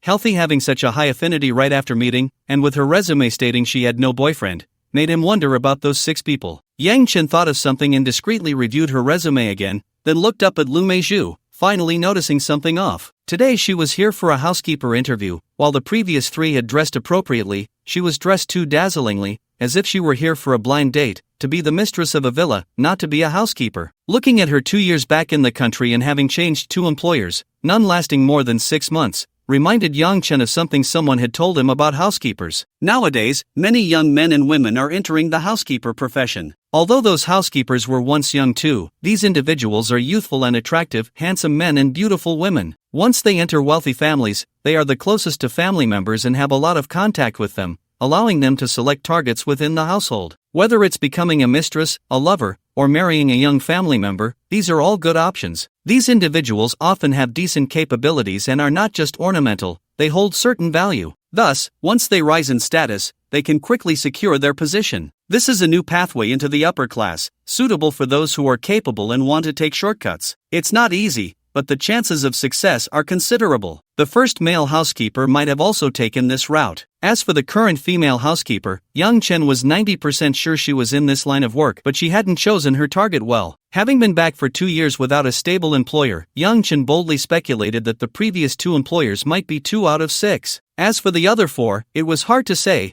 There were too many possibilities. At that moment, his phone vibrated several times. Yang Chen opened it to find a message from Lin Peiyun, who said she didn't want to choose Lu Meizhu, claiming she could tell at a glance that she wasn't a good person and didn't like her. Yang Chen replied, "Coincidentally, I don't like her either. Such a person isn't suitable to be a housekeeper." He then politely rejected her. If she wanted to be his girlfriend, he would welcome that, but if she wanted to be his employee while trying to climb into his bed to gain status, that wouldn't do. Lu Meizhu might still have some fantasies, as she approached to add Yang Chen's contact information before turning to leave. The last housekeeper entered, a lady, 33 years old, with a lovely face, light makeup, and a graceful demeanor. Her resume showed she graduated from the China branch of the Netherlands International Butler Academy and later pursued further studies at the main campus in the Netherlands. She had been in the housekeeper industry for over 10 years, with good evaluations from each employer's family. Her marital status indicated she was widowed and had a daughter. Lin Peiyun also liked this housekeeper very much. After Yang Chen asked the usual questions, Lin Peiyun unusually asked many questions herself. Once they had covered most of the inquiries, Yang Chen exchanged opinions with Lin Peiyun and then addressed the housekeeper, Fong Meijun, saying, "Miss Fong, I wonder when you can start working? I still have some matters to discuss and handle with you." Fong Meijun understood that she had been selected. Although she felt very excited inside, she still elegantly said, "Thank you for your trust. I can come over this afternoon, but it might be a bit late as I need to handle some matters at home first." Next, Yang Chen discussed the salary and benefits with her. The job involved managing his 3 properties in the Magic City. Since there were quite a few properties and they were scattered, the salary was set at 30,000 per month, with a year-end bonus of at least 2 months' salary. To be honest, this salary was not considered high among villa housekeepers in Shanghai. Some who had been in the job for a long time earned hundreds of thousands or even over $1 million annually. However, Yang Chen also mentioned that the salary would increase based on performance in the future. Before leaving, he found An Tian, who had experience managing villas in Southeast Asia, and asked if she would be interested in a housekeeper position in Luzhou. The job was similar, currently managing 1 property, but would increase in the future, with the same salary of 30,000 and a year-end bonus of at least 2 months' salary. An Tian said she needed to think about it and would give Yang Chen a response within 3 days. Once everything was settled, both parties signed the employment contract at the headhunting company, and Yang Chen settled the headhunting fees. At 2 in the afternoon, Fong Meijun arrived at the villa. Looking at the billion-dollar mansion before her, she took a deep breath and rang the doorbell. Yang Chen indeed had quite a few tasks for her to handle. First, he needed to arrange the staff. Based on Fong Meijun's experience and Yang Chen's and Lin Peiyun's requirements, they finalized the staffing for the villa. There would be 6 housekeepers responsible for cleaning the villa, as there were 3 properties, so a few more staff were needed. 2 chefs would be hired, 1 for Chinese cuisine and 1 for Western cuisine, preferably with signature dishes. 3 gardeners who would also serve as security, since the villa area had dedicated security personnel and was quite safe.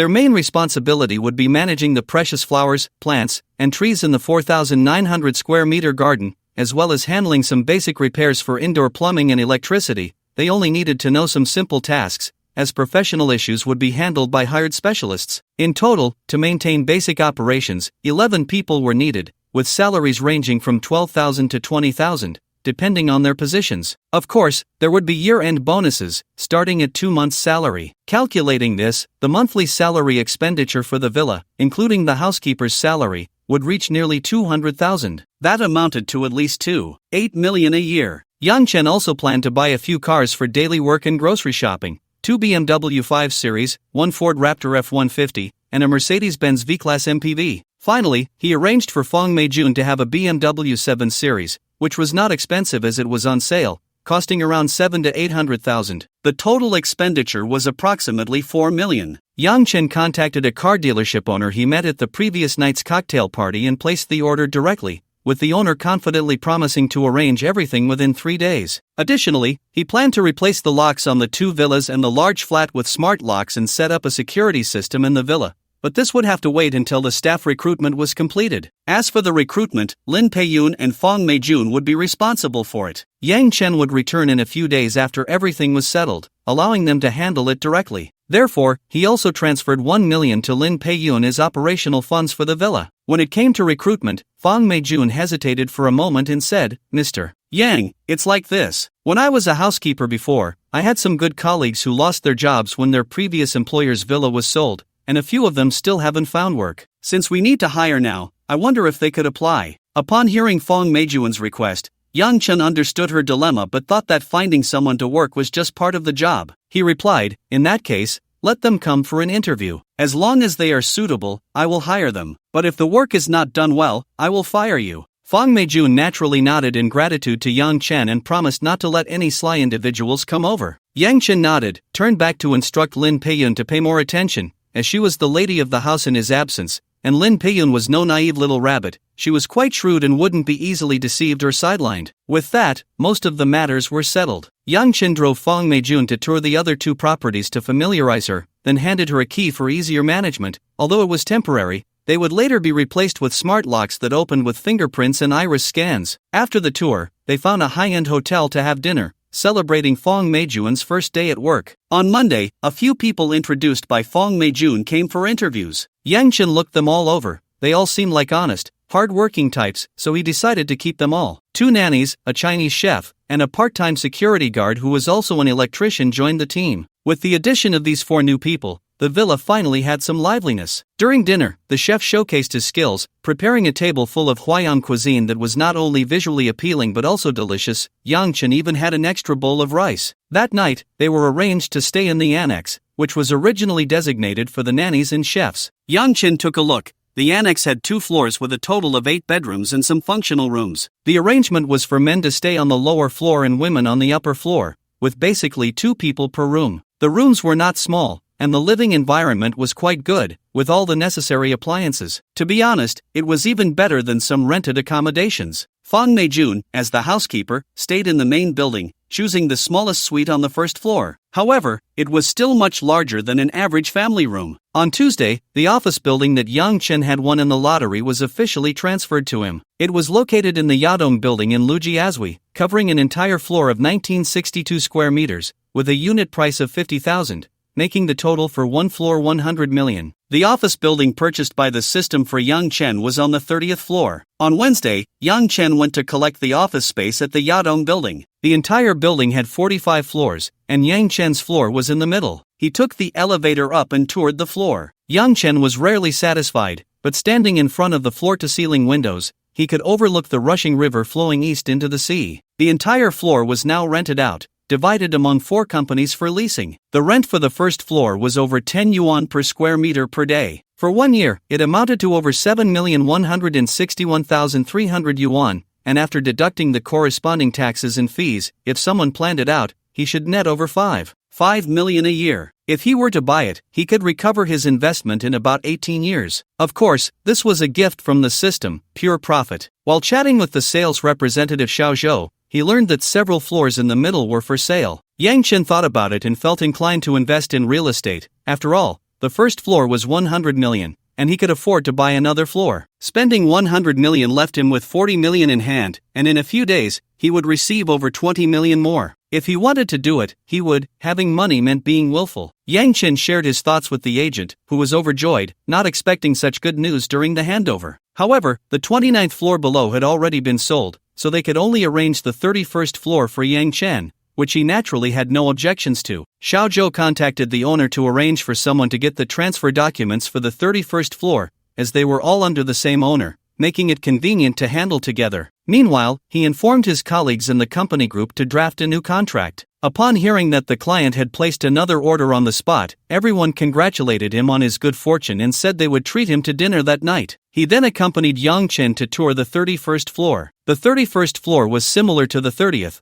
but it had more tenants, with 6 companies occupying it. One company had moved out, leaving that space vacant, but the sales representative said it would be easy to rent out quickly. The real estate agency not only deals with buying and selling properties but also with leasing. Currently, there are indeed people contacting them who want to lease office space in the Yadong building. He knows that many buyers like Yang Chen, who purchase office buildings for rental income, often do not collect rent themselves, they entrust it to agencies. As long as Yang Chen chooses their company and entrusts both floors to them, he will immediately arrange to lease out this office. In less than half an hour, the homeowner and Xiao Zhou's colleague delivered the materials, and after Yang Chen signed and stamped as the homeowner's representative, the agreement was finalized, followed by the transfer procedures. Then, Yang Chen transferred the money through 2 channels, one arranged by the system and one from his own account. After some haggling, the total, including taxes, came to 100 million. As for the agency fees, it was agreed that the other party would pay. With the expenditure of 100 million, Yang Chen's assets instantly shrank to 41 million. However, he was still very happy about buying the property, and he would receive rent next month. After completing the transfer procedures, Yang Chen went home. The property certificate would only be ready on Friday, so he planned to go and sign a new contract with his tenant then. The old owner had already been informed about his purchase, but given the commotion, the tenant had long been aware, just uncertain about when it would happen. In the afternoon, just as Yang Chen arrived home, Lu Mani, the car sales boss he had found, called to say the vehicle was ready, and he could come to see it for the transfer. Since Yang Chen required all vehicles to have additional accessories installed, it took a bit of time. On Thursday, Yang Chen went to Zhao Mani's car dealership to pick up the car, accompanied by Lin Peiyun, Fang Meijun, and 2 employees who could drive. Zhao Mani was also there. They greeted each other and then took Yang Chen to see his new car, which had already been prepared with a license plate costing 100,000. Including the taxes on the car purchase, Yang Chen paid a total of 4,500,000, and he received a discount. 5 cars were neatly arranged in the pickup area. Yang Chen mainly had a cover installed on the pickup truck bed, which was removable, and upgraded the MPV seats, adding 4 with massage and heating functions that could recline for sleeping. He planned to return to the Magic City next time, making travel more comfortable during long journeys. The other cars had upgraded electronic systems in various configurations to enhance driving comfort. Due to restrictions on personal license plates in the Magic City, Yang Chen had previously registered a company to place the cars under its name, allowing him to auction for a prominent license plate. The same procedure was followed for these cars. He didn't need to operate the company, just maintain these vehicles. Home in Luzhou was better, with no license restrictions, allowing for several cars. Big cities are not easy to live in. After registering at the vehicle management office and installing the plates, Yang Chen and the others drove home, each in their own car. Yang Chen drove the F-150 pickup, which looked imposing and had strong power, with only slightly high fuel consumption as a downside. The 7 Series car was for Fang Meijun, the 5 Series for others to use when going out, and for transporting large items, they would use the Raptor. If they didn't want to drive, they could use the MPV to transport people or other cars for pickups. Thus, the villa now had 8 cars, and the parking lot was already half full. On Friday, Yang Chen went to retrieve his property certificates, one for the flat and one for the office building, totaling 3. Along with the 2 certificates for the villa from before, he securely locked them in the safe at the Rose Garden. On Friday night, Lin Peiyun actively pushed Yang Chen onto the bed, continuously seeking intimacy, as if wanting to merge herself with him, using several protection methods. Since Yang Chen was leaving the next day, she felt a lot of reluctance. Initially, she climbed onto Yang Chen's bed out of self-interest, driven by a strong sense of gain. However, after spending half a month together, their relationship had already deepened emotionally. The favorability can be verified. It's already reached 80 points, and a breakthrough could happen at any moment. Just thinking about Yang Chen going back, She didn't know when they would meet again, and her heart felt empty. Until the early hours, the two stopped their intimacy and fell asleep in each other's arms. The next day, Saturday, Yang Chen took an MPV to the airport, driven by Brother Lee, who was responsible for security. He was an experienced driver, having driven many luxury cars, and handled the MPV with great steadiness. Before leaving, Yang Chen took out the whitening pills and gave them to Lin Peiyun, instructing her to take them on time. After she finished, he would bring her more. Lin Peiyun asked about the usage and effects, and without any doubts, she took one on the spot. On the way, Yang Chen first picked up Aunt Tian. She had considered it for a long time at home and finally replied to Yang Chen that she could go to Luzhou to be a housekeeper. In the past 2 days, Yang Chen had asked her to tidy up a bit, and today, when he was leaving, he would take her along. As for the contract, they agreed to sign it that day. At the airport, Lin Peiyun hugged Yang Chen reluctantly. Just before entering the waiting hall, Yang Chen took her aside to whisper, "Don't look so sad. I'm not gone for good. If you really miss me, just come to Luzhou to see me. Anyway, there are plenty of rooms at home for you to stay." Lin Peiyun looked up at Yang Chen with surprise. "Can I really go?" Yang Chen nodded, "Of course, and you have your sisters with you. You can go whenever you want." Lin Peiyun knew Yang Chen had someone there and thought for a moment, "Okay, once things settle down here, I'll come find you." "Sure, you can arrange your own time." After a pause, Yang Chen continued, "Take care of the house here for me. If anything comes up, discuss it with Sister Feng. If it's urgent,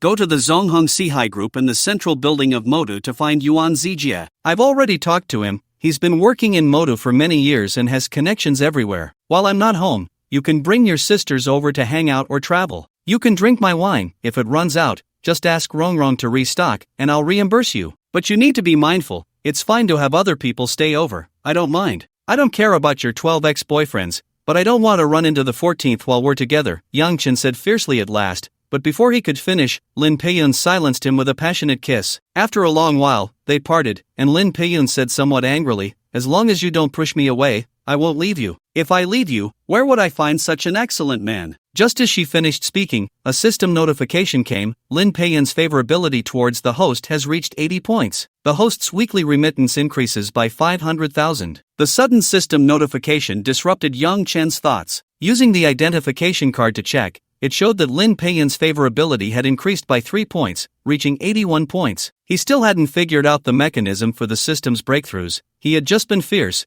and yet the favorability had increased and broken through. On the way there, Yang Chen took a plane, but on the way back, he chose to take the high-speed train. It wasn't for the experience, it was just that the damn plane only had one flight, which was at 10:40 p.m., arriving in Luzhou at dawn. After considering it, Yang Chen decided to take the high-speed train home. It was more convenient, and he had quite a bit of luggage, making flying a hassle. Yang Chen took 2/3 of the jewelry with him, but he couldn't take the gold due to restrictions on the high-speed train. Even though he had prepared a bunch of proofs for the jewelry, the gold would have to wait until he could drive it back next time. Time was almost up, and Yang Chen took Aunt Tian through security, waving to Lin Peiyun to go home, but she kept staring at him until he entered the station before leaving. From July 24th to Modu, and back today on August 17th, it had been a total of 25 days. I originally thought I could go back in about 10 days, but the time ended up doubling. However, it's not bad. I acquired several properties, one each week. The Magic City is simply my lucky place. The train at 9:30 arrived in Luzhou just after 12. Yang Chen had informed Lin Ling in advance to pick him up. Walking out of the high-speed train station with Aunt Tian, they followed the location Lin Ling sent to find the car. Yang Chen pulled his suitcase with one hand and held his phone up with the other, searching the parking lot for a while. As he approached the car, he noticed, "Isn't that his big G? But didn't he drive it to the airport? She must have brought the car back." He was even thinking about finding a time to go to the airport after returning. As he reached the car, an unexpected person got out. Li Jiachuan, dressed in a JK uniform. Yang Chen said,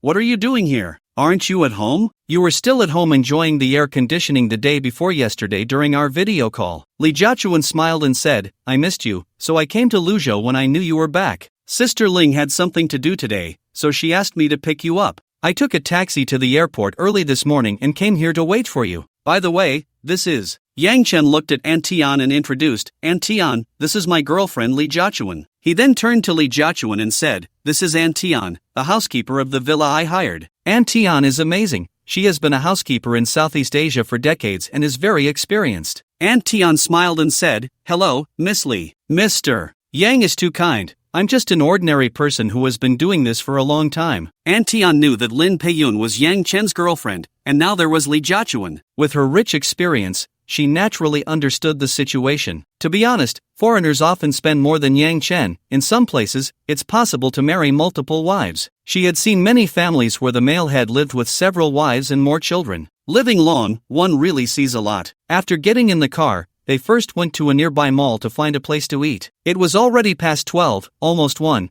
and Yang Chen was so hungry he couldn't stand it anymore. He didn't go to any fancy restaurants since the service was slow and required reservations, which was suitable for enjoyment but not for emergencies. After eating, they returned home, and Yang Chen arranged a room for Aunt Tian. He put his things away and went to sleep. Aunt Tian was in good spirits, and since Li Jiachuan had nothing to do, she took her out to explore. When Yang Chen woke up, the sun was already setting. He had a really comfortable sleep. After waking up, he felt like a vigorous man again. As he walked into the dining room, he smelled a delicious aroma. Looking over, he saw Linling, Zhaoying, and Li Jiachuan lined up, leaning over the low wall of the open kitchen, peering inside. In the kitchen, Aunt Tian was cooking in an apron. Hearing the noise behind them, the three women turned around simultaneously. From Yang Chen's perspective, he caught a glimpse of their beautifully curved upper bodies and their well-shaped lower bodies. The sunset's rays filtered through the kitchen's glass window, casting a warm glow on them, giving them a painterly quality. The three of them stood there like goddesses from a myth. Yang Chen couldn't help but take out his phone and snap several pictures of them. It was summer, and being at home, all three were wearing short skirts or shorts, showing off their fair, long legs. Yang Chen swallowed hard, thinking, oh my,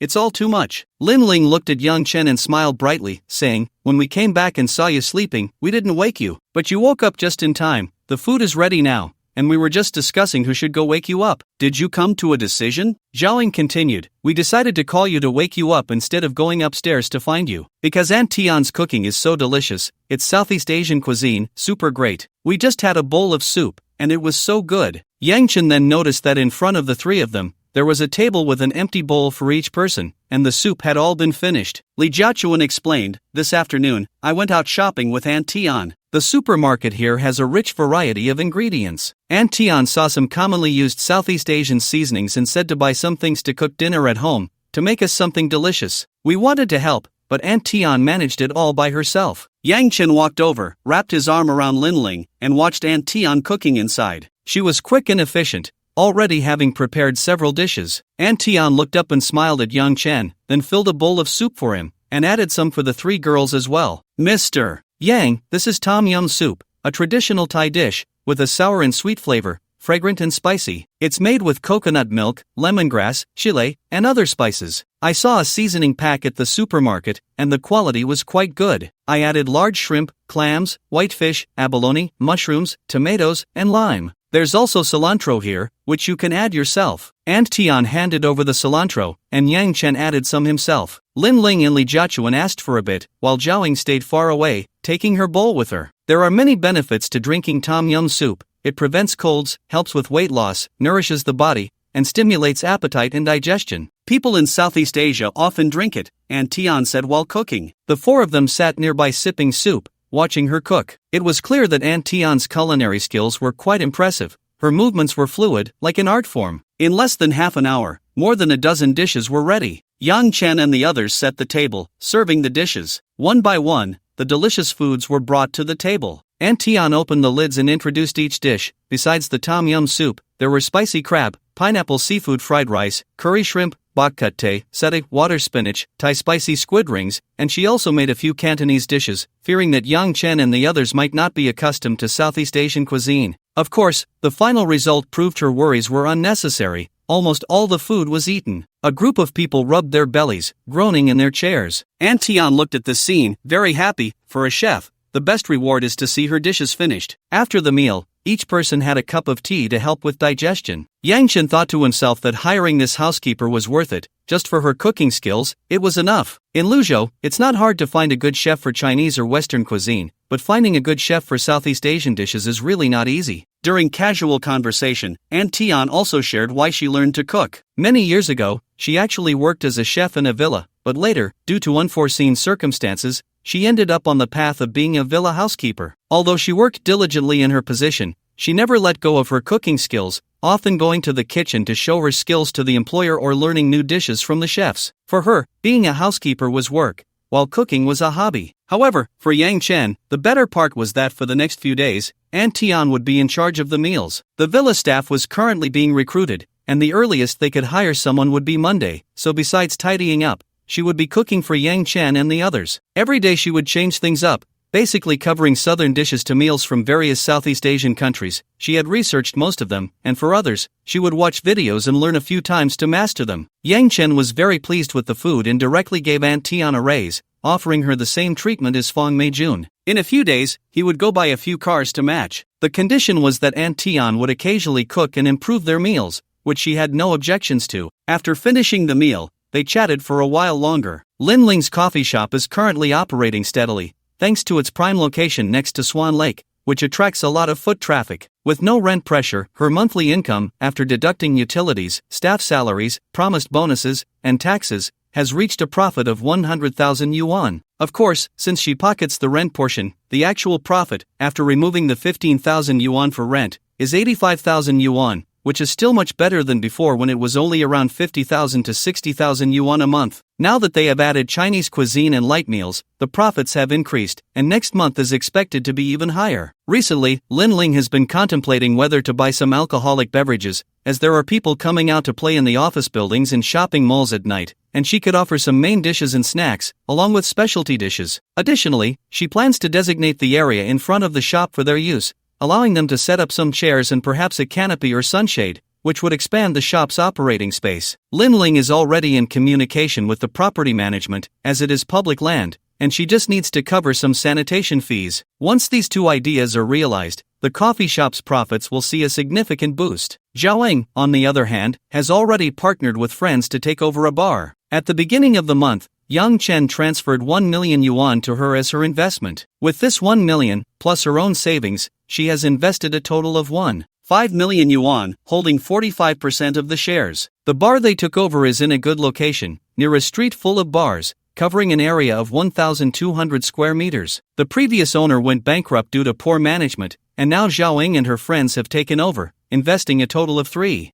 million yuan. They have changed the concept, incorporating some elements of the ACG, anime, comic, and games, culture, and the renovation is complete, currently in a trial operation phase. During this time, Zhao is fully focused on it, running around with her friends, learning about bar operations. Currently, her friend is managing the bar while she assists. If Yang Chen hadn't returned today, she wouldn't have gone home so early. Yang Chen is curious about the bar's security issues and asks, "Aren't you worried about troublemakers coming to the bar?" Zhao smiles and replies, "We have hired security personnel, all of whom are retired soldiers. They are well trained, know how to handle situations, and have their limits. We're not afraid of anyone causing trouble. As for local thugs, there has been a crackdown in recent years. They are either in jail or have settled down. Plus, my friend's uncle recently got promoted to the provincial department. We visited him before, and he said that while they can't protect us if we break the law, they won't let unsavory characters bully us either." Hiring retired soldiers instead of local toughs for security was also his suggestion. Hearing that they have connections, Yang Chen feels reassured. The rest depends on their management skills. Li Jiachuan sits cross-legged on the sofa, listening intently to the two sisters share their entrepreneurial stories. With just one semester left before she starts her internship, she has considered either interning at a big company or starting her own venture. She leans towards entrepreneurship but currently lacks a clear direction. However, she isn't in a hurry. With Yang Chen as a strong support, she isn't afraid of failure, just of not finding the right path. But if worse comes to worst, she can always try a few more times. As they chat until 10 o'clock, everyone starts to feel sleepy and heads back to their rooms to rest. Yang Chen takes a shower and lies in bed, unable to sleep with the lights off, so she just closes her eyes. She doesn't know how long she has been lying there when the door opens, and a figure walks in. With the light from the hallway, she can vaguely make out the person's slightly plump figure, not too short, with prominent curves, especially since she seems to be wearing a silk nightgown that appears quite sheer in the light, accentuating her figure in clear contours. After a moment of thought, Yang Chen guesses it is Lin Ling. Sure enough, after closing the door, the visitor makes her way to the bedside, lunges toward Yang Chen, and whispers in her ear, "Honey, I miss you." Then he started to fumble around, his breathing becoming rapid. After a night of rain beating down on the banana trees, Lin Ling finally collapsed onto the bed and fell into a deep sleep. The next day, Yang Chen woke up early, feeling refreshed. That night, apart from Lin Ling, no one else had come in, but he didn't know if anyone had come up,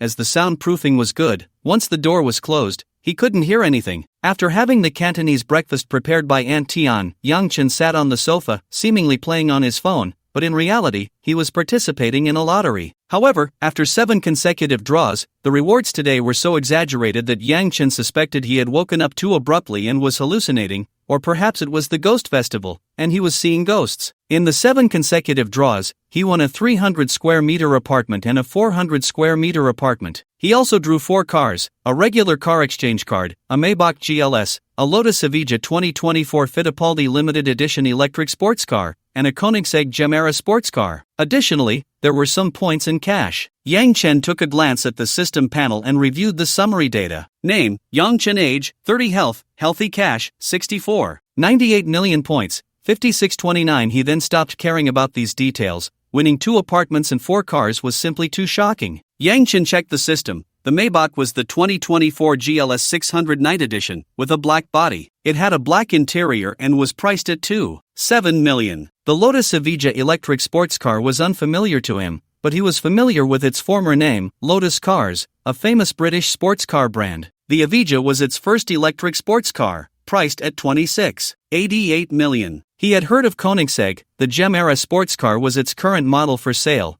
boasting a powerful 1700 horsepower, with a price including options quoted by the system at 30 million. The key question was whether these 2 sports cars could be registered. Yang Chen consulted the system about this, and it replied that it would handle everything. Yang Chen felt he needed to find a place to park, otherwise, he would only accumulate more cars in the future. Currently, he had 3 cars, with 2 more to be picked up in the next few days. The villa was equipped with 3 cars, plus the 4 cars belonging to Lin Ling and her friends, totaling 12 cars. The villa had previously planned for plenty of parking spaces, 3 underground, 6 in the garden, and 3 at the entrance, allowing for a total of 12 cars, which was just enough. He wasn't worried about visitors. A temporary stop at the entrance was fine, or they could park in a public parking lot. Yang Chen asked the system when he could pick up the 2 sports cars, and the system responded that the manufacturer was currently arranging for expedited production, but the earliest he could get them would be after New Year's Day. Yang Chen calculated that he could pick them up in at most 5 months, which was quite fast. However, if he continued to develop, it wouldn't be enough. In Tanxi Jingmen, the villa's basement had 4 large parking spaces, and Yang Chen planned to buy 4 more spaces nearby, giving him a total of 8. Now that he had 2 more apartments, he decided to ask the property management when he collected the keys, at least to buy 2 spaces specifically for parking. As for Lin Ling and her friends' houses, he would buy parking spaces for them since they would all use them, and he would buy cars for them in the future. However, this was just a temporary measure. With the current explosion rate of the system, he wouldn't be short of cars in the future. In the long run, Yang Chen was still considering buying a villa with a large yard, then building a row of parking spaces against the wall, 2.5 meters each. A villa occupying 3 acres, 2,000 square meters, with a layout of 40 by 50 meters, and a perimeter of 180 meters, could accommodate 36 parking spaces if half the wall was used. If the villa wasn't primarily for living, he could also arrange some maintenance, cleaning, or high-end indoor parking spaces inside. Giving a thumbs up to his own ideas, Yang Chen decided to act on them immediately. He contacted the sales representative Zhang Jiaying, whom he had met when buying a house last time. After stating his requirements, although Zhang Jiaying didn't fully understand, she readily agreed. Yang Chen added that he hoped to be closer to the city center for convenience in picking up his car. Once these matters were settled, Lin Ling and the others also got up to eat. After finishing their meal, Yang Chen left with Lin Ling. The 2 of them were locals and needed to return home to pay respects to their ancestors, while Zhaoying was from southern Anhui and Li Jiachen was from Gaochang, so they wouldn't be going home for the ancestral rites. They decided to stay at home instead. The 2 had already made plans for the afternoon, with Zhaoying taking Li Jiachen to a bar for some fun, as there was a themed event that night. Yang Chen couldn't quite understand what theme they could be enjoying tonight. Was it a night of wandering spirits? Driving his G-Class back home, he gazed silently at the newly constructed house, which marked the first step in improving his family's living conditions. All construction work had been completed, including the hardening of the yard's ground, and all exterior facades, painting, and tiling were done. The materials for the interior decoration had also been delivered. At that moment, his second uncle and the others returned, and his father took everyone on a tour from top to bottom. The more Yang Chen looked, the more satisfied he became. He increasingly missed the joyful scenes of the family gathering during the new year. As the time approached, Yang Chen and his parents first went to the neighboring village to visit his grandparents' graves, as his mother and her 3 sisters had made arrangements in advance. His aunt lived in his grandmother's village, so everyone gathered near her house before heading to the cemetery. His uncle's family had already moved away from the village to live by the roadside. The custom in Yang Chen's hometown was that on the 15th day of the 7th month, one should not visit relatives, except for immediate family, so Yang Chen didn't bring anyone and returned alone to pay respects. After driving his parents to his aunt's house, he parked the car and walked towards the nearby crowd with offerings in hand. After greeting the elders, the group set off for the cemetery. Occasionally, people in vehicles passed by, those who had already finished their ancestral rites returning home. Since they were all acquaintances from his mother's hometown, they would stop to greet each other. At that moment, Yang Chen stood straight behind his parents. News of Yang Chen's wealth had spread throughout his hometown, especially after so many relatives and classmates had dined at his villa last time, and the wedding of a classmate had showcased his financial strength. As a result, whenever his parents went out, conversations would quickly turn to Yang Chen, with praises heaped upon him without restraint. For Yang Chen's parents, this was their moment of glory. When they mentioned how much money he had, they felt proud of their son's success, but the sentiment didn't run as deep as it might seem. However, the compliments from those around them about their child were truly gratifying. They beamed with pride, their hearts filled with joy, and their smiles were much harder to suppress than any AK. So even though Yang Chen felt awkward in such moments, he endured it for his parents' happiness. He had once been incapable, but now that he had succeeded, he wanted his parents to experience the treatment of returning home and wealth. As they exchanged pleasantries and laughter, the family of 3 finally arrived at the cemetery. In the countryside, plots were usually bought on family land, and this particular plot was being cultivated by his uncle, who was growing beans. Yang Chen skillfully spread the paper offerings like flowers, a task he had practiced well. He remembered a day in elementary school when the teacher was lecturing, and he and a few classmates were practicing their skills and sharing insights, only to be caught by the teacher and reprimanded. However, Yang Chen was quick with his hands and skilled in his craft, and before the teacher noticed him, he had immediately sat down. Plus, he was doing well in his studies, so the teacher had no suspicions about him. On the way back, Yang Chen walked at the back with his cousin He Jiabing, chatting as they walked. They talked about his cousin's marriage. After 3 years of dating, he had gotten engaged at the end of last year, with the wedding planned for this year's National Day holiday. All arrangements for the family matters had been made, and the only issue left was the wedding car. During the National Day holiday, there were a lot of weddings, making it difficult to book hotels. However, my second uncle had booked early and was familiar with the hotel, so there was no problem. The wedding car convoy was another issue. The rental costs were high during the holiday, and it was hard to find cars. Many high-end car services were booked 6 months in advance. When my cousin tried to book last month, there were no available convoys during those days. He asked many friends for help, but to no avail. There were cheaper options, but he didn't want those. While others had a lineup of Mercedes, BMWs, and Porsches for their weddings, he ended up with a Mazda, which was a huge difference. Recently, because of this situation, my cousin's family was quite troubled. They even reached out to the bride's family, who lived in the neighboring Gao city, but they couldn't find any high-end car services there either,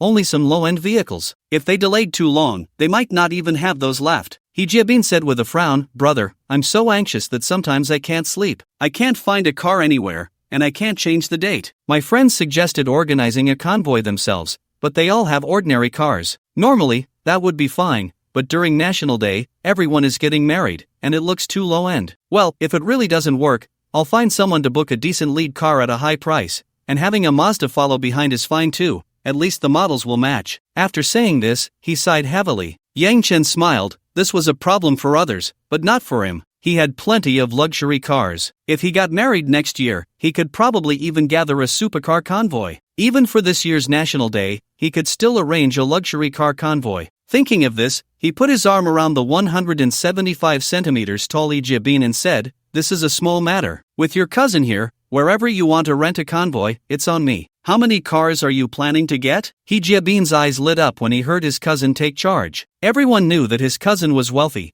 and he had a few luxury cars. If he borrowed some from friends, he could indeed form a convoy. Realizing this, he quickly replied, "I'm planning to get a convoy of 8 or 10 cars because most of her family will come here to send her off. I've already booked 2 large buses to bring all her relatives and friends over, so we only need 6 or 8 cars." Thinking that Yang Chen might borrow cars from friends, he continued, "I'll cover the fuel and tolls for the round trip, and let's make the gift boxes bigger. The car rental fee will be based on the highest rate for that day. We can't let them lose out." Yang Chen laughed and patted him on the back, saying, "What are you talking about? We're all brothers here. there's no need to mention money. Don't worry, I'll take care of it for you. It'll definitely be grand. On that day, you'll be the most impressive at the wedding in Luzhou. Meanwhile, he was calculating that Lin Ling and her 3 friends all had sports cars or coupes. Including his cousin Yang Mengshua's Panamera, he had a Rolls-Royce Ghost and a Ferrari 812, which could serve as wedding cars. However, since those were 2-seaters, Jiabin would need to practice driving them beforehand, otherwise, it would be troublesome if something went wrong. With this, there would be 7 cars. He could also arrange for Colleen and Orly Hainyu to drive a Cayenne as a filming car, making it a total of 8. Moreover, there was still more than a month until National Day, so he was sure he could get a new car during this time. By then, the convoy might even increase, but he needed to find good drivers, otherwise, it would be a hassle if no one could drive. After chatting for a while at his aunt's house, everyone got into their cars and headed home. It was still morning, and they couldn't linger at someone else's doorstep,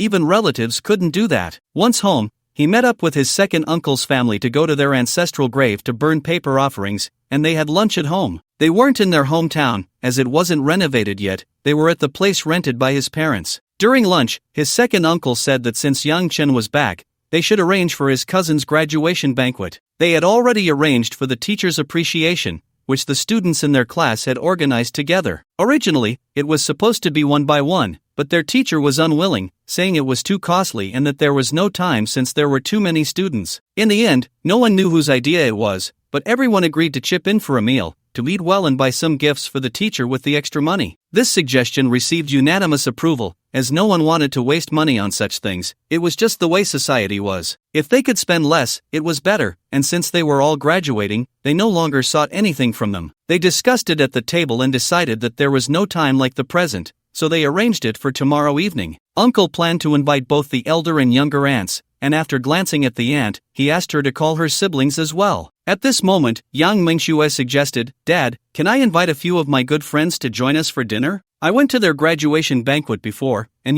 this time it should be my turn to treat them." Yang Mengshue's reasoning was quite sound, but her uncle, being her father, knew exactly what she was thinking. She had bought a new car and wanted to show off to her classmates. Most of her classmates had only gotten their driver's licenses, and the best among them, as he understood, had only bought a BMW 5 Series. This was because one of them had posted a video of picking up the car in the parents group claiming it was sent to the wrong place. After Yang Mengshue picked up her car, only a few familiar relatives knew about it, others were unaware. Her uncle did not allow her to flaunt it everywhere, believing such behavior was inappropriate. Moreover, she had just obtained her driver's license, and with the current streamlined training process, having a license did not mean she could drive well. After picking up her car, she had barely touched the steering wheel of the Panamera, mainly practicing with her father's car. Initially, she practiced at night on newly built roads with less traffic, then during the day, and eventually went out for a drive every day. By now, she had gotten somewhat familiar with the car. To facilitate Yang Mengshue's practice, her uncle bought an Audi Q5L, which was now discounted to under 300,000. Now she was also known as Yang Zone, unlike before when she often ran errands for materials and tools at construction sites. As for the previous Santana, it was left for Yang Mengshue to tinker with. After thinking for a moment, her uncle said, "Sure, just let me know how many people are coming so I can arrange a few tables." Yang Mengshue jumped up in excitement, unable to focus on her meal, quickly scarfing down a few bites before contacting her classmates. She spent the entire afternoon confirming with her friends whether they would come for dinner. When Yang Chen passed by her, he heard her sending voice messages to her classmates, asking how they would get there tomorrow and whether she needed to pick them up. From her tone, it seemed she needed to wait a bit if she was going to pick them up, as she had already arranged the first round of positions. On the way home in the afternoon, her uncle reminded her to bring Lin Ling and the others tomorrow. Yang Chen hesitated for a moment but nodded in agreement. The family only knew about Lin Ling and Xiaoying. He wondered how they would react if he brought Li Jiachuan along, especially since they would find out she was only in her 4th year of college. Would they beat him up for that? On Monday morning, Yang Chen went to pick up 2 cars, and for this,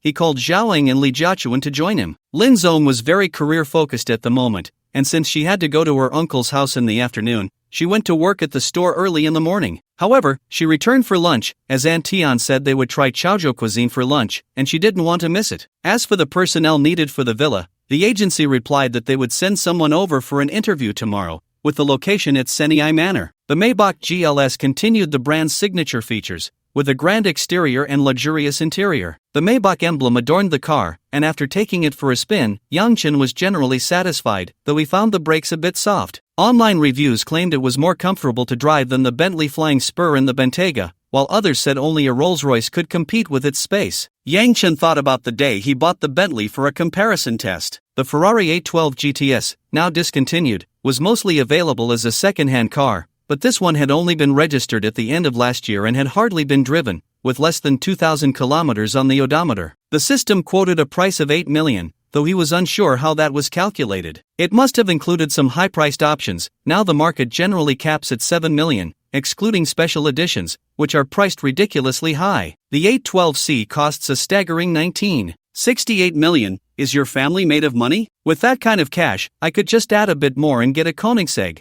which is way more appealing than yours. The red body looks stunning. It's classic, two-seater convertible sports car with black interior. Yang-chen took it for a spin, attracting a lot of attention on the road. While waiting at a traffic light, a girl even came over to flirt. Sitting in the passenger seat, Zhaoying rolled down the window, puffed out her chest, and took off her sunglasses, scaring the girl away. After a lap, Yang-chen signed some papers and then drove the two new cars to handle the paperwork and get the plates. However, on the way back, things took a turn. Zhaoying and Li Jiachuan went to the Ferrari, leaving Yang-chen with the Maybach GLS and the G-Class. The two girls came over to explain that they wanted to test the car's performance and would be home later. Yang-chen thought, I'll spoil my own woman, and reminded them to be safe, drive slowly, and come back for lunch. Then he let them go. With no other option, Yang-chen called for a chauffeur to drive the G-Class while he took the Maybach GLS himself. The Chazhou cuisine at lunch was fantastic. It was hard to imagine that Aunt Tian had learned a third of the dishes just by watching tutorials a few times. Everyone couldn't help but sigh, saying she was a master chef wasted on being a housekeeper. However, Aunt Tian didn't mind.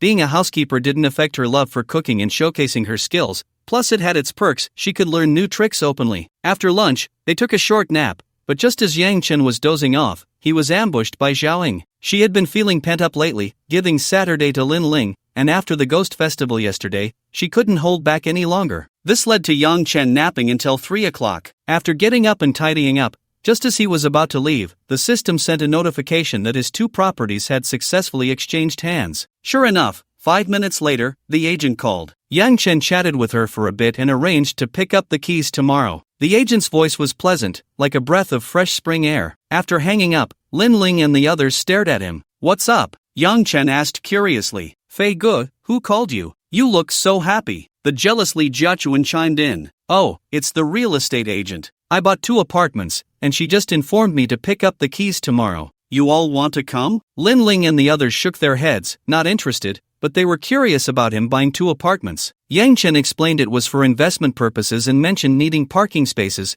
encouraging them to buy more parking spots too. They arrived late and went straight to the restaurant, this time at the Yuan E Hilton. Uncle had booked 4 tables, costing at least 20,000, not including drinks, which Yang-chen had arranged in advance. Following the directions, they went upstairs, asked the floor manager, and Yang-chen pushed open the door to the private room. Seated right across from the entrance were Yang Shiping and the others. When they saw Yang-chen and his group enter, they greeted them with smiles. However, the smiles faded when the last to enter, Li Jiachuan, followed in. They looked at her in confusion, wondering if she had walked in the wrong place. Yang-chen pulled Li Jiachuan to his parents' table and introduced, "These are my parents. Dad, Mom, this is Li Jiachuan." Li Jiachuan quickly said, "Hello, Uncle, Auntie." Then, regardless of his parents' reactions, she greeted the other people at the table one by one. Lin Ling had already taken a seat next to Yang-chen's mother, Zhou Shihong. Zhou Shihong tugged at Lin Ling's sleeve and whispered, "Lin Ling, this is." Lin Ling nodded and said, "She is also Yang-chen's girlfriend. She went home before dinner last time, so she didn't get to meet you all. She has come to Luzhou these past 2 days, and since everyone is having dinner today, I brought her along to meet you." Upon hearing this, Zhou Shihong grabbed Lin Ling's hand and said, "Child, you've been wronged." Seeing Zhaoying turn to look over, she quickly added, "Zhaoying, you too, you've been wronged. It's all that bastard Yang-chen's fault." Zhaoying looked confused, as if trying to understand what was happening. She had just turned to ask Zhou Shihong if she needed more tea, and now she didn't know how to respond, completely unaware of the situation. Lin Ling shook her head and said, "Auntie, it's fine. Ever since I started following Brother Fei, I understood what the outcome would be. Actually, I have a younger sister who is still back home. I'll bring her to meet you next time." Zhou Shihong was still processing the shock in front of her. Lin Ling had dealt her a heavy blow, but with so many people around, including the wealthy Lin Ling and her friends, she couldn't explode in anger. She thought about telling Yang Shiping about this situation later to give Yang Chen a good lesson. Was he really treating Lin Ling well? Was he treating everyone else well? Lin Ling's intention in saying this was not to report on Yang Chen, nor was it because Yang Chen wanted her to expose the risks in advance. She had her own considerations. As the eldest sister, she needed to maintain a stable home for Yang Chen, but it was also important to preserve the relationship between Yang Chen and his family, and this latter point was even more crucial. Yang Chen's current behavior had already determined that he would not stop at his current scale. The lineup would continue to expand. Yang Chen's parents were just suddenly unable to accept that he had become this way, but after all, he was their son, and they would eventually come to accept it. They would also help him with his performance. So, what she was doing now was to ease the relationship between them. If the parties involved didn't mind, they wouldn't make things too difficult for Yang Chen. Meanwhile, she was using this method, which wouldn't change the outcome, to secure a special position for herself in Yang Chen's parents' eyes. Sigh, it's all for a better life. If you fall in love with a wild horse, don't think you can tie it down. Yang Chen brought Li Jiachuan around to greet everyone, and gradually, everyone started to react. However, seeing that the main parties involved showed no particular reaction, Zhou Shihong even held Li Jiachuan's hand and chatted casually, while Lin Ling laughed and talked with her, easing her earlier intention to mediate. At the next table, Li Hengyu leaned forward to Yang Chen and said, "Wait, bro, are you serious? You just found us a sister-in-law." Yang Chen took a sip of tea and said, "You better get used to it early, there's more to come." "There's more? Bro, you really are my brother. I almost drowned trying to balance two boats, and how come you can handle so many and swim like a fish? You're just crossing the river on a small boat. I'm a super cruise ship carrying passengers. How can it be the same? But you, kid, are impressive. It's only been a short time since we last met, and you dare to do this. Aren't you afraid your dad will break your legs? Bro, keep it down, my dad doesn't know yet. When you have time, teach me how to balance relationships and keep them calm. You won't be able to learn. The core is money. Money is a man's courage and a universal remedy. Have you heard that saying? Xiaozhu doesn't love money, but Wang Duoyu has to spend money on every moment that moves Xiaozhu. As long as you can be wealthy, you can do the same. If you don't have money, just find a suitable girl to live with. Of course, if you have great skills, you can try. But don't be a scumbag. I'm romantic, but not frivolous, and definitely not heartless. Yang Chen didn't want to continue this topic, so he said, "Where's the little sister? She's the main character, why don't I see her?" Li Hengyu, listening to Yang Chen's advice, had an epiphany and replied while pondering, "The little sister went to pick up her classmate. She should be back soon. She already picked someone up once before, that table over there, all her classmates." Yang Chen followed Li Hengyu's gaze and looked over to the farthest table, where 8 young men and women, 4 of each, were sitting, exuding a strong student vibe. At that moment, the girls were whispering to each other, while the 4 boys seemed to be engaged in a game, muttering phrases like top lane, jungle, low health, and the descendants ultimate, indicating that the battle was quite intense. At this time, Yang Mengxue was on her way to pick up her classmates. She set off right away, running around the urban area of Luzhou. Since her classmates lived quite scattered, she was fortunate that her brain, still fresh from just finishing the college entrance examination, had not yet been formatted. Her calculation skills were sharp, and she quickly planned her route. However, reality dealt her a heavy blow. Not everyone would be waiting for her at the intersection. It was fine earlier, as she had already picked up one classmate, but the second one was still getting ready, so the two could only wait in the car. Nevertheless, chatting made the wait less boring. Her classmate Zhao Meihui, sitting in the passenger seat, curiously said, "Xiaoxue, you've kept it quite a secret. Your family is so wealthy that they bought you a Panamera, yet you usually dress so simply." Zhao Meihui thought that Yang Mengshue's family was strict, which is why she lived modestly during school. Now that she had passed the exam, they rewarded her with a Porsche, which was also the thought of many classmates who saw her driving today. Yang Mengxue didn't know how many times she had to explain, "This car wasn't bought by my dad, it was given to me by my cousin. He's wealthy. We're just an ordinary family. In fact, my cousin was also an ordinary person until recently. That's still pretty good. I wish I had a brother like that. I've decided, when I get home tonight, I'll interrogate my brothers to see when they'll admit they'd struck it rich," Zhao Meihui said, puffing up her cheeks, and the two burst into laughter. After waiting a while, Yang Mengxue casually glanced outside and noticed her classmate had arrived. She turned on the hazard lights, got out of the car, and waved, "Li Whiting, over here?" Li Whiting saw where Yang Mengxue was and adjusted her direction to walk over. Then, Yang Mengxue went on to pick up 2 more classmates before heading back. Thanks to more than half a month of practice, she was now driving steadily. Along the way, the classmates were joking and playing around, and soon they arrived at the hotel. Some classmates were curious about where her car came from. Upon learning it was bought by her brother for 1.5 million, everyone was envious. As for jealousy, there was a little, but being students, they laughed it off. By the time young Mengxue brought her classmates to the hotel, it was already past 4 o'clock. Her uncle had arranged for the dishes to be served at 5:30, so everyone was free to move around. Yang Chen and his father were bored, playing cards at a small table nearby, surrounded by a few onlookers. The women were gathered together chatting, while the children were busy playing games on their phones,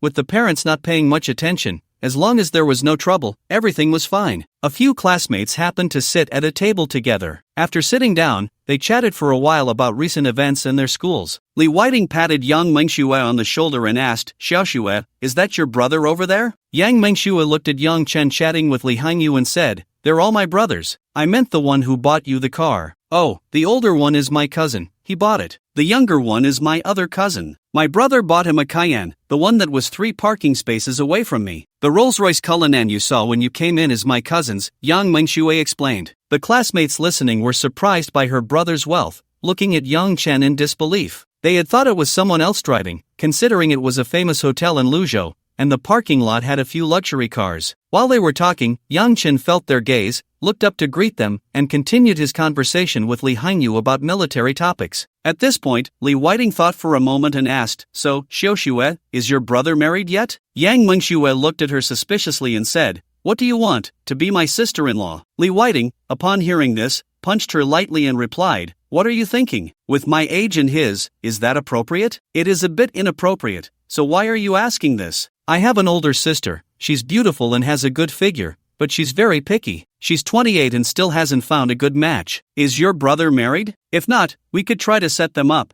If it works out, that would be great." Yang Mengxue glanced at her, surprised that she had such an idea. Even during a meal, she could turn it into a matchmaking opportunity. Li Whiting was actually quite good-looking herself, and since she said her sister was beautiful, she assumed her sister must be decent too. If Yang Chen didn't have a partner, she would definitely be eager to play matchmaker, but Lin Ling was sitting right next to them. So, Yang Mengxue quietly pointed in Lin Ling's direction and said, "My brother isn't married yet, but did you see that sister in the beige shirt?" Li Whiting nodded as she looked at Lin Ling, who indeed had a great presence. Yang Mengxue continued, "That's his girlfriend. Is your sister more beautiful than her?" Upon hearing this, Li Whiting looked for a while and reluctantly admitted, "My sister is a bit lacking. She's about on par with the girl sitting next to her." She initially thought that her classmate's brother had such great conditions and wasn't too old, and if he wasn't married, she could introduce him to her sister. As for whether he had a girlfriend, that didn't matter as long as he wasn't married. But after seeing Lin Ling's qualities, she understood her sister had no chance. Lin Ling had been taking whitening pills for over 2 months now,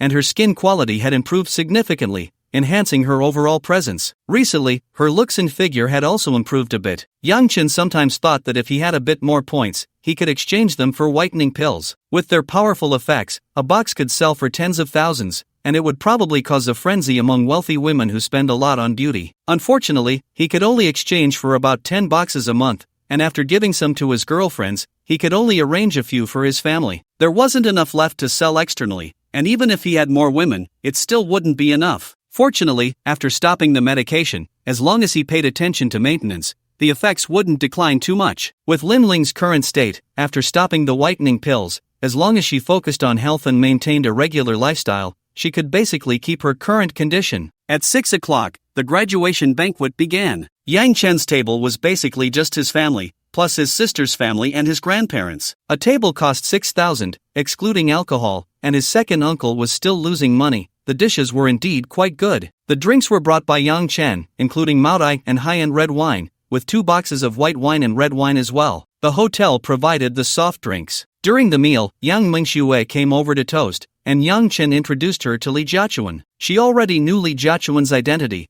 as she had just asked Li Hangyu about it. Upon learning that Li Jiachuan was also a college student, Yang Mengxue asked many questions related to starting school, and Li Jiachuan patiently answered them all, even adding her WeChat, inviting her to reach out if she had any questions. After eating, drinking, and chatting, they left around 8 or 9. Yang Mengxue and her friends left early, while a few classmates planned to go shopping. Yang Chen was a bit worried they would go to a bar, so he sent Zhao Ying's contact information to Yang Mengxue, telling her to contact Zhao Ying if they wanted to go to a bar and not to wander around to other places, as that could be dangerous. If they were just shopping, that was fine. They had been under pressure while studying, and now that the college entrance examination was over, they were about to step into university life. These young people were quite bold. Aside from illegal activities, they dared to try anything. Dating, smoking, and drinking were all child's play. After drinking a bit in the evening, Lin Ling drove them home, and as soon as she got in the car, she fell asleep on Li Jiachuan's lap. After arriving home, Aunt Tian was still waiting for them, having prepared a hangover soup. After drinking it, they felt much more comfortable. In the middle of the night, a figure slipped in, and with a touch, it was clear it was Li Jiachuan. Once inside, there was no way to let her go. After more than an hour of struggle, he finally fell asleep. In his dreams, Yang Chen vaguely heard the system's notification sound but paid it no mind. The next day, Tuesday, Yang Chen woke up feeling soft and tender. Remembering what happened last night, he checked the system, which had officially upgraded. This time, the system added an option called Activities. The reason given was that Yang Chen had had the system for 3 months, and the beginner period was over. To help him better enjoy the pleasures of life, the system underwent an upgrade. Everything else remained unchanged, except for the addition of an activity page where Yang Chen could submit activity plans. After the system reviewed them, it would allocate a certain amount of activity funds. Upon completing the tasks, he could earn points, special puzzle pieces, and chances to enter a lottery. The system implied that Yang Chen's daily life was too boring and wanted him to engage in some activities, with the system providing financial support. After completing the activities, there would be rewards, but activities could only be held twice a week, with no time limit, and rewards would be settled before midnight after the activities ended. Any leftover activity funds would not be reclaimed, but if the funds were insufficient, Yang Chen would have to cover the difference himself. Points would be awarded based on the activity plan, starting at 100 points. Special puzzle pieces could be exchanged for corresponding items once collected, and the system claimed they were all good things. The lottery chances were the same as his current ones, which could accumulate and would reset every Sunday night. However, the number of lottery draws was uncertain, randomly drawn after completing the activities, with a maximum of 5 times. While explaining, the system directly hinted that there were good things in the puzzle, merely inciting Yang Chen to stir up trouble. Yang Chen pondered in bed for a long time until Li Jiachuan's sudden cry woke him up. It turned out that while he was lost in thought, he had accidentally squeezed too hard while touching her, causing her pain in the chest. Yang Chen realized he had been overthinking. What was the point? It was just for fun. He didn't know how to make money, but spending it for others was simple enough. Yang Chen decided to create an activity plan tomorrow, try submitting it, and see how it worked. After all, he was currently doing nothing every day, feeling quite bored, and the daily routine was unbearable. Now that the system was offering money for him to have fun, how wonderful was that? After breakfast, Yang Chen went to collect a property, a large flat in the Ice Lake CBD area, called Ice Lake Shuangxi, covering an area of 330 square meters, with 5 bedrooms, 2 living rooms, and 4 bathrooms, priced at 17 million. It was currently a bare shell, but the developer had finished the kitchen and bathrooms. However, after taking a look, he estimated he would still need to renovate it himself. The building was quite tall, with a total of 30 floors, and Yang Chen's apartment was on the 28th floor, offering a good view. The scenery nearby was also nice. Standing on the balcony and gazing out was very comfortable. After signing the contract, Yang Chen went downstairs to the property management office, mainly to inquire about parking spaces. The property management replied that he could buy up to 3 spaces. 3 it was, he could park 3 cars. There was also a unit in No. 1 courtyard, which was luxuriously decorated and ready to move in, with 8 floors. Yang Chen's unit was on the ground floor, covering 467 square meters, with 5 bedrooms, 3 living rooms, and 3 bathrooms. It had a garden, which was quite spacious. With a little tidying up, it could be a nice courtyard. The total price was 25 million, which was also among the top in Luzhou. Standing in the community, he felt the environment was good. He heard that many internet celebrities and stars owned properties here, but Yang Chen hadn't seen any of them. However, many people passing by had faces that looked unbothered. The parking situation in the community was quite tight, with just under 1,100 spaces for 850 households, so Yang Chen only managed to buy 2 parking spaces. It seems that buying a villa and parking spaces is imperative. Lin Ling and the others have contacted the property management and purchased 3 parking spaces, which Yang Chen paid for, allowing them to use them themselves. He didn't take any for himself, as they might not have enough in the future. After completing the paperwork, signing the contract, and paying for the parking spaces, Yang Chen went home. The 2 apartments can just stay there. After all, he has a place to live now. However, he instructed Aunt Tian to clean the one courtyard every few days, open the windows for ventilation, and he also planned to arrange for household items to be bought. It wouldn't be bad to stay there occasionally. He also needed to manage the small apartment he won in a lottery and his Longhong apartment. A quick calculation showed that he now owned 6 properties in Luzhou, and there would only be more in the future. On Wednesday morning, Yang Chen freed himself from Zhao Ying's grasp. He had been sleeping well, but she suddenly grabbed him in a way that startled him awake before she even applied any force. Carefully prying her fingers away, Yang Chen sighed in relief and got out of bed. He didn't have much to do today, just to complete the event planning as soon as possible. While Yang Chen was racking his brain over the event planning, far away in Qichen County, Sun Rui was also preparing to leave home for Luzhou. She had stayed at home for over a month, either helping out at the restaurant or driving out to meet classmates, and every night she video called Yang Chen. During this time, she attended several weddings, including those of relatives and even a neighbor from her community, and the most extravagant was that of a middle school classmate. Because Sun Rui's car was quite nice, it was used as a wedding car. It was considered classy here. Not every place needed a Maybach or a Rolls-Royce to make an entrance. However, Sun Rui didn't tell outsiders that the car was hers. She said it belonged to a friend who lent it to her, but she did mention to others that she had a boyfriend, otherwise, too many people would come to her house for blind dates. Sun Rui spent her days in front of her mother, showing off her affection and radiating the sweet scent of her romance. Over time, her mother came to terms with it. For people in their small town, a monthly salary of over 10,000 was like a dream, but such an environment couldn't provide the happiness Sun Rui desired. No Mercedes, no million-dollar mansion,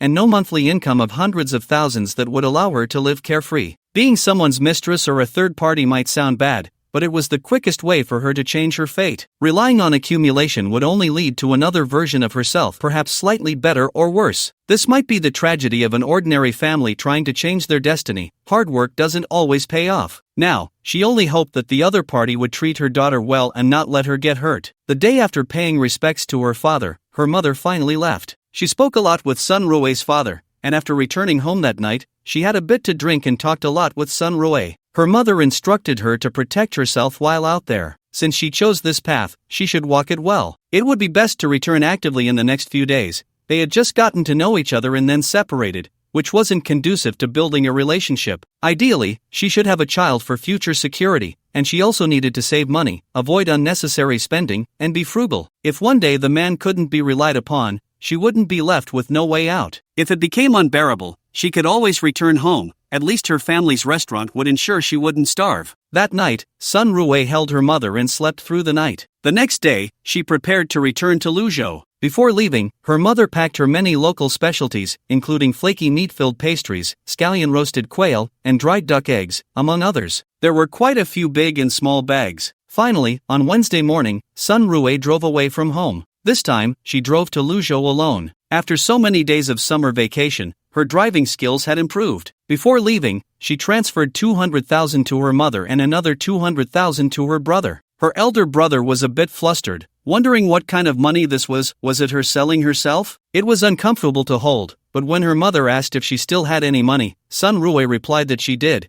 and then had her brother put it away as well. Over the years, Sun Rui's brother had inherited their mother's culinary skills and had been thinking about finding a better location to open a restaurant, but due to financial constraints and his wife expecting a child, he hadn't dared to take action. After her mother insisted he accept the money, she said, "Consider this as your sister borrowing from you. I know you want to open another shop. With the family funds plus this money, it should be enough. Just go ahead and open the restaurant. Young people should take risks. Without taking risks, how can there be opportunities? I can handle the kitchen here, and I'll find someone to help with the front." Then she turned to Sun Rui and said, "Take this money, just in case something happens one day. If you come back, you'll have a fallback. 400,000 is enough for you to live on." After a heartfelt farewell with her mother, Sun Rui left. Previously, her sister-in-law had suggested introducing a younger sister from her family to Yang Chen, but her older brother interrupted, and it was never mentioned again. Sun Rui had seen that girl later. She was a year younger and also studying in Luzhou, but at a vocational college with average grades,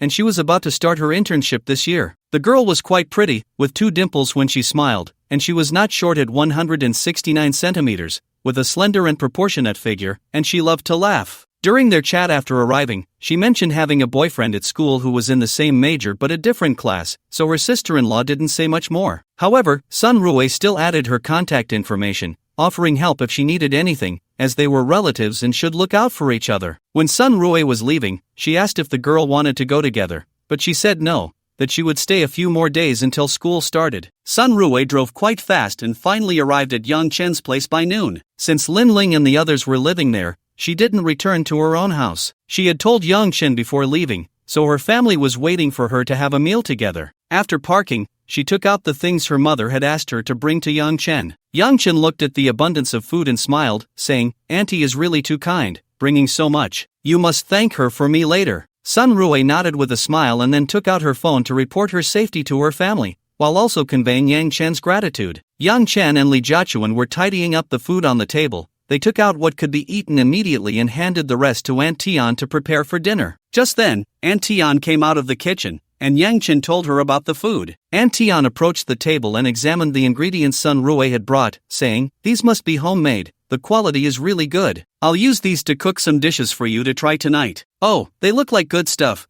It's hard to find such things in the supermarket." After hearing this, Yang Chen agreed and introduced Sun Rui to Aunt Tian, who sweetly said, "Hello, Aunt Tian." Aunt Tian replied, "Hello, Miss Sun. You all sit down to eat, these are for later, right? Let me take care of it." After saying that, she took the ready-to-eat food that Yang Chen and the others had brought out and went to the kitchen to plate or heat it up. The few of them washed their hands and then sat down to eat. Before long, Aunt Tian brought out the dishes with the help of the nanny. They had recruited 5 nannies in the past few days, all relatively young, between 35 and 45 years old. They were all experienced and had good resumes. After observing for a few days, they were all quite efficient and not overly demanding. They just needed to hire 2 more chefs. There was no need for a gardener since the 2 villas and the yard of No. 1 were not large. Aunt Tian could manage with her team, unlike the Rose Garden in the Magic City, which had 7.5 acres of garden. The meal was ready, and Yang Chen called everyone to eat. Aunt Tian and the maids were unwilling to join the table. They preferred to eat at a small dining table in the kitchen next door. It was unclear where this custom came from, but they simply refused. At first, Yang Chen insisted, but later he let them be. He had seen their meals. Breakfast was about the same, while lunch and dinner were slightly inferior to his, but still much better than an average household. They had a large variety of dishes, with meat and vegetables, fish and meat, all well paired. After the meal, everyone went to rest. Yang Chen tried to submit the activity plan again. He had attempted several times before, but it had not passed the review for various reasons. The system required that it must not violate laws or moral standards, and it could not be too easy. It had to respect the dignity of the participants. In any case, directly giving money to others was not allowed, nor were projects that went against moral values or were overly grotesque, like those prank shows in Japan that treated people as less than human. After thinking for a long time, Yang Chen decided to keep it simple. He planned to organize a ring toss game, like the ones set up on the streets during gatherings. However, this time, the prizes would not be small dolls or animals. Instead, he prepared cosmetics, skincare products, various jewelry, and bags. He planned to gather over 100 items and invite a group of young ladies to participate in the ring toss. After several days of bargaining, the system finally revealed a small part of the puzzle's content. The system indicated that completing the puzzle would unlock the formula for the current pills being used. Yang Chen remembered the system had mentioned before that this whitening pill evolved from ancient prescriptions, and throughout history, many good things had been lost. Since it was a historical prescription, it meant it could be replicated. He had been wondering when he could obtain the formula, and now the opportunity had come. These pills were valuable. If they could be mass-produced, the wealth would be unimaginable. Moreover, Yang Chen had considered collaborating with Li Chongyang, as he was the most capable and reliable person he knew. He could also film videos to post online to attract traffic. If many people watched and participated, it could also generate income. Even if it didn't, it would be a venture, and having something to do was better than being aimless and depressed. Following his thoughts, Yang Chen created a project proposal in the system. The system was very intelligent. Once Yang Chen opened it and thought about the plan, it would appear on the panel, allowing him to modify paragraphs or write them out. He could absorb the information just by looking, which was extremely convenient. After uploading, it wasn't long before the system notified him that the review had passed. According to Yang Chen's plan, a total of 1 million in funds was allocated, and 3 minutes later, 1 million was credited to his account. Since the money had arrived, Yang Chen wasted no time. On one hand, he contacted various stores to order the items he needed. Previously, when he bought things, he had added many luxury brand sales assistants on WeChat,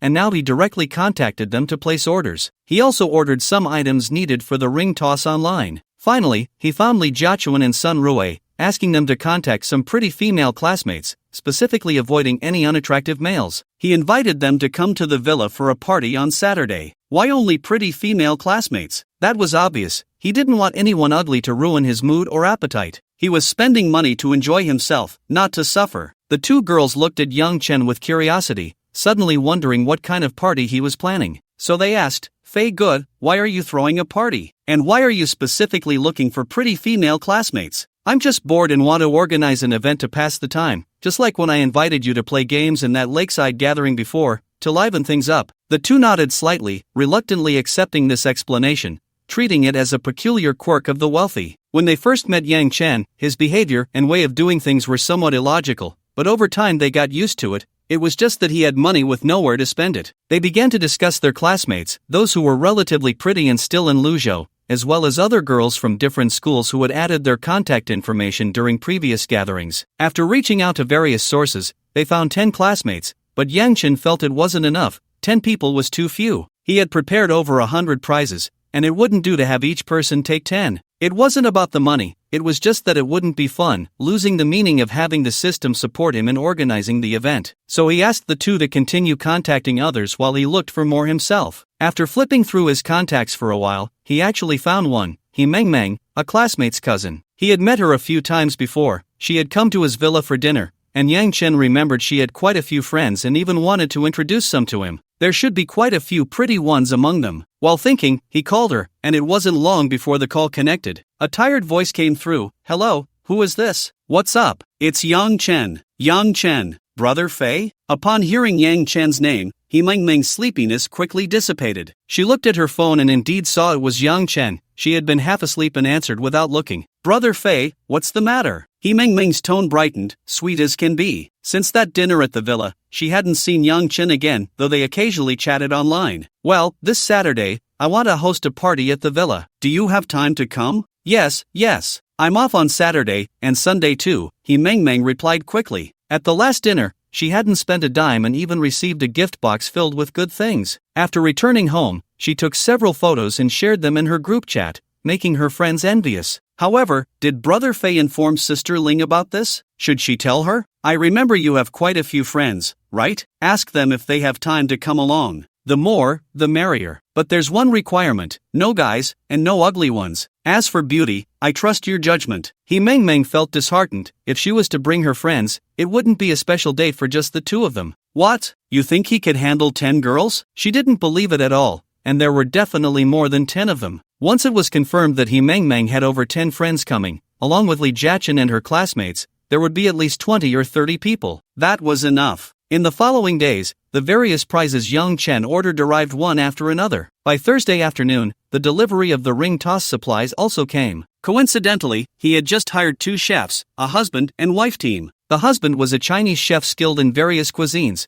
particularly good at Huizhou cuisine, while the wife specialized in Western cuisine and had some knowledge of Japanese dishes. After tasting their food, Yang Chen offered them a high salary of 20,000 each per month, which was quite high in Luzhou. On Friday morning, Yang Chen informed Aunt Tian about the party happening the next day, asking her to prepare even if just a little. The mainland housekeepers might not have this kind of experience, but such events were very common in Southeast Asia. Aunt Tian inquired about the number of guests and specific arrangements, then assured him that she would handle everything. The villa had 5 maids, and with her 3 chefs, they would be more than capable of managing over 30 people. Yes, the final confirmed number would exceed 30. Meng had over 10 friends coming, and when she sent a message in her group, "The big brother who gave us gift boxes last time we went out to eat is hosting a party this week. Who wants to sign up?" In an instant, the group was in an uproar. In a group of over 100 people, more than 30 had signed up, and this was just the initial announcement. There were still many more to come. Meng filtered out some who were average-looking, had poor character, or were unclean. In the end, counting herself,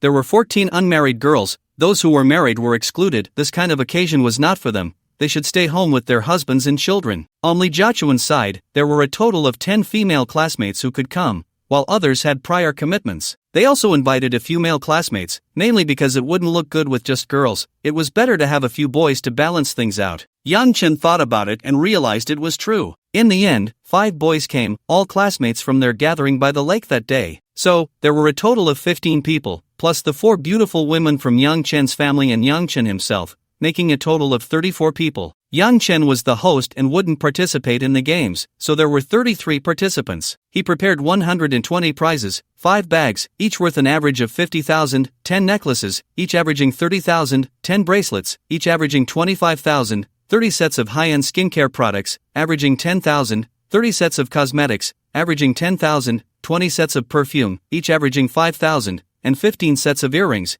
averaging 5,000. The total expenditure was 1,575 million, with Yang Chen personally covering 575,000. He couldn't spend nothing at all. After all, that money was just sitting there, and besides, it was the first time, so a little overspending was acceptable. In the past few days, Yang Chen had been receiving gifts, and the 4 girls noticed, knowing that Yang Chen wanted to hold a ring toss game at the party. Ring toss was a game that both men and women enjoyed, and they were no exception. On Saturday afternoon, after lunch, Yang Chen waited at home for everyone to arrive. The decorations had already been prepared by Aunt T on the day before, and the overall style was quite nice. It took just an afternoon to set up. The food was also ready, with some prepared in advance and placed in the dining room for a buffet. As for drinks, he contacted a supplier through Zhao Ying's bar, and a batch had already been delivered, also set up in the dining room. Coincidentally, the 5 boys who came were in a band, so that aspect was covered as well. At 2 o'clock, people started to arrive,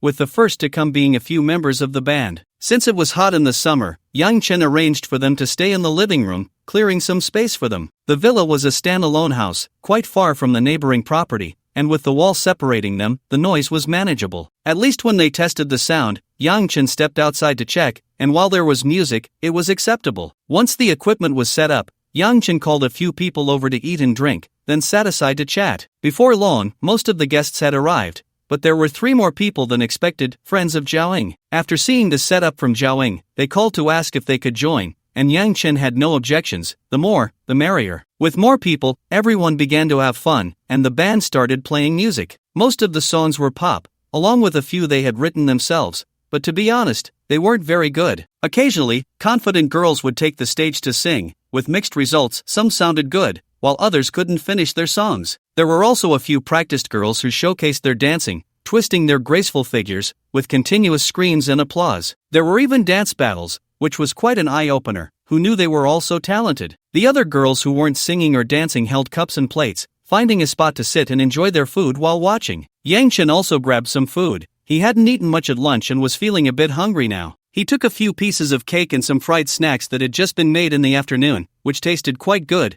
and he poured himself a bottle of cocktail, the same as in the bar, which was decent after being chilled. Playing until 4 o'clock, it wasn't as hot outside anymore. Yang Chen led everyone to set up all the prizes on the grass outside, and he had also set up a sunshade in advance. Then he went back inside to grab the microphone, adjusted the sound, and signaled the band to pause their performance, turning to the crowd and saying, "Everyone, please be quiet." The scene gradually quieted down, and Yang Chen continued, "Thank you all for coming to today's party. This is the first time I've seen so many beautiful ladies. First of all, I hope everyone has a great time here today, eats well, drinks well, but please don't overindulge. I have prepared a little game for all the handsome guys and beautiful ladies who are here, and I hope everyone will actively participate. Let's move to the grass outside." After saying that, he led everyone out. Everyone has played ring toss before, right? Today we will play a little ring toss game. But the prizes I have prepared today are quite different. You can take a look at the prizes laid out on the waterproof cloth. All eyes turned to the waterproof cloth spread out on the grass, where prizes were arranged in 8 rows of 15 items each,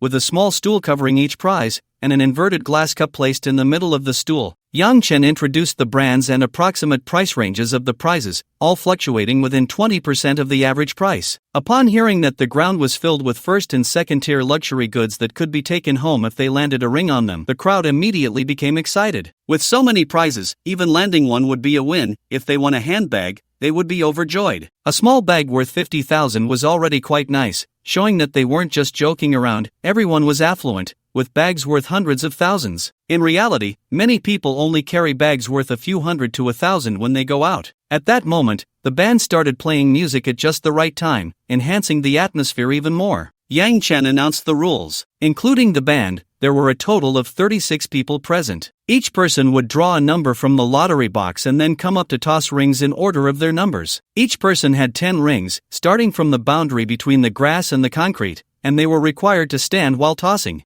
No tricks were allowed, such as having a partner throw the ring while suspended. As long as they landed a ring on the glass cup on the stool, the prize below would be theirs. The game would end once all the prizes were won. After Yang Chen finished reading the rules, everyone lined up to draw their numbers as he instructed, and then they queued to receive their rings. The rings were the size of plates, just like those at a market. Yang Chen bought 100 rings and distributed them to the first 10 people. The first girl was Li Jiachuan, a classmate of his, a girl wearing glasses. She was the first in line, trembling a bit with excitement, probably trying to steady herself as she chose to aim for the nearby earrings. However, after 5 throws, she hadn't landed a single ring, and now she was even more nervous. Looking at the remaining 5 rings, she gritted her teeth and decided to throw one towards the center, thinking, what do I have to lose? As a result, one of the rings bounced off a chair and landed perfectly on the glass cup on the last row of chairs. The prize below was a necklace. Yang Chen walked over, took it out, and announced loudly over the background music, a Cartier necklace. Let's congratulate this classmate. He led the applause, and the others followed with thunderous clapping. The girl with glasses ran over to receive her prize,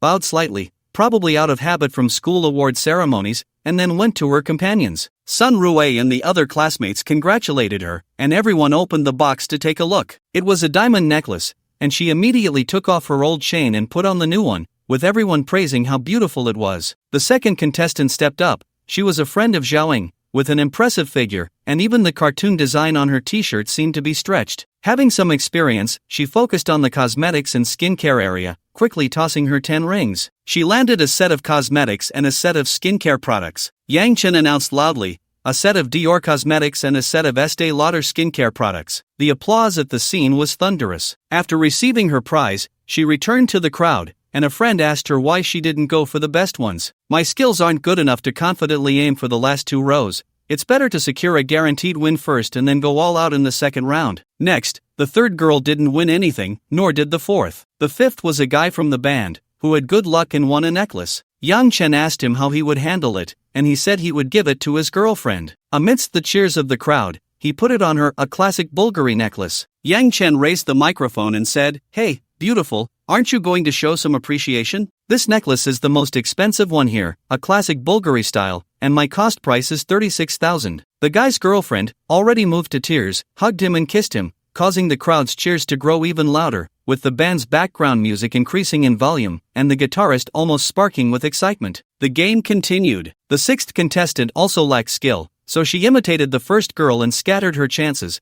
coincidentally winning a perfume set. The seventh tried to follow suit but ended up with nothing. The eighth contestant scattered her chances and won a bracelet and a skincare product. The ninth threw too far, missing the target entirely, but with no regrets, she could only wait for the next round. The 10th, seeing the previous contestants' polarized results, played it safe and went for earrings one by one, but ended up with nothing. If she had known, she might as well have taken a risk. Then came the second, third, and fourth groups. The results varied. Half of the participants went home empty-handed, while some had good luck and won 3 prizes, and others had bad luck and won none. So far, the grand prize bag had been claimed by the band's lead singer, who had his eyes on the bag and, after 7 attempts, finally hit the jackpot, but the next 3 attempts yielded nothing. Still, he was satisfied. Yang Chen thought his girlfriend had come and asked him how he would handle it, but she had something else to do today and wasn't there, so he planned to take it home for her. Yang Chen's own girlfriend had also won something, perhaps because she was in a stable mindset and treated it as a game,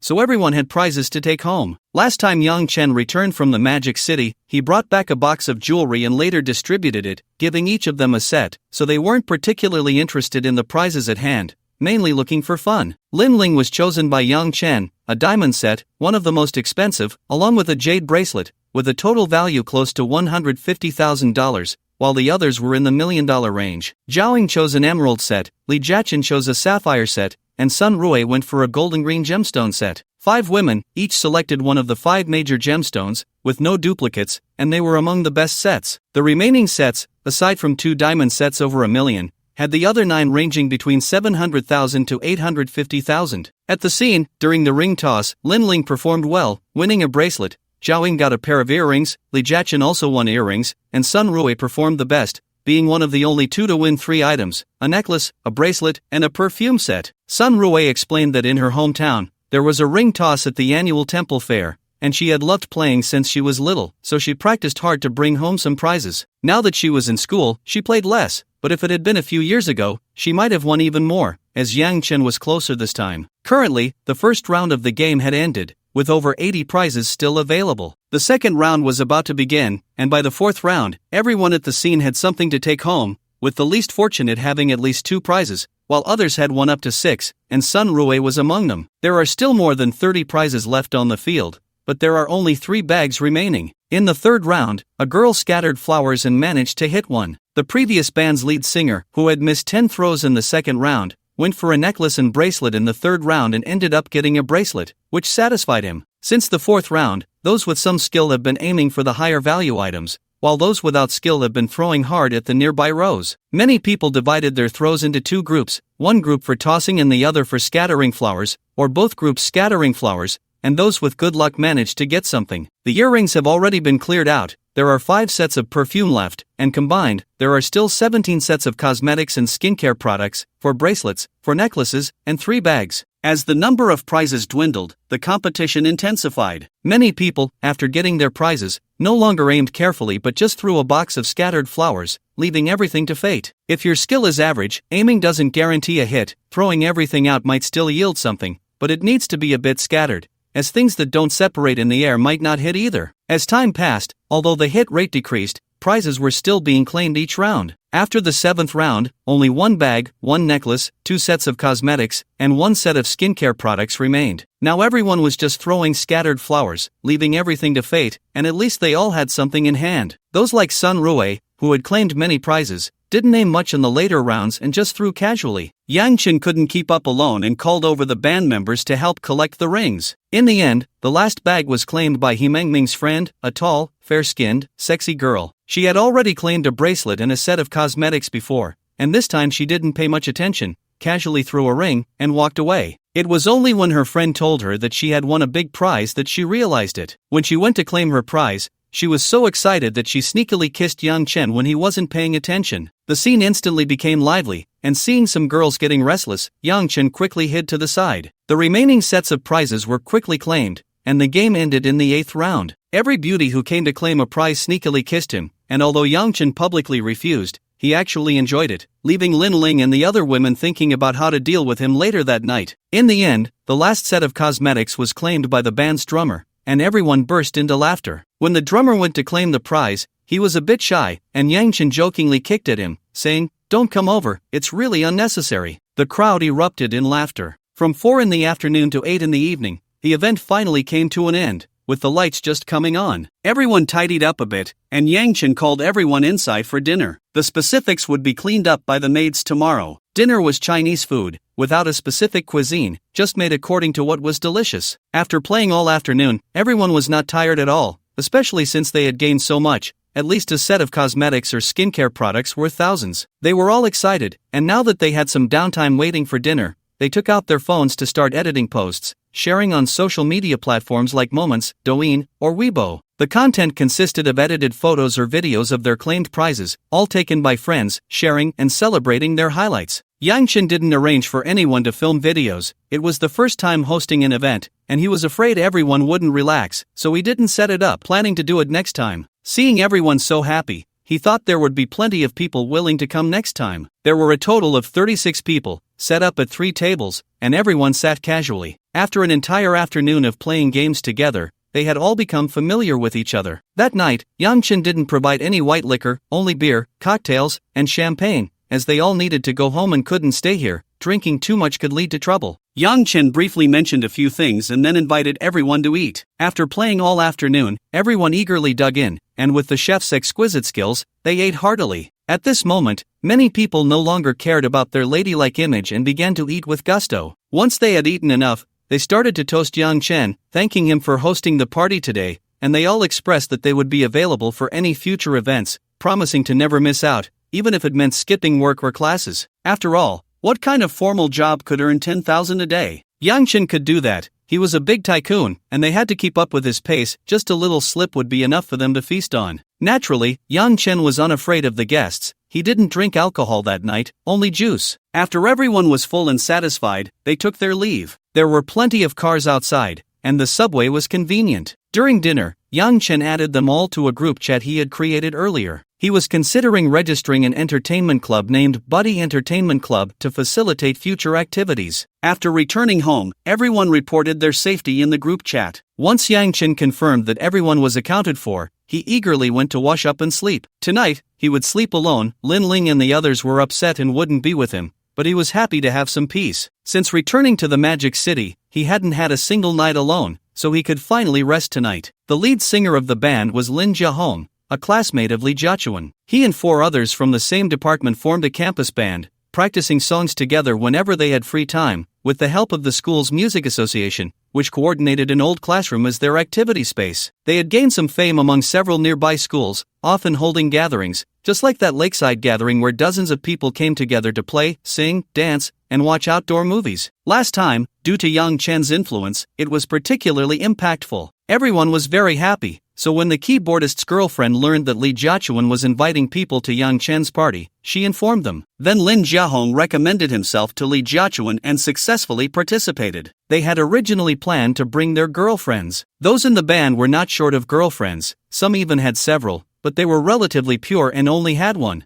However, the others were not so lucky, either they were working or had gone back to their hometowns for summer vacation, so in the end, only the keyboardist's girlfriend went. Lin Jiahong's girlfriend was working. She had graduated and found a job in an office building, working on a single day off this week. After returning home at night, he first dropped off the instruments at a friend's music studio, then took the prizes home. Lin Jiahong had won a bag at the beginning, and later he won a bracelet, a set of skincare products, a pair of earrings, and a set of perfume. The boys were quite skilled at this. All 5 members of the band won quite a bit. The keyboardist and his girlfriend won a necklace, a bracelet, a set of skincare products, 2 sets of cosmetics, 2 sets of perfume, and 1 pair of earrings, 8 items in total, which was simply incredible. The other 3 also had 4 items each. By the time he got home, it was already past 10. His girlfriend had long returned home. Lin Jiahong lived in his own house, which his family had bought for him. They were well off, and the house was 125 square meters. His girlfriend moved in after graduating, and her office was also nearby. When he opened the door, the living room lights were on, and his girlfriend was enjoying the air conditioning while playing on her phone. Seeing Lin Jiahong return, she jumped up and rushed over. Lin Jiahong was still feeling touched and was preparing to embrace her,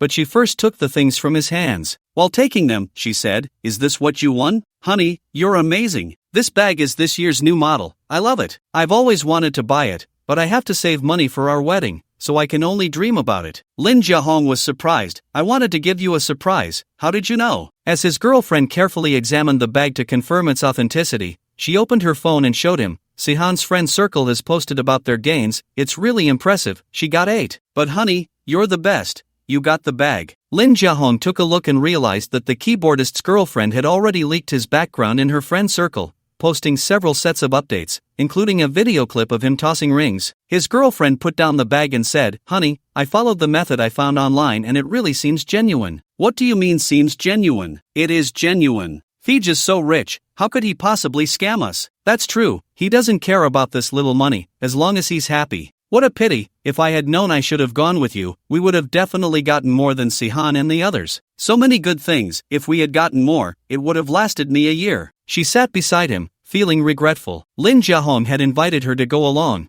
but she had refused because she had to work and didn't want to lose pay for taking leave. Lin Jiahong comforted her. "All right, next time there's a chance, I'll take you with me." We all joined the group today. Feej said he would notify us in the group for the next event. "You go change into some clothes, wear the bracelet and earrings, and carry the bag. I'll take your picture." Hearing this, his girlfriend felt excited and happily went to change. The next morning, Yang Chen woke up to check the settlement information from last night. The settlement for the event was at 23 hours 59 minutes and 59 seconds on the day it ended. The results were: remaining funds, 0 yuan, points, 360 points, special puzzle, kidney treasure fragment *1, lottery chances, 1 time. Overall, 36 people participated in the ring toss, so each person got 10 points, totaling 360 points. This means the more people there are, the more points can be earned. If he could find a group of tens of thousands, could he reach 100,000 points? He felt the system couldn't be that generous. Otherwise, he could just earn points to buy pills to sell. What would he need the prescription for? However, the puzzle yielded a good item, the kidney treasure, which is on par with whitening pills, a harmless version of Viagra. Yang Chen had tried it.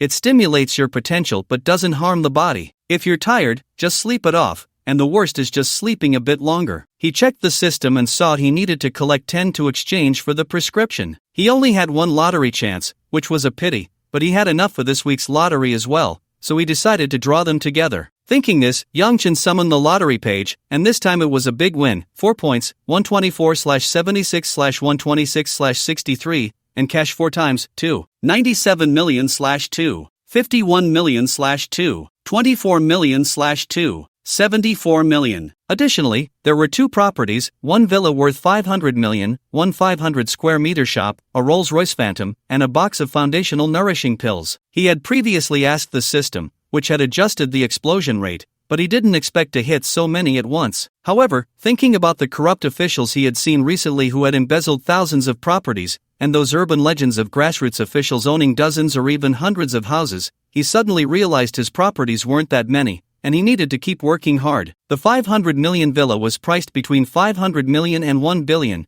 which could only be in first-tier cities or abroad. But since he had just returned from Shanghai, he decided to hold on to it for now and exchange it when he wanted it. The shop was 500 square meters. He would check where it was and ask a few people or his family if they needed it. The Rolls-Royce Phantom was something he had just thought about reviewing a few days ago, and now it was here. It felt like he was being pushed to buy a Bentley. He wondered if he would directly win a Bentley next time and wouldn't need to buy one. He reviewed the panel after the lottery. Name, Yangchen. Age, 30. Health, healthy. Cash, 96 million points, 6278 when he returned. He had less than 40 million in funds, and now he was about to reach 100 million. Ah, the helplessness of the rich. No matter how they spend, the money never seems to run out. Today is the weekend, the weather is cloudy and cool, and Yangchen decided to take them camping. After getting up and giving Aunt Tian a brief explanation, he prepared some related items while checking his phone to see if there were any good recommendations in the camping group, and then he headed to the gym to work out. After an hour of exercise,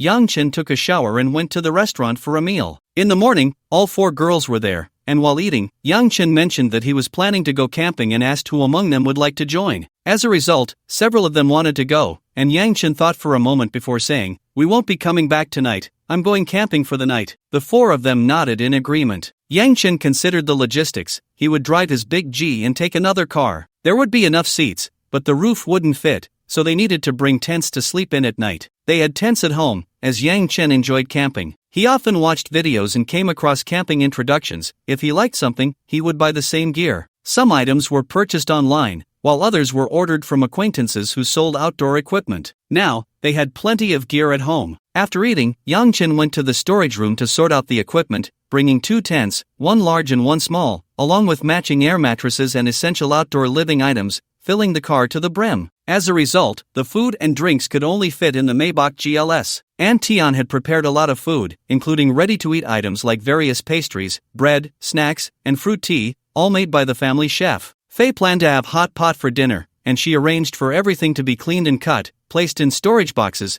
and then stored in the refrigerator. Yangchen's car fridge was quite large. Even if it couldn't fit everything, he could use a cooler with some ice. As long as it was sealed well, it could last a long time. He also brought some leftover drinks from yesterday and took 2 bottles of red wine from the wine cellar. After grabbing a few small items, they set off. Yangchen drove one car while the other 4 girls rode in another. He didn't mind, it was clear they had a scheme, but he wasn't afraid. How could they harm him? Yangchen took the lead, heading to the eastern mountains. However, a guy from the group discovered a new location, about 5 kilometers east of the last camping site, close to the mountain top, where there was a nice open space suitable for camping with a good view, though the downside was the lack of a water source. Several group members had already been there and spent the night. It was quite safe, actually not far from the village road, just 400 or 500 meters away, separated by a mountain ridge. They all said to bring extra water since there was no water source nearby, and the closest village was over 10 kilometers away. After Yangchen set off, the car behind him followed. Inside the car, the 4 girls were in an eerie silence. After a while, Sun Rui spoke up. "Are we really going to do this? Isn't it a bit wrong?" "There's nothing wrong with it. We need him to know our strength," Li Jiachuan said fiercely. Right. Besides, we are the ones who will suffer. He might be secretly enjoying it," Zhao added. "But it feels so twisted." Sun Rui still found it hard to accept. "There's nothing twisted about it. We're all family. What's the big deal?" Lin Ling, who was driving, said. "Besides, we might not even execute the plan. The main thing is to connect with Brother Fei and experience nature. Since I've become his girlfriend, I want to have more hobbies to make it last. You are all my sisters, I don't want to walk along one day and have someone just leave. After that, the car fell silent again. Indeed, the age gap meant that everyone had few common hobbies with Yang Chen, but hobbies could be cultivated, and starting now was just fine. After driving for over an hour, they arrived near their destination. They turned in through a gap and drove a little further until they reached the site, where there were still traces left by previous campers from the group. Yang Chen looked around for a while, found a suitable place to park, and then directed Lin Ling to stop beside him. Next came setting up the tent, erecting the canopy, and building various facilities. Yang Chen worked alongside the three women, while Sun Rui prepared the meal. With many hands making light work, they quickly set up 2 tents, a canopy, the side tent of the Big G, and the rooftop tent, as well as areas for bathing and sanitation. Once the tables and chairs were arranged, it was already noon, and Sun Rui had finished cooking 4 dishes, boiled noodles, and steamed buns, but no rice. After the meal, they cleaned up the trash and took a short rest. Then Yang Chen locked up some items and led everyone to climb to the mountaintop to gaze into the distance. The chosen spot was great. They could see the campsite below and the scenery far away. At that moment, Yang Chen stood on a rock, with the bustling city to the west, filled with towering buildings, while the east revealed the rolling mountains, dotted with a few villages, showcasing how humanity had conquered this mountainous area. In the afternoon, the sky cleared up, and Yang Chen found several good angles to take group photos as mementos of their camping trip. Of course, he also took some scenic photos to share in the camping group chat, proving he had checked in. After playing in the mountains for a while, they all headed back down. Yang Chen sprinkled insect repellent on the ground, laid out a moisture-proof mat, and then spread out a mat before lying down to rest, relaxing while listening to the birds chirping and smelling the grass and trees. A breeze passed by, carrying a hint of women's perfume, and at that moment, Yang Chen silently speculated whose scent it was. After a while, he gave up. He simply couldn't guess. Lin Ling and the other 3 were over there setting up a table, binge-watching a show, eating snacks, and chatting. They enjoyed this too, escaping their daily lives, in a comfortable, isolated environment, allowing their minds and bodies to recharge. In a half-asleep state, Yang Chen felt someone approach. The next moment, the person covered him with a jacket and then lay down beside him. Yang Chen didn't open his eyes. Instead, he reached out to feel the hem of the jacket and climbed up, confirming it was Lin Ling. With a flushed face, Lin Ling moved his hand away and said, "Hubby, it's really comfortable here. The scenery is beautiful, and the air is fresh. What do you think about building a house here and living a secluded life, ignoring the outside world? I just love the pastoral life. If there were enough money, such a life would be pleasant, but without money, living in a pastoral style is suffering. Ask the people in the villages in the mountains who have lived the secluded, pastoral life you mentioned, see if any of them are happy about it. What makes life comfortable isn't the environment but money. It's money that alleviates the tight pressures of life," Yang Chen said bluntly. Lin Ling thought about it and realized it was indeed true. She hadn't seen clearly how short-lived good times could be. In the evening, they had hot pot for dinner, which was Yang Chen's favorite during camping. It was delicious and kept them warm. He brought a lot of beef and lamb, as well as tripe and meatballs. Some of the meatballs were pre-made. There was no way around it, as that took time. The meat was sliced by a chef and marinated, cooking quickly in the broth, ready to be dipped in sauce and washed down with a cold drink or beer, making life feel satisfying. As they ate under the sunset and starry sky, the more they ate, the more they enjoyed it. Lin Ling and the other 3 also ate quite a bit, and by the end, they had nearly finished everything they brought. Yang Chen set up 2 washing areas and brought a quick heating device for hot showers. After some discussion, they decided that he and Lin Ling would shower first. After showering, Yang Chen had just come out when Lin Ling pulled him into the small tent, which was laid with an air mattress. After pushing Yang Chen down, Lin Ling zipped up the tent and turned off the light. Yang Chen began to feel around, only to find Lin Ling had already pounced on him, whispering in his ear, "Hubby, let's exercise a bit after dinner to help with digestion." Yang Chen could still understand the meaning, but his hands were trembling. He remembered that this tent was not soundproof. Outside were Zhaoing and the others. By doing this, wasn't it just a live broadcast? Yang Chen didn't mind, as they were all his women, but for Lin Ling, such an elegant and dignified woman, it was as if she had lost all her pride. Yang Chen voiced his concerns to Lin Ling, and she paused in her actions, stood up, and said, "You say my husband, they are your women, my sister, we are all family? What is there to be ashamed of? Besides, who else knows what happens here besides us?" Then she leaned down and added, "Life is short, enjoy it while you can."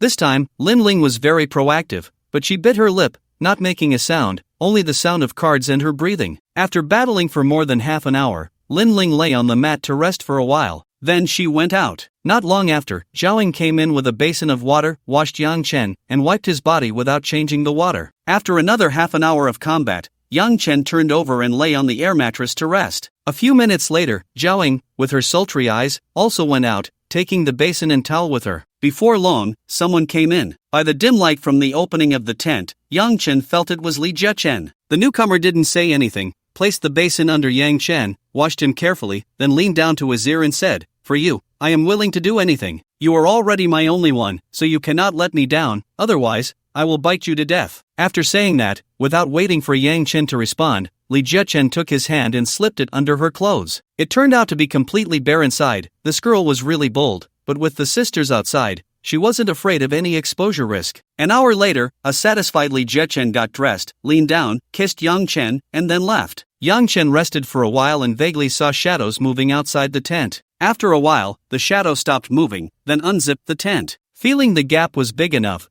the person directly crawled in. It was naturally Sun Rui. When she saw Yang Chen sitting up, she called out, "Brother Fei," then quietly came forward to wash him, doing it very carefully, the most meticulous among the three. After washing, she wrung out the towel and carefully wiped him down. Then she placed the items aside, knelt on the air mattress, unsure of what to do. This was not her usual style, she was usually very proactive. Today, with people outside and no soundproofing, Sun Rui felt nervous and didn't know what to do for a moment. Seeing this, Yang Chen pulled Sun Rui into his arms and pressed her down. Sun Rui let out a sudden ah in surprise, then quickly covered her mouth, silently enduring it. In the adjacent large tent, the three women were each playing on their phones, the atmosphere quite awkward. Suddenly, a sound broke the subtle balance. Zhaoying said, "What's going on? We're an old couple now, it shouldn't be like this. Is something wrong?" "It's fine, didn't you hear that noise?" Lin Ling replied. "Speaking of noise, big sister, yours was really loud, I heard it too, and you didn't even try to be discreet," Zhaoying teased. "Yours isn't small either, okay? When I went in, Brother Fei didn't have much energy left, I had to do it myself," Li Jiachen stabbed from behind. "Jia, you're impressive too, you took the longest. It must have been an hour, right?" Lin Ling joked. After that, the three sisters laughed for a while, and the atmosphere became lively. As the saying goes, men have their three great ironies, and women are the same. Although they had been as close as sisters before, that was merely superficial. After tonight's experience, there were true signs of integration. The three women chatted and laughed for a while when suddenly the tent door was opened. Yang Chen, wearing shorts and holding Sun Rui, walked in. The large tent was spacious, with a 2-meter by 3-meter air mattress inside, and beside it was a 1.5-meter by 3-meter aisle, covered with moisture-proof mats and carpets. After Yang Chen walked in, he said, "My mattress got damp, so I came over to sleep." Sun Rui understood what they meant and struggled to explain. "It's not what you think." The basin tipped over, and water spilled on the mattress. "I couldn't sleep at night." "Oh," they all replied, and then Li Jiachuan said, "Rui,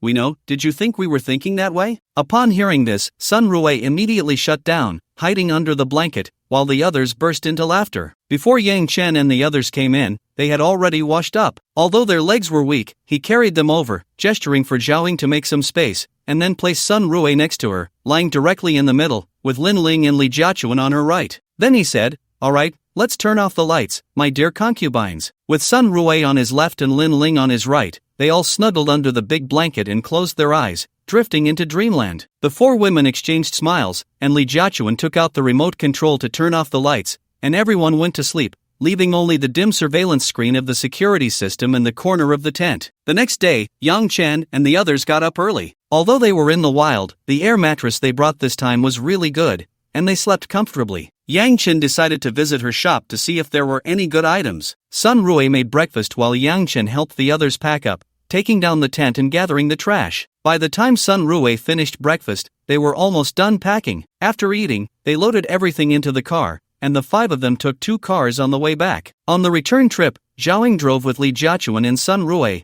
while Yang Chen drove with Lin Ling. They arrived home at about the same time as when they came, just in time to rest a bit before lunch. In the following days, as participants showcased the results of their activities through various channels, Yang Chen's influence began to spread. More and more people who felt they met the criteria contacted He Mengmeng, Li Jiachuan, Sun Rui, and Zhaoying, trying to find ways to join. After consulting Yang Chen's opinion, they started screening according to his requirements. Those who passed were added to a new group, and after joining the activity group, they were then added to the partner club, which was the previous group that Yang Chen renamed. From then on, new participants were considered pre-selected members, and only after participating in activities could they become official members, with activities mainly chosen from the official members. Yang Chen wanted everyone to have fun and didn't want to deal with any troublemakers. It was manageable with fewer people now, but it would inevitably become troublesome with more, so he had to be stricter with the screening. If they found someone unsuitable later, they would kick them out. Yang Chen also established some rules and announced them in various groups,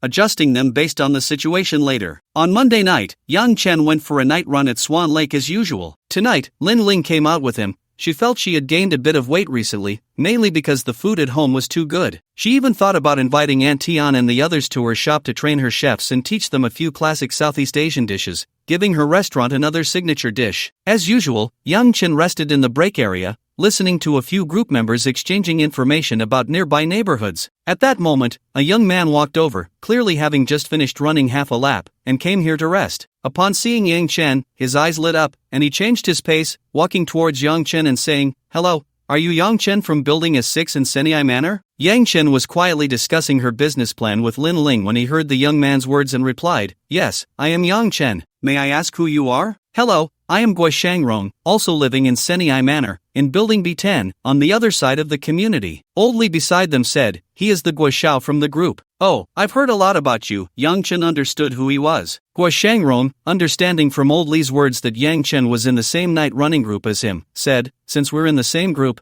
we are friends now. I have a question I would like to ask, if it's convenient now?" Looking at Gui Shangrong's expression, it seemed he had something to discuss with himself, but they had never interacted before. So he said, "If it's convenient, just tell me what it is, Gui Xiao." Gui Shangrong then said, "Yang Zong, do you have a Rolls-Royce Phantom?" "I do, why?" "Well, I'm a member of the Luzhou Flag Club Supercar Club. After your car was registered in Luzhou, aside from the car show, we haven't had the chance to see it. Coincidentally, I saw a lady driving it to a bar one day, and after some inquiries, we found out the car was at Senai Manor. So a few partners from the club entrusted me to invite you to join our Flag Club Supercar Club. However, it seems you were out before, and we haven't been able to meet you. I just returned from out of town and didn't expect to run into you here, so I took the liberty to invite you." Yang Chen nodded upon hearing this. The woman driving must be Zhao Ying. When he went to Modu, she drove a few times, and Lin Ling hadn't encountered her. As for him going home alone, that was normal. Zhao Ying had been out inspecting hotels with friends every day and wasn't living here, while Lin Ling had gone home too. They only stayed here after he returned. However, he was still curious about how the other party knew him. "I have a question. How did you know I live in Building A6 of Senai Manor?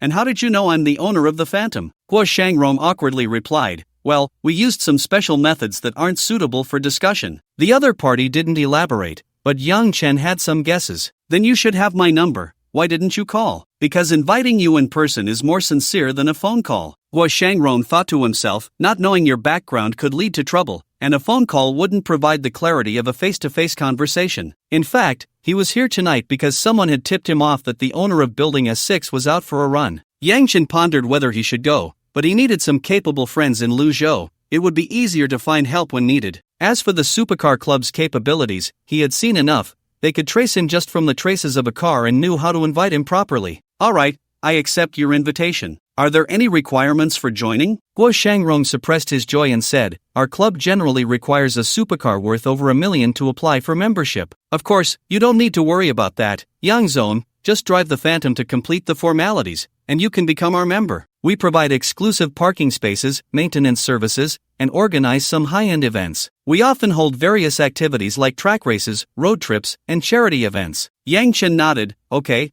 but do I have to drive the Phantom? Can I drive another car?" Gui Shangrong replied, "You can drive another car as long as it's worth over $1 million, but when we accept members, we need a photo of the owner with the car. If you have another suitable car, that's fine too." "Alright, I have a Ferrari 812 as well. The price range is actually similar, but I'll just drive the Phantom. When would be suitable?" Gui Shangrong said, "I'll call to check. Please wait a moment." After a few minutes, he returned. "Yang Zong, are you available tomorrow morning?" "Sure." "Great, then I'll arrange for you tomorrow morning. I'll come to find you at 9. After saying this, Gui Shangrong took his leave, and Yang Chen began the second half of his run with Lin Ling. On Tuesday, at 8:30 in the morning, Yang Chen drove out the Phantom from the garage. Outside, Gui Shangrong was already waiting for him, driving a Maserati MC20, which, like Yang Chen's, was a convertible, but his was the 2023 model, different from Yang Chen's. After closing the car door, Yang Chen greeted him, and then Guo Shangrong led the way while Yang Chen followed behind. Of course, he had received the location last night. The address of the Checkered Flag Supercar Club was over by the ice lake, not too far away. It took about 20 minutes to get there. Upon arriving at the club's entrance, the club's executives were already there to welcome him. They actually placed great importance on Yang Chen's arrival, not just because of the phantom, but also because of who Yang Chen was. They had contacted and researched Yang Chen's information, discovering not only where he lived but also that he owned several cars and properties. People like Yang Chen, who had such strength, were considered premium members of their club. His joining would greatly enhance the club's influence. Out of respect for premium members, they mobilized several founders who could come early in the morning to greet him. After getting out of the car, they exchanged pleasantries for a while. Guo Shangrong introduced him to the attendees, including one of the club's founders named Lin Dong, along with other senior management. They arranged for staff to handle Yang Chen's paperwork while others welcomed him into the VIP lounge for casual conversation. Everyone was quite curious about Yang Chen, but they were all very tactful, mainly discussing the Phantom and supercars without delving into other topics. Once the paperwork was completed, the staff took Yang Chen's car to wash it, as they needed to take photos for future promotional use, which Yang Chen agreed to, as he had nothing to hide about joining the club. After sitting for a while, the management staff went back to work, and Lin Dong, along with Guo Shangrong, took Yang Chen on a tour of the club, introducing the divisions and their functions, the club's history, and various influential events they had hosted. Then they reached the honor room, which displayed some awards won by the club's members in various activities. It was here that Yang Chen learned just how many activities the club organized. Although not all required participation, members could choose according to their preferences. The club served as an organizer and platform, leaving it up to the members to decide how to engage. Currently, the club had over 300 members, making it the most influential supercar club in Luzhou. After the tour and taking some photos, Yang Chen's membership was successfully processed, and he was added to the club's official group chat. When he entered, the administrator posted, "Welcome Rolls-Royce Phantom owner Mr. Yang to our club." The members also welcomed him with polite remarks, and some social butterflies invited him to hang out. Yang Chen thanked everyone for their kindness. Yang Chen also paid the corresponding fees, allowing him to enjoy the services provided by the club. The club was not a charity, they had profit requirements, although most operated at a loss. After completing the formalities, Lin Dong mentioned that the club was hosting a cocktail party that evening and asked if Yang Chen was interested. Feeling a bit bored, Yang Chen expressed his interest and said he would like to attend. Lin Dong sent over the details and mentioned that he could bring a female companion if Yang Chen needed one, but since Yang Chen had 4 girlfriends, he naturally declined. In the afternoon, Yang Chen went to collect a property he had drawn on Sunday, a 500 square meter shop. The address was near Luzhou Industrial University at the Xinhui Shopping Plaza, a ground floor shop with an area of 580 square meters, priced at 11.5 million, nearly 20,000 per square meter. The plaza had a decent foot traffic, and the shop was already rented out. When Yang Chen arrived, the restaurant owner was there as well. The two sides met and scheduled a time to re-sign the lease agreement, as the new property certificate had not yet been issued. The rent here is not cheap, costing 600,000 a year. After leaving the restaurant, Yang Chen strolled around the Xinhui Shopping Plaza. There were many shops in the plaza, and the foot traffic was substantial. Yang Chen sat on a chair for a while and saw many people entering the mall to shop: young couples, elderly people with children, or parents with kids. In short, the shops were not lacking customers. He had just looked at the menu in the restaurant. The prices were neither high nor low, making it a mid-range establishment, quite suitable for this area, and the business was booming, indicating the owner was making a good profit. At 8 in the evening, Yang Chen drove the Shining Spirit with Lin Ling to the cocktail party. Li Jiechen and Sun Ruwei went to find Zhao Ying. Their bar had a new themed event tonight. With school starting soon, it would be inconvenient to go out afterward, so they planned to indulge a bit in the next few days. Speaking of which, it had been a while since Yang Chen returned, and he hadn't visited a bar yet. Even Lin Ling had gone. Mainly, Yang Chen didn't like going out much at night. He preferred to cuddle with his girlfriend and sleep, even if it was just in his pajamas. However, Yang Chen decided that he would check out Zhao Ying's bar in the next few days. How could he not support his girlfriend's career? After parking the car, holding Lin Ling's hand,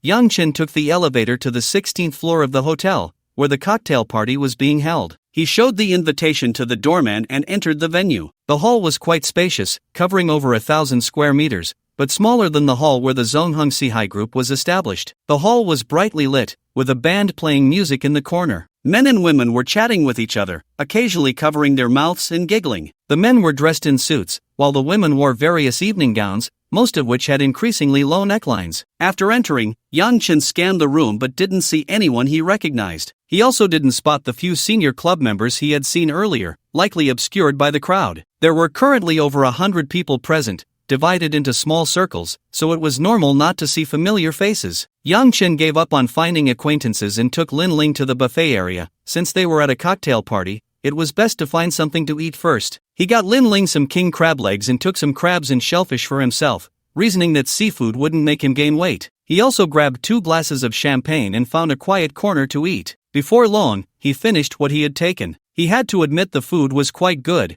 and the ingredients were fresh. Seeing that Lin Ling had also finished eating, he considered whether to get more. After all, he couldn't just eat and drink at a cocktail party, but he had no one to socialize with, as he didn't know anyone. At that moment, Yang Chen began to reflect on whether he had become too reclusive, realizing he had no friends in the wealthy circle. His only social circle was from when he was in the Magic City, during the establishment conference of the Zongheng Sihai group. Yang Chen decided to go get some more food, eating while waiting. He asked Lin Ling if she needed anything and returned to the buffet table, picking out 2 plates of food. When Yang Chen came back, there was an additional person at the table, a girl who looked to be in her 20s, quite attractive, with long hair tied in a ponytail, a long neck, and wearing a white spaghetti strap evening gown that revealed a third of her snow-white skin, indicating she had a good figure. Her waist was slim, easily grasped, and her ample bosom made the dress rise. The lower part of the dress exposed her thighs, and her long legs shone under the lights, complemented by black high heels. At that moment, she was animatedly chatting with Lin Ling, who was smiling and listening. When she saw Yang Chen approaching, she stopped talking and turned to look at him with curiosity, as if trying to figure him out. As Yang Chen reached the table, she stood up, revealing her long legs and the flattering fit of her dress. She extended her delicate hand and said, "Hello, I am Chen Jila, a member of the Supercar Club. I noticed you when I came in just now. Is this your first time here?" "Yes, I just joined the club today." "Oh." Chen Jila's eyes darted around as she thought for a moment and said, "Are you Mr. Yang, the owner of the Flash Spirit?" Yang Chen nodded and curiously asked, "How did you know?" "You mentioned that you just joined the club today, and there's only one new member today, which is you, Mr. Yang, who drives the Flash Spirit." "Oh, I see. Let me introduce myself. I am Yang Chen, and this is my girlfriend, Lin Ling." Yang Chen introduced Chen Jila to them and continued, "Miss Chen is really observant. You figured that out." "Not at all, I just have a strong curiosity, so I pay more attention. Since we've met, would it be convenient to become friends?" After saying this, he took out his phone, opened WeChat, and exchanged contacts with Lin Ling, who smiled and took out her phone as well. Seeing that they had both added each other, he smiled and said, "I really enjoy making friends. If I've offended you in any way, please bear with me." "It's fine, this is nice. It helps break the ice everywhere. Since it's our first time here, could you introduce us to these people?" Chen Jila had no problem with that, so Yang Chen and Lin Ling listened as she talked about the guests present while they ate. Chen Jila was quite capable. She seemed to know almost everyone there. However, some of the male companions brought by the female guests were newcomers, and she hadn't gathered information about them yet. As they chatted and laughed, time passed quickly. At that moment, a group of people came in, including Lin Dong, Gui Shangrong, and 3 men and 1 woman. Yang Chen gestured for Chen Jila to look towards the entrance and asked, "Do you know those people over there?" "I know Lin Dong and Gui Shangrong." Chen Jila turned to look at the entrance, stood up, and waved to greet them. The boy in the middle waved back after glancing at her, and then Chen Jila sat down and introduced, "The one at the front is Su Jiawei. His family runs an electronics factory and he is a major shareholder of the club. The slightly chubby one behind him is my cousin, Huang Wenqing, also one of the founders of the club. His family is in the building materials business. The girl is Fang Yunzi, also a founder of the club, and her family deals in chemical products. As for the last guy, this is my first time meeting him." Yang Chen nodded in appreciation. Chen Jila had introduced many of the attendees and their backgrounds, covering a wide range of wealthy second-generation individuals from various industries. Whether there were any officials among them was unknown. She didn't mention it, but Yang Chen guessed there might be, as some introductions referred to relatives' professions without mentioning parents' jobs. Before long, Su Jiawei and the others, who had been greeting people around the hall, came over to Yang Chen. As they approached, Wei Shangrong stepped forward and shook hands with Yang Chen, who was standing. "Mr. Yang, good evening. I'm really sorry for making you wait. I was out picking someone up. Let me introduce you to everyone." He then introduced each person one by one, and Yang Chen shook hands with each of them. When it came to the last person, was Shangrong introduced. This is Mr. He Wen-young. He Wen-young slightly lowered his head, grasped Yang Chen's hand, and said, "Hello, Director Yang. It's a pleasure to meet you. I am He Wen-young." The others found it strange. They all called him Mr. Yang, but this guy called him Director Yang. Something felt off. Was it a mistake, or did they mishear? Upon hearing He Wen-young call him Director Yang, Yang Chen had a guess. It must be related to the Zonghung Sihai group, otherwise, he wouldn't know he was a director of the group. Although the group was established with the support of the government in the Magic City and had been in the news, how many people would seriously study the personnel appointments within? You know who the national leader is, but do you know who the members of the Politburo are? Only those close to you will truly understand these things. Yang Chen then spoke, "Who are you?" He Wen-young knew that the other party did not recognize him, so he replied, "He Ijuan is my sister, and Huang Ziyang is my cousin. My family has some investments in the group, but of course, it can't compare to Director Yang. I happened to have something on the day of the founding conference and couldn't go to the Magic City, so I missed the chance to meet Director Yang. This time I came to Luzhou for business, and I didn't expect to run into you here. I hope you don't mind my intrusion." Hearing He Wen-young's explanation, Yang Chen understood why he recognized him. It must have been because they had taken photos and videos of him that day. "It's nothing at all. We're all on the same side. When you have time, come visit my home. Last time I left, I told Huang Ziyang that I would host him when he came to Luzhou. Definitely. The day after tomorrow, Ziyang and the others will come over, and we can visit Director Yang together then." "Is that so? They're coming? That's great. I'll send you the address later. Just let me know before you come, and I'll make arrangements in advance." Su Jiwei brought people over just to greet the new members and build relationships. Seeing that He Wen-young and Yang Chen had finished their small talk, he suppressed his curiosity and took his leave. After everyone left, Chen Zhila quickly asked, "Brother Fei, why did that He Wen-young call you Director Yang and act so polite?" Chen Zhila was practically living for gossip, unable to wait even a moment to ask directly. Lin Ling, however, knew the reason. Yang Chen had not hidden it from her. He reported what happened every day during their phone calls from the Magic City and shared with Lin Ling. Yang Chen took a sip of water to moisten his throat and said, "I'm a director at a company in the Magic City, and his family has investments there too, so it's normal for him to call me Director Yang. Plus, I know his sister, so when he saw me, he came over to say hello." Chen Zhila saw that Yang Chen spoke so casually, but she understood it wasn't a small company, and it wasn't just as simple as being a director. The other party's attitude and status said it all. The strong only bow to the stronger. After Su Jiwei left, he took He Wen-young to a small room, handed him a cigarette, and said, "Young master He, tell me, what's this person's background?" He Wen-young took the cigarette but didn't light it, smiling as he replied, "What, don't you check the background of people your club brings in?" Su Jiwei explained, "We did some investigation, but we only found assets in Luzhou, and then there are some overseas connections. Beyond that, we couldn't find anything more. We're not the police, after all. We don't have that kind of capability." He Wen-young lit the cigarette, took a puff, and said, "Have you heard about the establishment of a group called Zonghung Sihai in the Magic City at the beginning of the month?" Some nodded, while others looked confused. Seeing that they weren't even smoking, He Wen-young realized how outdated their information was. "You know the overseas investment tycoon Li Chongyang, right?" This time everyone nodded. This name had been frequently mentioned by their elders in recent years, a genius investor who often educated them that if they had even 1/10 of Li Chongyang's ability, he would be burning incense in gratitude. It was said that the latest talk had even dropped to 1/100th. This Yang Chen is his good brother. When they graduated from high school in 2012, they partnered to buy a lottery ticket and won. Then they bought Bitcoin, and later in 2021, Li Chongyang sold all of it and established Zonghung Investment. Yang Chen is a shareholder there, but he has only started receiving dividends this year. Currently known, he holds 5% of the shares in Zonghung Investment, and he also has about 1% in Sihai Fund. Recently, Li Chongyang, along with Zonghung Investment and Sihai Fund, invested $15 billion and found 16 partners from various Asian countries, investing another $15 billion. They established the Zonghung Sihai Group in the Magic City. My family also invested a bit, not much, just $200 million.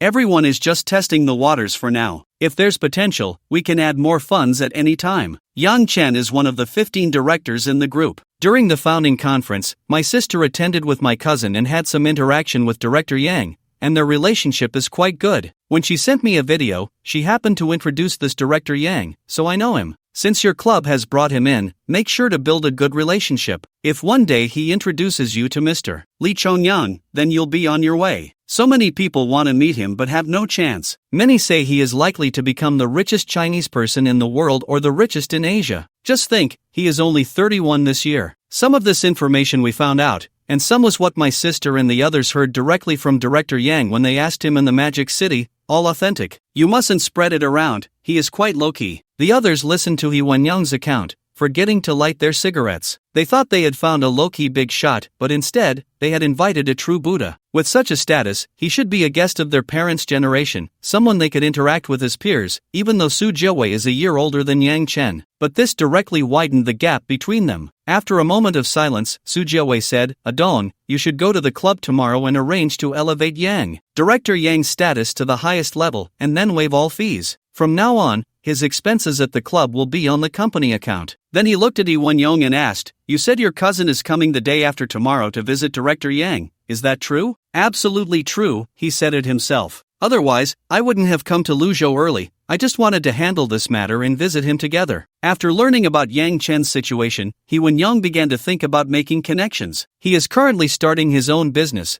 relying on the support and connections of his elders, and is developing quite well. However, if he wants to take it to the next level, he needs outside help. If he can connect with Li Chongyang through Yang Chen, that would be a direct hit. Even if it's just to build a good relationship with Yang Chen, having more people in the boardroom to speak for him would make it easier to collaborate with the Zongheng Sihai group. Su Jiawei pondered for a moment and said, do you think it would be appropriate for us to go in the name of the club? Of course, it's appropriate. Why wouldn't it be? He Wenyang replied affirmatively. They were college classmates, so he naturally wanted to help his brother out. With a true Buddha in front of you, if you don't pay your respects regularly, how can you expect him to help you in critical moments? Yang Chen ate for a while, then under Chen Zhila's guidance, he mingled with the guests at the cocktail party, met some people, added a few friends, and that was about it. Everyone has their own small circle, and it's not that easy to integrate into it. If it weren't for Chen Zhila leading him, he wouldn't have been able to strike up a conversation. Not everyone is as outgoing as Chen Zhila, who enjoys making friends. Even if Yang Chen shouted in the hall, I am a director of the Zongheng Sihai group, a big shot worth billions of dollars,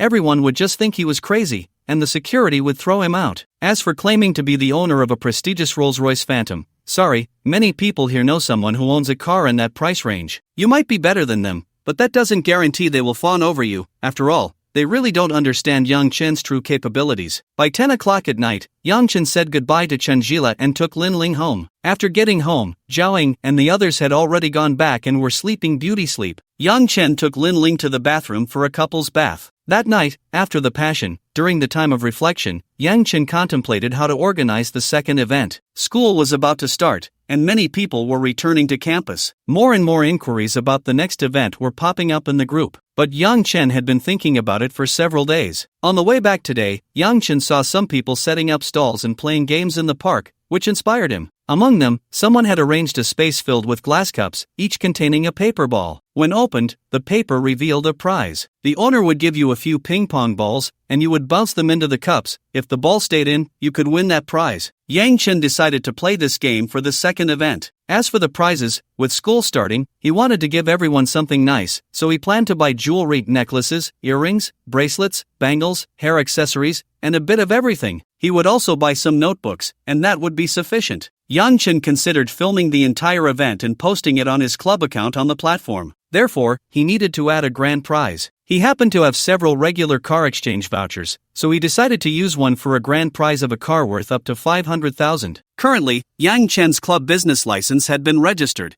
and accounts on various platforms were also set up. He had contacted someone to buy the necessary equipment for filming videos, including live streaming gear. The next step was to find someone to shoot and edit the videos, but there was no rush. His event planning wasn't moving that quickly. For now, he had asked Li Jiachuan and his classmates to work part-time. Once there were more events, he would hire professionals to handle it. Yang Chen submitted the event plan according to his ideas. On Wednesday morning, Huang Zhiyang called, saying he would come to visit tomorrow. Yang Chen indicated that he already knew, as his cousin He Wenyang had mentioned it. Huang Zhiyang was surprised at how they knew each other, and Yang Chen briefly explained the situation, adding that he should let him know earlier next time and not spring surprises. Huang Ziyong promised to be more careful next time, admitting that he had been having too much fun these past few days and forgot to contact Yang Chen. If he hadn't remembered this morning before setting off, it would have been a big deal. Yang Chen informed Aunt Tian that there would be guests at home tomorrow and asked her to make arrangements for their reception. Aunt Tian inquired about the specifics and went to make arrangements. Unexpectedly, at noon, Hua Shangrong mentioned that the founder of the Grid Flag Supercar Club would also be visiting tomorrow. After confirming the number of guests, Yang Chen told Aunt Tian about the situation, which was just a matter of adding a few more sets of chopsticks and bowls. On the system side, the new event plan had also passed the review. This time, Yang Chen included the number of attendees in the plan, preparing to invite 40 people, and he listed the quantity of prizes needed along with a rough price range. The system approved an event budget of 1.5 million based on the plan. Since the system had approved the plan, Yang Chen notified Li Jiachuan, Zhaoying, and He Mengmeng to gather people, calculating for 40 attendees, and randomly selecting from the reserve members if there weren't enough. Li Jiachuan created a simple lottery app with friends, and when Yang Chen saw it, he directly gave her classmates 100,000 to develop a useful app. Not to mention, it had to have anti-cheat features. Li Jiachuan's high school classmates, from the same computer science department, had previously just helped out. After Li Jiachuan treated their roommate to a meal, Yang Chen invested money, and all of them returned to school early, even bringing along people from the neighboring dormitory. 8 of them worked tirelessly on development, determined to prove their capabilities to the big boss. The feedback was that they would deliver the finished product by tomorrow. Yang Chen said that as long as the app was useful, he would hire them for similar tasks in the future. He then contacted various vendors to set up cabinets and ordered the items he needed, instructing them to deliver everything by Friday since he would be hosting guests tomorrow and wouldn't have time to receive the goods. He also ordered various props needed for the event. On Thursday morning, a convoy led by a Maserati MC20, followed by an Alphard, a Ferrari 458, and a Porsche 911, drove up to Yang Chen's doorstep and parked by the side. The people in the cars got out. Hua Shangrong and Lin Dong got out of the Maserati, while Li Wenyang and Huang Ziyong,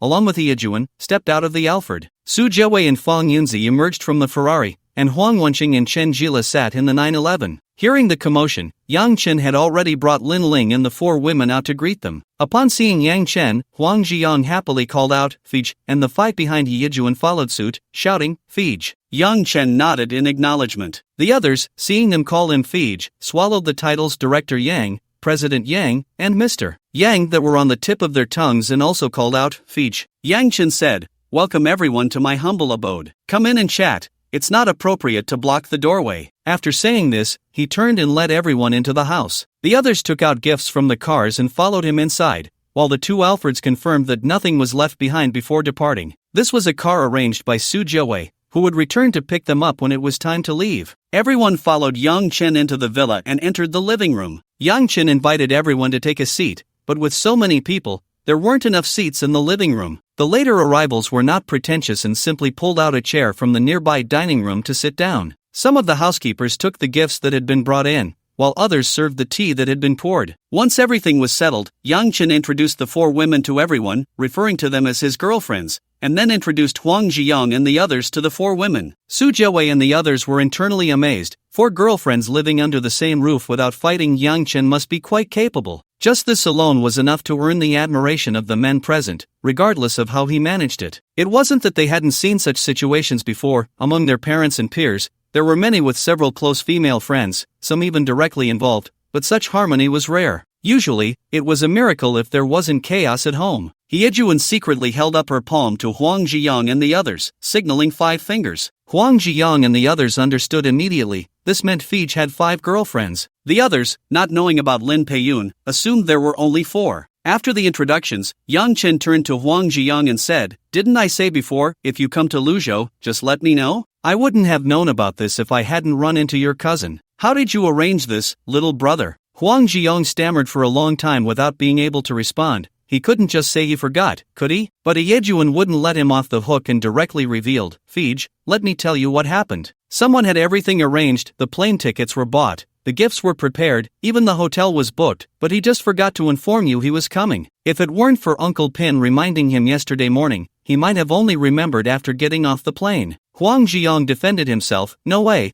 I've just been too busy these past few days. Besides, saying it yesterday morning wasn't too late, right? The crowd burst into laughter. This little brother was quite amusing. Yang Chen said, all right, I forgive you. But next time, let me know earlier. What if I had gone out? Definitely, next time for sure. I promise not to make the same mistake. After saying this, he even stood up to salute, which caused another round of laughter. After chatting in the living room for a while, Yang Chen took a few of the men to tour his wine cellar, while the girls stayed in the living room discussing celebrity gossip. With Chen Jila, the social butterfly, around, there was no shortage of topics. The wine cellar was on the second basement level, and the group took the elevator down. Upon exiting the elevator, Yang Chen first opened the door to the white liquor cellar. As soon as the door opened, the lights turned on automatically, revealing rows of neatly arranged various types of white liquor, sorted by brand. The most abundant was not Maotai, as they had consumed quite a bit before. Instead, it was Wulianye, Huajiao, and Yanghe, with plenty still remaining. Mutai is scarce, just over 300 bottles. Yang Chen has already contacted Old Chen,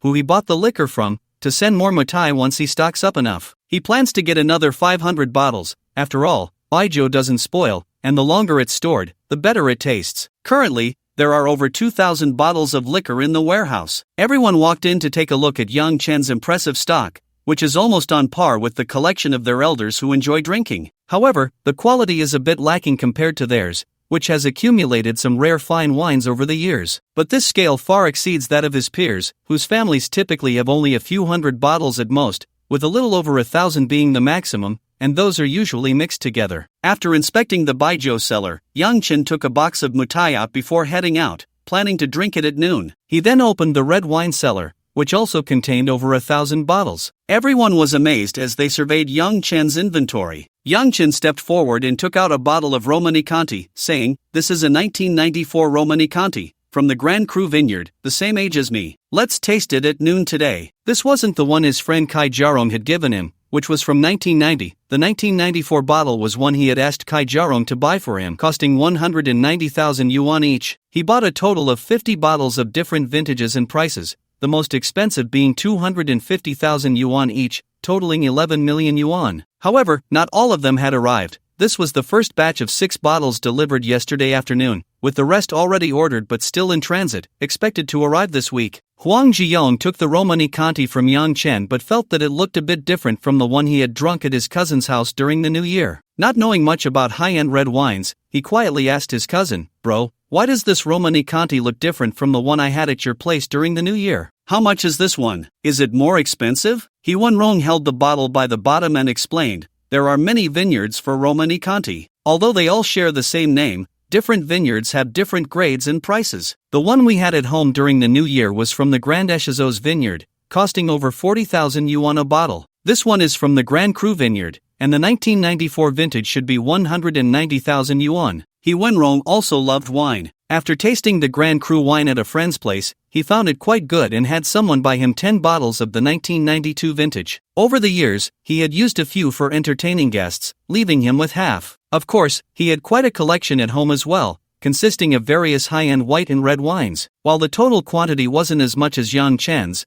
the value was significant, reflecting the deep roots of an old wealthy family. Upon hearing his cousin's words, Huang Zhiyong almost let go of the bottle but quickly realized and tightened his grip, supported by He Wenrong's hand, preventing it from falling. In fact, with their family's ability to easily produce $1 billion, their wealth was substantial. They could easily afford a private room costing over 2 million yuan, going there every day without issue. However, the elders in the family had worked hard all their lives and placed great importance on educating the next generation, being very strict and not allowing them to spend money frivolously. So, although their family was among the wealthy elite in the country, the funds available to them without taking over the family business were actually quite limited. He Wenrong was better off. At 33, he had successfully started his own business and was now a billionaire. However, drinking 200,000 yuan wine every day still stung. Huang Zhiyong was even worse off, with a month's living expenses comparable to an ordinary person's annual income, but he still couldn't casually drink the 1994 Romanée-Conti. On the other side, Guo Shangrom also noticed the high price of the Romanée-Conti Yang Chen had, saying, "Fei Ge, there's really no need to drink such expensive wine. I think the Grand Cru or Lafite over there would be just fine." The Grand Cru Romanée-Conti was bought by Yang Chen in Luzhou for over 40,000 yuan a bottle, and Lafite was also over 10,000 yuan a bottle.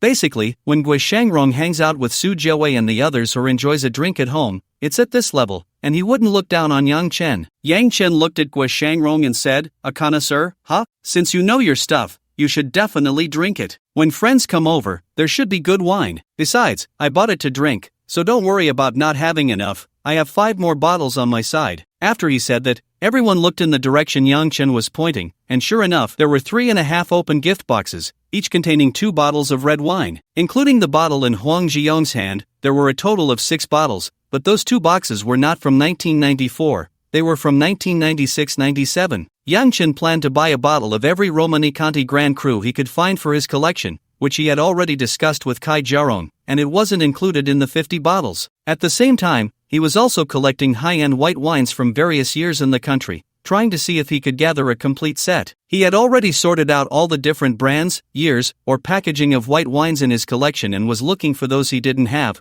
contacting others to acquire them. It was a small wish of his. For this purpose, he specially built a large wine cellar in Tangxi Jingmen to store his collection, while the ones here were for daily drinking. Huang Zhiyong looked at Yang Chen's nonchalant demeanor and asked, "Fij, how many bottles did you buy?" "This one was too expensive. I only bought 50 bottles, around 11 million. Anyway, I don't drink often, so it's enough for daily use. Later, I want to buy some various good wines for collection. I have a bit of a hoarding habit." Everyone was speechless upon hearing this. "You know it's expensive, yet you bought 50 bottles and spent 11 million just to drink." After checking out the wine cellar, they moved to the parking lot, where Yang Chen showcased his cars. He had a Cullinan, a Phantom, and a Ferrari 812 parked here, while the G-Class and GLS were in the ground parking shed. Recently, he had been driving the GLS more often, as it was new and fresh. Everyone present took a ride in the Phantom, and Yang Chen opened the garage door, letting them take a spin around the neighborhood. As a Rolls-Royce electric sports car, it had a significant brand premium,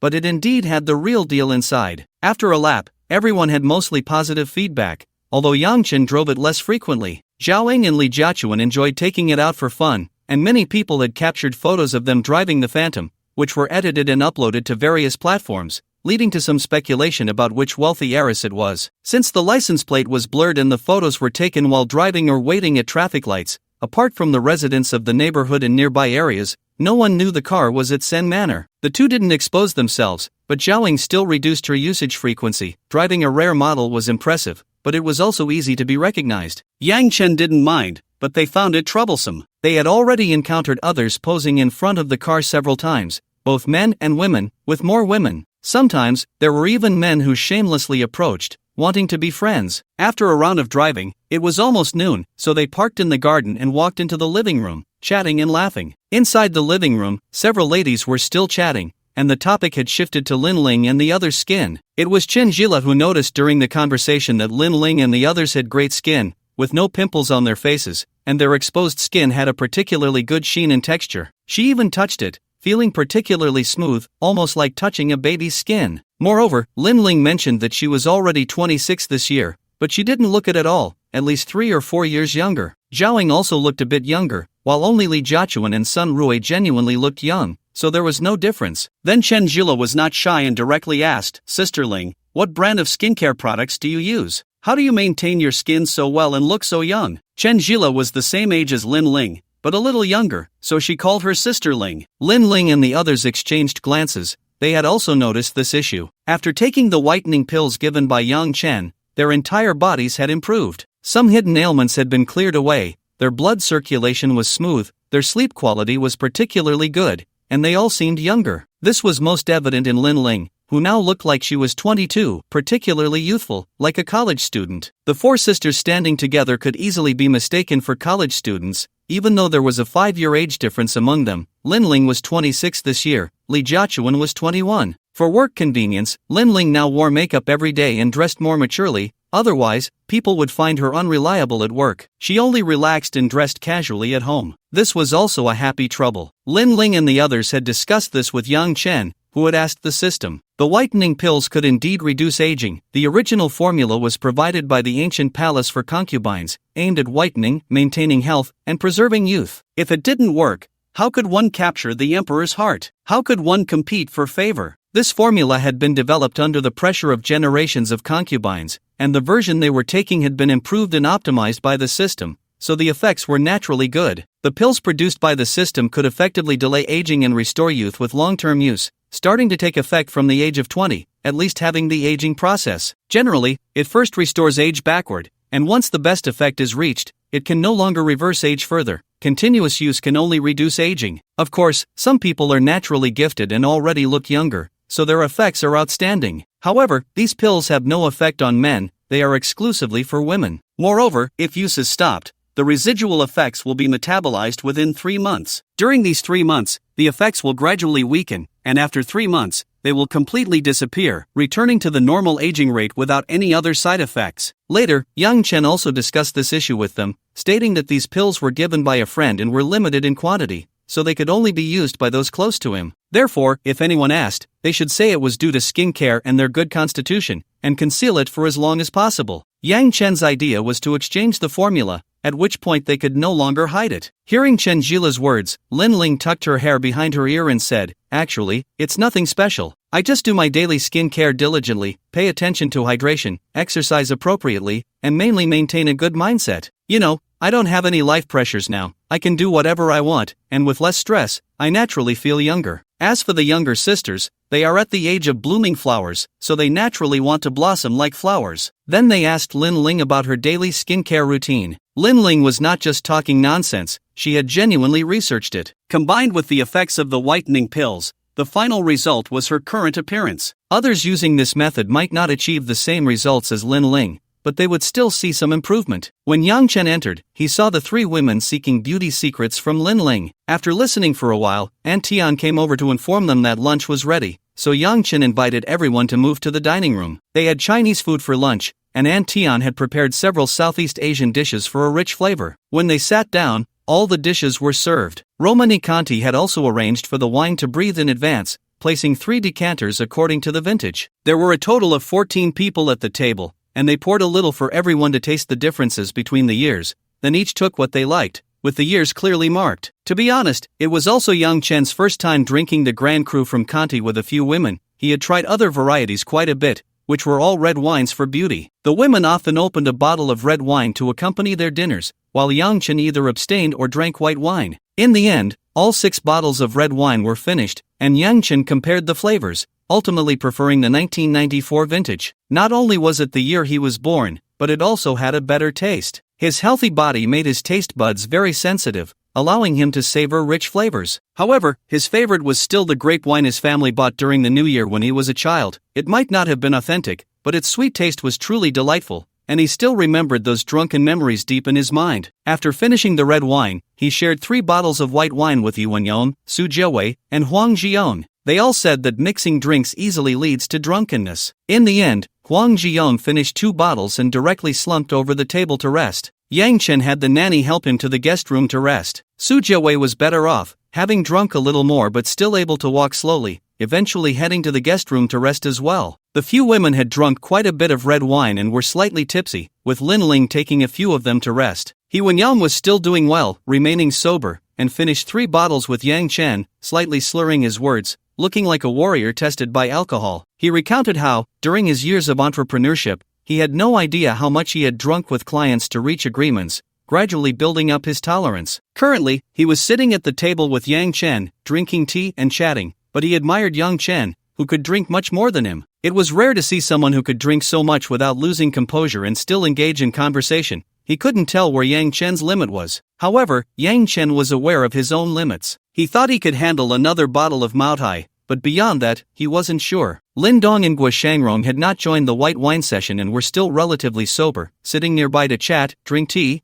and smoke to sober up. By 4 in the afternoon, the few who had rested woke up, and Huang Jion had also awakened, though still feeling the aftereffects of the alcohol. His first words upon getting up were that he would no longer compete with Yang Chen in drinking. Aunt Tian made them some hangover soup, which they all drank a bit of, feeling much better. As for Yang Chen and the others, they had already drunk while chatting in the living room, and the taste was quite good. Aunt Tian always arranged something after drinking. Yang Chen increasingly felt that bringing Aunt Tian to Luzhou was a very correct decision. Her management experience was extensive, and she knew how to take care of people and handle the relationships with Lin Ling and the other 3 women well. Everyone liked her very much. Yang Chen also gave her a box of whitening pills as a reward for her work, and Aunt Tian was very grateful. she was a woman and understood the effects of the pills. By 5 in the evening, everyone began to say their goodbyes and returned home. Yang Chen tried to keep them, but they all had things to do. Even Yu and Yong had made plans to have dinner with friends that night. Once everyone left, Yang Chen decided to go to Zhao Ying's bar for some fun after dinner,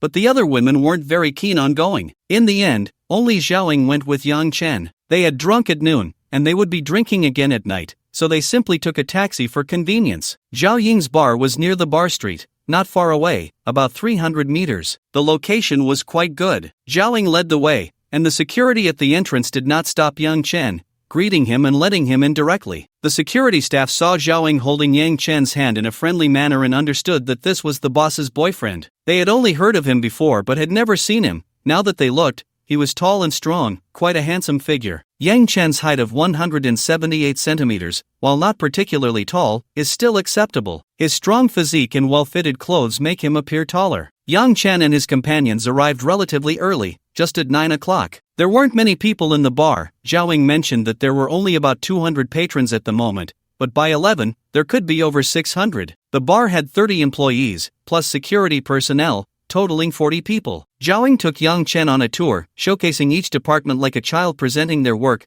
detailing every aspect in hopes of receiving praise, which Yang Chen was more than happy to provide. After the tour, they went to the office where another shareholder, Sister Yen, was present. Yang Chen knew her as well. It was her gathering that had brought them to the bar for drinks. After greeting her, they sat down and chatted for a while, mainly about the operational issues that had arisen in recent days and their solutions, which were quite standard. The bar was doing well, primarily focusing on a two-dimensional style that attracted many university students, especially girls, drawing in a good crowd due to its novelty compared to other venues. Currently, the business was relatively stable, and they expected to turn a profit this month. Thanks to connections with the provincial department, there were no troublemakers causing disruptions. The patrons were generally well-behaved, enjoying their drinks and entertainment. Of course, it was normal for drunken antics and fights to occur. After all, in a bar, people tend to lose their senses when intoxicated. However, there had been 2 incidents of deliberate troublemaking when they first opened, but after dealing with those, there had been no further issues. It wasn't the police who handled it, it was the security personnel, all veterans just discharged from the military. Under the leadership of their sergeant, they swiftly subdued the troublemakers, as the surveillance cameras provided clear evidence that the other side had instigated the conflict, leading to the detention of several small-time thugs. After that, no one dared to act out of line. After sitting for a while, it was 10 o'clock, and Zhao Ying took Yang Chen to the bar to drink. They ordered 2 cocktails and chatted while sipping their drinks. After a couple of drinks, Zhao Ying pulled Yang Chen onto the dance floor, where they began dancing to the accompaniment of anime theme songs. Yang Chen didn't know how to dance, but with teacher Zhao's live instruction, he followed her step by step. The moves were simple, and mainly, teacher Zhao was improvising, swaying close to Yang Chen. He had never noticed this alluring side of Zhao Ying before. After a few drinks, she provocatively used her body to tease him, and it was unclear whether she was drunk or intentionally trying to see him flustered. In any case, her movements became increasingly bold. When Zhao Ying pressed against Yang Chen, feeling his reaction, she turned around, grinned, and kissed him. Pulling Yang Chen away from the dance floor, they found an empty room, locked the door, and Zhao Ying announced in their group chat that the room was booked. Then, with sultry eyes, she looked at Yang Chen, who immediately understood what was about to happen. They left traces of their passion on the sofa, against the walls, in the bathroom, and on the chairs. Fortunately, they had warned in advance, so no one interrupted them. Afterward, Yang Chen took a moment to study the situation, opened the ventilation system in the room to clear the air,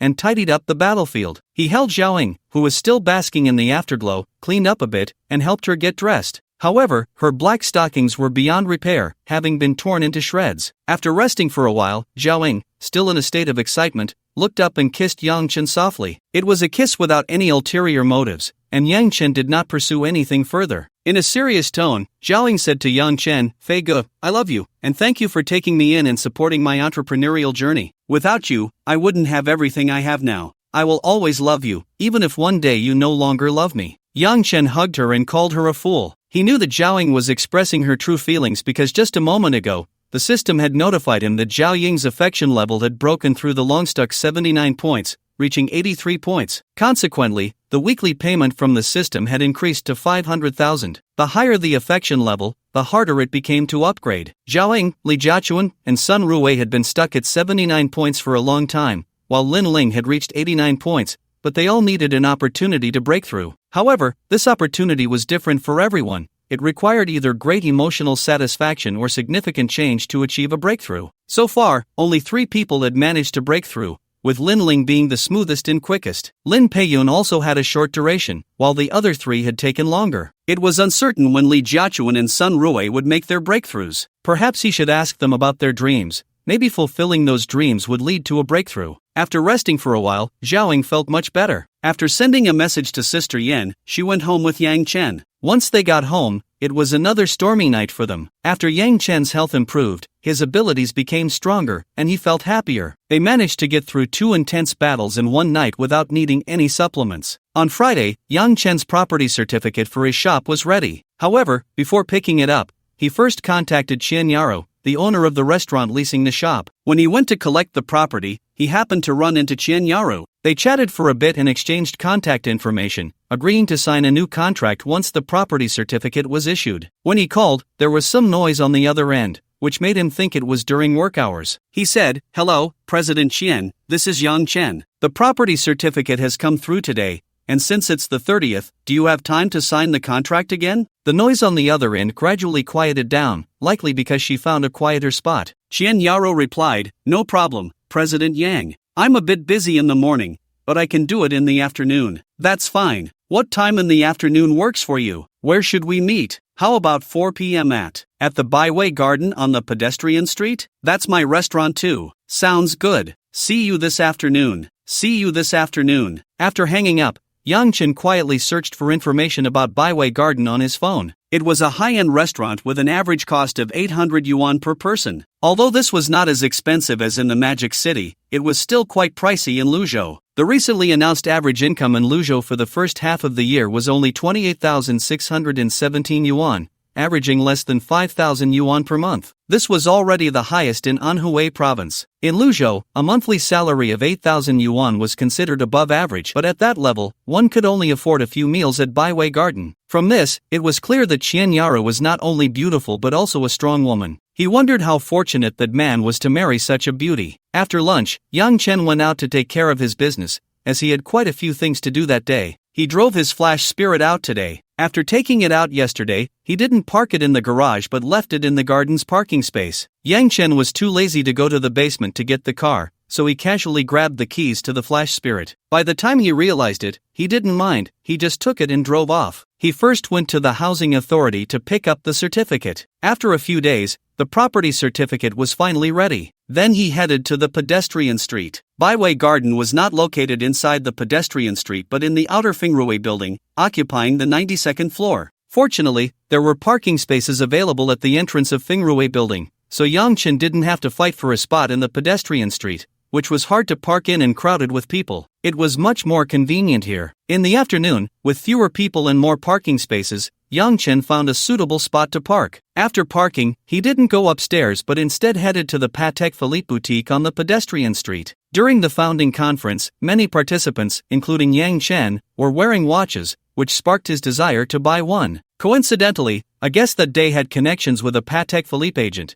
so Yang Chen contacted the domestic general agent through him and purchased the watch. Since he spent most of his time in Luzhou, he inquired if he could pick it up from the local boutique. The general agent had no problem with that and arranged for the Luzhou boutique to prepare the watch for pickup. The process was quite fast. Within a few days, the watch arrived, likely shipped from the warehouse. This morning, the boutique called to inform Yang Chen that the watch had arrived, and he decided to pick it up in the afternoon, as it was conveniently located on the pedestrian street. It wasn't far, and he arrived in just a few minutes. Upon entering the store, he saw over 10 people selecting watches, each being assisted by a sales associate, while a few others were waiting for service at the entrance. As soon as Yang Chen walked in, a sweet-looking girl came over to assist him. Yang Chen stated his purpose. He was there to pick up the watch he had ordered. The sales associate checked the records and then brought out Yang Chen's watch for him to confirm. He had ordered the Patek Philippe 6104G001 Celestial mechanical watch for men, priced at 3.5 million. After confirming that everything was in order and signing the paperwork, Yang Chen put the watch on his wrist. He admired it under the light for a moment. It was indeed beautiful, much better than his previous one. As the saying goes, the poor play with cars, the rich play with watches. A watch can cost as much as a car, which is quite crazy. Yang Chen didn't quite understand it, but that didn't stop him from buying one. it was a social necessity, after all. About 10 minutes later, Yang Chen left the Patek Philippe store with a bag containing the watch's receipts, manuals, and some complimentary accessories. Before leaving, he also added the official WeChat account for future communication regarding any issues, which he thought was a good idea. He walked back to the Fengrui building, placed the bag in his car, and just as he locked the door, he saw Qian Yaruong holding an umbrella and leading a boy of about 10 years old. Qian Yaruong appeared to be in her 30s, standing there with a mature aura. She wore a white floral dress that hugged her curvy figure, resembling a ripe apple, fragrant and inviting. From the first time Yang Chen met her, he thought she should change her name to Qian Yaruong. Spotting Qian Yaruong, "No, Qian Yaruong," Yang Chen greeted her. "President Qian, what a coincidence." As she was leading the boy inside, Qian Yaruong paused upon hearing her name called, looked around, and upon seeing Yang Chen, smiled and said, "President Yang, good afternoon. You're here quite early." "I happened to be here for some business this afternoon, so I came a bit earlier," he replied, then glanced at the boy, who bore some resemblance to Qian Yaruong. At that age, it was unlikely he was a younger brother, he was most likely her son. "Is this your son? He looks a bit like you. Definitely a little handsome guy," Yang Chen remarked. Qian Yaruong smiled and said, "This is my son, Wang Xinghong. Xinghong, this is Uncle Yang." Wang Xinghong politely greeted, "Hello, Uncle Yang. Is that sports car yours?" Yang Chen replied, "Yes, do you know what model it is?" Wang Xinghong took another look and confidently said, "That's a Rolls-Royce Spectre, the first electric sports car from Rolls-Royce.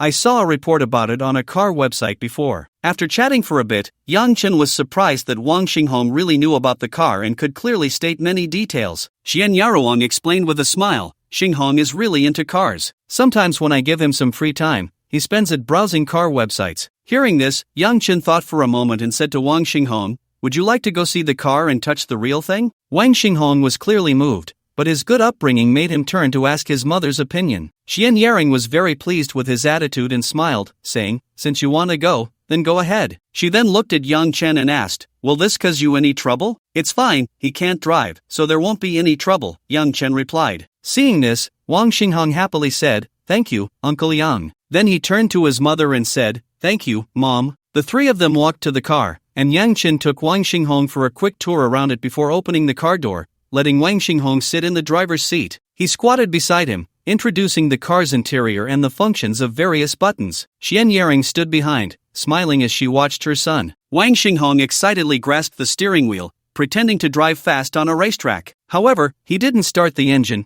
He was aware that just touching it was enough to satisfy his craving. Yang Chen, feeling a bit tired from squatting, stood up and inadvertently bumped into Qian Yaring, who was leaning over to look at Wang Xinghong. Fortunately, Yang Chen reacted quickly and immediately squatted down again, turning to Qian Yaring and saying, "I'm sorry, Shenzong, I didn't realize you were behind me." Qian Yaring took a step back, one hand holding an umbrella and the other adjusting her bag, while Yang Chen's back had brushed against her chest, but it wasn't serious. A little rub and it was fine. She waved her hand and said, it's okay, it's my fault for standing too close." Yang Chen was a bit dazed, the temptation of her movement was too great. Combined with his upward angle of view and the elasticity he had just felt, he was struggling to keep himself in check. He quickly turned around, bent over, and continued to guide Wang Xinghong. After a while, he managed to regain his composure and straightened up to stretch. After playing for a bit, Qian Yaring took many photos of her son, and then Wang Xinghong got out of the car, politely thanking Yang Chen. Following that, Yang Chen walked behind the mother and son into the building. Qian Yaring's fitted dress accentuated her graceful figure, and as he followed, he couldn't help but notice her curvy silhouette, stirring something within him again. With no other option, Yang Chen turned his attention to studying the building's decor and the flooring,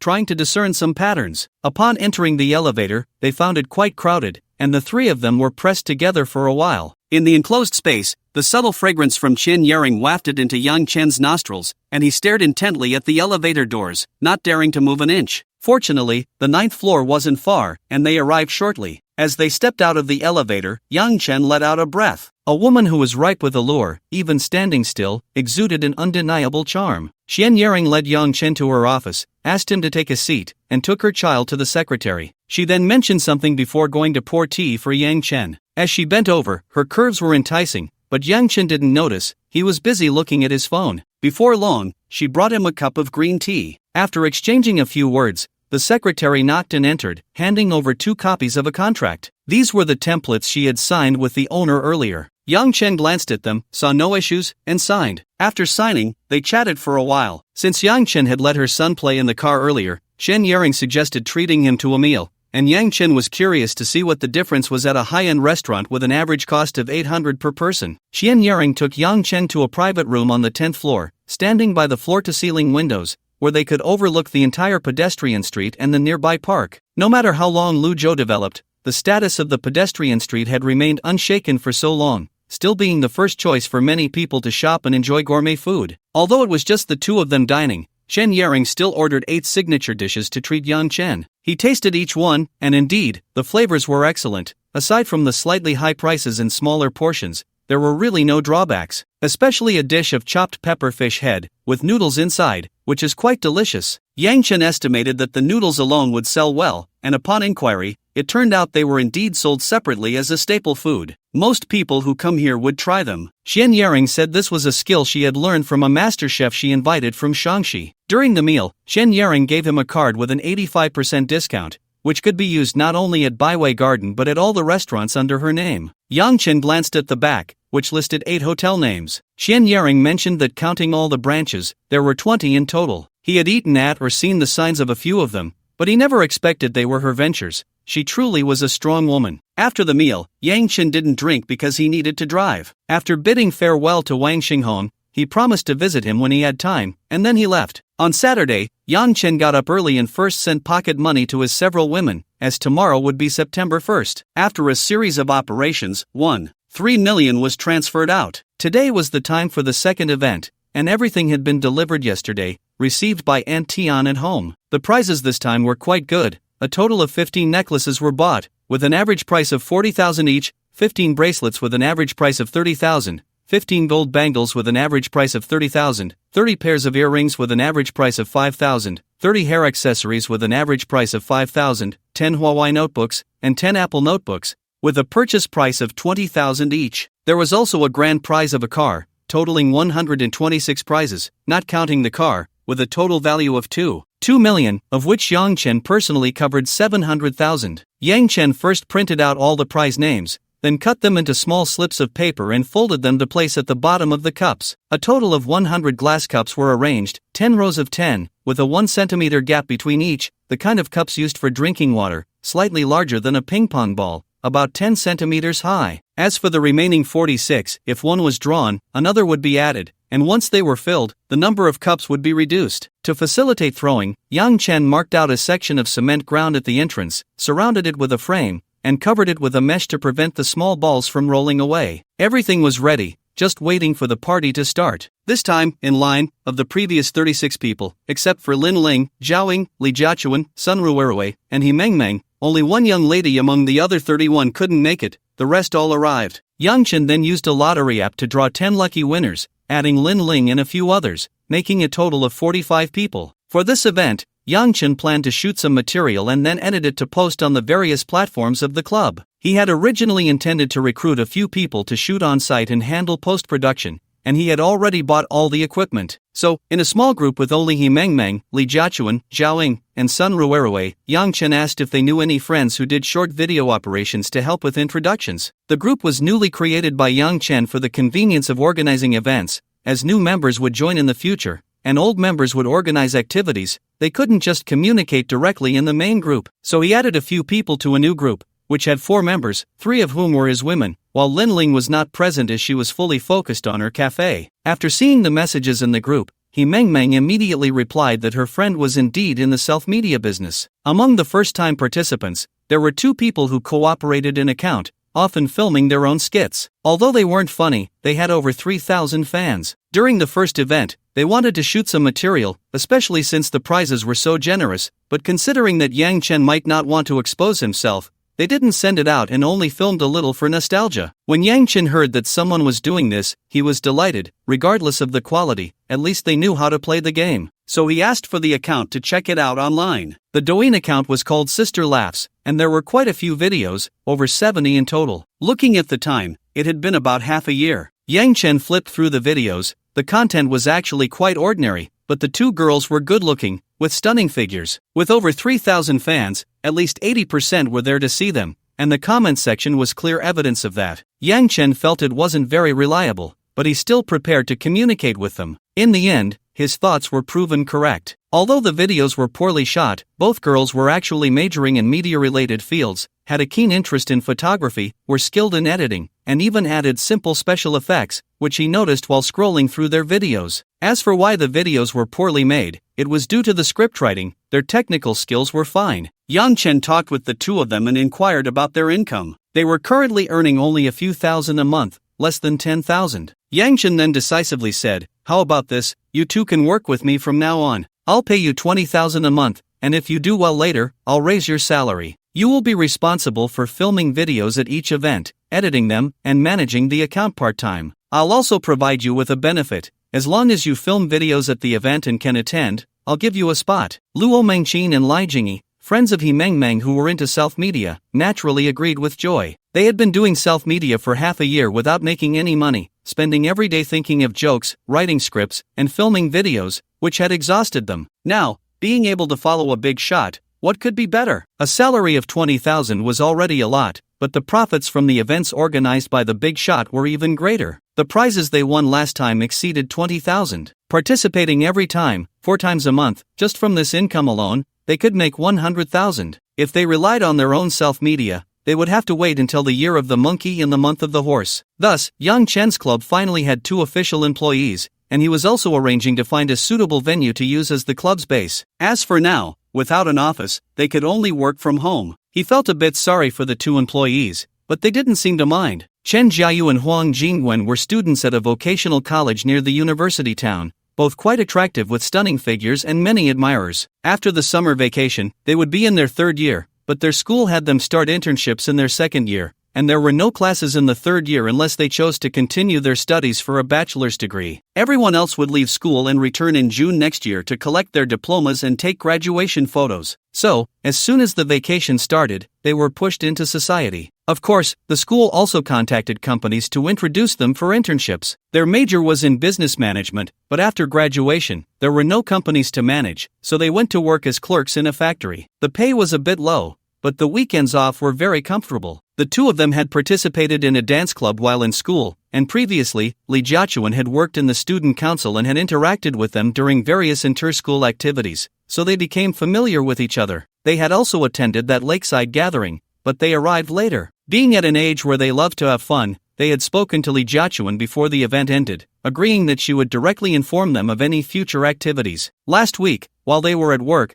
they were discussing where to go for the weekend during their lunch break. Recently, they had been receiving invitations from a persistent admirer from school to go shopping in the commercial district. They didn't want to go. If they did, it would just be spending a little money on gifts, eating, watching movies, and visiting night markets, a routine they had grown tired of. The admirer from the factory invited them to drive to nearby attractions. He had recently bought a joint venture car worth over 100,000 and wanted to impress them. Every day during meals, he would bring them a drink and take the opportunity to sit and chat with them. They were well aware of his intentions, but who wouldn't take advantage of a good deal? But neither of them wanted to go on a road trip. They could say they were friends over a bottle of water, and occasionally they would treat each other, but a road trip felt like it crossed their boundaries. Once they went, the entire factory would be filled with stories about them on Monday. Chen Jiayu and Huang Jingwen discussed for half a day and decided to just sleep at home, seeing if there was a suitable place to join in the fun in the afternoon. Just as they made the decision, Li Jiaqing sent a message saying that Fij was hosting a queue this Saturday and asked if they were going,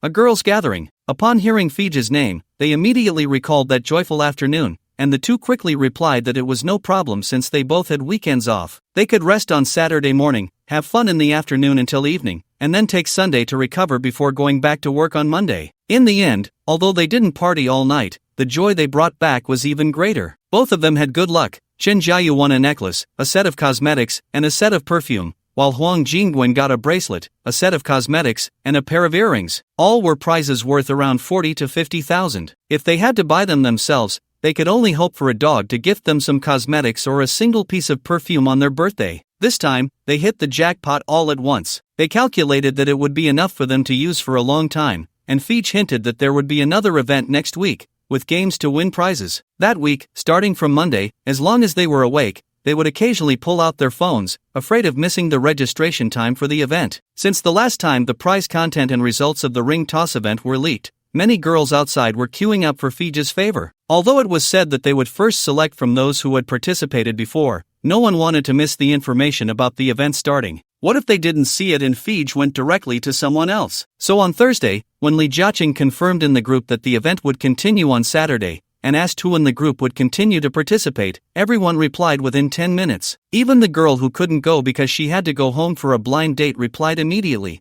promising she would definitely attend next time. On Saturday, the two slept until 10, had brunch, and then Chen Jiayu sat on the sofa playing with her phone. She saw Huang Jingwen pacing back and forth, constantly changing clothes, first a top, then a pair of pants, then shoes. After a busy while, she finally settled on an outfit. Chen Jiayu looked at Huang Jingwen, who wore a light purple cropped tank top, over which she had a matching shirt, and below were cloud gray long pants, with a pair of black and white casual shoes, complemented by her long hair styled from yesterday. Chen Jiayu couldn't help but exclaim, "Jingwen, you're really going all out. Do you really need to dress like this?" Huang Jingwen, with her outstanding figure and approachable demeanor, wore the tank top with the shirt unbuttoned, revealing nearly half of her smooth skin. As she walked, one couldn't help but worry that the delicate straps might not withstand the pressure and snap. Huang Jingwen turned in front of the full-length mirror, quite satisfied, and said, "You just don't understand. Winning prizes is important, but if I can win over Fij, wouldn't that be even better?" Chen Jiayu skeptically replied, "Fij isn't like those young dogs, it's not that easy to win him over. Are you daydreaming?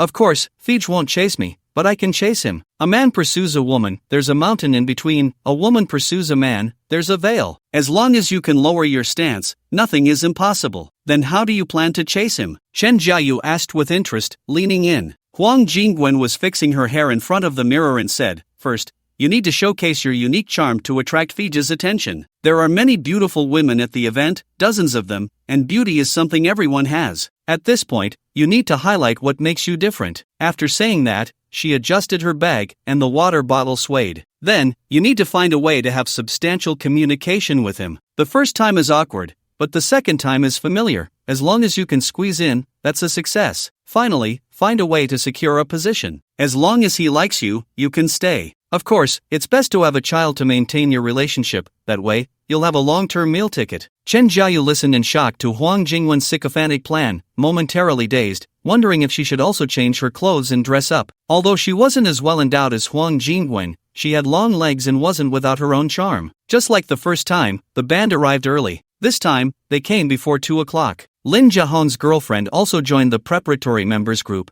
but unfortunately, she wasn't selected this time. There were only 10 new members chosen from nearly 200 applicants, a 20-to-1 chance. Before Lin Jiahong left, his girlfriend gave him a kiss, wishing him stable performance and many awards. By 2:30, everyone had arrived. This time, everyone came early. When Huang Jingwen arrived, she noticed that many people shared her thoughts. Upon seeing those girls with exposed chests and thighs, dressed flamboyantly, she understood that everyone had the same intention, to rise in status. Huang Jingwen didn't mind, everyone relied on their own abilities. After all, she looked around and saw no one more approachable than herself. She even had the mood to approach Chen Jiayu and comment on the other attendees. "Jiayu, that tall girl over there in denim shorts, her long black legs are even longer than yours. Wow, Jiayu, look at the girl sitting across from Fij, she's not wearing leggings under her short skirt, just showing it off to him, and it looks like it's got a Mickey Mouse pattern, so shameless. Jiayu, did you see that girl in the gray tank top? She doesn't even know if she has a C cup but dares to show off her figure. Oh, Jiayu, look at that girl in black and white, who's bigger, her or me? Jiayu, that girl in traditional dress is secretly pulling down her chest-level dress,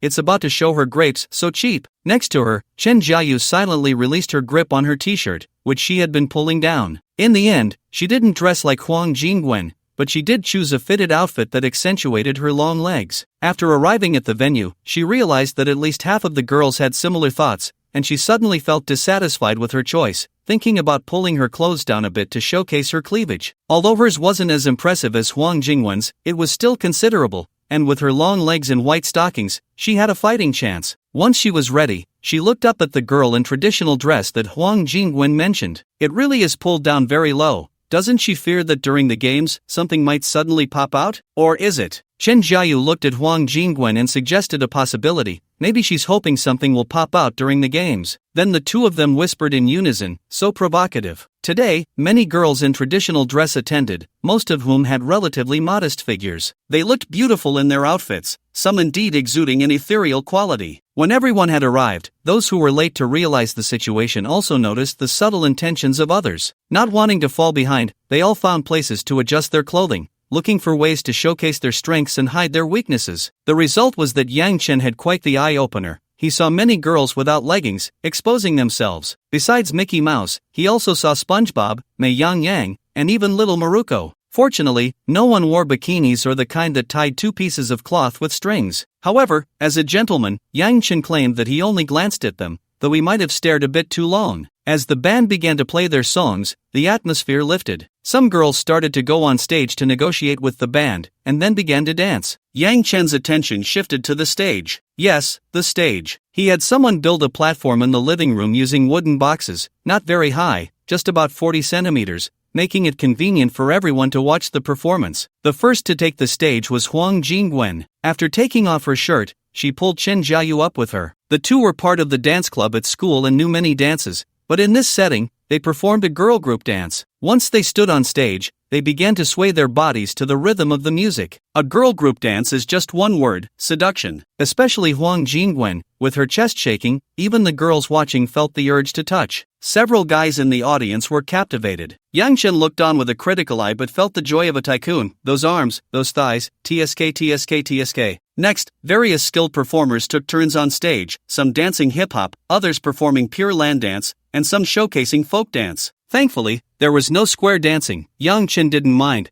but the band might not have been able to handle it. As they played and frolicked, time passed, and it was already 4 o'clock. Yang Chen took the microphone and stood on stage. First of all, thank you to all the old friends and new friends for coming. Today is my second time hosting an event, and this time the total prize amount has increased from the last event, plus there's a special grand prize. He then introduced the number and value of various prizes and announced the special grand prize, a car worth up to 500,000, any model of the winner's choice, and he would pay for it. As soon as he finished speaking, cheers erupted from the crowd, and the band timely struck up the music. Everyone eagerly looked at Yang Chen, waiting for him to announce the game rules. Yang Chen took out the box with the pre-drawn cards and said, "For the next few days, we will play a ping-pong ball cup toss game. I have prepared 100 glass cups, arranged in 10 rows, each spaced 1 centimeter apart. Each cup has a piece of paper inside with the prize written on it. Everyone will get 5 ping-pong balls, and as long as you toss the ball into a glass cup, the prize is yours. Today, there are a total of 45 people. We will split into 2 teams, one team with yellow balls and the other with white balls, lining up in order." Then everyone rushed forward to draw their numbers. Yang Chen had another good view from the stage, able to see everything, and the girls didn't mind. However, after a while, he stepped away. Everyone got their number tags and lined up in order. The game officially began. Upon arriving at the venue, Yang Chen saw the area surrounded by cloth. He walked over and, with the help of a few girls, unveiled the white cloth covering the setup. Everyone gathered around, eager to try their luck. Someone raised a question, Fij.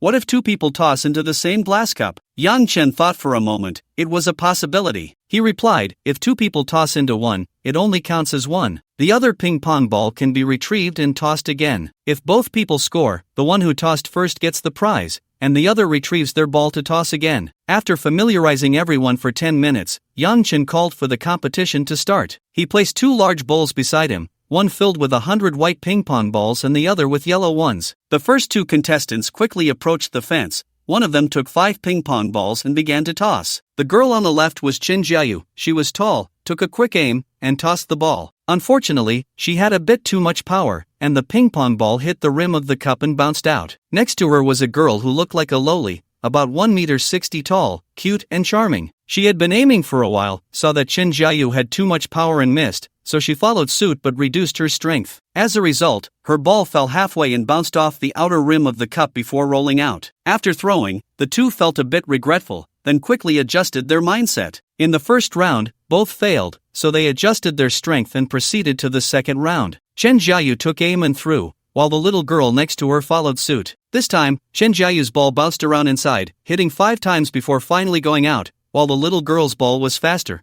bouncing twice before flying to the other side. As the third round began, Chen Jiayu threw the ball high, and the ping-pong ball arced through the air before landing straight into a glass cup, hitting it perfectly. The little girl tried to imitate her, but although her throw was high enough, it lacked distance and bounced off to the side. In the fourth round, both continued to throw, but neither hit. In the fifth round, they still missed. The others watching understood the difficulty of the game. It was purely based on luck. Chen Jiayu's success was not skill but merely good fortune. After 5 rounds, Yang Chen took out the slip of paper from the glass cup and randomly placed a new one inside. He then opened the slip he had taken out and announced loudly, "Congratulations, you have won an Apple notebook. Go over there to claim your prize." He handed the slip to her. Chen Jiayu happily accepted the slip and walked over to Lin Ling, who was responsible for distributing prizes along with Xiaoying. Lin Ling had also participated in the game and had drawn a number. She took Chen Jiayu's slip, confirmed the prize, and pointed to a row of boxes behind her, saying, "These are all Apple notebooks, all the same model. Choose one, and I'll get it for you. If you have any issues with it later, just contact the business card inside, and take the invoice to exchange for a new one or for repairs, as we agreed." These were all sourced from a wholesaler by Yang Chen, who had even arranged for a portable box for easy carrying. Since they were all the same, Chen Jiayu randomly picked one and then looked at the necklaces and bracelets among the prizes, hoping to find a style she liked. In the end, she liked them all and could only hope for better luck in the next rounds. The second round of participants also finished their game, and the result was the same, each person only hit one. Since most had never played this game before, they had little experience and could only learn from the techniques of the previous players, but still struggled when it was their turn. Both tried to imitate Chen Jiayu's high throw and were quite lucky, each winning a prize. One got earrings and the other a hair accessory. Although they were small prizes, they were worth 5,000 yuan, which was something they wouldn't usually splurge on. Chen Jiayu returned to her best friend Huang Jingwen, carrying the Apple notebook box. Huang Jingwen first congratulated her and then asked about her throwing technique. As Chen Jiayu recalled the feeling of her throw, she shared her experience with her friend, while a few other girls nearby listened intently. Meanwhile, the third group went up, but they were unlucky. Whether they tried to imitate Chen Jiayu's high throw or just threw directly, none hit. One group after another went up, and soon a round ended, with exactly 100 prizes remaining, meaning this round had only taken 26 prizes, which was much harder than the ring toss. No one had won 2 prizes, and no one had won the grand prize either. Although many left empty-handed, everyone had developed a plan for their throws and looked forward to the start of the next round. As the last band member finished throwing and won a pair of earrings, the new round began with Li Jiayu. In this round, Li Jiayu continued with her high throws, but she controlled her strength well. The height wasn't too high, and her throws mostly landed in the middle. Unfortunately, luck was not on her side, and she didn't hit. The little girl used a ground bounce technique, throwing the ping-pong ball towards the ground, making it bounce towards the array of cups. This time, her luck was good, and she hit one, a gold bracelet weighing 42 grams, which looked quite nice, but it was a bit too big for her small wrist and might fall off easily. Next, everyone showed their skills. In addition to the methods used by the first two in front, there was the Heavenly Maiden Scatterflowers method, which involved throwing everything out and leaving it to fate, resulting in the lowest hit rate. There was also a similar continuous throwing method, roughly aiming at a target cup or a piece, and then quickly throwing, hoping to find the right feel or compress the area to increase the chances. It wasn't particularly useful, but it was a bit more reliable than the Heavenly Maiden method. However, the expectations were too low, and the success rate wasn't very high. Then there was the direct throw method, where a few people, especially the boys with more strength, could hit at least one after a few throws, but it required significant strength, so only a few strong girls used this method along with the band members. There was also the free-spirited method, where one could throw however they wanted, just tossing the ball out and leaving the outcome to destiny. After this round, another 30 were taken, and although everyone found methods, the number of glass cups decreased, and the arrangement turned into a 7x10 layout. The difficulty increased. After the round ended, 8 people went home empty-handed, while 19 people won 2 prizes. Currently, Lin Ling, Xiaoying, Li Jiachuan, and He Mengmeng each won 1 prize, while Sun Rui won 2, seeming to have found the trick. Now Lin Ling and the others were surrounding her, asking for advice, but judging by their expressions, it didn't look easy to learn. But the third round began, and in this round, Chen Jiayu still insisted on high throws, hitting one, and the little loli also hit. It seemed that their good luck aura had been activated. After this round ended, 40 people won prizes, although they were all just 1 each, but now everyone had a prize. In these 2 rounds, there were several instances where 2 balls hit 1 glass cup. According to the rules, the latter ball would not count. Soon the 4th round began, and as Yang Chen set up a 5x6 arrangement, everyone's hit rate dropped sharply, but the atmosphere became more lively because among the prizes on the field, there were only 6 cheap earrings and hair accessories, while the rest were computers, bracelets, necklaces, and the grand prize, a car. This meant that if you hit, the reward was substantial. At this point, it was Huang Jingwen's turn to take the stage. She had already won a hair accessory, while Chen Jiayu had won a bracelet that she really liked. Huang Jingwen had no feeling for this throwing game. The previous hair accessories were all luck, and now there were only 30 left. With such a small range, she had no hope left, but giving up like this left her feeling unsatisfied. Therefore, Huang Jingwen took a deep breath and quickly threw all the balls in her hand high into the air, tossing them particularly high, scattering everywhere. 1 ball bounced on the ground and, after jumping, hit a glass cup perfectly. Huang Jingwen, who was about to give up, jumped up excitedly, completely disregarding the impact she had on others. However, an even bigger surprise was yet to come. When Yang Chen loudly announced, "Let's cheer for this young lady, who has won the grand prize of this event, a car worth up to 500,000. After handing the note to the incredulous Huang Jingwen, Yang Chen subtly glanced at Delay, thinking to himself that it was indeed 2 landmines. Then, addressing the now reacting Huang Jingwen, he said, "When do you have time recently? Just go pick a car worth up to 500,000, whether new or used, and I'll pay. Remember, it's the price, not the on-the-road price. Once you've chosen, contact me. Is your phone on you? Let's add each other as friends to prevent me from forgetting or mistaking the person." As Yang Chen spoke, he opened his phone's WeChat, while Huang Jingwen hurriedly took her phone out of her pocket, scanned Yang Chen's QR code,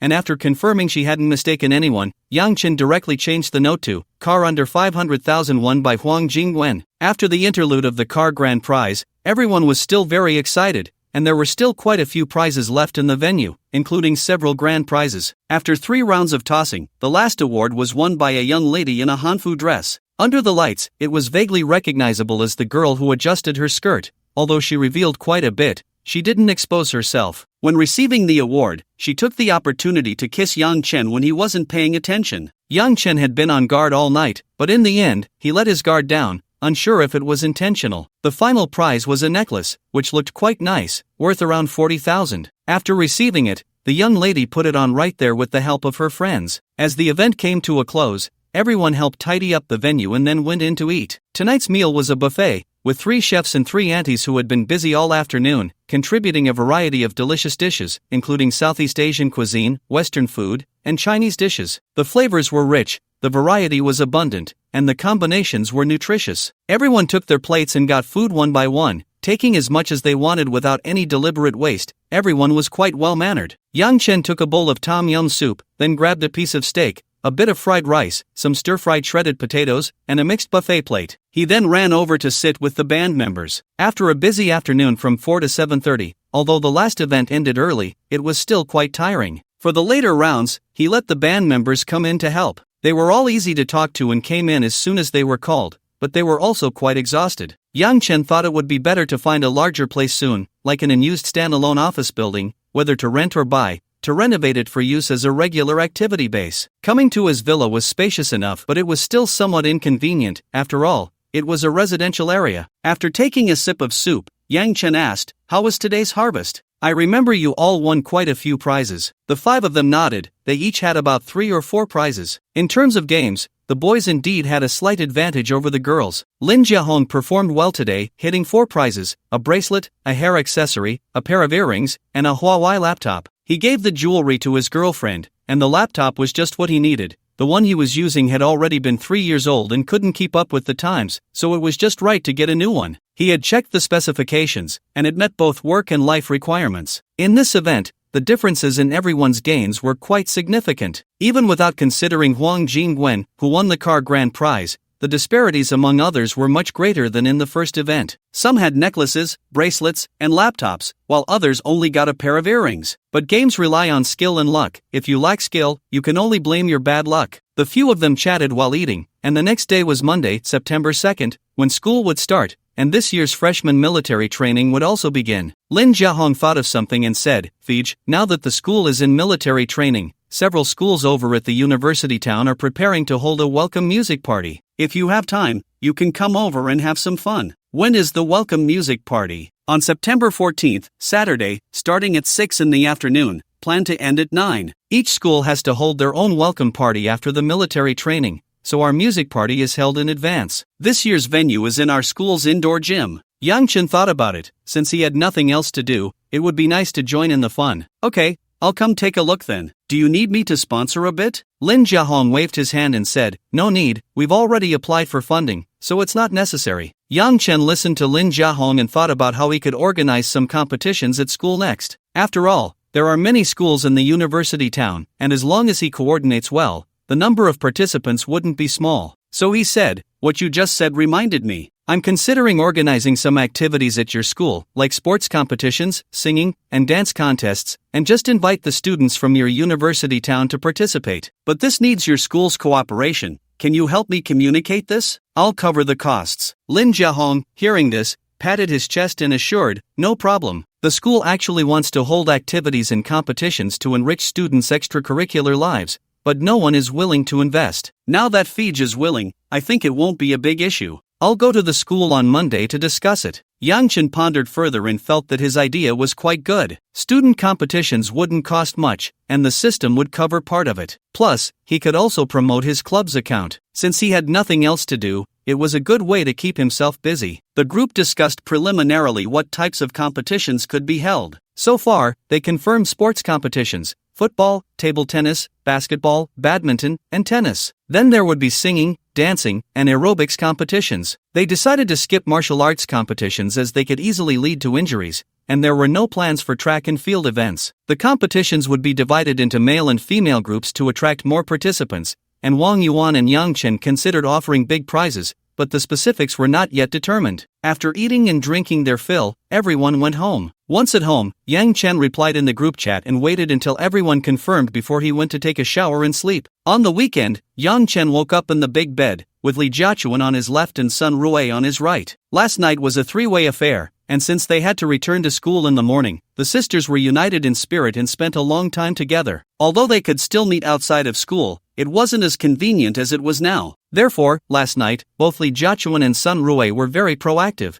asking for it many times. Fortunately, Yang Chen had a good constitution and ultimately managed to satisfy both of them. The two still sleeping beside him were the best proof of that. Checking the system, he saw that a new round of activity had settled in the early morning. Remaining funds, 0 yuan points, 450 points special puzzle, mansion fragment *1 lottery chances. 4 times Yang Chen looked at the lit mansion fragment, needing 8 fragments to synthesize it, which was fewer than the kidney treasure pills but still not easy to gather. However, today he was lucky and had 4 lottery chances. Seizing the opportunity, he used all his lottery chances. This time, he drew a total of 11 times, earning points 8 times, 65/88/78/79/95/82/73/89. The cash was meager, only 3 times, 2. 92 million/1. 75 million/2 million. He won 2 cars, a new Lamborghini Huracan and a Porsche Carrera GT. He also got a 500 square meter shop, a box of whitening pills, and 10 identification cards. After the lottery, Yang Chen looked at the basic information on the panel. Name, Yang Chen. Age, 30. Health, healthy. Cash, 11,667,000 points, 7,279. His cash had once again surpassed 100 million. The points had also reached 7,000, but Yang Chen immediately exchanged for 6 boxes of whitening pills,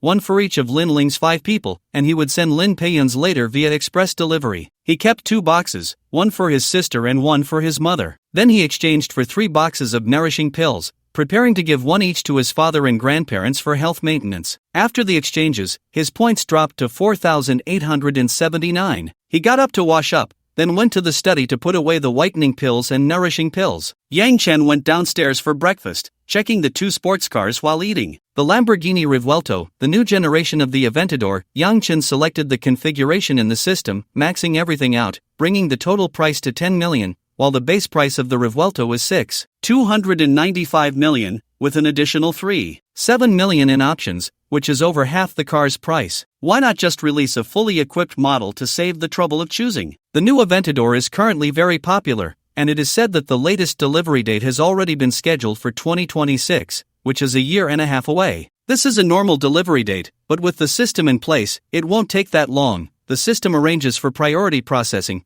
and the car can be picked up by the end of September. All these cars are in the tens of millions. Why do the Ruist in Koenigsegg only become available at the end of the year? Yang Chen is a bit confused about what kind of mechanism the system has. There is also a Porsche Carrera GT, which has long been discontinued, so it is a second-hand car, but even second-hand ones are expensive, with auction prices abroad reaching 20 million and market prices above 15 million. It depends on which one the system brings over for him. This car has been out for 20 years, hopefully, he can find one he likes. Huang Jingwen returned home with the grand prize to the apartment she rented with Chen Jiayu. After playing all afternoon, she was tired and simply washed up before going to sleep. On Sunday morning, after waking up, she downloaded a car information app and eagerly began to choose a car. There are many cars priced under 500,000. She picked a few models as options and then ran to ask Chen Jiayu for her opinion. The two of them are good friends and have no feelings of jealousy. There is certainly some envy, but more than that, they are happy for each other, excitedly leaning over to study the cars. Currently, they have selected a few models: Audi S6L,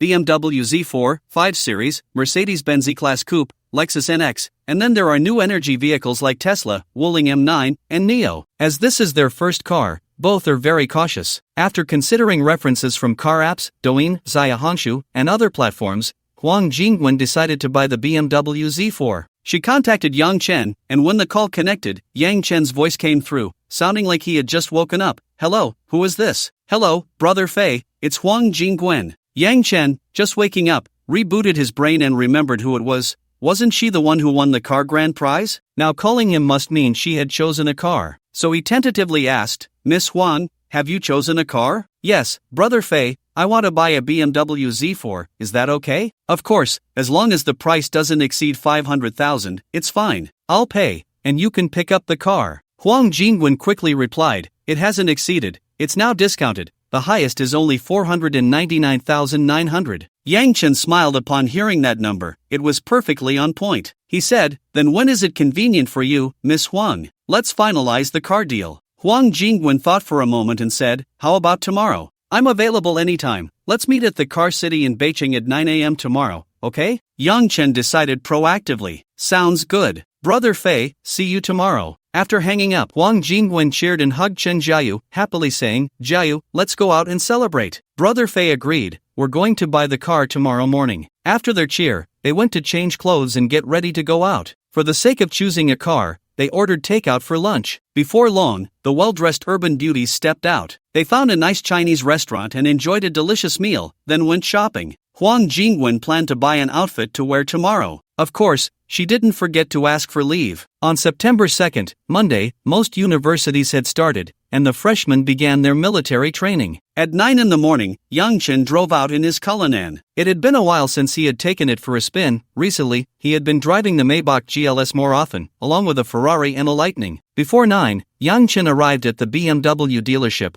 where Huang Jingwen had gotten there 10 minutes earlier. As he approached the entrance, Huang Jingwen greeted him, her long hair cascading over her shoulders. She wore a floral spaghetti strap top with a red cardigan, paired with a white lace-trimmed short skirt and red flat shoes. The same issue persisted. The overly large burden made the straps bulge, giving the impression they might snap at any moment. The two entered the hall and headed straight to the BMW Z4 display with the sales representative. Huang Jingwen got into the car to test it out, and Yang Chen joined her in the passenger seat. It felt pretty good. Driving with the top down was fine, but it felt a bit cramped with the roof closed. After all, it was a compact sports car. Once Huang Jingwen confirmed her satisfaction and decided on the car, Yang Chen instructed the sales representative to prepare the contract. Huang Jingwen chose the lightning purple 2023 M40i Sport Performance version. The previous guide price was 640,000, but it had dropped to 499,900. And she managed to get it for 459,900. Yang Chen noticed there was still room for negotiation, so after checking with the system, he let Huang Jingwen pick two optional features,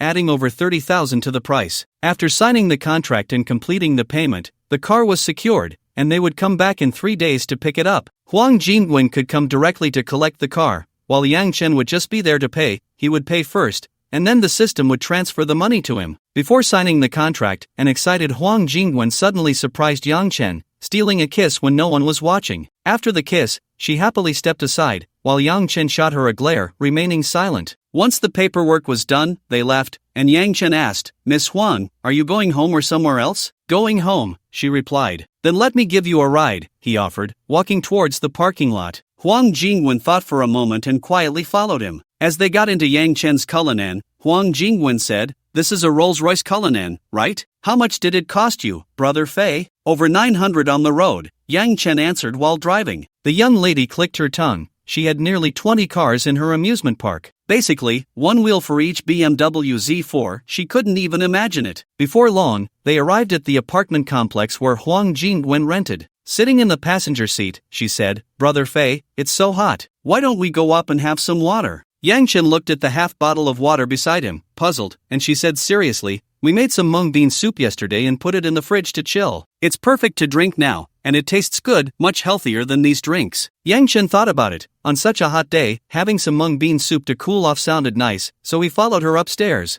Once inside the room, Huang Jingwen turned on the air conditioning and invited Yang Chen to sit on the sofa while she went to the kitchen to get the mung bean soup. Yang Chen glanced around. The living room was very clean, the doors to the 2 bedrooms were closed, and the glass door to the balcony was shut. However, through the glass door, he caught a glimpse of clothes hanging on a rack. He quickly turned away after noticing a few intimate garments that seemed to belong to Huang Jingwen. It felt inappropriate to scrutinize them further. Huang Jingwen came out with 2 cups of mung bean soup. They had made it themselves yesterday, poured it into cups, and stored it in the fridge, sealed well without any mingling of flavors. Yang Chen raised his cup and took a few sips. It was indeed refreshing. Huang Jingwen, sitting across from him, also lifted her cup, but perhaps she didn't hold it steady, and the soup spilled onto her floral spaghetti strap top. Yang Chen watched the scene unfold, wanting to help, but the position was awkward, so he could only sit there uncomfortably. Huang Jingwen wiped herself off, then stood up to start taking off her cardigan, but accidentally tripped and fell directly onto Yang Chen, her ample softness landing squarely on his face. Yang Chen felt the green bean soup from the floral spaghetti strap and took a lick. It was white, soft, fragrant, sweet, with a hint of saltiness. He had been drinking this salty green bean soup for over an hour, and it indeed helped to cool him down. Yang Chen and Huang Jingwen had long since moved their battlefield to her bedroom. After washing up, Yang Chen watched Huang Jingwen order takeout while he held the cup of green bean soup, sipping it occasionally. This cup was no longer salty, now carrying a hint of milk fragrance. After Huang Jingwen finished ordering, she looked at Yang Chen drinking the green bean soup with a bit of helplessness, thinking he was like a child. However, she didn't push him away. If he wanted to drink, let him drink. It was better than not drinking at all. At 3:30 in the afternoon, Yang Chen woke up and went downstairs, leaving Huang Jingwen's house. He had drunk 2 cups of green bean soup, and Huang Jingwen could no longer hold on. She was awake now but still slumped on the bed. Before drinking, he had checked with a testing card, otherwise, he wouldn't have dared to drink. Although the cup lid wasn't new,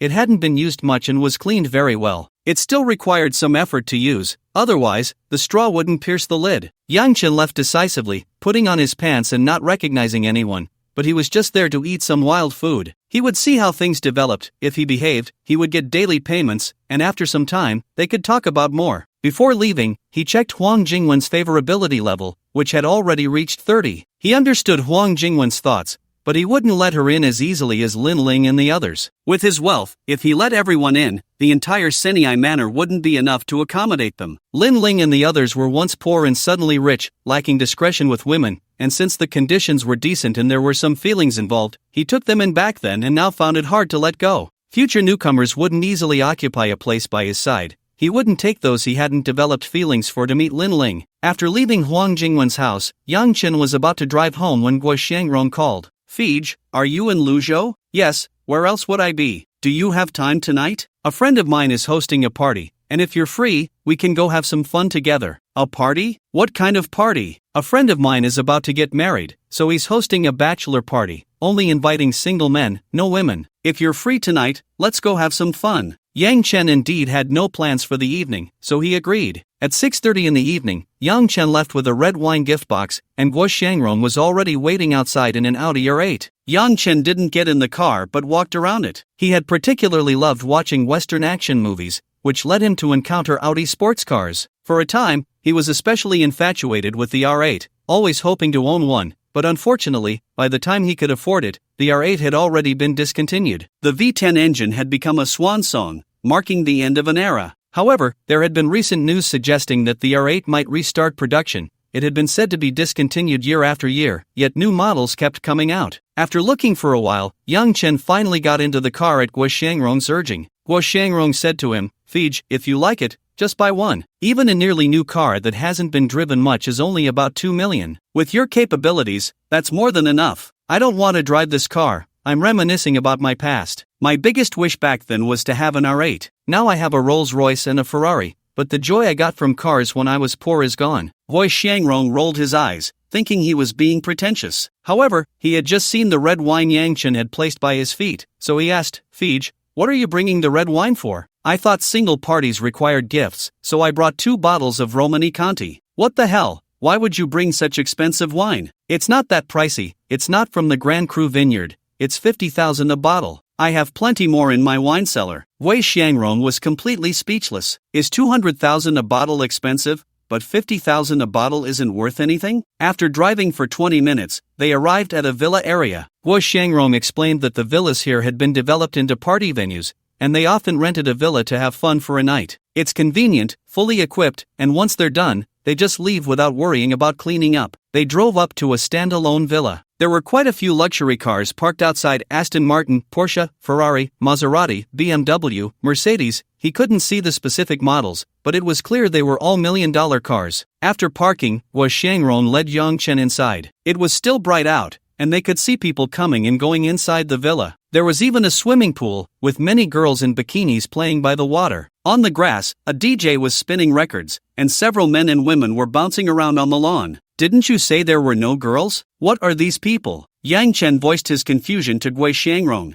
"Fij, there are no invited girls. These women are part of the Atmosphere Group, specifically organized to provide services for the party. They are all hired, costing about 500 each for a night, and for those of higher quality, it can go up to 1,000. I see at least 30 or 40 people here right now. That's already 40,000. The venue is 10,000, plus drinks and food, and other expenses. The whole night probably costs over 100,000. Damn, still not as expensive as your bottle of wine." As Guo Xiangrong spoke, he became deflated, realizing that even with all the visible expenses, it wouldn't exceed 100,000. He regretted not taking a photo to show off on social media. The wine was consumed, but he felt something was missing. Fang Yunzi was clever to take pictures, but she hadn't posted anything. Suddenly, Guo Xiangrong said to Yang Chen, "Fij, those atmosphere groups are actually different. Some can only liven up the mood, playing games, singing, dancing, and can't be taken away. Others are available for companionship. If you take a liking to one and are willing to spend some money, you can take her with you. Then there are those who don't charge. Those are trickier, and I personally avoid them. Too much hassle. How do you distinguish between them? After all, not everyone does this for a living. It varies by location. Here, for party atmosphere groups, you need to inform the organizer in advance, and they will arrange it. The ones who come usually wear a badge on their chest, so there's a distinction." "Damn, you guys really go all out.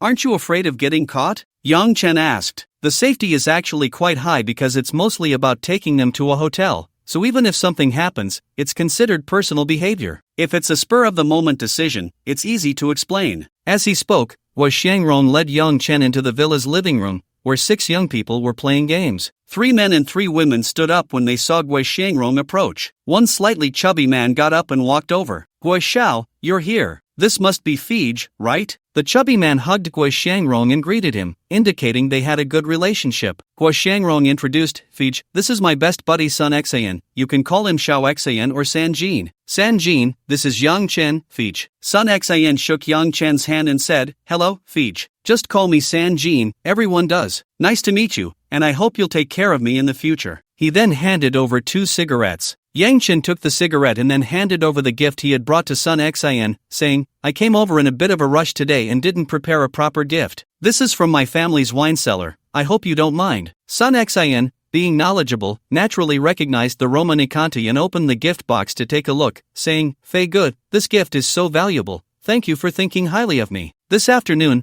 Guo Xiangrong mentioned you would bring a big shot to the party to introduce to Sun Xan. They had been friends for many years, having played together since childhood, often introducing each other to new friends to expand their networks. However, Sun Xan did not expect such a generous gift from a big shot on the first meeting, a bottle of wine worth 100,000. Even though he had quite a few Romani Conti at home, it was rare to receive such a gift upon first meeting, especially when he wasn't asking for any favors. Sun Xin had relatives in the system with decent positions, some in the province and others in different provinces, with the highest ranking ones being out of province. So occasionally, people would come to them for help. However, they would assess the situation. If they knew the person well and the matter was not significant, they would help make connections. If it was someone they didn't know or if it involved a principal issue, they would not get involved. After accepting the gift, the three chatted for a bit, and Sun Xin asked Yang Chen if he was interested in the game they were playing and if he wanted to join. They were playing a card game with a total of 9 cards, where 6 people drew cards together. If someone drew a special card, they had to drink according to the rules: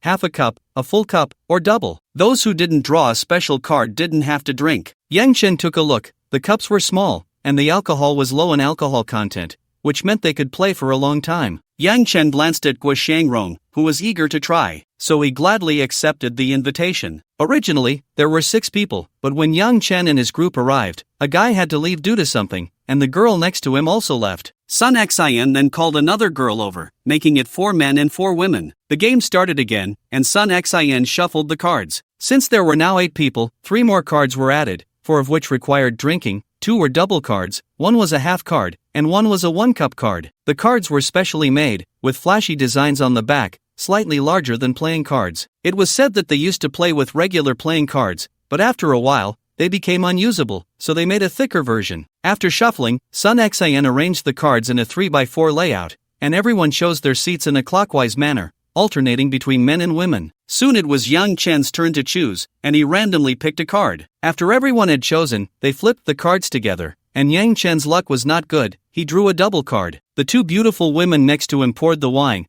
and one held the glass to Yang Chen's lips, so he just had to sit there and open his mouth. The wine entered his mouth. Yang Chen tasted it and found it was red wine, not high in alcohol, and the cup was small, just like the small cups used for drinking white wine at regular meals. Indeed, if they used larger cups, they wouldn't be able to play for long. Either they would get drunk or their stomachs would burst, making it impossible to continue the game. After finishing 1 cup, the beautiful woman next to him poured another. The other beautiful woman raised her glass and said, "Fei Ge, there's still 1 more cup. Come on, open your mouth." As she spoke, she leaned closer, her ample chest pressing against Yang Chen. When they sat down earlier, Sun Xin had introduced everyone to each other. Seeing the woman so enthusiastic, Yang Chen had no choice but to open his mouth and drink. There was also another person who received a punishment, a short-haired beauty sitting opposite him. Sun Xin arranged the cup and poured the wine, but he didn't take it himself nor let the short-haired beauty take it. Instead, she had to drink directly from the cup with her mouth. She looked at Sun Xin seductively, then bent over to take it in her mouth. Yang Chen, sitting opposite, saw it clearly. She was wearing a low-cut outfit, and when she bent over, everything was visible. The grapes were fully exposed. Then she sat up,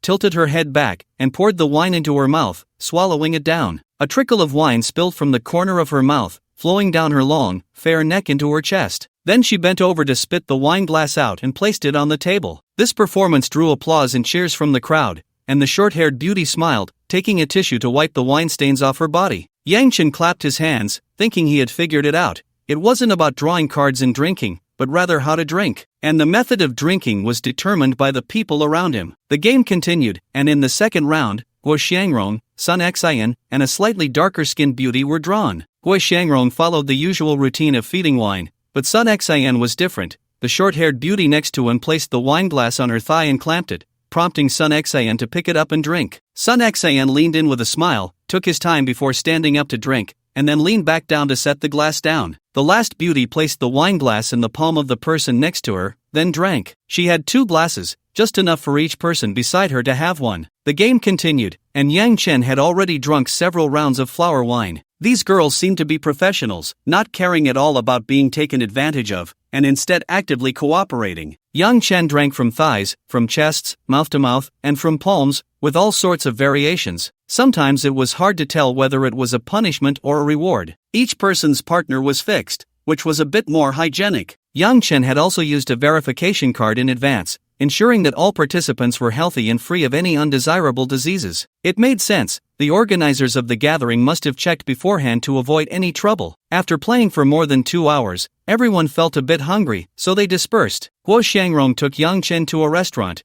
which was in a buffet style, with quite a few people inside, both men and women. Yang Chen picked out some food, grabbed a bottle of water, found a spot to sit down, and waved for Guo Xiangrong to join him. The two chatted while eating. The girls who played the game just now were really open. Are they part of the atmosphere group? Guo Xiangrong swallowed his food and replied, they are currently in a sort of limbo between the atmosphere group and being available for hire. Very few girls accept being available right from the start. Most slide into it after entering this line of work. If they accept borderline games, they gradually move towards being available, step by step into the abyss of desire. That's one way to put it. Actually, it's not bad. As long as they participate in borderline games, hugging, kissing, and touching, they can earn at least 2,000. It's not as much as being available, but the income is still decent. After finishing their food and filling their stomachs, Guo Xiangrong took Yang Chen back to the grass. Guo Xiangrong also introduced Yang Chen to a few of his friends, though he didn't know everyone. In fact, some were friends brought along by Sun Xin, but he wasn't sure about the others. Standing on the outskirts and watching for a while, Yang Chen felt that the 1,000 flowers were quite worth it.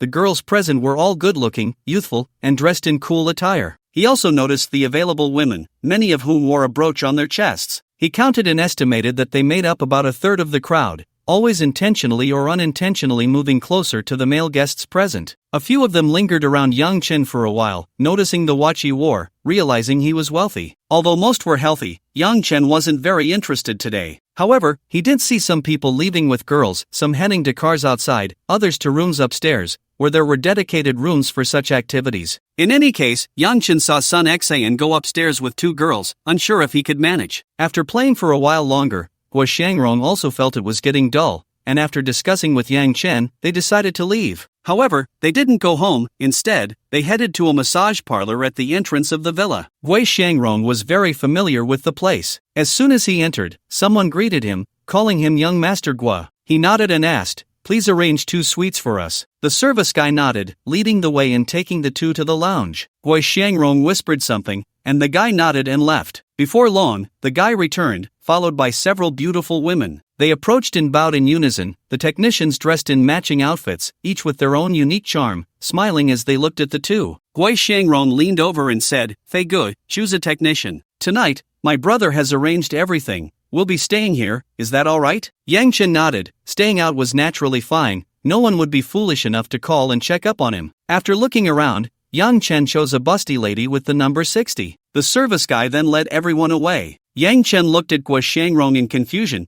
Aren't you picking one? Guo Xiangrong smiled and said, I have a friend here, it's already arranged. After a while, the service guy returned and took Yang Chen and Guo Xiangrong to the private room. Guo Xiangrong booked 2 rooms, one for each of them. Once inside, there were massage tables and wooden tubs for soaking, with a chair and tea table in the corner. Yang Chen had barely sat down when the technician number 60 walked in with a small box. After entering, she bowed and said, I am technician number 60, Xiao Xian. I'm pleased to serve you. May I ask your surname? My surname is Yang. Good evening, Mr. Yang. I will go prepare the water for you. Let's start with a soak. Yang Chen nodded, and then Xiao Xian went to lay down a disposable cover and started filling the tub. Once the water was nearly full, she took out a pair of disposable underwear from the cabinet and placed it nearby. After everything was ready, she invited Yang Chen to soak. He stepped in, pulled the curtain, and began to bathe. At that moment, Guo Xiangrong sent a message, Bro, they now offer reverse massage services here, you should try it, it's definitely stimulating. Yang Chen looked at the message, curious about what reverse massage meant. Outside, Xiao Xian was busy preparing the massage items. After soaking for a while, Xiao Xian reminded Yang Chen that he could come out. He changed into the disposable underwear and followed her instructions to lie down on the massage table. For the next hour, Yang Chen enjoyed Xiao Xian's professional techniques. They chatted while she worked. After all, there were only a few reasons for entering this line of work.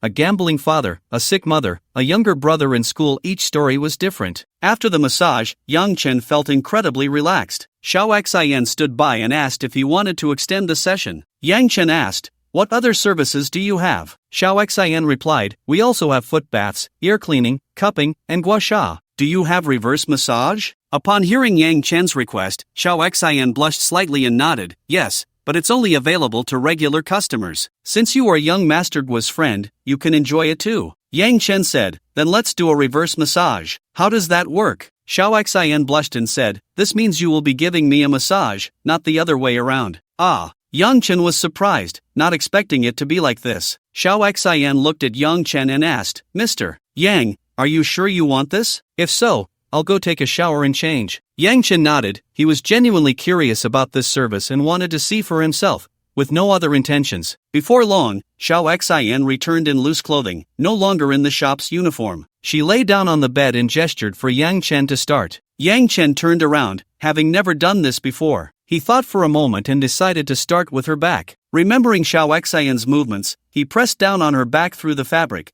occasionally receiving guidance from her. After a while on her back, he moved to her shoulders, then to her arms, and then to her thighs, calves, and feet. After playing around for a while, looking at her perky backside, Xiao Xian had just given herself a massage. Yang Chen asked, "Can I do the middle too?" Xiao Xian replied with and said, "Wash your hands first." Yang Chen washed his hands and dried them, then extended his sinful hands. You can't deny it, they were bouncy and soft. After finishing the back, he turned around to continue on the front, and Yang Chen was rock hard. But he worked hard to give Xiao Xian a massage to relieve her fatigue and maintain her well-being. An hour later, Yang Chen left feeling refreshed, and Xiao Xian tidied her clothes and followed him out. Then Yang Chen found Guo Xiangrong in the lobby. The two exchanged glances, and everything was unspoken. Guo Xiangrong was still hugging a girl who looked quite nice, petite and delicate, making her seem lovable. Guo Xiangrong introduced, "This is Fij." The girl smiled and said, "Hello, Fij. Fij, this is Asian. I always look for her when I come here. Her skills are quite good." Asian just smiled and said nothing. Guo Xiangrong continued, "Fij, how about number 60? Not bad. Should I arrange for her to come out?" Yang Chen could accept some casual fun. He had just checked and his body was fine, and the frequency wasn't high in this industry. But could you really take someone out on the first visit? It wasn't that easy. Not to mention that while foot baths are legitimate, there aren't many. With so many young and beautiful girls,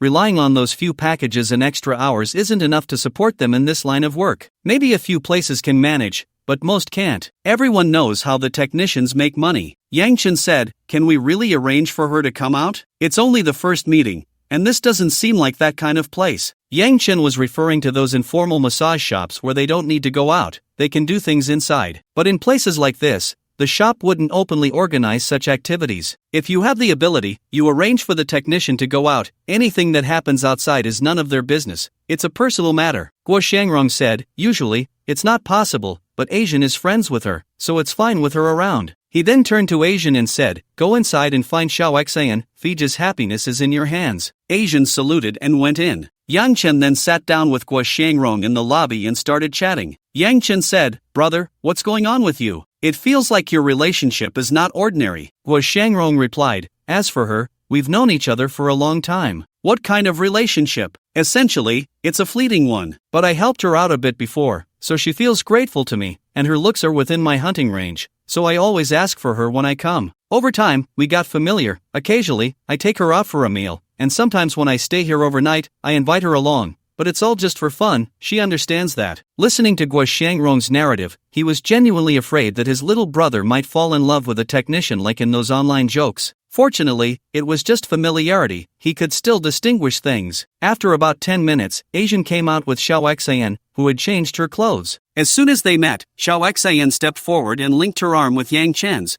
while Asian happily hugged Guo Xiangrong. The four of them went to the hotel next door, where Guo Xiangrong had booked 2 executive suites in advance. They checked in at the front desk and then took the elevator up together, parting ways at the suite door. Swiping the card to open the door, the two entered. Xiao Xian tossed her handbag aside, turned to face Yang Chen, and after taking off his clothes, she couldn't help but touch him, acting like a little rogue. Xiao Xian liked men who looked slim in clothes but had some meat when undressed. During the massage earlier, she had to suppress her feelings, but now she didn't need to, she could touch him however she wanted. After the passion, Xiao Xian lay in Yang Chen's arms, her hands still exploring his muscles, clearly very satisfied. Yang Chen asked, "Why are you willing to come out?" "It's our first meeting." Xiao Xian sat up and looked at Yang Chen with a gentle smile. "First, I like strong men like you. Second, Ajin said you are a big boss and generous." Yang Chen smiled and reached out to rub delay. After a while, Xiao Xian became emotional again. Seeing that Yang Chen was still ready for action, she didn't hold back, and it was like autumn winds sweeping away leaves, rain beating down on banana plants. The next morning, Yang Chen woke up, looking at Xiao Xian who was pretending to be asleep in his arms, still holding onto his secret. He reached out to tickle her, but she burrowed deeper into the blanket. After a long time, Yang Chen pulled her out from under the covers and gave her a playful spank. At 9 o'clock, Yang Chen got up to prepare for breakfast, but before heading down,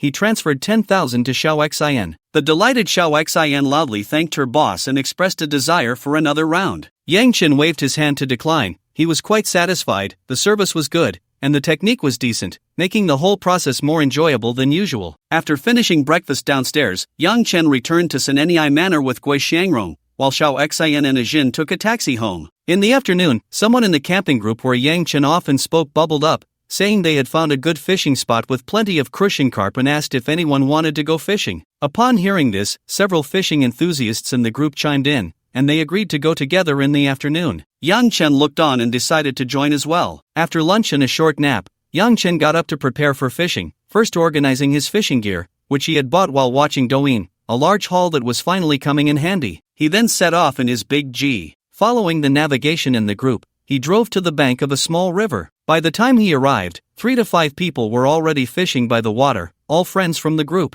Yang Chen walked over and asked, "Are there many fish here? Is it easy to catch?" The angler, seeing it was Yang Chen, smiled and said, "The place is decent. I've caught a few crucian carp, and they're a good size." Just as he was speaking, a fish was hooked. Yang Chen took a look. It weighed about 4 taels, which was pretty good. After watching for a while, Yang Chen found a spot and started fishing. He assembled his fishing rod, hooked on the earthworms he bought on the way, and began to fish. Not sure if it was a beginner's luck, but he caught over a dozen crucian carp of various sizes that afternoon. Yang Chen was so happy he couldn't stop smiling, and he began to feel the joy of fishing. Around 6 o'clock in the evening, Yang Chen reeled in his line and headed home. Passing by the previous angler's spot, he found it empty and saw them fishing at a new spot about 10 meters away. Yang Chen went to take a look. They had caught over 20 crucian carp and other fish. After a brief chat and sharing some fishing tips, Yang Chen left. The angler planned to stay a while longer, still in high spirits. Driving back to Senenai Manor, Yang Chen handed the fish over to Aunt Tian for processing and went to take a shower. That evening, Aunt Tian prepared a feast with the crucian carp and other seafood,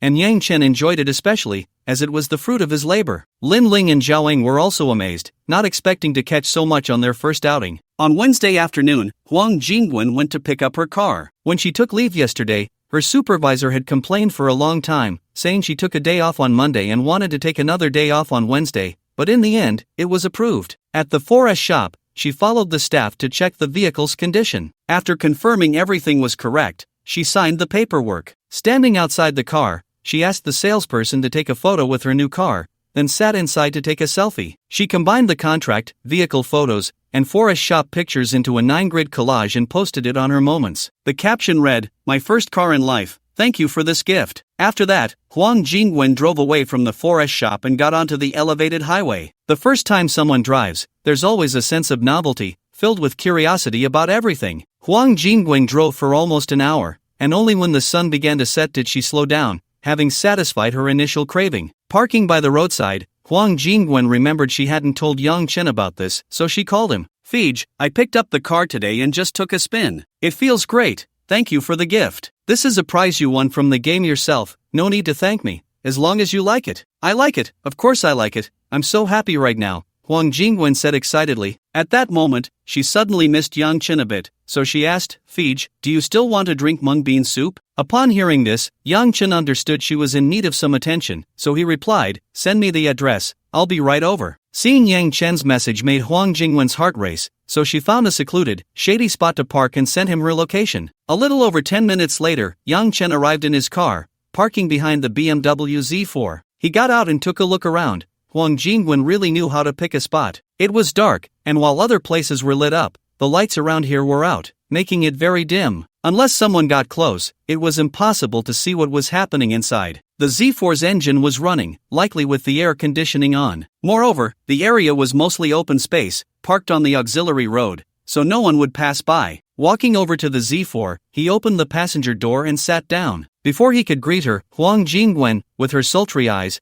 practically leaped onto Yang Chen's lap. To be honest, the Z4 wasn't very spacious, and their movements were somewhat restricted, but the small space had its own charm. At that moment, both of them began to feel excited, getting intimate in the confined space without needing to undress. Just a little push and pull was enough. Gradually, the parked Z4 began to sway rhythmically, and after an unknown amount of time, amidst the chorus of frogs, it finally came to a stop. The two of them, with the air conditioning on, didn't suffer from the heat but were covered in sweat. Huang Jingwen lay on Yang Chen, her soft chest exposed. Like a ripe shrimp, her red skin curled up, and Yang Chen opened the window for some fresh air. Unconsciously, he fumbled in his pocket and found the cigarettes he had bought earlier that afternoon while fishing. This time he had gone to a different spot, but there were still plenty of fish, and he had fished longer than yesterday before receiving Huang Jingwen's call, so he packed up and came over. He pulled out a cigarette, took out a lighter, lit it, took a puff, but didn't inhale, just exhaled. Yang Chen didn't smoke, he only occasionally took a drag for fun. After the harmony of life today, he felt like having one.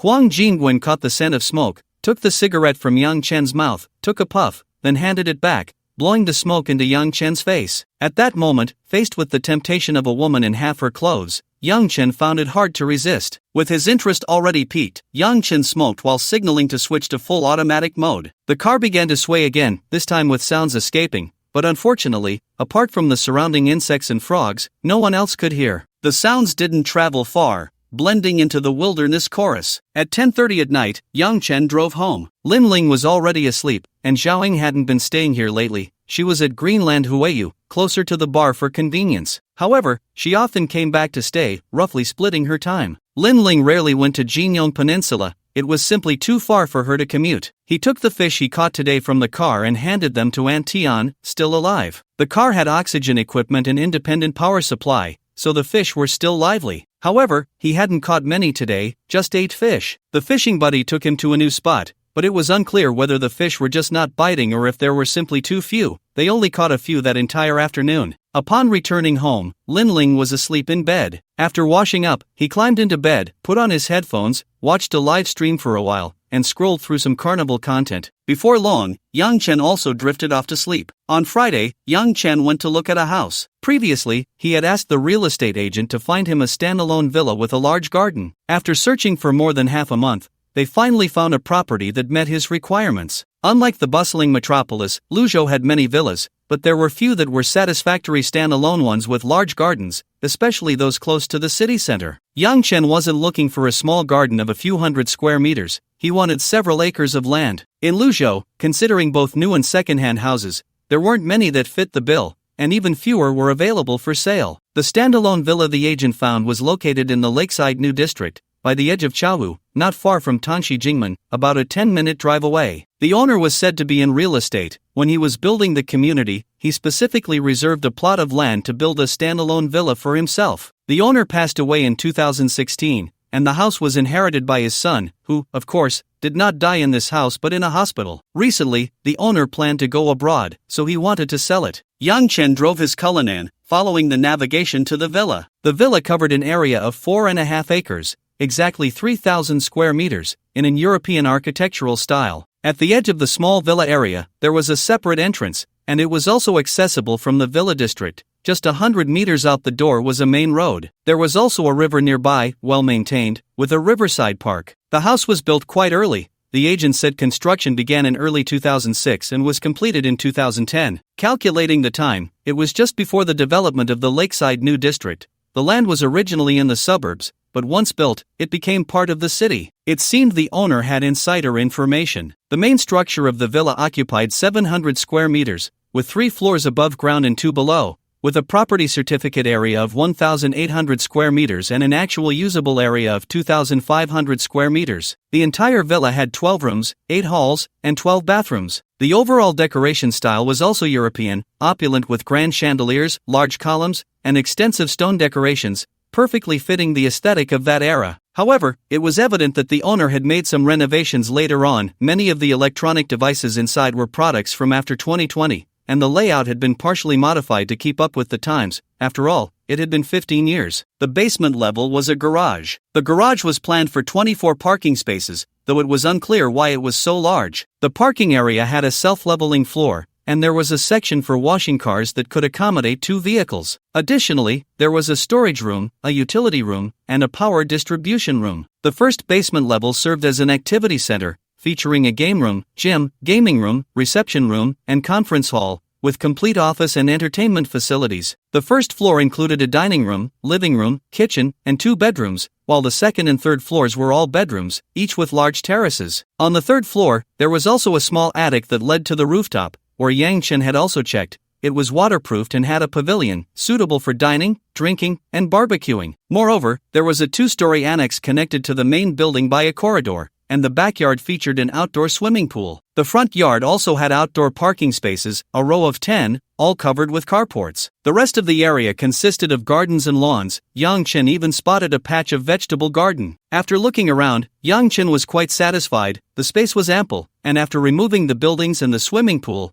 there were still over 1,600 square meters of land to play with. That was enough. If he turned it all into a parking lot, he could build around the villa, adding up to about 100 spaces, and the villa itself had 34, which was more than sufficient. Zhang Jiaying, following behind Yang Chen, asked, "Mr. Yang, are you satisfied with this house?" "I'm quite satisfied. How much is this villa?" "This villa has a property certificate area of 1,800, with a garden of 3.5 acres, and the total price is 70 million. The taxes are fully covered. If Mr. Yang needs it, the transfer can be arranged next Monday. I'll take the house, but can you lower the price a bit?" "I won't haggle much, let's say 65 million, after all, it's almost 20 years old, and I need to renovate it." "Okay, I'll communicate with the other party." Zhang Jiaying replied straightforwardly. They had cooperated several times, and she knew Yang Chen's capabilities. Since he wanted it, he would definitely buy it. As for the price, the seller was also in a hurry to sell, so reducing it by 5 million was no problem. Although the place is large, the housing prices in Luzhou are what they are. 65 million is already a good price,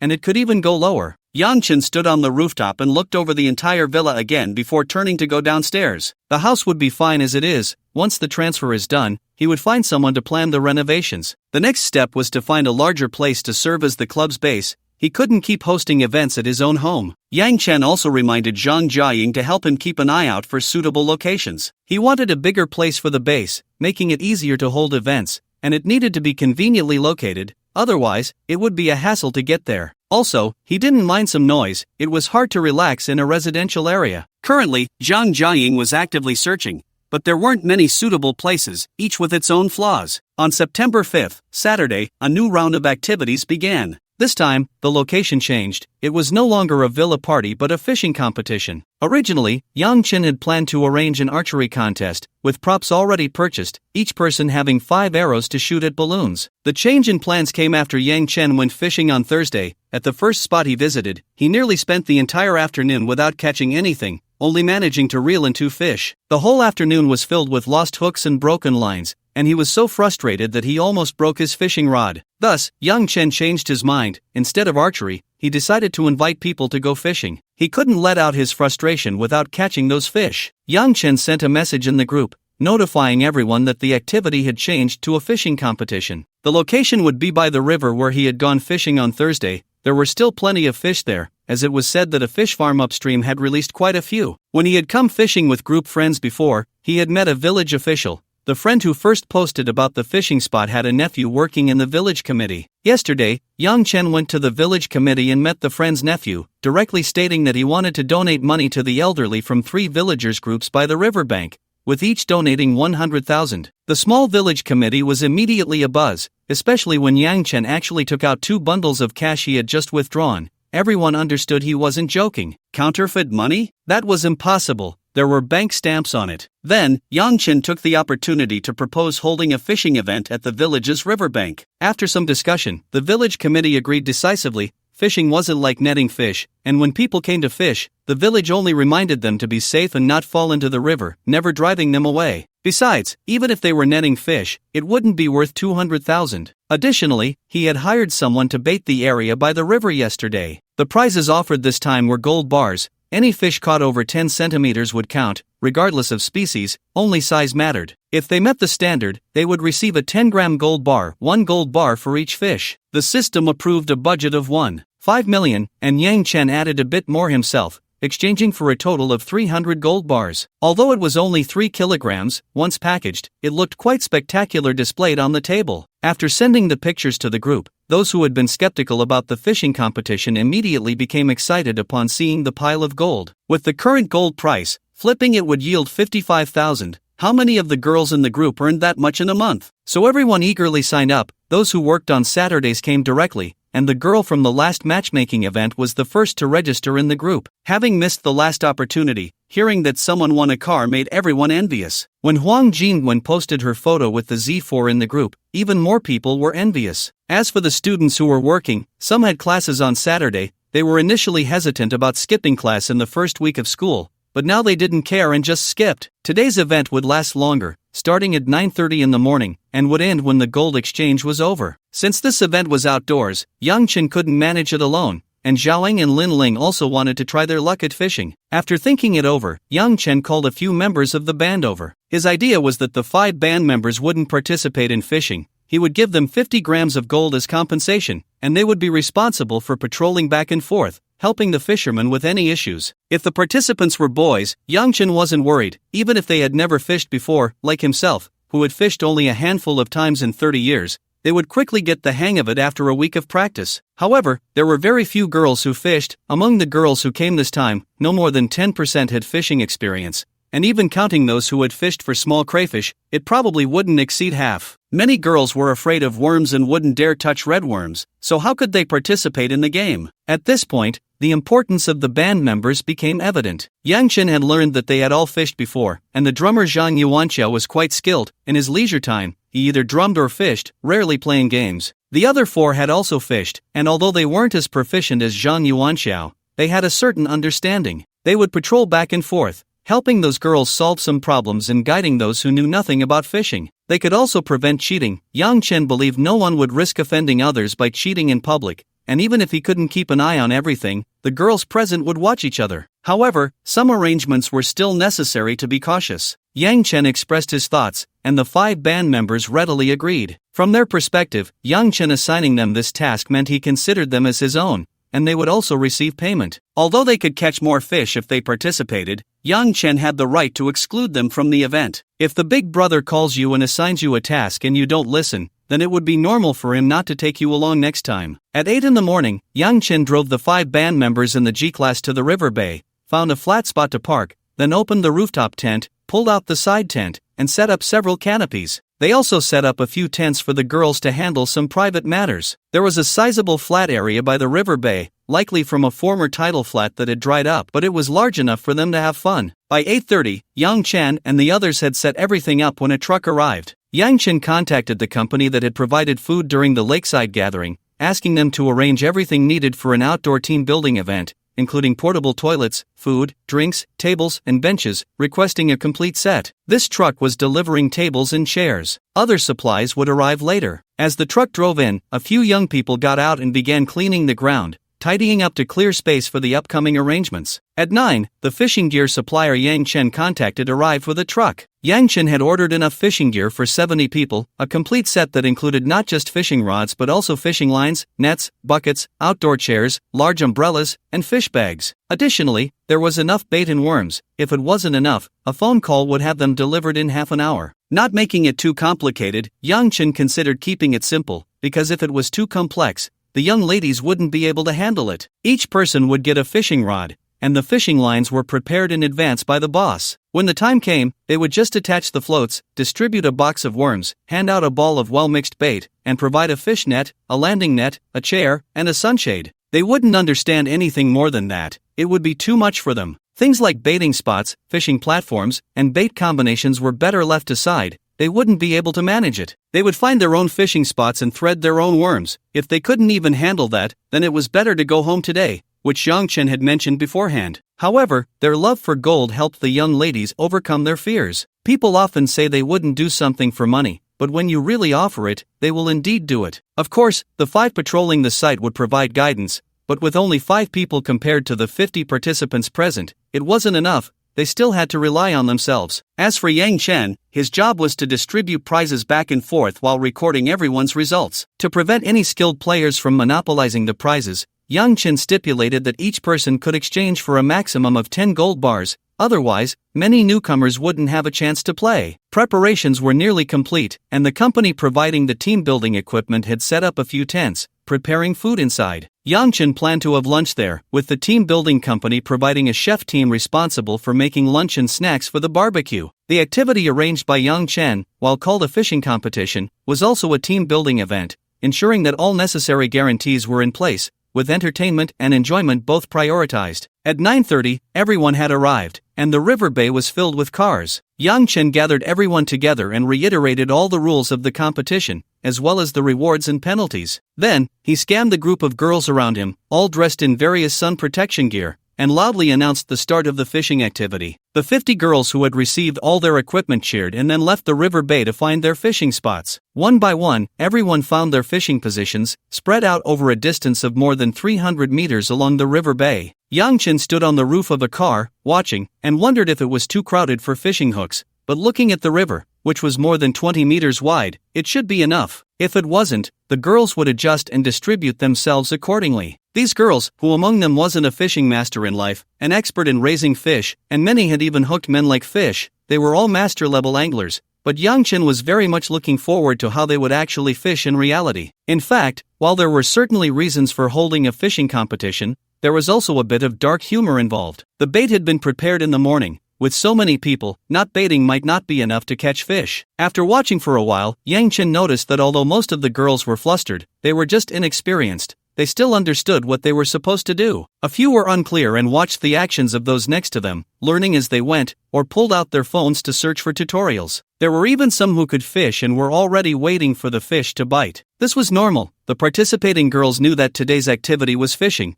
and many had actively prepared, asking friends to teach them how to fish, searching for videos online to learn techniques, and so on. Those who had never fished before included some quick learners who had gone fishing just yesterday, and many had even caught something. As for those who considered their skills decent, they had quite a few complaints about Yang Chen's limit on the number of fish caught, believing that without this rule, they would have struck it rich today. Not long after the fishing began, the first lucky person emerged, a girl with fishing experience who caught a crushing carp larger than her palm. Without needing to measure, Yang Chen knew it met the requirements and promptly exchanged it for a prize. The girl happily took out her phone and snapped a selfie with the fish and the gold bar, then took several photos from different angles. After that, she handed the fish to Yang Chen, kept the gold bar safe, and continued the battle. After the fish was exchanged, Yang Chen was responsible for collecting it, mainly to prevent cheating and to add to the lunch menu. They were planning to make a mixed fish pot for lunch, using the fish they had caught. Once the exchange was done, someone else caught a fish, and Yang Chen hurried over. Lin Yue was participating in the event for the first time. She was a working professional, and a friend of hers was in He Mengming's group. She joined the event for the first time and gained quite a bit, winning a bag, a bracelet, cosmetics, and earrings. After her friend returned, she shared the day's events with Lin Yue,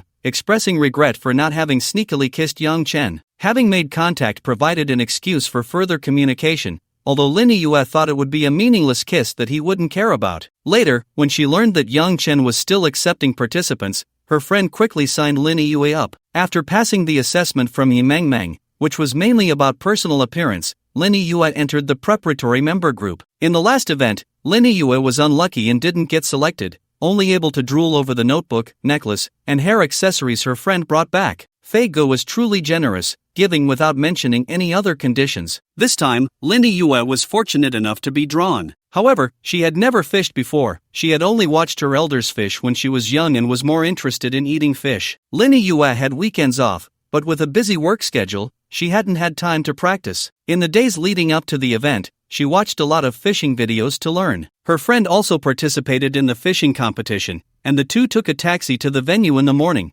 where they picked up their gear and found a spot to sit together. As it was her first time fishing, Lin Yue didn't know how to choose a spot, so they randomly picked a relatively flat area to set up their gear. The fishing lines and hooks were pre-tied, with 3 for each person, and they could get more if needed. They also had a box of worms and a fist-sized ball of bait. First, they tied the fishing line to the rod, then lifted the rod to test it, watching a tutorial video on her phone while learning and fishing at the same time. After adjusting for a while, they felt ready and began to bait the hooks. Lin Yue, being from a rural background, had no fear of worms. She confidently picked up a worm, threaded it onto the hook, and cast it into the water. Her friend chose to use the bait ball, which they had agreed upon, with each using a different method to see which was more effective. Her friend also cast into the water, and the two floats were about 3 meters apart, both intently watching the floats on the water's surface. An entire hour passed, and neither of them caught anything. The floats moved several times, but either the fish got away or they didn't hook anything at all, or perhaps it was just false alarms with nothing there. Lin Yue, feeling sore from sitting, stood up from under the sunshade and stretched. It was cloudy today, not too hot, making fishing more bearable. She then glanced at the river. Earlier, everyone had gathered at the riverbank about 300 meters away, but as time passed, the crowd had stretched to 500 or 600 meters, too far for her to see clearly. Now, there were also people on the opposite bank. There weren't many people across the river, about 8 or 9, likely having come from the bridge over 300 meters away. She wondered how their catch was going. Just as Lin Yue was thinking this, a well-endowed girl on the opposite side caught a crushing carp. After the fish was brought ashore, Yang Chen noticed it too and rode over on the folding electric bike he had brought, having prepared 2 in advance. Lin Yue watched as the girl removed the fish, took out a ruler to measure it, and after confirming it met the standards, she jumped up in joy. Her tall friend beside her was also very happy, and the two laughed heartily, drawing envious glances from others. In this hour, quite a few fish were actually caught. Although many people were in a state of air force, with 50 people, there were bound to be some lucky ones. They must have caught over a dozen fish, but a few were unlucky. The fish they caught were not of the right size and had to be released. However, before releasing them, they all gave the little fish a couple of big slaps,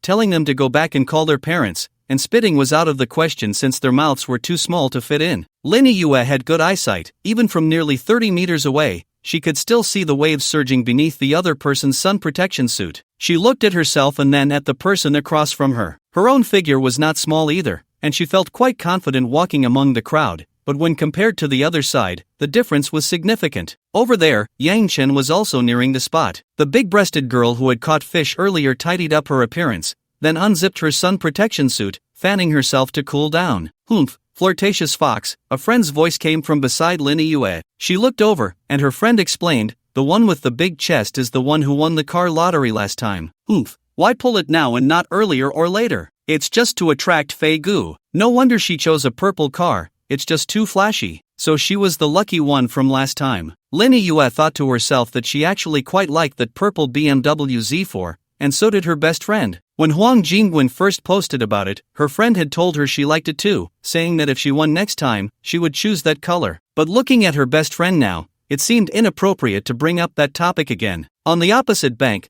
Huang Jingwen watched Yang Chen ride over, holding the fish she had caught, bouncing over to him to show off. Seeing Huang Jingwen's unsteady steps, Yang Chen felt a bit dizzy, recalling the wonderful night in the car. After parking, he glanced at the fish, which met the requirements. Yang Chen took a gift box from the hook in the car for Huang Jingwen, containing gold and an invoice, making it convenient if she wanted to sell it later. Huang Jingwen looked around. Her closest friend, Shen Jiayu, was fishing 10 meters away, so she leaned in closer and whispered, "Fei Gu, do you want to drink mung bean soup?" As soon as Huang Jingwen saw Yang Chen, she thought of their two peak experiences. Having tasted the sweetness, she wanted more. Yang Chen widened his eyes at her, thinking, "No way, girl, in such a public place, we can't just do it here, especially with over 50 spectators, if you dare, I don't." So he said, "Let's talk about it later, we're in a fishing competition now." Huang Jingwen nodded, tucked away the small gold bar, and went back to continue her battle. Meanwhile, Lin Yue on the opposite bank was also watching. Although she couldn't hear what they were saying, observing their actions and gestures, with years of experience watching Detective Conan, she sensed something was off between the two. But before she could transform into a detective, her friend interrupted her. Her friend had a fish on the line, and it was quite a commotion. Excited and flustered, her friend didn't know how to handle it. Lin Yue walked over, took her friend's fishing rod, and, using the knowledge she learned from videos, began to reel in the fish. After nearly 5 minutes of struggle, the two novices finally brought the fish up. Looking at the first catch after a long day of effort, Lin Yue couldn't help but take out her phone to take a commemorative photo. Yang Chen happened to pass by and saw the big crushing carp they had caught. He asked, "Whose trophy is this?" "Not bad." Her friend quickly replied, "This is what Ye caught." Lin Yue was about to explain that it was her friend's fish, but her friend discreetly pulled her, so Lin Yue kept quiet. Yang Chen didn't mind, as long as it was caught from the river, it was fine. He didn't care how the girls divided it among themselves, otherwise, many people would leave empty-handed today. There were just too many who didn't know how to fish. The 5 members of the band patrolling were also overwhelmed, unable to take care of everything. He put away the fish, then took out a gold bar gift box and handed it to Lin Yue. After hesitating for a moment, Lin Yue still reached out to take it. Yang Chen smiled and left, saying before he went, "There's food and drink over at the camp. If you need anything, just help yourselves." The friends replied, "Okay, thanks, Brother Fei. No need to thank me, I'm off, he said, turning to leave. Once Yang Chen had walked far away, Lin Yue looked at her friend and said, Xiaowen, this is your fish. Why did you let me have it? The fish was caught by you, so of course it's yours. But this is your fishing rod, it should belong to you. You keep the gold. No, the fish is yours, and the gold was given to you by Brother Fei. Just take it. Hurry up and put the bait on, let's keep fishing. Each person can catch up to 10. I've seen others change their bait 3 times already, and I've only caught 1. Hearing this, Lin Yue stopped hesitating. She could always give the next fish to Xiaowen. She quickly prepared the bait and cast her line into the water, waiting for a bite. After finishing everything, the two sat down. Xiaowen leaned closer and said, such a good opportunity to flirt. It should definitely go to you, Yaya. I have a boyfriend and I'm not planning to change, but you're different. You're currently single. Why not give it a try? Lin Yue was surprised. Xiaowen, what are you talking about? Yang Chen has a girlfriend. Are you suggesting I become a mistress? Xiaowen looked at Lin Yue in disbelief. Lin Yue, are you out of your mind? He just has a girlfriend, not a wife. Even if he were married, what's wrong with having one more? Do you know Brother Fei has at least 4 girlfriends? 4 girlfriends? How does he manage that? Lin Yue was genuinely taken aback. Xiaowen smiled mysteriously. Of course he manages it. Brother Fei is very capable, with excellent skills. His 4 girlfriends are all well-behaved and friendly. As she spoke, she pointed to a fishing spot across the camp where 2 people were fishing. Do you see those 2 over there? They are 2 of his girlfriends. The other 2 are college students who had classes this morning. I just heard that group of students say they're coming over this afternoon. Lin Yue looked over and recognized the 2. She had seen them with Yang Chen before, and everyone who came greeted them politely. She had seen them behind Xiaowen, one called Lingjie and the other Ringjie, and sensed their special status, but she hadn't expected it to be this special. So she looked at Xiaowen and asked, you even found this out? Xiaowen replied proudly, of course. After participating in a couple of events, I figured out the basic situation. She then glanced at Huang Jingwen across the way and dropped another bombshell. You think that big-chested girl is innocent with Brother Fei? I could smell her flirtatiousness from across the lake. She and Brother Fei have definitely decided to get intimate. Lin Yue looked at her in shock, realizing she wasn't the only one who understood. Xiaowen noticed her expression and continued, among the girls who came to fish today, I can't say it's 100%, but at least half want to get into Brother Fei's bed. If Brother Fei just beckons, they'll go. You weren't here last time, so you don't know. Some girls, if there weren't so many people, would even consider not wearing anything. Don't doubt it. There are girls willing to take a chance to stand out. The big-chested girl just seized the opportunity and succeeded. Why did everyone come here to fish today? Is it because there's nowhere else to play? Or do they really love fishing? No, everyone is here to make money. Since they want money, why not go straight to the source and deal directly with the one handing out the cash? When you're a participant in the event, you can't earn as much as being one of Brother Fei's women. A long-term ticket is much more stable. Those who want to climb into bed think this way. The big-breasted girls think the same, and even his 4 girlfriends do too. It's just that they've received more, and over time, there's a bit of feeling involved, but the initial intentions were never pure. You feel that he has 4 girlfriends and can't accept it, but actually, that's a good thing, a positive sign. If there are 4, there can be 5, 6, 7, or 8. As long as the cat sneaks around, there's a chance to catch it. After saying this, Xiaowen glanced at Lin Yue and said, actually, yeah, you have decent conditions. I think you can compete with Fija's girlfriend. The problem is how to get you by Fija's side, which is why I had you step up just now. I just have a boyfriend who treats me well, and we're getting married next year. Otherwise, I'd kick him to the curb and go for Fij. It's the same for everyone. I'm not lacking in that department either. Hearing Xiaowen's words, Lin Yue felt her worldview shatter. She came here because Xiaowen told her that a big shot was handing out money, and she saw Xiaowen benefiting from it, so she wanted to join in and make some pocket money. She never expected things to develop to this extent. The beliefs formed from years of life education were not enough for her to accept Xiaowen's suggestion. Xiaowen, I feel like I can't accept such a relationship between men and women, Lin Yue said after a long silence. Xiaowen looked at her and sighed. I wasn't thinking of having you dedicate yourself right now. In fact, even if you wanted to, you wouldn't have the means. I'm just pointing you in a direction. It doesn't mean you have to do it. Lin Yue nodded and began to focus on fishing. Yang Chen exchanged a few more fish on the way back,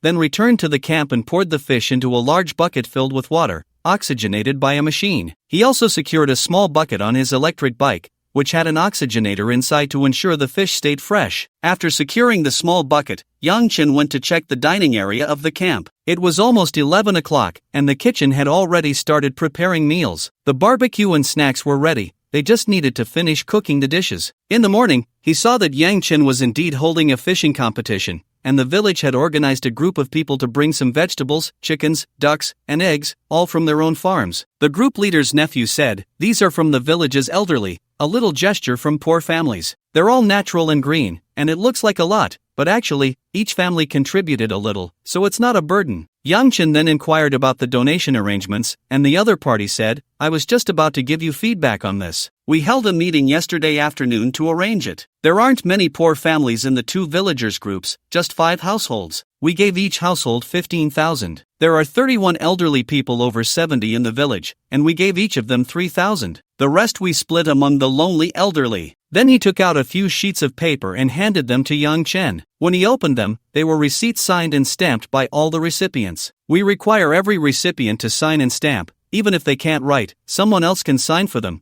but they still have to stamp. We also have video recordings, and I'll send them to you now. As for authenticity, Boss Yang can go to the village anytime to check if the list is fake and whether the money was given to them." After that, Yang Chen received several video clips, all filmed at the distribution site. Yang Chen watched while saying, "Is the process this rigorous now?" The group leader's nephew replied, "Of course. We're all from the same village. Who would dare mess with this money? Besides, with public opinion so developed now, if you don't make the process rigorous, someone might come looking for trouble. Grassroots work is tough. Indeed, there are many ways to make money, and earning from this route isn't safe and doesn't yield much." After accepting the vegetables sent by the village, Yang Chen arranged for the chef to handle them and thanked the village on behalf of everyone, after which the other party left with their people. Lunch was in the form of a buffet. Yang Chen went to take a look, grabbed some small barbecues, a few desserts, and snacks, packed them into a meal box, and then filled 3 bottles with chilled fresh juice and some ice water before riding his electric bike to find Lin Ling. While Yang Chen was packing,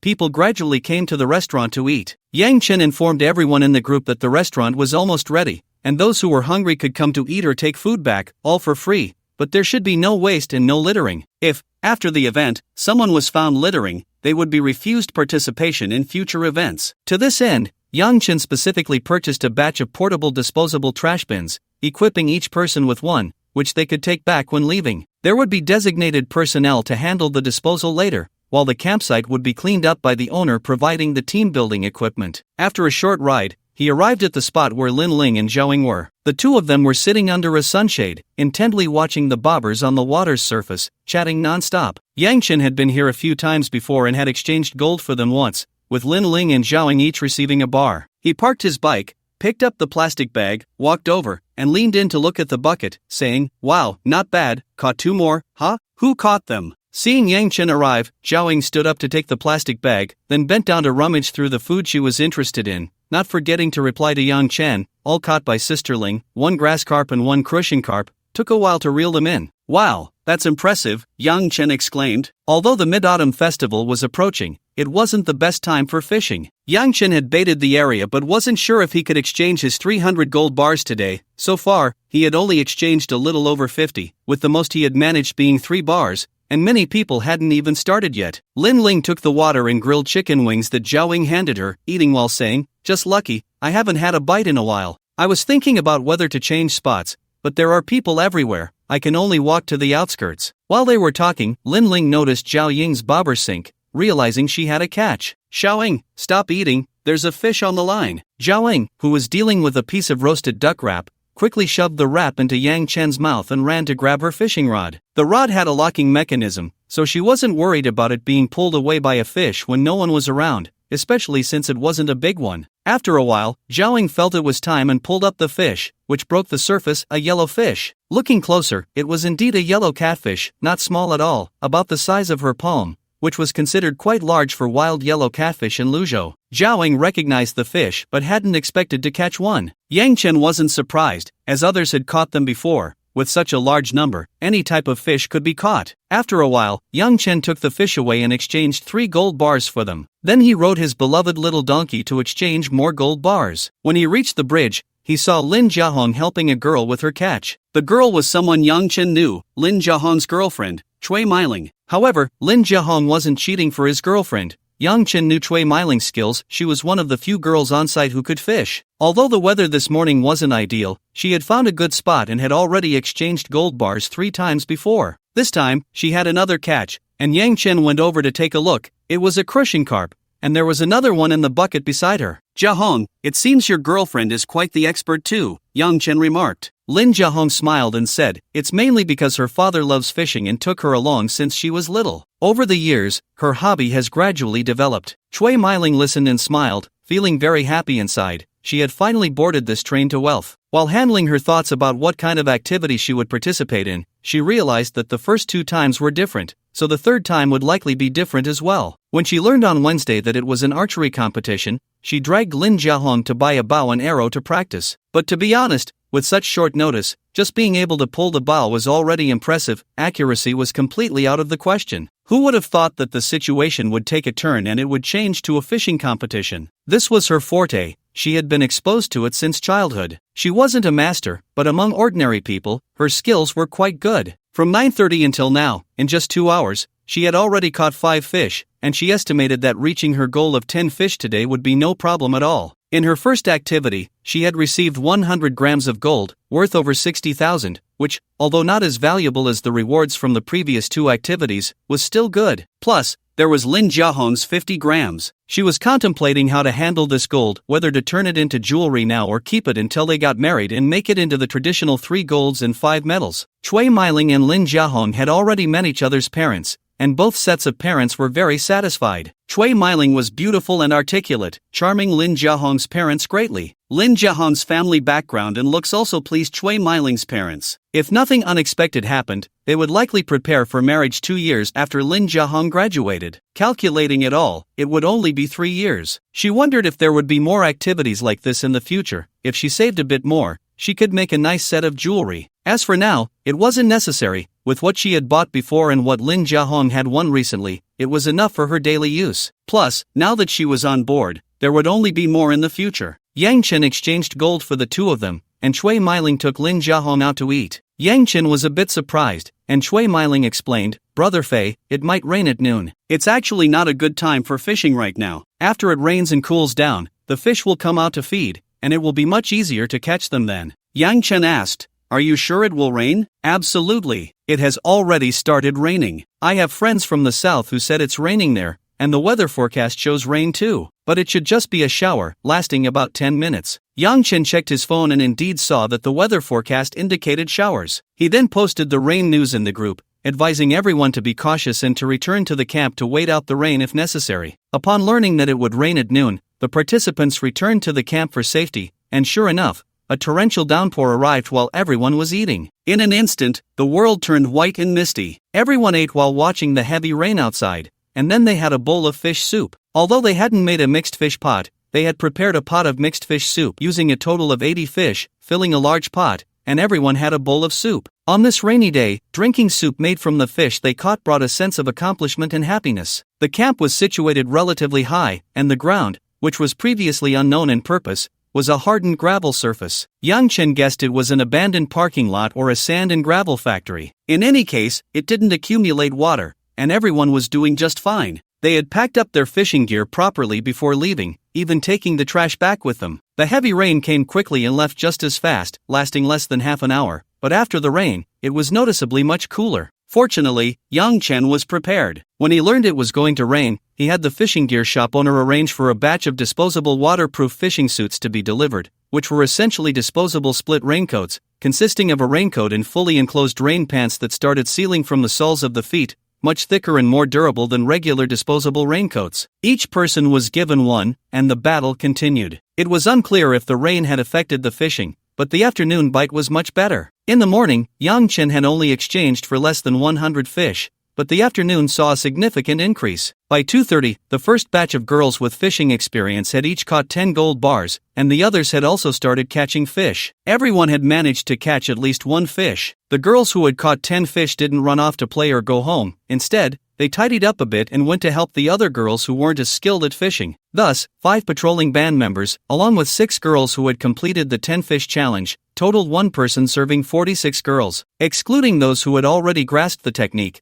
1 person could easily handle 3 or 4 others. The reason for the extra 2 people was that after the rain at noon, Li Jiachen and Sun Rue drove over. They had lunch before coming, and upon arriving at the site, they picked up their tools and, under Cui Jinling's guidance, found a good fishing spot and settled down to fish. Chui Jinling was indeed experienced, and they were lucky. Not long after sitting down, they each hooked their first fish, which was a significant improvement over the morning. Although they had guidance, they were still fishing novices, and with so many people, after a few had achieved the 10-fish accomplishment, they had already caught over 170 fish. However, from 2:30 until 6, it took nearly 4 hours to catch the remaining 120 fish. In the end, a total of 8 people completed the 10-fish achievement, while most of the others caught between 4 to 6 fish, with a few catching more than 2, and very few nearing 10 fish. The event concluded successfully, and Yang Chen settled the expenses before organizing everyone to clean up the riverbank. He then tidied up his belongings, arranging for a truck to take all the fishing gear to the villa, instructing Aunt Tian to organize it and place it in the yard. Once the villa by the Chaohu Lake was transferred on Monday,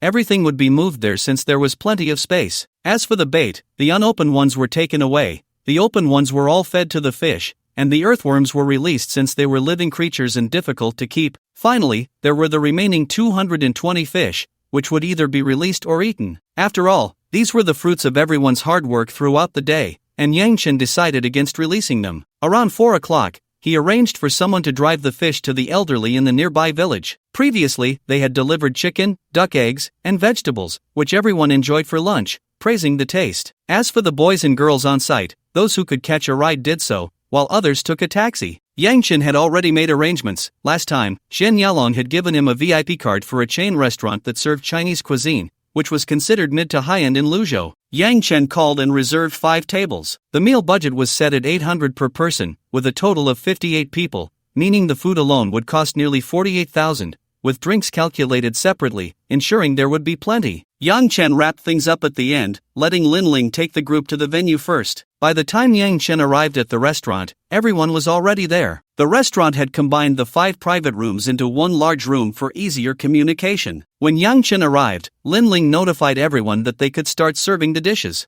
However, before the dishes were served, Shen Yalong came over, and Yang Chen was surprised to see her. Xian Yaring smiled and said, "I was inspecting over here and heard that someone booked 5 tables for a banquet costing 48,000, so I came to take a look. I didn't expect it to be your doing." She glanced inside the private room, where there were about 50 to 60 people, mostly young and beautiful women, with only 4 or 5 men. Yang Chen said, "We organized an event today that just ended in the afternoon, and we plan to have a dinner tonight. I thought of your restaurant nearby, which is quite nice, so I booked here." "Then thank you, General Manager Yang, for taking care of my business," Xian Yaring replied. She then waved for the manager of the private room to come over. "Have the kitchen add a signature dish, and put 2 large fruit platters on each table, charged to my account." Yang Chen responded, "Thank you, Sister Qian." Xian Yaring turned to Yang Chen and smiled, "What's there to thank? If anyone should be thanking, it should be me for you coming to take care of my business. Enjoy your meal and drinks. If there are any issues, just contact the private room manager or reach out to me. I have a few things to attend to, so I'll be busy for now. Let's have a meal together next time when I have the chance." "Alright, Sister Qian, you go ahead and get busy," he said. After that, Xian Yaring elegantly turned and left. Watching her peach-shaped bottom concealed beneath the black long dress, Yang Chen wondered who was so lucky, then turned back to the private room. He was just appreciating the view. He always adhered to the principle of not getting involved with married women, so he just looked. Upon entering the private room, many dishes had already been served: lobster sashimi, scallion stir-fried sea cucumber, steamed 5-pound king crab,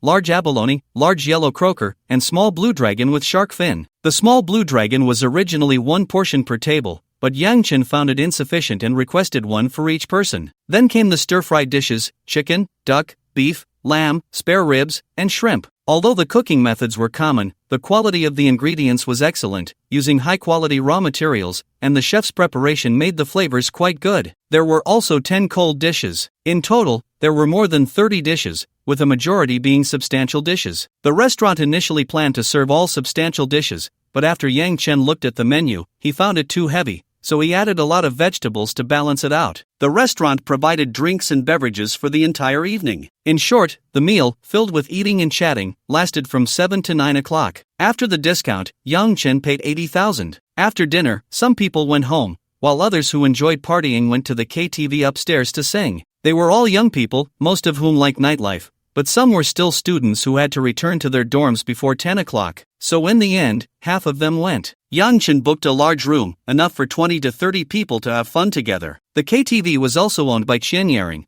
she mentioned it to Yang Chen before leaving and gave him a card. This card was a VIP card for her KTV and other entertainment venues. Yang Chen loaded the card with 100,000, then stayed in the private room for half an hour before heading home, instructing the front desk to charge the evening's expenses to his card. Tonight, Li Jiachuan and Sun Rui were not at school, and Yang Chen planned to take them home for some comfort. Huang Jingwen also wanted some consolation but had to wait her turn. After a noisy event, calm returned. This round of activities ended, and Yang Chen earned 570 points, a whitening pill fragment, and a lottery chance. This week, he had drawn a total of 8 times, and Yang Chen directly completed all draws, earning 4 sets of points, 116/140/64/96, and 5 cash rewards, 284 million/2, 68 million/1, 56 million/2, 59 million/1, 23 million. He also received a regular car exchange card and a residential unit of about 150 square meters, as well as an office space of 2,000 square meters. After a week of daily expenses, hosting events, and paying the villa staff's salaries, a considerable amount of money was spent. Following a new round of fund transfers, Yang Chen's data was as follows: name, Yang Chen; age, 30; health, healthy; cash, 14,487,000 points, 5765 with 400 million in cash. Yang Chen didn't hold onto it for long before spending it again. On Saturday, Zhang Jiaying called to say that the homeowner had agreed to Yang Chen's offer of 65 million. Yang Chen secured the villa from Anshirinjia, the one that covers an area of 4.5 acres, with all taxes and fees, including the agency's commission, to be borne by the other party. It was clear that the other party was eager to sell, otherwise, 70 million would have been a sure deal. Although the house was a bit old and needed renovation, it was indeed quite spacious. On Monday morning, Yang Chen went to the housing authority to transfer the villa. After completing the paperwork, he arrived at Anshirinjia, driving through the large gate from the roadside. Before long, his second uncle also arrived in his Audi Q5L. As soon as he entered, before Yang Chen could say anything, his second uncle remarked, "You bought this villa, huh?" Yang Chen was surprised. "Uncle, how did you guess?" His second uncle laughed. "If you weren't buying this house, how could you come in here and ask me to come over?" After saying this, he looked at the luxurious mansion before him and continued, "A few years ago, I came to this villa area to do some renovations. At that time, there were still people living here, and I was curious about what kind of person owned the villa, having a separate entrance and such a large garden. Later, a colleague told me that this was the owner's own house, built for convenience to walk to the riverside park across the street, and they specially opened a door from the outside. We were all curious about what such a big boss's home looked like, thinking about finding an opportunity to sneak a peek. Who would have thought that a few years later, it would end up in my nephew's hands?" After expressing his sentiments, his second uncle looked at Yang Chen and asked, "Are you planning to renovate this villa? Don't you already have 2 villas? Isn't that enough to live in?" Yang Chen shook his head. "I bought this villa not for living. I plan to set up a parking lot here for parking." After saying this, under his second uncle's puzzled gaze, he took him to the underground garage on the second basement level. Yang Chen pulled the power switch and turned on the lights, saying, "This underground garage has a total of 24 parking spaces. I don't plan to change the total number, but I need to renovate the floor, walls, ceiling, and lights, replacing everything with new ones. It will be renovated according to the latest standards." His second uncle nodded, indicating he understood. Then Yang Chen took his second uncle around the various floors, discussing the requirements for each room's treatment. The entire villa's exterior was somewhat worn and needed repainting, with damaged parts needing replacement. Inside, the water pipes, electrical circuits, and gas pipelines needed inspection, and any that required replacement would be changed. Yang Chen estimated the project wouldn't be small. Some equipment was 15 years old and due for replacement. Inside the villa, since it was decorated in a European style, a large amount of stone was used for the decor, which Yang Chen quite liked, so the hard decoration didn't need a complete overhaul, only partial repairs, maintenance, or renovation. However, all sanitary ware, bathing supplies, and the kitchen needed to be renovated, adding smart home features. For the soft furnishings, all furniture, curtains, and fabrics would be replaced with new ones. They were too old, and there was a lingering scent of previous occupants that Yang Chen disliked. Some nice decorative items would be kept, but everything else would be replaced. The large chandelier in the living room would be retained,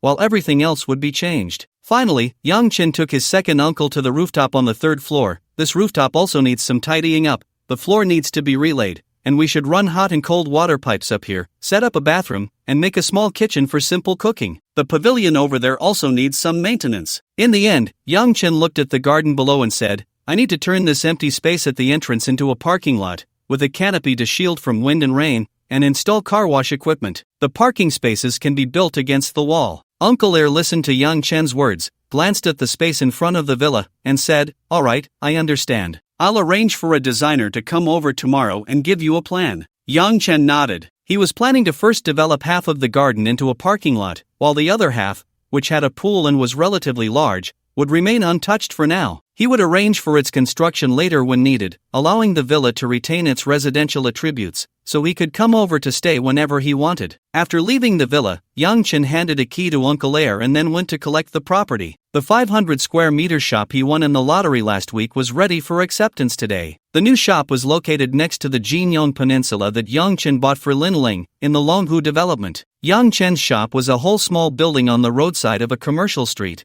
with a total price of 24 million. The small building had 3 floors, with a total area of 600 square meters, each floor being 200 square meters, and it was connected to other buildings by an aerial corridor. Currently, most of the shops in the entire commercial area had been sold, and businesses were in the process of renovation and moving in. The entire commercial area covered nearly 50,000 square meters, spanning both sides of the road, connected by aerial corridors, right next to Shushi Lake, with a park just across the road, surrounded by several high-end residential areas and many high-tech enterprises, as well as numerous commercial areas. When Yang Chen was viewing the property, someone from the property management came over, saying that someone was inquiring about the leasing situation of this building's shop. However, since it had already been sold to Yang Chen, the property management could not make any decisions. So, upon seeing Yang Chen come to collect the property, they came to ask for his opinion. If it could be rented out, there would be no problem. But Lin Ling was currently preparing to expand her coffee shop business and was planning to open a new store,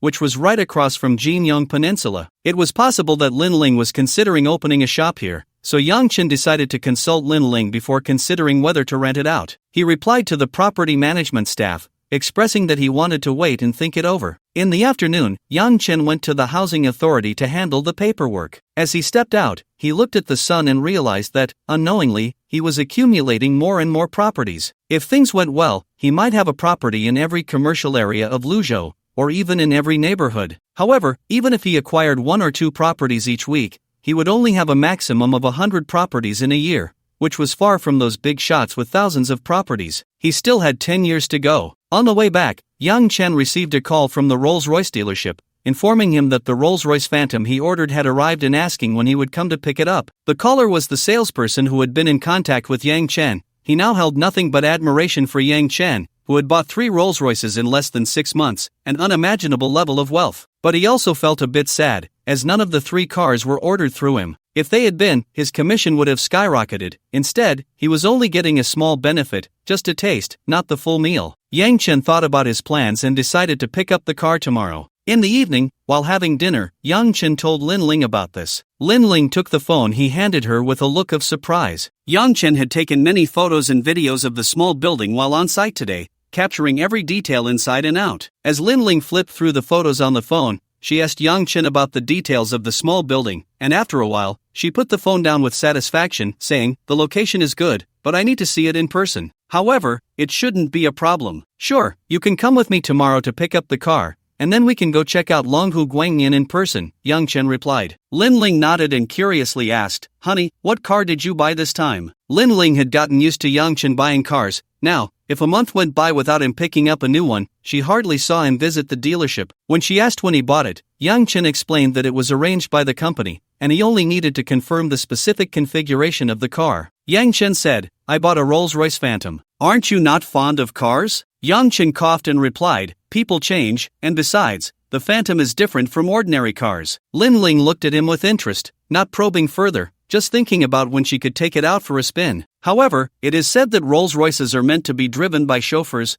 Would it be inappropriate for her to drive it? Maybe she should let Yang Chen drive while she sits in the back. On Tuesday morning, Yang Chen took a taxi with Lin Ling to the Rolls-Royce dealership. He had originally planned to drive there, but Lin Ling suggested that taking a taxi would be better. Otherwise, it would be troublesome to drive 2 cars back. Yang Chen thought about it and agreed to Lin Ling's suggestion. The car pickup process was familiar. Yang Chen's vehicle was the long wheelbase version, a new 2024 model, featuring a black and silver two-tone body that exuded stability and elegance. The interior was primarily white, accented with green, showcasing a fashionable and vibrant atmosphere. The base price of the Phantom was $9.86 million, and since the payment was made through the system, Yang Chen opted for all the available features. The first-class business seats with a wine cabinet and refrigerator cost $650,000, the two-tone black and silver paint cost $550,000, adding the specified paint and waistline totaled $340,000, the black RR embroidery cost $160,000,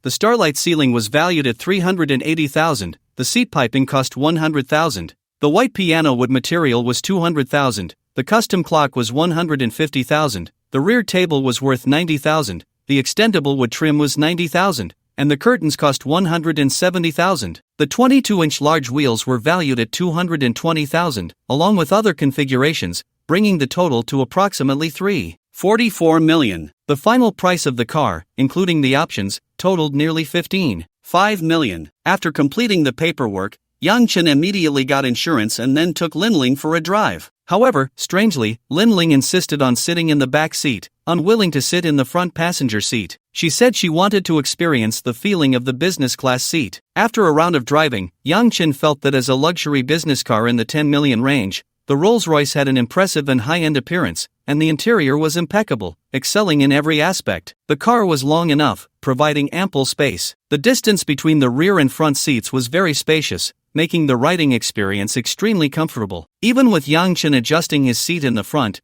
Linling in the back could easily cross her legs. Therefore, in terms of interior space, the Phantom was indeed quite impressive. As for its recognition, it was well known. Whenever the car stopped at an intersection, pedestrians would glance over, creating an absolute safety zone around it. Yang Chen was quite familiar with this, as he often encountered such situations while driving. However, as they drove, seeing Linling laughing in the back, he realized he had become the chauffeur. But since she was his woman, her anger would dissipate quickly. Still, with her teasing him like this, it seemed he would have to give her a good punishment when they got home that night. An hour later, after enjoying the drive, Yang Chen took Linling to Longhu Guanyin. Linling walked up to the small building, inspected it inside and out, then nodded in satisfaction, saying, "Not bad. This place is spacious, and the entire business district has potential for development. The location is also suitable for opening a mixed-style cafe. But I only need the first floor. You can rent out the 2 upper floors." Yang Chen nodded and then contacted the property management, indicating that the 2 upper floors could be rented out and asking them to help arrange it. The property staff naturally agreed to rent out the shop, as it would benefit them and they could earn a commission. With that settled, Yang Chen drove to collect a set of apartments. He had won a lottery for a residential unit of about 150 square meters over the weekend, and today the system confirmed it. Sure enough, the smaller the area, the shorter the time to deliver in reality. Although 150 square meters is not small, it is twice the size of his Longhong house, yet now Yang Chen found it completely unappealing. He silently reminded himself to stay low-key, realizing he had become somewhat inflated, unable to see himself clearly. When did he start to find a 150 square meter house too small? The new house is located in the north courtyard of Baiyue Mansion at the Olympic Sports Center, a high-rise residential building with a total of 40 floors, and this apartment is on the 39th floor. It has an area of 169 square meters, with 4 bedrooms, 2 living rooms, and 2 bathrooms, priced at $8 million in total. The overall layout of the house is quite standard, with good ventilation from north to south, ample sunlight, and decent air circulation. The previous owner had done luxurious renovations, spending quite a bit of money, and as someone who had seen many houses, Yang Chen could discern the quality. Currently, everything is fully equipped, and it is ready for immediate move-in with just a few daily necessities. Moreover, the community environment is nice,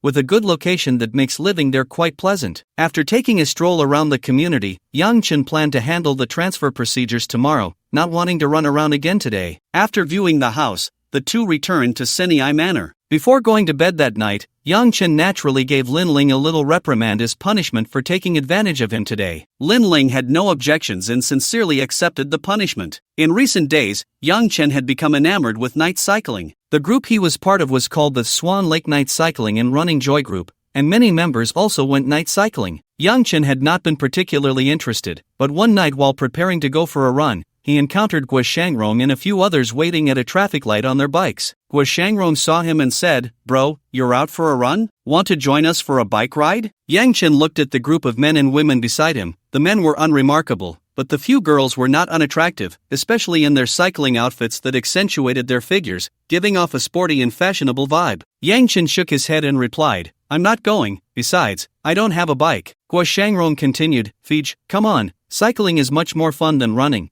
and you can't just run every day, right? It's good to switch up your exercise routine for your physical and mental health." "No bike? No problem, I have a few spare ones, just wait, I'll go get one." Without giving Yang Chen a chance to refuse, he turned his bike around and returned to the community. In less than 10 minutes, Guo Shangrong came back, one hand holding his bike's handlebars and the other holding another bike's handlebars, riding steadily. At the intersection, a person stepped forward to take the handlebars of the second bike, while Guo Shangrong got off and pushed the bike over. "Bro, you can ride, right?" Yang Chen took the bike and said, "Isn't that a given? I rode to school as a kid. Do you have an electric bike?" Yang Chen had been riding to school since the 3rd grade of elementary school, taking his sister along every day. Later, when she learned to ride on her own, he no longer needed to accompany her. However, the last time he went home, he passed by the school gate and saw a group of students getting out, most of whom were riding electric bikes. They looked like middle school students, and he couldn't help but marvel at how quickly things had changed. Students had kept up with the times, and it seemed only elementary school kids still rode bicycles. Guo Shangrong, listening, was not annoyed. He cheerfully took out a helmet with a protective film from the handlebars and said, "Fij, this bike is new, I've only ridden it a few times. It's my spare bike, a giant TCR ADV3, with a carbon fiber frame and aluminum alloy wheels, very light. I spent 10,000 when I bought it, but it rides really well." Yang Chen really didn't expect that a bicycle would use carbon fiber, and it costs 10,000. His memory was still stuck in the era of a few hundred yuan. The most expensive bike he had seen before was when he was in middle school, when a group of retired workers from the mining bureau came out to ride. When their bike broke down, they went to the town to get it repaired. At that time, Yang Chen went to fix the brakes and overheard the boss chatting with them. They said their bike cost over 4,000, which was 2 months' worth of retirement pay. That was around 2010, and Yang Chen was so surprised he couldn't speak. First, their retirement pay was so high, over 2,000 a month, while many working people didn't earn that much. Second, how could a bike be so expensive? His own bike only cost a little over 200. He could have bought 20 of his bikes for that price. However, thinking back, it had been almost 15 years, and considering inflation, that bike might not even be as expensive as the 4,001 back then. Curious about what model Guo Shangrong's bike was, he asked, "How much is your bike?" Guo Shangrong replied, "I ride a giant, TCR ADV2, originally priced at 12,800,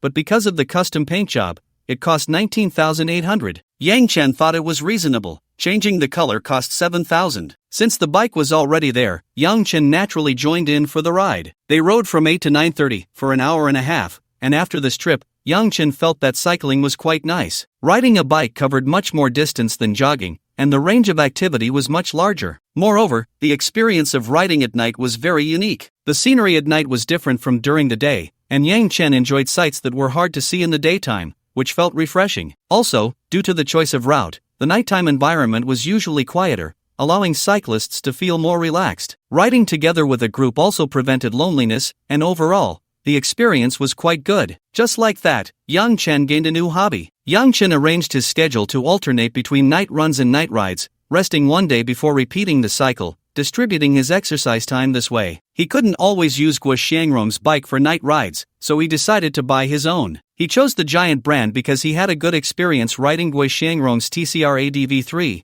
so he made no other choices. Through Guo Shangrong, Yang Chen contacted the Giant dealer in Luzhou. He bought 2 bikes, both TCR ADV SL0, one for himself and one as a backup, costing 73,800 each, totaling 147,000, with the boss waiving 600 from the total. After consulting with Guo Shangrong, he also equipped himself with a bunch of accessories, spending several thousand more. 3 days later, Yang Chen's bike arrived, but after only a few days of riding, he bought another one because Lin Ling also joined him for cycling, so the backup bike was given to her, and he had to buy another one as a spare. Lin Ling rarely went running with Yang Chen because the burden was too heavy. She usually exercised at home for a while. However, the impact of the burden was minimal while cycling. After trying it once, she decisively joined in. But Lin Ling didn't go every day. She only went when Yang Chen went for night rides. On Thursday, Yang Chen followed Guo Shangrong and the others for a night ride as usual. Today, they chose a new route. starting from Senai Manor and riding towards Shushan. The one-way distance was nearly 10 kilometers. They estimated that the round trip, including rest, would take about 3 hours. Starting from Senai Manor was fine, they just needed to pay attention to the traffic lights at the intersection. The roads here were well constructed, mostly wide, and Yang Chen and the others rode on the non-motorized lane, ensuring safety. When they arrived at Shushan Forest Park, more cyclists were around, and Yang Chen's group of 8 turned into a small path. Yang Chen had good stamina and was always leading the way. As they rode, he saw a car appear ahead. Under the streetlight, the figure seen from behind was a girl, with a pretty good figure, but she was riding very slowly. The road wasn't wide, so Yang Chen followed behind her on his bike. As the distance closed, the bike light illuminated the girl in front. From a distance, under the streetlight, he could see that she was wearing a black cycling outfit. However, as the light shone on her, her cycling outfit looked almost transparent. The area where there should have been padding was empty, and everything inside was clearly visible. Moreover, this girl was only wearing the cycling outfit, with no other clothes on. Yang Chen looked carefully several times and noticed there was no underwear. Generally, girls at least wear a top underneath, though there might be some hidden undergarment that he couldn't see. But definitely, there was nothing below. The light only revealed 2 large buttocks twisting on the saddle. When Yang Chen stopped his bike, the group behind him also halted. Guo Shangrong, who was following closely, leaned in to ask, "Bro, what's going on? Why did you stop?" Yang Chen explained, "You lead, ride faster, and you'll find out." Guo Shangrong nodded and quickly rode ahead, with Yang Chen and the others following. After riding for a while, Guo Shangrong also stopped and found a spacious place to rest. Among the 8 of them, there were 4 men and 4 women, with Yang Chen and Guo Shangrong leading, the 4 women in the middle, and the 2 boys at the back. On the way back, they would switch positions. The 2 boys at the back were curious about what had happened in front, so they came over to ask. Guo Shangrong told them to ride ahead along the road to see for themselves. After all, this road was continuous and had no forks, so they should be able to catch up since the girl was riding slowly. Yang Chen asked, "What's the story with that girl? What's up with her outfit? How did she come out dressed like that?" Guo Shangrong laughed and said, "Bro, remember the last time when Joe from Zhongjia Technology found a girl to run with at Swan Lake?" Yang Chen nodded. "I remember. They were sitting across from us resting, and when they left, everyone subtly glanced over." Lin Ling, who was sitting nearby, smiled when she heard that Yang Chen had been involved in that. Guo Shangrong continued, "This is just like that girl who ran with him. The way she's dressed is to attract attention. Although some cycling outfits don't have padding, generally, people wouldn't wear something like this, especially girls. They either have padding or wear shorts underneath. A girl like this, riding slowly on a small road without pants, is clearly trying to attract lecherous men to come over and chat, then negotiate a price, and if all goes well, head to a hotel. I just noticed she had a bag in front of her bike, not small, and it seemed to have quite a bit inside. She probably changes into that when she goes out, so it doesn't affect her travel." Yang Chen and the others weren't wearing cycling outfits, they just felt a bit uncomfortable not wearing underwear. Anyway, the exercise time wasn't long, and they usually just wore quick dry clothes, with girls opting for darker colors. Yang Chen nodded but then thought for a moment and said, "Wait, but running is real running, why isn't she riding? I heard before that they used to ride a lap, but now, cycling is so tiring. After a lap, who has the energy to do anything else? It's better to go straight to the point. This way, they can go faster, and who knows, the girl might even get another deal done." Hearing about another deal, Yang Chen, who was drinking water, sprayed it out. About 10 minutes later, the 2 who had gone ahead to see what was happening returned. They sat down next to Yang Chen and took a sip of water. Wu Chen, with dyed yellow hair, said, "I've seen something new today. I had only heard about it before, but this is the first time I've seen it." "Fei Ge, you guys didn't see it, but that girl got a call and then not long after, she left with a guy on a bike." Li Kai next to him remarked, "I checked the direction they went, and it doesn't look like they're heading to a hotel. 8 or 9 times out of 10, they're going to sneak into a small grove. What do you think? Should we go find them and give them a little excitement?" Yang Chen shook his head and said, "Forget it, it's not easy for them to earn a little hard-earned money." Guo Shangrong, who was beside him, added quietly, "This idea is somewhat unethical." Li Kaiwan thought for a moment and also abandoned the idea. However, Guo Shangrong continued, "Actually, today's event is just a small affair. It's just the sisters from the underworld changing their packaging. I used to be part of a cycling group, and that was much more thrilling. I wonder if you want to hear about it." Yang Chen kicked him lightly and said, "Spit it out quickly, don't beat around the bush. I can't stand people like you." Guo Shangrong chuckled and continued, "Our cycling group often organizes activities, but of course, I've already withdrawn. Once, it was about 2 weeks after I joined, the group leader organized an event to a scenic area's farmhouse, for 2 days and 1 night, leaving Saturday morning and returning Sunday afternoon. At first, the communication in the group was quite normal, but when it came to the specific arrangements, something felt off. The event required a 1-to-1 male-to-female ratio, with all the girls signing up with the group leader first, and then the boys could sign up. The communication was kept discreet, meaning you wouldn't know who else was going. The plan was to drive there, arriving at the farmhouse around noon, then having a meal, and in the afternoon, organizing some team-building activities with games. The key point was at night. The group leader said the accommodation would be mixed gender, with 1 male and 1 female sharing a room. The specific arrangement was that after dinner, everyone would have a bonfire party, and then the males and females would draw room cards separately. After the party started, at 9 o'clock, the girls would return to their rooms to wash up first, and then half an hour later, the boys would go back, with no communication allowed about which room number you were in. The group leader didn't even know who was staying with whom. The group leader emphasized that it was just mixed-gender accommodation, and everyone should respect each other. As for what happened while staying together, that needed to be communicated between the two parties. Once outside the room, no one should mention what happened inside, nor should anyone ask who was in a room with whom. The next morning, the girls would leave half an hour early, and then the boys would go out. In the morning, they would continue with team building, have lunch, rest for a bit, and then return to the city. After going back, everything would return to normal, focusing on urban men and women indulging themselves in a different place without any responsibilities. The scariest part was that no one in the group raised any objections. There should have been quite a few people signing up. The group leader said there were over 40 people. I felt like they had done this before. Li Kai-wang said, "Wow, that's really wild. Isn't that considered gathering?" "I don't know, but I feel it doesn't count. It's consensual, and they're in different rooms." Guo Xiangrong shook his head. Wu Chunquan asked, "So, Rong Good, did you go?" This question made Guo Xiangrong's face flush, and he stammered for a while before finally saying, "I was still young then, just out of curiosity, so I signed up." Wu Chunquan asked, "So, Rong Good, did anything happen at night?" Guo Xiangrong replied, "We slept. I was lucky. The girl I shared a room with was a dance instructor, with a great figure, good looks, and a nice temperament, well-versed in knowledge. I was in my early 20s, in great shape, so naturally, we hit it off and spent 2 hours together. Later, we went out a few more times, and I bought her quite a few things. But eventually, the relationship faded, and I left the group,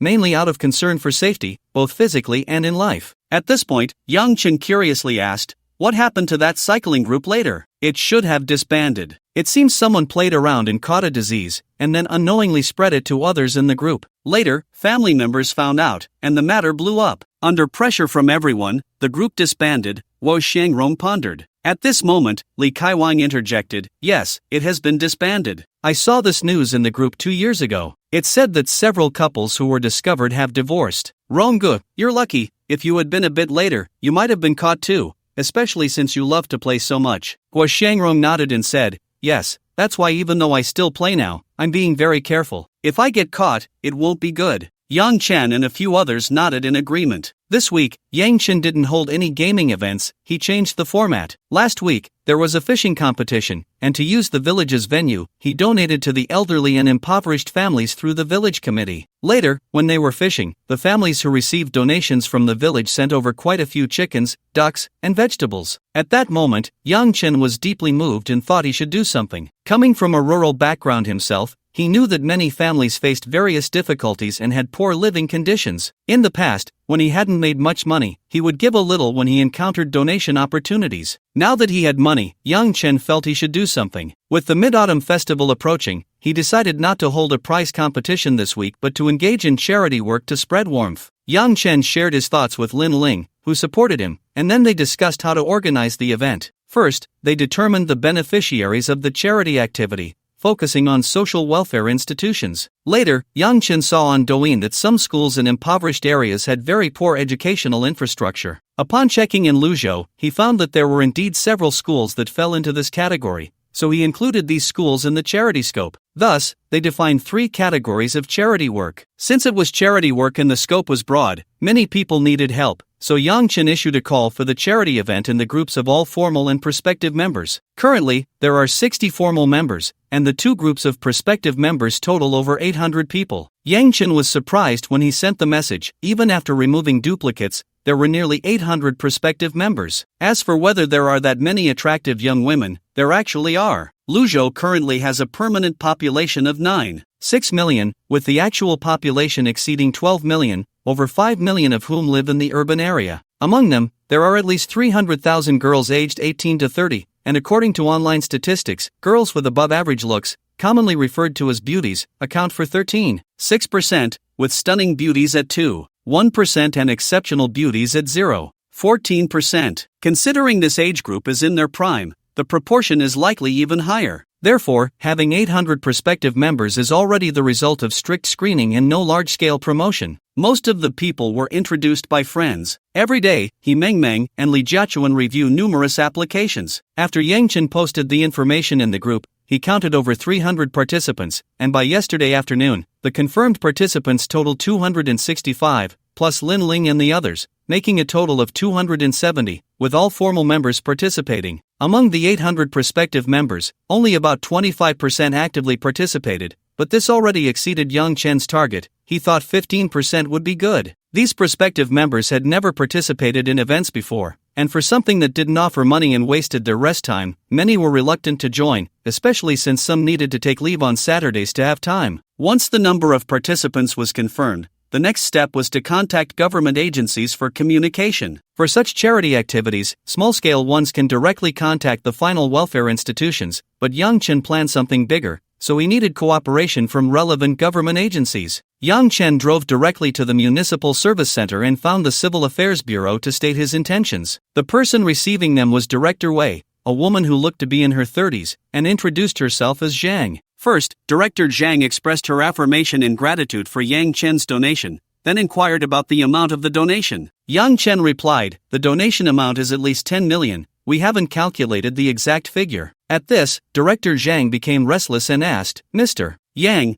are you sure you need to donate 10 million? Yang Chen said, "It should be no less than that. We plan to support social welfare institutions like nursing homes and orphanages, as well as some impoverished schools. The exact amount will depend on how many need assistance, but we don't have the data and can only seek help from the Civil Affairs Bureau." Understanding Yang Chen's intention, Director Zhang thought for a moment and went out to call someone to bring the relevant information from the institutions. Before long, a staff member came in with a notebook. Nowadays, paperless office practices are encouraged, so there was no need to carry a large stack of documents like before. Director Zhang sat next to Yang Chen, opened her computer, and pulled up the relevant materials. "Mr. Yang, let's first confirm the social welfare institutions." Social welfare institutions refer to social service organizations that provide accommodation services, aimed at offering living, medical, and educational services to vulnerable groups such as the elderly, disabled, mentally challenged individuals, patients with mental illnesses, and children. This includes nursing homes, social welfare hospitals, children's welfare institutions,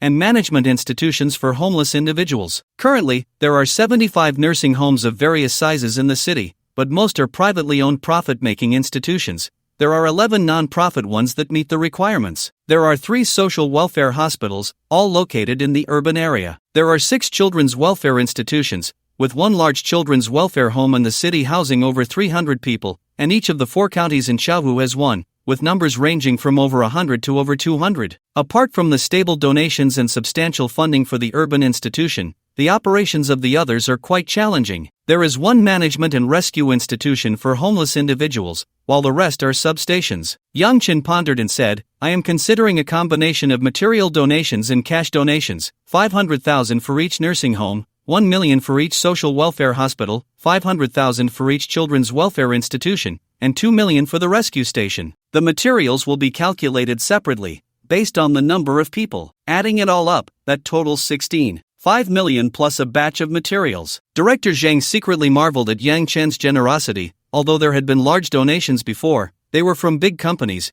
and none had come from a club-level individual like Yang Chen. Then came the impoverished schools, and Yang Chen directly identified 10 schools, donating 1 million to each along with a batch of festive materials. Adding it all up, the cash donations reached 21.5 million. For the materials, Yang Chen first prepared general gift boxes, each containing 2 boxes of mooncakes, 2 jars of honey, milk powder, some snacks, health products, and small decorative gifts, with the entire gift box priced around 600 yuan. He prepared 20,000 sets, which actually wasn't much, as 10 schools accounted for a large portion of the budget. Then, based on the different locations, he differentiated the supplies, such as rice, flour, and cooking oil for the orphanages and nursing homes, books, paper, and sports equipment for the students, and entertainment facilities like radios for the elderly, while the rescue station would receive clothing, medical supplies, and so on. These needs added up to several million more, along with some necessary expenses like transportation and dining costs, bringing the total to around 40 million. After Yang Chen submitted the plan to the system, it approved 30 million in activity funds, and Yang Chen himself had to contribute 10 million. Once Yang Chen's funds were confirmed, the Civil Affairs Bureau began to take action. On one hand, they contacted various departments to confirm reception and cooperation matters, and on the other hand, they reached out to various manufacturers to prepare the materials according to Yang Chen's requirements. To be honest, if Yang Chen were to handle this matter himself, he could manage it, but the communication and coordination among various parties would take a long time. However, after the Civil Affairs Bureau took over, they managed to prepare all the supplies in just a week. Moreover, once it was known that the supplies were for donation, the factories basically lowered their prices. The gift boxes that cost 600 yuan actually didn't cost that much, and Yang Chen added another batch of supplies with the extra funds. Wang Wenjie is a civil servant at the Civil Affairs Bureau. Recently, with the Mid-Autumn Festival and National Day approaching, there have been many tasks, and he has already worked overtime several times. On Friday morning, just as he started his workday, Wang Wenjie was called to a meeting. The meeting's agenda was about a wealthy individual who donated 40 million yuan in cash and supplies for the Mid-Autumn Festival to social welfare institutions and impoverished schools. The supplies and donations were already in place, and the wealthy donor would arrange for personnel to visit the 11 selected nursing homes, 6 orphanages, 3 social welfare medical facilities, 1 rescue station, and 10 schools to distribute the supplies. The city would definitely need to arrange personnel to accompany them, responsible for communicating with various departments and related institutions, while also demonstrating the city's importance on the matter. It was initially decided to select 40 staff members to assist, led by Section Chief Zhang and another Section Chief Shi, with the time frame expected to be about a day. Currently, it was voluntary registration, and the list would be confirmed before 3 in the afternoon. If there weren't enough personnel, they might draw from other units or designate individuals. The leaders hadn't made a decision yet since all departments were busy. After the meeting, Wang Wenjie and his colleagues discussed the matter. In fact, everyone had heard about it before because Yang Chen's supplies were ordered through manufacturers contacted by the Civil Affairs Bureau. The person in charge had leaked some information, but the specific amount wasn't mentioned. After learning about the donation amount in the meeting, everyone was surprised, but they were reluctant to go out for fieldwork. Before the Mid-Autumn Festival, the weather was still quite hot, and working outdoors was certainly not as comfortable as being in an air-conditioned office. As a result, only a handful of people signed up in the morning. However, in the afternoon, the situation changed. The trigger was a video shared in a small group chat among colleagues, featuring a group of beautiful women playing games. Wang Wenjie clicked on the video and saw it was a ring toss game, with prizes that were clearly luxury items. There were many attractive women participating, and each one had a close-up shot. Wang Wenjie thought to himself, which second-generation rich kid is showing off their wealth so ostentatiously? Don't they know this is not encouraged now? The person who shared the video in the group spoke again. The person managing the ring toss in this video is said to be the wealthy individual who donated 40 million. The participants in the game are the ones involved in this warm-hearted activity. Is that true? Someone questioned below. Absolutely true. This was said by the person coordinating with them. The wealthy side has someone operating short videos and needs to film material for this donation event, but they lack personnel and hope we can provide some footage. Then the colleague in charge asked for their account to check for any issues. Once he discovered that the participants were all beautiful women, he shared it in several of his private groups. Then it quickly spread everywhere,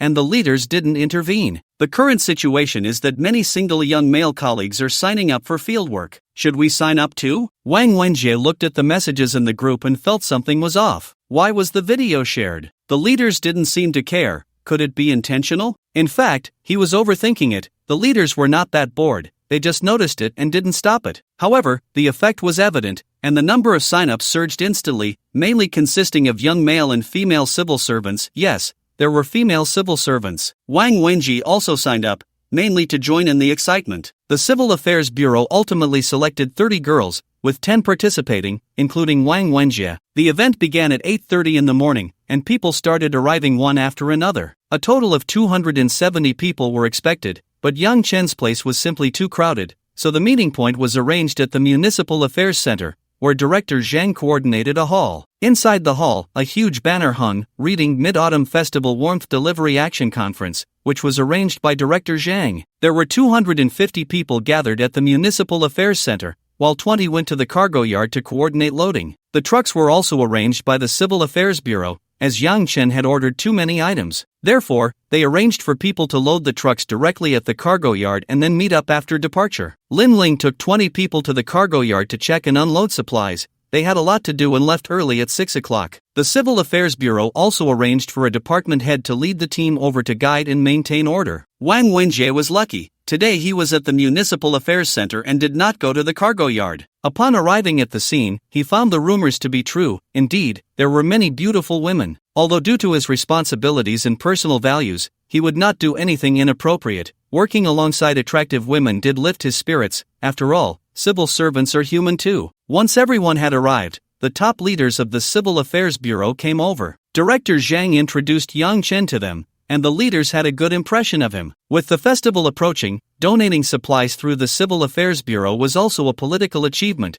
benefiting everyone involved. Otherwise, the Civil Affairs Bureau would not be so actively cooperating with Yang Chen. They simply wanted to share in the credit. Yang Chen naturally had no complaints. He just wanted to deliver the items to those in need. The seating was arranged according to the groups randomly assigned in the mini-program earlier. A total of 20 groups were formed, each with a team leader. Groups 1 to 10 had 15 members each, plus 2 staff members from the Civil Affairs Bureau, heading to 10 schools. Groups 11 to 20 had 12 members each, along with 2 staff members from the Bureau, going to welfare institutions. In total, there were 20 welfare units, with each group visiting 2. As for the locations for their visits, these were also arranged, drawn by the team leaders in the mini-program, while the Civil Affairs Bureau handled their own distribution. After the groups were formed, the 2 leaders from the Civil Affairs Bureau were invited to speak. They were tactful, knowing Yang Chen and the others were pressed for time, and offered some supportive and encouraging words before leaving, handing the conference back to Yang Chen and his team. Yang Chen stood in front of the neatly arranged lines and said, "First of all, thank you all for participating in this warmth delivery event. Although I initiated this call, I did not expect so many people to join. I appreciate everyone's support here. This event is mainly to deliver some festive gifts to social welfare institutions and impoverished schools. Shortly, you will follow your respective team leaders to board the vehicles. Since you are all here, I hope everyone can show their friendly side and help others during the activity. At the same time, please pay attention to your own safety. I would also like to thank the leaders of the Civil Affairs Bureau for their support. Each group will have 2 staff members from the Bureau accompanying them. One will board the vehicle with you, while the other has already gone to the cargo yard. They will meet you on the road with the truck. During the warmth delivery process, please follow the arrangements of the Bureau's staff and team leaders,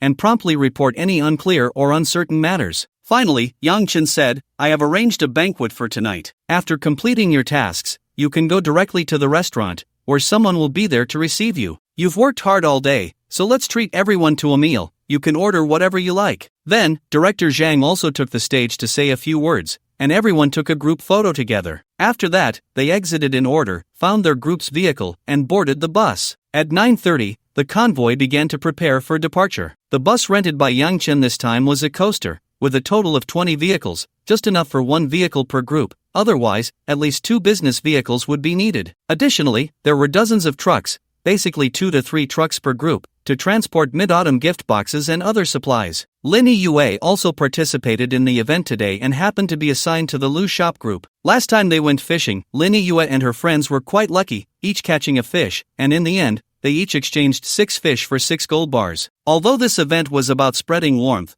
the formal members in the group were actively participating. You've received so many benefits from the boss. If you don't support him when he needs people, how will he take you out next time? Moreover, Lin Yue herself was very interested in such charitable activities, so everyone who could take leave did so, and those who could skip classes did as well. Lin Yue also took leave, and the boss readily approved it. After learning that she was assigned to the school group, she thought about preparing a few performances, but later, after being assigned to Lu Shop Middle School, she figured that middle school students probably wouldn't be interested, and since there was no notification in the group, she dropped the idea. After gathering in the morning, she boarded her group's bus and greeted the girl sitting next to her. There were a total of 65 formal members, with only 3 or 4 assigned to each group. The rest were provisional members. The girl sitting next to Lin Yue was also a provisional member, with a ponytail, an oval face, and a cheerful disposition. When she smiled, her eyes squinted, resembling a cute little fox. She introduced herself as Hewanan and told Lin Yue to just call her Wanan. She was a student from a school in Shushan, now in her 2nd year, and had joined through a classmate's introduction. Since she only had one class on Saturday afternoon, which was physical education, she came out to participate in the event. Hee-won, upon learning that Lin Yue had participated in the fishing competition, excitedly asked, "Sister Yu, did you really get gold for participating in the event?" Although Hee-won had already joined the group, her friends had not participated in any events, and she had only heard about the rewards through videos and hearsay. Until she saw the actual items, she was quite skeptical. Lin Yue nodded and said, "Yes, it's indeed real gold. I've had it appraised." Hee-won then curiously asked, "So, Sister Yu, how do you plan to use this gold? Are you going to sell it or turn it into jewelry? I saw some people in the group had their gold made into jewelry, they just needed to pay a processing fee." Lin Yue shook her head and said, "I haven't thought about it yet. I'll just keep it at home for now. I don't know if I'll have the chance to get more gold in the future. If I do, I could make a complete set of gold jewelry for my wedding later." Hee-won nodded as well, thinking that if she had the opportunity, she would do the same. Selling it for cash wasn't very cost-effective. Is there a car prize every time? I don't think so. There wasn't a car prize last time at the fishing event. It was all gold bars, and a maximum of 10. Lin Yue replied thoughtfully. Other newcomers who hadn't participated in the event surrounded the veterans, inquiring about the event details, while others leaned in, listening intently. Some imagined winning the grand prize next time, as so far, no one had left empty-handed from any event. After a while, a boy boarded the bus and introduced himself as Wang Wenjie, a staff member from the Civil Affairs Bureau. He said that if there were any questions during the event, especially those needing communication with the school and local government, they could bring them to him, and he would handle them. The team leader then led the applause to welcome him and pulled Wang Wenjie into the group chat. Wang Wenjie then sat on the seat by the bus door and started chatting with the team leader. While waiting for the bus to depart, everyone discussed the details of the event. In the past few days, there have been frequent updates in the group about the preparations for the warm-hearted activity. These updates are mostly sent by club members involved in the early preparations for the event. They mainly report on what materials have been confirmed for donation today, which vendor has been chosen, the quality of the goods, and what items have been added to the inventory, etc. This allows everyone to understand the excitement of the event, as per Li Jiachuan's request, to give everyone a greater sense of participation. Yang Chen, although he provided the funding, only wanted to be a financial backer, leaving the specific tasks to the club members involved in the event, with Li Jiachuan and Sun Rui responsible for liaising with the various factories. He mainly oversees the overall situation and communicates the details with the Civil Affairs Bureau. Li Jiachuan and Sun Rui are both very willing. Aside from the donations, this is also a project worth tens of millions, and most people wouldn't even have the opportunity to get involved. Now that Yang Chen is giving them a chance to practice, they are bound to gain something and expand their networks. Every day, the two of them drive around in Yang Chen's Maybach GLS in Cullinan. They haven't used their own sports cars, saying that while it's fine for fun, it wouldn't be appropriate for business, lacking the necessary prestige. They sought out some volunteers from the participating members to accompany them to various factories or warehouses for communication. With the cooperation of the Civil Affairs Bureau staff, and since these are charitable materials,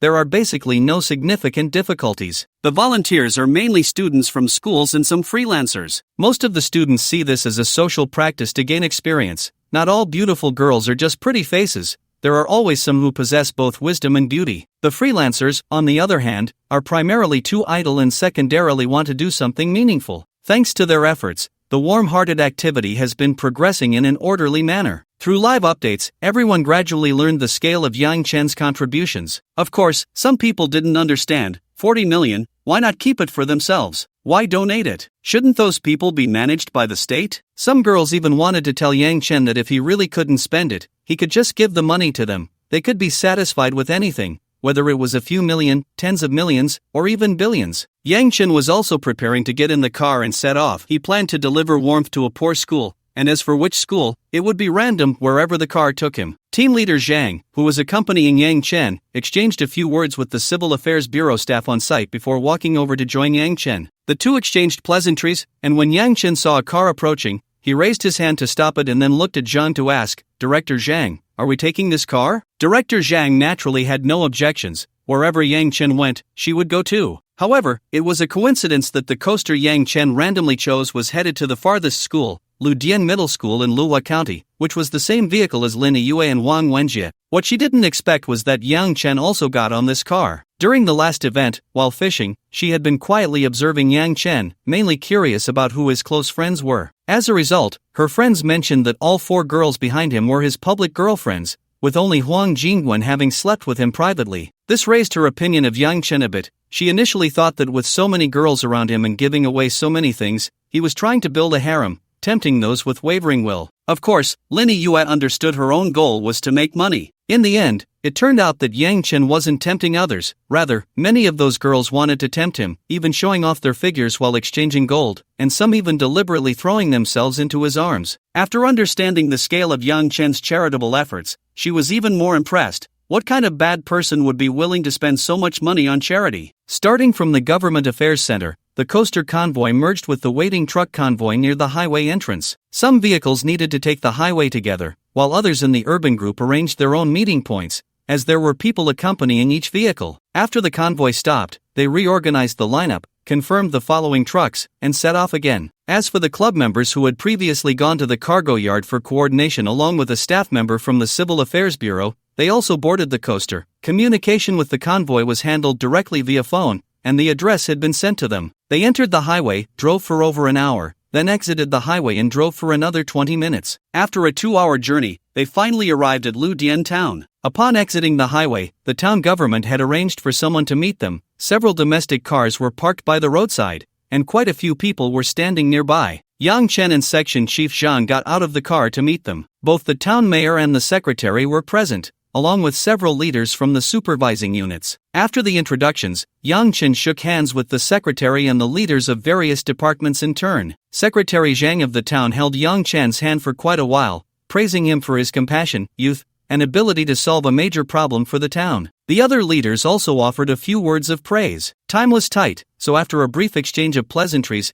everyone got back into the car, and the town's vehicle led the way to Ludian Middle School. Yang Chen noticed that all the cars were domestic and looked inexpensive. Upon arriving at the school gate, the young ladies who had been sitting for a while got out to stretch and relax, while Yang Chen looked up at Ludian Middle School, which appeared somewhat dilapidated. The stainless steel sign with the words Ludian Middle School at the top of the gate had become mottled with the passage of time. Looking down, the large iron gate of the school was open, and a dozen people stood at the entrance, likely teachers and leaders of the school. He did not see any students. It was already 11:40, which should be dismissal time, yet the campus was empty, with no students in sight. From the school gate to the interior of the campus, the entire area was paved with concrete, but it was patched up with numerous repairs. Yang Chen remembered that the school in his hometown had been paved with asphalt and gravel by now. The campus still had many trees, lush and green, with flower beds scattered throughout. The entire campus was very clean, indicating that it had been tidied up. Not even a scrap of paper was visible. Inside the school, there were 6 teaching buildings that looked quite old, with mottled walls exuding an air of decay. The 2 best buildings were merely those with relatively intact exteriors, but they still looked aged. Yang Chen suspected these were the teaching buildings built with national loans back in the day. There had been one when he was in middle school, but it was just an office building. Additionally, there were several rows of 2-story small buildings, all uniformly constructed, which seemed to be teachers' dormitories. Across from them were 2 5-story buildings, likely student dormitories. Not far away, Yang Chen glanced over. The balconies were all clean, and the windows were open, suggesting they had also been tidied up in advance. Overall, Ludian Middle School was quite similar to how it was when Yang Chen attended middle school over a decade ago. However, his alma mater had long since been renovated. In recent years, the town government had done well in attracting investment, improving its finances, and had refurbished both the primary and middle schools, tearing down dangerous buildings and renovating usable old ones. Teachers now lived in apartment buildings, student dormitories had air conditioning installed, and the school cafeteria's food had improved significantly. Yet, Ludian town remained much the same as it was over a decade ago. Changes brought by time were not absent, but they were few. After disembarking, there was a simple welcome ceremony, introductions were made, and then the principal led everyone to the school cafeteria for lunch, as it was already noon, and the group was quite hungry. The meal was in a buffet style. Originally, it had been communicated in advance that the township government had arranged for them to eat at a hotel, but Yang Chen did not agree. After learning that the school had a cafeteria, he suggested they eat there instead. After all, he was there to make a donation, and it wouldn't be appropriate to go out and indulge, even though it was all done with good intentions. Moreover, Yang Chen wanted to observe the school's situation up close to see if there was anything he could help with. This kind of warm-hearted activity wouldn't be a one-time event for him. He considered that if it wasn't too difficult to manage, he would continue it long term. As the old saying goes, when poor, one should cultivate oneself, when rich, one should help the world. Yang Chen now had a bit of ability and wanted to accomplish something. Yang Chen also paid for his meal, having ordered it at a standard of 30 yuan per person. That should be enough to eat here. If he wanted something better, he could go back to the city in the afternoon and eat whatever he wanted at a restaurant. The other groups involved in the warm-hearted activity also received 30 yuan for meal expenses,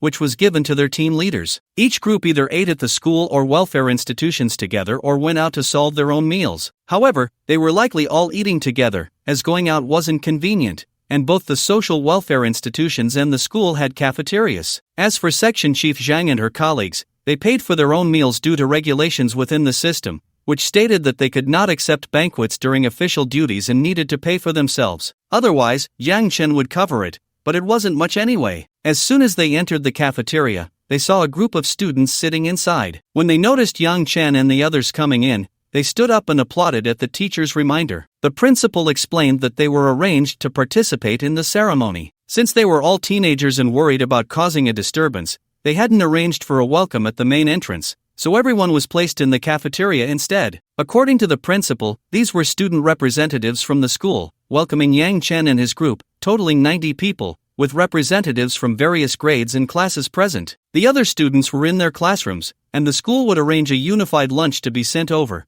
They usually ate this way at noon. The school currently had over 1,200 students, and the cafeteria simply couldn't accommodate everyone. Additionally, there were more than 70 faculty members who also ate there at noon. Including Yang Chen's group and the township leaders, there were over 200 people in total. However, the cafeteria was large enough to seat them all. It was already noon, and there was no formal ceremony. They decided to eat first. The school invited Yang Chen and his group to serve themselves first. Yang Chen couldn't agree to that and insisted that the students and teachers go first. In the end, they reached a compromise. The students would serve themselves first, followed by Yang Chen and his group, and then the township government and teachers. The students lined up in groups to serve themselves, each taking a tray to choose their food. Yang Chen observed that everyone was taking only a little. Based on their appetites, it was just enough to eat but not necessarily enough to fill them up. However, Vice Principal Li, sitting next to Yang Chen, explained after noticing where Yang Chen was looking, "Mr. Yang, it's not that we don't let the students eat,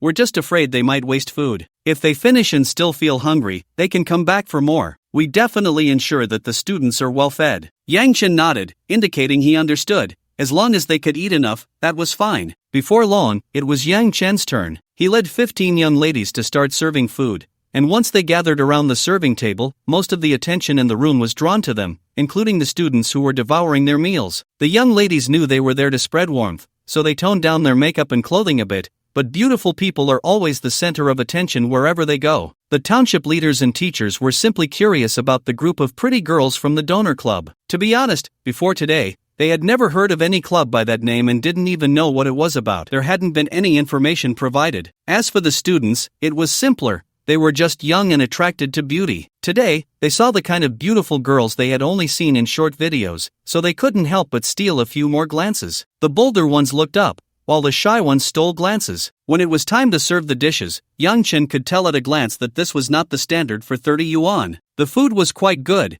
with both meat and vegetables. There was braised beef, potato chicken, braised pork, roasted duck, fried fish, grilled lamb chops, shredded pork with green peppers, green pepper and egg, sanha stir-fry, shredded pork stir-fried with shredded potatoes, pork slices with asparagus, and greens. There were also 2 soups, tomato and egg soup and mung bean soup. Moreover, the ingredients were quite good. Even the vegetarian dishes had a decent amount of meat, and the meat portions were not small. Generally, this would be considered semi-meat in most factories, and there were drinks available for free nearby. There was no way these items could be provided at a cost of 30 yuan. The school was definitely subsidizing it. However, Yang Chen did not expose this, nor did Section Chief Zhang. It was a gesture of goodwill, and mentioning it would be awkward. It's all about social etiquette. In fact, this meal was indeed subsidized. The school had received some funds from the township government, and they had redirected some of the money originally intended for a banquet to the cafeteria, adding a bit more. They couldn't let the generous guests eat poorly. Even though they usually had better meals than this,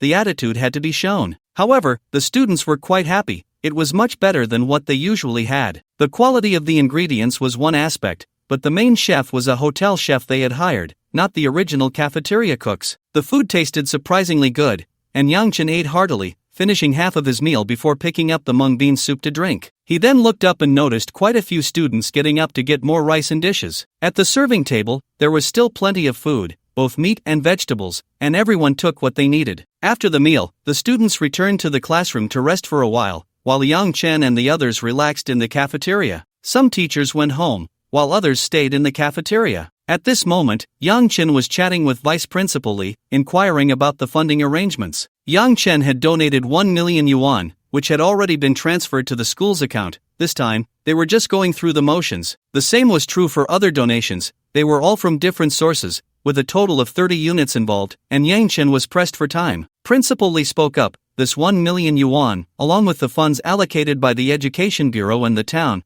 has already been preliminarily arranged by the school. Currently, the plan is to first repair the school's teaching building, then maintain the facilities on campus, and next, install air conditioning in the student dormitories. It's okay now. In hot weather, there are electric fans, but it gets really cold in winter, and without air conditioning, it's easy to get frostbite. The remaining money is planned to be put into the meal expenses, so the children can eat better. Deputy Mayor Lu chimed in. Actually, the school's issues have always been known to the township, but we have no way to help. We are poor. We are just an ordinary agricultural town, and the few factories we have are all agricultural product processing plants, with no flagship products and no mineral resources. The township can only rely on higher-level funding to do anything. To be honest, Mr. Yang, your donation this time is the largest single donation our town has seen in many years. You might find it funny, but when we were notified from above, both the secretary and I thought it was a wrong number or that we had misheard. Our town is poor. The entire town covers 115 square kilometers, with a registered population of 40,000,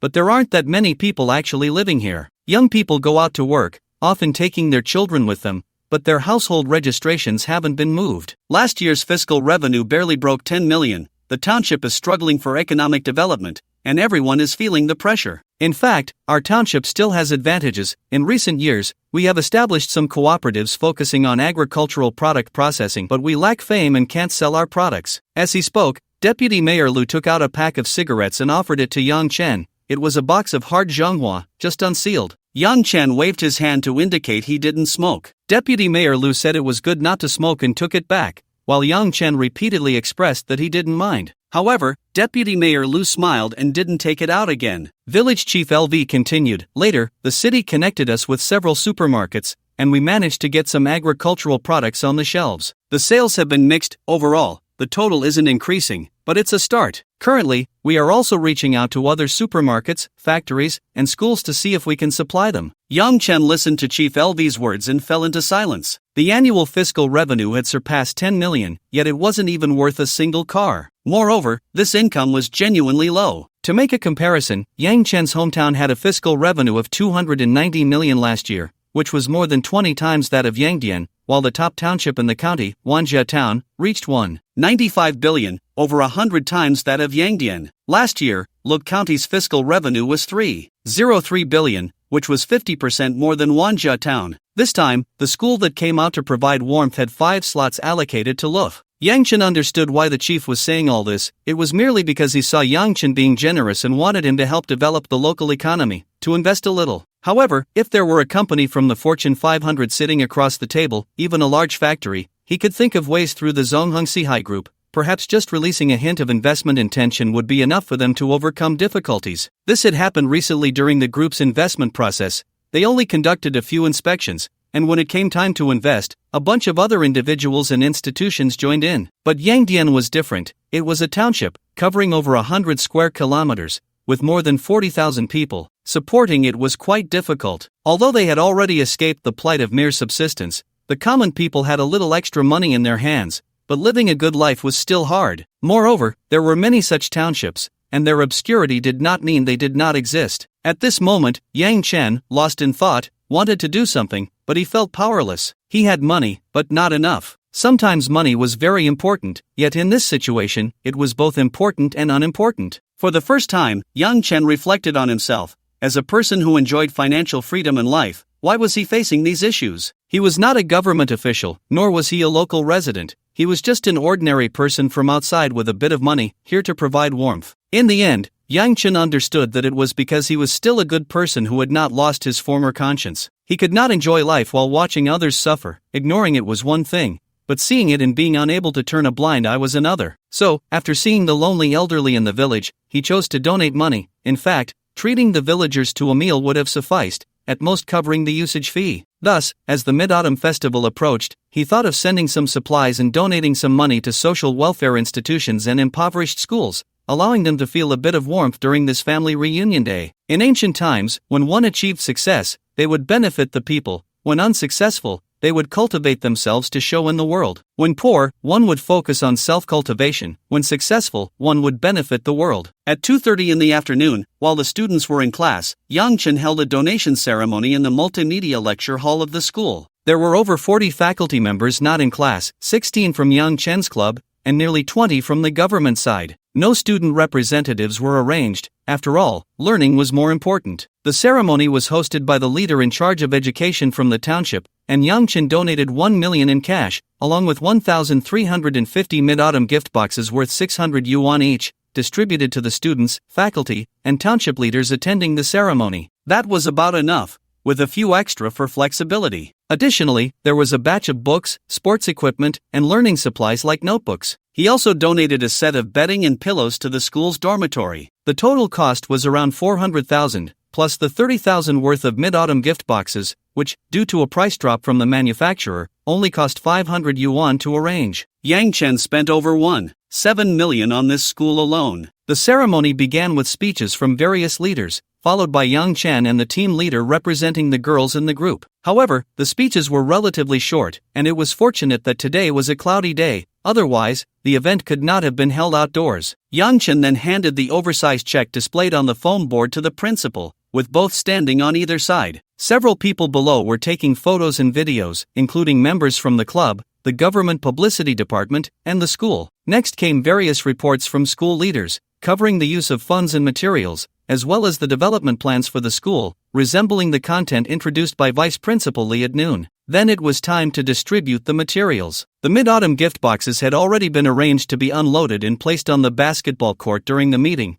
It was a cement floor, conveniently close to the teaching buildings. As for the other materials, they were placed in a clean, empty classroom, with the school arranging for their distribution later. Since the handover ceremony had taken place and the necessary promotional photos had been taken, there was no concern about whether anyone at the school would misappropriate the items. Yang Chen was not worried about anyone daring to embezzle, as the local government had promised to follow up on the matter, including the Civil Affairs Bureau, which would conduct a return visit for confirmation. He would also arrange for someone to verify it later. After all, it was easy to confirm with a little expenditure to hire someone for an investigation. At 4 o'clock in the afternoon, the young ladies from the club pulled handcarts, 5 in each group, totaling 3 groups, to distribute gift boxes to various grades, each accompanied by a school leader. The faculty on site were managed by Yang Chen, Director Zhang, and Wang Wenjie. The leaders from the township government had already prepared their items, waiting to take them when they left, as it was not convenient at the moment. The reason for scheduling at 4:20 was that today was a makeup class for Monday. Their third class in the afternoon started at 4:20, but this session was a class meeting, so it was temporarily occupied for Yang Chen and the others to distribute the gift boxes. 15 young ladies were divided into 3 small groups, each led by a formal member with 4 preparatory members,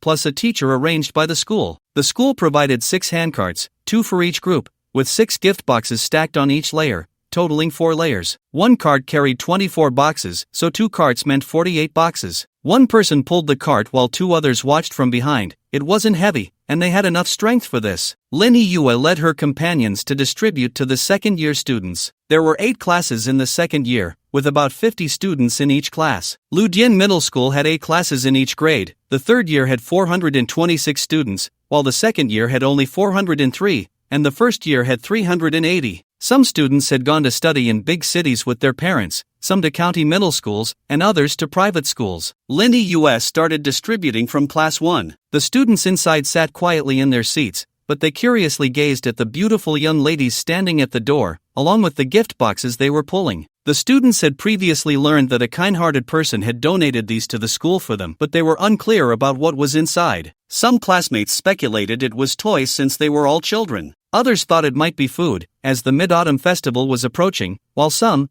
being a bit pessimistic and perhaps influenced by jokes, suggested it could be exercise books for their homework. The homeroom teacher stood at the podium and said, "Everyone quiet down. What are you chattering about?" The classroom instantly fell silent. The homeroom teacher continued, "Today, a kind-hearted person from the city donated a batch of materials to the school, including gifts for each of you students. Wang Chenchen, stop sulking. It's not homework, it's all delicious food. But you're not supposed to eat it right here. Take it home after school and share it with your family. If I hear anyone has lost or wasted their mid-autumn gift box, you'll stand at the back and reflect on it." Seeing the understanding in the eyes of the mischievous kids in the classroom, the homeroom teacher said, "Let us give a warm round of applause to welcome a few donors who will distribute gift boxes to everyone." In an instant, the classroom erupted with thunderous applause. Hearing this sincere applause, Lin Yuet and a few friends stood motionless at the door, their hearts racing with excitement, their emotional value soaring. Observing this scene, she felt a profound sense of fulfillment, experiencing the achievement of doing charity. Throughout their past lives, they had not lacked praise from others, but such a moment that elevated their spirits had never occurred before. In the distance, she vaguely heard deafening applause coming from other directions. It must be from the other two groups of friends. At this moment, they were likely feeling the same way. The accompanying director looked at the few standing at the door and gently coughed, saying, "Miss Lin, we should go in now." Coming back to her senses, Lin Yue responded with a couple of O's, signaling her friends to carry the gift boxes into the classroom, each person holding two,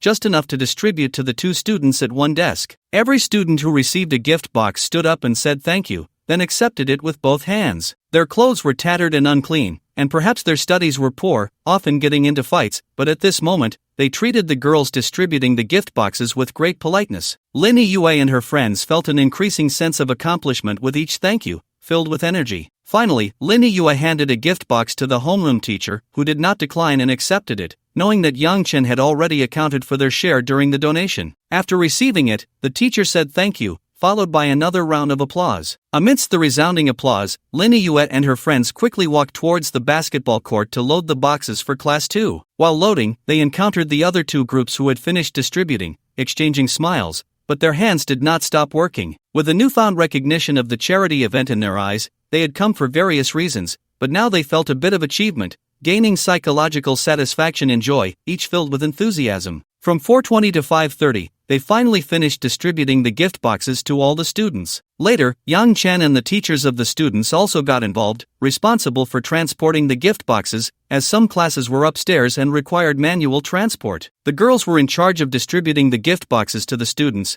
and Yang Chen was grateful for the large turnout. Otherwise, they would not know when they would finish distributing the more than 1,200 gift boxes. Once the distribution was complete, Yang Chen and the others prepared to return. Amidst the farewell from the teachers and students of the school, the van drove away, leaving behind students who waved continuously. At the highway entrance, after exchanging contact information with Mayor Liu, Yang Chen and Director Zhang bid farewell and headed back to the city. As they were leaving, Mayor Liu had 10 boxes of drinks moved for Yang Chen, all fruit juices produced by local agricultural processing factories, made from local fruits. There were also some seasonal local fruits. Mayor Liu said, "You came here and donated so many things, we must thank you. We don't have other specialties, but these juices and fruits are all locally produced. They don't cost much, but it's a token of our appreciation. Please accept them. We've washed the fruits, and they can be eaten after a quick rinse. We've also put a few packs of mineral water in the car." Director Zhang beside him also urged Yang Chen to accept them. Yang Chen could only nod in agreement. In the car, Yang Chen opened a few boxes of drinks and distributed a bottle to everyone present. He also opened a bottle of pomegranate juice for himself, took a sip, and found it quite good. Although it wasn't as rich in flavor as the juices bought in supermarkets, it was very tasty, with a sweet and sour pomegranate flavor, 9 parts sweet and 1 part sour, different from the overly sweet soft-seeded pomegranates on the market. The other girls nearby who had juice also chimed in, saying it tasted good and wondering why they hadn't tried it in the city. Yang Chen then grabbed a pear, and since it had been washed, he wiped it off and started eating. It was surprisingly sweet, crisp, and juicy, quite enjoyable. It was no worse than the overpriced fruits in the fruit shop. At 8 in the evening, just as it was getting dark, Yang Chen and his group arrived in Luzhou, being the last batch to arrive. The earliest group had been those active in the city, who had reached the restaurant by 5 o'clock, and by 6, everyone in the city had gathered. They were closer and received their distributions quickly, unlike Yang Chen and his group, who had to stagger their arrival to avoid overlapping with students' class times. Before getting off the car, Yang Chen invited Director Zhang to join him and the 2 staff members for a meal, but as expected, it was politely declined. However, Director Zhang did mention that next time there was an opportunity, she would like to treat Yang Chen to a meal privately and hoped he wouldn't refuse, especially since she had received such a significant political achievement from him. She also suggested that he should stop calling her Director Zhang all the time, as she was a few years older and preferred to be called Sister Zhang. Yang Chen smiled and nodded. He planned to continue donating and organizing charity events, and having an acquaintance like her would make things easier. This collaboration with Director Zhang had been quite pleasant, with high efficiency. Moreover, he needed to establish some connections in the local political scene. Starting with Sister Zhang was just right. After sending Sister Zhang and the two staff members off, Yang Chen led his group upstairs. The restaurant they had booked this time was still under Qian Yaring's name, called Lu Shi Rinjia, specializing in Huizhou cuisine, famous for its stinky mandarin fish and one-pot dishes. A total of 271 people were attending, with 12 per table, and they had reserved 23 tables in a large banquet hall of the restaurant. When Yang Chen arrived, the dishes had already been ordered by Lin Ling. Seeing that everyone was present,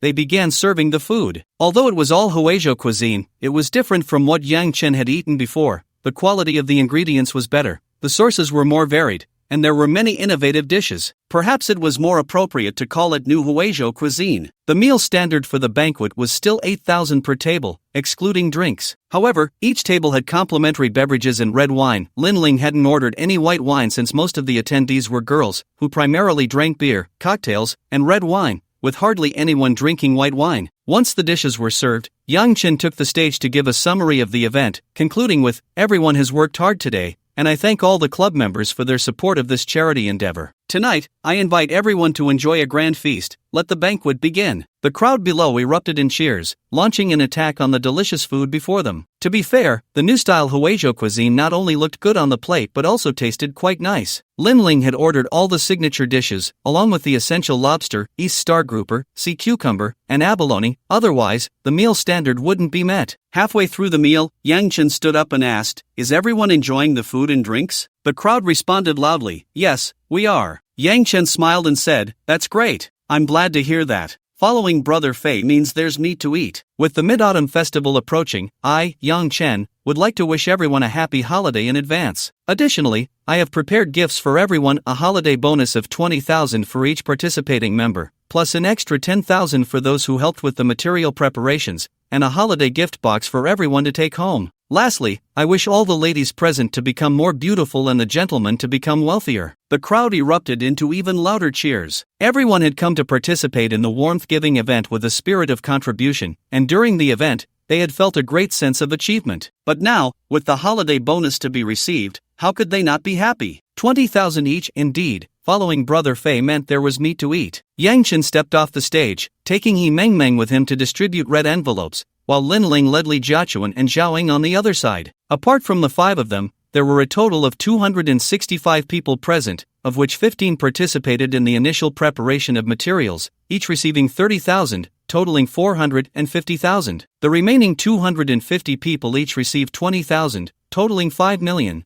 making a grand total of 45 million. As for the holiday bonuses for Lin Ling and the others, each of the 4 women received 500,000, which had already been transferred to their accounts, and Lin Peiyun also received 500,000. Considering He Mengmeng's contributions since the establishment of the club, Yang Chen decided to give her 50,000 as an advance for her holiday bonus. In total, 8 million had been distributed as holiday bonuses. Well, he couldn't afford a Cullinan, but Yang Chen felt it was still quite good. Sun Rui and He Mengmeng pushed a cart with a large open box on top, filled with neatly packaged red envelopes, each containing 20,000 in cash, along with a smaller box filled with 30,000 envelopes for those who had participated in the initial preparations. Sun Rui's presence behind Yang Chen served as a reminder that those people were to receive 30,000, and Li Jiachuan had the same role. The money had been pre-arranged by Lin Ling with the bank and was withdrawn that afternoon. They had returned early and spent time in the hotel-provided room packaging the red envelopes. For safety, they had even hired 2 armed security personnel, arranged through a friend of Lin Ling's at the bank. Each person receiving a red envelope would first bow,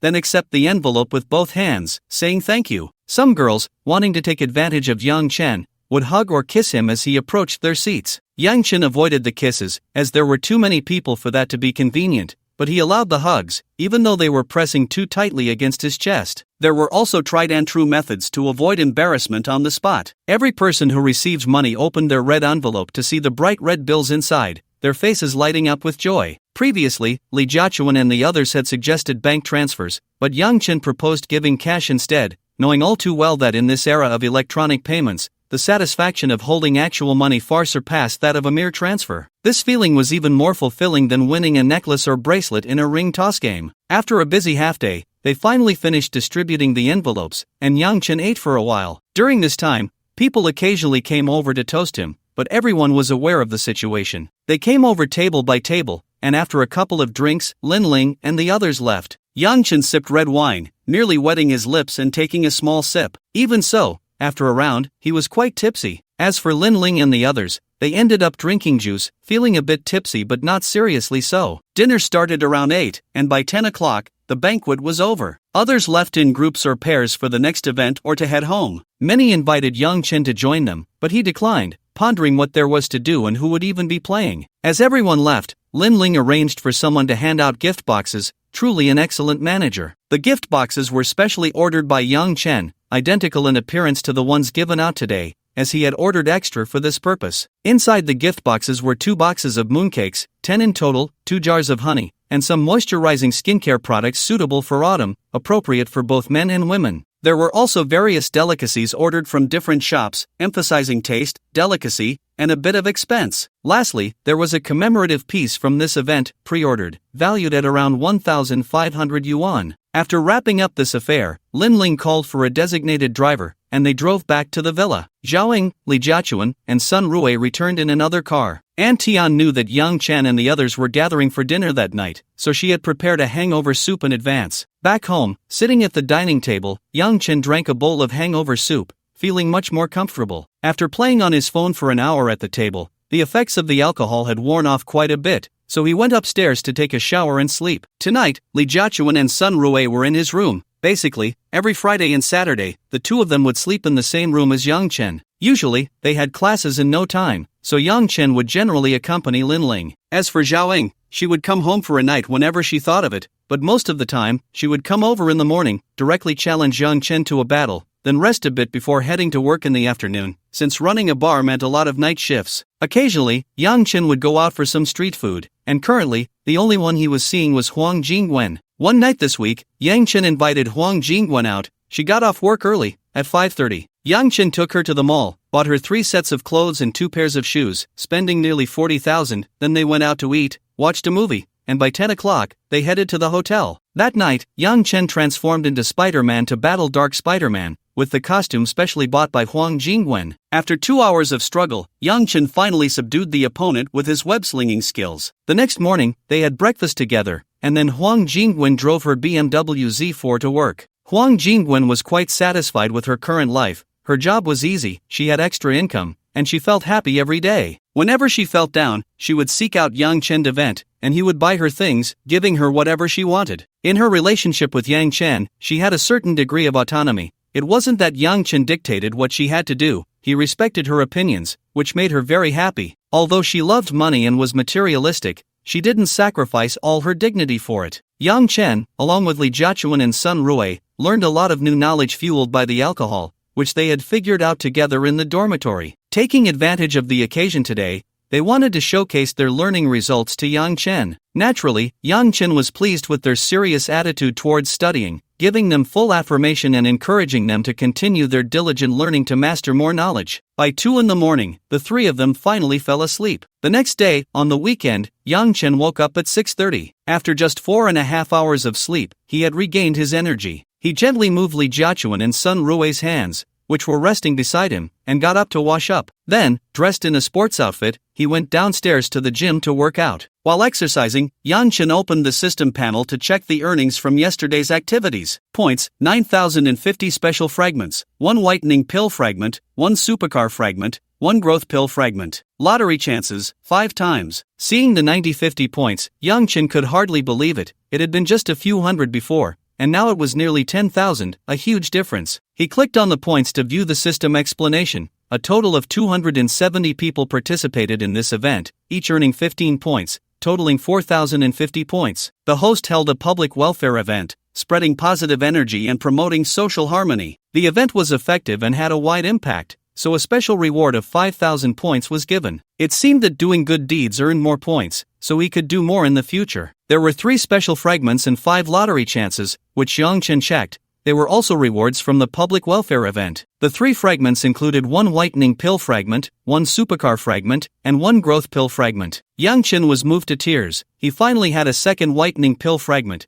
as he had thought he wouldn't be able to collect them all. However, what was the growth pill? Yang Chen checked the system. Wow, it was indeed a good thing. This item had one effect: to help his younger brother grow taller, promoting further development. The effect was quite good, and the growth limit depended on one's own conditions, ranging from 2 centimeters to 10 centimeters. In the mall, Yang Chen also saw the newly listed growth pills, priced at 200 points per box, taken once every 5 days, with a 3-month course. After finishing, one had to stop for 3 months before taking it again. However, once the body's growth limit was reached, it would no longer increase. At this moment, Yang Chen had a thought about whether he should give it a try, but the system doused his enthusiasm with cold water. This thing didn't have much effect on him. Because the fundamental nurturing pill had been continuously transforming his body, he had already developed quite a bit. Yang Chen stepped off the treadmill, pulled down his pants to take a look, and indeed, it was like the arm of a baby. In terms of time, his size, and hardness, his girlfriends were all very satisfied, and he was satisfied too. He could debut in Europe and America, and there was no more room for improvement. Since it was of no use to him, Yang Chen decided not to exchange it. Yang Chen walked over to a nearby chair to rest while starting his weekly lottery. Today, there were a total of 12 draws. Yang Chen rubbed his hands together and began the draws. He received 8 points rewards, 93/78/137/67/101/52/68/92, and 7 cash rewards, 2. 46 million/1, 84 million/1, 87 million/1, 15 million/2, 76 million/2, 48 million/1, 61 million. Additionally, he got 1 kidney tonic pill, 5 testing cards, and 5 learning cards, but no car or property this week. Considering this week's activity expenses, holiday expenses, the cost of purchasing a house in Anxi, and 5 million for renovations, along with other daily expenses, Yang Chen's points and cash had refreshed again. Name: Yang Chen. Age: 30. Health: healthy. Cash: 91. 34 million points, 15,503. His points had successfully surpassed 10,000, and his funds had reached over 90 million. After such high spending last week, Yang Chen didn't expect to have so much left. He hoped to break 100 million next week. It should be possible since there were currently no major expenses. The new design plans for the Anxi house had come out. Yang Chen converted the first floor of the annex into a large garage, or rather, a maintenance workshop. The space was quite large, allowing for car washing, repairs, and maintenance in the future. Yang Chen also planned to build a spray booth for painting, which would complete the setup. As for the underground garage, the 2 car wash spots were cancelled and converted into parking spaces, increasing the total to 30 parking spots now. Additionally, some larger vehicle parking spots were added above, considering future use for RVs. Once the villa renovations were completed and the number of cars increased, Yang Chen planned to hire a few people skilled in vehicle maintenance as security, responsible for taking care of his cars. After finishing his workout and having breakfast, Yang Chen went upstairs to wake up Li Jiachuan and Sun Rui. They had agreed to go shopping today, and the Mid-Autumn Festival was the day after tomorrow. They wouldn't be going home and would celebrate the festival at Yang Chen's place. Moreover, the house back home hadn't been renovated yet, so his parents, grandparents, and uncle's family were all coming to Yang Chen's villa, making it a big family gathering. The few of them had already discussed buying some gifts for Yang Chen's family. They all had money now, with Sun Rui having at least over 600,000. Although Yang Chen gave them pocket money, they didn't spend much. He basically covered their daily expenses. However, when they came up, they saw 2 stunning beauties sprawled on the bed, sound asleep, with only a thin blanket draped over their waists. Having just eaten, Yang Chen suddenly understood the meaning of the saying full and warm leads to lust. He also took a nap. They didn't get up until 11 in the morning, and after having lunch, Yang Chen instructed Aunt Tian on 2 matters. First, for the Mid-Autumn Festival, his parents, grandparents, and uncle's family would come over for dinner. His aunt, younger aunt, and sister were uncertain if they would come. They might not come for lunch but would come in the evening. He asked Aunt Tian to confirm the menu in advance and prepare the banquet. The second matter was about the Mid-Autumn holiday and gifts. The villa staff, except for Aunt Tian, were all locals or from the neighboring city. Since it was the Mid-Autumn Festival, Yang Chen would definitely let them go home to reunite with their families. The national holiday was set for the 15th, 16th, and 17th, but Yang Chen changed it to the 16th, 17th, and 18th, and he would also give each person an additional 5,000 as a holiday bonus. The people below naturally thanked Yang Chen for his generosity, privately saying that he was a good boss who took his work seriously. There were indeed some who tried to take advantage of Yang Chen's kindness, but in fact, he had long instructed Aunt Tian to fire anyone who was not disciplined or did not work seriously. This included the villa in Magic City, which Yang Chen had already discussed with Fong Meijun and Lin Peiyun in advance. I can be reasonable, but you must know how to appreciate it. So far, 2 people had been sent away. One was lazy, unmotivated, and liked to form cliques. He was reported by others and was directly kicked out. The other had sticky fingers. Yang Chen had bought a lot of wine, and she thought it was no big deal to take 2 bottles. However, Yang Chen was well aware of everything. After noticing something was off, he immediately checked the surveillance and, upon discovering the truth, called the police. Each bottle was worth over 10,000, a significant amount, enough to warrant some time in detention. When her family came to plead for her, Yang Chen ignored them. One must take responsibility for their mistakes. In Magic City, there was only one person with sticky fingers, discovered by someone introduced by Fong Meijun. It was a man, and after he was found out,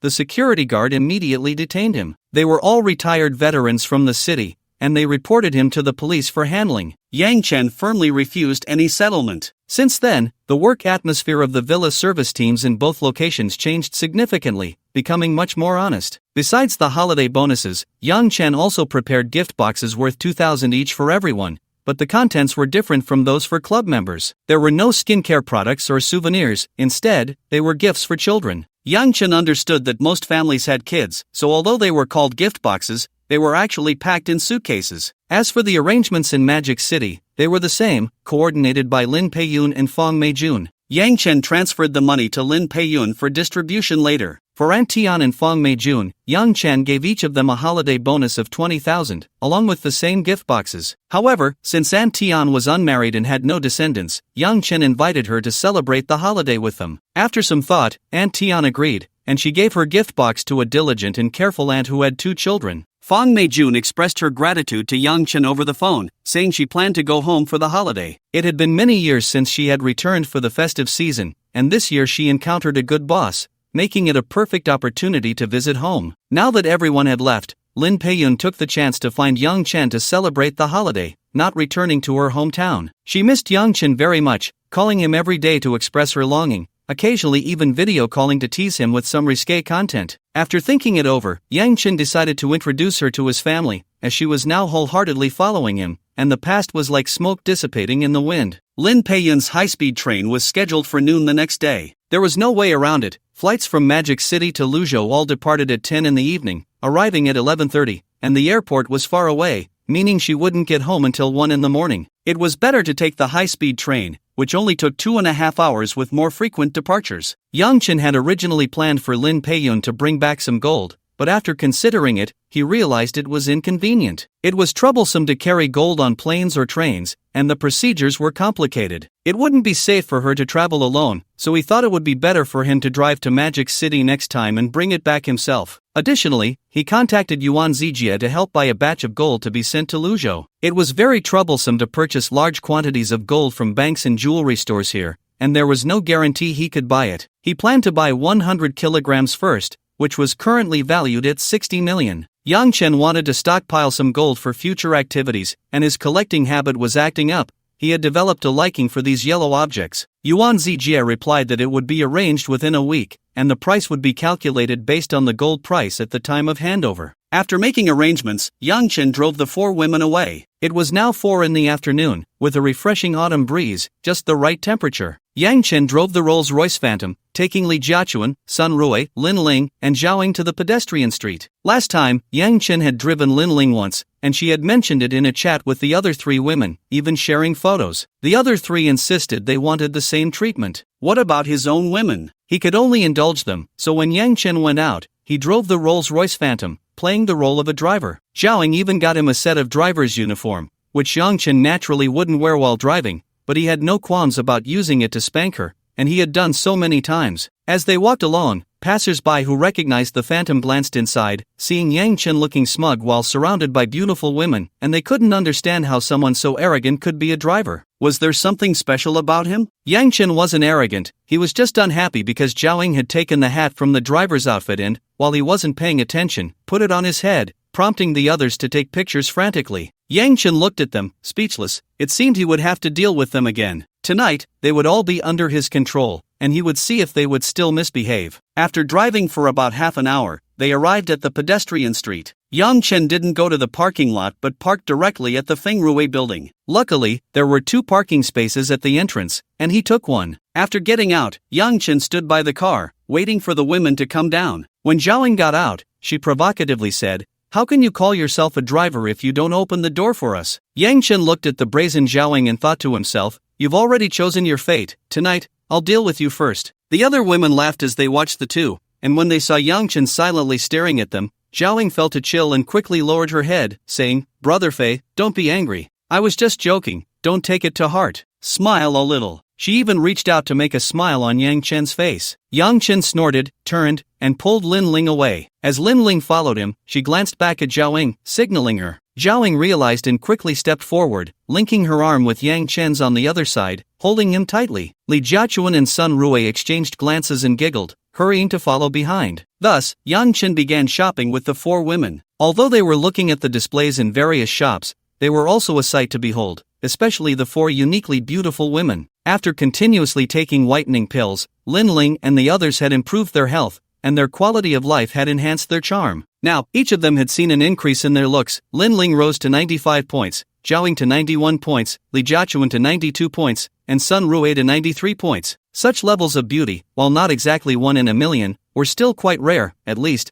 they were unmatched by the average campus beauty. Sun Rui had recently been dominating her school, even influencing a few surrounding schools. There were certainly prettier girls, but not many, and at this level of attractiveness, rankings were determined by personal taste. In reality, they were all quite similar. People around them noticed the closeness between the 4 women and Yang Chen, understanding that their relationship was unusual, either siblings or romantic partners. However, they didn't look like siblings, and some boys thought to themselves, "Damn, what a pig, taking so much without fear of bursting." At that moment, they arrived at a high-end clothing store, where the women began trying on clothes. Yang Chen noticed his phone battery was low and prepared to charge it, remembering that his power bank and charger were still in the car, which he had forgotten to take when he was bickering with Zhao Ying. He greeted them and went to the car to get something. Walking to the front of the car, Yang Chen opened the door and took out a power bank, then connected it to the charger to charge his phone. He immediately felt relaxed, the sense of urgency fading away. At that moment, a voice called out from behind, "Uncle Yang Chen?" Yang Chen turned around to see Wang Xinghong,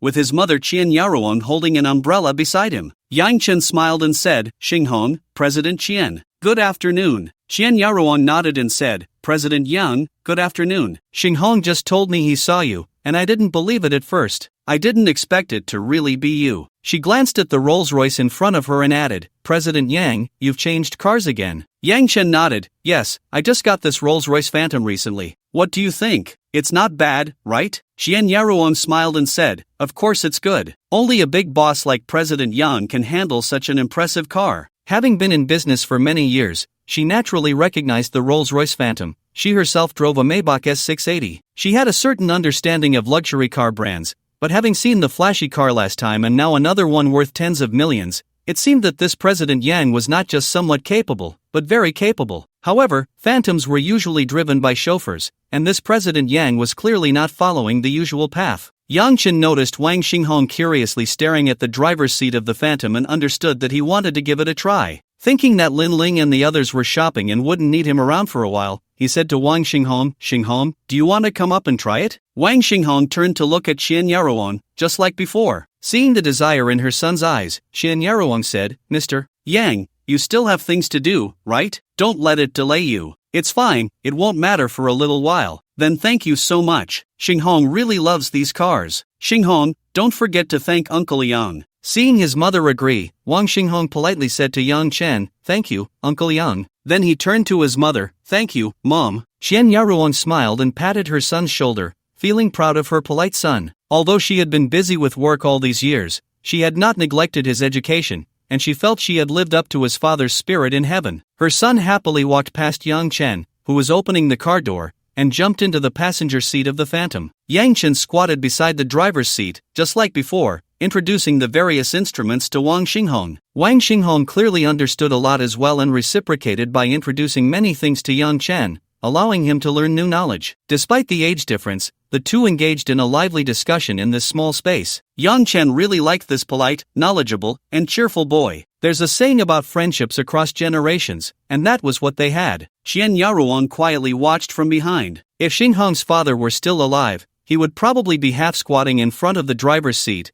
introducing cars to his son, and they would be happily interacting and discussing. As she watched, Yang Chen's image slowly blurred, and the figure of a person from summer gradually emerged, becoming clearer and clearer. Qian Yaruang understood this was her fantasy, but she couldn't help but take a step forward. If he were still there, how wonderful it would be. She wouldn't have to bear so much pressure or face so many unkind gazes. She was a woman too and wanted someone to rely on. After playing for about 10 minutes, Qian Yaruang held up the umbrella to shade the two of them. After satisfying his curiosity, Wang Xinghong released the steering wheel, ready to get out of the car and leave, as he still had homework to complete, and his mother had her own work. This little indulgence today was already a great reward, and he needed to go fulfill his own tasks. Yang Chen looked at Wang Xinghong, wanting to get up, but first turned his head to confirm Chen Yaring's position, making sure not to make the same mistake as last time. As a result, he turned and met Chen Yaring's gaze. Her eyes were not like those of a strong woman, they were like a pool of autumn water, clear and bright, evoking a sense of tranquility in the passage of time. It seemed as if they held a strange magic, making one involuntarily fall for her, wishing to watch time flow by together. Chen Yaring, recalling something, blushed slightly and stepped away, giving Yang Chen space. This movement disrupted the wonderful atmosphere from before, and Yang Chen stood up to make way for Wang Xinghong to get out of the car. The two old friends agreed to take a drive together next time, with Yang Chen offering to take him out for a spin in his flashy car. After bidding farewell to the two, Yang Chen walked towards the pedestrian street, while Chen Yaring paused for a moment with her son, leaving behind a faint sigh that only she understood, before turning to enter the building. As Yang Chen walked along the stone-paved road of the pedestrian street, he took out his phone to ask Lin Ling where they had gone. He had been out for nearly 20 minutes, and it was unlikely that Lin Ling and the others were still at the previous shop. However, they probably hadn't seen his message, as there was no reply after a while. Yang Chen wasn't in a hurry, so he walked towards the previous shop. Today was the first day of the holiday, and it was already past 5 in the afternoon. The pedestrian street was the most famous commercial street in Luzhou, bustling with people enjoying their time off, couples and groups of friends alike. With so many young people around,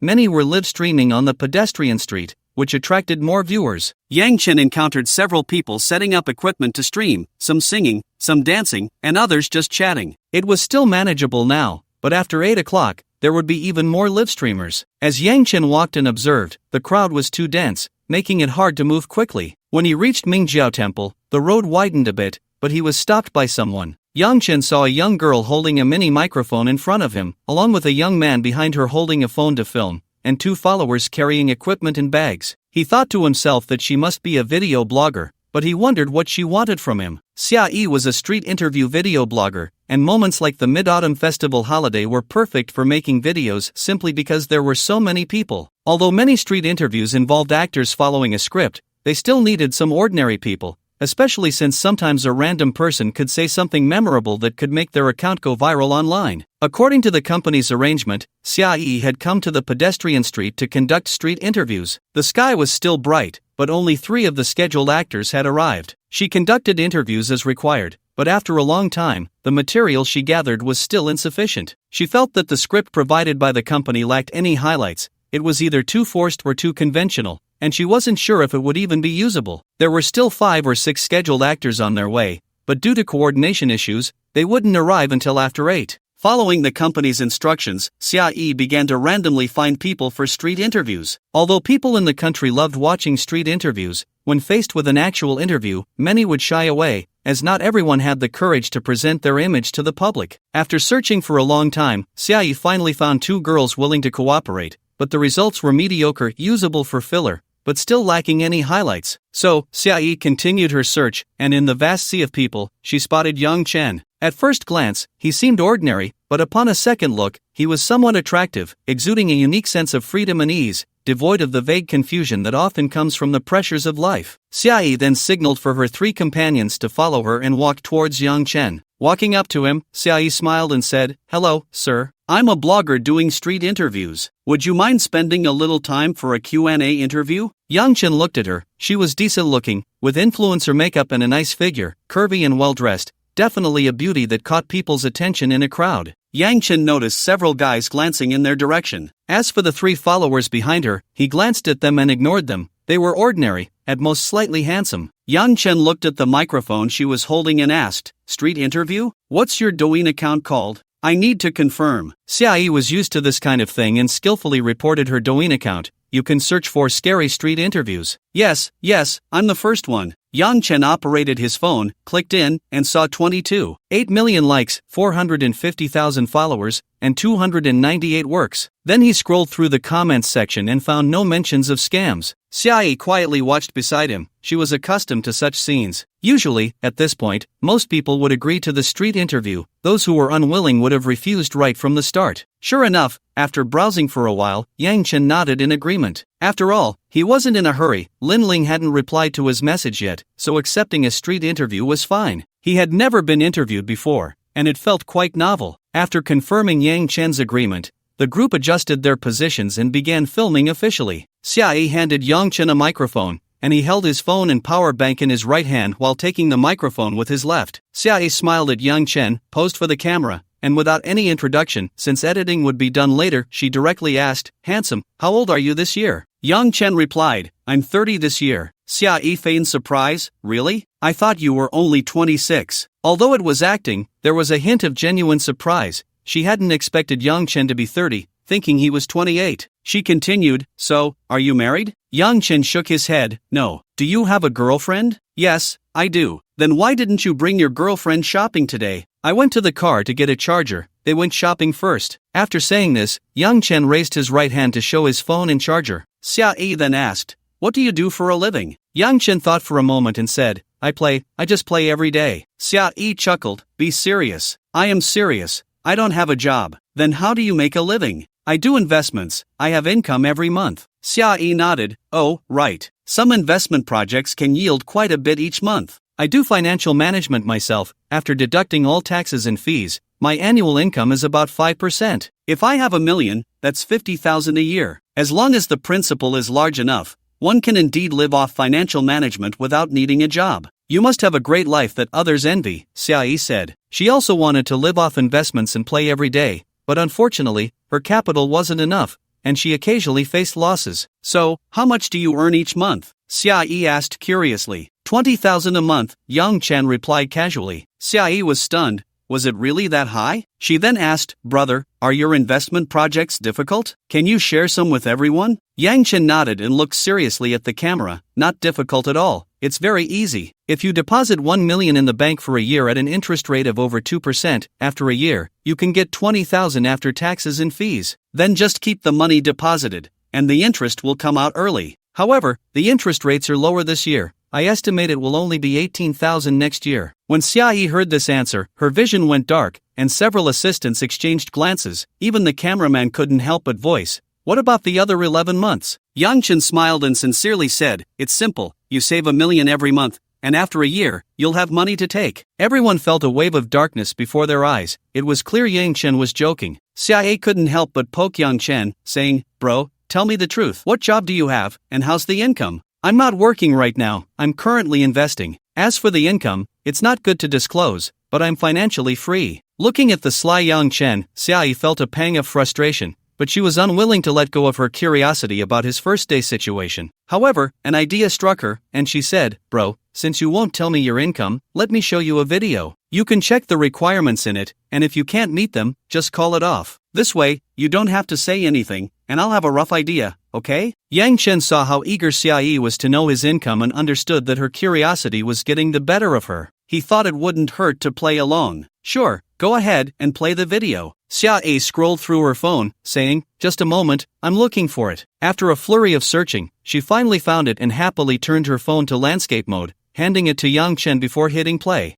Yang Chen glanced at the title. Is everyone in big cities earning over 10,000 a month? Check out the income situation from street interviews across various industries. It's too real. The person featured in the video was Xia Yi, apparently from a previous shoot. The video began, showing Xia Yi asking a young woman, "What do you think a 30-year-old guy should earn per month? And what car should he drive?" The tall young woman pondered and replied, "About 500,000, and he should at least drive a Mercedes Maybach. That's what my friend drives." She nodded in confirmation after speaking. Then the video switched to another young woman being interviewed, 60 to 70,000, and he could drive a Jeep or a Mercedes G-Class. "I really like those cars, they look cool." "A million, right? He should drive a Porsche or a Ferrari." 3 million, he should drive a Bentley. "The guys around me all earn over 5 million. They drive Rolls Royces, Bentleys, and some even have Ferraris or Lamborghinis. I'm not a big fan, the engine noise is too loud." In today's society, a man should at least have 10 million, right? What car does he drive? Isn't it the driver who drives it? For a 30-year-old guy, he should have at least over 10 million, right? Driving a LaFerrari, a Porsche 918, or a McLaren P1, that's what I see online. They're symbols of success. There were more comparison videos and interviews with men,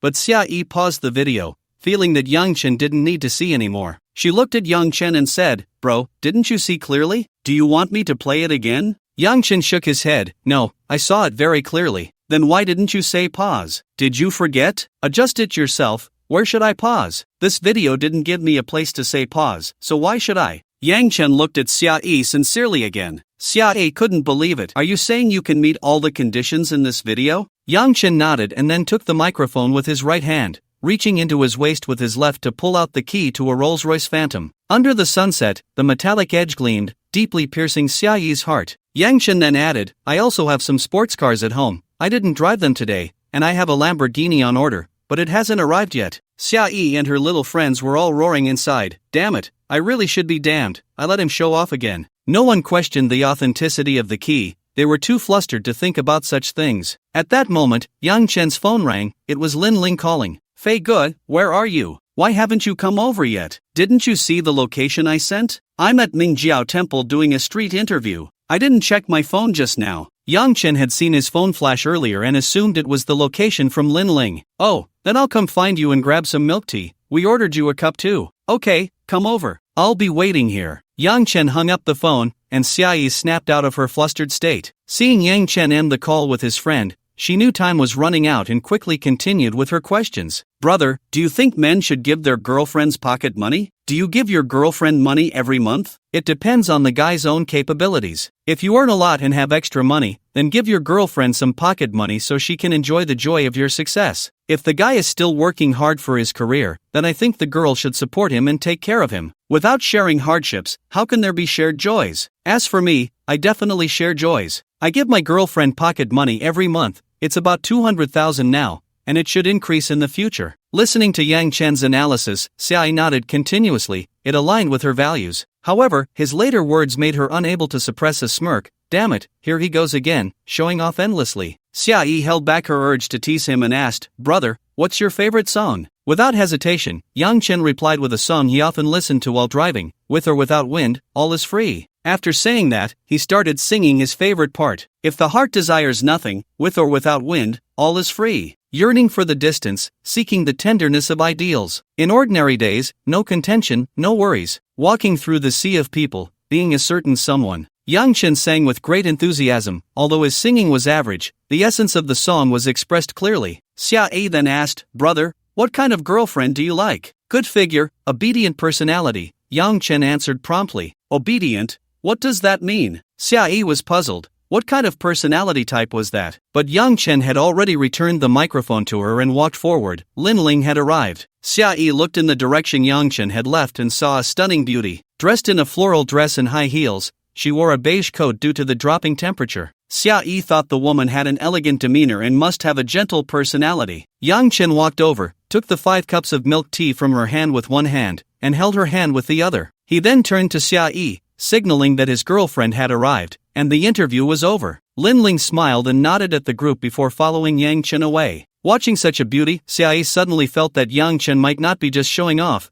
He really had something going for him because someone as beautiful as that couldn't be kept without some capability. Following Lin Ling to the Yintai building, Zhaoying and the others were sitting in the LV store, receiving assistance from a sales associate. Upon seeing Yang Chen enter, Zhaoying handed him a set of clothes, saying, "Fei Ge, try this on, I picked it out for you. See if it fits." Yang Chen placed the milk tea on the table, took the clothes, and walked into the fitting room. In a short while, he came out after changing, looked in the mirror, and was quite satisfied with the selection. He hadn't admired it for long when Lin Ling walked over, handed him a set of clothes, and said, "I picked this out for you, try it on and see if it fits." Yang Chen nodded, took it, and then walked into the fitting room. After he came out, Li Jiachen approached. She reached out, her eyes signaling, and without saying a word, Yang Chen took it. When he came out again, Sun Rui was already waiting at the door. After Yang Chen looked in the mirror and seemed satisfied, Sun Rui handed him something and said, "Fei Ge, this is what I chose for you, give it a try." Yang Chen took the clothes, then saw no one was paying attention, quickly leaned in and pressed his lips against Sun Rui's before she could react, and then slipped back into the changing room, leaving Sun Rui blushing at the door, unsure of what to do. Yang Chen was very satisfied with the clothes chosen by Zhaoying and the others,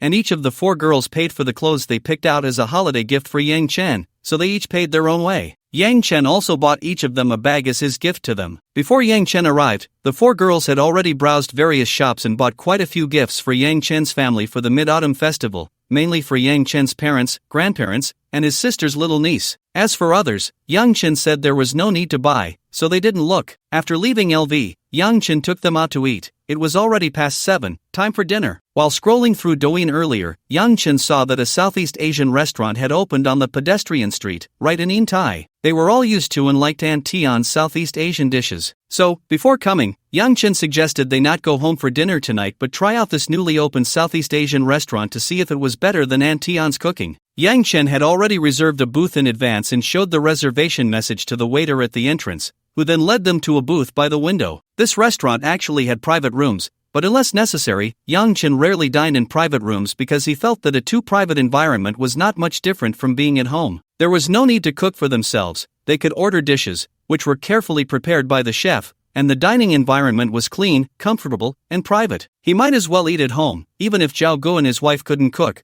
they could just hire a chef to come over, which was quite common. It was just that their previous status didn't allow for it. Oh, Zhao Gu and his wife are Yang Chen's 2 chefs. Zhao Weili is a Chinese chef, 38 years old this year. Yang Chen usually calls him Zhao Gu. He started learning Huizhou cuisine at 16, worked for a few years after completing his studies, and then traveled around to learn cooking techniques from various masters. He is currently skilled in Huizhou, Shandong, and Sichuan cuisines, and has some understanding of other cuisines and common signature dishes. Wen Xinhong is Zhao Weili's wife, 39 years old this year, and has been in the catering industry for 20 years, trained by New Oriental. For many years, she has been engaged in Western cuisine, learning from many famous chefs, specializing in French cuisine, and has a certain proficiency in Italian cuisine, often making Western pastries. Yang Chen felt it was a bit of a waste of talent, but there was no helping it. He only had Western cuisine about 3 or 4 times a week, and it wasn't like Southeast Asian and Chinese dishes could be served together. There weren't many options in Western cuisine. So, when Xinhong could only find her own place to shine, recently, she had even started studying Chinese pastries, which was quite something. Yang Chen asked her why she was still actively learning, and she said that with the 2 of them earning 40,000 a month, if they didn't find something to do, they wouldn't feel at ease. Working here with Yang Chen allows the couple to be together. If they continued working in a restaurant like before, it would be difficult for them to spend time together in the same place, which over time could affect their relationship. For this, Yang Chen silently encourages himself,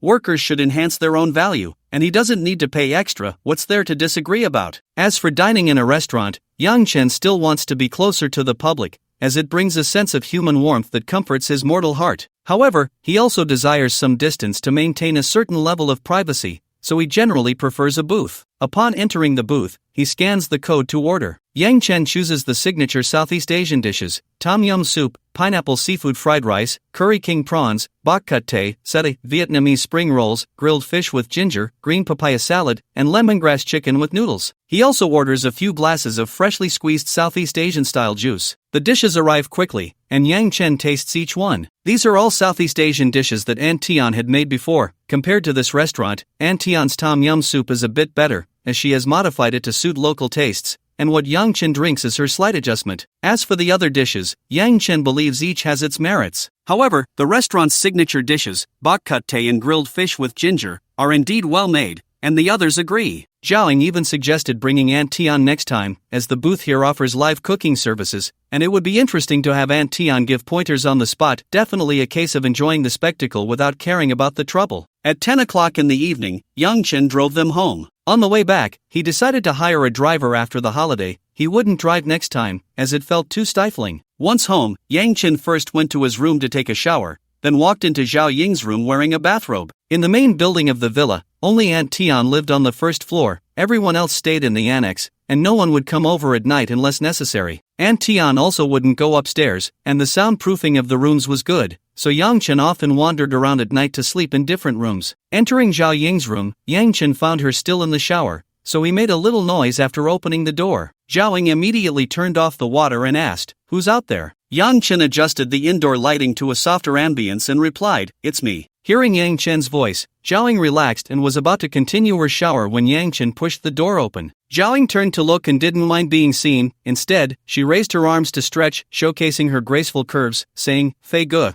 can you step out for a moment? I'll be done soon." Yang Chen took off his sleepwear and stepped in, saying, "Perfect timing, you're quite bold today, already on the path to self-destruction. I'm here to punish you." After saying that, he stepped forward, and an hour later, it ended with Zhao Ying sincerely admitting her mistakes. Yang Chen got up to wash and put on his clothes, while Zhao Ying lay weakly at the head of the bed, unable to muster any strength. She knew this was Yang Chen's punishment for her, and although it felt good, her spirit was floating high above, taking a long time to come back down. But at that moment, she no longer wanted such things to happen. It was too embarrassing. Yang Chen had made her call out in various ways, and it was quite a spectacle. Yang Chen looked at Zhao Ying, understanding that she had recognized her mistakes, though he didn't know how long this would last. Before leaving, he covered her with a blanket, then stepped out, with the next one being Lin Ling. If Zhao Ying was the provocateur, the root of it all lay with Lin Ling, who had deliberately set a trap for herself and then let it spread. Entering Lin Ling's room, he found her reading. Yang Chen approached, took the book away, tossed it onto the nearby sofa, and then pushed Lin Ling onto the bed. An hour later, Lin Ling was defeated. The third is Li Jiachuan, who is the one fanning the flames. She dances the most joyfully and naturally deserves a severe punishment. Yang Chen first took a kidney tonic, then walked into Li Jiachuan's room, directly flipping her onto the floor, followed by relentless whipping until she realized her mistake, foaming at the mouth. Yang Chen then let Li Jiachuan go,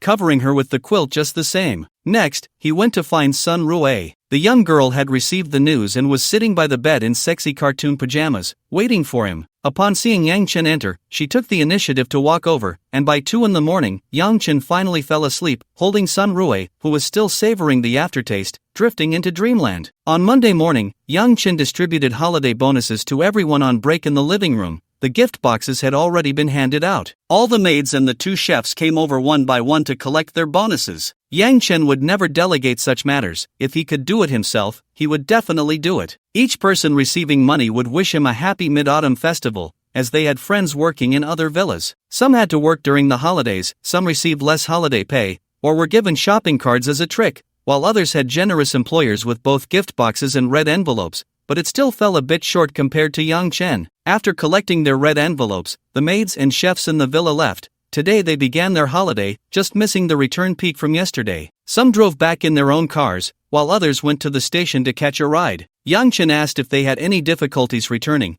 but most were from the city or nearby, with the farthest being only a 2-hour journey, so transportation was relatively convenient. On the other side, in the Magic City, Lin Peiyun woke up very early, checking the details of what she needed to bring. This trip to Luzhou for the festival was initiated by her, and she was extremely happy that Yang Chen agreed. Yang Chen had been back for almost a month, but she still couldn't forget his parting words when he left that day. First, she hadn't expected Yang Chen to investigate her so thoroughly. It took her quite a while to figure it out herself. Second, she understood Yang Chen's attitude, no grudges from the past, looking forward to the future. As long as she behaved, there would be bread and milk. If she disobeyed, the consequences would be hard to say. She was originally looking for a man to rely on. Whether to marry or not was irrelevant. In today's society, sometimes marriage could be a constraint. Meeting Yang Chen initially sparked her curiosity, but with his 2 grand gestures, she completely lost control. Encouraged by friends, she ultimately chose to get on board. After getting involved, Lin Peiyun intended to solidify their relationship.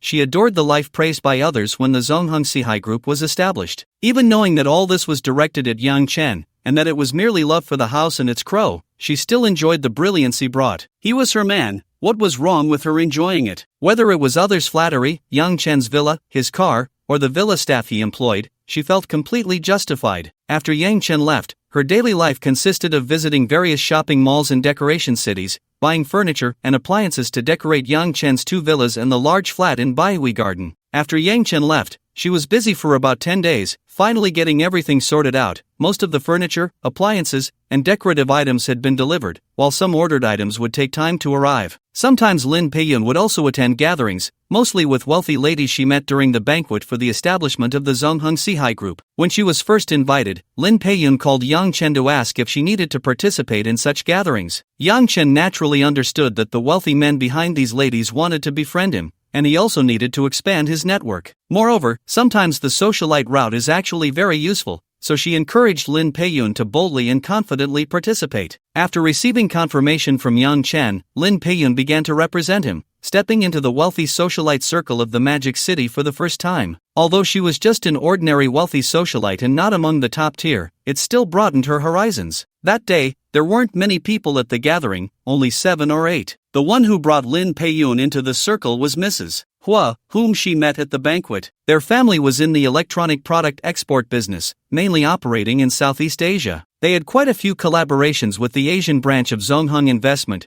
primarily relying on Zongheng Investment's connections in Southeast Asia to explore new markets and stabilize channels. After the establishment of Zongheng Sihai Group, the partners upgraded directly to Zongheng Sihai Group. The scope of their cooperation became broader, as the shareholders of the group encompassed a large part of Asia. Li Chongyang was someone who liked to integrate business chains, and if one could get on board and become a higher-level partner, wealth would naturally flow in. Naturally, Yang Chen, with his special status as a company director who had never appeared before, caught everyone's attention. As people inquired, Yang Chen's identity became well known. After Mrs. Hua brought her into the private room, she introduced her to everyone, emphasizing that she was the girlfriend of Yang Chen, a director of Zongheng Sihai Group. Among the other 6 present, some knew Yang Chen's identity and greeted her warmly, while those who didn't, upon seeing their friends' attitudes, understood that the newcomer was not simple and also greeted her enthusiastically, then privately sought opportunities or directly messaged their close friends for information. During the meal, Mrs. Hua specifically pulled Lin Peiyun to sit beside her, taking care of her throughout the dinner. Fortunately, Lin Peiyun had learned etiquette courses when she mingled in the socialite circle before, so she knew how to handle the situation. However, it was different from posing for photos. Now she had to perform in real life. Moreover, no one targeted her. Instead, they noticed her nervousness and took the initiative to talk to ease the pressure. Of course, Lin Peiyun was not a naive girl. She understood that this courtesy was due to Yang Chen's influence. After the dinner, Lin Peiyun exchanged phone numbers and WeChat with a few of the ladies present. Then in the afternoon, the 8 of them went for a beauty treatment, which was the main reason for their gathering that day. The treatment took place at a high-end beauty salon. This salon usually only served members or their friends. Ordinary people were not accepted, and to become a member, one needed a referral from an existing member. Lin Peiyun had envied this place before because the results were truly impressive, but resources in her circle were limited, and similar opportunities were rare. Today, under Mrs. Hua's introduction, within 10 minutes, the manager personally came over to present her with a membership card. The group of 8 spent 2 hours at the salon for treatments. Notably, after the treatments, the staff couldn't help but praise Lin Peiyun's skin. The others listened and compared carefully, and Mrs. Hua, feeling a bit familiar, even touched her skin and asked how she maintained it. Lin Peiyun understood that this was the effect of Yang Chen's whitening pills, but she couldn't say that, so she had to come up with some vague reasons to deflect. Afterward, they went shopping and then watched a performance. At 8 in the evening, after dinner, Lin Peiyun took the nanny car driven by the chauffeur back home, while her own car was driven back by another driver. From that day on, it was as if a switch had been flipped. She was frequently invited to various gatherings and events, all from new friends she had met at that banquet. As long as she had time, she attended. This period of life was like the themes she had once dreamed of, dining in high-end Western restaurants in the Magic City, listening to live band performances, and enjoying dishes prepared by the chef on the spot. In the upscale box of the theater, watching the stand-up comedian's passionate performance, and then going backstage for autographs and photos after the show. In a coffee shop with a long historical background, enjoying afternoon tea, and having breakfast in a well-known establishment. In various luxury boutiques, selecting the season's new arrivals earlier than others, or acquiring rare items that others cannot get. In the luxurious spa room of her villa, receiving services from high-end technicians from the club, using expensive cosmetics to care for every inch of her skin, although Lin Pei-yoon feels that the whitening pills given by Yang Chen are more effective. When she wants to unwind, she takes an impromptu trip, driving her sports car to relax in places she desires, and then going for a drink with friends, without worrying about tomorrow's work. At charity events attended by many celebrities, under the flashing lights, she shows her love for underprivileged children. It should be emphasized that this act of kindness is genuine. Yang Chen would transfer donations to the account in their names, ranging from tens of thousands to 500,000, depending on the event's needs. However, he is not worried about the donations going to waste. First, Lin Pei-yoon does not participate in every event, and second, they are all respectable people. If someone dares to commit fraud, then that money can be considered as a toll for the journey down. Through gatherings and events, Lin Pei-yoon has met many wealthy wives and made several new friends, most of whom are quite friendly. Even those with whom her relationship is average can at least exchange a few words when they meet. She has not encountered anyone with malicious intent. Unlike the short stories where someone comes up to bully her, indiscriminately trying to belittle her to show superiority, only to be slapped back, she has never experienced such a situation. Lin Pei-yoon suspects that some people might know about her past, but no one has shown a hint of disdain. In this modern city of Magic City, your past experiences are not a reason for others to look down on you. Being broke is. Among so many people, Lin Pei-yoon gets along best with Mrs. Hua, perhaps because she was the first to introduce Lin Pei-yoon to the wealthy wives circle, and they had a relatively good experience together. It might also be because she is more considerate of Lin Pei-yoon's feelings, making their interactions more comfortable. In any case, among her new friends, she interacts more with Mrs. Hua and generally spends more time in their circle. After Lin Pei-yoon moved into the villa, she gave up her previous house, but her old circle of friends remained, and she did not withdraw from it. She asked Yang Chen about it, and he said he didn't mind, as long as her friends weren't leading her down a path of illegal activities, she could continue to associate with them, regardless of their wealth. He even cited Wu Yahui as an example, saying that although she found a wealthy husband, she did not cut off contact with them, so she could just interact normally. Lin Pei-yoon often invites her old friends to gather at the villa, sometimes in the Rose Garden, sometimes in the Mingyuan Villa, and they have even been to Baihui Garden once. Each gathering is filled with food and drink. Yang Chen gave Lin Pei-yoon 1 million as daily expenses in Magic City, which covers the maintenance of several houses, staff salaries, daily living expenses, and so on. Once the money runs out, she contacts Yang Chen, and he transfers more. Lin Pei-yoon is quite aware of her spending, feeling that this is Yang Chen's test of her ability to manage finances, so she never spends extravagantly, being restrained yet reasonable. Having learned accounting knowledge during university, she keeps clear records of every expense and sends a detailed report of the previous week's expenditures to Yang Chen every Monday. As for times when she goes out with the wealthy wives and incurs large expenses, she can still seek reimbursement from Yang Chen. This privilege is also shared by Lin Ling and a few others, but they usually incur large expenses when going out with Yang Chen, who pays on the spot, eliminating the need for further reimbursement. Therefore, Lin Pei-yoon and her friends could hardly spend the 200,000 yuan in pocket money they received each month. On months without holidays, they would only spend a few tens of thousands at most, mostly on daily miscellaneous expenses, which they managed to cover themselves, allowing them to save quite a bit. Especially Lin Ling, who owned a cafe and earned a decent income each month, more than enough to cover her daily expenses, with some left over. However, she recently opened a new hybrid cafe and invested her savings into it. After saving over $1 million in a few months, she had already put $1 million into renovations. If it weren't for Yang Chen giving her 500,000 yuan as a holiday bonus, she wouldn't have much money left on hand now. Yang Chen had suggested that she consider self-studying to open a new store, but Lin Ling declined, calculating that her available funds could be turned over. She enjoyed the results of making money but also relished the process of entrepreneurship. The new store was located on the first floor of the small building in Longhu Guangyan, where Yang Chen lived, and since Yang Chen didn't charge rent, Lin Ling had no reason not to give it a try. As for Zhao Ying, she had a bit more financial flexibility. The funds for her store were supported by Yang Chen, and aside from necessary expenses, she saved her pocket money. Yang Chen also provided her with funds for the renovation of her new house. Now, the bar had entered a profitable stage,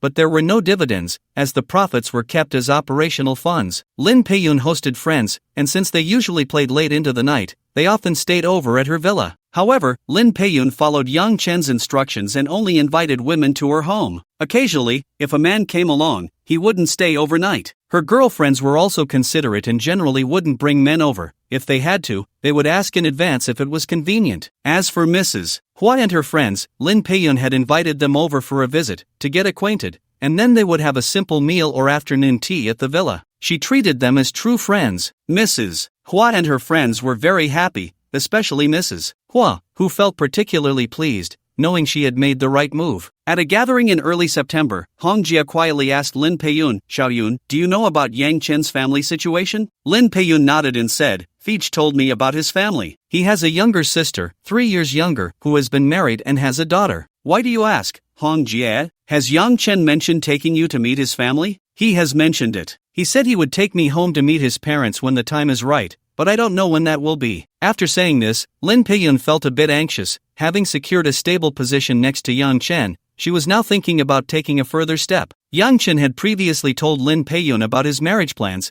clearly stating that he would not marry her and would only give her the identity of a girlfriend. However, if she gained the approval of Yang Chen's family, although she didn't expect to have the chance to become his legitimate partner, it would still be a safeguard, much better than her current situation where she could be replaced at any time. Wu Yahue looked at Lin Peiyun's expression and understood that she was aware of her current situation. After thinking for a moment, she said, "Xiaoyun, what you need to do now is to gain the approval of Yang Chen's family. The Mid-Autumn Festival is coming soon. Has Yang Chen mentioned inviting you to celebrate together?" Lin Peiyun shook her head and said, "No, he hasn't mentioned it to you. Since he hasn't said anything, you need to be more proactive. You should tell Yang Chen that you want to go to Luzhou to celebrate the festival with him and see what he says." Lin Peiyun nodded, thinking she would bring it up during their video call tonight. Wu Yahue continued, "Do you know that Yang Chen has several other women?" Lin Peiyun had some impression of this. When Yang Chen was in Modu, he hadn't avoided mentioning Liao Yuding during their late-night calls. "He should have 4 other girlfriends in Luzhou," Lin Peiyun said hesitantly, not very sure,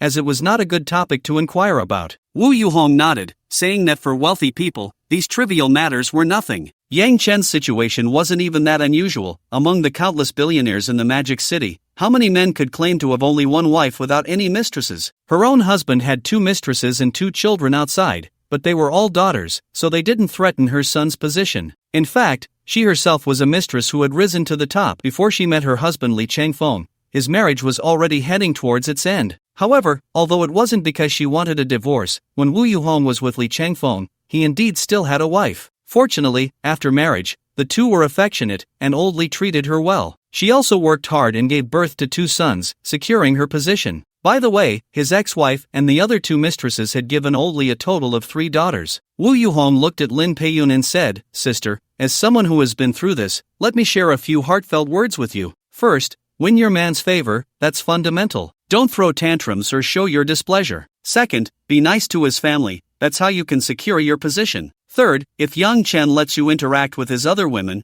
remember to maintain good relationships. Don't fight or compete. A man won't like a woman who brings trouble, no matter how beautiful she is." After a pause, Wu Yuhong continued, "The most important point is to discuss with Yang Chen about having a child, either a boy or a girl. This is the real security. Even a tiger won't eat its own cubs. As long as the child is there, you won't lack for food. But don't have any inappropriate thoughts. For wealthy men at their level, having a child is really not difficult." Lin Peiyun listened intently to Wu Yuhong's advice, and after a while, she spoke up, "Can't I at least give it a try?" Wu Yuhong scoffed, "Try what? On what basis do you think you can try? Have you been watching too many web dramas and lost your mind? If you had that ability, why would you be someone else's mistress? Why not go start your own career? We are the kind of women who rely on men to live. Without a family background or exceptional abilities, what right do you have to take a gamble? Do you think I married Li Changfeng because I won against his other women every day? I gave him 2 sons to inherit his family business. None of the others had a son. Even then, it was only after confirming the 2nd pregnancy that we got married. Yang Chen is still young.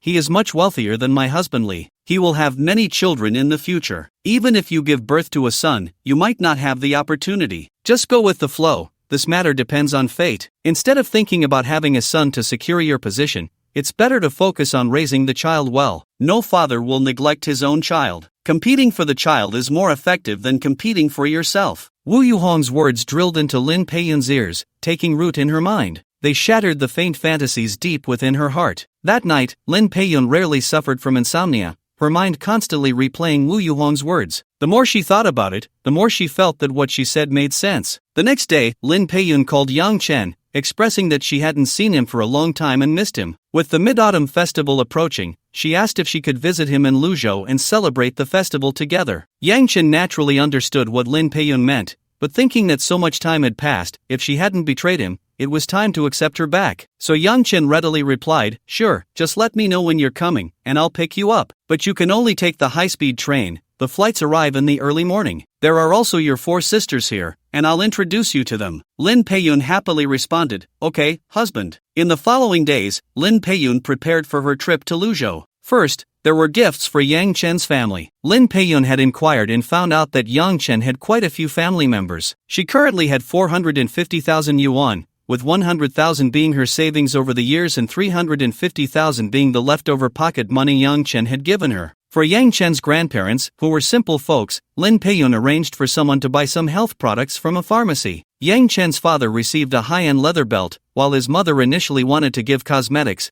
but since other relatives were also planning to give cosmetics, she added a 50,000 yuan gold bracelet, which was heavy and looked beautiful. She also bought a gold safety lock for Yang Chen's niece, so that was all set for Yang Chen's family. The cosmetics were directly ordered from a friend and were shipped to Yang Chen's villa in Luzhou. Additionally, she bought an 888 Mid-Autumn Festival mooncake gift box from Bulgari Hotel, which contained only 4 mooncakes, paired with a famous pastry gift box from Shanghai that included butterfly pastries, almond millefeuille, dragon beard pastries, chestnut cakes, flaky pastries, tart pastries, durian pastries, pineapple pastries, and coconut pastries, 9 types in total. Each set cost 1,300 yuan, and she bought 10 sets, sending them all in the same delivery. However, it was more challenging to decide what to give to the women in Yang Chen's life, which troubled Lin Peiyun for quite some time. Wu Yahui's words awakened Lin Peiyun. She decided to approach them with a friendly attitude this time, as there was no need for competition, which would make choosing gifts difficult. As Yang Chen's woman, she believed they were well off and lacked nothing. After pondering for a while, Lin Peiyun decided to give each of them a necklace. She had 5 identical necklaces custom-made, made of platinum PT 950, each set with different gemstones and small diamonds, costing around 20,000 yuan each. The design of the pendants was clever. When viewed individually, they looked like diamonds, but when placed together, they formed a 5-colored pentagram, symbolizing their special sisterly bond. In preparing the gifts, the gold bracelet cost over 50,000 yuan, the 5 necklaces totaled 100,000 yuan, the safety locks were over 20,000 yuan, and she bought 12 sets of cosmetics gift boxes. Although the prices in the Magic City were cheaper, she still spent 120,000 yuan. Yang Chen's father's belt cost over 8,000 yuan, and the grandparents' health products were over 30,000 yuan. The total expenditure was 340,000 yuan, consuming most of her savings. However, Yang Chen sent her 500,000 yuan as a holiday bonus. If it weren't for the time constraint, she would have chosen a few more gifts to take along. She couldn't help but marvel at Yang Chen's generosity, always finding new ways to give money to his women. As for Yang Chen, Lin Peiyun didn't arrange any gifts for him. She had already packaged herself as a gift. Besides, all her money came from him, and spending his money to buy him gifts felt strange. It was better to give gifts to others. Everything was ready, and following Yang Chen's instructions, Lin Peiyun pressed the button for the Mid-Autumn Festival arrangements at the villa, ensuring that everyone's gifts and holiday bonuses were in order. Lin Peiyun took Fong Meijuan's car to Hongqiao Station. Although most of the items had already been arranged for delivery and should arrive that morning, she had informed Yang Chen in advance to make arrangements. Even so, she still brought a large suitcase to Luzhou, filled with her essential items and the expensive gifts she had bought, crammed into one box. Fortunately, the cosmetics and gift boxes had already been shipped, or they wouldn't have fit. Lin Peiyun's train was at 8:30, arriving at the South Station at 11 o'clock, where Yang Chen came to pick her up in a Rolls-Royce Phantom, giving her the same treatment everyone else received. Yang Chen parked in the basement and stood at the exit waiting. Checking his phone, the time was about right, and the hall was announcing Lin Peiyun's train arrival. Yang Chen leaned against the railing, aimlessly surveying the area. Although it was the Mid-Autumn Festival, the weather was still quite warm, as the women coming and going in the hall were dressed relatively lightly. As the crowd thickened, there were many beautiful people with great figures. Yang Chen noticed several girls walking unsteadily and couldn't help but marvel at how good the nutrition was. His phone rang. It was a call from Lin Peiyun. After answering, she spoke with joy in her voice. "Fij, I've arrived at the exit. Where are you?" Yang Chen scanned the crowd and replied, "You must be at the North Square. I'm by the railing at the exit. Just walk straight ahead." "Oh, I see you. Look up. I'm waving." Yang Chen kept the call connected, watching Lin Peiyun wave her right hand from a distance. Lin Peiyun looked up and spotted Yang Chen. She was carrying a black bag, pulling her suitcase with one hand while waving her phone with the other. Remembering the call wasn't disconnected, she quickly pulled her hand back and said, "Fij, I'll be out in a moment, Moa." Then she hung up and hurriedly walked out. Today, Lin Peiyun was dressed in a mature style, with long wavy hair, wearing a black bodycon skirt and a light khaki trench coat. As she walked, her black thigh-high stockings were visible, and she wore black high heels with red soles. Along the way, she attracted the attention of many men, who turned their heads to follow her movement. Lin Peiyun was used to the gazes and walked towards Yang Chen without a care. As she approached Yang Chen, she loosened her left hand, tossed her suitcase aside, took a few quick steps, and tightly embraced Yang Chen, burying her face in his shoulder, reluctant to let go. Seeing this, Yang Chen gently patted her back, which slowly turned into a soothing caress, comforting her. Lin Peiyun softly expressed her longing. Although they often video chatted and exchanged messages daily, there were still many heartfelt words to share in person. The surrounding men watched in disbelief as the beautiful woman threw herself into the arms of a man in his late 20s at the exit, hugging him like a little girl. In an instant, their hearts shattered. They knew such a beautiful woman couldn't possibly be single, but they didn't expect their fantasies to be crushed so quickly. Countless onlookers cursed inwardly, such a good catch, and a pig got to her first. Let her go, let me have a chance. Some women accompanying their partners noticed the scene and looked at Yang Chen, increasingly feeling his masculine charm, silently praising him as a handsome guy. They thought to themselves that if they were in her arms, they would be just as happy. The two embraced for a while, and Yang Chen, noticing more and more eyes on them, said, "All right, that's enough. We can talk more tonight. It's already noon. Let's head home." Only then did Lin Peiyun shyly lift her head and step away from his embrace. She wasn't someone who easily lost control of her emotions, but the moment she saw Yang Chen, it felt as if all her longings burst forth like a flood, overwhelming her. Perhaps she had never loved a man so deeply before, she thought as she went to grab her suitcase. However, Yang Chen had already taken her suitcase into his hands, so Lin Peiyun linked her arm with his and they walked towards the parking lot together. Looking at the Rolls-Royce Phantom in front of her, Lin Peiyun asked, "Is this the new car you bought, Feej?" Yang Chen nodded. "Yes, it just arrived after I got back from the Magic City. Want to try it out?" Lin Peiyun excitedly nodded. She had seen the Phantom before and had even been in one, but never in her man's. She opened the car door and got in, touching and examining the luxurious interior. Meanwhile, Yang Chen opened the trunk and placed the suitcase inside before getting into the back seat. Lin Peiyun stared at him with wide eyes and said, "Fei Gu, aren't you the one driving? How did you end up in the back? Is this car equipped with a driver? I didn't see one." Yang Chen didn't respond. Instead, he pulled Lin Peiyun into his arms, taking advantage of the spacious back seat of the Rolls-Royce. One hand caressed her long black silk legs while the other rubbed her stunning curves. Yang Chen had been moved the moment he saw her earlier, but it was inconvenient with so many people around. Now, however, he could indulge himself, though he didn't go too far. Despite the secluded parking spot and low-foot traffic, it was still a public place with cameras everywhere, and there were still many people waiting at home. After about 10 minutes of intimacy, Yang Chen went to the front to drive. Lin Peiyun felt a bit awkward, but the time and place weren't right, so she could only tidy up her clothes and fix her appearance. The South Station wasn't too far from the Senai Manor, about 20 minutes, and soon Yang Chen arrived home. On the way, he briefly introduced the family situation. Today, only Lin Ling, Zhao Ying, Li Jiachuan, Sun Rui, and An Tian were present, as everyone else had left. Tomorrow morning, his grandparents and parents would come over, and the whole family would be there for lunch. He would introduce Lin Peiyun to his family then, but there was no need to worry. They would understand their situation and wouldn't make her uncomfortable. They were all easy to get along with. After hearing this, Lin Peiyun, who had been a bit anxious, felt her heart calm down. Since she had come this far, she could only cheer herself on internally while recalling the preparations she had made and thinking about what she might have overlooked. The Phantom drove through the villa's gate, and the people inside, who had been chatting, all stood up to greet them. As they reached the steps at the entrance, they looked at the Phantom parked in front of them. Yang Chen opened the car door and got out, and as the back door opened, a woman in a body-hugging dress,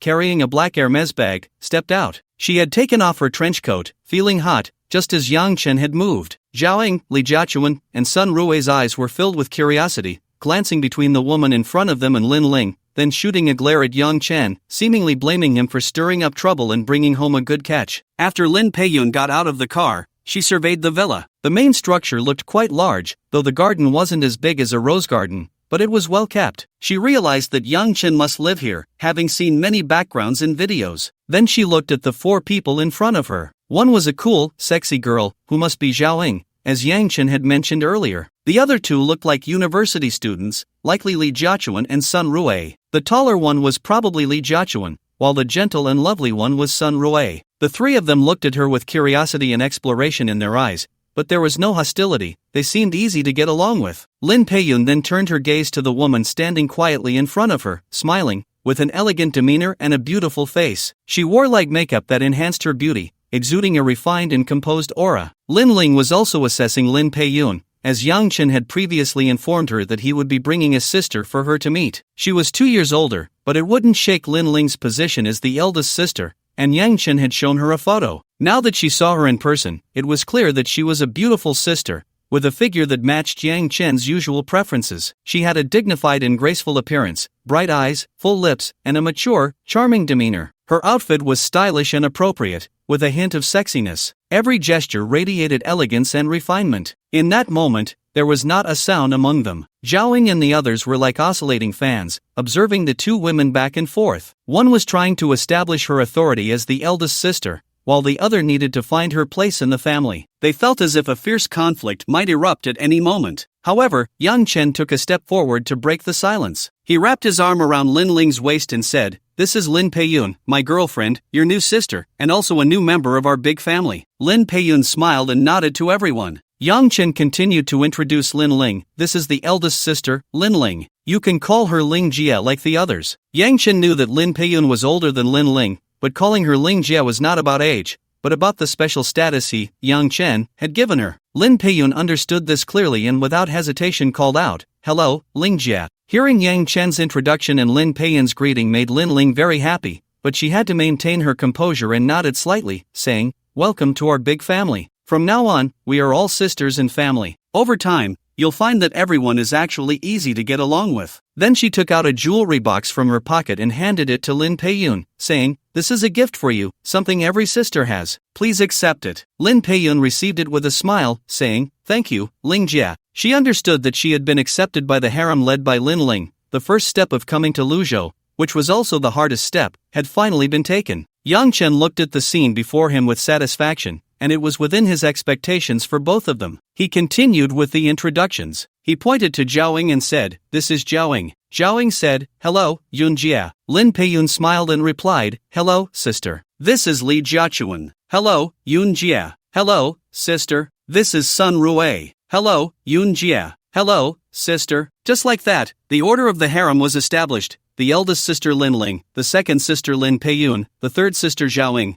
the fourth sister Li Jiachuan, and the youngest sister Sun Rui. After the introductions were complete, the group went inside to eat. Lin Ling pulled Lin Peiyun to walk in front, while Zhaoying leaned closer to Yang Chen and said, "Fij, you're really blessed. You went to Magic City and brought back a mature woman. Are there any other little sisters you didn't bring back?" Yang Chen shot her a glare. "Are you itching for a beating?" Zhaoying laughed. "Yes, I am itching. Can you help me scratch it, Fij? Why do you always have these thoughts? Can't you be a bit more serious?" "Where am I not serious? I said my back itches. Can you scratch it for me?" Looking at Zhaoying like this, Yang Chen gave her a light slap on her perky backside. He didn't know how she had become like this. She was always serious in front of others, but at home, when there were no outsiders, she would joke around with him. Moreover, she was the only one in the family who often stayed in her room during the day to play around, yet her combat skills were lacking and she loved to have fun. Li Jiachuan and Sun Rui followed behind, secretly laughing. Such scenes were common in the villa every day. Upon entering the dining room, Aunt Tian had already prepared lunch. Today, it was mainly Southeast Asian dishes, along with a few dishes from Magic City, specially made for Lin Peiyun, as Aunt Tian had researched the tastes of people from Magic City, having previously planned to work there. Everyone sat down, and Yang Chen invited Aunt Tian to eat with them. There were no other people in the house, just the 7 of them, so they might as well eat together. Aunt Tian understood Yang Chen's good intentions, went to the kitchen to get the cutlery, and sat down. Yang Chen called everyone to eat, and Lin Ling served him a bowl of soup, saying, "Hubby, try my cooking." Looking at the bowl of tom yum soup, Yang Chen tasted it. It was indeed not Aunt Tian's cooking, but it was also quite good. He then looked at Aunt Tian and asked, "Is this really made by Lin Ling?" Aunt Tian smiled and nodded. "Miss Lin has been learning for a long time. She cooks exceptionally well." Yang Chen took another sip. It was indeed good. He quickly finished it and served himself another bowl. Lin Ling watched and called for others to try as well, asking Lin Peiyun if she could eat Southeast Asian cuisine. Lin Peiyun was dealing with a piece of braised pork,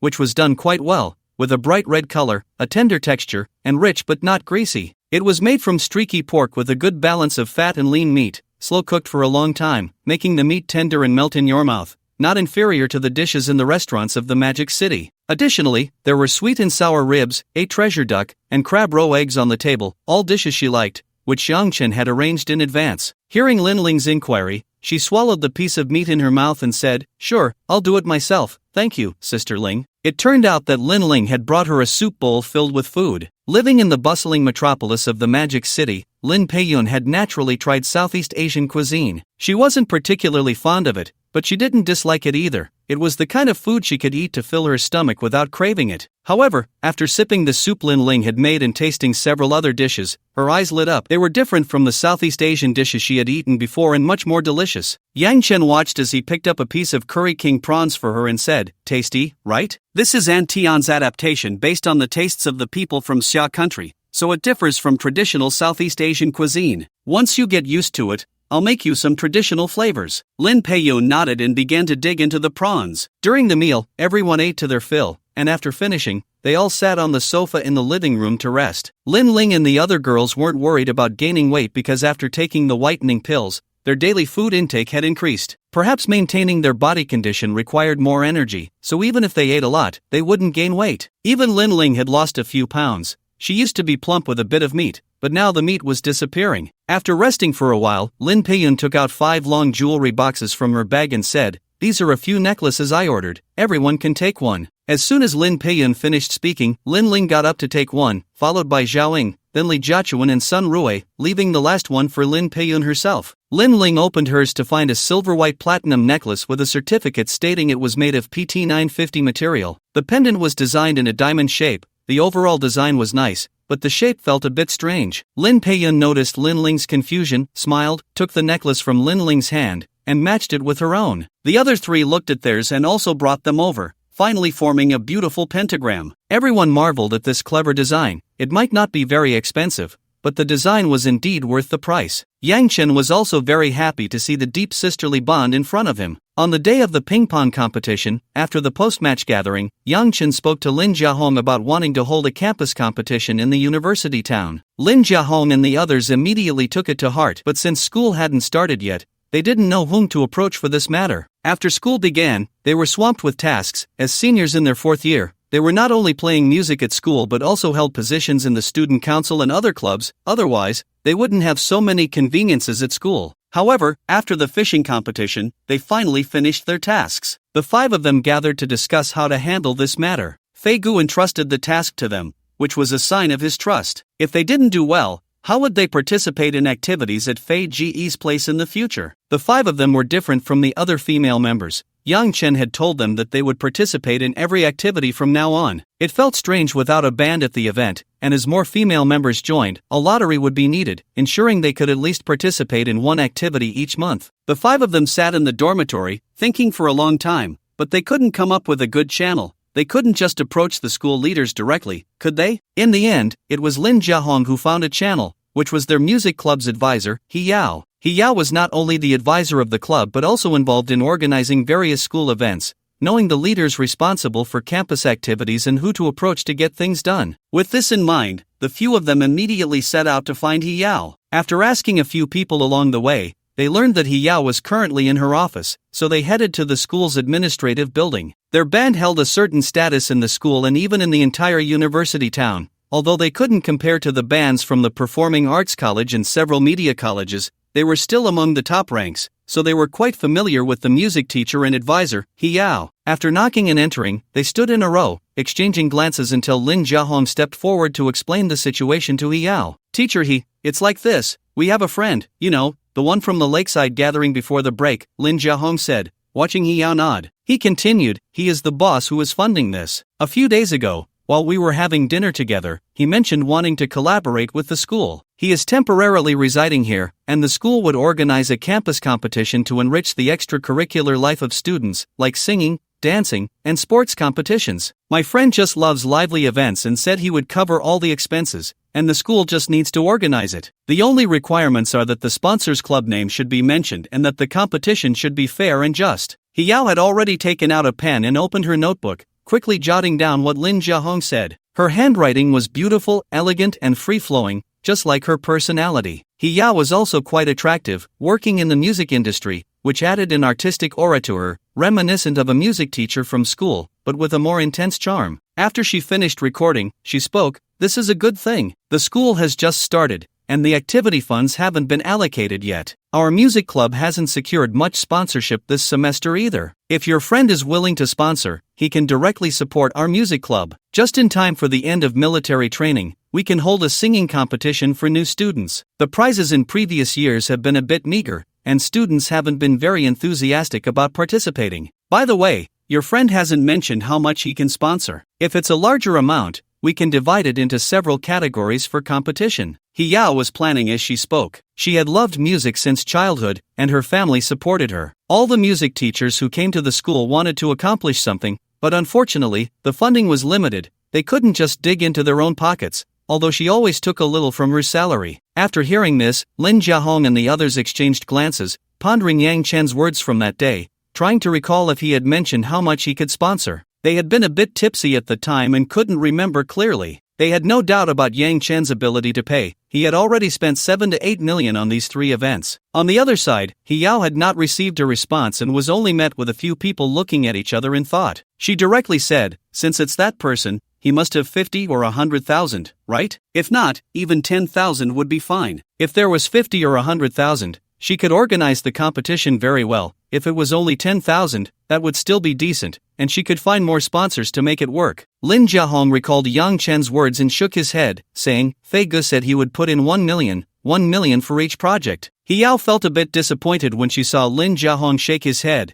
thinking that if he couldn't even come up with 10,000, what kind of wealthy person was he? But when she heard Lin Jiahong say 1 million for each project, she couldn't believe it at first, thinking Lin Jiahong must have made a mistake. Before she could confirm, the drummer, Zhang Yuanxiao, added, "Fei Ge said it would be a male and female group competition, 1 million for each project." Hiyao listened, and in just a few seconds, the amount had doubled again. He leaned back in the chair and said, "Each project costs 1 million, and it's divided into male and female groups. Just singing, dancing, football, basketball, and table tennis would already amount to 10 million. Isn't that a bit exaggerated? Your friend isn't just boasting after a few drinks, is he?" The 5 of them shook their heads in unison. Lin Jiahong smiled and opened his phone, saying, "My friend is very wealthy. He lives in a villa by Swan Lake and has a lot of luxury cars. He doesn't care about this small money. As long as he's happy, that's enough. He has hosted several events before, and during those events, we played games and won prizes, all top-tier luxury goods. I once won a bag worth over 50,000 for my girlfriend, along with jewelry and gold. Last time, I even won a Huawei laptop worth 20,000. After saying this, he showed Teacher He the videos and photos of the prizes he had won. Then he took out another phone, opened Douyin, and searched for the account of the partner club, gesturing for Hiyao to look at the event videos inside. Hiyao watched for more than 10 minutes, seeing the details of Yang Chen's 2 events, and carefully looked at the spoils captured on Lin Jiahong's phone, as well as the details of Yang Chen's villa. It didn't seem fake, it looked quite wealthy, but she still found it hard to understand why Yang Chen was doing these things. Hiyao looked up and said, "Are you sure all this is real? Could he be tricking you into getting involved in some illegal activities?" "It's real. We took the bag and necklace to a brand store for authentication. They confirmed where they came from. Even the gold I won from fishing was checked at a gold shop, and they were willing to buy it back on the spot. Moreover, many girls from the school have participated in the events and won quite a few prizes. Teacher He, you can ask around," Lin Jiahong explained with a smile. This was normal. If he hadn't been there the whole time, he wouldn't have believed it was real either. Hiyao returned the phone to Lin Jiahong and opened Douyin to search for the partner club's videos, following them. "The sponsorship amount from your friend is too large, it exceeds what I can handle. I need to report this to my superiors. You all wait for my news. I'll contact you when there's a result." Lin Jiahong and the others nodded and left. Before leaving, Zhang Yuanxiao turned back and said, "Teacher He, Fiji's sponsorship isn't just for our school's event. He wants all the students in the university town to participate." Hiyao nodded to indicate she understood. She then watched the video for a while longer before opening WeChat to inquire about the partner club from the girl who appeared in the video. The next day, after Hiyao had gathered some understanding, she reported the matter to her superior, attaching her investigation results. Vice Principal Chi looked at the materials in Hiyao's report, remaining silent for a long time, deep in thought. After a while, he raised his head and said, "Teacher He, how real do you think this is?" Hiyao shook her head and replied, "I'm not sure. Everything in the video seems real. I've verified with those girls who participated in the events, and the items are all genuine and expensive. But I really can't understand why Mr. Yang Chen would do this. Vice Principal Chi smiled and said, "If you can't understand it, then don't. Let's invite him to the school. We can meet and gauge the situation. If we can do it, we definitely shouldn't let this opportunity slip away. If we can't, there's no loss. So, you contact him and see when Mr. Yang Chen is available. I'm free anytime." As the person in charge of this aspect for the school, Vice Principal Chi certainly didn't want to let this opportunity go. This was a political achievement, and the other party's intention was to hold inter-school competitions, which would also be beneficial for expanding their school's influence in the area. As long as it was genuine and the other party's demands weren't excessive, he would push for the realization of this matter with all his might. He found Lin Jiahong, who was practicing singing in the classroom, and said, "Lin Jiahong, about what you told me yesterday regarding your friend wanting to sponsor the school for the campus competition, I have already reported it to Principal Chi. The school has agreed in principle, but we still need your friend to come to the school for a discussion. After all, this is a big deal, and it can't be settled with just a few words." Upon hearing Yao's words, Lin Jiahong immediately called Yang Chen to inform him of the school's requirements, asking him to come for an on-site negotiation. Yang Chen thought for a moment and decided to arrange to visit the welcoming music gala the afternoon before the Mid-Autumn Festival, as he was preparing for the Mid-Autumn Festival charity event, and the school had no objections, directly agreeing to it. Thus, Yang Chen's trip to the school was facilitated. After resting for a while, Yang Chen got up at 3 in the afternoon. There was a welcoming music gala at the university town today. Previously, during the table tennis competition, Lin Jiahong had invited him to watch it live, and yesterday he called again to ask if Yang Chen had time to go. Yang Chen happened to be free, so he drove his Maybach GLS with Lin Peiyun for a day out,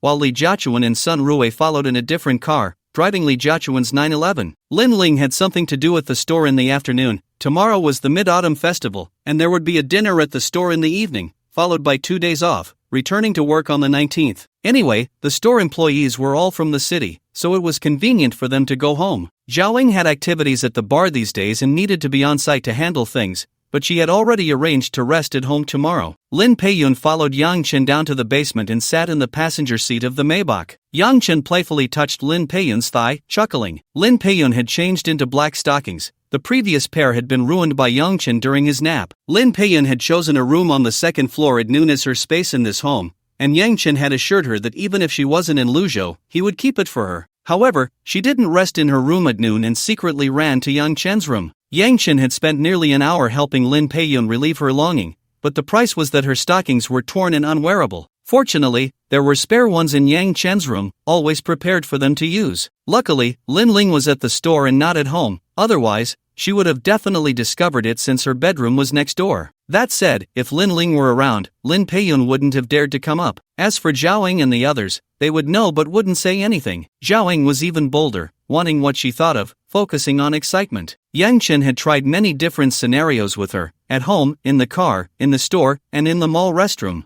They hadn't done it in the wild, but they had on the car roof. Now there were mosquitoes outside, which was unbearable. After a half-hour drive, they arrived at the university town. The elevated road was quite fast. If they had taken the lower road, it would have taken at least an hour. Li Jiachuan's school was a college called Luzhou University, which had 12 secondary colleges. There were 3 campuses in Luzhou, and although the campus in the university town was newly established, it had the largest number of students, with 7 secondary colleges and nearly 10,000 students enrolled. The entire university town covered an area of just over 7 square kilometers, with 6 undergraduate schools, 12 vocational schools, and 5 specialized schools, totaling 23 institutions, with more than 190,000 students currently enrolled, nearly a quarter of the entire Luzhou population. Yang Chen drove to the entrance of Luzhou University. Since today was not a holiday for students, his car couldn't enter. Li Jiachuan and Sun Rui's car had been granted entry permits and parking space rentals using their student identities,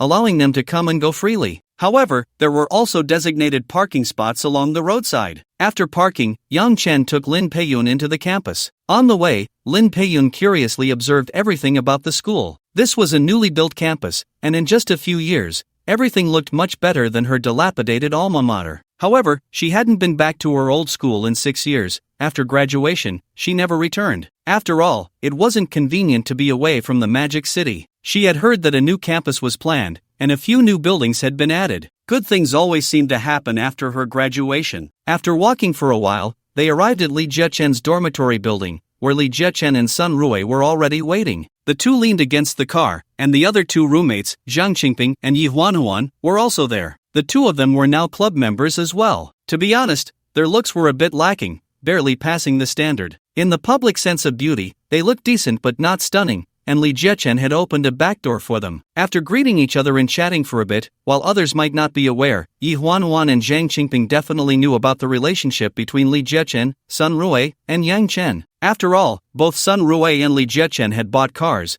but they were still students and didn't have that kind of power, right? They could only cling to someone powerful. So, who was that powerful person beside them? The biggest one was Yang Chen. Seeing the affectionate way they interacted, it was clear that things were not simple. This didn't need to be spelled out. After living in the same dorm for 3 years, how could they not understand? However, when they saw Yang Chen bringing over a mature woman, the two exchanged glances, and there was some speculation in their hearts. They looked at Li Jiechen, then at Sun Rui, and finally turned their gaze back to Li Jiechen. Li Jiechen felt their gaze and naturally understood what they meant. She stepped forward, linking her arm with Lin Peiyun's and pulling her away from Yang Chen, saying, "Sister Yun, this is my roommate, Yi Huanhuan, and Zhang Qingping." Then she introduced the two. "This is Lin Peiyun, Sister Yun." The two greeted, "Hello, Sister Yun." It seemed their relationship was indeed not simple, but Li Jiechen and the others didn't mind, so she decided not to meddle. Yang Chen handed Lin Peiyun over to Li Jiechen and the others and left, asking for directions to the gym to find Lin Jiahong. Li Jiechen watched Yang Chen leave but didn't let go of Lin Peiyun's arm, saying, "Sister Yun, the welcome party hasn't started yet, so let me take you around." Sun Rui added, "Let's go to the snack street.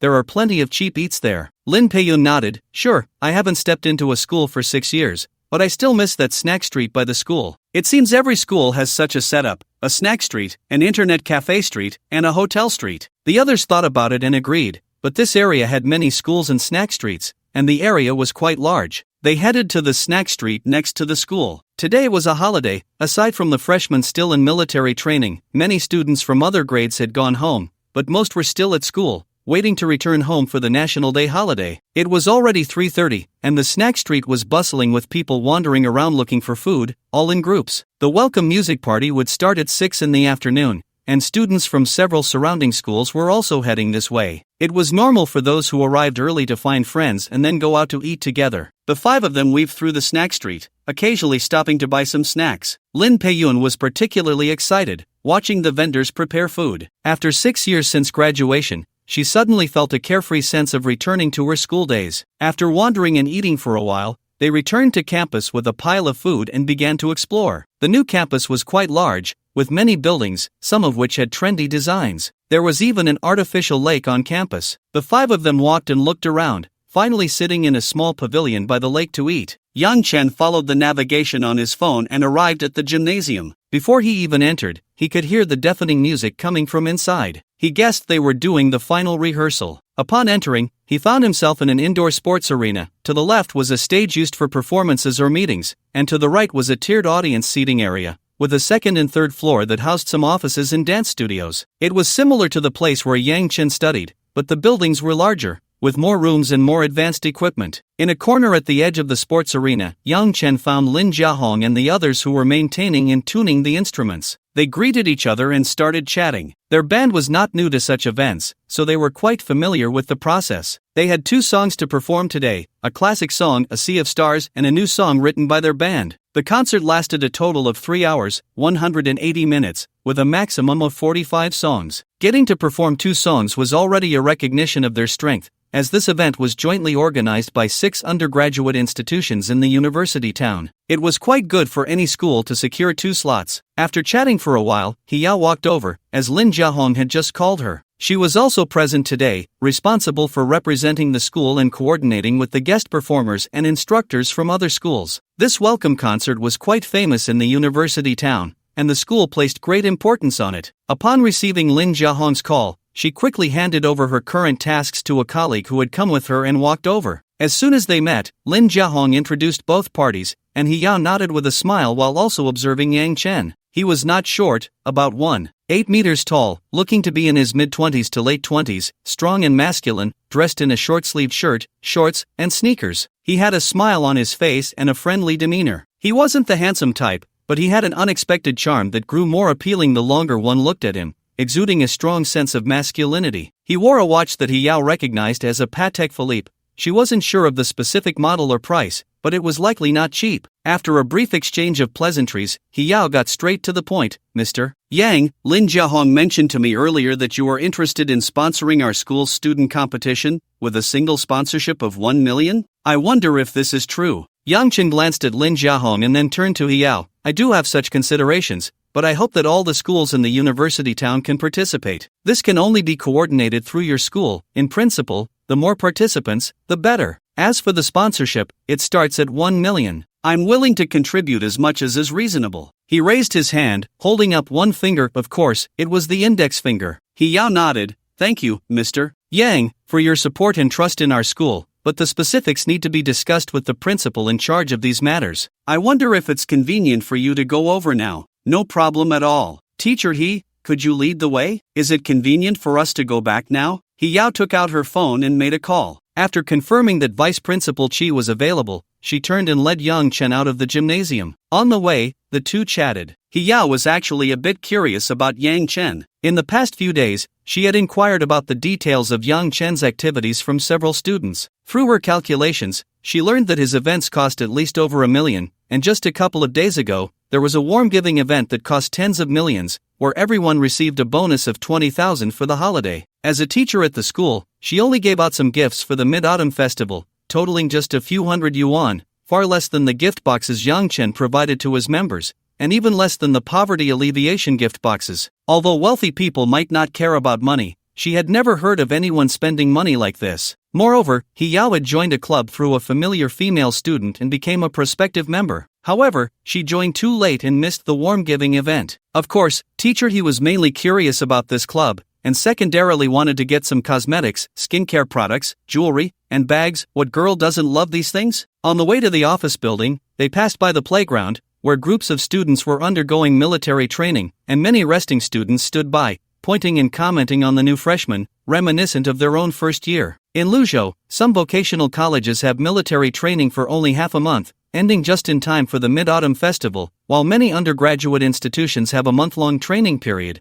which means that the freshmen at Luzhou University won't have a break until National Day. Yang Chen looked around for a while. Everyone was dark-skinned, and it was hard to tell how they looked. However, the experienced eye of a veteran spotted quite a few girls with good figures among the many freshmen. Compared to when he was in school 10 years ago, Yang Chen noticed that today's students are taller and have developed well, with noticeably more first-year girls having larger cup sizes than back then. Of course, it could also be due to the school's circumstances. The gender ratio was too skewed, and there weren't many good options. Yao saw Yang Chen paying attention to the military training teams and asked, Mr. Yang, what's wrong? Do you know someone? Yang Chen shook his head and said, No, I just thought of my own school days. In the blink of an eye, it's been over 10 years, it feels just like yesterday. Yao led Yang Chen, chatting as they walked, and soon they arrived at the office building. Principal Chi's office was on the 5th floor. Yao gently knocked on the door, and a voice from inside invited them in. Upon entering the office, Principal Chi had already stood up, walked over, shook hands, and then guided Yang Chen to sit on the sofa. He turned to Yao and said, Teacher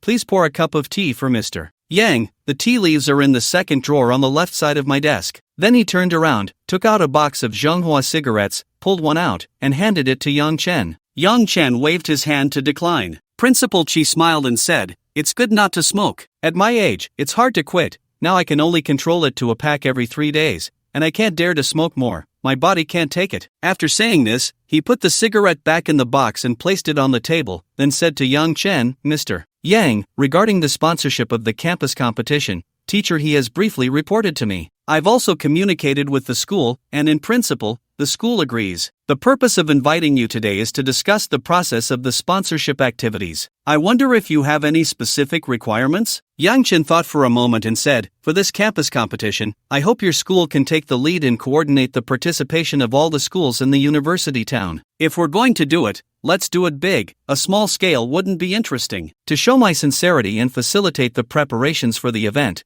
let's sign a letter of intent later. I'm willing to transfer 1 million yuan upfront for the preliminary event expenses. Principal Chi took out a cigarette, lit it, and remained silent, contemplating the feasibility of this matter. First of all, the probability of this matter being approved by Luzhou University is quite high. Most of the schools in the university town are vocational colleges, with only 6 undergraduate institutions. Luzhou University may be a younger sibling in Luzhou, but it is undoubtedly the leader in the university town. If the school takes the initiative to organize, there shouldn't be much of a problem. At least 2/3 of the departments would likely participate. Secondly, if they really transfer 1 million yuan upfront, then this matter can proceed smoothly. Even if Yang Chen decides to back out halfway, this 1 million would be enough for the school to manage everything. Principal Chi had long been involved in organizing various events. For a large-scale football match in the university town, even with a prize of over 10,000, the maximum event budget would only be around 100,000, as many things, such as venues, equipment, and coaches, could be resolved at little to no cost. If Yang Chen really transfers 1 million, I can organize more than 10 larger events, which is enough to settle things. At this moment, He Yao brought over tea, pouring a cup for Yang Chen and one for Principal Chi, then standing to the side. Principal Chi gestured for He Yao to sit down and said, "Mr.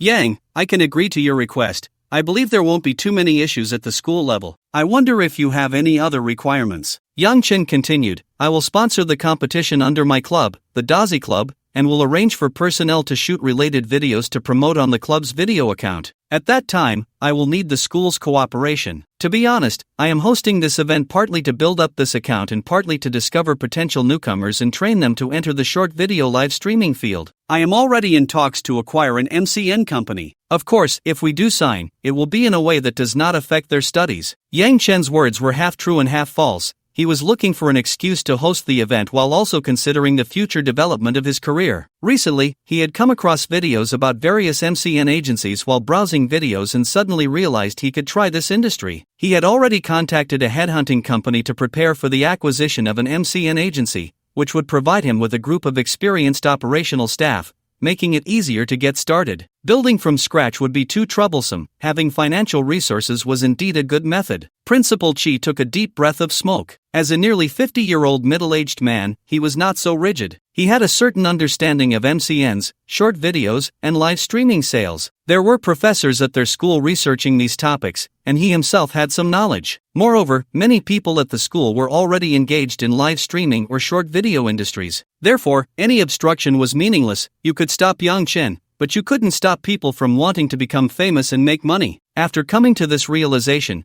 Principal Chi nodded for Yang Chen to continue. Yang Chen went on, "I will only be responsible for funding the event, providing all the event expenses and competition prizes. The organization of the competition, venue arrangements, referee invitations, and supervision of the competition process will need to be handled by the school. I cannot provide personnel to participate. My consideration for the competition is to divide it into male and female groups, with participants being undergraduate and vocational students from the university town. The events will include singing, dancing, musical instruments, martial arts, aerobics, football, basketball, table tennis, badminton, tennis, and so on. However, some events, like singing, can be subdivided into categories such as pop music, revolutionary songs, and dance can be divided into ethnic dance, street dance, etc. Instruments can also be categorized for competition. This way, the number of participants will be sufficient, and we can subdivide into specific events. If there aren't enough, we can combine them. You don't need to save on the event expenses. It should be as much as needed. As long as the demands are reasonable, I will approve them. For example, we can cover meals for participants and staff,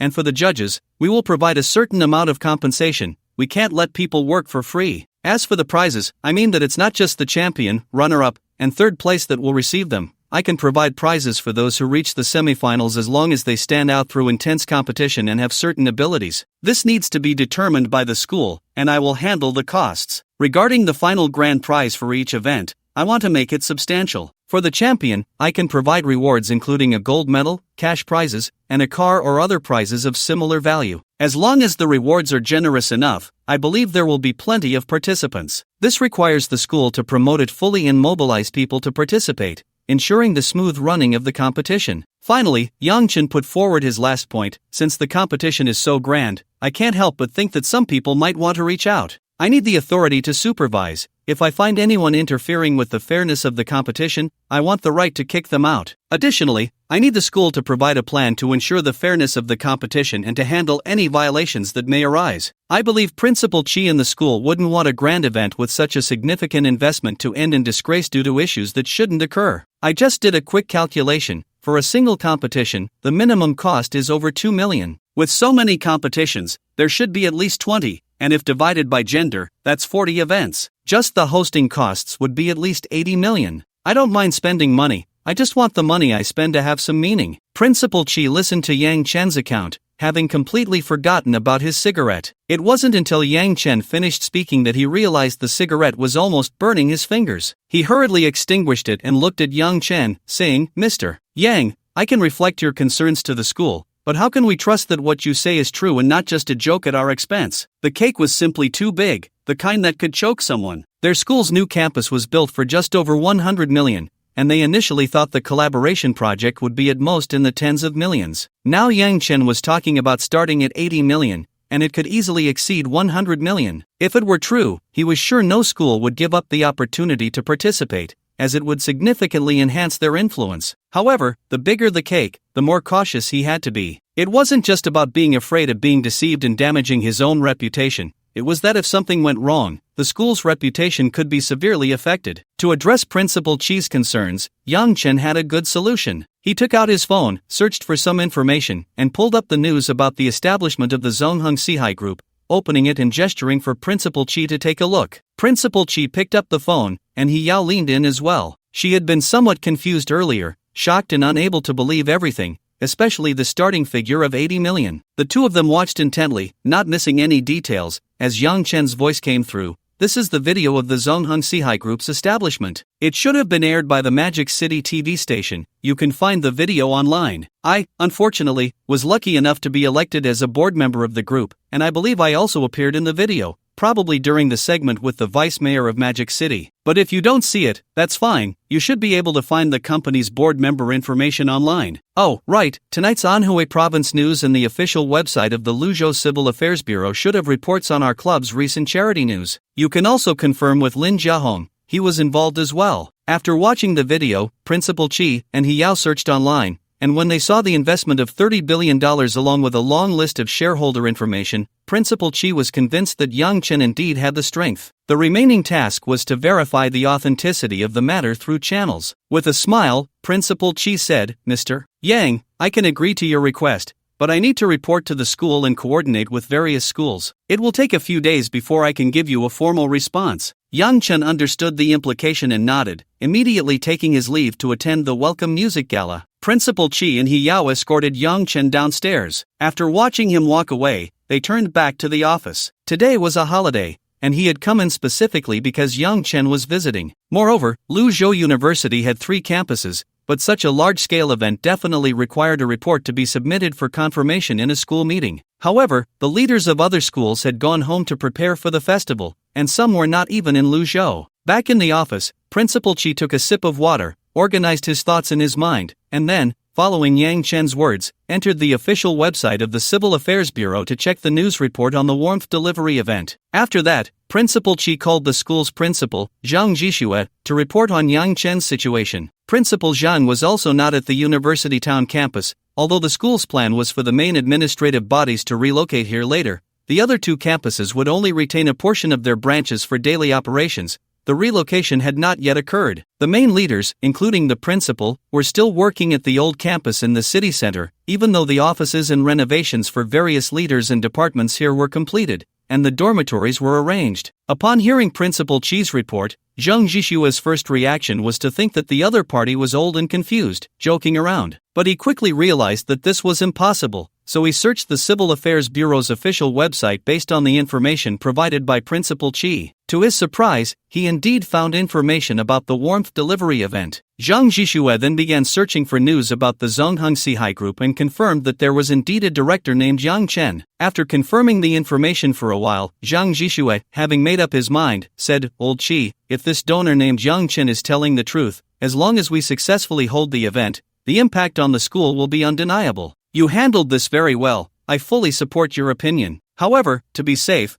let's confirm through various channels first. If there are no issues, we will hold a meeting on Friday to finalize this matter, and you will be in charge then." After receiving the authority he wanted, Principal Chi quickly assured over the phone that there would be no problem and that he would carry out the event under the principal's command. After hanging up, Principal Chi looked at Yao, who was still in the office, and said, "Xiao Yao, you have done a great job this time. If the event is confirmed, you must take responsibility and cooperate with me to make it successful." "Okay, Principal Chi, no problem." Yao thought for a moment and agreed. this was both a test and an opportunity for her. As long as the event was successful, it would be an impressive qualification. As for why Principal Chi called her Xiaoyao instead of Teacher He, it was because Principal Chi was a friend of her parents, who were both professors at a different university in the city center, a 985-11 institution. He Yao's job was arranged by her parents through Principal Chi. However, she also worked hard and did not embarrass herself. Yang Chen walked through the campus of Luzhou University, watching the young students passing by, feeling a pure and earnest quality that belonged to student life. Being in the midst of it, he felt as if he had become young again. That year, Yang Chen also stepped into society with hopes for the future. However, when the school registered students' employment intentions, one of the items was about salary, titled "What are your requirements for your job after graduation, and how much salary do you hope to receive each month?" Yang Chen remembered writing that he hoped to learn something and would be satisfied with a monthly salary of 3,000. At that time, Yang Chen naively thought that having 3,000 yuan in hand each month would allow him to live well. As long as he worked hard and learned knowledge, he could gain something in return, get promoted, and win over a rich and beautiful girl. However, when he went to the factory arranged by the school for the required internship and learned that the comprehensive salary was about 4,000 yuan or more, Yang Chen and his friends were shocked. When the training instructor said that as long as they worked hard, they could be promoted to supervisor or team leader, everyone was filled with hope for the future. However, the subsequent development did not go as hoped. The comprehensive salary of over 4,000 was earned by working overtime and tirelessly like a robot. Working diligently can indeed lead to promotions, but the slots are very few. More often than not, if you work hard and have strong abilities, you will be assigned countless tasks, praised as being valued by the leadership, and then from the list of favored individuals, some lucky ones will be selected to ascend the work hierarchy. The remaining people are left to be mere cogs, constantly drilling holes, never able to break free and see the world outside the hole. The final result was that when Yang Chen was earning a monthly salary of 3,000, he didn't even have money to go out for meals and drinks with colleagues every day. After 2 or 3 years of hard work, he had mastered the skills, but promotion seemed far away, and he could only serve as a key member on the frontline production line, working hard. His own work experience was already quite bitter, and he knew that most of these students would also face similar hardships in the future. However, Yang Chen hoped to hold such an event, using enough money to create a sweet memory in their college years to dilute the bitterness of reality. After wandering for a while, Yang Chen discovered Lin Peiyun and a few others chatting in a pavilion by the lake. Upon entering the pavilion, he found the 5 of them engaged in a game. After Lin Peiyun was killed by Angela from the opposing team once again, she looked up and saw Yang Chen approaching. Yang Chen smiled and said, "Why are you playing games? Didn't you go for a stroll around campus?" The girls looked up at Yang Chen, greeted him, and then continued their battle. Lin Peiyun stood up, pushed Yang Chen onto a long stone bench, and said, "We strolled around the school for a while, bought some food, and then came here to eat." Everyone was bored, so Jejiao suggested playing a game, and that's how we started a match. Lin Peiyun then added, somewhat speechless, "This match is too high level. Angela on the other side is so strong. She has caught me several times. Fij, you're good at games, right? Help me get revenge." Yang Chen then picked up Lin Peiyun's Apple phone. It really seemed that many girls used Apple phones. The few girls around him all had Apple devices, and they were all new models, except for Sun Rui, who had a new Huawei model that she had just switched to at the beginning of the month. Among those present, Yi Huanhuan and Zhao Qingping also had Apple phones, but they were not the latest models. They had the iPhone 15 Pro. It seemed they had bought them during the summer vacation. Yang Chen remembered they had previously used the 13. Looking at the data, it was 15 versus 23, with their side having 16 kills. Lin Peiyun was playing as Wang Zhaojun, with 1 kill, 2 assists, and 8 deaths, which was quite a significant loss. The highest on their side was Li Jiachuan's Ake, with 8 kills, 2 assists, and 0 deaths. However, there was still a chance to fight in this match. The current situation was that their mid lane had lost 2 towers, while the top and bottom lanes had lost 1 each. The opposing team had also lost 1 tower in both the top and bottom lanes, but all 3 towers in the mid lane were still standing. Checking the battle situation, the big dragon was being attacked by the opposing team, and the Dominator Vanguard had just set off. At this moment, Li Jiachuan said, "Fij, come to the bottom lane, let's team up for a fight." "Okay," Yang Chen replied, then controlled the resurrected Wang Zhaojun to the bottom lane, where Li Jiachuan's Ake, Sun Rui's Hui, Yi Huanuan's Lu Shan, and Zhao Qingping's Zhao Yun were clearing minions in the top lane to attract the enemy's attention. Yang Chen first maneuvered Wang Zhaojun to clear the minion wave, drawing the enemy's attention, while Ake, Hui, and Lu Shan lay in ambush in the bushes. The opposing team saw an opportunity. Angela charged ahead, followed by Li Bai and Di Renjie. Yao and Sun Su went to deal with Zhao Yun. Angela launched the first attack, but Wang Zhaojun was standing quite far back, with a minion wave blocking the way. Yang Chen quickly controlled Wang Zhaojun to escape, running towards the jungle. The three people behind quickly chased after seeing the situation, crossed the river, and entered the wild area. As a result, Hui used his ultimate to block Angela, who was charging ahead. After that, Lushan jumped out and used his ultimate to hold the line, while Aku also activated her ultimate to enter the fray. Angela was instantly taken down. Wang Zhaojun also returned to join the team fight, and after a series of combos, assisted Aku in killing Li Bai, while Hui defeated Di Renjia. "Fij, you're so amazing, you're way better than me at this," Lin Peiyun said, sitting closely beside Yang Chen on a long stone bench, watching him play the game. After seeing Yang Chen's team win the battle, she happily exclaimed. Lin Peiyun was very close to Yang Chen, and during the Mid-Autumn Festival, she wasn't wearing much. After a wave of victory, Yang Chen relaxed, and immediately felt his right arm resting on something soft. A quick glance revealed it was between Lin Peiyun's chest. No wonder his right hand felt off just now. But to be honest, it was quite comfortable. Yang Chen decided not to move away. Someone kicked him under the table, but he couldn't tell if it was Li Jiachuan or Sun Rui. Both were sitting across from him, engrossed in the game, so he couldn't figure it out. The group coordinated a few more team fights, pushing forward step by step. On the other side, perhaps due to an overly smooth early game, they started to have coordination issues later on, especially Angela, who repeatedly attacked Wang Zhaojun but was almost always instantly killed. Frustrated, Angela declared she would 1v1 Wang Zhaojun, but after being killed twice by the equipped Wang Zhaojun, she obediently returned to the team fight. In the end, after a team wipe of their opponents, Yang Chen and his team seized the opportunity to shatter the crystal and claim victory, finishing with a score of 38-30. In the next round, Yang Chen didn't play but guided Lin Peiyun in controlling the game, this time switching to Angela. Under Yang Chen's guidance and with the cooperation of teammates, Lin Peiyun performed quite well this match, shining much more than before. After finishing, they naturally secured another victory. Excited, Lin Peiyun, regardless of who was around, gave Yang Chen a peck on the cheek. The other four cheered her on, while Lin Peiyun maintained her cool demeanor, unfazed. Yang Chen didn't mind, after all, she was his woman, and everyone knew it. He was kicked again, but still couldn't tell who did it. Playing until 5:40, they lost one match because the opponents were too strong, but they had won the rest. After finishing the last game, everyone got up to tidy the table, threw away the trash, and headed towards the playground. Just then, Lin Jiahong called Yang Chen, saying the welcome party was about to start,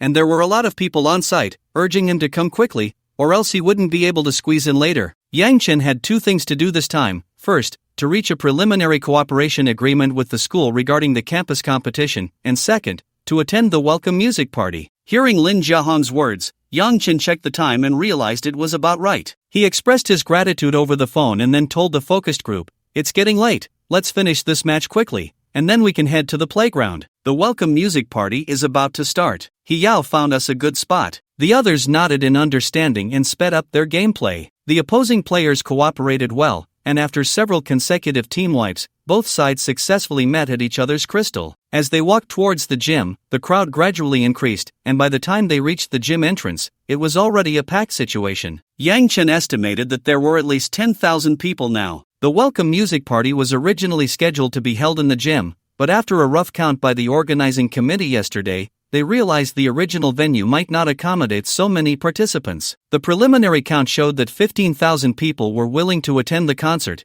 and with the gym sports facilities removed from the center, plus the nearby stands and second-floor space, it could barely hold 10,000 people at full capacity. In previous years, all activities were held on the playground, but this year, with the completion of the new building at Luzhou University, the school planned to hold all events there to create a lively atmosphere. Originally, the facilities were sufficient for just the students of the school, but this year, there were additional students from other schools. Coincidentally, it was also the Mid-Autumn Festival, and many students had holidays but did not return home, so they came to join the fun. Thus, the organizing committee activated a backup plan to hold the event on the playground, arranging for personnel to set up a stage, lighting, and sound equipment. Fortunately, everyone had experience and was familiar with the process, so everything was set up in just one day. Since the evening party was held on the playground of Luzhou University, today's military training ended at 5 o'clock. The hard-working freshmen quickly returned to their dorms to shower and eat. Then, those interested went in small groups to the playground to attend the welcome music party. Yang Chen and a few others walked through the crowd, observing the freshmen while discussing their opinions. The content of their discussion was rather trivial, revolving around whether the new students were handsome or pretty. The topic was initiated by Yi Huanhuan, who had spotted a good-looking boy, possibly from another school, whom Li Jiachuan and the others had not seen before. Upon seeing the handsome guy, she shared it with everyone, sparking a little game of searching for handsome boys and beautiful girls. Yang Chen, a 30-year-old man, was interested in such matters, but the several girls were equally intrigued. They were not only critiquing the boys but also seriously observing the girls. At that moment, Li Jiachuan seemed to have discovered something new. She poked Yang Chen, who got the signal and followed her gaze into the distance. A group of 4 girls was walking along a side path about 10 meters away, seemingly from the same dormitory. Among them was a girl who was tall, fair-skinned, long-legged, and well-endowed. It was quite impressive, visibly an E-cup, and how to describe it? It was the kind of girl where you could see the outline of her chest from behind. While Yang Chen was still observing, Li Jiachuan had already shared her discovery with the others, and they all studied the scene together. They collectively clicked their tongues in admiration, while Yang Chen pondered who was bigger between her, Huang Jingwen, and Lin Peiyun. After a moment of thought, he concluded that Huang Jingwen had a more striking visual appeal, but Lin Peiyun had a better tactile quality. As for this beauty, he couldn't tell. At that moment, Zhao Qingping spoke up, the boy in the white sweatshirt on the right path. Upon hearing this, the group subtly turned their heads. They were a bit far away, only able to see his profile, but he was indeed handsome, with a well-defined face, giving off a bit of a playful charm like Huang Zongzi. However, the next moment, he turned his face towards them, and they felt a bit disappointed. It wasn't that he wasn't handsome, to be honest, he was a good-looking guy, but while his profile had the charm of Huang Zongzi, his frontal appearance didn't quite match up, looking more like an average handsome boy. The girls felt a bit let down, akin to expecting a gourmet meal at a high-end restaurant only to find it was street food. Not that it was unsatisfying or bad, but it didn't meet their psychological expectations. They continued towards the playground, searching for more targets. Lin Peiyun made a new discovery and signaled for the others to look at a couple standing by the roadside. Yang Chen glanced over. The boy looked decent, and the girl was also pretty, with a good figure, dressed in a low-cut outfit that made her appear affluent. Yang Chen thought there was nothing wrong with that. However, Lin Peiyun and the other girls began discussing. Lin Peiyun spoke with an air of someone who had seen through everything. I dare say, she must be padded, otherwise, it wouldn't be possible for her to be this big with such an ideal shape. Li Jiachuan added, yes, it looks awkward. I estimate she was originally a B to C cup and has directly padded to a D+. Yi Huanhuan also said helplessly, yes, I know this woman, she's from the Communication University. She's actually not small herself, being a C cup, so why does she need to pad so much? It's just vanity, the fake can't become real, and the real can't become fake. Zhao Qingping pondered and said, maybe it's because boys all like bigger ones, that's why she pads. I have a friend like that who wears these cup-enhancing outfits all the time, going from C+ to E. And she even posts evaluation photos in her smaller size. Yang Chen now understood, this girl was faking her breasts, and the girls were accusing her of fraud. As they walked along, they finally arrived at the playground, which was packed with people, drums and gongs resounding, red flags waving. The stage was playing music for sound checks, and many flags were set up around the playground due to military training. Li Jiachuan encountered a familiar student council member at the playground, who led a few people to find a good spot in the stands to watch the performance. Yang Chen took out a bottle of water and handed it to her as a gesture of thanks. She happily accepted it and waved her hand to maintain order. The water was bought from the cafeteria on their way, meant for drinking during the performance. They also had plenty of snacks, like peanuts, sunflower seeds, candies, and some unfinished snacks from earlier. The group sat down. There was a speaker nearby with clear sound,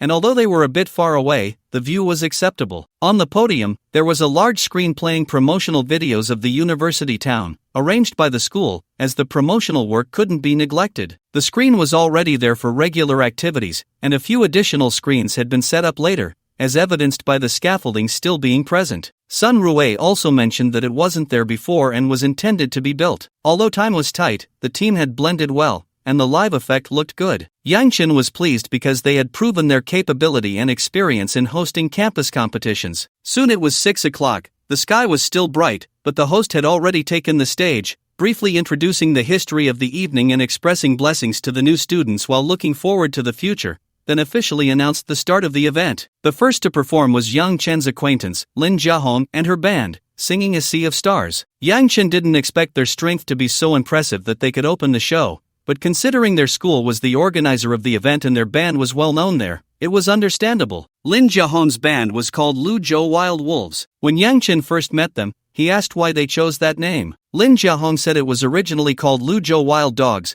but later the music club's advisor, He Yao, said wild dogs sounded too harsh, so they changed it to Wild Wolves to make it sound more powerful. Although Yang Chen thought Wild Dogs was fine, it was certainly better than some bizarre band names, like the Lost Train Band, which lost a job opportunity because the organizer was a high-speed rail department, and the leaders thought the name Lost Train was unlucky, so they were kicked out when signing the contract. After listening to Luzhou Wild Wolves' performance, Yang Chen felt it was quite good. They captured the essence of the song and added their own flavor, not a clumsy imitation. The atmosphere at the venue showed that the crowd was starting to heat up. In the latter half of the performance, many students sang along. It was inevitable. The song was classic and familiar, many people knew it, and even those who didn't could hum along a bit. Next was a girl from the Communication University, who seemed to have received professional training, bringing a song light years away. What was the effect? If you closed your eyes, you would think the actual singer had come to perform live. The applause was continuous. Next was a medley of songs, with several students taking the stage to perform If the Moon Hasn't Come Yet, My Future Style, Change Myself, You, My Deskmate, My Sky, and Proud Youth. Li Jiachuan mentioned that each school has its own song, sung by members of the student council. Although you could hear some imperfections, the performances were sincere and heartfelt. Yang Chen was particularly impressed by My Sky,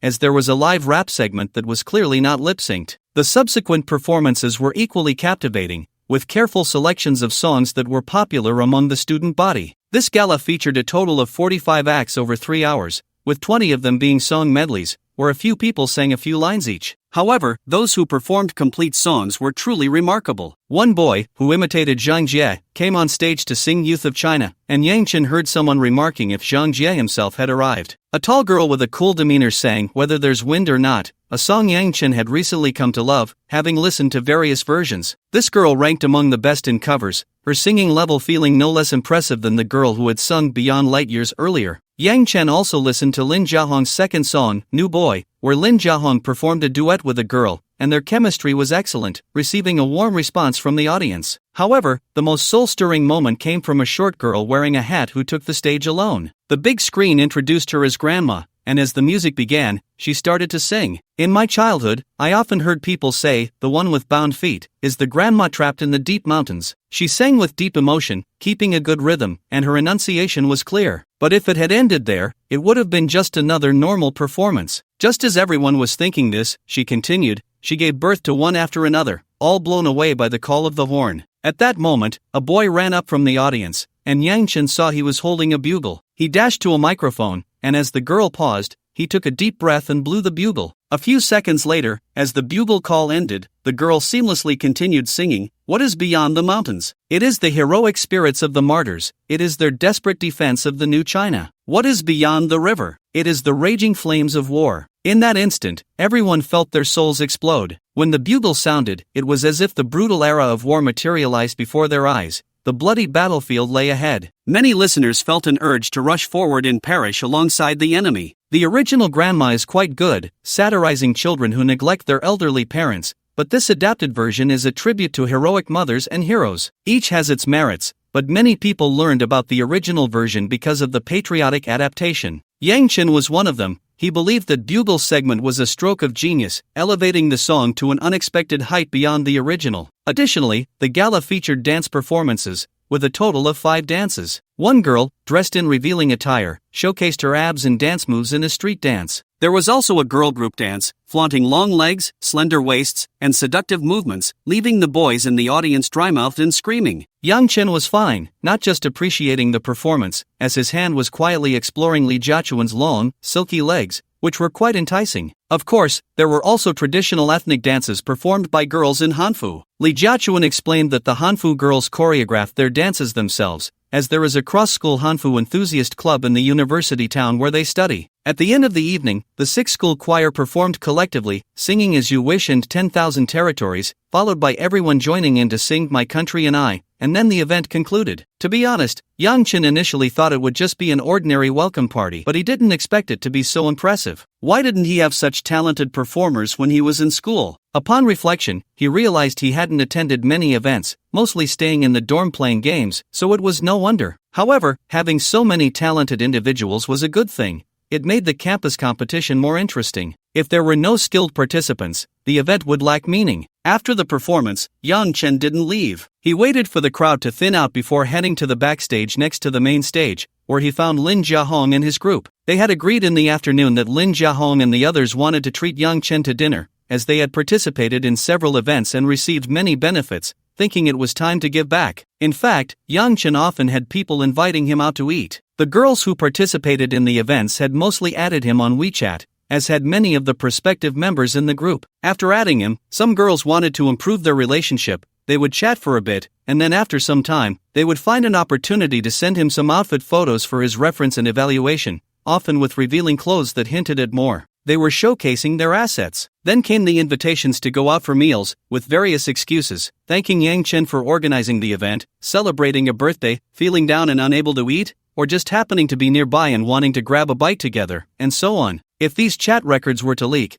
who knows if it would shatter the hearts of their admirers, realizing that the girls they were desperately pursuing were also putting in so much effort to attract attention. They could even compete with them, showing off their skills. As for Yang Chen, he would look at the photos and videos as if he were watching a film, replying to messages when he had the time, but he hadn't gone out to play yet. He still had a few delicate beauties at home that needed comforting. The ones outside who dared to take the initiative were, to be honest, just okay. For now, only a few caught his eye, but none had the idea of fast food. Upon reaching the backstage, some people were busy moving equipment, and the performers from the evening were taking group photos in 2s and 3s. It was quite chaotic. Yang Chen left a few girls outside and walked in. In a corner, he found Lin Jiahong and the others packing up the equipment. The band had this little hassle. Unlike singers, who could leave whenever they wanted with a wave of their hand, the band had to deal with the gear. Yang Chen approached and greeted them. "You all performed really well tonight, especially the opening. The audience was cheering for you." Hearing this, the tired faces of the group lit up with smiles. Tonight's performance had indeed been great, and it was worth all their hard practice. Drummer Zhang Yuanxiao finished packing the last item, placed it on the cart, and pushed it away. Lin Jiahong supported the equipment from behind and called Yang Chen to join them. As they walked, he said, "Fij, let's first return the equipment to the classroom, then we can go eat at Wangshu barbecue right at the school gate. Their food is really good. We often go there for meals." Yang Chen reminisced about the days when he used to eat with classmates at the school gate, so he naturally agreed with Lin Jiahong's suggestion. As they exited, Lin Jiahong's family saw Lin Peiyun and the others waiting at the door. Li Jiachuan was his classmate, so they all knew each other. It was Yang Chen's first time meeting Lin Peiyun, and he introduced them to each other, referring to Lin Peiyun as his girlfriend. The band members, upon hearing this, all gave a thumbs up. Musicians often had a somewhat colorful private life. Even those with girlfriends occasionally indulged in fast food outside. However, compared to Yang Chen, everyone else was quite fortunate. Just the fact that the few girls could get along peacefully and called him Big Brother was only right. The group returned the items to the classroom and then set off for the barbecue stall outside the school. Yang Chen's party consisted of 6 people, 5 from the band, and 3 of their girlfriends, making a total of 6 boys at one table and 8 girls at another. Since it was agreed that Lin Jiahong and the others would treat them, Yang Chen didn't interfere and ordered some common barbecue dishes, along with a large plate of oysters. Once the food arrived, they ate, drank, and chatted, even placing the oysters in front of Yang Chen for him to enjoy. Yang Chen thought to himself, "They have no idea how formidable I am, yet they still want me to eat this." However, he didn't refuse, as it was all in good spirit. The girls at the next table also received their barbecue and opened a few bottles of beer. None of the girls objected to drinking, and they were quite generous with it. During the meal, Yang Chen mentioned his meeting with Principal Qi that afternoon. "I estimate that the campus competition event should go smoothly. When the time comes, you all need to help me promote it and rally more people to participate. I saw tonight's performance, and there are quite a few talented singers in the university town. The more people, the better for the event. As for the prizes, that's definitely not a problem. My preliminary consideration is that the champions of each competition should at least receive a car worth up to 500,000, and they can choose the car themselves. Once they've made their choice, I'll pay for it. There will also be cash prizes, though the exact amount hasn't been determined yet, but I promise it won't disappoint anyone." Upon hearing this, Lin Jiahong and the others patted their chests, assuring him that, aside from other events, they would definitely promote the singing competition and bring people in to participate. They had been playing with Yang Chen for a long time and knew his capabilities. If he promised a car, he would deliver. Zhang Yuanxiao then asked, "Brother Fei, can we add a band category to the singing competition, aside from red songs, pop music, and folk songs?" Yang Chen thought for a moment and decided it was feasible, so he asked, How many bands are there in the university town? If there aren't enough, it won't work. If there aren't enough participating teams, it won't be interesting. Lin Jiahong replied, Brother Fei, there are quite a few bands in the university town. We've done a preliminary count, and each school has at least 2 bands, with a total of 23 schools, which means there are over 100 bands. There should be around 40 to 50 with some real talent. If we mobilize, we should have enough bands to participate. Yang Chen said, Alright, as long as you can mobilize more than 32 bands to participate,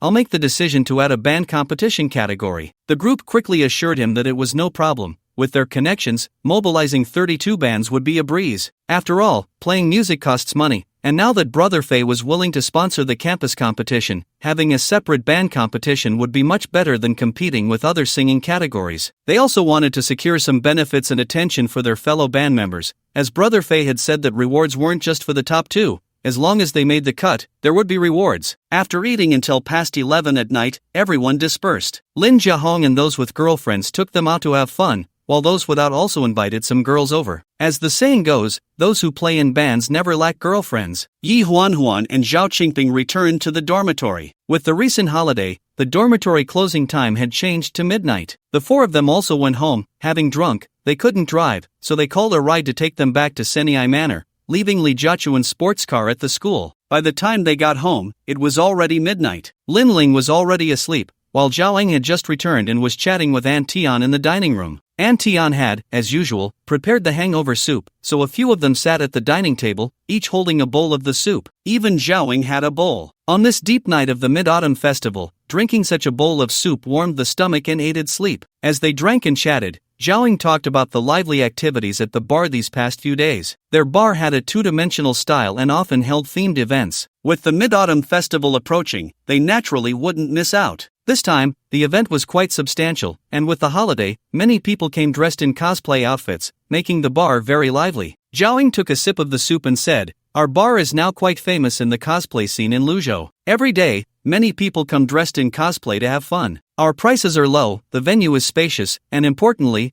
there are no rowdy people causing trouble inside. We're making more and more profit. This step has finally paid off. After saying this, she looked at Yang Chen and added, By the way, recently Guo Shangrong has brought a lot of friends to support us. He's been here several times and ordered quite a few expensive drinks. When I went to greet him, he even called me sister-in-law right in front of me, and I haven't even hit him yet. Zhao Eng said this while covering her mouth and laughing, in a very good mood. Yang Chen had mentioned Zhao Ying's bar to Guo Shangrong during a casual chat, originally hoping he would promote it among his friends, but he didn't expect him to be so supportive. Yang Chen was thinking of inviting him to dinner one day. Recently, he had also received a batch of old liquor, including Mutai, Wuliangye, and Finjiu, all from around the year 2000, costing him $1 million. He couldn't help but marvel at how cheap domestic liquor was, unlike Romani Conti, where a good bottle starts at 200,000. At 12:30, the hangover soup was finished, and they all went to bed. When Yang Chen came out after taking a shower, there was already someone sitting on the bed, Lin Peiyun. Lin Peiyun said, Sister Ling asked me to come over. She said I haven't seen Brother Fei in a long time, so I'm sleeping here tonight. After saying this, her face was a bit flushed. Such an arrangement for a night together was awkward for anyone in this day and age. Yang Chen teased,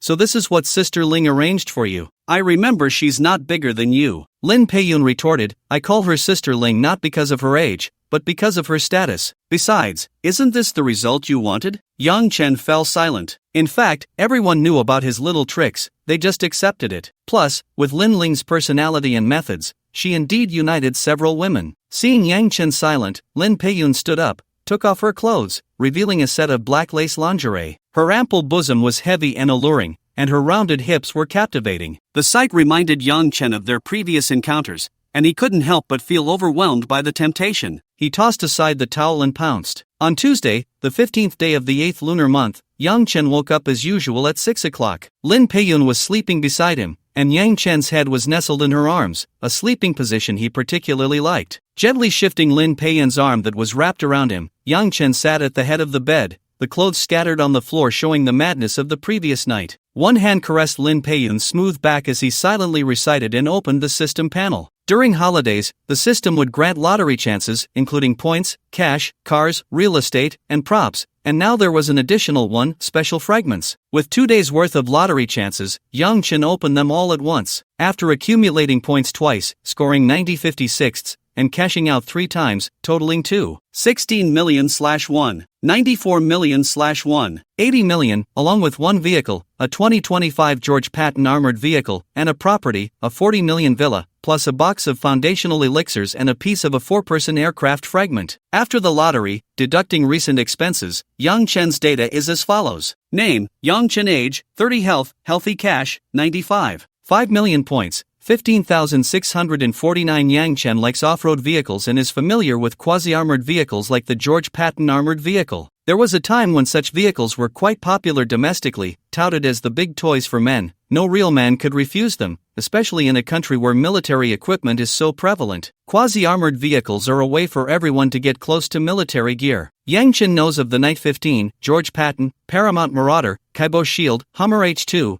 as well as the Russian Captain off-road vehicle and the domestic Dongfeng Mengsher. In terms of price, the Knight 15 is the most expensive and the largest, being an extension of military armored vehicles. Yang Chen remembers that when it was introduced, it was mentioned that the military version was the one driven by Dwayne Johnson in Fast and Furious. It is indeed large, with the G-Wagon looking like a little brother in comparison. Priced at 15 million, it seems there are only 6 in the country, and only 100 were produced globally. Next is the Paramount Marauder, which lost the South African military's armored vehicle tender but was later directly converted for civilian use by the manufacturer. It is said that as long as one can prove they are not a terrorist, they can place an order, but unfortunately, it cannot be driven on the roads domestically. Otherwise, Yang Chen would definitely want to get one, as it is only priced at 12 million, and even with taxes, he can afford it. In terms of reputation abroad, both vehicles are on par. One is military converted to civilian, and the other is a military vehicle. Both are steel beasts. As for the other models, although they are just little brothers compared to these two, once these two are set aside, who isn't a tough guy? This time, the system's lottery drew the latest model of the George Patton armored vehicle, which was just showcased at the domestic auto show at the beginning of the month. Yang Chen chose the 6-seat version, measuring 5.9 meters in length, 2.3 meters in width, and 2.2 meters in height. The base price is 3.86 million, and with his custom options, the system provided a final price of around 5 million. However, in recent years, there was an incident where a Kia hit the wheels of a George Patton armored vehicle. Although there were coincidental elements to the incident, it remains that it didn't happen, and he doesn't know how this new model will perform, but he won't see the vehicle until the end of the year. As for the other rewards, a 40 million villa, Yang Chen discussed with the system and decided to freeze it for now. He doesn't want to buy another villa in Luzhou at the moment, as he already owns several properties. He wants to exchange for a villa in a different location. Then there are the aircraft fragments. Yang Chen didn't expect to be able to obtain such an item. Similarly, collecting 8 fragments would allow for an exchange, but he doesn't know if he can exchange for a larger one, as common business jets are worth several hundred million. Yang Chen is considering whether he should learn to be a pilot. After all, he has a learning card and picks up things quickly, so he could try flying a private jet himself in the future. Time passed as Yang Chen indulged in his thoughts, and he didn't know if it was because his grip was too strong, but Lin Peiyun, who was sound asleep, woke up. The beautiful woman, waking up, looked at Yang Chen beside her and revealed a happy smile. After a moment of tenderness, Lin Peiyun got up. She had come over last night wearing a lace lingerie set, with a thin trench coat over it, while her other clothes were in her own room. After getting dressed, she freshened up in Yang Chen's bedroom and then followed him downstairs. Yang Chen went downstairs to exercise, while Lin Peiyun returned to her room to change and get ready. After half an hour of working out in the gym, Yang Chen was resting. His body was getting better and better, whether it was during workouts, where he could last longer, or in intimate moments, he was becoming more vigorous. After taking a sip of water, Yang Chen heard voices coming from outside the door. Soon after, Li Jiachuan and Sun Rui walked in. They had also come to work out. The women at home mostly exercised in the indoor gym, while Lin Ling occasionally went cycling with him. The three greeted each other, and Li Jiachuan and Sun Rui began doing stretching exercises on the floor. They stretched their bodies and then moved on to jogging on the treadmill. Yang Chen noticed that Sun Rui ran a bit faster, while Li Jiachuan ran slower. After a moment of thought, he understood the reason. Li Jiachuan had a larger chest, which affected her comfort while running. If she ran too fast, it would be uncomfortable. After resting for a while, Yang Chen continued his workout. Now, whenever he had time, he would exercise for half an hour to an hour, and he also went to the gym twice a week to communicate and learn from a personal trainer. Yang Chen loved the feeling of being full of strength, and although he wasn't overly muscular, he was in decent shape, muscular when dressed, but showing off his physique when undressed. He had been to the gym a few times, and there were always some female trainees lingering around him, but Yang Chen wasn't sure if it was his physique or the Patek Philippe on his wrist that attracted them. In any case, he turned them all down. They were all in their teens or 20s, and none of them were particularly impressive, not exceeding an 85 in his eyes. Yang Chen was simply not interested. After all, he was no longer the naive person he once was. At 7:30, after finishing his workout, Yang Chen called Li Jiachuan and Sun Rui to go wash up. To clarify, they used a shower room. By 8 o'clock, the three of them quickly went to eat. Lin Ling, Zhao Ying, and Lin Peiyun were already sitting there eating. There was no requirement for everyone to have breakfast together at home, but their work schedules were inconsistent. Lin Ling left for the store at 8 in the morning and sometimes ate there. Yang Chen, on the other hand, woke up early to work out, and by the time he was ready to eat, Lin Ling had usually finished. They would chat for a bit before she headed off to work. Zhao Ying, however, woke up late. She used to get up at 7 when she worked, but now that she owned a bar, she often got up around 9 after finishing her late shifts. Lin Peiyun would wake up naturally, depending on her mood. In the city, there was no wealthy husband to wake her up early for errands. Li Jiachuan and Sun Rui had to wake up early due to their school's dreadful morning exercise system, but on rest days, they would sleep in as much as they could. However, today was a holiday, so everyone tried to get up early, especially since Yang Chen's family would be coming over. It would be quite awkward if they arrived while he was still asleep. After breakfast, Yang Chen followed Aunt Tian to check today's menu. Some dishes were bought by Aunt Tian at the market yesterday, while others were delivered this morning. Yang Chen entered the kitchen and took a look. There wouldn't be too many people for lunch, just his grandparents, parents, and the 7 people in the family, totaling 11, which could fit at one table. His second uncle's family had gone to his second aunt's house and would come over for dinner later, while his cousin was in military training and would come over in the evening. His aunts had contacted him in advance, saying they would celebrate at their own homes for lunch and come over later. Yang Chen glanced at the dishes Aunt Tian had prepared: sour cabbage fish, Thai lemongrass stir-fried chicken, pork and winter melon soup, braised pork, typhoon shelter prawns, potato beef, tom yum soup, cumin lamb chops, cola chicken wings, golden soup beef, spicy hot pot, Thai seafood salad, and a few cold dishes along with several plates of stir-fried vegetables. He needed about 20 dishes to be sufficient. The menu included both Chinese and Southeast Asian dishes. Yang Chen's only requirement was that they be delicious, with no need to favor one type over another. After confirming the menu, Yang Chen instructed Li Jiachuan and the others to help in the kitchen. With so many dishes, Aunt Tian would definitely be overwhelmed alone and needed some assistance. Li Jiachuan and the others were not delicate young ladies who had never lifted a finger, and Sun Rui had also inherited her mother's skills. Yang Chen heard Sun Rui say that she wanted to show off her cooking today,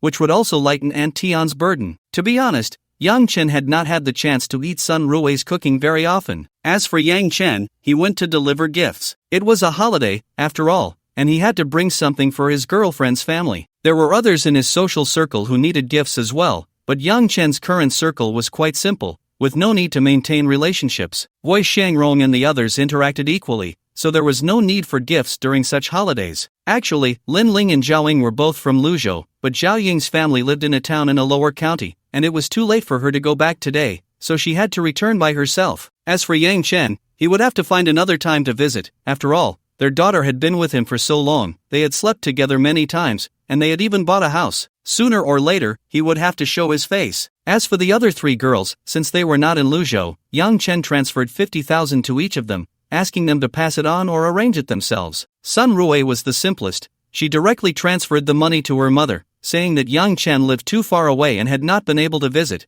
and that this was a small token of appreciation for the holiday. Sun's mother opened the bank notification with mixed feelings, showing that Sun Rui had transferred 50,000. She asked her daughter, and Sun Rui explained that Yang Chen had given her 500,000 for the holiday, and this 50,000 was an additional gift, not from her own money. Li Jiachuan also called her mother, chatted about family matters for a while, and after some persuasion, she mentioned that her boyfriend had given her a gift and asked her to accept it without telling her father, then transferred the 50,000. Lin Peiyun was similar, but she felt that her family had noticed something. She only mentioned bringing someone home to see, which left Lin Peiyun thinking about how to get Yang Chen to accompany her back. First, they went to Lin Ling's house. Arriving in a Cullinan, Yang Chen carried the gifts he had bought, which included gift boxes, cigarettes, alcohol, and jewelry, totaling around 50,000, along with a box of whitening pills. The 2 of them carried the gifts upstairs, chatting and laughing. At that moment, Lin Ling's parents had already opened the door and were waiting for their arrival at the elevator. Before coming, the thoughtful Lin Ling had already contacted her family in advance. When they got out of the car, she sent her parents a message because there were quite a few items,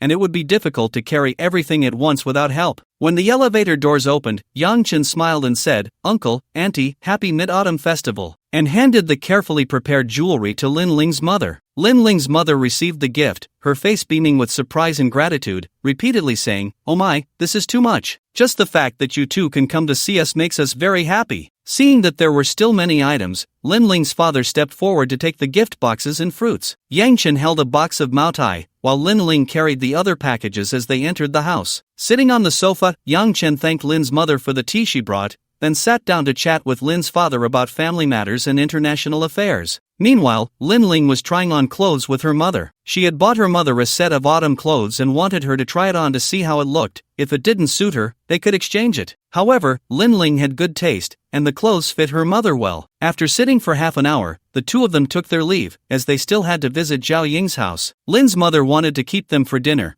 but Lin Ling had already said they wouldn't eat at home, just stopping by for a visit. Lin Ling's parents saw them off downstairs and only went back inside after watching Yang Chen drive away. On the way home, Yang Chen received a call from Li Zhechen, who said that his parents and grandparents had arrived. Now at home were Li Zhechen, Sun Rui, An Tian, and Lin Peiyun, so hosting would definitely not be a problem. As for Zhao Ying, she had gone back to her hometown to deliver holiday gifts, driving her Maserati back. She probably wouldn't return until the afternoon, as she had mentioned before leaving that they shouldn't wait for her to have lunch. By the time Yang Chen got home, it was already 10 o'clock. He parked the car at the entrance and walked inside. Once inside, he saw his grandfather and father sitting on the sofa drinking tea, while Li Zhechen and Lin Peiyun sat nearby chatting. It was mainly his father and grandfather who were talking, with the two women chiming in occasionally. When they saw Yang Chen come in, both women looked at him with amused expressions, while his father and grandfather wore speechless looks, as if to say, "How long has it been, and you've brought another one home?" However, they didn't say anything. After all, he was their child. As long as his girlfriends had no objections and everything was peaceful, the family wouldn't say much. Moreover, from a practical standpoint, having more girlfriends meant more potential for children in the future, expanding the family. Anyway, Yang Chen didn't look like someone who couldn't afford it. Yang Chen asked, "Where are my mom and grandma?" Yang Shiping replied, "They went to the kitchen to help." Yang Chen nodded and walked towards the kitchen. Lin Ling followed him in, saw Yang Shiping sitting on the sofa, hurriedly greeted him, and then sat down next to Li Zhechen. Yang Shiping smiled in response but glanced at Lin Peiyun sitting to her right, feeling a bit awkward. In the kitchen, Aunt Tian and Sun Rui were cooking. Yang's mom and grandma said they came to help, but most of the preparations were already done. They were just chatting and catching up. The kitchen was large, with several stoves. Aunt Tian and Sun Rui were busy cooking together. It was still early, and Aunt Tian was stewing ribs while Sun Rui was slicing fish for the sauerkraut fish dish. The fish was a big black fish that Aunt Tian had bought, already processed. Sun Rui indeed had cooking experience, quickly and skillfully preparing the black fish, slicing it into pieces of appropriate size. In no time, she had sliced all the fish, then coated the fish slices, and chopped the fish bones into small pieces for the soup later. Aunt Tian also started cooking, making tom yum soup. Yang Chen watched in the kitchen for a while, realizing there was nothing for him to do, and just then, he received a phone call, so he stepped outside to answer it. The caller ID showed it was a sales representative from Chanel. Yang Chen answered the call, and immediately received a warm greeting. "Mr. Yang, happy Mid-Autumn Festival." "Thank you, happy Mid-Autumn Festival to you too. Is there something you need?" Yang Chen asked directly, as he hadn't bought anything recently. "Well, Mr. Yang, you are our store's senior VIP. Since today is the Mid-Autumn Festival, we have prepared a gift for you, to be delivered to your home. I was wondering if you are at home or if someone could accept it." "Oh, that's fine. I'm at home today, so just come over." "Okay, Mr. Yang, see you soon." This wasn't the first luxury store to send Yang Chen a holiday gift box. Several had come the day before, including Dior, Prada, Gucci, LV, and others. They all sent beautifully packaged mid-autumn gift boxes. Yang Chen wondered why Chanel was sending theirs so late. In the past 3 months, Yang Chen had spent over $1 million at various luxury stores, at least reaching the intermediate VIP level, with a few being senior VIPs. The membership level criteria across different stores were generally similar. Taking LV as an example, the classification of membership levels starts from the entry level, annual spending below 400,000, junior Senior VIP, annual spending between 400,000 and 1 million, Intermediate VIP, annual spending between 1 million and 2 million, Senior VIP, annual spending between 2 million and 5 million, Supreme VIP, annual spending between 5 million and 10 million, Black Card Member, Diamond Card Member, and Unlimited VIP Member. Additionally, there is Patek Philippe, of which Yang Chen is also a member. Patek Philippe's membership system is very strict, with clear classifications of membership levels. Customers must first purchase an entry-level watch, priced in the hundreds of thousands, and, after meeting certain standards, Patek Philippe recognizes the customer as a true watch enthusiast before they are eligible to queue for complex models. Moreover, higher-end watches generally start at $1 million, and the waiting time may take several years. However, without the troublesome membership process, a staff member from the Patek Philippe store came to Yang Chen to handle the membership procedures, and he became a member. This was arranged by the domestic general agent after the staff member ordered the 6104G001 Starry Sky mechanical watch for Yang Chen. Yang Chen's identity and strength mean that he can become a major client of Patek Philippe, and for such individuals, it is certainly impossible to set thresholds like those for ordinary wealthy people. This year, each store has also given gifts to VIPs that are very artistic. Prada sent a Rex Cruise mooncake box, designed in a low-key yet beautiful manner, with the entire mooncake's outer packaging filled with an artistic atmosphere, featuring an image of a noblewoman bidding farewell to the Rex Cruise, which at first glance resembles the Titanic. Inside, it hides 6 charming hearts. The pattern on the mooncake box is called Holiday and Brow, inspired by the Peacock Revolution of the 1960s, and such exquisite patterns rely on artistic victory. Gucci's mooncake packaging is full of girlish charm and a trendy vibe, with stickers on the sealing paper and the mooncakes featuring one of Gucci's favorite animals in recent years, the bee. Continuing Gucci's unique hand-drawn fairy tale style, the mooncake box contains 3 flavors: mung bean paste coffee, Italian red wine, and cheese egg yolk. LV's mooncake packaging box appears particularly concise, with a classic orange-yellow box containing 2 large-sized mooncakes and a box of silver moon green tea. Moreover, the box also artistically inscribes a line, like a dressed-up girl, fluttering like a butterfly at a ball. After a while, the doorbell of the villa rang. Through the visual door access system at the entrance, it could be seen that the visitor was none other than the Chanel sales associate, Zhang Yaxian, whom he knew. She was alone at the door, one hand carrying a bag and the other holding a large blue gift box. Yang Chen then said through the video system, "Miss Zhang, please come in, I'm in the living room." He pressed the button to open the door, and the electric door opened. Zhang Yaxian nodded at Yang Chen on the electronic screen at the door and then stepped inside. This was the smart security system that Yang Chen had designed and customized with a specialist. It includes various functions such as infrared crossbeam, cameras, infrared microwave detection alarms, etc., which can promptly detect intrusions by strangers, temperature, humidity, and other conditions, and notify the user via mobile phone. The video monitoring system effectively prevents theft with cameras installed outdoors and retains evidence, in addition to having a one-button alarm function. Furthermore, most of the locks in the house have been replaced with fingerprint locks, including the main entrance, where all family members have their fingerprints recorded, and each room is granted access based on need. As for the bedroom, it also has a fingerprint lock, but a key card has been designed for it, which is usually kept with Antion. It is only retrieved when cleaning is needed, and returned afterward. The fingerprint system only records Yang Chen and the users. Additionally, the guest room that is vacant and unoccupied has its door kept open for easy management and cleaning. Moreover, a display screen has been installed at the entrance of the villa, connected to a similar screen in the main building,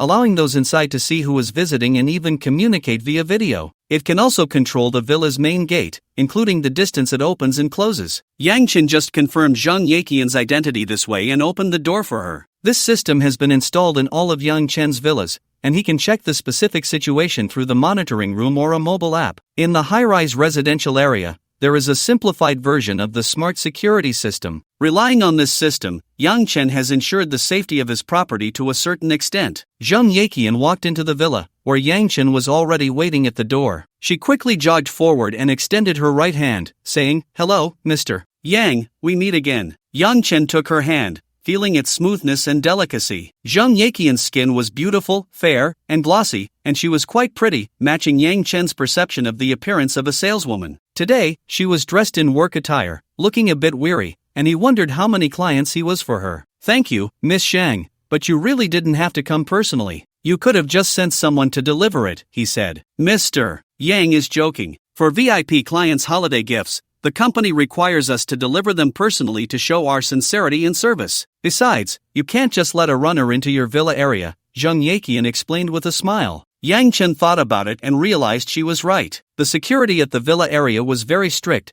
Deliveries, takeout, and runners were not allowed in. Even guests needed to notify in advance or have the security confirmed before being let in. It wasn't easy for ordinary people to enter, but Jung Yakian had come several times, and Yang Chen had informed the security that anyone coming to his home would be allowed in directly. Yang Chen had heard from friends that some companies, to maintain their big clients, would send salespeople to deliver gifts during holidays. The gifts were uniformly procured by the company, and sometimes salespeople would add their own items based on the situation. The boss would even drive his own car for the salespeople to deliver gifts, to avoid losing face. Reflecting on the gifts received from various companies over the past few days, it was indeed the salespeople or saleswomen he usually dealt with who came to deliver. However, sometimes they weren't home, and it was Aunt Tian or Lin Ling who received them. The corner of his living room was now piled high with mid-autumn festival gift boxes, not just luxury goods. Other industries, like car dealerships and high-end furniture stores, also sent gifts. Yang Chen was a big client for them, and salespeople would spend their own money to maintain the relationship. Yang Chen led Jung Yakian inside. After she found a disposable shoe cover in the shoe cabinet at the entrance and put it on, she followed him in. She had been to Yang Chen's home a few times, delivering items, not just event supplies. Yang Chen would also buy luxury goods for the women in his life, sometimes directly selecting a few online, and the luxury store would arrange for delivery. As long as you have enough money, you can receive corresponding services, even beyond your expectations. Following Yang Chen, Jung Yakian entered the living room, smiling and greeting Lin Ling, Li Jiachuan, and Lin Peiyun, who were sitting on the sofa. Yang Shiping and his grandfather had left to check the garden,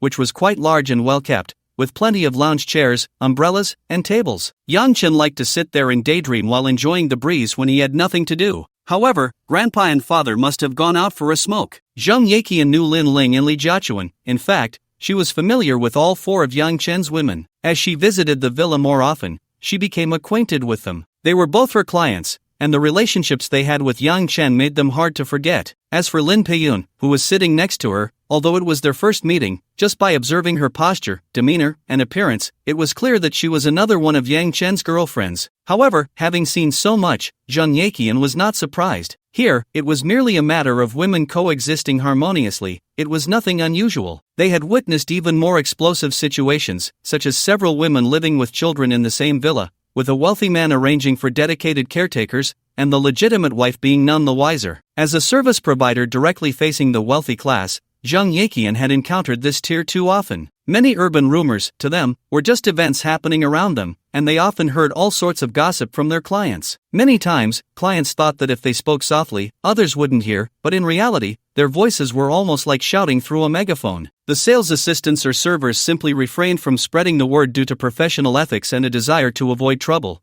but that didn't mean no one in their circle was unaware. In fact, they might know even more than the clients themselves. Sitting on the sofa, Jung Yakian opened the gift box she had brought, which contained a paperweight, a magnifying glass, and a rabbit-shaped mooncake, along with several sample bottles of perfume. Jung Yakian introduced, "These are samples of the new perfumes we'll be launching at the end of this month and the beginning of next month. I brought some for you to try. If you like any, I can send them over, or you could come to our store to try them in person." After saying this, she handed the perfume to Lin Ling and the others. Women had no resistance to perfumes. Even if they weren't interested, they would still open them up to take a whiff. Then she took out a few catalogs and said, "These contain some new products we'll be launching for the upcoming autumn and winter seasons. You can take a look and get familiar with them." After placing the items on the coffee table, she watched the three of them flip through the catalogs, occasionally answering their questions. After a while, seeing that it was almost time, Jung Yakian stood up to take her leave. Yang Chen glanced at the time, it was nearly lunchtime, and said, "Miss Zheng, it's almost noon. Would you like to have lunch together?" Jung Yakian smiled and politely declined, "No, Mr. Yang, I have family waiting for me to celebrate the festival." "Alright, then I'll invite Miss Zheng to dinner next time. Let me see you out." Yang Chen then stood up and escorted Jung Yakian to the door. Watching her get into her car and leave, he returned inside. Jung Yakian must have been doing well. She drove a BMW 5 Series, which was quite impressive in Luzhou. In the car, while waiting for the security to let her out, Jung Yakian felt very happy. From the chat and answers exchanged with Lin Ling and the others, she had successfully finalized 3 potential deals. Lin Ling and Lin Peiyun were planning to buy a set of autumn clothes and had already expressed initial interest, while Li Jiachuan liked a newly launched perfume and had agreed to notify them to come and try on clothes and pick up goods once the products were available. Although all 3 were just intentions, as long as she followed up diligently, there was still a good chance of success, especially since the women had wealthy backers, making the probability of closing the deals quite high. Driving out, Zheng Yeqian happened to stop at a traffic light at the intersection and turned to glance at the villa area on her right. Yang Chen had become quite famous in her sales assistant circle over the past few months because he had purchased a lot of high-end luxury goods as well as some relatively lower-priced products, with every store having something from him, particularly in large quantities. It wasn't that his spending was exceptionally high. In fact, there were many in Luzhou who spent even more than he did. Of course, if Yang Chen holds an event every week, with the current number of attendees and scale, it would easily amount to over 100 million a year, making him indeed the biggest client. But it's just the beginning, and the volume hasn't picked up yet. The high-end items from Yang Chen are mostly given as gifts, while the lower-end ones are used during events. The sales associates who keep in touch with him and provide goods have all earned their fair share of commissions. Over time, some of the more perceptive sales associates have learned a bit about Yang Chen's specifics. Even if it's just the tip of the iceberg, he appears to be a diamond bachelor, much more comfortable than serving those older gentlemen in their 40s or 50s. There are certainly those who have thought about climbing into Yang Chen's bed to achieve a leap in social status or secure a big client. This is a common tactic among some sales associates. It's often reported who has been taken up by which big boss, and going out with the boss is quite common, happening every day. In reality, everyone is just playing around, putting on a show. If someone were truly taken, why would they still let her come to work? Wouldn't they worry about her developing a dependency and giving herself a label? Of course, every industry has people who stick to their principles, and the sales associate profession is no exception, though those who do often live a hard life. Zheng Yeqian is no different. As long as Yang Chen needs her, she can always meet him. After all, since her divorce, she has been raising her daughter alone and has come to terms with it. Once in this line of work, one must learn to use their advantages to gain benefits for themselves. However, she is not someone who just goes along with anyone. She has her preferences and won't accompany just anyone. Moreover, their bodies are their bait, used for fishing. They can't possibly consume every fish they catch, or else they would be exhausted from accompanying clients all day without earning much. However, Yang Chen is not very old, has a good figure, and is quite handsome, fitting her type. At 30, she also has needs, so if they were to sleep together, it's hard to say who would be taking advantage of whom. Up until now, though, she hasn't heard of anyone succeeding in that regard. Anyway, everyone is watching, and no one has seen that woman get into Yang Chen's car. Yang Chen returned to the living room, where several dishes were already placed on the dining table. He counted and saw that 10 dishes were ready. It seemed Aunt Tian and son Rui cooked quite quickly. Then Yang Chen walked into the kitchen, where his mother handed him a tray containing bowls, chopsticks, and cups that had been washed and dried. "You go set the table, dinner will be ready soon. We can't just eat without doing any work, can we?" Hearing this familiar phrase, Yang Chen smiled and agreed, then carried the items to the living room to set the table. Every time he came home for a holiday, his mother, grandmother, and second aunt were responsible for washing the vegetables, while his father, second uncle, and little uncle did the cooking. As for the others, they mostly chatted and played cards, occasionally lending a hand. Yang Chen's main task was to help his sister set the table, turn the lazy Susan, lay the tablecloth, and place the bowls and chopsticks. With so many family members, they usually set up 2 tables and had to bring a table over from the second uncle's house next door. He had been doing this work since he was a teenager, and it had never changed. It was just that later on, the younger siblings grew up, and he started to lead or direct them in the tasks. After setting the table, Yang Chen found himself with nothing to do and didn't want to join the commotion in the kitchen, so he sat down at the dining table to scroll through his phone. Today is a holiday, and many people have been sending him congratulatory messages since 6 in the morning without stopping, so much so that Yang Chen had to put his phone on silent. Most of the holiday greetings came from club members, then from his old friends and relatives, as well as new friends he had met in recent months. Yang Chen also noticed that many foreigners sent him holiday wishes, all staff sent by various investors to the Zongheng Sihai Group. Some messages were just a simple Happy Mid-Autumn Festival. Some were just a piece of text, looking like something found online, while others felt like they were self-edited. Yang Chen particularly admired such people, wondering how they came up with these words and wrote such beautiful copy. He thought to himself, "Damn, that's impressive." There were also those who recorded a short video and sent it over, mostly scheming young women. Yang Chen loved watching them, paying close attention to each one, as they all carried a hint of flirtation. Although most of the girls didn't match the qualities of his few women, men sometimes enjoy the feeling of wanting what they can't have, that special allure of the unattainable. However, Yang Chen stumbled upon a person caught between his chopsticks. Huang Jingwen sent over a video of herself recording in front of a mirror. In the video, she wore light makeup, styled her hair in a neat and elegant double bun, and donned a light beige hanfu. She twisted her body in front of the mirror, her chest particularly prominent, stretching the fabric of her clothing, and he couldn't tell who she was cosplaying. "Who are you cosplaying? I didn't know you had this skill. Why didn't you mention it before?" Yang Chen asked. "I participated in comic conventions back in school, but you never asked. This time I'm cosplaying as China. Do I look like her?" she replied, sending a few photos. Yang Chen scrutinized the images, zooming in to critique for a while before responding, "Not really. You look different from those cosplay photos online. Did you buy the wrong outfit?" He was referring to Chang'e from the game Honor of Kings. "No, I bought the exact same outfit as the star from the TV station. It's identical. There's no way I bought the wrong one." After that, she sent a video of a certain big star's Chang'e outfit, wearing Song Dynasty hanfu. The outfit was indeed the same, but the effect was different. The star looked ethereal, like a fairy from the heavens, while Huang Jingwen had a hint of seduction, her figure too striking. After a while, Huang Jingwen continued, "Fei Ge, it's the Mid-Autumn Festival today. Do you want to chase the moon?" "Chase the moon? What does that mean?" Yang Chen was still trying to figure it out when Huang Jingwen sent another video. She smiled seductively at the mirror, then lowered the camera to focus on her hips. One hand lifted her skirt, revealing her smooth thighs without any pants underneath, and she continued to raise the skirt until it reached her waist, exposing a round full moon, unburdened and presented directly to Yang Chen's eyes. With a wave of her hand, she slapped it, causing ripples to dance. In the video, Huang Jingwen's gaze became dreamy as she lightly bit her red lip, letting out a sound that resembled a moan, my king. "Damn, you tell me this is Chang'e? This is more like Daji. This isn't chasing the moon. This is the night of the full moon revealing a fox spirit." Yang Chen typed with both hands to clear his name. "Wait until I finish eating, and I'll deal with you, little demon. You book a hotel first.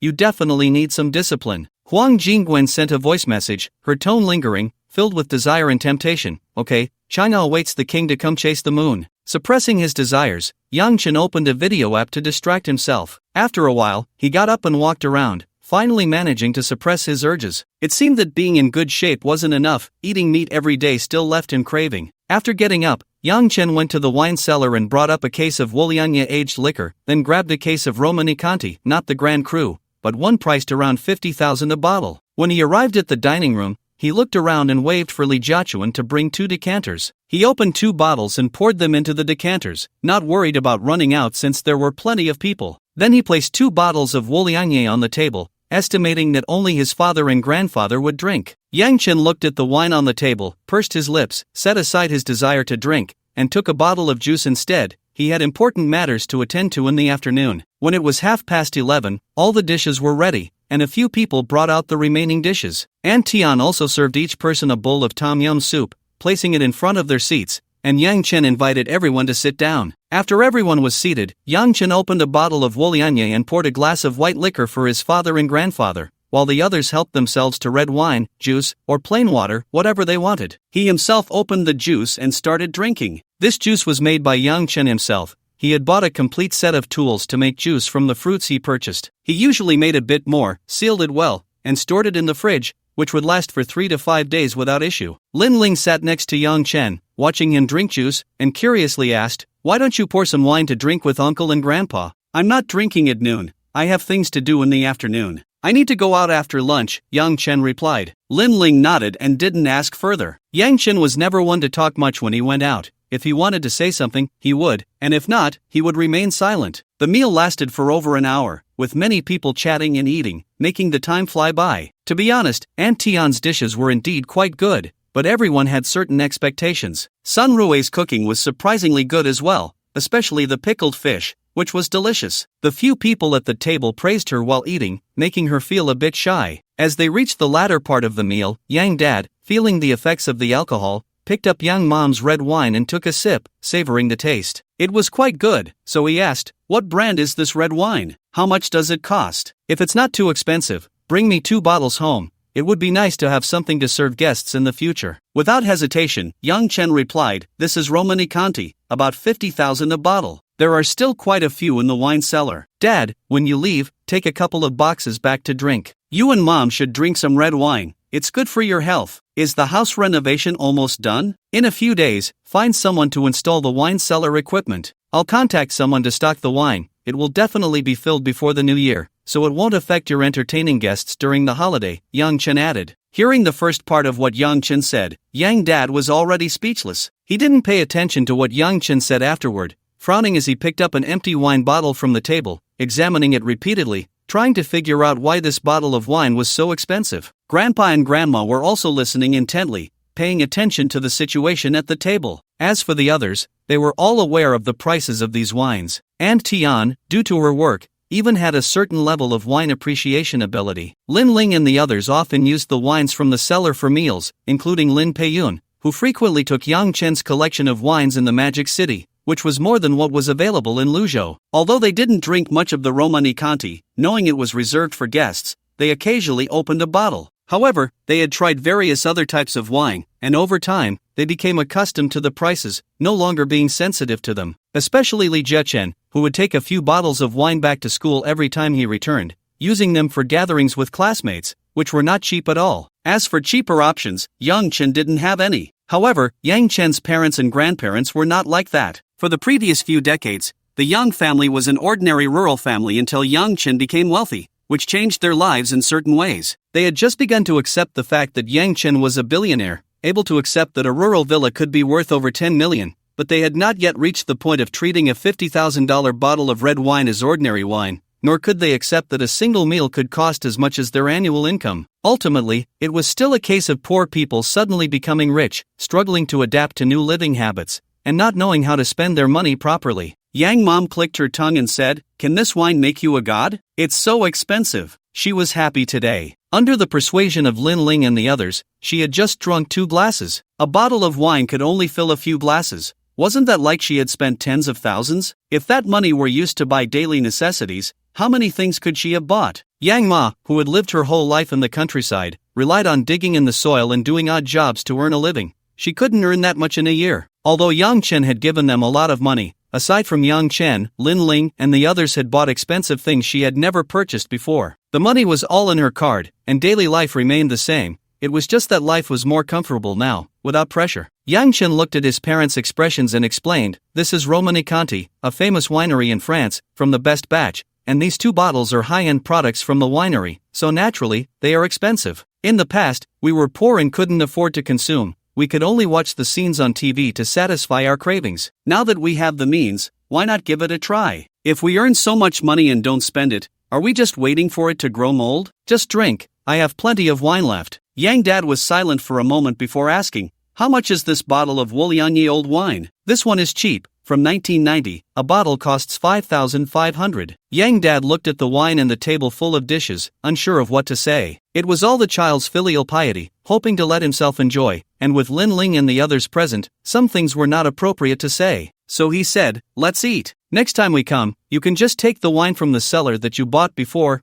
those are also good wines." In the past, who would have dared to think about casually drinking mutai during meals? Yang Chen had previously taken his family to visit the wine cellar, introducing them to many wines worth thousands or even tens of thousands, and had let them take some home, which Yang Dad was aware of. At that time, seeing his son's proud and pleased expression, although he felt it was inappropriate, he didn't say much. After his son became wealthy, although he didn't know how much money he had, it seemed he wasn't lacking in spending. He didn't oppose buying high-end wine to decorate the home and entertain guests, but tens of thousands for a bottle felt a bit excessive. His parents were still afraid that Yang Chen, having suddenly become rich, would spend money without restraint, thinking that even mountains of gold and silver wouldn't be enough to spend. After dinner, the few of them cleaned the table. Yang Dad called Yang Chen to the backyard with Grandpa. Sitting in a lounge chair, Yang Dad and Grandpa lit a cigarette, but they just smoked in silence. Yang Chen sat beside them, waiting for his father and grandfather's instructions. In the meantime, Lin Peiyun came over to serve 3 cups of tea. Her arrival broke the silence, and once she left, Yang Dad spoke up. He looked at Yang Chen and said, "Xiaofei, you are being too extravagant now. 5,500 for a bottle of wine is still called cheap? Do you know how many people outside can't even afford a bottle of your wine with a month's salary? Today's meal, counting a few bottles of wine, is close to 200,000, right? How many families can't even earn what you spend on one meal in a year? Grandpa continued, child, no matter how rich you are, don't be wasteful. Pursuing a luxurious life only makes the surface look glamorous. Don't be blinded by a life of excess. You need to learn to use your wealth wisely to enhance your own qualities, rather than comparing and showing off for these superficial things. Without the ability to manage your wealth, even mountains of gold and silver will eventually become barren land. Yang Chen understood in his heart that this was criticism of his extravagant lifestyle, but it was also for his own good. The elders didn't know the source of his income and were afraid he would spend recklessly and not save money. What would happen when he ran out of money one day? Moreover, some of his behaviors after becoming wealthy indeed seemed to them like he didn't know how to spend his money. However, Yang Chen knew that everything he had was given by the system. As long as the system didn't leave, he wouldn't lack money to spend. Moreover, he currently owned so many properties that even if he lost the system in the future, he could still live well relying on these properties, and supporting Linling wouldn't be a big problem. But his elders didn't know how many properties and assets he had. At most,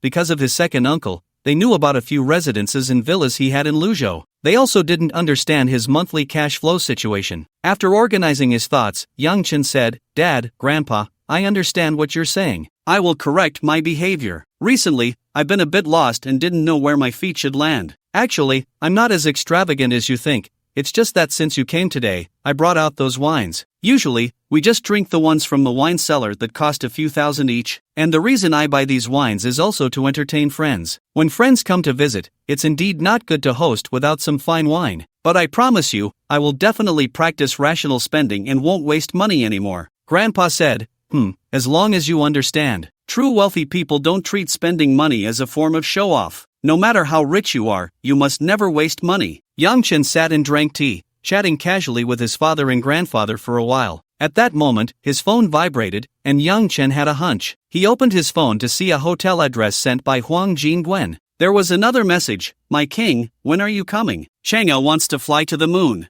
Yang Chen replied, I'll be there soon. After finishing the tea in his cup, he drove out. Today he was driving the G-Class, which was relatively low-key. Other cars were too conspicuous. After driving for about 10 minutes, he arrived at the hotel Huang Jingwen had booked. Yang Chen took the elevator to the 28th floor and knocked on the door of room 2806. With a click, the door opened, and standing inside was Huang Jingwen, wearing the Chang'e cosplay outfit from the morning, her makeup a bit heavier, making her look even more enchanting. Seeing Yang Chen at the door, Huang Jingwen said, My king. As she spoke, she raised her right hand to cover her mouth and giggled, then turned and walked into the room. Yang Chen stepped forward, closed the door behind him, and walked in. He then went to embrace Huang Jingwen, but to his surprise, she ducked and ran away. Huang Jingwen had booked a suite, which was quite spacious. Inside, they chased each other playfully. Yang Chen could tell she was flirting. He wasn't chasing too fast, while Huang Jingwen occasionally turned her head to look at him and tossed a piece of clothing at him. Before long, Huang Jingwen was left with only a pair of embroidered panties and a belly band. Yang Chen noticed that the panties were tied with fabric strips, and the design matched the belly band as a set. At that moment, Yang Chen reached out and pulled Huang Jingwen into his arms.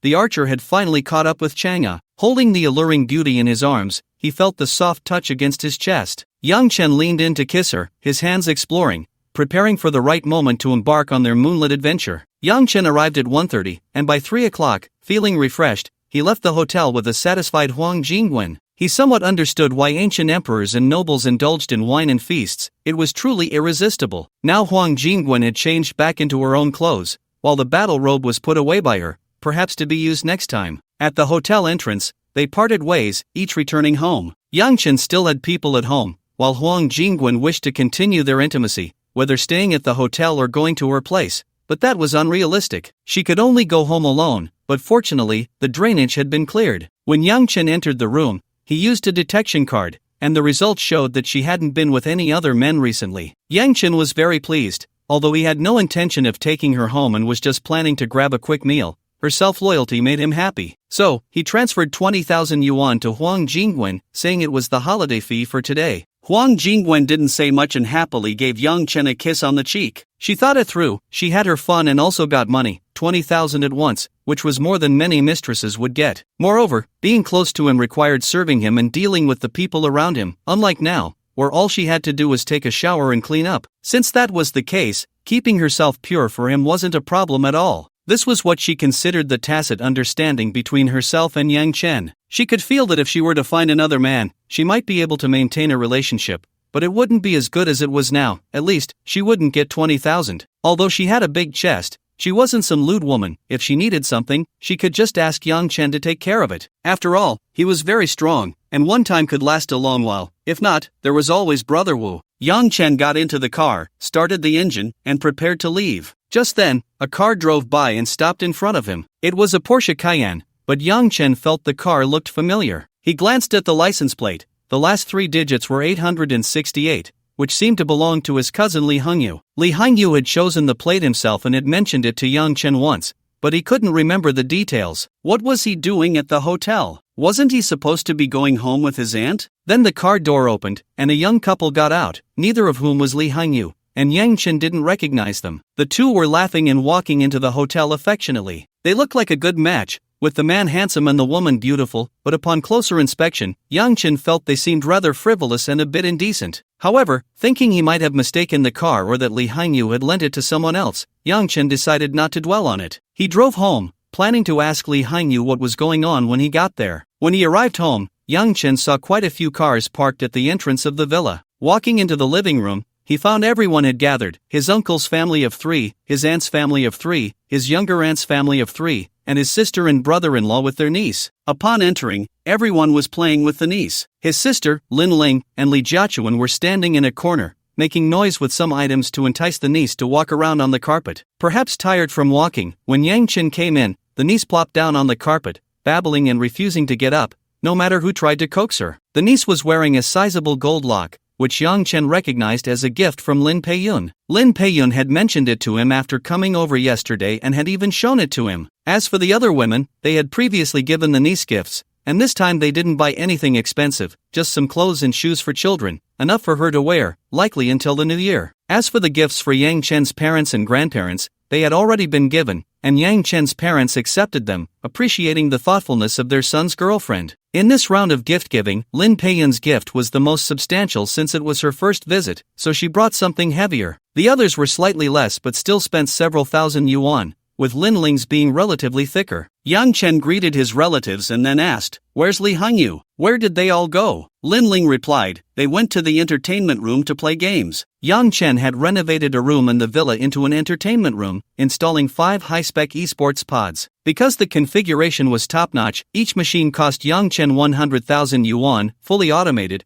with seats that had massage and heating functions, equipped with a 4K ultra-large screen. In addition, there were 5 ordinary desktop computers equipped, one with a configuration worth 60,000, because Yang Chen felt that using the esports pod to play games for a long time was a bit uncomfortable. Sitting and playing on a desktop was more comfortable. Everything was equipped, of course. The desktop was also paired with a massage chair, and there was an esports chair nearby, which could be swapped out if one didn't like it. Additionally, quite a few arcade game machines were purchased, and the entertainment room had a large screen, a 163-inch giant TV newly launched by TCL at the AWE 2024 exhibition. The giant TV measured 3.6 meters in width, 2 meters in height, and weighed 200 kilograms, with a selling price of 799,999 yuan. Just one more yuan would make it 800,000. Yang Chen placed it here for gaming, and it also served as a home theater, as Lin Ling and the others often came here to binge-watch dramas or watch movies. In the living room, there was also a 100-inch TV,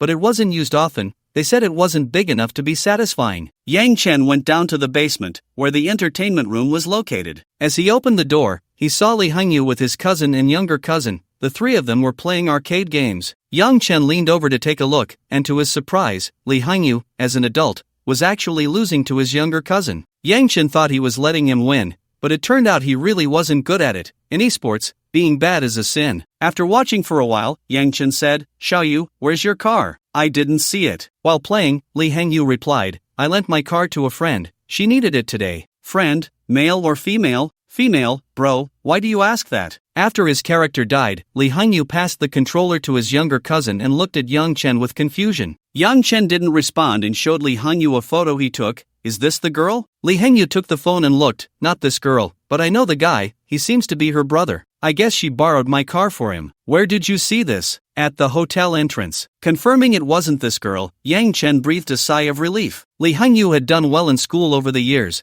but his personality was a bit naive, and Yang Chen was worried he might get scammed. Upon hearing that his car was seen at the hotel entrance, Li Hangyu called the friend he lent the car to and asked about the situation. After a while, he returned and said, "I asked clearly, it is her brother. He went to meet his girlfriend's parents today and was afraid of being looked down upon, so he borrowed my car to make an impression." Yang Chen nodded but felt that borrowing a car for a meeting to make an impression was risky, so he said, "There's a saying, wives and cars are not to be lent out, especially in a matchmaking situation. You should be more careful, but since it's already lent out this time, just be cautious next time." Li Hangyu nodded. "Got it, big brother." After clearing up his doubts, Yang Chen went upstairs. Zhao Ying had also returned, sitting in the dining room watching them play with the kids, looking in a good mood. Yang Chen sat down next to her and leaned in to quietly ask, "How was it going home this time? What did your parents say?" Yang Chen knew a bit about Zhao Ying's family situation. Sometimes after venting, she would share her past with him during her moments of reflection. Zhao Ying's father was a middle school teacher in a small town,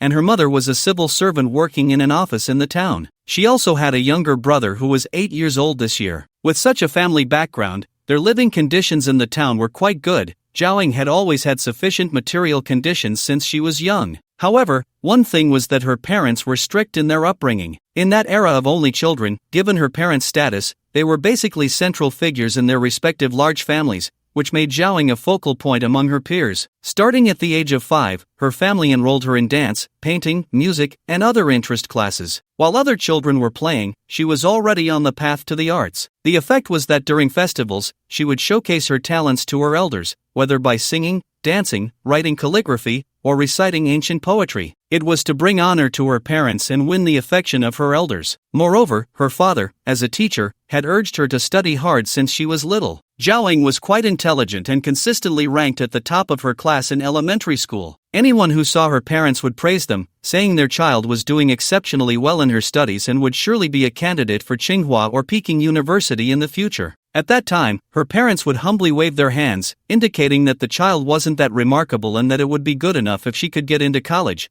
but their smiles betrayed their joyful hearts. They genuinely enjoyed hearing such words and thought the same. However, everything changed in middle school. Zhao Ying attended the same school where her father taught, but he was teaching the graduating class that year while she was in the first year. Her father had to focus on the graduating class, and her mother was busy with her own matters, as she was about to be promoted to a department head. Both were preoccupied with work, and since Zhao Ying was growing up and was quite self-disciplined, they relaxed their supervision over her. Once Zhao Ying entered the new school, she inadvertently came into contact with some of the school's troubled girls. Driven by curiosity, she began to spend time with them frequently. By the time her father's graduating class finished and her mother became a department head, Zhao Ying was already in her second year. Her parents discovered that, without realizing it, her grades had slipped outside the top 10. Initially, they thought their busy work had led to neglecting her studies, believing that keeping a closer eye on her would suffice. However, upon hearing from others that Zhao Ying often played with the troubled girls, they understood the reason. Thus, the family erupted into their first argument and rebellion in over a decade. Her father demanded that Zhao Ying study hard and cut ties with those bad students, but Zhao Ying was unwilling, insisting that they were her good friends and that they hadn't affected her studies. It was just that she couldn't concentrate. The father and daughter clashed, neither willing to back down. Ultimately, they set aside the matter with their mother's mediation. However, Zhao Ying's parents still found a way to contact the parents of those girls,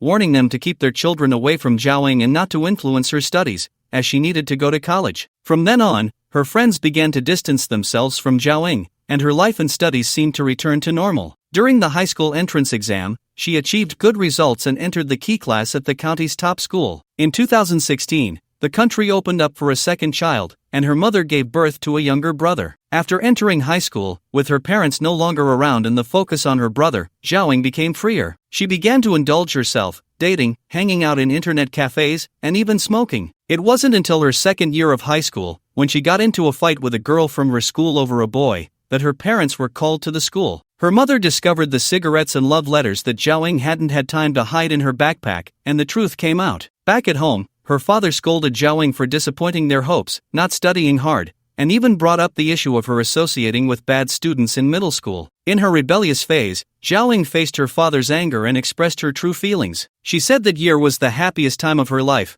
She had many interesting friends who introduced her to experiences she had never had before, watching dramas, following celebrities, gossiping about classmates, and running and playing in the fields. She realized that life was not just about sitting in a classroom, not just about paintbrushes and dance costumes, and not just about the two-point line between home and school, but all of this was ruined for her, and she would never forgive her parents. It is said that parents only think about making her learn this and that, and then let her show off to the elders, so they can have a good face and appear to have educated her well, driven by vanity, but they never consider whether she really likes it, never truly think about her feelings. Then Zhao Ying's father, who was pushed to his limits, gave her a severe beating. If her grandparents hadn't come in time that day, who knows what would have happened. After that, Zhao Ying moved in with her grandparents and didn't return home during holidays, and no one could persuade her otherwise. As for her father, he didn't care and began to focus entirely on cultivating his son, practicing the big trumpet until it was worn out and then switching to the small one. Only her mother was caught in the middle, feeling torn. When Zhao Ying returned home during the holidays, she would come to see her and inquire about her work and studies. During the college entrance examination, although Zhao Ying was rebellious and didn't study much, she had a solid foundation, and with a successful final sprint in the last semester, she was admitted to a university. On the day she started college, the whole family came, except for her father. However, her mother secretly told him that he still cared about her and was very happy that she got into university,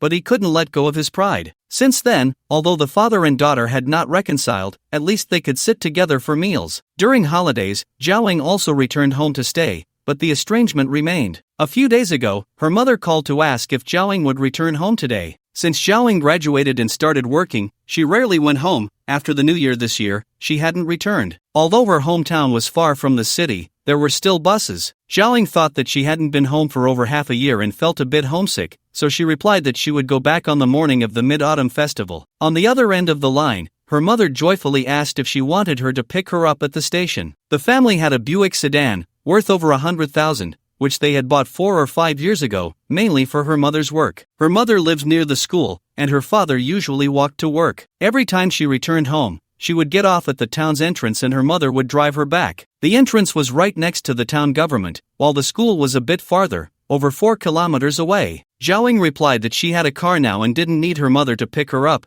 she could go home directly. Her mother paused, clearly not expecting her daughter to have a car. Although she was curious about where Zhao Ying got the money to buy it, after all, she knew her daughter's job was enough for basic needs and could earn well if she did well. She thought it was too short a time to save much, but she suppressed her questions and smiled, saying, "That's great. You can drive us around for a spin." After hanging up, Zhao Ying began to buy things to take home. When Yang Chen found out, he also prepared a gift for her, 6 bottles of mutai and 6 packs of soft zhonghua for her father, worth 20,000, a gold necklace for her mother, also worth 20,000, nutritional supplements for her grandparents, toys and snacks for her younger brother, and a Mid-Autumn Festival gift box, totaling over 50,000. Then Zhao Ying spent her own money to buy some gifts for everyone in the family, jewelry and skincare products for her mother, clothes and nutritional supplements for her grandparents, and several sets of clothes and shoes for her brother, all bought according to her memories. She also bought her father a pair of shoes and a belt. She originally wanted to buy him a suit since he often wore one for work, but she realized she didn't know his size and couldn't recall it at all. The shoe size was somewhat memorable because it hadn't changed over the years. At that moment,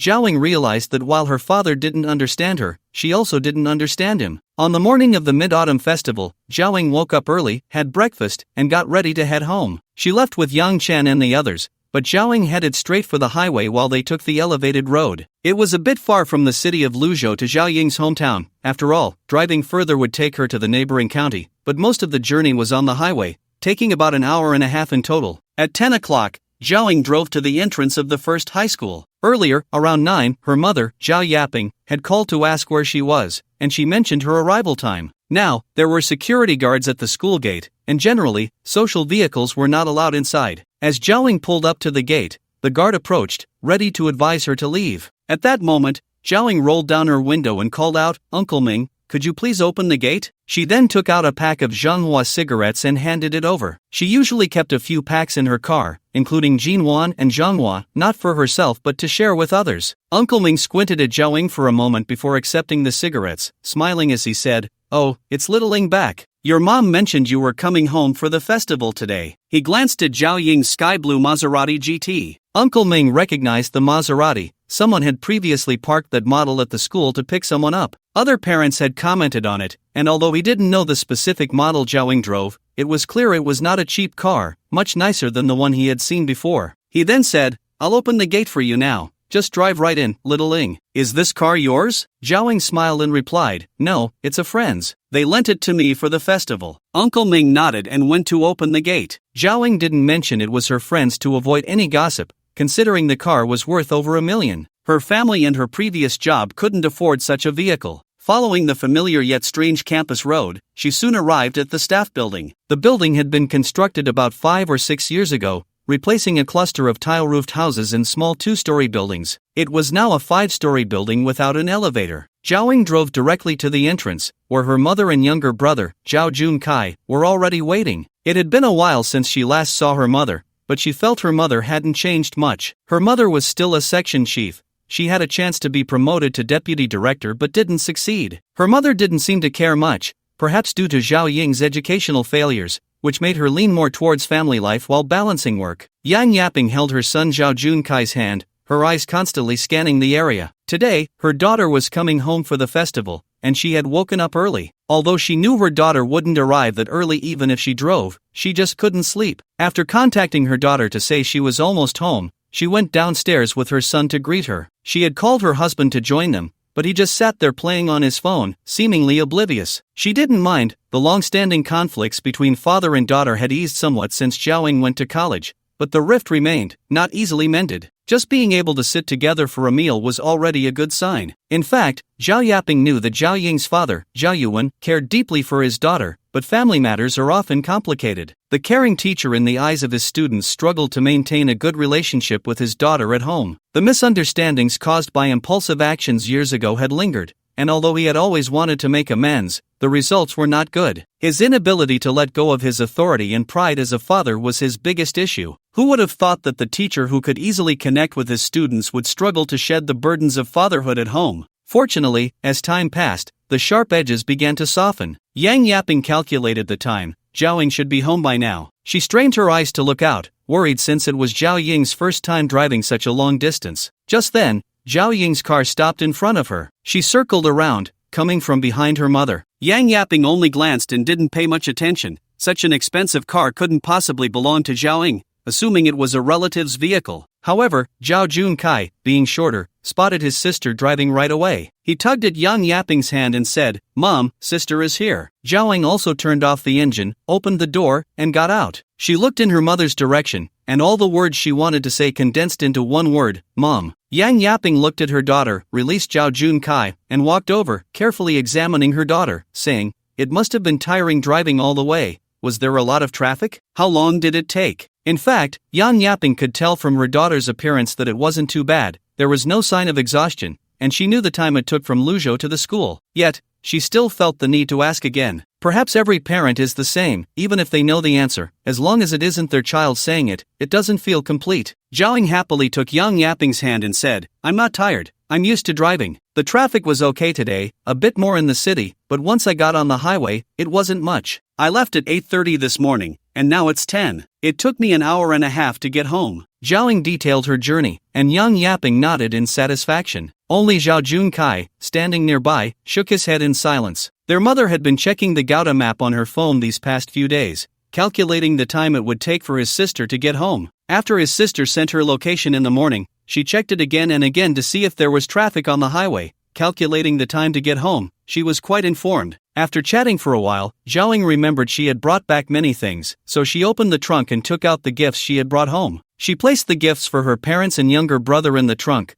while those for her grandparents were on the back seat, as there was simply no more space. Yang Yaping looked at the trunk stuffed full and said with a hint of reproach, "Why did you buy so many things? It's not like we don't have anything at home. It's a waste of money. It's not easy to earn money. Don't spend it recklessly. It's tough for you out there. Keep some for yourself. If you're doing well, your dad and I will be happy no matter what you buy." Zhao picked up a box of mitai and handed it to Yang Yaping, saying, "Mom, is there still mitai at home? I didn't know. You didn't embezzle it, did you?" Yang Yaping took the box of liquor and jokingly scolded, "Stop talking nonsense, or I'll tear your mouth off. Am I the kind of person who embezzles? Besides, in our clean government office, who would bother to give gifts?" The box contained 6 bottles, and it wasn't very big. She looked and indeed it was mitai. Zhao took out some bags and waved for her brother to come over, saying, "These are all things I bought for you. There are no clothes, shoes, or toys. You can carry them, they look like a lot, but they're not heavy. A man should bear more responsibility, so take them." After saying that, she stuffed the items into her brother's hands, nodding in satisfaction as she saw he could manage. Then she took out the jewelry she bought for her mother, saying, "Mom, you've worked hard, take some more. Don't study it too much, it's real liquor, all bought by my boyfriend for me to bring back to honor you." Then she pulled out the remaining gift boxes, clothes, shoes, and a whole bunch of other things, and the 3 of them climbed the stairs back to their home on the 3rd floor. In the moment she turned around, Yang Yaping vaguely felt a shadow flash by her window on the 3rd floor, a faint smile appearing at the corner of her mouth. "No matter how much you pretend, can you really not care?" The 3rd floor wasn't high, and even climbing the stairs, they quickly arrived. The door was slightly ajar. After entering, Yang Yaping called out loudly, "Oh, the door is wide open. Jun Kai, did you forget to close it when you left?" Zhao Jun Kai confidently replied from behind, "Impossible, I clearly closed it. You even said my closing the door was too loud and disturbed the neighbors. I'll have to be more careful in the future." Yang Yaping said,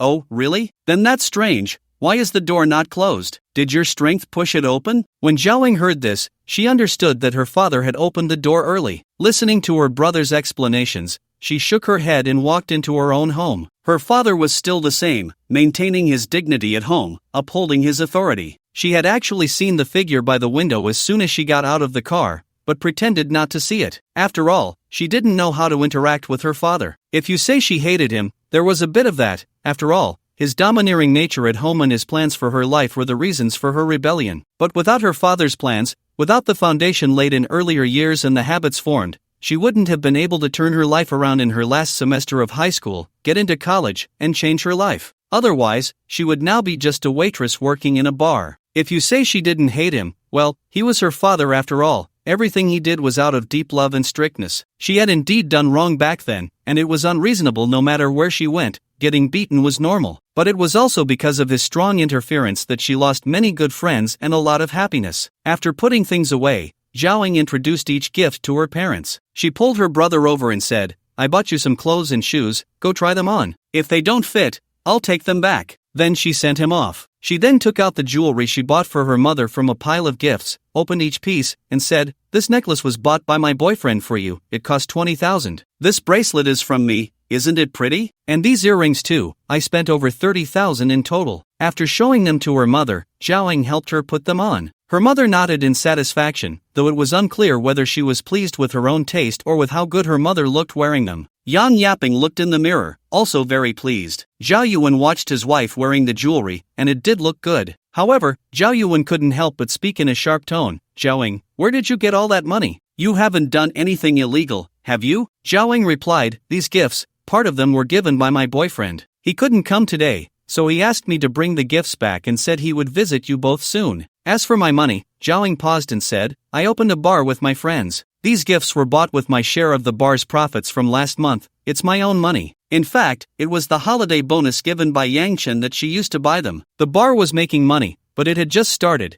and all the money was being used to maintain and expand operations. They hadn't started distributing profits yet, and it was expected they would be able to do so by the end of the year. Zhao Yuan asked, "You opened a bar? When did this happen, and where did you get the money?" "My boyfriend gave me the money, he supports my investment and entrepreneurship. I opened the bar this year, Dad, this is a legitimate business. The police aren't arresting me, so can you please stop looking at everything through colored glasses?" Zhao shouted at her father, as he continued to scrutinize her with the same critical gaze he always had, just like when she had said that group of bad girls weren't bad people. But this time, she was genuinely running a legitimate business, nothing illegal was allowed in the bar, and any violations would be reported to the police. Seeing the scene before her, Yang Yaping quickly intervened, "Old Zhao, what era are we in? You're still a teacher, how can you still look at people with old-fashioned views?" Xiaoying is right, The police haven't said there's a problem, so what are you doubting? Can't you just see your daughter succeeding and making good money? Zhao Yuan's lips moved a few times, his expression somewhat frustrated, unsure how to explain his thoughts. After a long pause, he said, "That's not what I meant. I'm just afraid you might get cheated. You're my daughter, how could I not wish you well? Your mother couldn't sleep this morning, got up early, and how could I sleep well either? All these years, your mother, your grandparents, everyone in the family has said I shouldn't be so strict with you, that I shouldn't hit you. I have reflected a lot on why I can be a good teacher but not a good father. Seeing you with your own career today makes me very happy. I may not be a qualified father, but I still hope you do well." After saying this, Zhao Yuan felt a sense of relief. He had wanted to say these words for a long time but didn't know how to start. Unexpectedly, he spoke them out today. Suddenly, someone sat beside him and hugged Zhao Yuan, saying, "Dad." It was Zhao Ying, crying as she embraced her father. In that moment, the father and daughter truly reconciled. Yang Yaping was also very happy. With their relationship restored, she felt a weight lifted off her shoulders. After crying for a while, Zhao Ying sat up, smiling as she wiped her tears. Remembering that she still had things to do, she took out 2 boxes of skincare products and said, "These are the skincare products I bought for you, suitable for autumn and winter. Remember to take care of your skin when you go to and from work, and don't give them to anyone else. This set is Chanel's Essence in Cream, priced at 11,000. This set is Helena Rubinstein's Black and White Bandage, 12,500 for the set." Upon hearing this, Yang Yaping paused, took a box of cosmetics, and opened it to take a look. Zhao Yuan let go of his inner turmoil and leaned over to see what the 11,000 skincare products looked like, reflecting on the fact that he couldn't afford them. If his wife wanted them in the future, she would have to rely on their daughter. Yang Yaping usually used products that cost around 1,000, which she either snatched during live streams or bought at the mall. She had only seen products over 10,000 being used by others. As a small department head in a rural town, she had no extra income, her salary was fixed, and while life was worry-free, she couldn't get rich. However, there was a colleague at her workplace, beautiful and married to the town's richest man, who used skincare products costing over 10,000. The scent was pleasant, and the results were good, making the skin so tender it seemed to glisten. After opening the box and seeing the 2 large jars, one black and one white, labeled 100 milliliters each, Yang Yaping and Zhao Yuan exchanged astonished glances. Although there were a dozen other gifts included, it was still too expensive. At that moment, Zhao Junkai came out, turning around in front of the 3,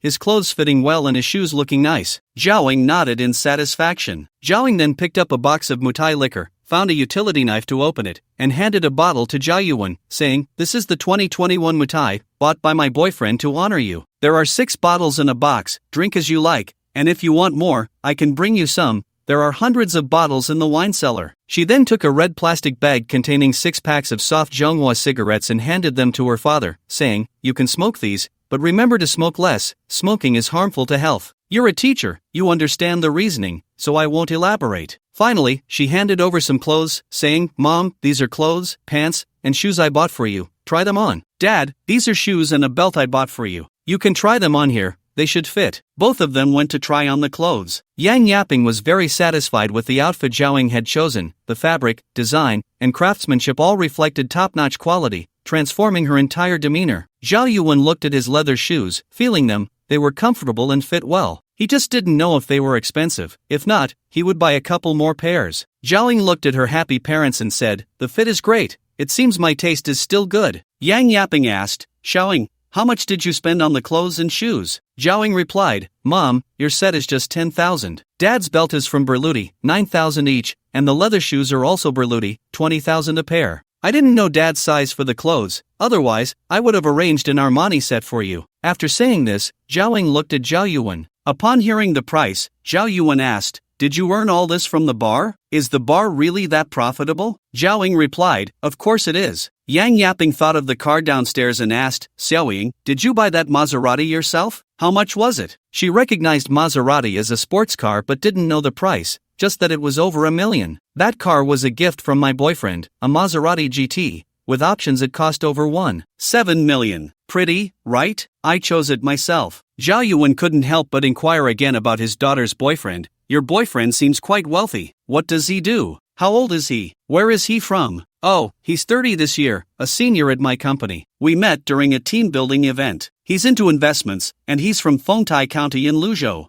Well, see if you can bring him home one day, or your mom and I can go to Luzhou to meet him." "Sure, I'll arrange it and let you know once it's confirmed." Zhao readily agreed. Yang Chen had previously said that as her father, he would definitely cooperate if she needed to meet her parents. He couldn't provide his woman with a wedding and a marriage certificate, but he could do everything else a husband should do, time permitting. This mid-autumn festival, after reconciling with her father, Zhao drove her parents and younger brother to visit her grandfather's, bringing gifts that included some nutritional products and festive gift boxes, and they also gave her family 10,000 yuan. This trip home cost Zhao and Yang Chen a total of 150,000 yuan. Although the money was spent, she felt very satisfied and happy. She understood that all of this was provided by Yang Chen. Without him, she would have only brought back a few thousand yuan worth of items. Thus, her fondness for Yang Chen increased, reaching 89 points, just waiting for the day to break through. At noon, they had lunch at her grandfather's house, which was a tradition, while dinner was usually at her maternal grandfather's house. Zhao Yuan was the eldest of 3 brothers. Yang Yaping had 2 sons and 2 daughters, and she was the second child, with an older brother. However, after lunch, Zhao rested for a while before leaving. Her parents urged her to stay, especially Zhao Yuan,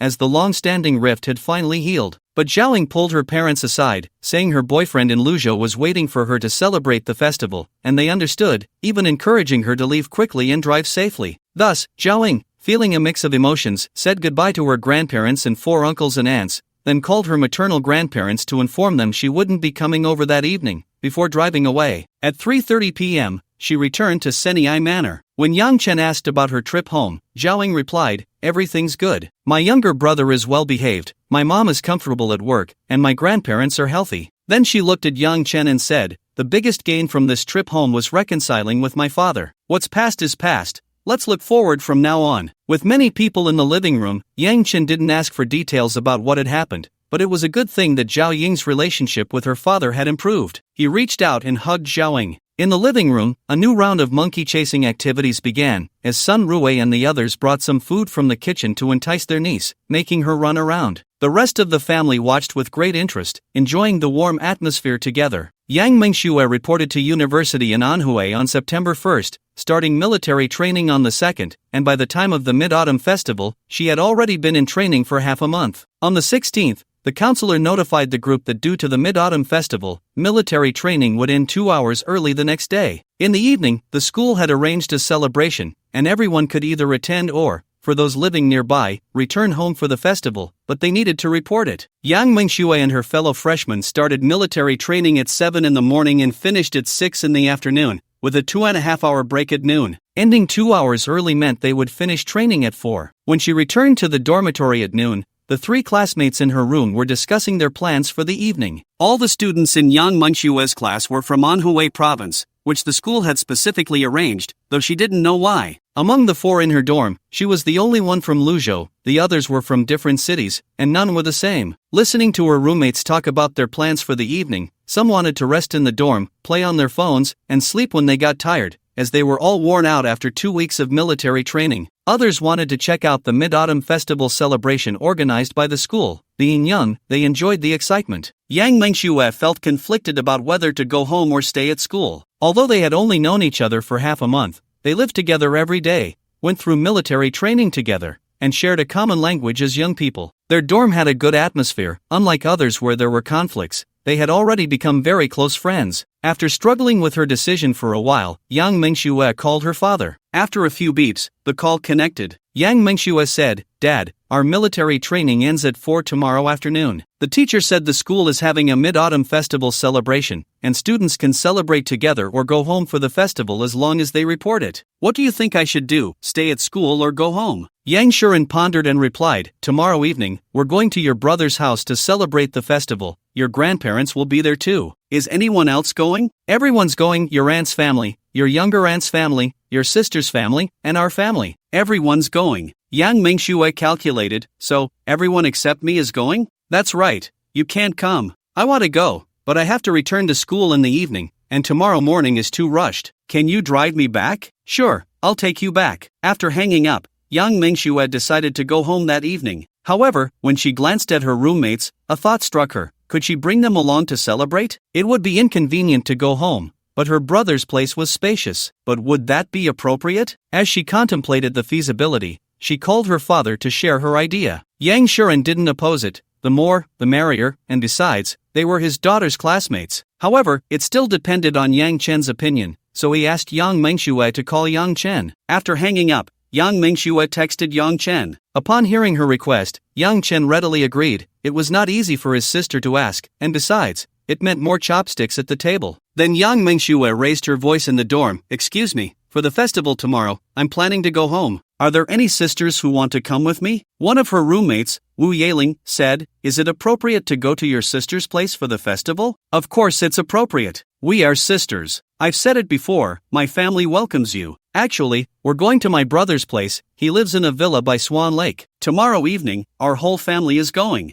I told my brother, and he welcomes you to celebrate with us. He's prepared a big feast. Are you coming?" Yang Mengxue painted a picture of the feast, knowing her brother would definitely have a grand meal. Another roommate, Huang Yuding, who loved excitement, said, "Is it really appropriate, though? If there are no bad influences, I'd love to go to our brother's place for the festival." Three of her roommates, Jin Jianyao, nodded and said, "Yes, if it's convenient, I would like to go. But sister, don't force yourself." She particularly loves to eat and wasn't overweight, so when she heard about a big meal, she was very interested. However, basic etiquette still had to be observed. Yang Mengxue saw this and understood that they were willing to go together to celebrate the festival, so she opened the voice chat with her brother on her phone and played it for everyone to hear. Then she received a continuous stream of flattery from her three daughters. At 4 o'clock in the afternoon on the Mid-Autumn Festival, with the instructor's command to disperse, the four of them rushed back to the dormitory to shower, change clothes, and do their makeup. They had already reported to their counselor yesterday. Originally, only Yang Mengxue was allowed to go home, but after some soft persuasion, it was finally agreed upon,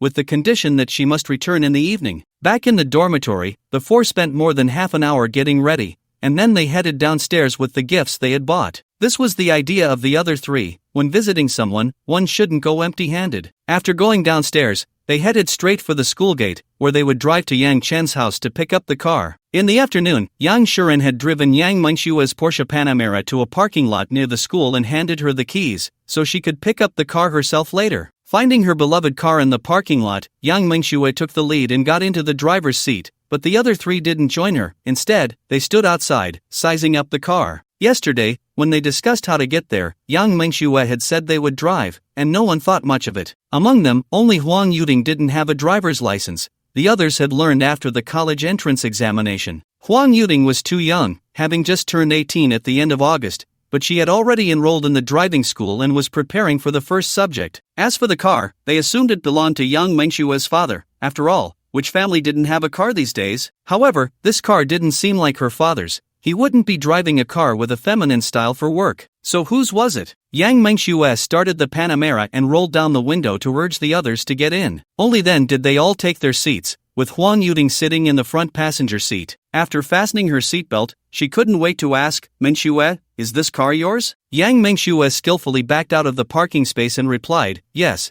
but it's a gift from my brother for getting into college." In the back seat, Wu Yeling looked around the interior and said, "Your brother is really generous. This car must not be cheap. It cost 1.5 million after tax. To be honest, I can barely afford to maintain it. Keeping a car is too expensive, at least 60,000 a year, not including gas. Luckily, my brother covers it and even gave me a gas card. Otherwise, I wouldn't dare to drive it out." When Yang Chen bought the car, he knew that his younger siblings would struggle with the upkeep. Having maintained several cars himself, he understood the burden well. So he arranged with the dealership that all maintenance and insurance bills would go directly to him. He would cover the first 5 years, and after that, they would handle it themselves. This was also a form of motivation. As for gas, he gave them 2 cards, one for PetroChina and one for Sinopec, each with a limit of 5,000. That was enough for Yang Mengxue since she was in school and hardly needed the car. As for Li Hangyu, he was working and could afford it. Senai Manor was not far from Yang Mengxue's school. It took about half an hour to drive there. By 5:30, they arrived at the community. The security guard called Yang Chen to confirm and then opened the gate to let them in. Yang Mengxue parked the car at the entrance without driving in, as the inside was already full. Yang Chen was prepared. Once the house in Anchi was renovated next month, he would send over the car that wasn't used often. The cars that were used regularly would stay at home, and when needed, they could just have someone deliver them since it wasn't far.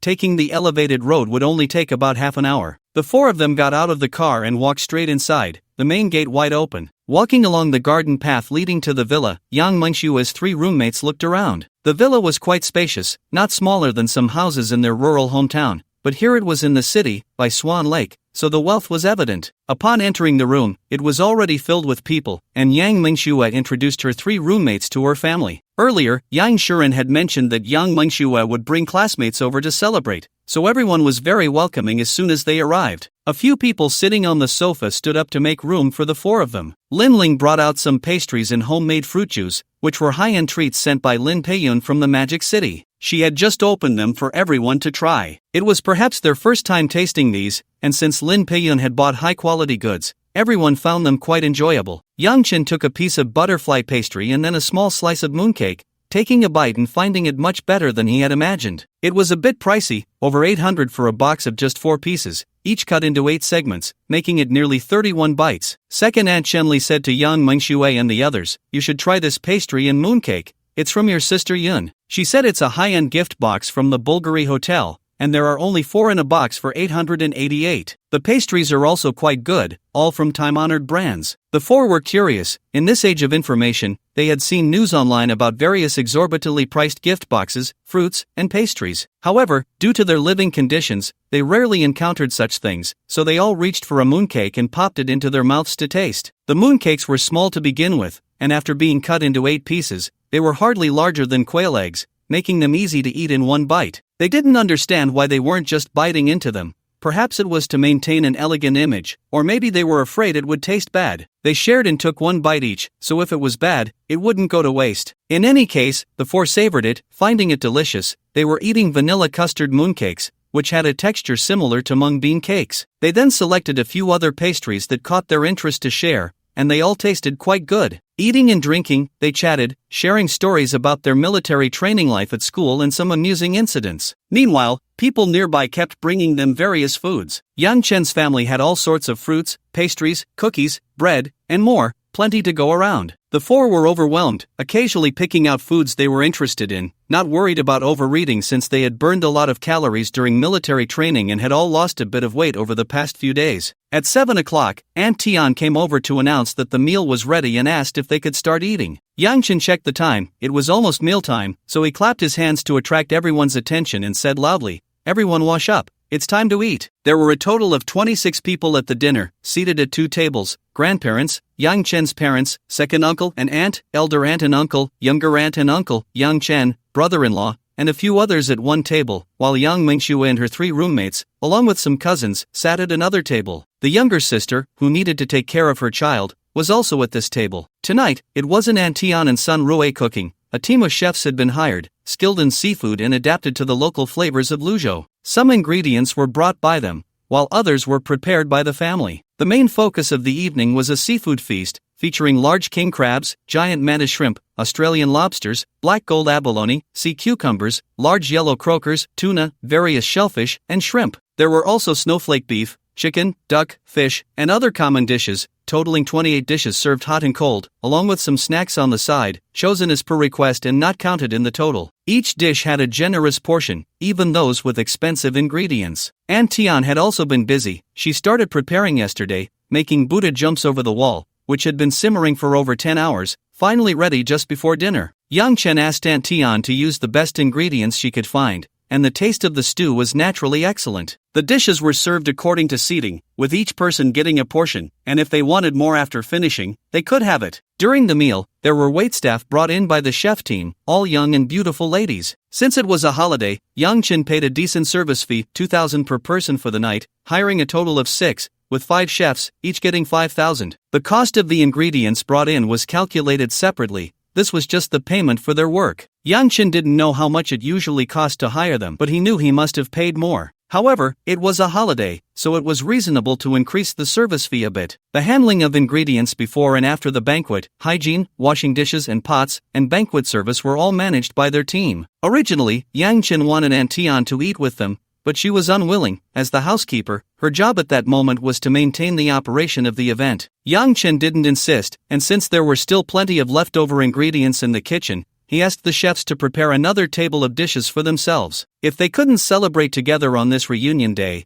they could at least enjoy a good meal. As everyone took their seats, the waitstaff began to serve in groups of 3. Soon, 28 dishes were served. Then, each person received 3 bowls of dishes, including Buddha jumps over the wall, rock sugar blood swallow, and bamboo fungus liver paste soup. There were also desserts after the meal, such as pudding, small cakes, yam and jujube paste cake, and more than a dozen other options. If needed, they could call the waitstaff, and they would serve individually. As for drinks, there were options like candy, champagne, fruit wine, mitai, wolyangye, homemade fruit juice, etc. available on the dining table, and there was also a small long table beside it filled with drinks. When needed, they could help themselves or call the waitstaff. After the dishes were served, one waitstaff member remained at each table while the others returned to the kitchen. The kitchen had already set up a table with several plates of food, and on the stove, 3 chefs continued to cook. There were a total of 12 people eating, so they didn't make too much, but there were still 18 dishes, which was quite lavish, and the ingredients were of high quality, no cheap stuff. Watching the last few dishes come out, Aunt Tian called a few people to sit down and started eating. As for the 2 serving girls, they were already arranged for a shift change in 20 minutes, until the banquet ended. However, they wouldn't be drinking alcohol, it was all fruit juice for them. During dinner, with Yang Chen's cooperation, Yang Mengxue received her parents' consent to drive to school. At the start of the school year, Yang Shiren was worried that Yang Mengxue driving to school would have a bad influence, so he didn't allow her to take the car to school. Even for registration, he drove her there himself. However, it was now quite common for students to drive to school, and many drove BMWs, Mercedes, Autos, and even luxury cars worth millions, with several supercars as well. Cars under 300,000 were mostly driven by school staff. This time, taking the car to celebrate, she took the opportunity to express her desire to drive to school, saying that having a car would make it convenient for her to run errands. Yang Shiren understood that running errands meant going out to have fun. In the end, it was Yang Chen who played the role of mediator. Yang Chen said, "Second uncle, with me as her brother, Xiaoshua's future development won't be bad,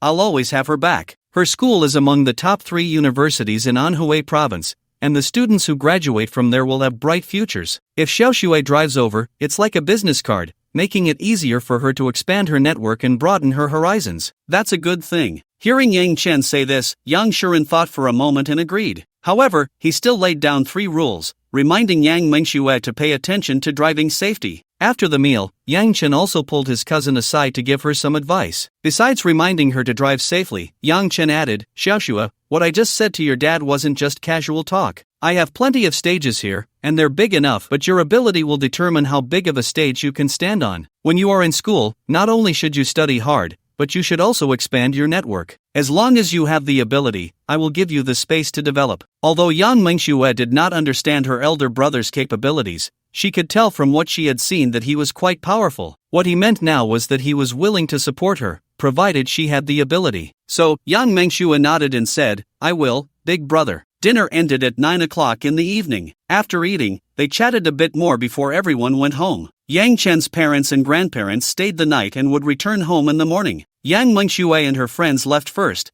thinking about how they couldn't eat well at school. Yang Chen had packed the leftover dessert from dinner for them to take back, and even without a refrigerator, it would be fine for 2 or 3 days. Lin Peiyun also gave them a few boxes of pastry gift sets to take along. Additionally, she had brought several sets of skincare products, just enough to give each of them 1 set. The group felt a bit embarrassed as they ate and took things, but it was Yang Mengxue who led the way in taking them, and the other 3 followed suit. Amidst reminders to be safe and to report back when they reached the dorm, the 4 of them departed. After a while, the others also left. As they were leaving, Yang Chen had prepared gifts for them, including 2 bottles of Maodai, 2 bottles of Lafite, the skincare products prepared by Lin Peiyun and Lin Ling, mooncake gift boxes, pastries, and so on. In any case, it was quite a pile of assorted items. Once everyone had left, the chef and service team finished cleaning up. Aunt Tian was in charge of the inspection, and after confirming everything was fine, Yang Chen paid them the remaining balance. By the time everything was done, it was already past 10 o'clock in the evening. After giving Aunt Tian a few simple instructions, Yang Chen washed up and went to bed. Having drunk quite a bit that night, he slept particularly soundly. Meanwhile, Yang Mengxue had returned to school. After communicating with the security guard for a while and showing her student ID,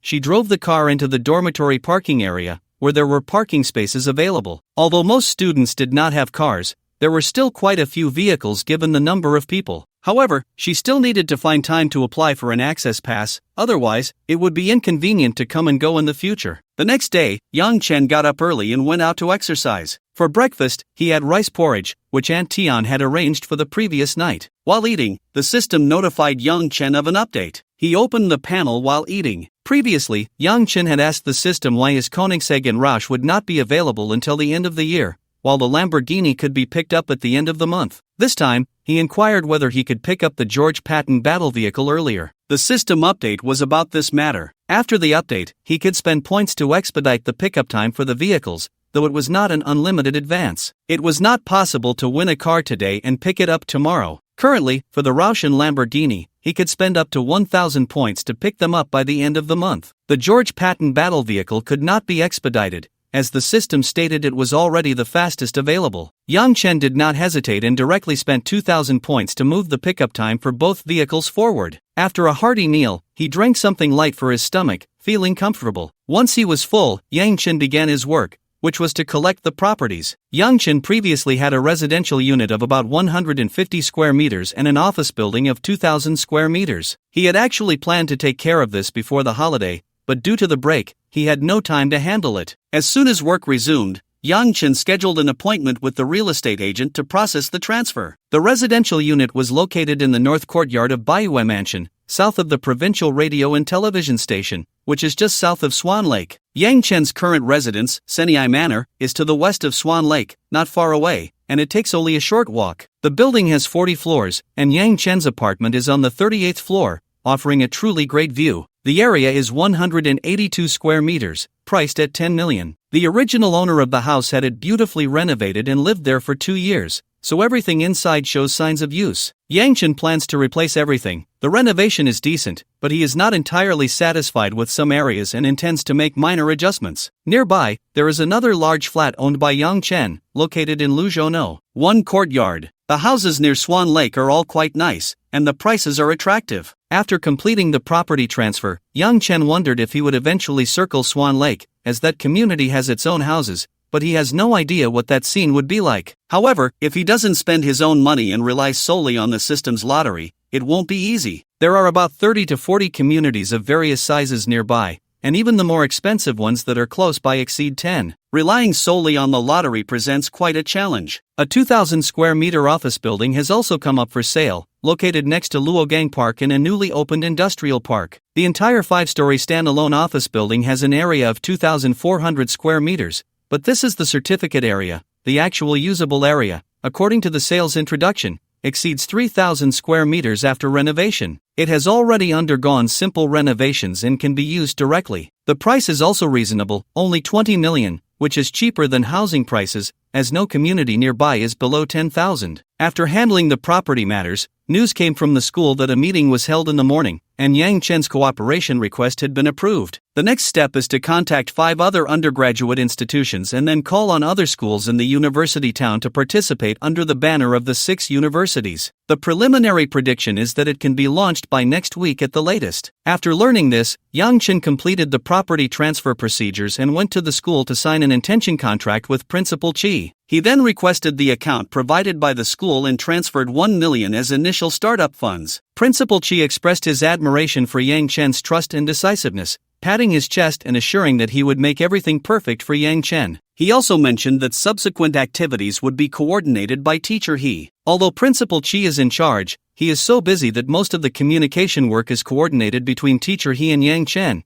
as long as it is reported to Principal Chi for final approval. By the time Yang Chen arrived at the school, it was already afternoon. After signing and discussing the competition plan, it was 5 o'clock. He politely declined Principal Chi's dinner invitation and left the office. Exiting the school office building, Yang Chen sent a message in the group, tagging Li Jiachuan and Sun Rui, inviting them to dinner that evening. Before he could wait for a reply, his phone rang. Yang Chen glanced at the caller ID, Sister Zhang, Director Zhang from the Civil Affairs Bureau. Yang Chen answered the call. Sister Zhang, what made you think of calling me? Is there something up? I want to treat you to dinner. It's a personal invitation. I don't know if you have time, Yang Zong, Sister Zhang said with a smile on the other end of the line. Yang Chen felt a bit puzzled about why she wanted to treat him to dinner. Although they had developed a camaraderie through the warmth-giving initiative, it seemed a bit too personal for a private dinner. Sensing Yang Chen's silence, Sister Zhang continued, "What are you thinking? I'm not asking for sponsorship. I'm thanking you. Your event has had a significant impact, and I've benefited from it. After National Day,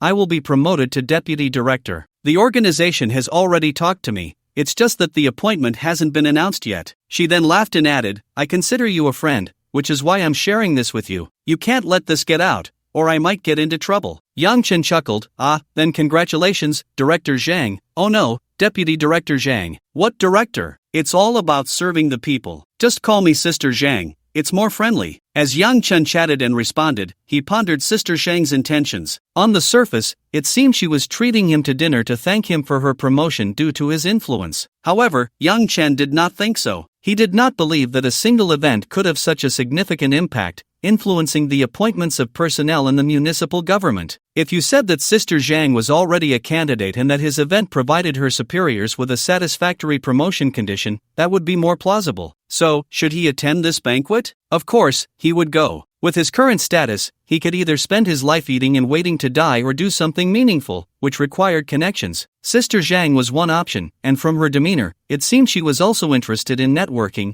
a mutual effort indeed. Sister Zhang said again, "So, Yang, do you have time to join me for a meal? Since Sister Zhang has said so, I will definitely go. Just don't mind that I can eat a lot," he replied. "That's not a problem. Although it's simple fare, it will definitely be filling. There's no time like the present. How about tomorrow evening?" "That works, no problem. I will definitely be there." "Great, it will just be me, my husband, and the kids. I'll reserve the table and send you the details tomorrow." "Okay, I will be there on time." After hanging up, he changed the contact name to Zhang Jing, Director Zhang. Sister Zhang's real name was Zhang Jing, and he had forgotten to change it last time, so he did it directly this time. After updating the contact, Li Jiachuan popped up in the group chat. She had been in class and missed the messages. "Li Jiachuan, Fei Ge, have you come to school? Curious. JPG Sun Rui, I was in class just now, just got out. Studying hard." JPG. Although Li Jiachuan and Sun Rui were both beautiful and loved to have fun, they were not just pretty faces without brains. Their studies were quite good. Li Jiachuan even received a scholarship. She couldn't compare to the top students, but she studied seriously in class, only occasionally skipping. Moreover, Yang Chen also urged them to study hard, believing that knowledge enriches one's character. He didn't want his woman to be just a beautiful shell. "Yang Chen, I'm here to handle some matters at your school. I want to organize a campus competition. Today, your school held a meeting and approved the collaboration. I'm here to sign the intention contract. We've initially decided to hold singing and dancing competitions. Yang Chen, do you too want to participate in the competition?" Mischievous smile. JPG Sun Rui, "I can't sing, but is there a cooking competition? I can give that a try." Yang Chen, "Not at the moment, but that's a good idea. I'll adopt it for future events." Sun Rui, happy. JPG, you might wonder why Li Jiachuan wasn't chiming in. Although she was good looking and had a great figure, her singing was hard to describe. It wasn't that she sang poorly, but she just couldn't hit the right notes. As for dancing, with her figure, anything she danced would be overly suggestive, and besides, she didn't know how to dance. Sun Rui was better, her singing was decent, at KTV level, but not enough to perform on stage. The university town had a media university and an performing arts college, with professionals around. Yang Chen found a restaurant specializing in clay pot chicken at the school gate, recommended by Sun Rui, who said it was delicious. He ordered some dishes and waited for Li Jiachuan and the others to arrive. By 6 o'clock, the four of them finally arrived. As soon as they sat down, she explained that she had gone back to the dorm to take a shower first. It had been quite hot these days, and they had physical education class in the afternoon, so they had sweated a bit. The autumn heat was still fierce, but it was better now in the evening. After the National Day holiday, it shouldn't be too hot during the day anymore. There were only the 5 of them, with no one else around, but occasionally someone would come over to say hello, all pretty girls. Yang Chen and his group sat at a table near the entrance of the restaurant. From time to time, club members recognized Yang Chen and came over to greet him. These were all formal members who understood the relationship between Li Jiachuan, Sun Rui, and Yang Chen. Among the student crowd, there were 3 types. The majority were indifferent, just there to watch the show and make money. Then there were those who understood and envied, who had some looks and aspirations. The least they could do was look down on the two, but they were reluctant to part with the prizes from the activities, so they entered the club. No one dared to gossip, as they had taken too much and feared being directly kicked out if it came back to them. Thus, this became a well-known secret within the circle, yet completely unheard of outside it. As for the girls in society, they either didn't care or were eager to let their mothers take over, wishing they could replace them. After dinner, Yang Chen drove home, not going to the hotel. He had only been there late at night, and in the morning, the two of them still drove the Big G to school, with the car still parked on campus. Yang Chen didn't mind, there were plenty of cars anyway. After getting home, Yang Chen went to the bedroom to wash up, then cuddled with Lin Ling to sleep. Tonight's milk source belonged to Lin Ling. The weekly allocation was 2 nights for Lin Ling, 2 nights for Lin Peiyun, 1 night for Zhaoying along with daytime raids, and 2 nights for Li Jiachuan and Sun Rui, as the two sisters had a good relationship and went together. As for Yang Chen's rest, being young and fit, the words not possible didn't exist in his dictionary. He could just sleep and be fully recharged. Occasionally, he would go out for fast food, living a life full of joy. Lin Ling had also been feeling pent up these days. First, when it was her turn, Lin Peiyun came and generously let her have it. Then during the festival, she couldn't possibly sleep in Yang Chen's room in front of the elders. That was something Zhaoying would do, not her. After holding it in until today, she finally grasped the milk source. This page felt very long. Yang Chen used all his strength and, in the early hours, defeated his opponent beneath him. Clearly, many times he had almost reached his limit, but after a break, he was back at it again. Fortunately, it ended. Otherwise, what would Lin Ling do for work tomorrow morning? Yang Chen thought this before falling asleep. On Thursday, after breakfast, Yang Chen drove out in his Ferrari 812. Last week, he had found several MCN companies through an intermediary, preparing to acquire one. In recent years, Lu Zhou had developed a live-streaming economy, with many people engaged in the anchor industry, and there were quite a few MCN companies. However, in business, there are ups and downs. Many MCN companies, while having decent conditions, just didn't develop well. Yang Chen wanted a company with a certain level of operational experience and a relatively sufficient workforce, so that after he took over, he wouldn't have to worry too much about the company's operations and could instead align it with his own plans. After searching around, he finally found a suitable MCN company that presented a proposal to Yang Chen. Luzhou Xinghai Media Company, Ltd., established in 2020, had been engaged in the internet live streaming and short video sector. Currently, the company had less than 4 million fans combined,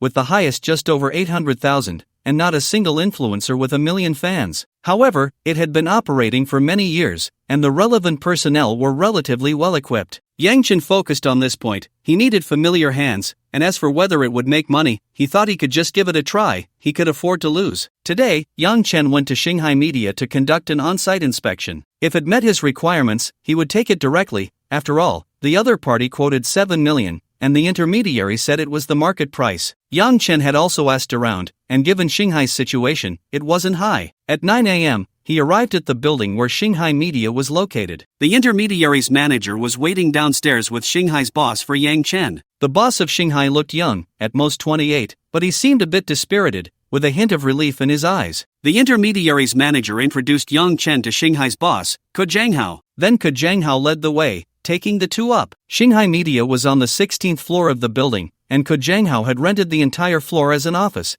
covering 1,500 square meters. Upon entering the company, there were quite a few people inside. Ko Jianghao guided the two while introducing the various departments of the company. After a tour, Yang Chen was quite satisfied. Soon, the three of them went to Ko Jianghao's office to sit for a while. Yang Chen felt that this MCN agency was actually operating quite well, and during the introduction earlier, it was mentioned that the income could currently sustain daily operations. Ko Jianghao was also young, at the prime of his career, so why would he want to let go? Yang Chen asked questions as they arose, and after a moment of contemplation, Ko Jianghao said, Xinghai has been established for 4 years now. In the beginning, it was founded by me and 2 friends. At our peak, we had 5 influencers with over 1 million followers each, and our monthly profits were quite substantial. But good times didn't last long. Due to conflicts in management philosophy, the other 2 shareholders left the company with a group of 3 influencers, starting anew. The remaining 2 influencers also jumped ship, and some other promising influencers left as well. Although I tried every means to pivot, I could only manage to keep things at this level. Plus, my family is urging me to return and take over the family business, so I thought it would be better to hand it over to someone fated for it. Yang Chen nodded, recognizing the classic trope of a rich second generation experiencing life, starting a business,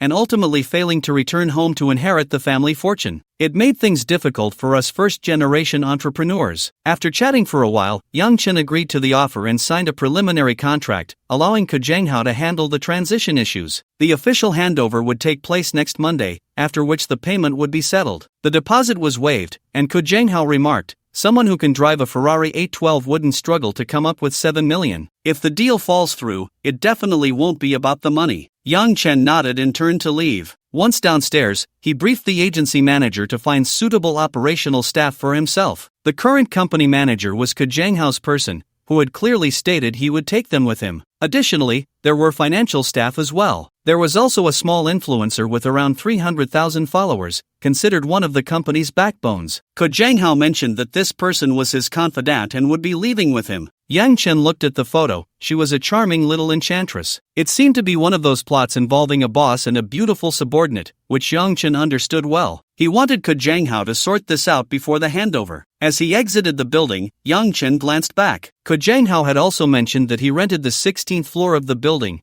which would expire at the end of the year, with a monthly rent of 50,000. He wouldn't be refunding the remaining rent and was gifting it to Yang Chen. However, Yang Chen thought it would be better to move out from here. He had just acquired an office building, which would come in handy. Yang Chen planned to buy the adjacent building of the same size as well, since it was only 20 million, cheap, and less expensive than a car. He intended to select some talented students from campus competitions to nurture. The current space was insufficient, so he planned to arrange 2 office buildings next door, which would definitely be enough, one building as a live streaming base and the other for administrative offices and a cafeteria, making full use of the space. Moreover, although the area was new, the residential area was not. It had been around for many years, with well-developed facilities. Right across was Luogang Park, a vast area of 12.7 square kilometers, making it convenient for shooting materials. One park was enough to keep busy. Without hesitation, Yang Chen immediately contacted the management of the park, which he had added during the last property acquisition. He now had a lot of contacts in his phone and WeChat, all related to real estate. When the park manager heard that Yang Chen wanted to acquire another 2,400 square meter office building, he was almost overjoyed to the point of kneeling. In his view, this office building was decent, but there were similar industrial parks all over Luzhou now, and office buildings were plentiful and hard to sell. Every owner was worried sick. When Yang Chen drove over, the manager had already been waiting at the entrance with people to warmly welcome him. Yang Chen followed the manager to confirm the adjacent building. Both buildings were identical, with no issues. Yang Chen signed the contract on the spot and transferred the purchase funds. The manager had a lot to say but hadn't even started when the money arrived. In his excitement, to maintain a good relationship with a major client, he applied and directly waived the property fees for 2 buildings for a year. Yang Chen didn't care about this small amount of money, but it would be foolish not to take advantage of a good deal. Naturally, he accepted it with a smile, and both parties signed an additional contract. Next, they would wait to sign the contract on Monday, then recruit new operational staff and set up the framework. After that, they would plan the renovation of the office building, which would be handled once Yang Chen had hired people. After all, there were still more than 3 months until the end of the year, so there was plenty of time. The only uncertainty was whether his uncle could manage it, as the company he ran was basically working for Yang Chen, and they hadn't taken on much outside work. Of course, they hadn't earned less either. Yang Chen always charged market prices. At noon, Yang Chen had lunch at home. The chef and the housekeepers were all at work today. Some had returned last night, while others came this morning. A few housekeepers even brought Yang Chen some local specialties as a thank you for the gifts he sent during the Mid-Autumn Festival. When Yang Chen left in the morning, he had asked Aunt Tian to arrange some tasting for lunch. Lin Peiyun went to a coffee shop with Lin Ling in the morning, but it wasn't the Swan Lake shop. It was a new one over by Shushi Lake. Lin Ling had already found someone to do the renovations, and they started work today, hiring his uncle, which made her family feel at ease. Lin Peiyun was just there to enjoy the atmosphere. Yang Chen had asked her if she wanted to start a business, offering to invest if she lacked funds for development. However, Lin Peiyun said she wasn't in the mood for that at the moment and would think about it later. For now, she was enjoying life, having fun with wealthy ladies every day, and would consider it when she got tired of it. Unlike Lin Ling and Zhao Ying, who had a strong desire to build careers, Lin Peiyun focused more on enjoying life, pursuing a refined, luxurious, and top-notch living environment. This was also the main reason she clung to Yang Chen. Concepts like independence, female empowerment, and women holding up half the sky didn't exist for her, she clearly separated life from writing. This was also good. If her ambitions were too great, Yang Chen feared she might run off with his assets. The properties in the Magic City were worth quite a bit, and if she wanted to take his wealth, there were plenty of ways to do so. At noon, Lin Peiyun returned with Lin Ling for lunch. During the meal, Yang Chen inquired about the renovation details. Lin Ling replied, "The designer finished the drawings before the holiday. They were all hired by my uncle, who is experienced, and the renderings look quite good. You saw them too, right? I went to the site today to check it out, and there's nothing that needs changing. It's perfect. My uncle said it could be operational by the end of next month." The snack shop on the second floor has also started renovations. They're doing a simple and uniform design, planning to open around the National Day holiday. The music training studio on the third floor needs to modify its design. They have new ideas and require a redesign. The small building at the intersection of Longhu Guangyin's commercial area has also been rented out for the second and third floors. The second floor was rented to Lin Ling's close friends, Gao Xinwen and Zhao Yan. They had been good friends with Lin Ling for years and, seeing her thriving in her coffee shop business, decided to venture into entrepreneurship themselves. The first floor is a composite coffee shop, while the two of them opened a snack franchise on the second floor. They did their research and chose a mainstream snack franchise. The store is 200 square meters, with a franchise fee of 50,000, a deposit of 30,000, a system account opening fee of 5,000, and an annual usage fee of 4,800. The renovation costs 200 to 250 per square meter, calculated at the highest rate, totaling 50,000. For the initial stock, they needed 300,000 for the 200 square meter store. These fixed investments reached 440,000, plus staff salaries, hiring 6 people, utilities, property fees, and so on. Fortunately, the building belonged to Yang Chen, who offered them a friendly price. However, just like that, including the reserve funds, the basic investment had to be 1 million. In the end, the two of them each took out 300,000, and then Lin Ling took out 400,000, gathering enough funds to start this venture. Although Lin Ling was the major shareholder, she was currently busy with the coffee shop, while the snack shop was mainly managed by Gao Xinwen and Zhao Yan. Lin Ling would visit occasionally, and when she had time, they would meet for a discussion. As for the third floor, it was a new friend of Lin Ling's named Lu Shuzhen, who had a music studio near Swan Lake, teaching children the guzheng, guqin, pipa, and other Chinese instruments, as well as piano classes. Lu Shuzhen often went to Lin Ling's cafe for coffee and meals. Over time, they became familiar with each other. By chance, she learned that Lin Ling was planning to open a new store at Shuxi Lake, so she came to inspect the area. Knowing that there were vacant shops upstairs, she contacted Yang Chen to rent one, preparing to open a training studio focused on Western music. Nowadays, many children were signing up for instrument tutoring classes, which had great potential. Since she was Lin Ling's friend, she naturally offered a discounted price, but Lin Ling did not take a stake. Lu Shuzhen was quite wealthy and had more than enough to invest. With that, the 3 floors were fully arranged, and the combination was quite good. As long as the business thrived, there would be no shortage of customers. After lunch, Yang Chen took a nap, holding Lin Ling as he slept. Before sleeping, he mentioned wanting to keep it simple, but things got heated instead. These past few days, he felt that Lin Ling was particularly excited. Usually, when she was at home with others, she wouldn't be so proactive. Generally, it was Zhao Ying who would take the initiative. They woke up at 2, and Lin Ling was still resting. Yang Chen played with Lin Ling's little sister while browsing through messages on his phone. There were updates from Li Jiachuan and Sun Rui sharing fun happenings at school today. Zhao Ying had sent a private message with a gif of wanting to crush garlic. She hadn't come over today because she was working late and was resting in her spacious apartment. This girl had her head filled with thoughts of canola flowers, and there weren't many serious matters when she sought out Yang Chen. Most were just for fun. Then there were the daily updates of flirtatious pictures from various girls, which made Yang Chen a bit stiff. He unconsciously used a bit more strength while rubbing his hands. These women really had perseverance. A few sent photos daily, and he recognized that they were specifically taking photos to make money. It was said that sometimes the photographers didn't charge, and the models would pay for the shooting fees with their bodies. They claimed that the photographer shot the leading lady during the day and also shot the leading lady at night. These people were brought in by He Mingming's friends. When Yang Chen first met them, he even used a testing card to check. Basically, there were no gynecological diseases or infections, but the number of encounters and partners was not low. The most experienced one had achieved 100 conquests early on. For a moment, Yang Chen doubted whether she was in a special profession, otherwise, the data was too terrifying. However, after getting to know them better, it turned out to be just that, packaged differently, with inflated prices. He hadn't known before because he wasn't their target customer. Of course, he couldn't generalize. There were also those who took photos but were relatively clean. One girl was just a few gaming opponents, and judging by their age, they were probably boyfriends. As he scrolled down, a new message came in from Yao,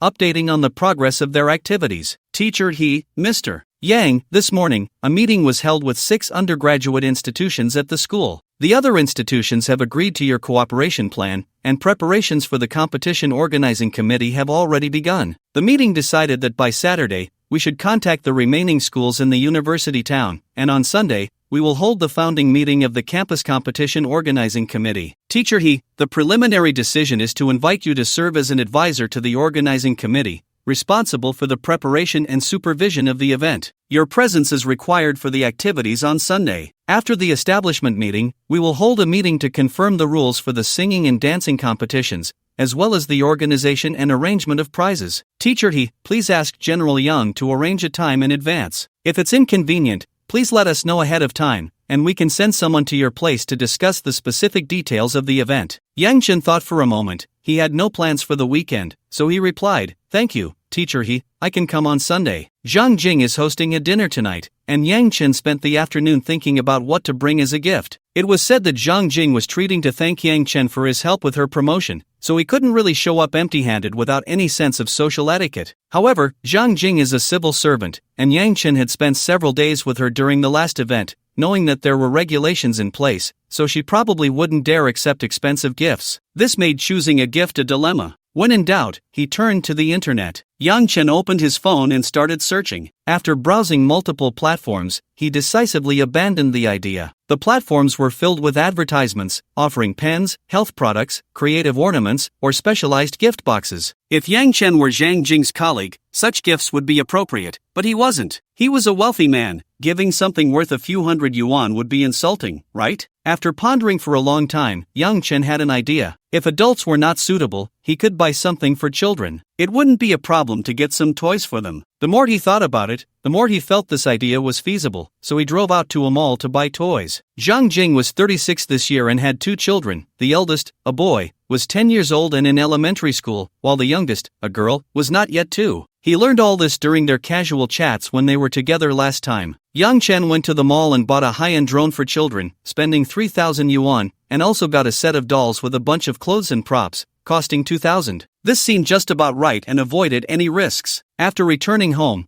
while walking to the kitchen to get some water, he noticed there were still a few bottles of honey in the fridge. This honey was bought by Lin Ling through her friend, said to be natural royal jelly from the mountains of Qian province, with each bottle weighing 500 grams and priced at 1,500 yuan. Lin Ling had bought a total of 20 bottles, giving 4 to her mother, 4 to Yang Chen's mother, and the rest were stored in the fridge for anyone who wanted to drink. Royal jelly promotes tissue growth, repairs organs, and regulates endocrine and metabolic functions. It can enhance appetite, improve sleep, and boost immunity. Lin Ling and her friends basically drink a cup of honey water every day. They had finished 2 jars in less than a month, and Sun Rui even took 2 jars to the dormitory when school started. Currently, there are 8 jars left in the fridge, one of which has already been opened. Yang Chen thought for a moment, told Lin Ling, and took out 4 jars to pack in a box to give as gifts, which was just right, and since there was no price tag, it was safe for gifting. As for Lin Ling and the others, Yang Chen ordered another 100 jars, which would arrive in a few days. He even bought a new fridge specifically to store the honey. Zhang Jing's department finishes work at 5 o'clock. Having just passed the Mid-Autumn Festival, there are still 10 days until National Day, and with a bit of free time, there isn't much going on, so dinner is scheduled for 7:30,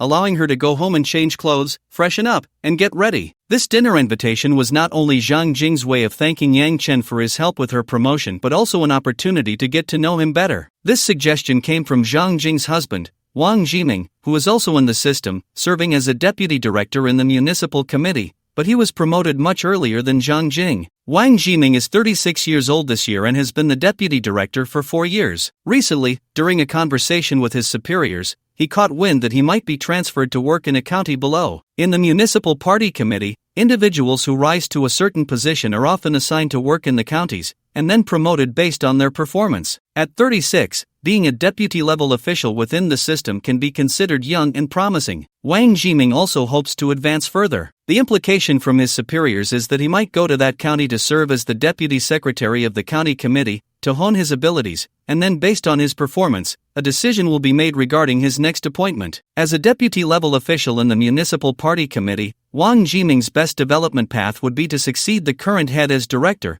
or alternatively, to serve as deputy secretary of the county or district committee. The best advancement as a deputy secretary would be to be promoted to county committee secretary or district committee secretary, but that is quite difficult. Excelling would lead to taking over as county mayor. Wang Jiming has learned that the likely place for his transfer is Luhang County, as one deputy secretary has moved to the People's Congress, and a new candidate has yet to be determined, making it highly likely that he will be parachuted in. Moreover, the county committee secretary of Luhang County is already of retirement age, and after the 2 sessions next year, he should begin the retirement process, officially retiring around June or July, followed by the appointment of a new leadership team. The advantage of Wang Jiming going at this time is that if he achieves results, it will be easy for him to be confirmed in his position and progress quickly. The downside is that the time is too short, making it difficult to achieve results. Wang Jiming believes his abilities are not an issue, otherwise, he wouldn't have been promoted so quickly. However, a person's success depends not only on their own efforts but also on external support and assistance. Wang Jiming has already used his connections to reach out to several big bosses to build relationships, preparing to bring people over for inspections once he is transferred,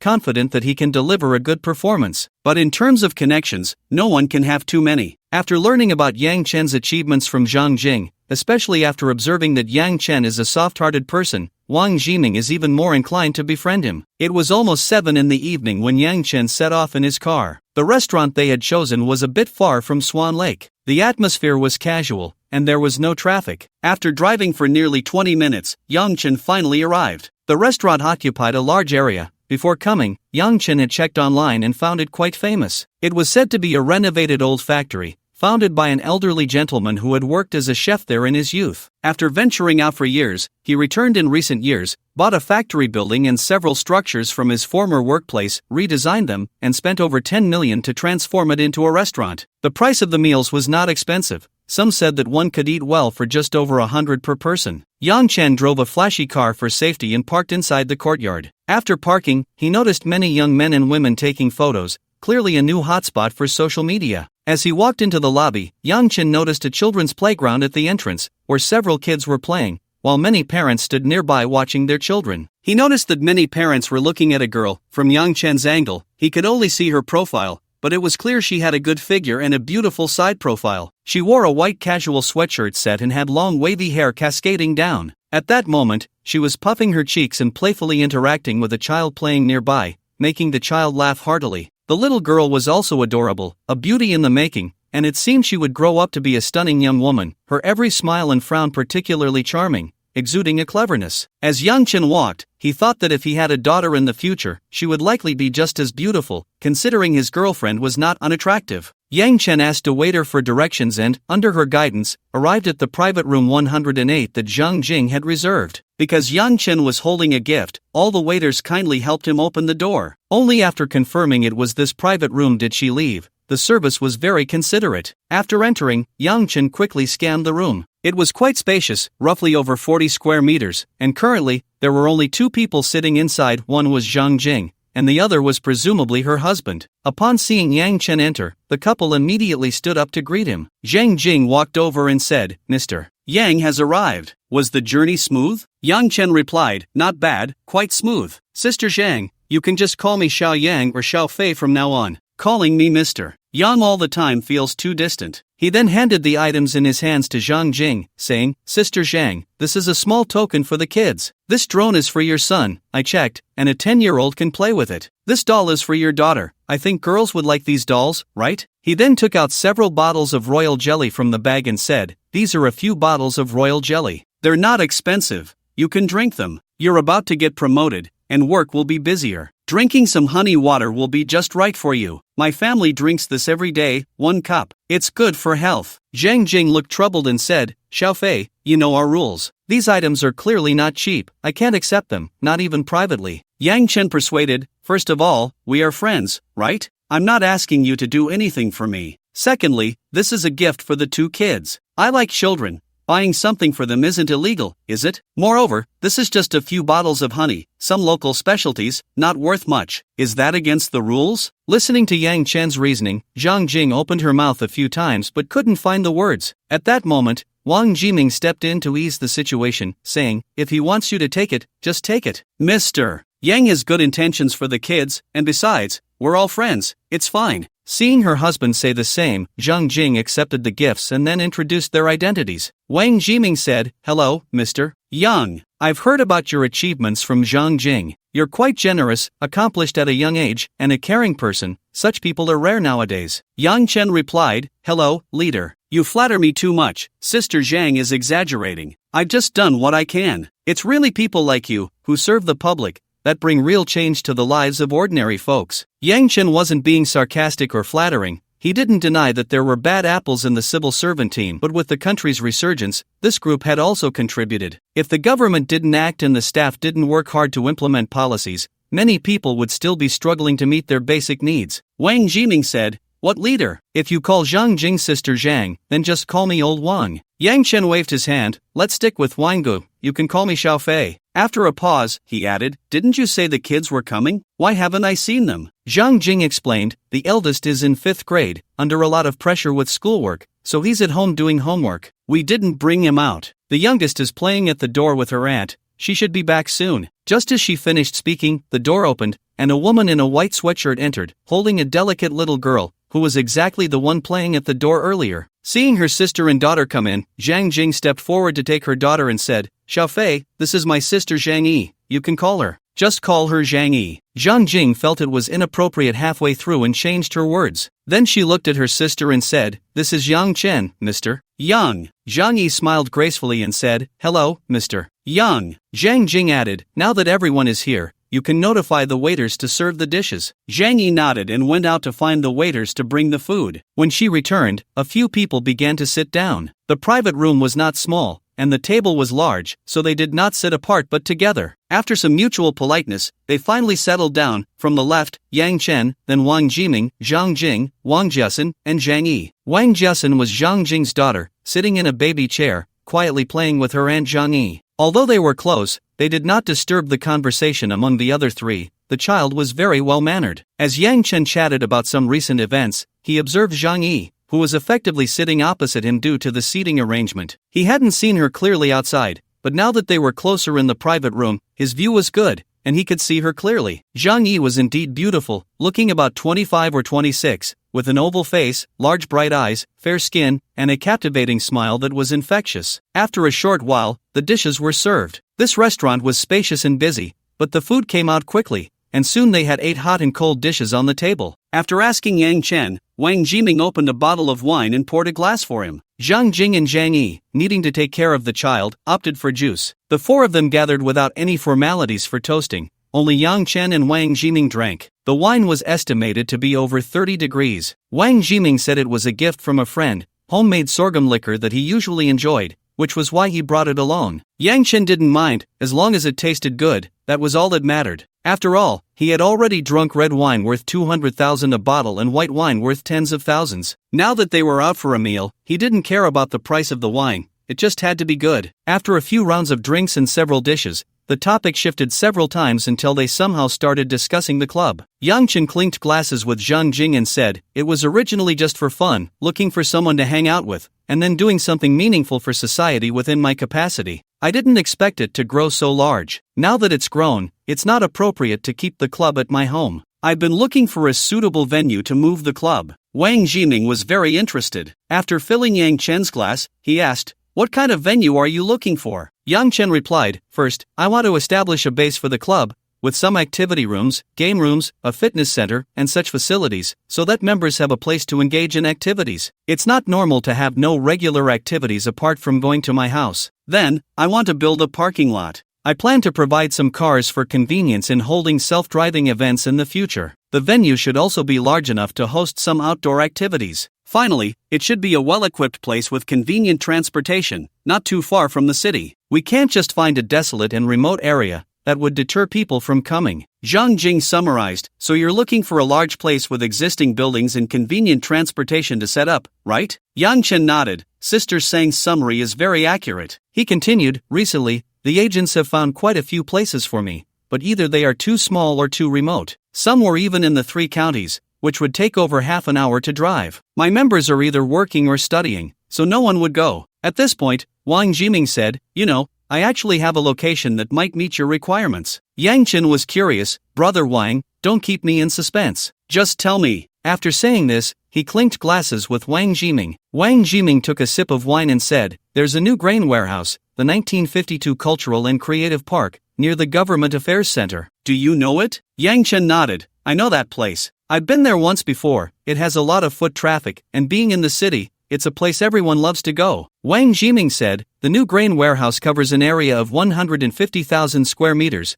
with a building area of 120,000 square meters, an investment of 1 billion, and is planned as a new landmark business district. This project seems to be successful at the moment, which naturally attracts other bosses to invest. Luzhou, as the capital of Anhui province, has quite a few factories. Many have closed down over the years of reform and opening up, and the factory areas, being state-owned, have been left abandoned. So many bosses have followed suit, acquiring a number of old factory buildings to renovate and upgrade, turning them into cultural and creative parks. Speaking of which, the restaurant we are dining in is actually part of this trend. The owner has only taken over a portion, and it's not as large as other establishments. In business, there are gains and losses. I happen to know of one. The owner has also taken over a grain depot. It's not as big as the new grain warehouse, but it still has 80,000 square meters. The location isn't great, over by the university town, but the transportation is convenient, with an elevated road and a subway. The subway station is just over 500 meters from the park, and the main road has been built. It's divided into 2 phases for development. Currently, 90% of the first phase's 50,000 square meters has been renovated, completing 10 grain depots and several maintenance and renovation projects for the buildings. The park's roads and supporting facilities have been constructed,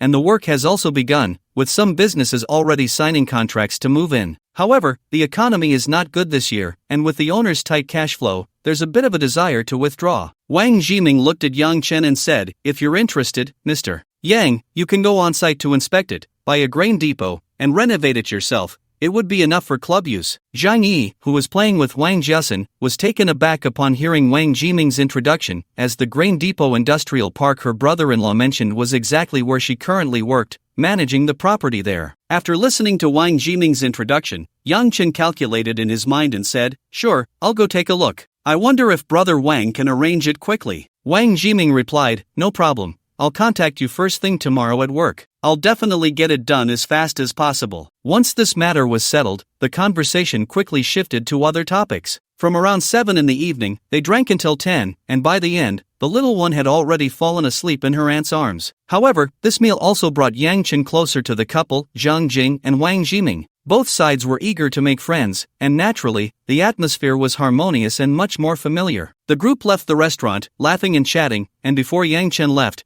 he glanced at the bill, for adults and 1 child, totaling over 1,200. After exiting the hall and walking to the parking lot, the group first helped Yang Chen into his car. Yang Chen checked the time, it was past 10, and Lin Ling and the others were probably already asleep. Moreover, they weren't around. She and Lin Peiyun had gone to supervise the renovations and purchases, staying overnight at Yongjing Peninsula, while Zhaoing was still at work. It wasn't convenient to call them to pick him up. However, after looking for 5 designated drivers, they all waved their hands, indicating they didn't dare to drive Yang Chen's Rolls-Royce Phantom. The group stood in the parking lot, exchanging glances. Yang Chen considered calling someone to drive the car for him, or just leaving the car here and taking a taxi back. At that moment, Zhang Jing said, how about this, Zhang Yi, you drive Xiaofei home, and I'll follow behind. Xiaofei lives in Senai Manor, right? I'll wait for you at the entrance, and we can go home together since it's on the way. Yang Chen nodded, I live in Senai Manor, but is that convenient? Zhang Yi replied, no problem, Yang. Brother Fei, you just need to guide me on how to drive. Seeing that Zhang Yi said it was fine, the group split up. Zhang Jing and Wang Jiming took their sleeping daughter to their car, while Yang Chen led Zhang Yi to the Phantom. Zhang Yi took a deep breath to encourage herself and then asked, Brother Fei, how do you operate this car? Can you teach me first? Yang Chen loosened his seatbelt upon hearing this and leaned over to give Zhang Yi on-site training on the operation essentials. Zhang Yi listened earnestly, her big eyes fluttering. From time to time, she asked questions about things she didn't understand. Finally, after Yang Chen finished explaining, he took a deep breath and caught a whiff of Zhang Yi's body fragrance mixed with perfume. Under the influence of the alcohol, the subtle scent wafted into his nostrils and straight into his mind, momentarily leaving him dazed. He recalled the image of Zhang Yi entering with Wang Jiasen earlier that evening. If that were her own child, she would surely be just as serious and loving. If it were a child of hers and his, he wondered if it would be just as adorable. Lost in thought, Yang Chen remained in his tilted position without moving. Zhang Yi, on the other hand, was distracted by the smell of alcohol and the sight of Yang Chen's muscular body revealed by his slightly pulled shirt due to his lean. Coupled with the discussion she had overheard from her sister and brother-in-law about Yang Chen, her curiosity about him grew, and she momentarily didn't react, even feeling the urge to reach out and touch his abs. Gradually, a subtle ambiguity spread within the small car, and due to the barrier of the glass, it began to intensify. Suddenly, a honk from outside broke the peculiar atmosphere inside the car. Yang Chen sat back, thinking to himself that he had seen beautiful women and had experienced life. What was he thinking just now? Zhang Yi rolled down the window, shifted gears, and drove out of the parking space. She couldn't help but feel a bit frustrated, wondering if she was being infatuated. Was it because she hadn't been around men for too long? But she had been doing just fine on her own, hadn't she? What use was a man when she could handle things herself? Zhang Jing was already waiting by the roadside for Yang Chen and the others, driving an Audi A4L with her hazard lights on. Upon seeing Yang Chen's car, she signaled Zhang Yi to go ahead while she followed behind. Throughout the journey, neither of the two in the car spoke. Zhang Yi focused on driving, watching the car in front. Yang Chen concentrated on the road ahead, occasionally glancing at Zhang Yi. No matter how long the road, it eventually comes to an end. Half an hour later, the car entered Senai Manor. After parking, Zhang Yi got out and glanced at the well-lit mansion, then scanned the luxury cars in the adjacent garage: a Rolls-Royce Cullinan, a Rolls-Royce Phantom, a Ferrari, and a Maybach. Her good education and values kept her from feeling envious. She was merely curious about why someone would buy so many cars. Did Yang Chen drive them all? When Yang Chen arrived home, Aunt Tian also came out, one hand carrying 2 gift boxes and the other holding a square jewelry box. Yang Chen took the items, stuffed the jewelry box into his pocket, and walked up to Zhao Yi, saying, "Miss Xiao,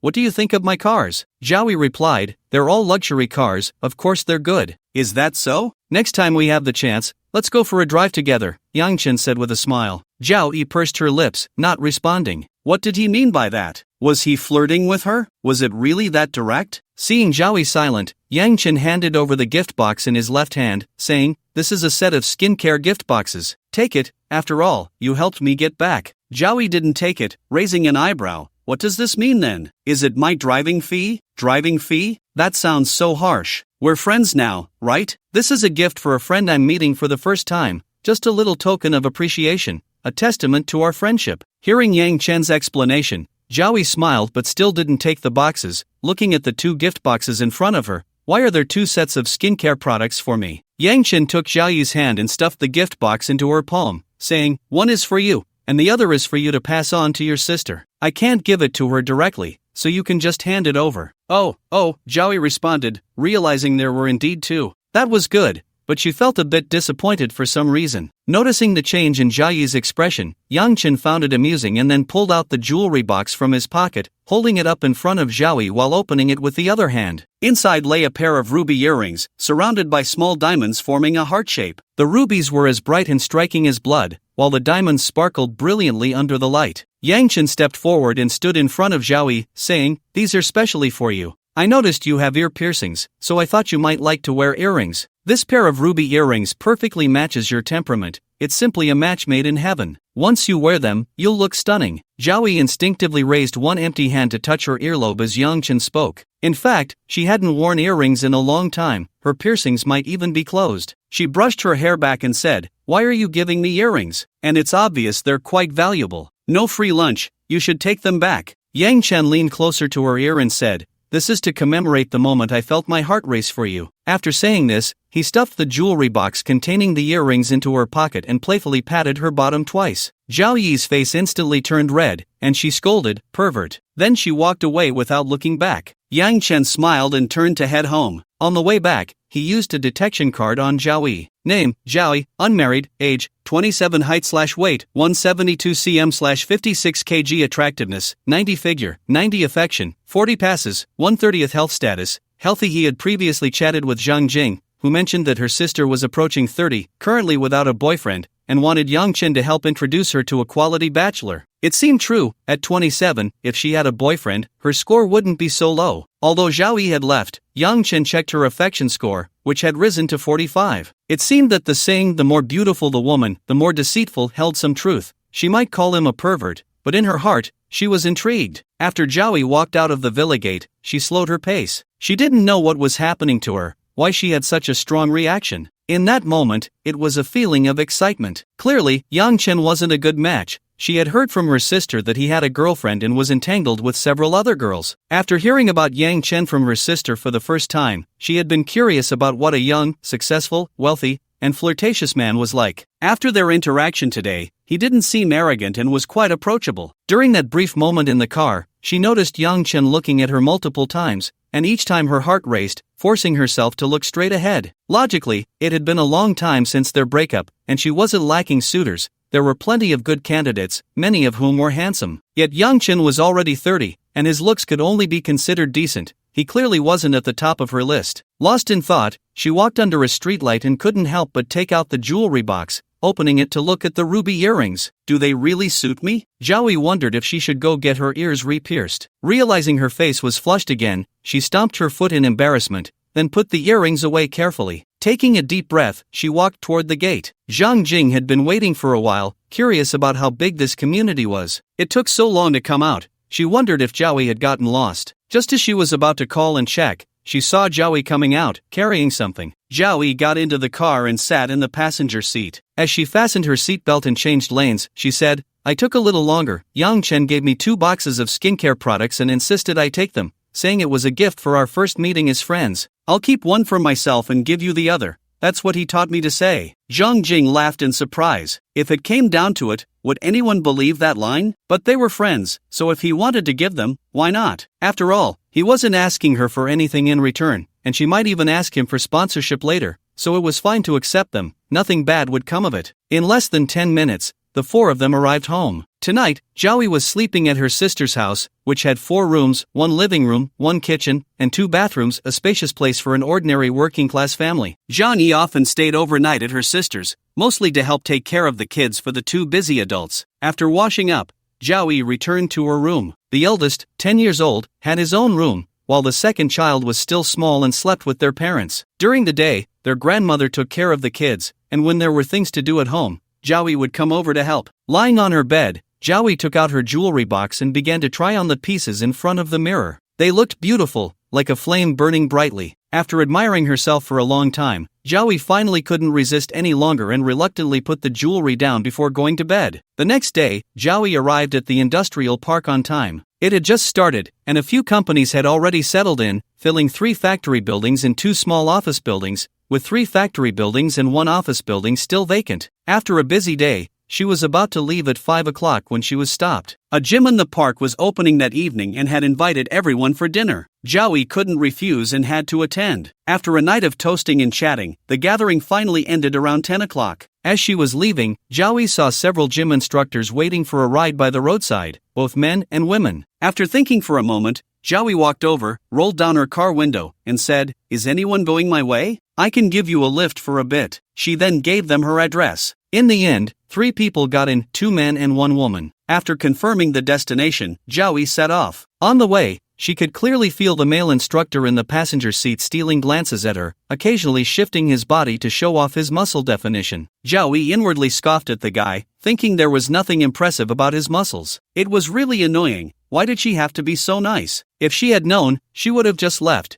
It wasn't like she couldn't get a ride. The more she thought about it, the angrier she became. When they reached their destination, she dropped them off without much pleasantry and hurriedly left. On Friday afternoon, Wang Jiming called Yang Chen, saying he had made arrangements for a site visit on Saturday morning. He would accompany Yang Chen along with a colleague from another department. Yang Chen had initially thought he could go alone since it was just a visit, but he felt a bit guilty for troubling Wang Jiming and his colleague. As for the schedule, visiting the park in the morning and holding an event in the afternoon was just right. Besides, the weather was expected to be cool and cloudy, perfect for outdoor activities. On Saturday morning, Yang Chen drove his Rolls-Royce Phantom to the Liangjia Cultural and Creative Park. He felt he needed to hire a driver. After all, he was worth billions, with assets exceeding $1 billion, and he couldn't keep driving himself. Plus, anyone who drove the Phantom looked like a chauffeur. When he arrived at the industrial park, Wang Jiming was already there, waiting in the parking lot with 3 people. One was a man in his 30s wearing a suit and glasses. Just by his demeanor, it was clear he was Wang Jiming's colleague. The other was a portly man with a bit of a streetwise air, followed by a delicate-looking female secretary. No need to guess, he was the owner of the industrial park. The 3 stood apart. The owner and the female secretary were together,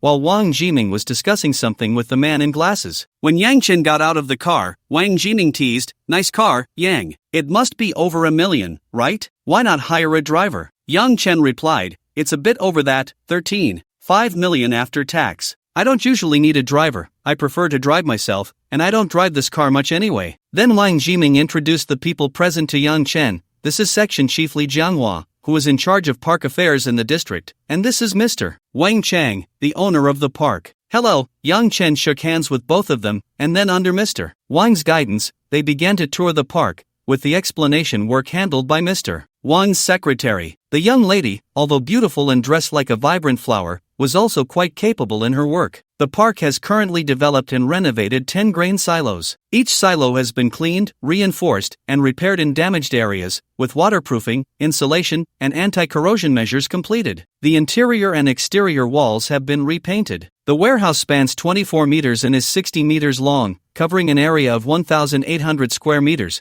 and can generally be divided into 2 levels, as the grain storage height is 7 meters, with the actual height far exceeding 7 meters, providing ample space. Currently, 5 of the 10 warehouses have been rented out, including a chain hot pot restaurant, a Chinese restaurant, a motorcycle club that has merged with a Western restaurant in one warehouse, as well as a gym, a music training center, a photography center, and other businesses, totaling over 30 tenants in the park. Additionally, there are 2 6-story employee dormitories and a 7-story office building currently under construction. The employee dormitories are set to be converted into hotel-style accommodations, for which the corresponding approval documents have already been obtained. In fact, many old factories are located in this cultural and creative park, but not all of them can operate hotel-style accommodations, as the land use rights do not permit it. The land use must first be changed before approval procedures can be processed, and many people get stuck at this step. The reason the Grain Family Cultural and Creative Park was able to secure the deal is due to the clever maneuvering of the owner, Wang Chang. He acquired this grain silo for just 10 million, which seems like a lot, but this grain silo covers 120 acres, and a normal sale would be at least 120 million. However, Wang Chang did not have that much capital. Therefore, he submitted a development plan where he would provide the funds, and the government would provide the land and factory, with both parties partnering to develop the cultural and creative park. Ultimately, the land and factory were valued at 130 million,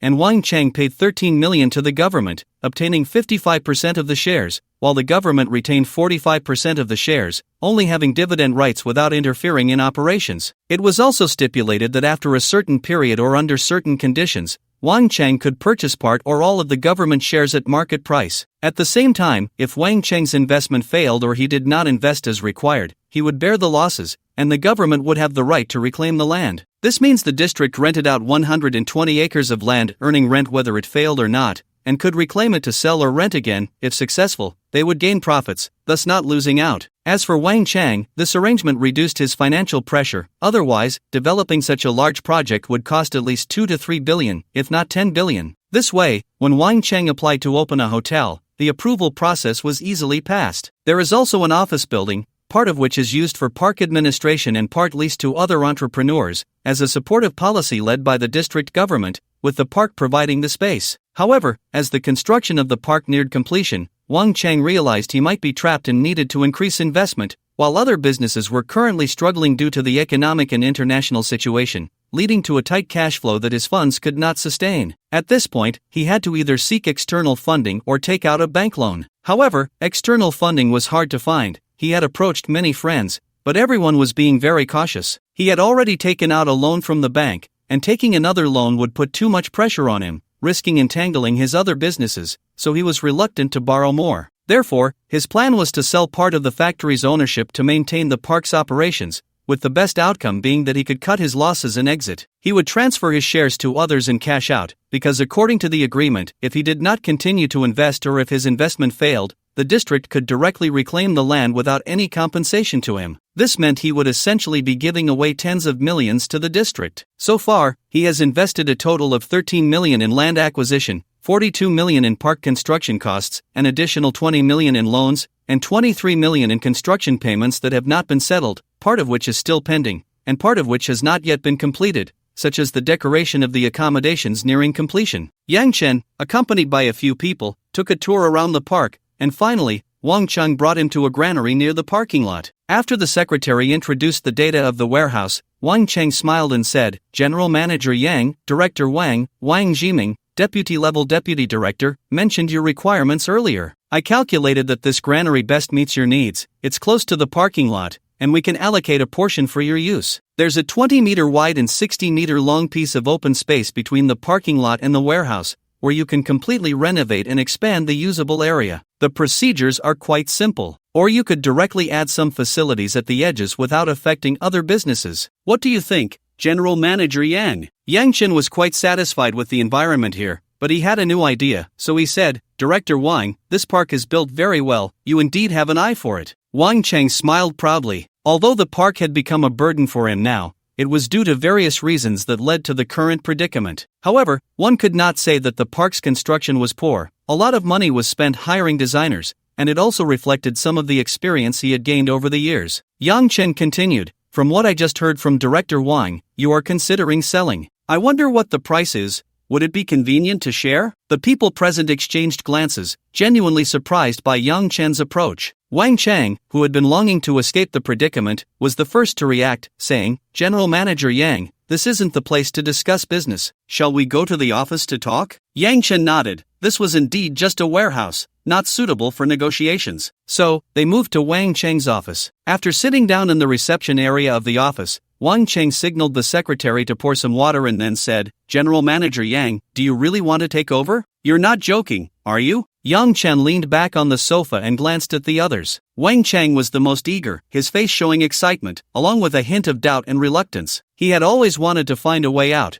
but now that the moment had come, he felt a bit unwilling. In the long run, there was indeed a possibility of profit, and it was quite large, but there were also risks, and he had too much on his plate now. He couldn't afford to gamble on this. Wang Jiming was pondering something, wanting to say a few words but hesitating. Li Jianhua was staring at Yang Chen, as if trying to see through him, occasionally exchanging glances with Wang Jiming about certain matters. Yang Chen took the tea that the secretary brought over and said, "It must be true, we are all respectable people, and joking around in this situation isn't appropriate. Brother, just give a straightforward quote." Upon hearing this, Wang Cheng felt delighted inside but didn't show it on his face. He calculated the situation of the park in his mind. He didn't need to look at reports since he was rooted in the park every day, and all the data was memorized. His plump appearance was just an external image. Without some capability, he couldn't have built this enterprise. He thought about playing some tricks but, seeing Wang Jiming and Li Jianhua sitting nearby, wisely gave up. He sincerely said, "Brother, I'm not deceiving you. I haven't fully funded this industrial park. So far, I've invested 13 million in land acquisition costs, and for maintenance, renovation, and construction of various facilities, I've already invested 42 million. Currently, the total fees paid by the businesses in the park amount to 32 million, including rent, deposits, and property management fees. Most of the rent and property management fees have been invested back into the park's construction costs, leaving only 3 million in deposits and about 1 million in working capital. Additionally, there is a debt of 23 million in construction costs that hasn't been settled, which needs to be completed before November. As for the loans, those are personal loans under my name and have nothing to do with the cultural park." After saying this, he brought over various materials for Yang Chen to review. Yang Chen simply flipped through it. This needed professional auditing and accounting to clarify. Wang Cheng sat down, lit a cigarette, and said, "I've invested a total of 55 million in this project. I lost, I admit it, but after working so hard for so long, there must be some effort involved, right? If you're willing to take on this project, you can have it for 55 million. Yang Chen smiled. Taking it over at the original price made it seem like he was making a profit. If the financial prospects were bright, he didn't believe Wang Cheng would be willing to transfer it at the original price. Now that it was no longer viable, a transfer at the original price was impossible. With so many old factories in Luzhou being converted into cultural and creative parks, along with newly built business districts in various places, the competition pressure was immense. If the operation didn't go well, losses were normal. One of Yang Chen's previous clients had rented a building in a major business district, only to end up losing money, draining decades of accumulated wealth worth tens of millions. Yang Chen thought for a moment and said, 45 million, I'll take it, but the contract needs to clearly state that it's only under the conditions mentioned by General Manager Wang, otherwise, I won't take it over. The situation is definitely true, this section chiefly knows it too, as the accounts are checked weekly. But this price is really too low, can you raise it a bit? Section chiefly added, indeed, the park's accounts are verifiable, and there are no debt disputes, except for some delayed project payments. Yang Chen nodded, and after some back-and-forth bargaining, they settled at 49 million. Yang Chen planned to arrange for someone to come check the accounts next Monday. If everything was fine, he would acquire the park shares held by Wang Cheng for 49 million, with each party bearing their own taxes and fees. With Wang Cheng's matter resolved, another issue arose with Li Jianghua. After signing the letter of intent,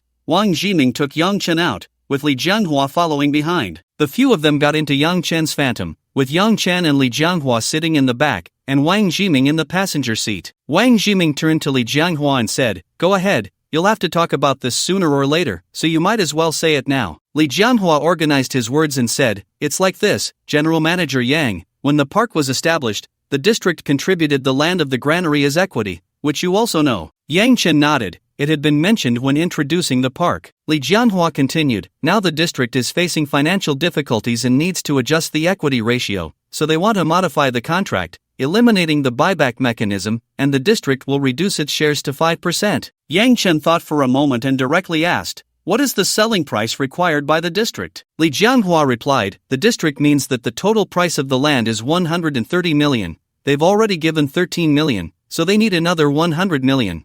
Yang Chen understood why Wang Chang wanted to run away. If he could come up with 100 million, he wouldn't have thought of collaborating with the district. Although it didn't comply with the previously signed contract, in business, when you're under someone else, if you want to develop well, you can only follow their requirements. Yang Chen thought for a moment. Buying the shares would cost 149 million, and there was still 23 million in project final payments, totaling 172 million. He currently lacked 100 million, needing at least a month to save up, plus a reserve fund, which meant he needed a month and a half. Yang Chen then said, 100 million is fine, I can accept this plan, but I need time to gather the funds. I'll pay in installments, clearing all costs by the end of October or early November. Is that okay? Li Jianhua saw Yang Chen agree so readily and began to consider the feasibility of installment payments. Wang Jiming looked at Yang Chen, signaling with his eyes, asking if Yang Chen was confident. Yang Chen looked at Wang Jiming and nodded firmly. Wang Jiming then smoothed things over, saying, it's only a little over a month. 100 million is not a small amount,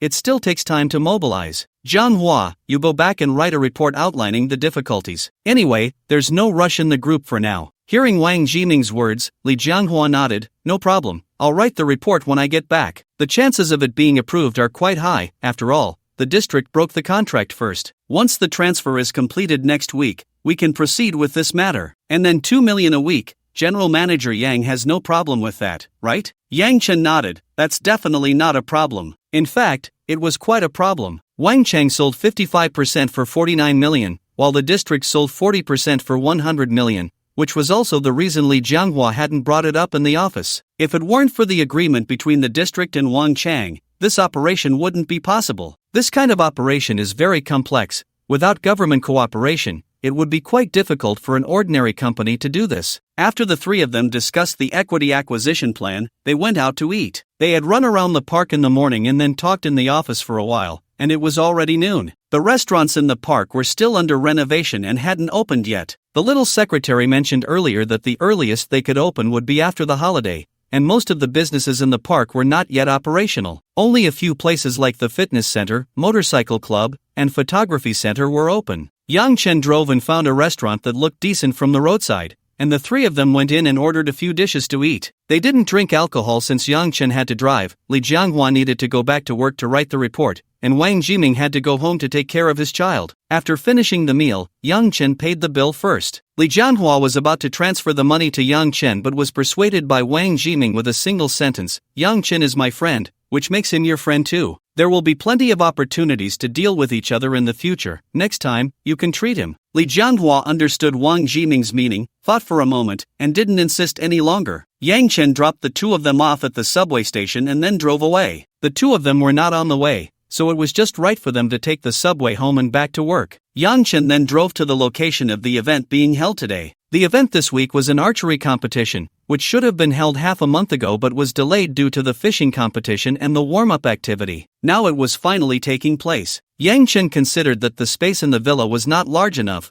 If they held the archery competition there, it might not be feasible. So, he contacted a company that specializes in outdoor team building activities in advance. He found an established team building operation company that had been in business for 7 or 8 years. Yang Chen wasn't sure, but the previous company had collaborated with them for team building activities. Yang Chen had participated before and found their professionalism and event organization to be quite good. So, he got the contact information from a former colleague. Yang Chen's request was to find a place suitable for activities with over 100 people, prepare some activity props, and provide catering, drinks, and alcohol services. The other party quickly found several locations that met Yang Chen's requirements. In fact, the scale of Yang Chen's event was not a big deal for their business. There were 3 locations. One was in the mountains of Zaipingshan in the county below, which had a sizable area. Another was a small square in the city, which was close but not large, and the last was a base next to the wetland park by Chaohu Lake, which was their largest activity base. In the end, Yang Chen chose the base by the wetland park at Chaohu Lake, located on a nearby peninsula with trees, lakes, grass, and many recreational facilities. This was a site developed in cooperation with the team building company and was their most recommended place,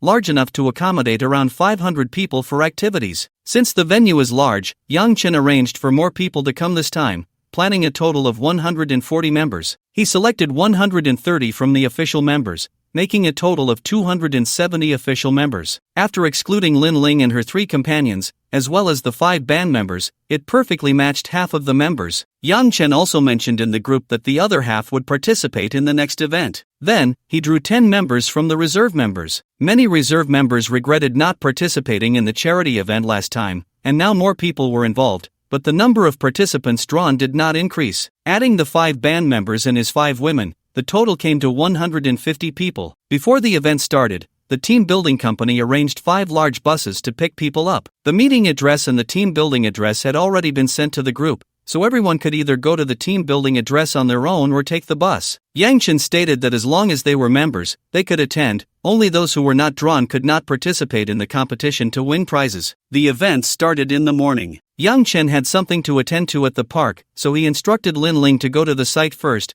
coordinate with the team building company, and arrange the activities. Lin Ling and her 4 companions took Yang Chen's Maybach and arrived at 9:30. The rest of the people arrived by bus at 10 o'clock, and there were also quite a few who drove over. After everyone arrived at the site, the band began to tune their instruments and warm up the venue. Meanwhile, others wandered around in small groups. The team building company provided a map for the activities, and everyone just followed the map. This place, often used by the team building company for events, was well equipped. After Lin Ling finished her tasks on site, she took Lin Peiyun and the other 4 to the restaurant to grab some snacks in paper bags and a few bottles of water before heading out to play, as there were team building company staff responsible for management on site. These snacks were also arranged at Yang Chen's request. He wanted everyone to eat well, drink well, and have fun during the event. For this reason, Yang Chen specifically asked the team building company to arrange these items. The snacks included both pre-packaged and freshly made items. The pre-packaged snacks were from reputable brands that met food safety standards, while the freshly made items, such as popcorn, candied hawthorn, and pastries, were also required to comply with food safety regulations during production. Lin Ling and the others walked along the wooden path, exploring the area. The scenery was quite nice, perfect for taking photos. At this time, transitioning from mid-autumn to late autumn, the weather was crisp and refreshing, making it beneficial for both body and mind to be outdoors. The base had many recreational facilities, including real-life CS, a go-kart track, a climbing center, a water balance bridge, bumper cars, and more. They could play freely. Yang Chen had booked the entire place,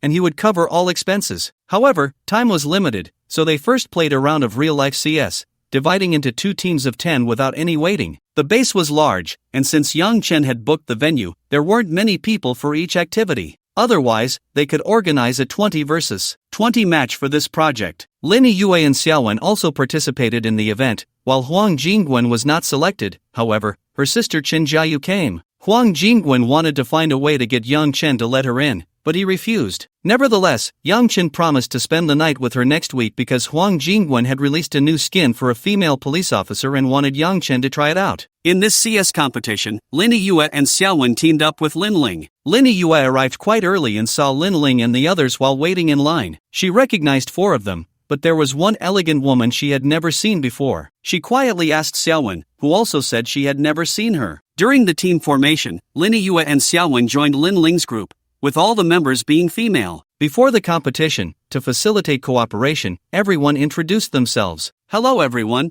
I am Lin Yue.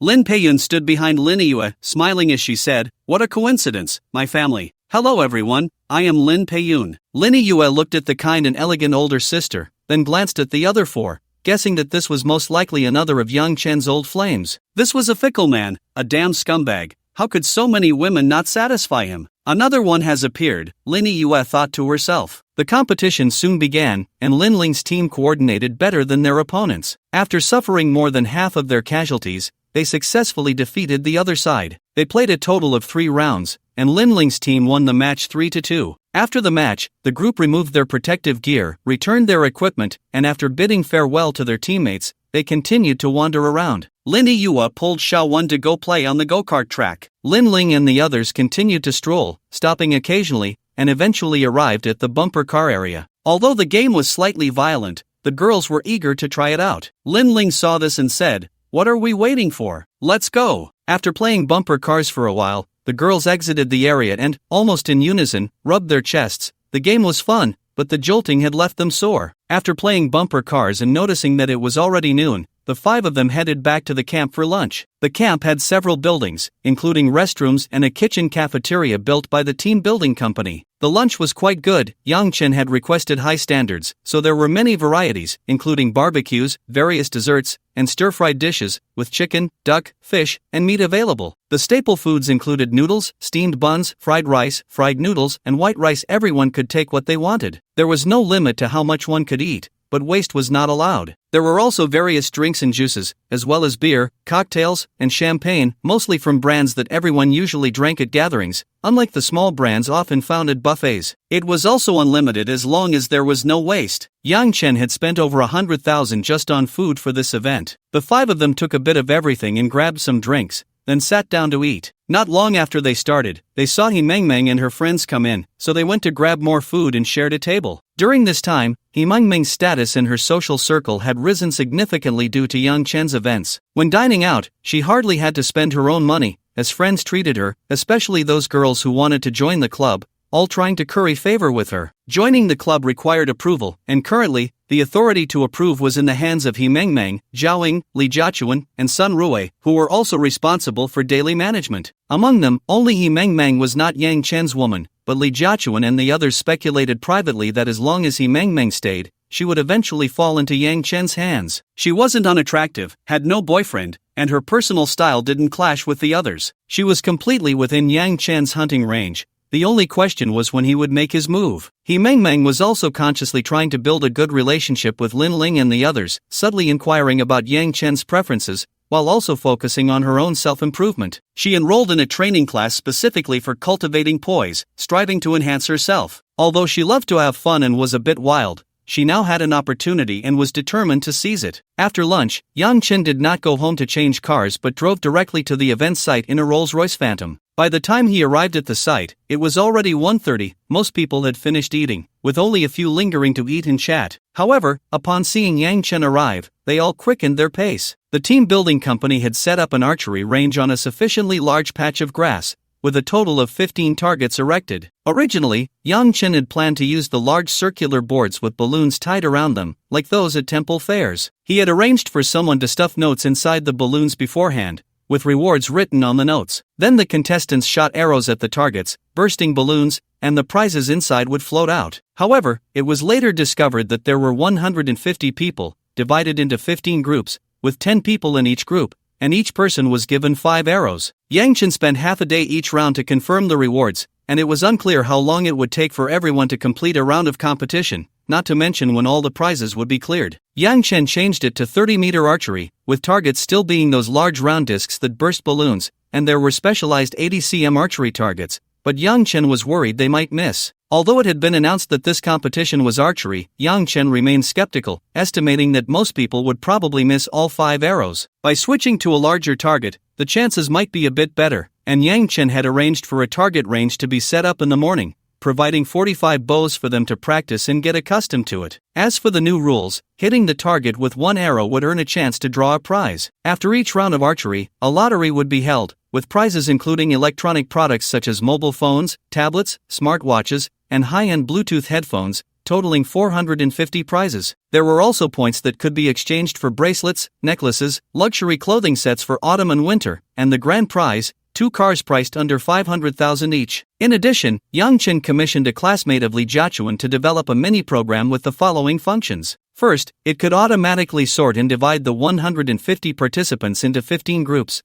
assigning each person a number. When the time came, they would go to the corresponding track according to their group and shoot arrows in order of their numbers. Second, it could confirm the number of lottery draws and automatically conduct the draws. Yang Chen arranged for 5 people to verify each person's competition results. As for these 5 people, they were once again our old friends, the 5-member band, each responsible for confirming the identity of the shooters at 3 targets, verifying scores, and collecting arrows, etc. Third, the lottery and prize redemption could only take place after the individual's competition ended. At other times, it would be locked. Prizes could be redeemed at any time, but points had to be exchanged for prizes before the next group's competition ended, or they would expire. The lottery points had 5 tiers, 1/3/5/10/20, and each person could only redeem once. After Yang Chen spent 150,000, 2 dormitories were cleared out in 3 days, and bugs were tested and fixed. This event had many prizes. After all, there were 150 people. Yang Chen prepared 100 mobile phones, including 30 Apple phones, 30 Xiaomi phones, and 40 Huawei phones, all flagship models without foldable types, fully equipped,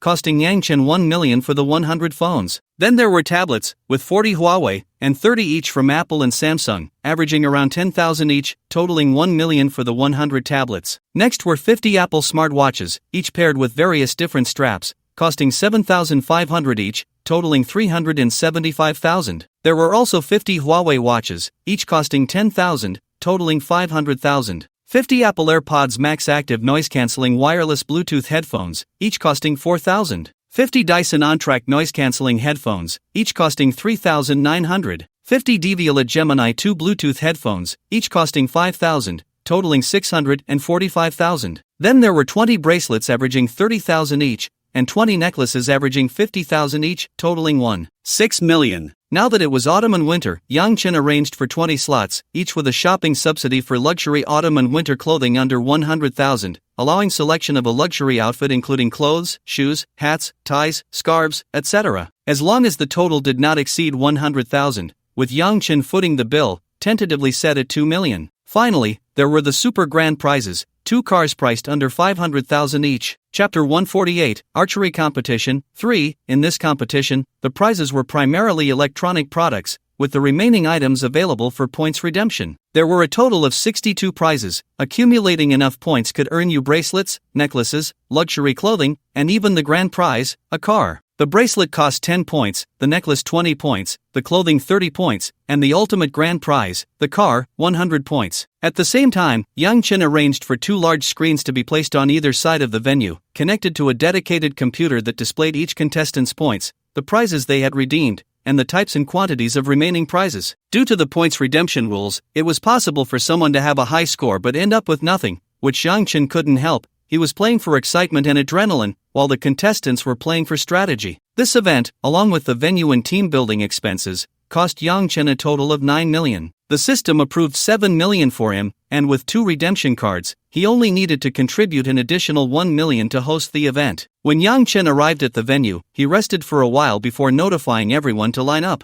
Although 150 people were competing, over 200 actually showed up, with the remaining 100 or so just there to enjoy the festivities, as there was food, drink, and entertainment. Who wouldn't want to join in? Despite the crowd being a bit chaotic, the admirable qualities of the Chinese people ensured that everyone quickly formed orderly lines. The first person in each line was responsible for checking the names, identities, and order of the participants, and Yang Chen only needed to check the first person. Soon, it was 2 p.m., and the competition officially began. The first person from each line stepped forward to a rack that held a bao soft enough for them to draw, as they couldn't manage a harder one. Although they had practiced a bit in the afternoon, their skills were still limited. There were also 3 quivers, each containing 5 arrows. Yang Chen introduced the competition process, and after explaining the prizes and rules, the crowd cheered, and the competition commenced. The first group started without any formal command. They could shoot as soon as they felt ready, as long as they didn't delay. After shooting, they would wait for their results to be confirmed, and if all was well, they could check the lottery results on their phones. Yang Chen had mentioned the archery competition for half a month, and many participants had practiced during that time. With the targets he arranged being quite large, one person managed to miss all 5 arrows, while others had better results. One girl hit all 5 arrows and did so the fastest. Yang Chen noticed she had a bit of an Inner Mongolian vibe. Hu Xijie was a university student from Inner Mongolia. When filling out her college application, she wanted to leave her hometown and see the outside world. At that time, a TV show about a young Bao Zhan was airing, so she chose to apply to his hometown, Luzhou. During her 2 years in Luzhou, she made many friends, tasted various delicacies, and visited many places, including the Baogong Temple, which she had seen during her first winter break. After school started, a classmate she got along well with added her to a group and had her fill out a registration form. Trusting her classmate, she filled it out without fully understanding what it was for and joined the group. However, when she had some free time, she looked into it and found out that an event would be held on Saturday,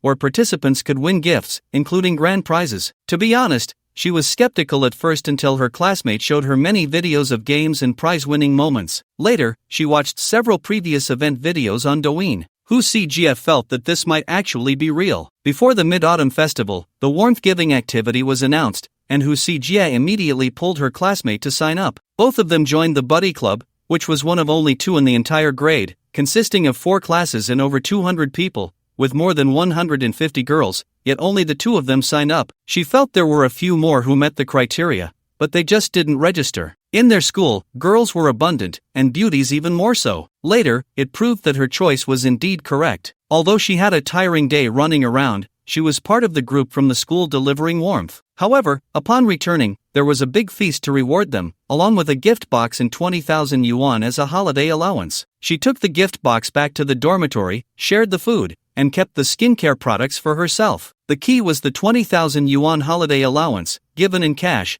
which was enough for her living expenses for a whole semester, and she wouldn't even spend it all. After receiving the money, on the day of the Mid-Autumn Festival, she treated everyone in her dormitory to a nice meal, celebrating the festival. That classmate took her dorm mates out to play for a day, and she covered all the expenses. For both of them, participating for the first time, they knew they had made the right choice. Such a promising activity was exactly what they, as poor college students, needed. They were also lucky to be selected for this event. After learning from an old member that the competition would be archery, Hu Xijie immediately hugged her classmate tightly. Where was she from? Inner Mongolia. She had played with bows and arrows behind her brothers since she was little, and there was a bow in her hometown room. Hu Xijie had practiced archery for 10 years, and had even trained in horseback archery. Although she wasn't exceptional, she could indeed shoot. Although she didn't know how the competition would be conducted, as long as it emphasized technique, she was confident she could win plenty of awards. Her classmate Yang Shanshan was also very happy because she had found a skilled person to teach her techniques,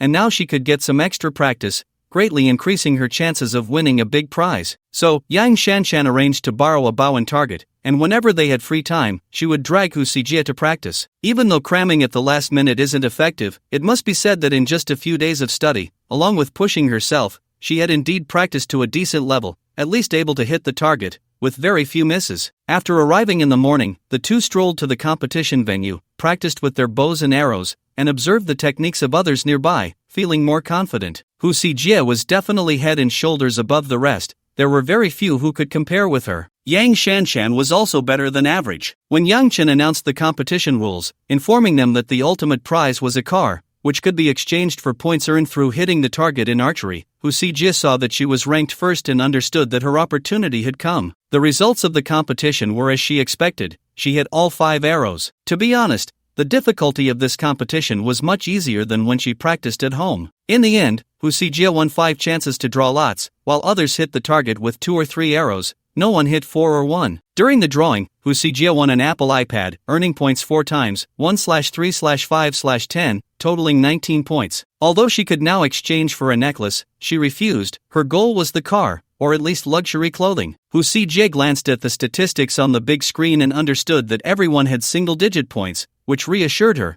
At least 5 rounds would be needed to determine the winner. Yang Chen also didn't expect that someone would hit all 5 arrows in the first round. Although the target was large, 30 meters was not simple. Most people would be pleased to hit around 3 arrows. To hit all 5, one must have had some experience with archery, especially since Hu Sijia's movements were quick and standard, which couldn't have been achieved through short-term intensive training. Yang Chen was patrolling the venue, assigning the task of confirming the event to the 5-member band, while handing over the prize confirmation and distribution work to Lin Ling and her team of 5. Lin Ling's group borrowed 2 tables from the base and took a few chairs, placing all the prizes on one table. Zhao, Sun Rui, and Lin Peiyun were responsible for guarding and collecting the items, while Lin Ling, along with Li Jiachuan and He Mengmeng, was in charge of verifying and distributing the prizes. After distribution, they would mark the corresponding member's name in the computer's backend as received. This task was not easy. Yang Chen had prepared a total of 512 gifts, and they also had to participate in the competition, which kept them quite busy. Of course, there were breaks during the competition. As Yang Chen moved around the venue, he occasionally took photos with various young ladies. To be honest, even though it was almost deep autumn, there were still brave young women dressed lightly. Yang Chen curiously wondered how they would dress in winter. Flesh-colored tights, stockings, or fitted sweaters and base layers that accentuated their body curves? While dealing with the enthusiastic female members, Yang Chen kept an eye on Hu Sijia, watching her happily walk back to the end of the line with the exchange tablet. As the members from the same team saw Hu Sijia return, they congratulated her and looked at her with envy. Based on her earlier performance, as long as she didn't falter later, she would definitely be a strong contender for the ultimate prize. Yang Chen approached her, extended his hand, and said with a friendly smile, "Hello, I'm Yang Chen. I'm glad you could participate in the competition and put on a wonderful archery performance for everyone." Hu Sijie, a girl from Inner Mongolia, shook Yang Chen's hand enthusiastically and said, "Hello, Feech. I should thank you for providing this platform that allows me to earn money through my hobby." She then raised the bag in her hand. To make it convenient for everyone to collect their prizes without affecting the competition, Yang Chen had prepared a number of sturdy tote bags, custom-made from durable canvas material, which could be reused in daily life. The bags had the slogan Partner Club, Archery Competition printed on them, along with silhouettes of a man and woman shooting arrows. Each person would receive a bag when collecting their prizes, which could hold 6 or 7 items. If that wasn't enough, they could simply get another one. Yang Chen smiled at Hu Sijia's words and looked at her exposed arms, noticing her well-defined muscles. "I saw that your archery speed is very fast, and your posture is quite standard. Have you practiced together?" He gestured a bit as he spoke. Hu Sijia laughed heartily at Yang Chen's somewhat comical gestures, and the girls nearby, who were paying attention to the situation, also laughed. After laughing, Hu Sijia said cheerfully, "I'm from Inner Mongolia and studying here. I've always been restless since I was little, not fond of dolls, and followed my brothers to play with bows and arrows. I've been doing it on and off for over 10 years. I can even ride and shoot." "Riding and shooting? You mean riding on horseback? You can ride a horse?" Hu Sijia nodded. "Yes, I can ride a horse. I've also tried riding a motorcycle. I was mischievous back then. My brother would ride in front, and I would shoot rabbits with a bow and arrow from behind. I occasionally hit them, but it wasn't as good as riding a horse. It was mainly for fun." Hearing that Hu Sijia could ride a horse, Yang Chen looked at her long legs with some confusion. They were long and straight, perfectly aligned. Didn't people who could ride horses usually have bow legs? She didn't seem to fit that description. Seeing Yang Chen staring at her legs, Hu Sijia asked, puzzled, "What's wrong, Feej? Is there something wrong with my thighs? You ride horses often, yet your thighs are long and straight, without bow legs?" "Oh, you're talking about that. Bow legs come from riding too much with incorrect posture. As long as the posture is correct and you're not living on horseback, it won't happen. People nowadays are not like in ancient times when they lived on horseback every day. Generally, that's not the case. In my hometown, only a few elderly people who have been hurting for years have such issues." Hu Sijia understood Yang Chen's question and explained with a smile. This question had been asked of her many times after she mentioned that she could ride a horse, and she had gotten used to it. Yang Chen nodded. Stereotypes can be harmful. If the person involved didn't clarify the situation, who would know there were so many twists and turns? Yang Chen had always thought that those who could ride horses all had bow legs, just varying in severity. It was like the popular science articles that introduced the idea that because Japanese people liked to sit on their knees, all Japanese women had elephant legs. But later, when Yang Chen watched videos, he found that many of the teachers had long, slender legs, and not many were thick. He even thought they were all migrant workers who had adopted Japanese names for filming. It wasn't until he later read articles stating that not everyone had elephant legs, and with proper exercise and care, it could basically be eliminated, that he realized the situation among the new generation in Japan was becoming less common. Yang Chen chatted with Hu Sijia for a while. The girl from Inner Mongolia spoke directly, her voice steady, and her personality cheerful. There was nothing she was afraid to say. She asked, "Fei Gu, you spent quite a bit on this event, right?" "Not much, just about 9 million. 9 million? Why spend so much? Even though they are all beauties, with that money, you could change 3 a day and still not run out in a month." Yang Chen chuckled. The little sister was really straightforward. The key was that she had no other intentions, just curiosity, saying whatever came to mind. After thinking for a moment, Yang Chen replied, "I organize events mainly for fun. Seeing beautiful women makes me happy, and seeing them compete for prizes makes me even happier. 9 million is a lot, but for me, it's not much." Then he glanced at Hu Sijie and said, "With 9 million, I could change 3 a day for a month without repeating, but I wouldn't meet someone as interesting as you. However, by hosting this event for 9 million, at least you came." After saying that, Yang Chen indicated he had other matters to attend to, added her on WeChat, exchanged contact information, and left. In fact, holding events and making them bigger was partly due to Yang Chen's usual boredom in life and his desire to find a career. This time, he called 2 staff members from the club responsible for account operations to the scene to handle the recording. After the media company acquired the club, Yang Chen planned to merge the two into the media company, equipping them with a few assistants. In the future, they would be responsible for on-camera interviews, with the videos shot by company staff. These two were quite camera-friendly, both scoring above 85 in beauty. With a bit of makeup, they could go live without needing special effects. Additionally, due to the system and subsidies, he only needed to invest 1 or 2 million to get things done, enjoying benefits, points, and chances to win special prizes. After an hour, the first round finally ended. Mainly, everyone was unfamiliar with each other, but after this round, the pace of the subsequent competitions should speed up. In this round, several seed players emerged. Besides Hu Sijie, 3 others hit the target with 5 arrows. Yang Chen went to take a look and chatted for a bit. One was Han Shujun, an archery coach at a large fitness center. Nowadays, many wealthy and leisurely people in the city began to pursue quality of life, learning some unusual skills, and archery was relatively normal among them. Han Shujun was a former provincial team athlete with decent skills. During her peak, she had won 2nd place in a national competition. However, there were too many people in China, and she couldn't make it to the top tier, so she retired early at 25. Later, through a friend's introduction, she became an archery coach at a large fitness center. The salary was quite good. After all, she was a former athlete with awards, making her a valuable asset for the fitness center. This time participating in the event was introduced to her by one of her students who pulled her into the group. Although she arrived late, she was fortunate to be selected as one of the 15. As an athlete, having retired just a year ago, this distance and such a large target, although it was an ordinary compound bow, she could hit the bullseye with every shot. It is worth mentioning that Han Shujun looked particularly cool while shooting arrows.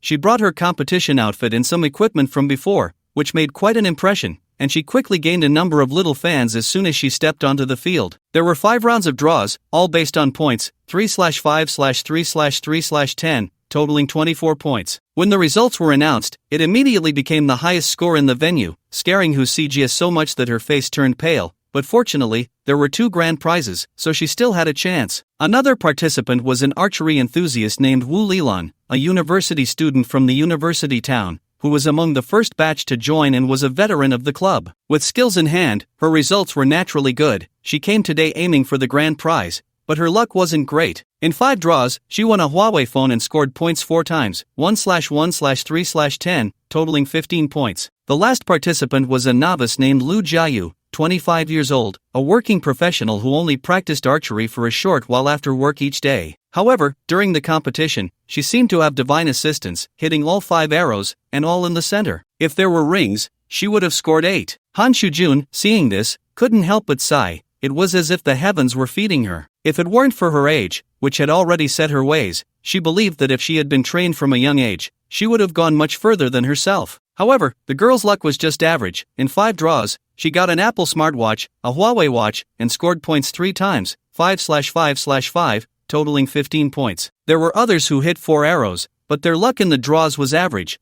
with the highest score only reaching 14 points. However, no one dared to guarantee that they could hit 4 or even 5 arrows every time. There was a participant who hit 2 arrows and unexpectedly drew a score of 20 points, but everyone understood that this was just luck and didn't count. She herself understood this and, after discussing with friends, decided to aim for fashion. If the second round didn't go well, she would directly take the necklace. The current situation was that 4 participants had hit all 5 arrows and were sprinting for the ultimate grand prize, while others who had hit 4 arrows and had relatively high scores were waiting for the subsequent rounds to see how they performed, whether to aim for the car or the fashion items. As for the others, they were just going with the flow. Some were already preparing to exchange for bracelets in the second round, while only those who were lucky enough to score over 10 points were willing to take a gamble, considering going for the necklace or even the bracelet. The second round of the competition quickly began. In this round, Husijia won a Huawei phone, scoring 1/3/5/10, totaling 19 points, with an overall score of 38 points. Han Shujun got a pair of headphones, scoring 1/1/1/10, totaling 13 points,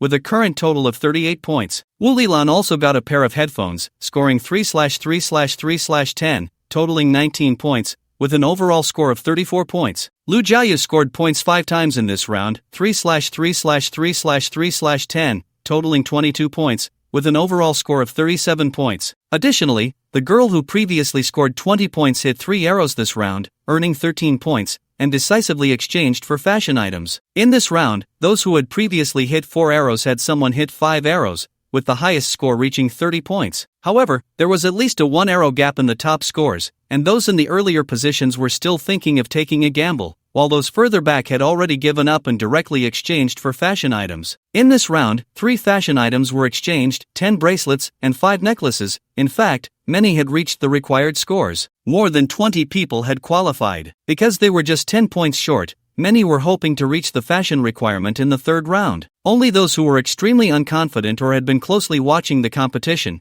calculating and understanding that they had no chance, exchanged for necklaces. The third round began. This round can be said to be the most critical one. Everyone on site can estimate the outcome of this round. It's highly likely that the bracelets will be cleared out, and the necklaces will be nearly gone as well, leaving only a few outfits to enter the next round. As expected, many competitors in the front, at the end of this group of matches, exchanged for whatever met the redemption criteria. After 2 groups, the bracelets were gone. After 5 groups, the necklaces were also gone. By the end of the third round, only 5 outfits remained. At the end of this round, Husijia won 5 draws, 3/5/3/10/20, totaling 41 points, hitting a big score, bringing her total to 79 points. It's very likely she could win a car in the next round. One can only say that being in the first group is indeed a significant advantage. Han Shujun won an Apple Watch and scored 4 times, 3/5/5/20, totaling 33 points, bringing her total to 71 points,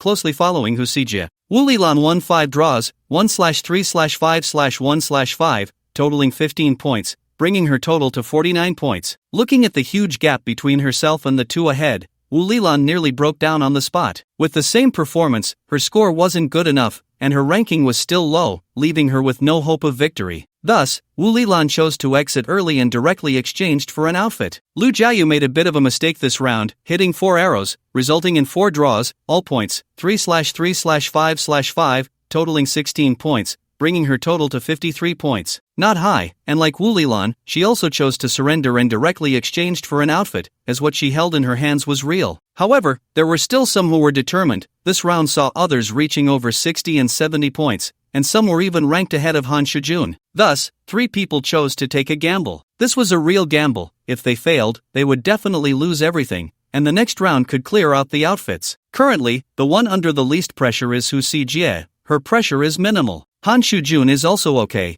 as she has participated in various major competitions, so this is child's play for her. The ones truly tense are those taking the gamble, as it really is a one-shot deal. If they don't succeed in the next round, many will have their mental state collapse. But for others, this is the climax of the competition, with 5 candidates sprinting for the grand prize. Who will be the last one laughing? The fourth round begins, and all eyes are on Husijia. However, Husijia thinks to herself that if she succeeds in this round, the grand prize is hers. If she doesn't, the pressure on the following few will be greater. It's highly unlikely they will get 4 out of 2, meaning she still has a chance in the 5th round, especially since she is bound to hit in the 5th round. Fortunately, Jia had good luck, hitting all 5 arrows. During the draw, she received a pair of headphones, scoring 3/3/5/10, totaling 21 points, bringing her total to exactly 100 points. At the moment the results were announced, the entire venue erupted in cheers, and people around her rushed to congratulate her. After the cheers subsided, Jia calmed her excited heart, her fingers slightly trembling as she operated her phone to confirm the exchange for the car. Then she walked to the podium to collect her Bluetooth headphones. The competition continued, and soon it was the turn of the second-place grand prize candidate. Although she felt a bit excited, she performed quite well, hitting all 5 arrows. However, her luck in the draw was average. She received a tablet, scoring 3/3/5/5, totaling 16 points,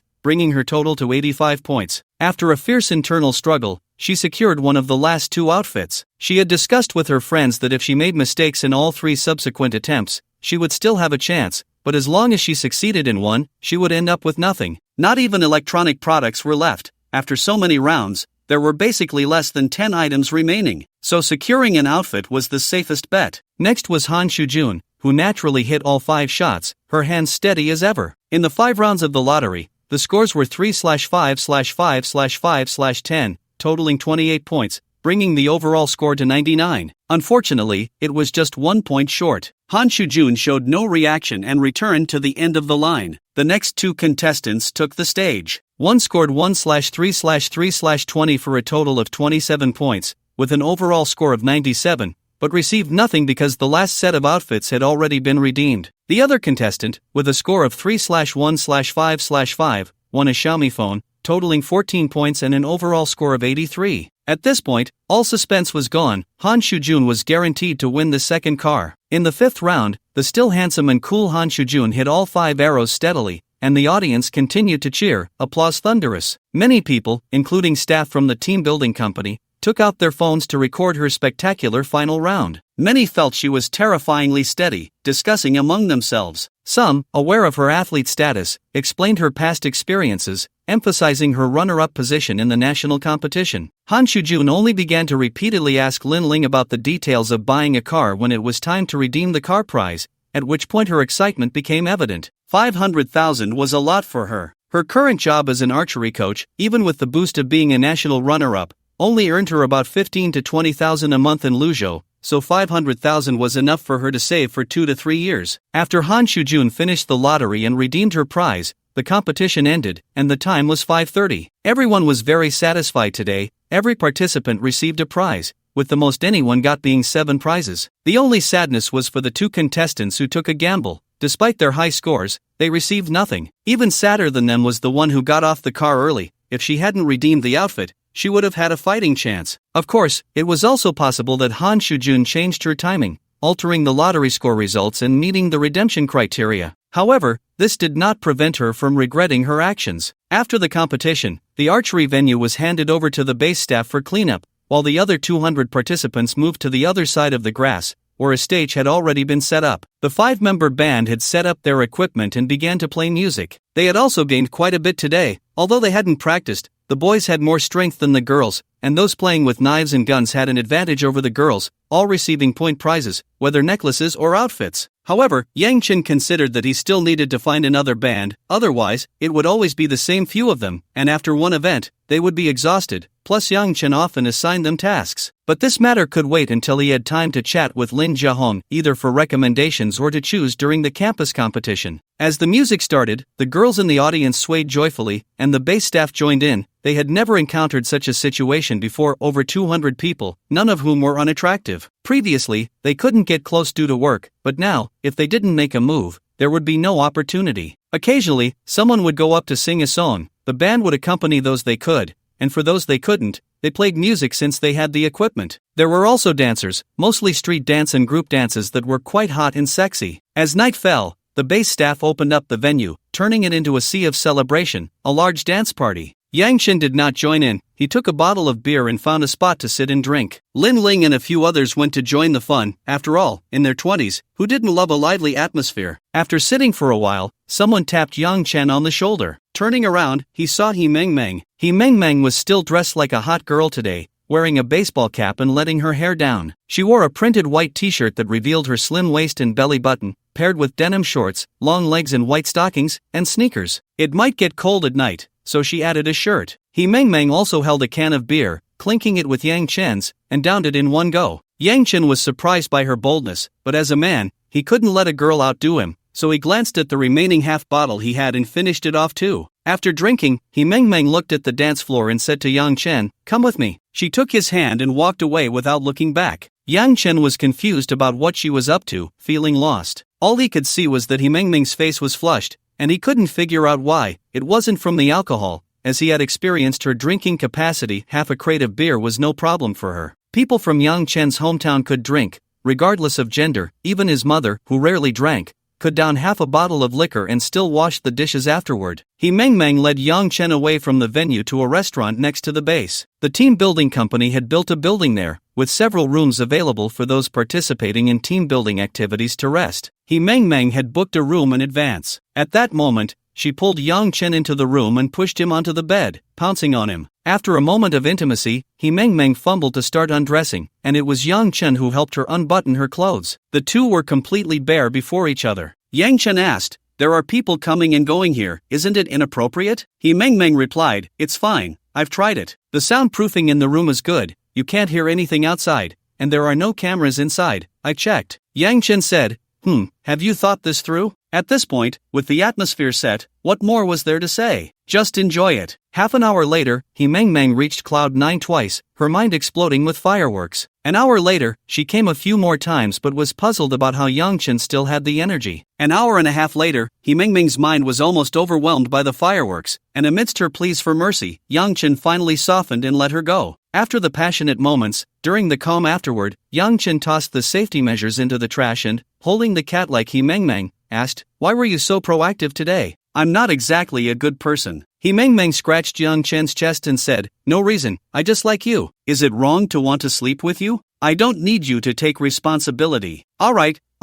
as long as you're happy. Good girls don't miss out, and bad girls don't let go. That's Yang Chen's principle. He wouldn't turn down something that was practically served to him, and besides, they had known each other long enough, and safety was assured. He checked himself before undressing and found no issues. After chatting, He Meng revealed, "Actually, I prepared for this moment for a long time. I even put a little something in the drink to boost my courage." Yang Chen was dumbfounded. You could play it like that, boosting courage. This was actually an idea from He Meng's friend. She had wanted Yang Chen for a long time but never had the chance. Today, she finally found an opportunity when Yang Chen was alone, but she was a bit hesitant, fearing rejection and losing a friend without any benefits. So her friend gave her some aphrodisiac, not knowing why she had it on her. The friend encouraged He Meng to use a little to gain courage, insisting that it all depended on how you used it. Not all outcomes were bad. After all, she was a girl, and Yang Chen would be the one taking advantage. He Meng explained the reason to Yang Chen, who laughed in disbelief, lifted the blanket, and playfully smacked her on the backside a few times,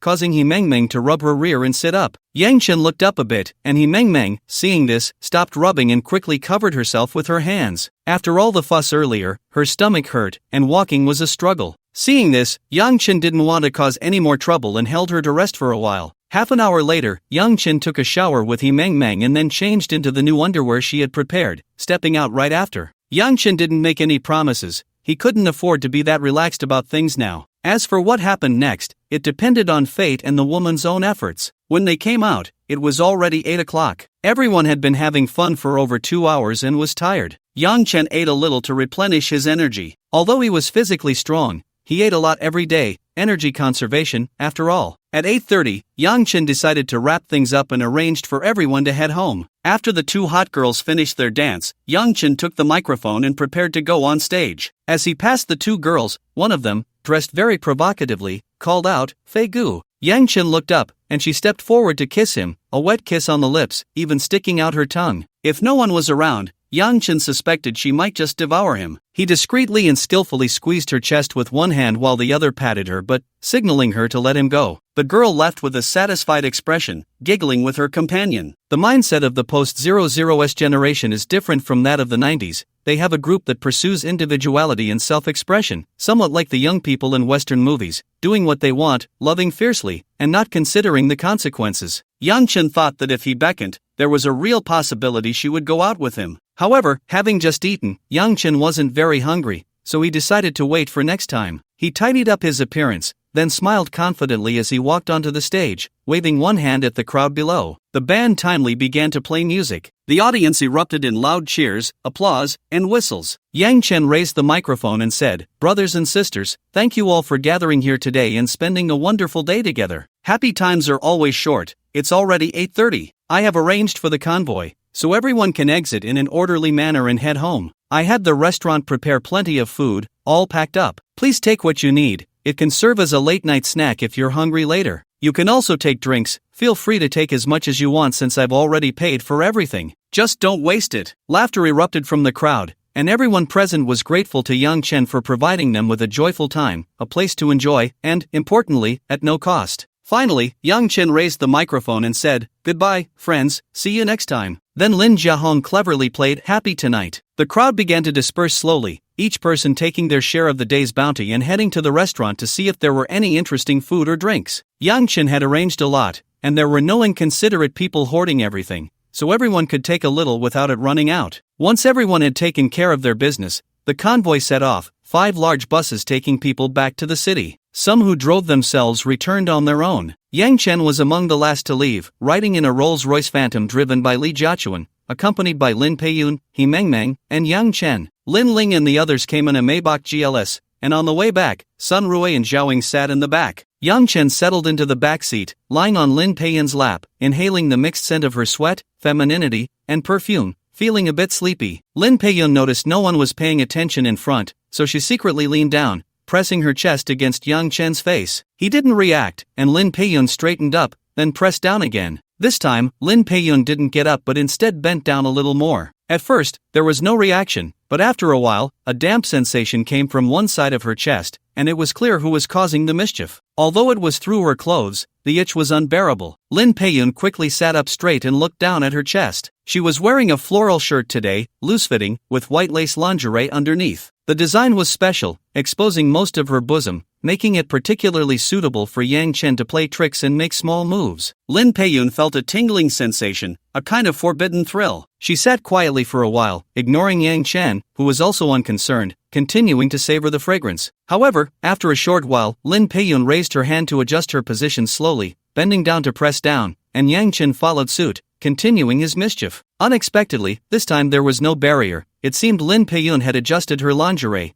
which was already pressing at the edges, and now it was directly exposed. Yang Chen played with the fabric vigorously. The two of them played like this all the way to the city, and Lin Peiyun felt she could hardly bear it anymore, so Yang Chen sat up and embraced her, this time without any mischief. On the way back, they first dropped He Mengmeng off at the bus station before heading home. She hadn't revealed anything about her encounter with Yang Chen, and the others were unaware. Giving her a ride was just a matter of convenience. He Mengmeng didn't seem out of the ordinary, greeting everyone as usual, then standing by the roadside watching the vehicles leave before walking back home, albeit a bit slowly. On the weekend, Yang Chen got out of bed amidst the entanglement with Li Jiachuan and Sun Rui. He had come back late last night, and the three of them had tossed and turned for half the night. They had originally agreed that he would wake the two of them up to go to the gym together, but now that was no longer considered. They were all sleeping soundly. Yang Chen worked out at the gym for an hour, sweating profusely. After resting for a while, he took a shower and changed into new clothes, just wearing a short-sleeved shirt and thin pants, feeling strong and resistant to the cold. In the morning, Aunt Tian made taro porridge,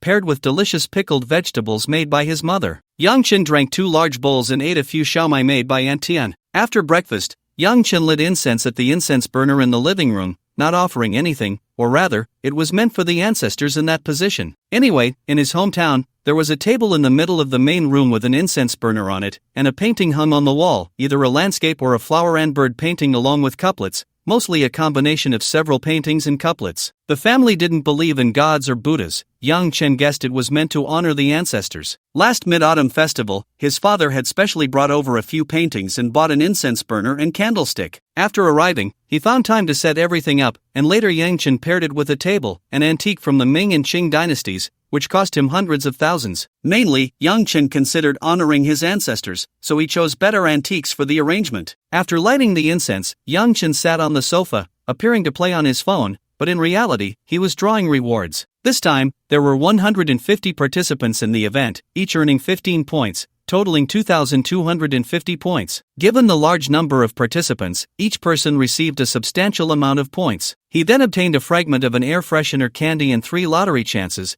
plus the remaining 5 chances for the week, totaling 8. Yang Chen clicked to draw all of them. He received a total of 4-point rewards, 85/134/146/135, and 3 cash rewards, 2, 29 million/2, 12 million/1, 35 million. Additionally, he won a villa worth 200 to 500 million, an Aston Martin DB12 sports car, and a Lamborghini Aventador supercar. He also received 15 detection cards. Considering this week's expenses, Yang Chen's current data was as follows. Name, Yang Chen. Age, 30. Health, healthy. Cash, 102. 11 million points, 16,365 as usual. The villa was temporarily sealed, to be released the next time Yang Chen went to another city. For the 2 sports cars, Yang Chen spent a total of 1,000 points, allowing him to pick them up by the end of the month. The Aston Martin DB12 was the 2023 2-door, 4-seat soft-top convertible, and Yang Chen chose it in Seychelles blue, priced at 272 million, with options bringing the total to 4 million. The Aventador, the previous generation of Lamborghini's flagship model, has been succeeded by the Aventador Revuelto,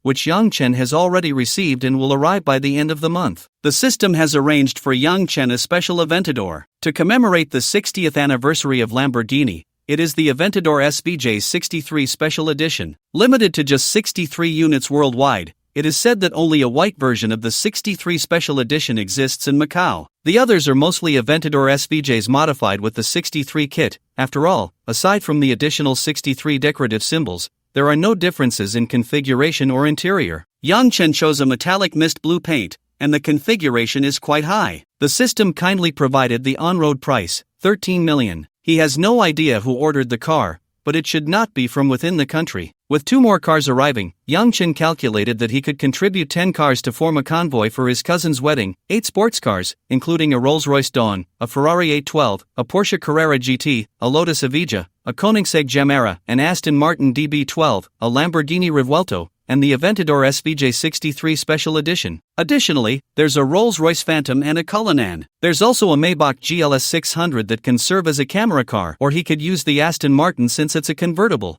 making filming more convenient. He would figure out the specifics later. Yang Chen thought to himself that, without realizing it, he had accumulated so many cars. Calculating the total price of the convoy, it had already exceeded 150 million. That's quite a lot, and he felt a sense of accomplishment. Of course, it still pales in comparison to those supercars worth over 100 million on Douyin. While Yang Chen was drawing lots on the sofa, others had also gotten up to eat. A few people were eating while playing on their phones, and Zhaoying was no exception. Early in the morning, she first checked the messages in the workgroup, which were mostly summaries of yesterday's work. Some minor issues had already been handled by the store managers on site. Then she opened Douyin and started refreshing the local news. After scrolling through a few posts, the system pushed a new short video, street interview encounter with a rich man driving a Rolls-Royce Phantom, surprise at the end. Zhaoying took a look at the video and thought, isn't that Fei Gu? Then she remembered that Fei Gu had indeed mentioned that he was late that day because he had accepted a street interview. They had all wanted to see what he said, but later, with the holiday, they all forgot. After interviewing Yang Chen that day, Xiai and the others went on to interview a few more people, then rushed back to the company to edit the video, finally uploading it before the Mid-Autumn Festival. Yang Chen's interview was released as a separate episode. After a few days of fermentation, Yang Chen's interview suddenly went viral. One part featured Yang Chen revealing the key to his Rolls-Royce Phantom, and another showed him walking towards Lin Ling and then turning back to wave. Xia Yi and the others preserved that moment,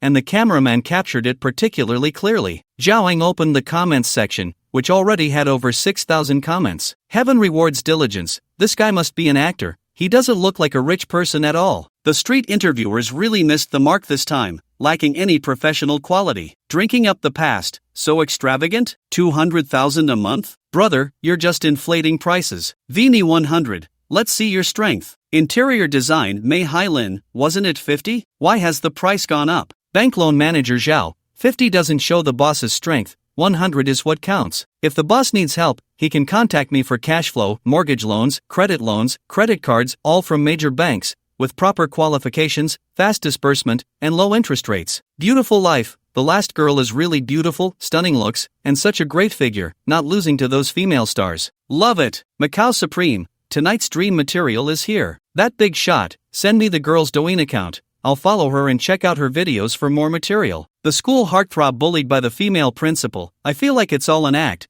but this time the character is a bit of a mess, not as natural as the previous actors. The keys to a Rolls-Royce, even the keys to a Ferrari, are all over the internet, just for show. No one can see clearly. And there's also a Lamborghini. The new model won't be available until 2025/2026. I can only buy a smaller one to satisfy my cravings. But in the end, the girl is really top-notch. Housing fund and medical insurance cash out. Aren't Rolls-Royces all driven by chauffeurs? Is he a chauffeur? 666 baby, bro, look at me. Tall, big chest, long legs, good in bed, and not clingy. This is my photo. I only need 100,000 a month. Lefu Finance Ajun. Beautiful, can we check the goods first? It has to match. I'll pay 100,000. 666 baby, poor loser, get lost. You can't even lick my toes. 100 works, 99 ads. And you still have the nerve to hit on me looking like that. Zhaoing scrolled through, mostly voices of doubt, some teasing. Of course, there were also comments wanting to be the mistress. Scrolling down further, an interesting comment appeared. Coriander loves coriander.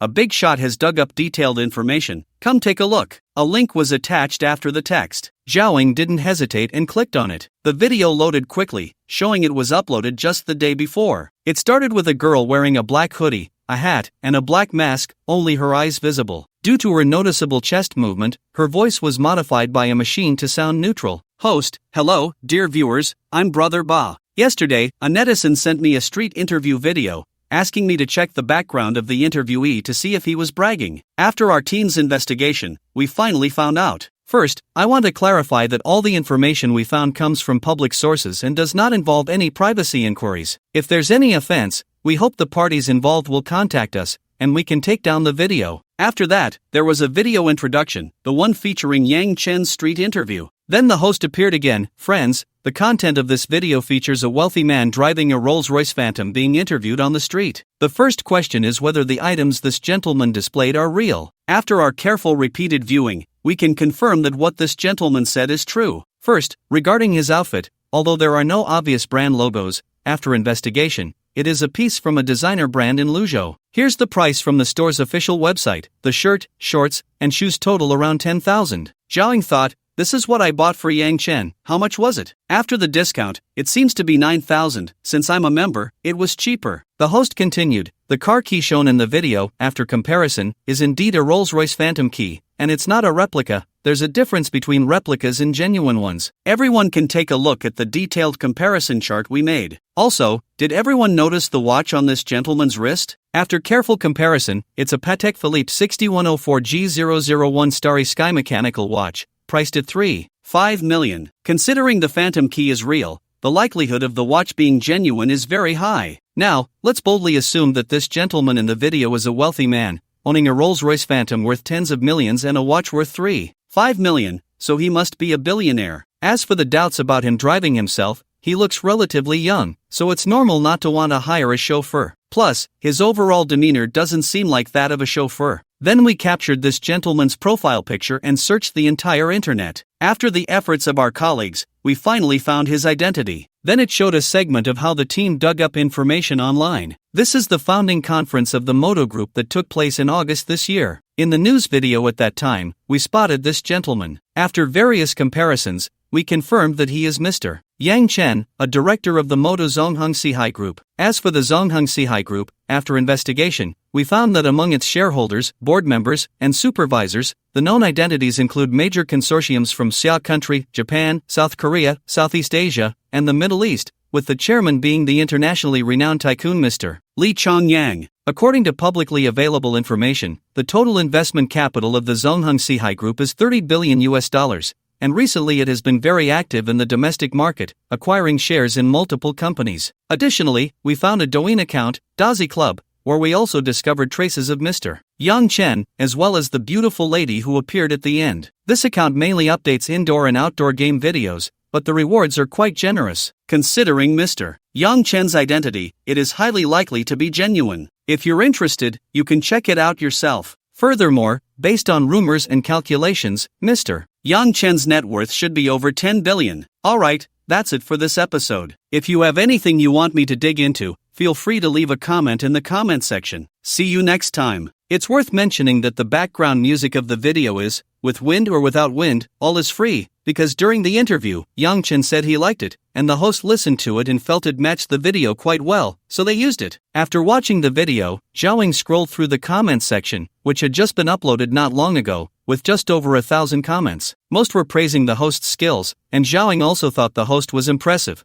Being able to dig this up seems simple, but finding what one needs from a vast amount of information is not easy in itself. Zhaoing typed in a comment, "Host is awesome," and continued scrolling through the comments. Haste makes waste. I came over from the street interview. The host is amazing. Really found the interviewee's background. I didn't expect this time it wasn't a script. It's a real big shot. Maina-chan, can the host find Yang Chen's contact information and address? I'll pay for it. He's my husband I lost many years ago. Grape King, I just checked. It's all true. Everything matches the stores. Lu Xiao, this is my buddy from their racing club. They all call him Brother Fei. Not just a Rolls-Royce Phantom, but also a Phantom in Cullinan. The only Phantom in Luzhou is his. Wu Yanzu Huangshan branch. Everyone can check out the Dazi Club videos. There are many beautiful women in there. And Brother Fei also does charity work. He's a caring person. For Season's dog meat restaurant, now that you mention it, I remember, I saw a Phantom at a bar before, but it was run by a girl who was also pretty, but she doesn't seem to be the one in the video. I wonder who she is to him. Zhaoing thought, who is it? It's your great aunt here. Probably saw me driving to work that day. Continuing to scroll down, many people were posting various information about Yang Chen in the comment section, some of which seemed reasonable, likely from people who knew Yang Chen, while others were purely boasting. Believe in power, this guy is my classmate. We've known each other for many years. After graduation, he became a sugar baby for a rich woman, and later she helped him rise to prominence. The car is the rich woman's. Now that he's wealthy, he doesn't recognize us old classmates. Old wine next door, so what about him now? What's the situation with that last woman? Is he using the rich woman's stuff to support a mistress? Believe in power, the rich woman has died. He's trying every way to get her inheritance, and then he transformed into a successful person. We classmates suspect the rich woman died under mysterious circumstances. Many fools at the back really believed it, and were discussing how they got there, with some even suggesting that the original poster should call the police to seek justice. Additionally, there were claims that Yang Chen was a high-level pimp. Shanjiang Qing Club Lu, isn't that my brother Fei? It's been years since we last met, and now he's transformed into a big boss. Does he still remember us brothers from the nightclub? Someone below asked what was going on. Shanjiang Qing Club Lu, back then, we all worked in nightclubs, providing services for the boss. Brother Fei had the best performance and took good care of me. Later, I don't know how he became a big boss, but he went to Luzhou and took a few of our top girls with him. It seems he's made a fortune now. His girlfriend is so beautiful, but our sisters from Shangjiangqing are not bad either. If any boss needs, come to the club and mention my name for a 20% discount. Little kitty, can someone help me? This is the father of my child. That night was full of passion, and he abandoned me. Who knew I was pregnant? I didn't want to find him, but I really can't afford to raise the child without a job, and there are no kind-hearted people. Please help me contact Yang Chen. Zhaoing looked a bit angry. These were all people who spoke without thinking, spreading rumors online and making up stories. Yet, many still believed it and were stirring up trouble. She wanted to confront them, but the chat wasn't factual, and no one replied for a long time. Zhaoing read a few more comments, and one highly upvoted reply caught her attention. This video mentioned the Zongheng Sihai group, and the video blogger added some information based on what Brother Ba had uncovered. Paving a wonderful life. As someone in the industry, I used a secondary account to reply. I attended a banquet for the establishment of the Zongheng Sihai group, but I was just tagging along with my elders. That day, all the big shots were there, including the vice mayor of Magic City in charge of commercial economics. Many well-known industry leaders were present, and the news video materials available now are edited and not comprehensive. In reality, there were many more people. Paving a wonderful life. I'm getting off topic, back to the point. Yang Chen, I met him once under the guidance of my elders. He was very friendly, down to earth, and got along well with the young people on site. I gathered some information about him through my elders and others. Yang Chen has been a good friend of the well-known tycoon Mr. Lee Chongyang for many years, having met in humble beginnings. Paving a wonderful life, it is said that they knew each other in high school, then bought a lottery ticket together and won a big prize. They later invested in a batch of Bitcoin, and Mr. Lee Chongyang used that Bitcoin to start his now massive business empire, while Yang Chen also holds shares in this empire, reportedly owning 5% of Zongheng Investment. As for how much these shares are worth, no one is clear, but the current international view is that Zongheng Investment is valued at over 40 billion. Although it can't compare to Mr. Lee Chongyang's other company, Sihai Fund, it is still significant. These two companies are the origin of the name Zongheng Sihai Group. Yang Chen serves as a director as a shareholder of Zongheng Investment. Meanwhile, nearly 200 comments had been posted below, with someone providing the latest valuation of Zongheng Investment at $43 billion. As for Sihai Fund, it was impossible to find out, but it was definitely over $1 trillion. However, Zhaoing saw a funny reply. Wang Lang big winner, so, does this mean Yang Chen got rich from selling, Magic City real estate Fongo? This can also be called selling literature. Don't get too obsessed. Be careful, he might come through the internet to beat you up. Zhaoing didn't read the following messages and burst out laughing. The other four at the table looked over. Zhaoing had been wearing headphones, and they didn't know why she was laughing. Seeing this, Zhaoing immediately turned off her headphones, restarted the video, and the four quickly gathered around. The video was short, just a few minutes, and then Zhaoing opened the comments section again to show them the comment that made her laugh. Several girls looked on, unable to suppress their laughter. Lin Ling, deep in thought, turned to Yang Chen and said, "Fei Gu, come here for a moment." At that moment, Yang Chen was on the phone with Yuan Zijie. The reason for Yuan Zijie's call was related to the issues arising from the street interviews. The video had been released for several days, and after Brother Ba's digging, it had spread widely, being referenced by many video bloggers and self-media outlets. Yuan Zijie said, "Yang Zong, there have been many matters in the group these past few days. Everyone has been busy with the arrangements assigned by Chairman Li, which has involved a significant amount of manpower and resources. This has led to a delay in discovering and addressing the public opinion surrounding this matter. However, I have already arranged for personnel to manage the development of public opinion and will resolve the issue as quickly as possible. This matter involved the group's board members, and it was a friend of Lee Chongyang's, so the relevant departments should have followed up immediately and handled it according to Yang Chen's opinions after notifying him. Now that public opinion had already fermented, although they intervened after discovering it, it was still too late." Yang Chen thought for a moment and said, "Those who disregard the facts, fabricate stories, and engage in insults and personal attacks that affect the group's operations and image, please take care of it. I don't have that channel here. As for the previous matters, just leave them be. Since the issue exists, I'm not afraid of what others say. There's nothing to hide." Yuan Zijie nodded. "Understood, Yang Zong. I'll handle it right away." Yang Chen replied, "Thank you, sorry for the trouble." "You're welcome. I'll get back to work now." After hanging up,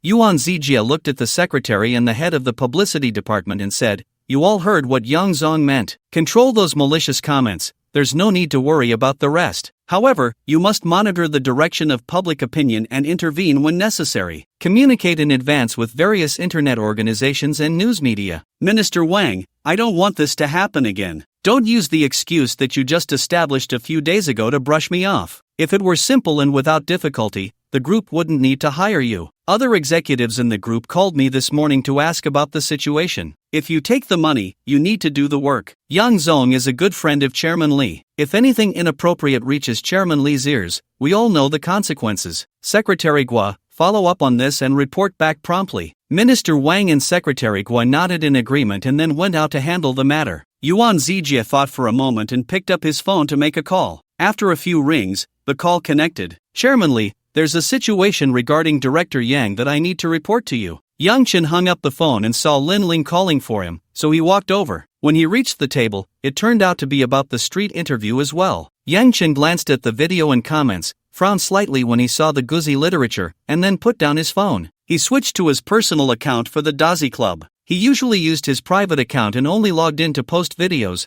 with message notifications turned off, planning to hand it over to a dedicated person after acquiring the media company. Previously, the Dazi Club had just over 20,000 followers and a little over 100,000 likes. After all, flaunting wealth was no longer mainstream, and traffic was suppressed. The numbers were still decent because many members were students who promoted it in their schools, but that was about it. Now, however, when he opened the account and checked the data, he found that the followers had reached 70,000, and the likes had hit 500,000, despite having only about 10 videos in total. The number of comments and private messages was even more overwhelming. Yang Chen browsed through them, most were big shots asking to be taken along, and there were also some accounts posting pictures of beautiful women seeking sponsorship. The episode with the most likes for sending warmth had all kinds of comments, but they were mostly encouraging and affirming. Some even offered suggestions, hoping that Yang Chen would help these disadvantaged groups or individuals. After browsing for a while, Yang Chen put down his phone, deciding to handle the follow-up arrangements with a dedicated person later. He glanced at the 5 people. After laughing, they all looked a bit worried about him. Yang Chen smiled and said, "What's there to worry about? I'm not stealing or robbing. It's just that my identity as a wealthy person has been discovered. I'm not pretending anymore. I'm a billionaire, and I'm laying it all out." After saying this, Yang Chen sat back in his dining chair, leaning back and relaxing comfortably. The others exchanged glances. Zhaoying couldn't help but ask, "Fei Ge, is everything in the video true? Are you really good friends with Li Chongyang?" Yang Chen rarely talked about the details of his rise to wealth. The girls only knew he was rich but didn't know how he made his money. He only mentioned it was through investments. Lin Ling and Lin Peiyun knew a bit more. One had known Yang Chen longer, and he had shared some things privately, while the other had heard and guessed during the establishment meeting of the Zongheng Sihai group. "Yes, we've known each other for 12 years. The year we graduated from high school, I won the lottery and then bought Bitcoin." As for the subsequent developments, they're pretty much as described in the video, Li Jiachuan said. "So, Fei Ge, just how rich are you?" Yang Chen thought for a moment and replied, "I don't really know. Li Chongyang manages my assets. I know I have 5% of Zongheng investment and 1% of Sihai fund. There should be more, but it's all scattered, and I can't remember clearly. Li Chongyang has included me in many of his investments. I've used my dividends from many years to expand the business, and the jewelry you have is one of those investments." Sun Roy then asked, "Fei Ge, what kind of person is Li Chongyang? Can you tell us about your story together?" The other's eyes lit up with curiosity. This was insider information about the wealthy, akin to the entrepreneurial tales of Ma Baba, which had been circulated online for years, even digging up documentaries from many years ago. Even after years of leaving, Ma Baba might not remember some of his subordinates, but enthusiastic people could still find them. Yang Chen's story was something others didn't know, revealed directly by the person involved. Even the well-informed second-generation rich like Huang Zhiyong couldn't resist their curiosity. Lin Ling and Lin Peiyun were the same. How could 10 years of their story be summed up in just a few sentences? Yang Chen checked the time on his watch. It was still early, as the school meeting wouldn't start until 10. Clearing his throat, he began to reminisce and share his friendship with Li Chongyang. As time passed, the once unmistakable sense of dissonance gradually faded. Sometimes, he couldn't even distinguish whether the memories in his mind were real or filled in by the system. By 9 o'clock, Yang Chen had satisfied the curiosity of the 5 and then drove to the school. Li Jiachuan and Sun Rui didn't go with him. They drove back themselves in the afternoon. At 9:30, Yang Chen arrived at the school, and He Yao was already waiting at the entrance. When she saw Yang Chen approaching, she directly greeted him, but the first thing she asked after the greeting was, "Mr. Yang, are you really good friends with Mr. Li Chongyang? Is what's said online true?" Yang Chen looked at He Yao in surprise and retorted, "Teacher He, are you that concerned about me?" He Yao's face turned red instantly. She was not just concerned about Yang Chen, but had even joined the club and was now a prospective member. After several interactions with Yang Chen, her curiosity had grown, leading her to follow the club and check for updates, especially enjoying reading the comments. This time, I saw information about street interviews in the comments section, and after some searching, I stumbled upon a shocking street interview, and then I found Brother Ba's video. I didn't expect Yang Chen to have such a significant background, but on the other hand, only someone with such a background could sponsor a campus competition with so much money. What seems like a lot of money to ordinary people really isn't much in his eyes. Looking at Yao's flushed face, Yang Chen stopped teasing her and answered her question. "I am indeed good friends with Li Chongyang. We've known each other for about 10 years. As for the information online, most of the video content is true. As for the comments, do you think they seem real?" He Yao whispered, "I feel like the comments don't seem real. How could you possibly sell a ditch?" Her voice got softer as she spoke, but Yang Chen was sharp-eared and sharp-eyed. Unless there was no sound, he would definitely hear her. I glanced at He Yao speechlessly. "I'm tied to ditch literature, and you didn't even look at all those comments, just this one." Following He Yao into the venue, this time it wasn't just their school. Representatives from other schools were also present. All 23 schools in the university town participated, and under Principal Chi's leadership, Yang Chen mingled with the representatives. Many of these school representatives had also seen that street interview and the subsequent videos,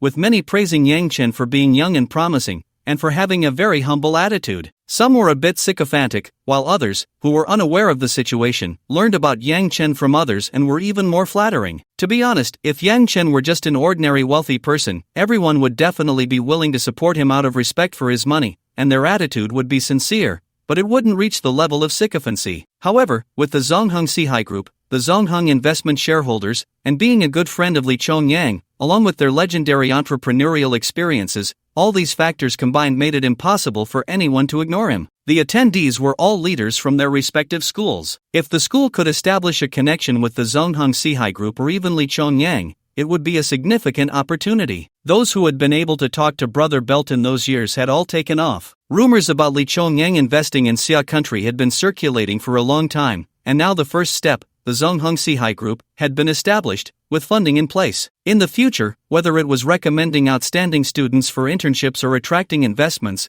or even just standing on the platform, it would all be beneficial. And as one of the directors, Yang Chen's position was special, making it impossible for everyone not to support him. However, Yang Chen had also seen big occasions and could handle such situations. At 10 o'clock, the inaugural meeting of the campus competition organizing committee officially began. As the meeting started, representatives from various factions took the stage to speak, including school representatives and student representatives, among others. After the speeches, it was time to elect the organizing committee for the campus competition. All schools participated in the campus competition, but not all schools joined the organizing committee, as a committee of 23 people would be too unwieldy. The committee members were composed of one representative from 6 undergraduate schools, 3 vocational schools, and 1 specialized school. Yang Chen noted that the vocational and specialized schools were among the most powerful in the university town. Adding Yang Chen as the supervisor, the organizing committee consisted of a total of 11 members. Other schools were merely members of the campus competition but needed to arrange for someone from each school to communicate about the competition process. Most matters would be decided by the organizing committee,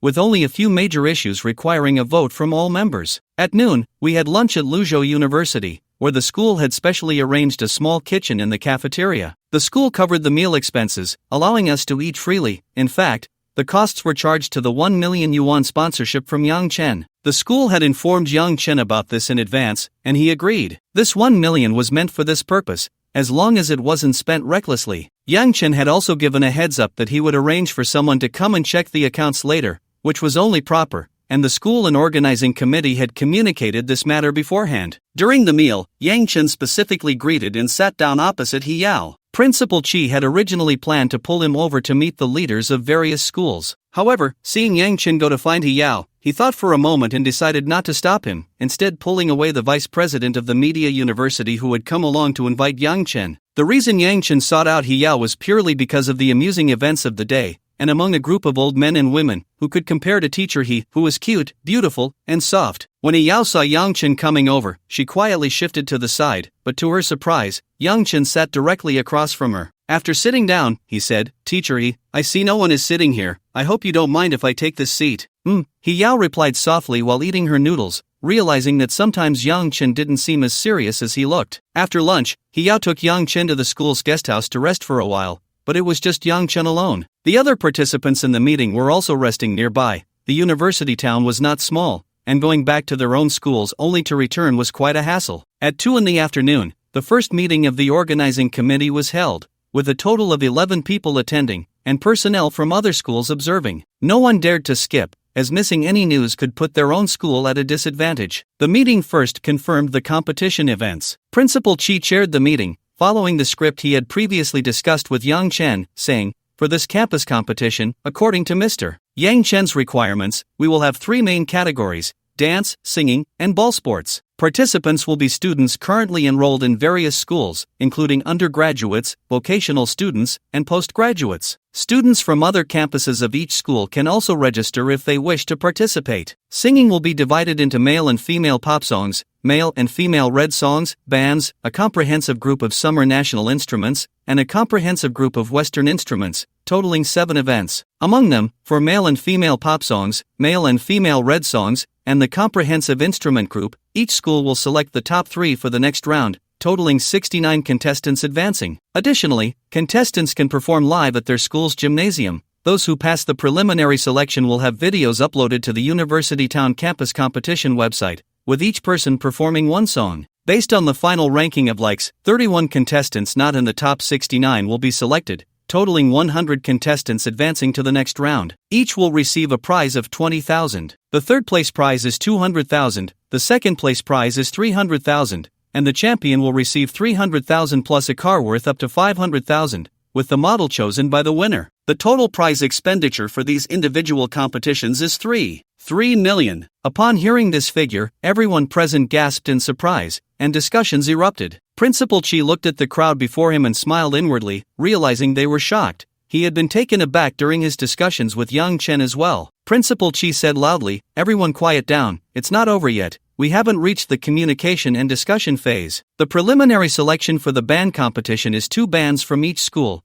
totaling 46 bands participating, with each team receiving 50,000. The third place prize is 300,000, the second place prize is 500,000, and the champion will receive 500,000 plus a car worth up to 500,000. The total prize money is 1 million. Clearing his throat, Principal Chi continued, "The dance group will be divided into ethnic dance, classical dance, and pop dance, with categories for solo and group performances, as well as aerobics, totaling 7 events. The rules for the 6 events, excluding aerobics, will refer to those of the male and female pop songs. Each school can send 2 teams for aerobics, following the rules of the band competition. The ball sports will be divided into 5 categories: football, basketball, badminton, table tennis, and tennis, with male and female divisions, totaling 10 events. Table tennis, badminton, and tennis will be individual competitions, with each school selecting the top 4 for each event, with each receiving a prize of 20,000. The third place prize is 200,000, the second place prize is 300,000, and the champion will receive 300,000 plus a car worth up to 500,000, with the model chosen by the winner. The total prize money for the individual events is 14 million. In football, each school has 1 team, equipped according to standards, with a maximum of 23 players. Each team is allocated 500,000 for training funds. In terms of prizes, the third place team receives 3 million, the second place team 5 million, and the champion team 8 million. The total prize money for the individual event is 27.5 million. For basketball, each school has 2 teams, with a maximum of 12 players per team, totaling 46 teams, each receiving 200,000 for training funds. The third place teams receive 1.5 million, the second place team 3 million, and the champion team 5 million, totaling 18.7 million. In total, there are 24 events, with expected prize money reaching 159.04 million. Adding the expenses for hosting the event, the total budget is around 200 million. Principal Chi took a sip of water and said, "Considering the large scale of the competition, after discussions with the higher authorities, it has now become an important event for our city in the second half of the year. Relevant leaders will attend, media will report, and the city will provide corresponding support. What has been confirmed is that all the competition prize money will be sponsored by Mr. Yang Chen, amounting to 160 million. The remaining hosting expenses will be shared by the city and the higher authorities. Additionally, we have contacted some sponsors who have contributed both money and materials. After calculations, if all funds and materials are in place, we will basically meet the requirements for hosting the event. Does anyone have any questions?" Principal Chi asked finally. The crowd looked at each other and began discussing the details of the campus competition. It was ultimately decided that the singing competition would be held first, followed by dance, and finally the ball games. The competition will officially start after the National Day, with a preliminary phase, and by mid-October, all singing competition participants will be selected. The competition will conclude in late October with an award ceremony, followed by the dance competition. The dance competition will end in early November, followed by the ball games. The individual ball games will conclude in mid-November, and the finals for football and basketball will take place in late November, as these are team sports requiring preliminary rounds, extending the timeline. For Yang Chen, the only concern was when the funds would be in place. Yang Chen had consulted the system, and after negotiations, it was packaged into a large continuous event project. The system would transfer the funds to the designated account as per Yang Chen's request, calculating a total of 24 projects, with rewards settled after each competition. The trade-off was that during this period, Yang Chen could only hold events twice a month, which suited him as he had been feeling a bit bored lately and could use a break. According to the school's plan, it would not conclude until the end of November, meaning Yang Chen could only resume normal activities in December. At the end of the meeting, Yang Chen addressed the issue of fairness in the competition. Leaders, all competition arrangements have been confirmed. Next, we need to discuss how to ensure fairness, justice, and transparency in the competitions, as well as how to prevent illegal activities. Principal Chi glanced at the school leaders present, and everyone fell silent, completely losing the enthusiasm they had shown during the earlier discussions about the competition arrangements. Principal Chi certainly supported holding the competition fairly and openly, as long as this campus competition was successful. Both he, as the initiator from Luzhou University, and the principal, who was practically managing the event, would gain significant political achievements. The benefits would naturally follow, not to mention the potential for future advancement. At least securing credit for this event would provide room for progress. However, the others present were in a different situation, who didn't have students to look after. With 24 events, there was bound to be some maneuvering room. After all, as long as Yang Chen made the cut, he would receive money, even if it was just a few thousand. It was not a small amount for college students. If someone had the ability to reach the end, the rewards would be substantial. In football and basketball, with so many participants, it wouldn't be impossible to slip in one or two. If they caught a lucky break and placed, they could at least earn over 100,000, which was quite a lot. Principal Chi looked at the group of committee members sitting in silence, then glanced up at the audience, where the previously lively crowd had also fallen quiet. Clearing his throat, Principal Chi said, "Since everyone is contemplating Mr. Yang's question, let me throw out a few ideas to spark some discussion. First, the Education Bureau has communicated with the city and promised to support us. Therefore, during the competition for the shortlisted candidates, could we ask the higher authorities to coordinate and arrange for professional judges and referees to participate in the subsequent competitions as a third party? I believe this would help ensure the fairness and impartiality of the competition. As for transparency, we have already begun registering accounts on various platforms, live streaming the competition process and editing videos afterward to allow the public to participate in supervision. Doesn't that represent transparency?" The attendees listened and unanimously agreed with Principal Chi's suggestions. Yang Chen nodded in approval. An old hand is indeed an old hand, and the suggestions were indeed to the point. However, he did not mention the competition process before the shortlist, during the school election phase, which still left a gap. He was not blind to it but knew that mentioning it would be futile. How could the president of Luzhou University interfere in the affairs of Anhui Vocational College of Industry and Commerce? Inspired by Principal Chi, other school leaders began to speak. I think each school should form an inspection team by reallocating personnel. Although the judges and referees are third parties, they are all familiar with each other in Anhui province, even in Luzhou. If someone gives a nod to take care of a particular side, it would be hard to refuse. However, forming our own supervision group would still have some effect, said a middle-aged handsome man, whom Yang Chen remembered as the vice president of Luzhou Performing Arts College. Since this is a public event involving the masses, we need to mobilize the public to participate. We can engage the public to supervise the event, and if anyone discovers corruption, bribery, or violations of the principles of fairness, justice, and transparency, they can report it to the organizing committee. Once verified, the whistleblower can receive a reward. Another leader spoke up, whom Yang Chen guessed was a professor involved in ideological and political education. Besides these two, others also spoke up, offering their advice and suggestions. The organizing committee recorded all the suggestions, and then everyone discussed and explored their feasibility together. First, during the internal election phase at each school, self-inspection should be conducted, with relevant departments or leaders responsible for the school's academic integrity overseeing the process, while students supervise. Yang Chen stated that for any reports of violations against the principles of fairness, justice, and transparency in the competition, regardless of how the school handles it, he would offer a reward of 10,000 to the whistleblower. However, he required that the whistleblower must not be someone who merely hears rumors. Substantial evidence is necessary, and corresponding actions would be taken against violators. Of course, this was just a public announcement at the meeting. Whether it was feasible would need to be discussed in a school-wide meeting. However, everyone felt there was no major issue because once it reached the Education Bureau, there would still be consequences, which would be more severe than self-handling. Second, for the shortlisted competition, they would apply to the Education Bureau to invite judges and referees from other cities within the province to come and mix with the judges and referees from the university town. The participants would be randomly drawn before the competition.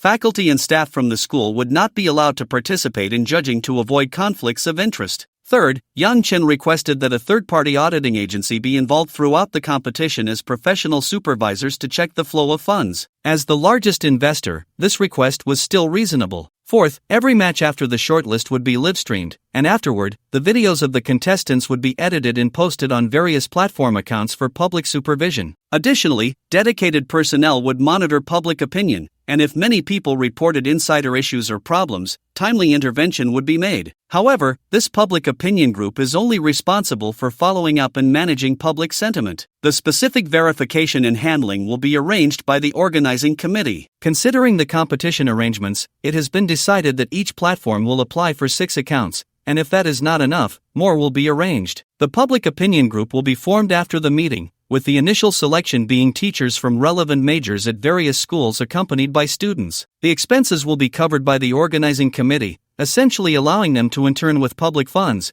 but Yang Chen is also very supportive, as the money has to be spent anyway. Fifthly, as requested by Yang Chen, if any contestants are found to have used performance-enhancing drugs, engaged in drug use, solicited prostitution, exhibited antisocial behavior or speech, or participated in any actions that do not meet the behavioral standards for university students, they will be forcibly disqualified, their results will be cancelled, and any prize money will be reclaimed, with serious consequences to follow. The meeting started at 2 in the afternoon and lasted until 6, finally coming to an end. The organizing committee held a ceremony to formalize the resolutions from the meeting into a document, which was then printed out. The representatives from the 23 schools present, along with Yang Chen, signed it as a memento. After contacting their respective schools, all the representatives signed. Principal Chi stated that the document could be photographed or made into a video to be posted on the organizing committee's official website. Indeed, the organizing committee was established in the morning, and by the afternoon, the official website was already up and running. The school may lack other resources,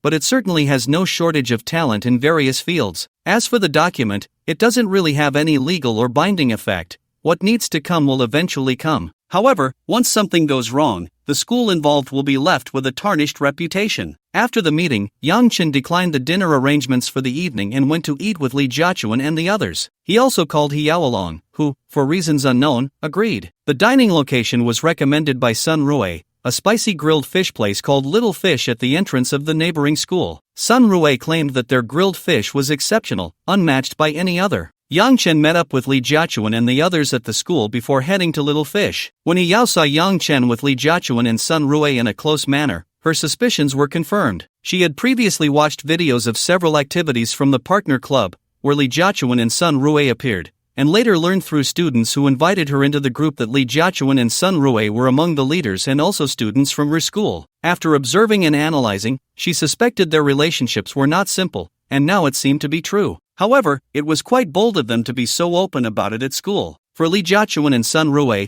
they used to be a bit cautious, but now that so many activities have been held, anyone participating who isn't foolish can see that their relationship with Yang Chen is unusual. However, they haven't heard too much gossip. In this era, people laugh at poverty but not at prostitution, so they didn't care much. As for Li Jiachuan and Sun Rue, they naturally knew Hiao, the famous beautiful music teacher at the school, often seen at evening events. As for why they were with Yang Chen, he had previously introduced Hiao as the contact person from the school. Since they were colleagues, what was wrong with having a meal together? Many people eat with Yang Chen, and not everyone ends up in his bed. He is quite selective now. Li Jiachuan's roommates, Zhao Qingping and Yi Huanhuan, also came. Although neither of them caught Yang Chen's eye, they benefited a lot by being with Li Jiachuan and Sun Rue. They had participated in several activities and received many items. Usually, when Li Jiachuan and Sun Rue had something, they would also share with them, as they were good sisters. Moreover, when the two went to Yang Chen's house, they would only take one car, leaving the other at school for their use. Now, the four girls had a very close relationship. Chapter 159, Sending Hiao home. Arriving at Little Fish's spicy grilled fish, Yang Chen ordered one spicy and one numbing grilled fish, then half a grilled lamb, along with some stir-fried dishes and cold dishes. Not worried about the quantity, he called Lin Jiahong and a few others to join him on the way. Lin Jiahong and the others were practicing songs in preparation for the campus competition. Upon hearing Yang Chen's invitation to dinner, they paused their practice and accepted the invitation. When the dishes were served, Lin Jiahong and the others arrived just in time. Everyone ate, drank, and chatted. During the meal, Yang Chen revealed that the band competition would be a separate event, which had already been confirmed. He explained the rules of the competition, the prize money, and so on, asking Lin Jiahong to reach out to his friends and spread the word among the students to encourage more participation. The more people mobilized, the more participants there would be, and the higher Yang Chen's earnings would be, leading to more points and fragments. Hearing that Yang Chen had indeed listed the band as a separate competition, Lin Jiahong and the others patted their chests, promising to rally everyone for Yang Chen. By 10 o'clock in the evening, the dinner party ended. Yang Chen called a designated driver to take him home. Today he was driving a Maybach, and the driver was eager to give it a try. Since He Yao's home was on the way, he decided to take her along. He Yao had ridden a small donkey to work in the morning, which took about half an hour for a distance of 12 to 13 kilometers. However, it was now 10 o'clock at night, and during dinner, He Yao had drunk 3 bottles of beer, feeling a bit tipsy. Although she was still aware, riding a bike was unsafe. He Yao was about to call a taxi, but Yang Chen suggested since it was on the way, he would take her along. To his surprise, once He Yao got into the car, she quickly dozed off in the back seat. Yang Chen, sitting in the front passenger seat, noticed her state and said, "Hey, could you roll up the windows? The one in the back is asleep, and it's chilly tonight, we don't want her to catch a cold." The driver nodded and closed the windows. Fortunately, before getting in the car, He Yao had mentioned her address, which was not far, just a 20-minute drive, and the driver was cautious. Upon arriving at the entrance of the community, Yang Chen got out, opened the back door, and gently shook He Yao, tapping her face. He Yao opened her dazed eyes and slowly woke up. "We're at your community, is this the right place?" Yang Chen asked. He Yao looked around, recognized her community, smiled, thanked him, and got out of the car with her belongings. Yang Chen, seeing her unsteady gait, felt uneasy and took a few steps forward to support her into the community. Before leaving, he instructed the driver, "Hey, don't wait for me too long. I'll take her home. I'll give you an extra 200 for the time." Hearing this, the driver gave an okay gesture from the car and found a spot to park and wait for Yang Chen. He Yao lived on the first floor of a small high-rise. After entering the main gate and passing 2 buildings, they arrived. Although she was a bit dazed, she still recognized the way home, leaning against Yang Chen and pointing out the route. In just a few minutes, they reached He Yao's doorstep. The first floor of the small high-rise had a yard, and He Yao's was no exception. While waiting for the doorbell to ring, Yang Chen took a look at her yard, which was well-maintained and clean. There was a rockery with a pond, a swing set, and a tree in the yard adorned with lights, which were currently lit up, looking quite beautiful. Before long, an elegant woman who resembled He Yao by about 70% walked into the yard. Upon seeing Yang Chen supporting He Yao, her pace quickened. As she opened the door, she exclaimed, "Yao Yao, what happened to you? You look like this again.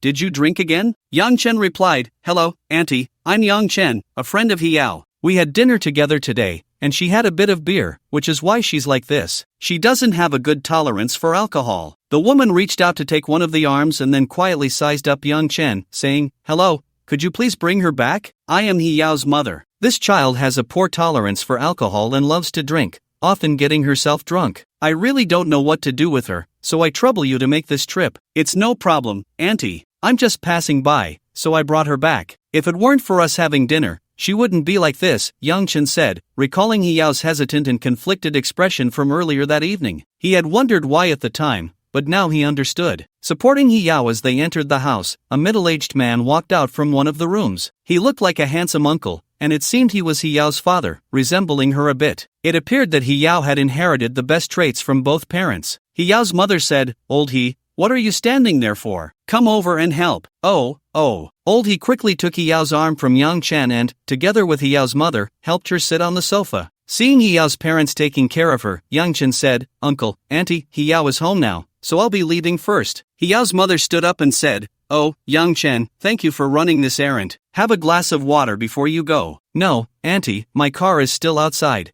and the designated driver is waiting. I'll be leaving now." "Old He, why don't you see him off?" she said, winking at Old He. Old He realized and enthusiastically insisted on giving Yang Chen a ride, even handing him a bottle of electrolyte water. Yang Chen had no choice but to go with him to the entrance of the community. Watching Yang Chen get into a Maybach and drive away, Old He turned back home. When he got home, his wife was washing their daughter's face and hands. Hearing the door open, she asked, "So, how is the situation?" Old He put down his phone and said, "The situation is good. He was driving a Maybach GLS 600. That car costs 3 million on the road. That's a good situation, but I wonder what the person is like, what his family background is, and whether he is married, He-Yao's mother said loudly while wiping He-Yao's face again. Old He couldn't help but say, even though our daughter doesn't have a boyfriend right now, you don't have to think about matchmaking her with every guy you see. Our daughter is so beautiful, has a good personality, and is well educated. Are you still worried she won't get married? I'm not worried about her not getting married. I'm worried that the other party has ulterior motives and that our daughter might miss her chance. At this moment, He-Yao, under her mother's gentle prodding,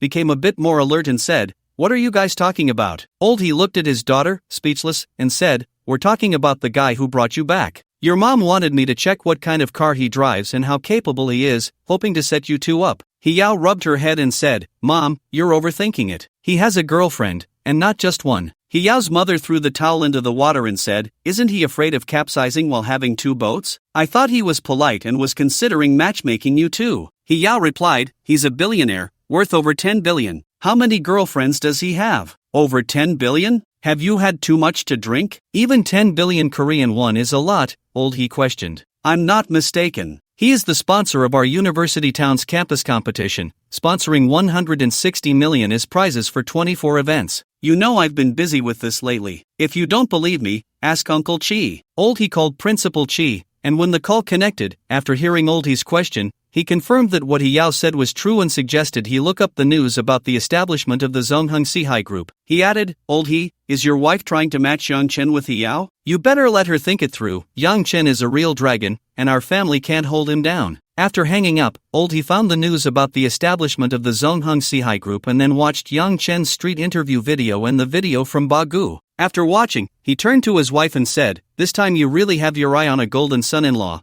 But unfortunately, he carries a mountain of gold that our family cannot afford. He-Yao's mother had naturally watched the whole thing from beginning to end, letting out a sigh. He-Yao, on the other hand, held her teacup and sipped her tea in silence, not revealing what was on her mind.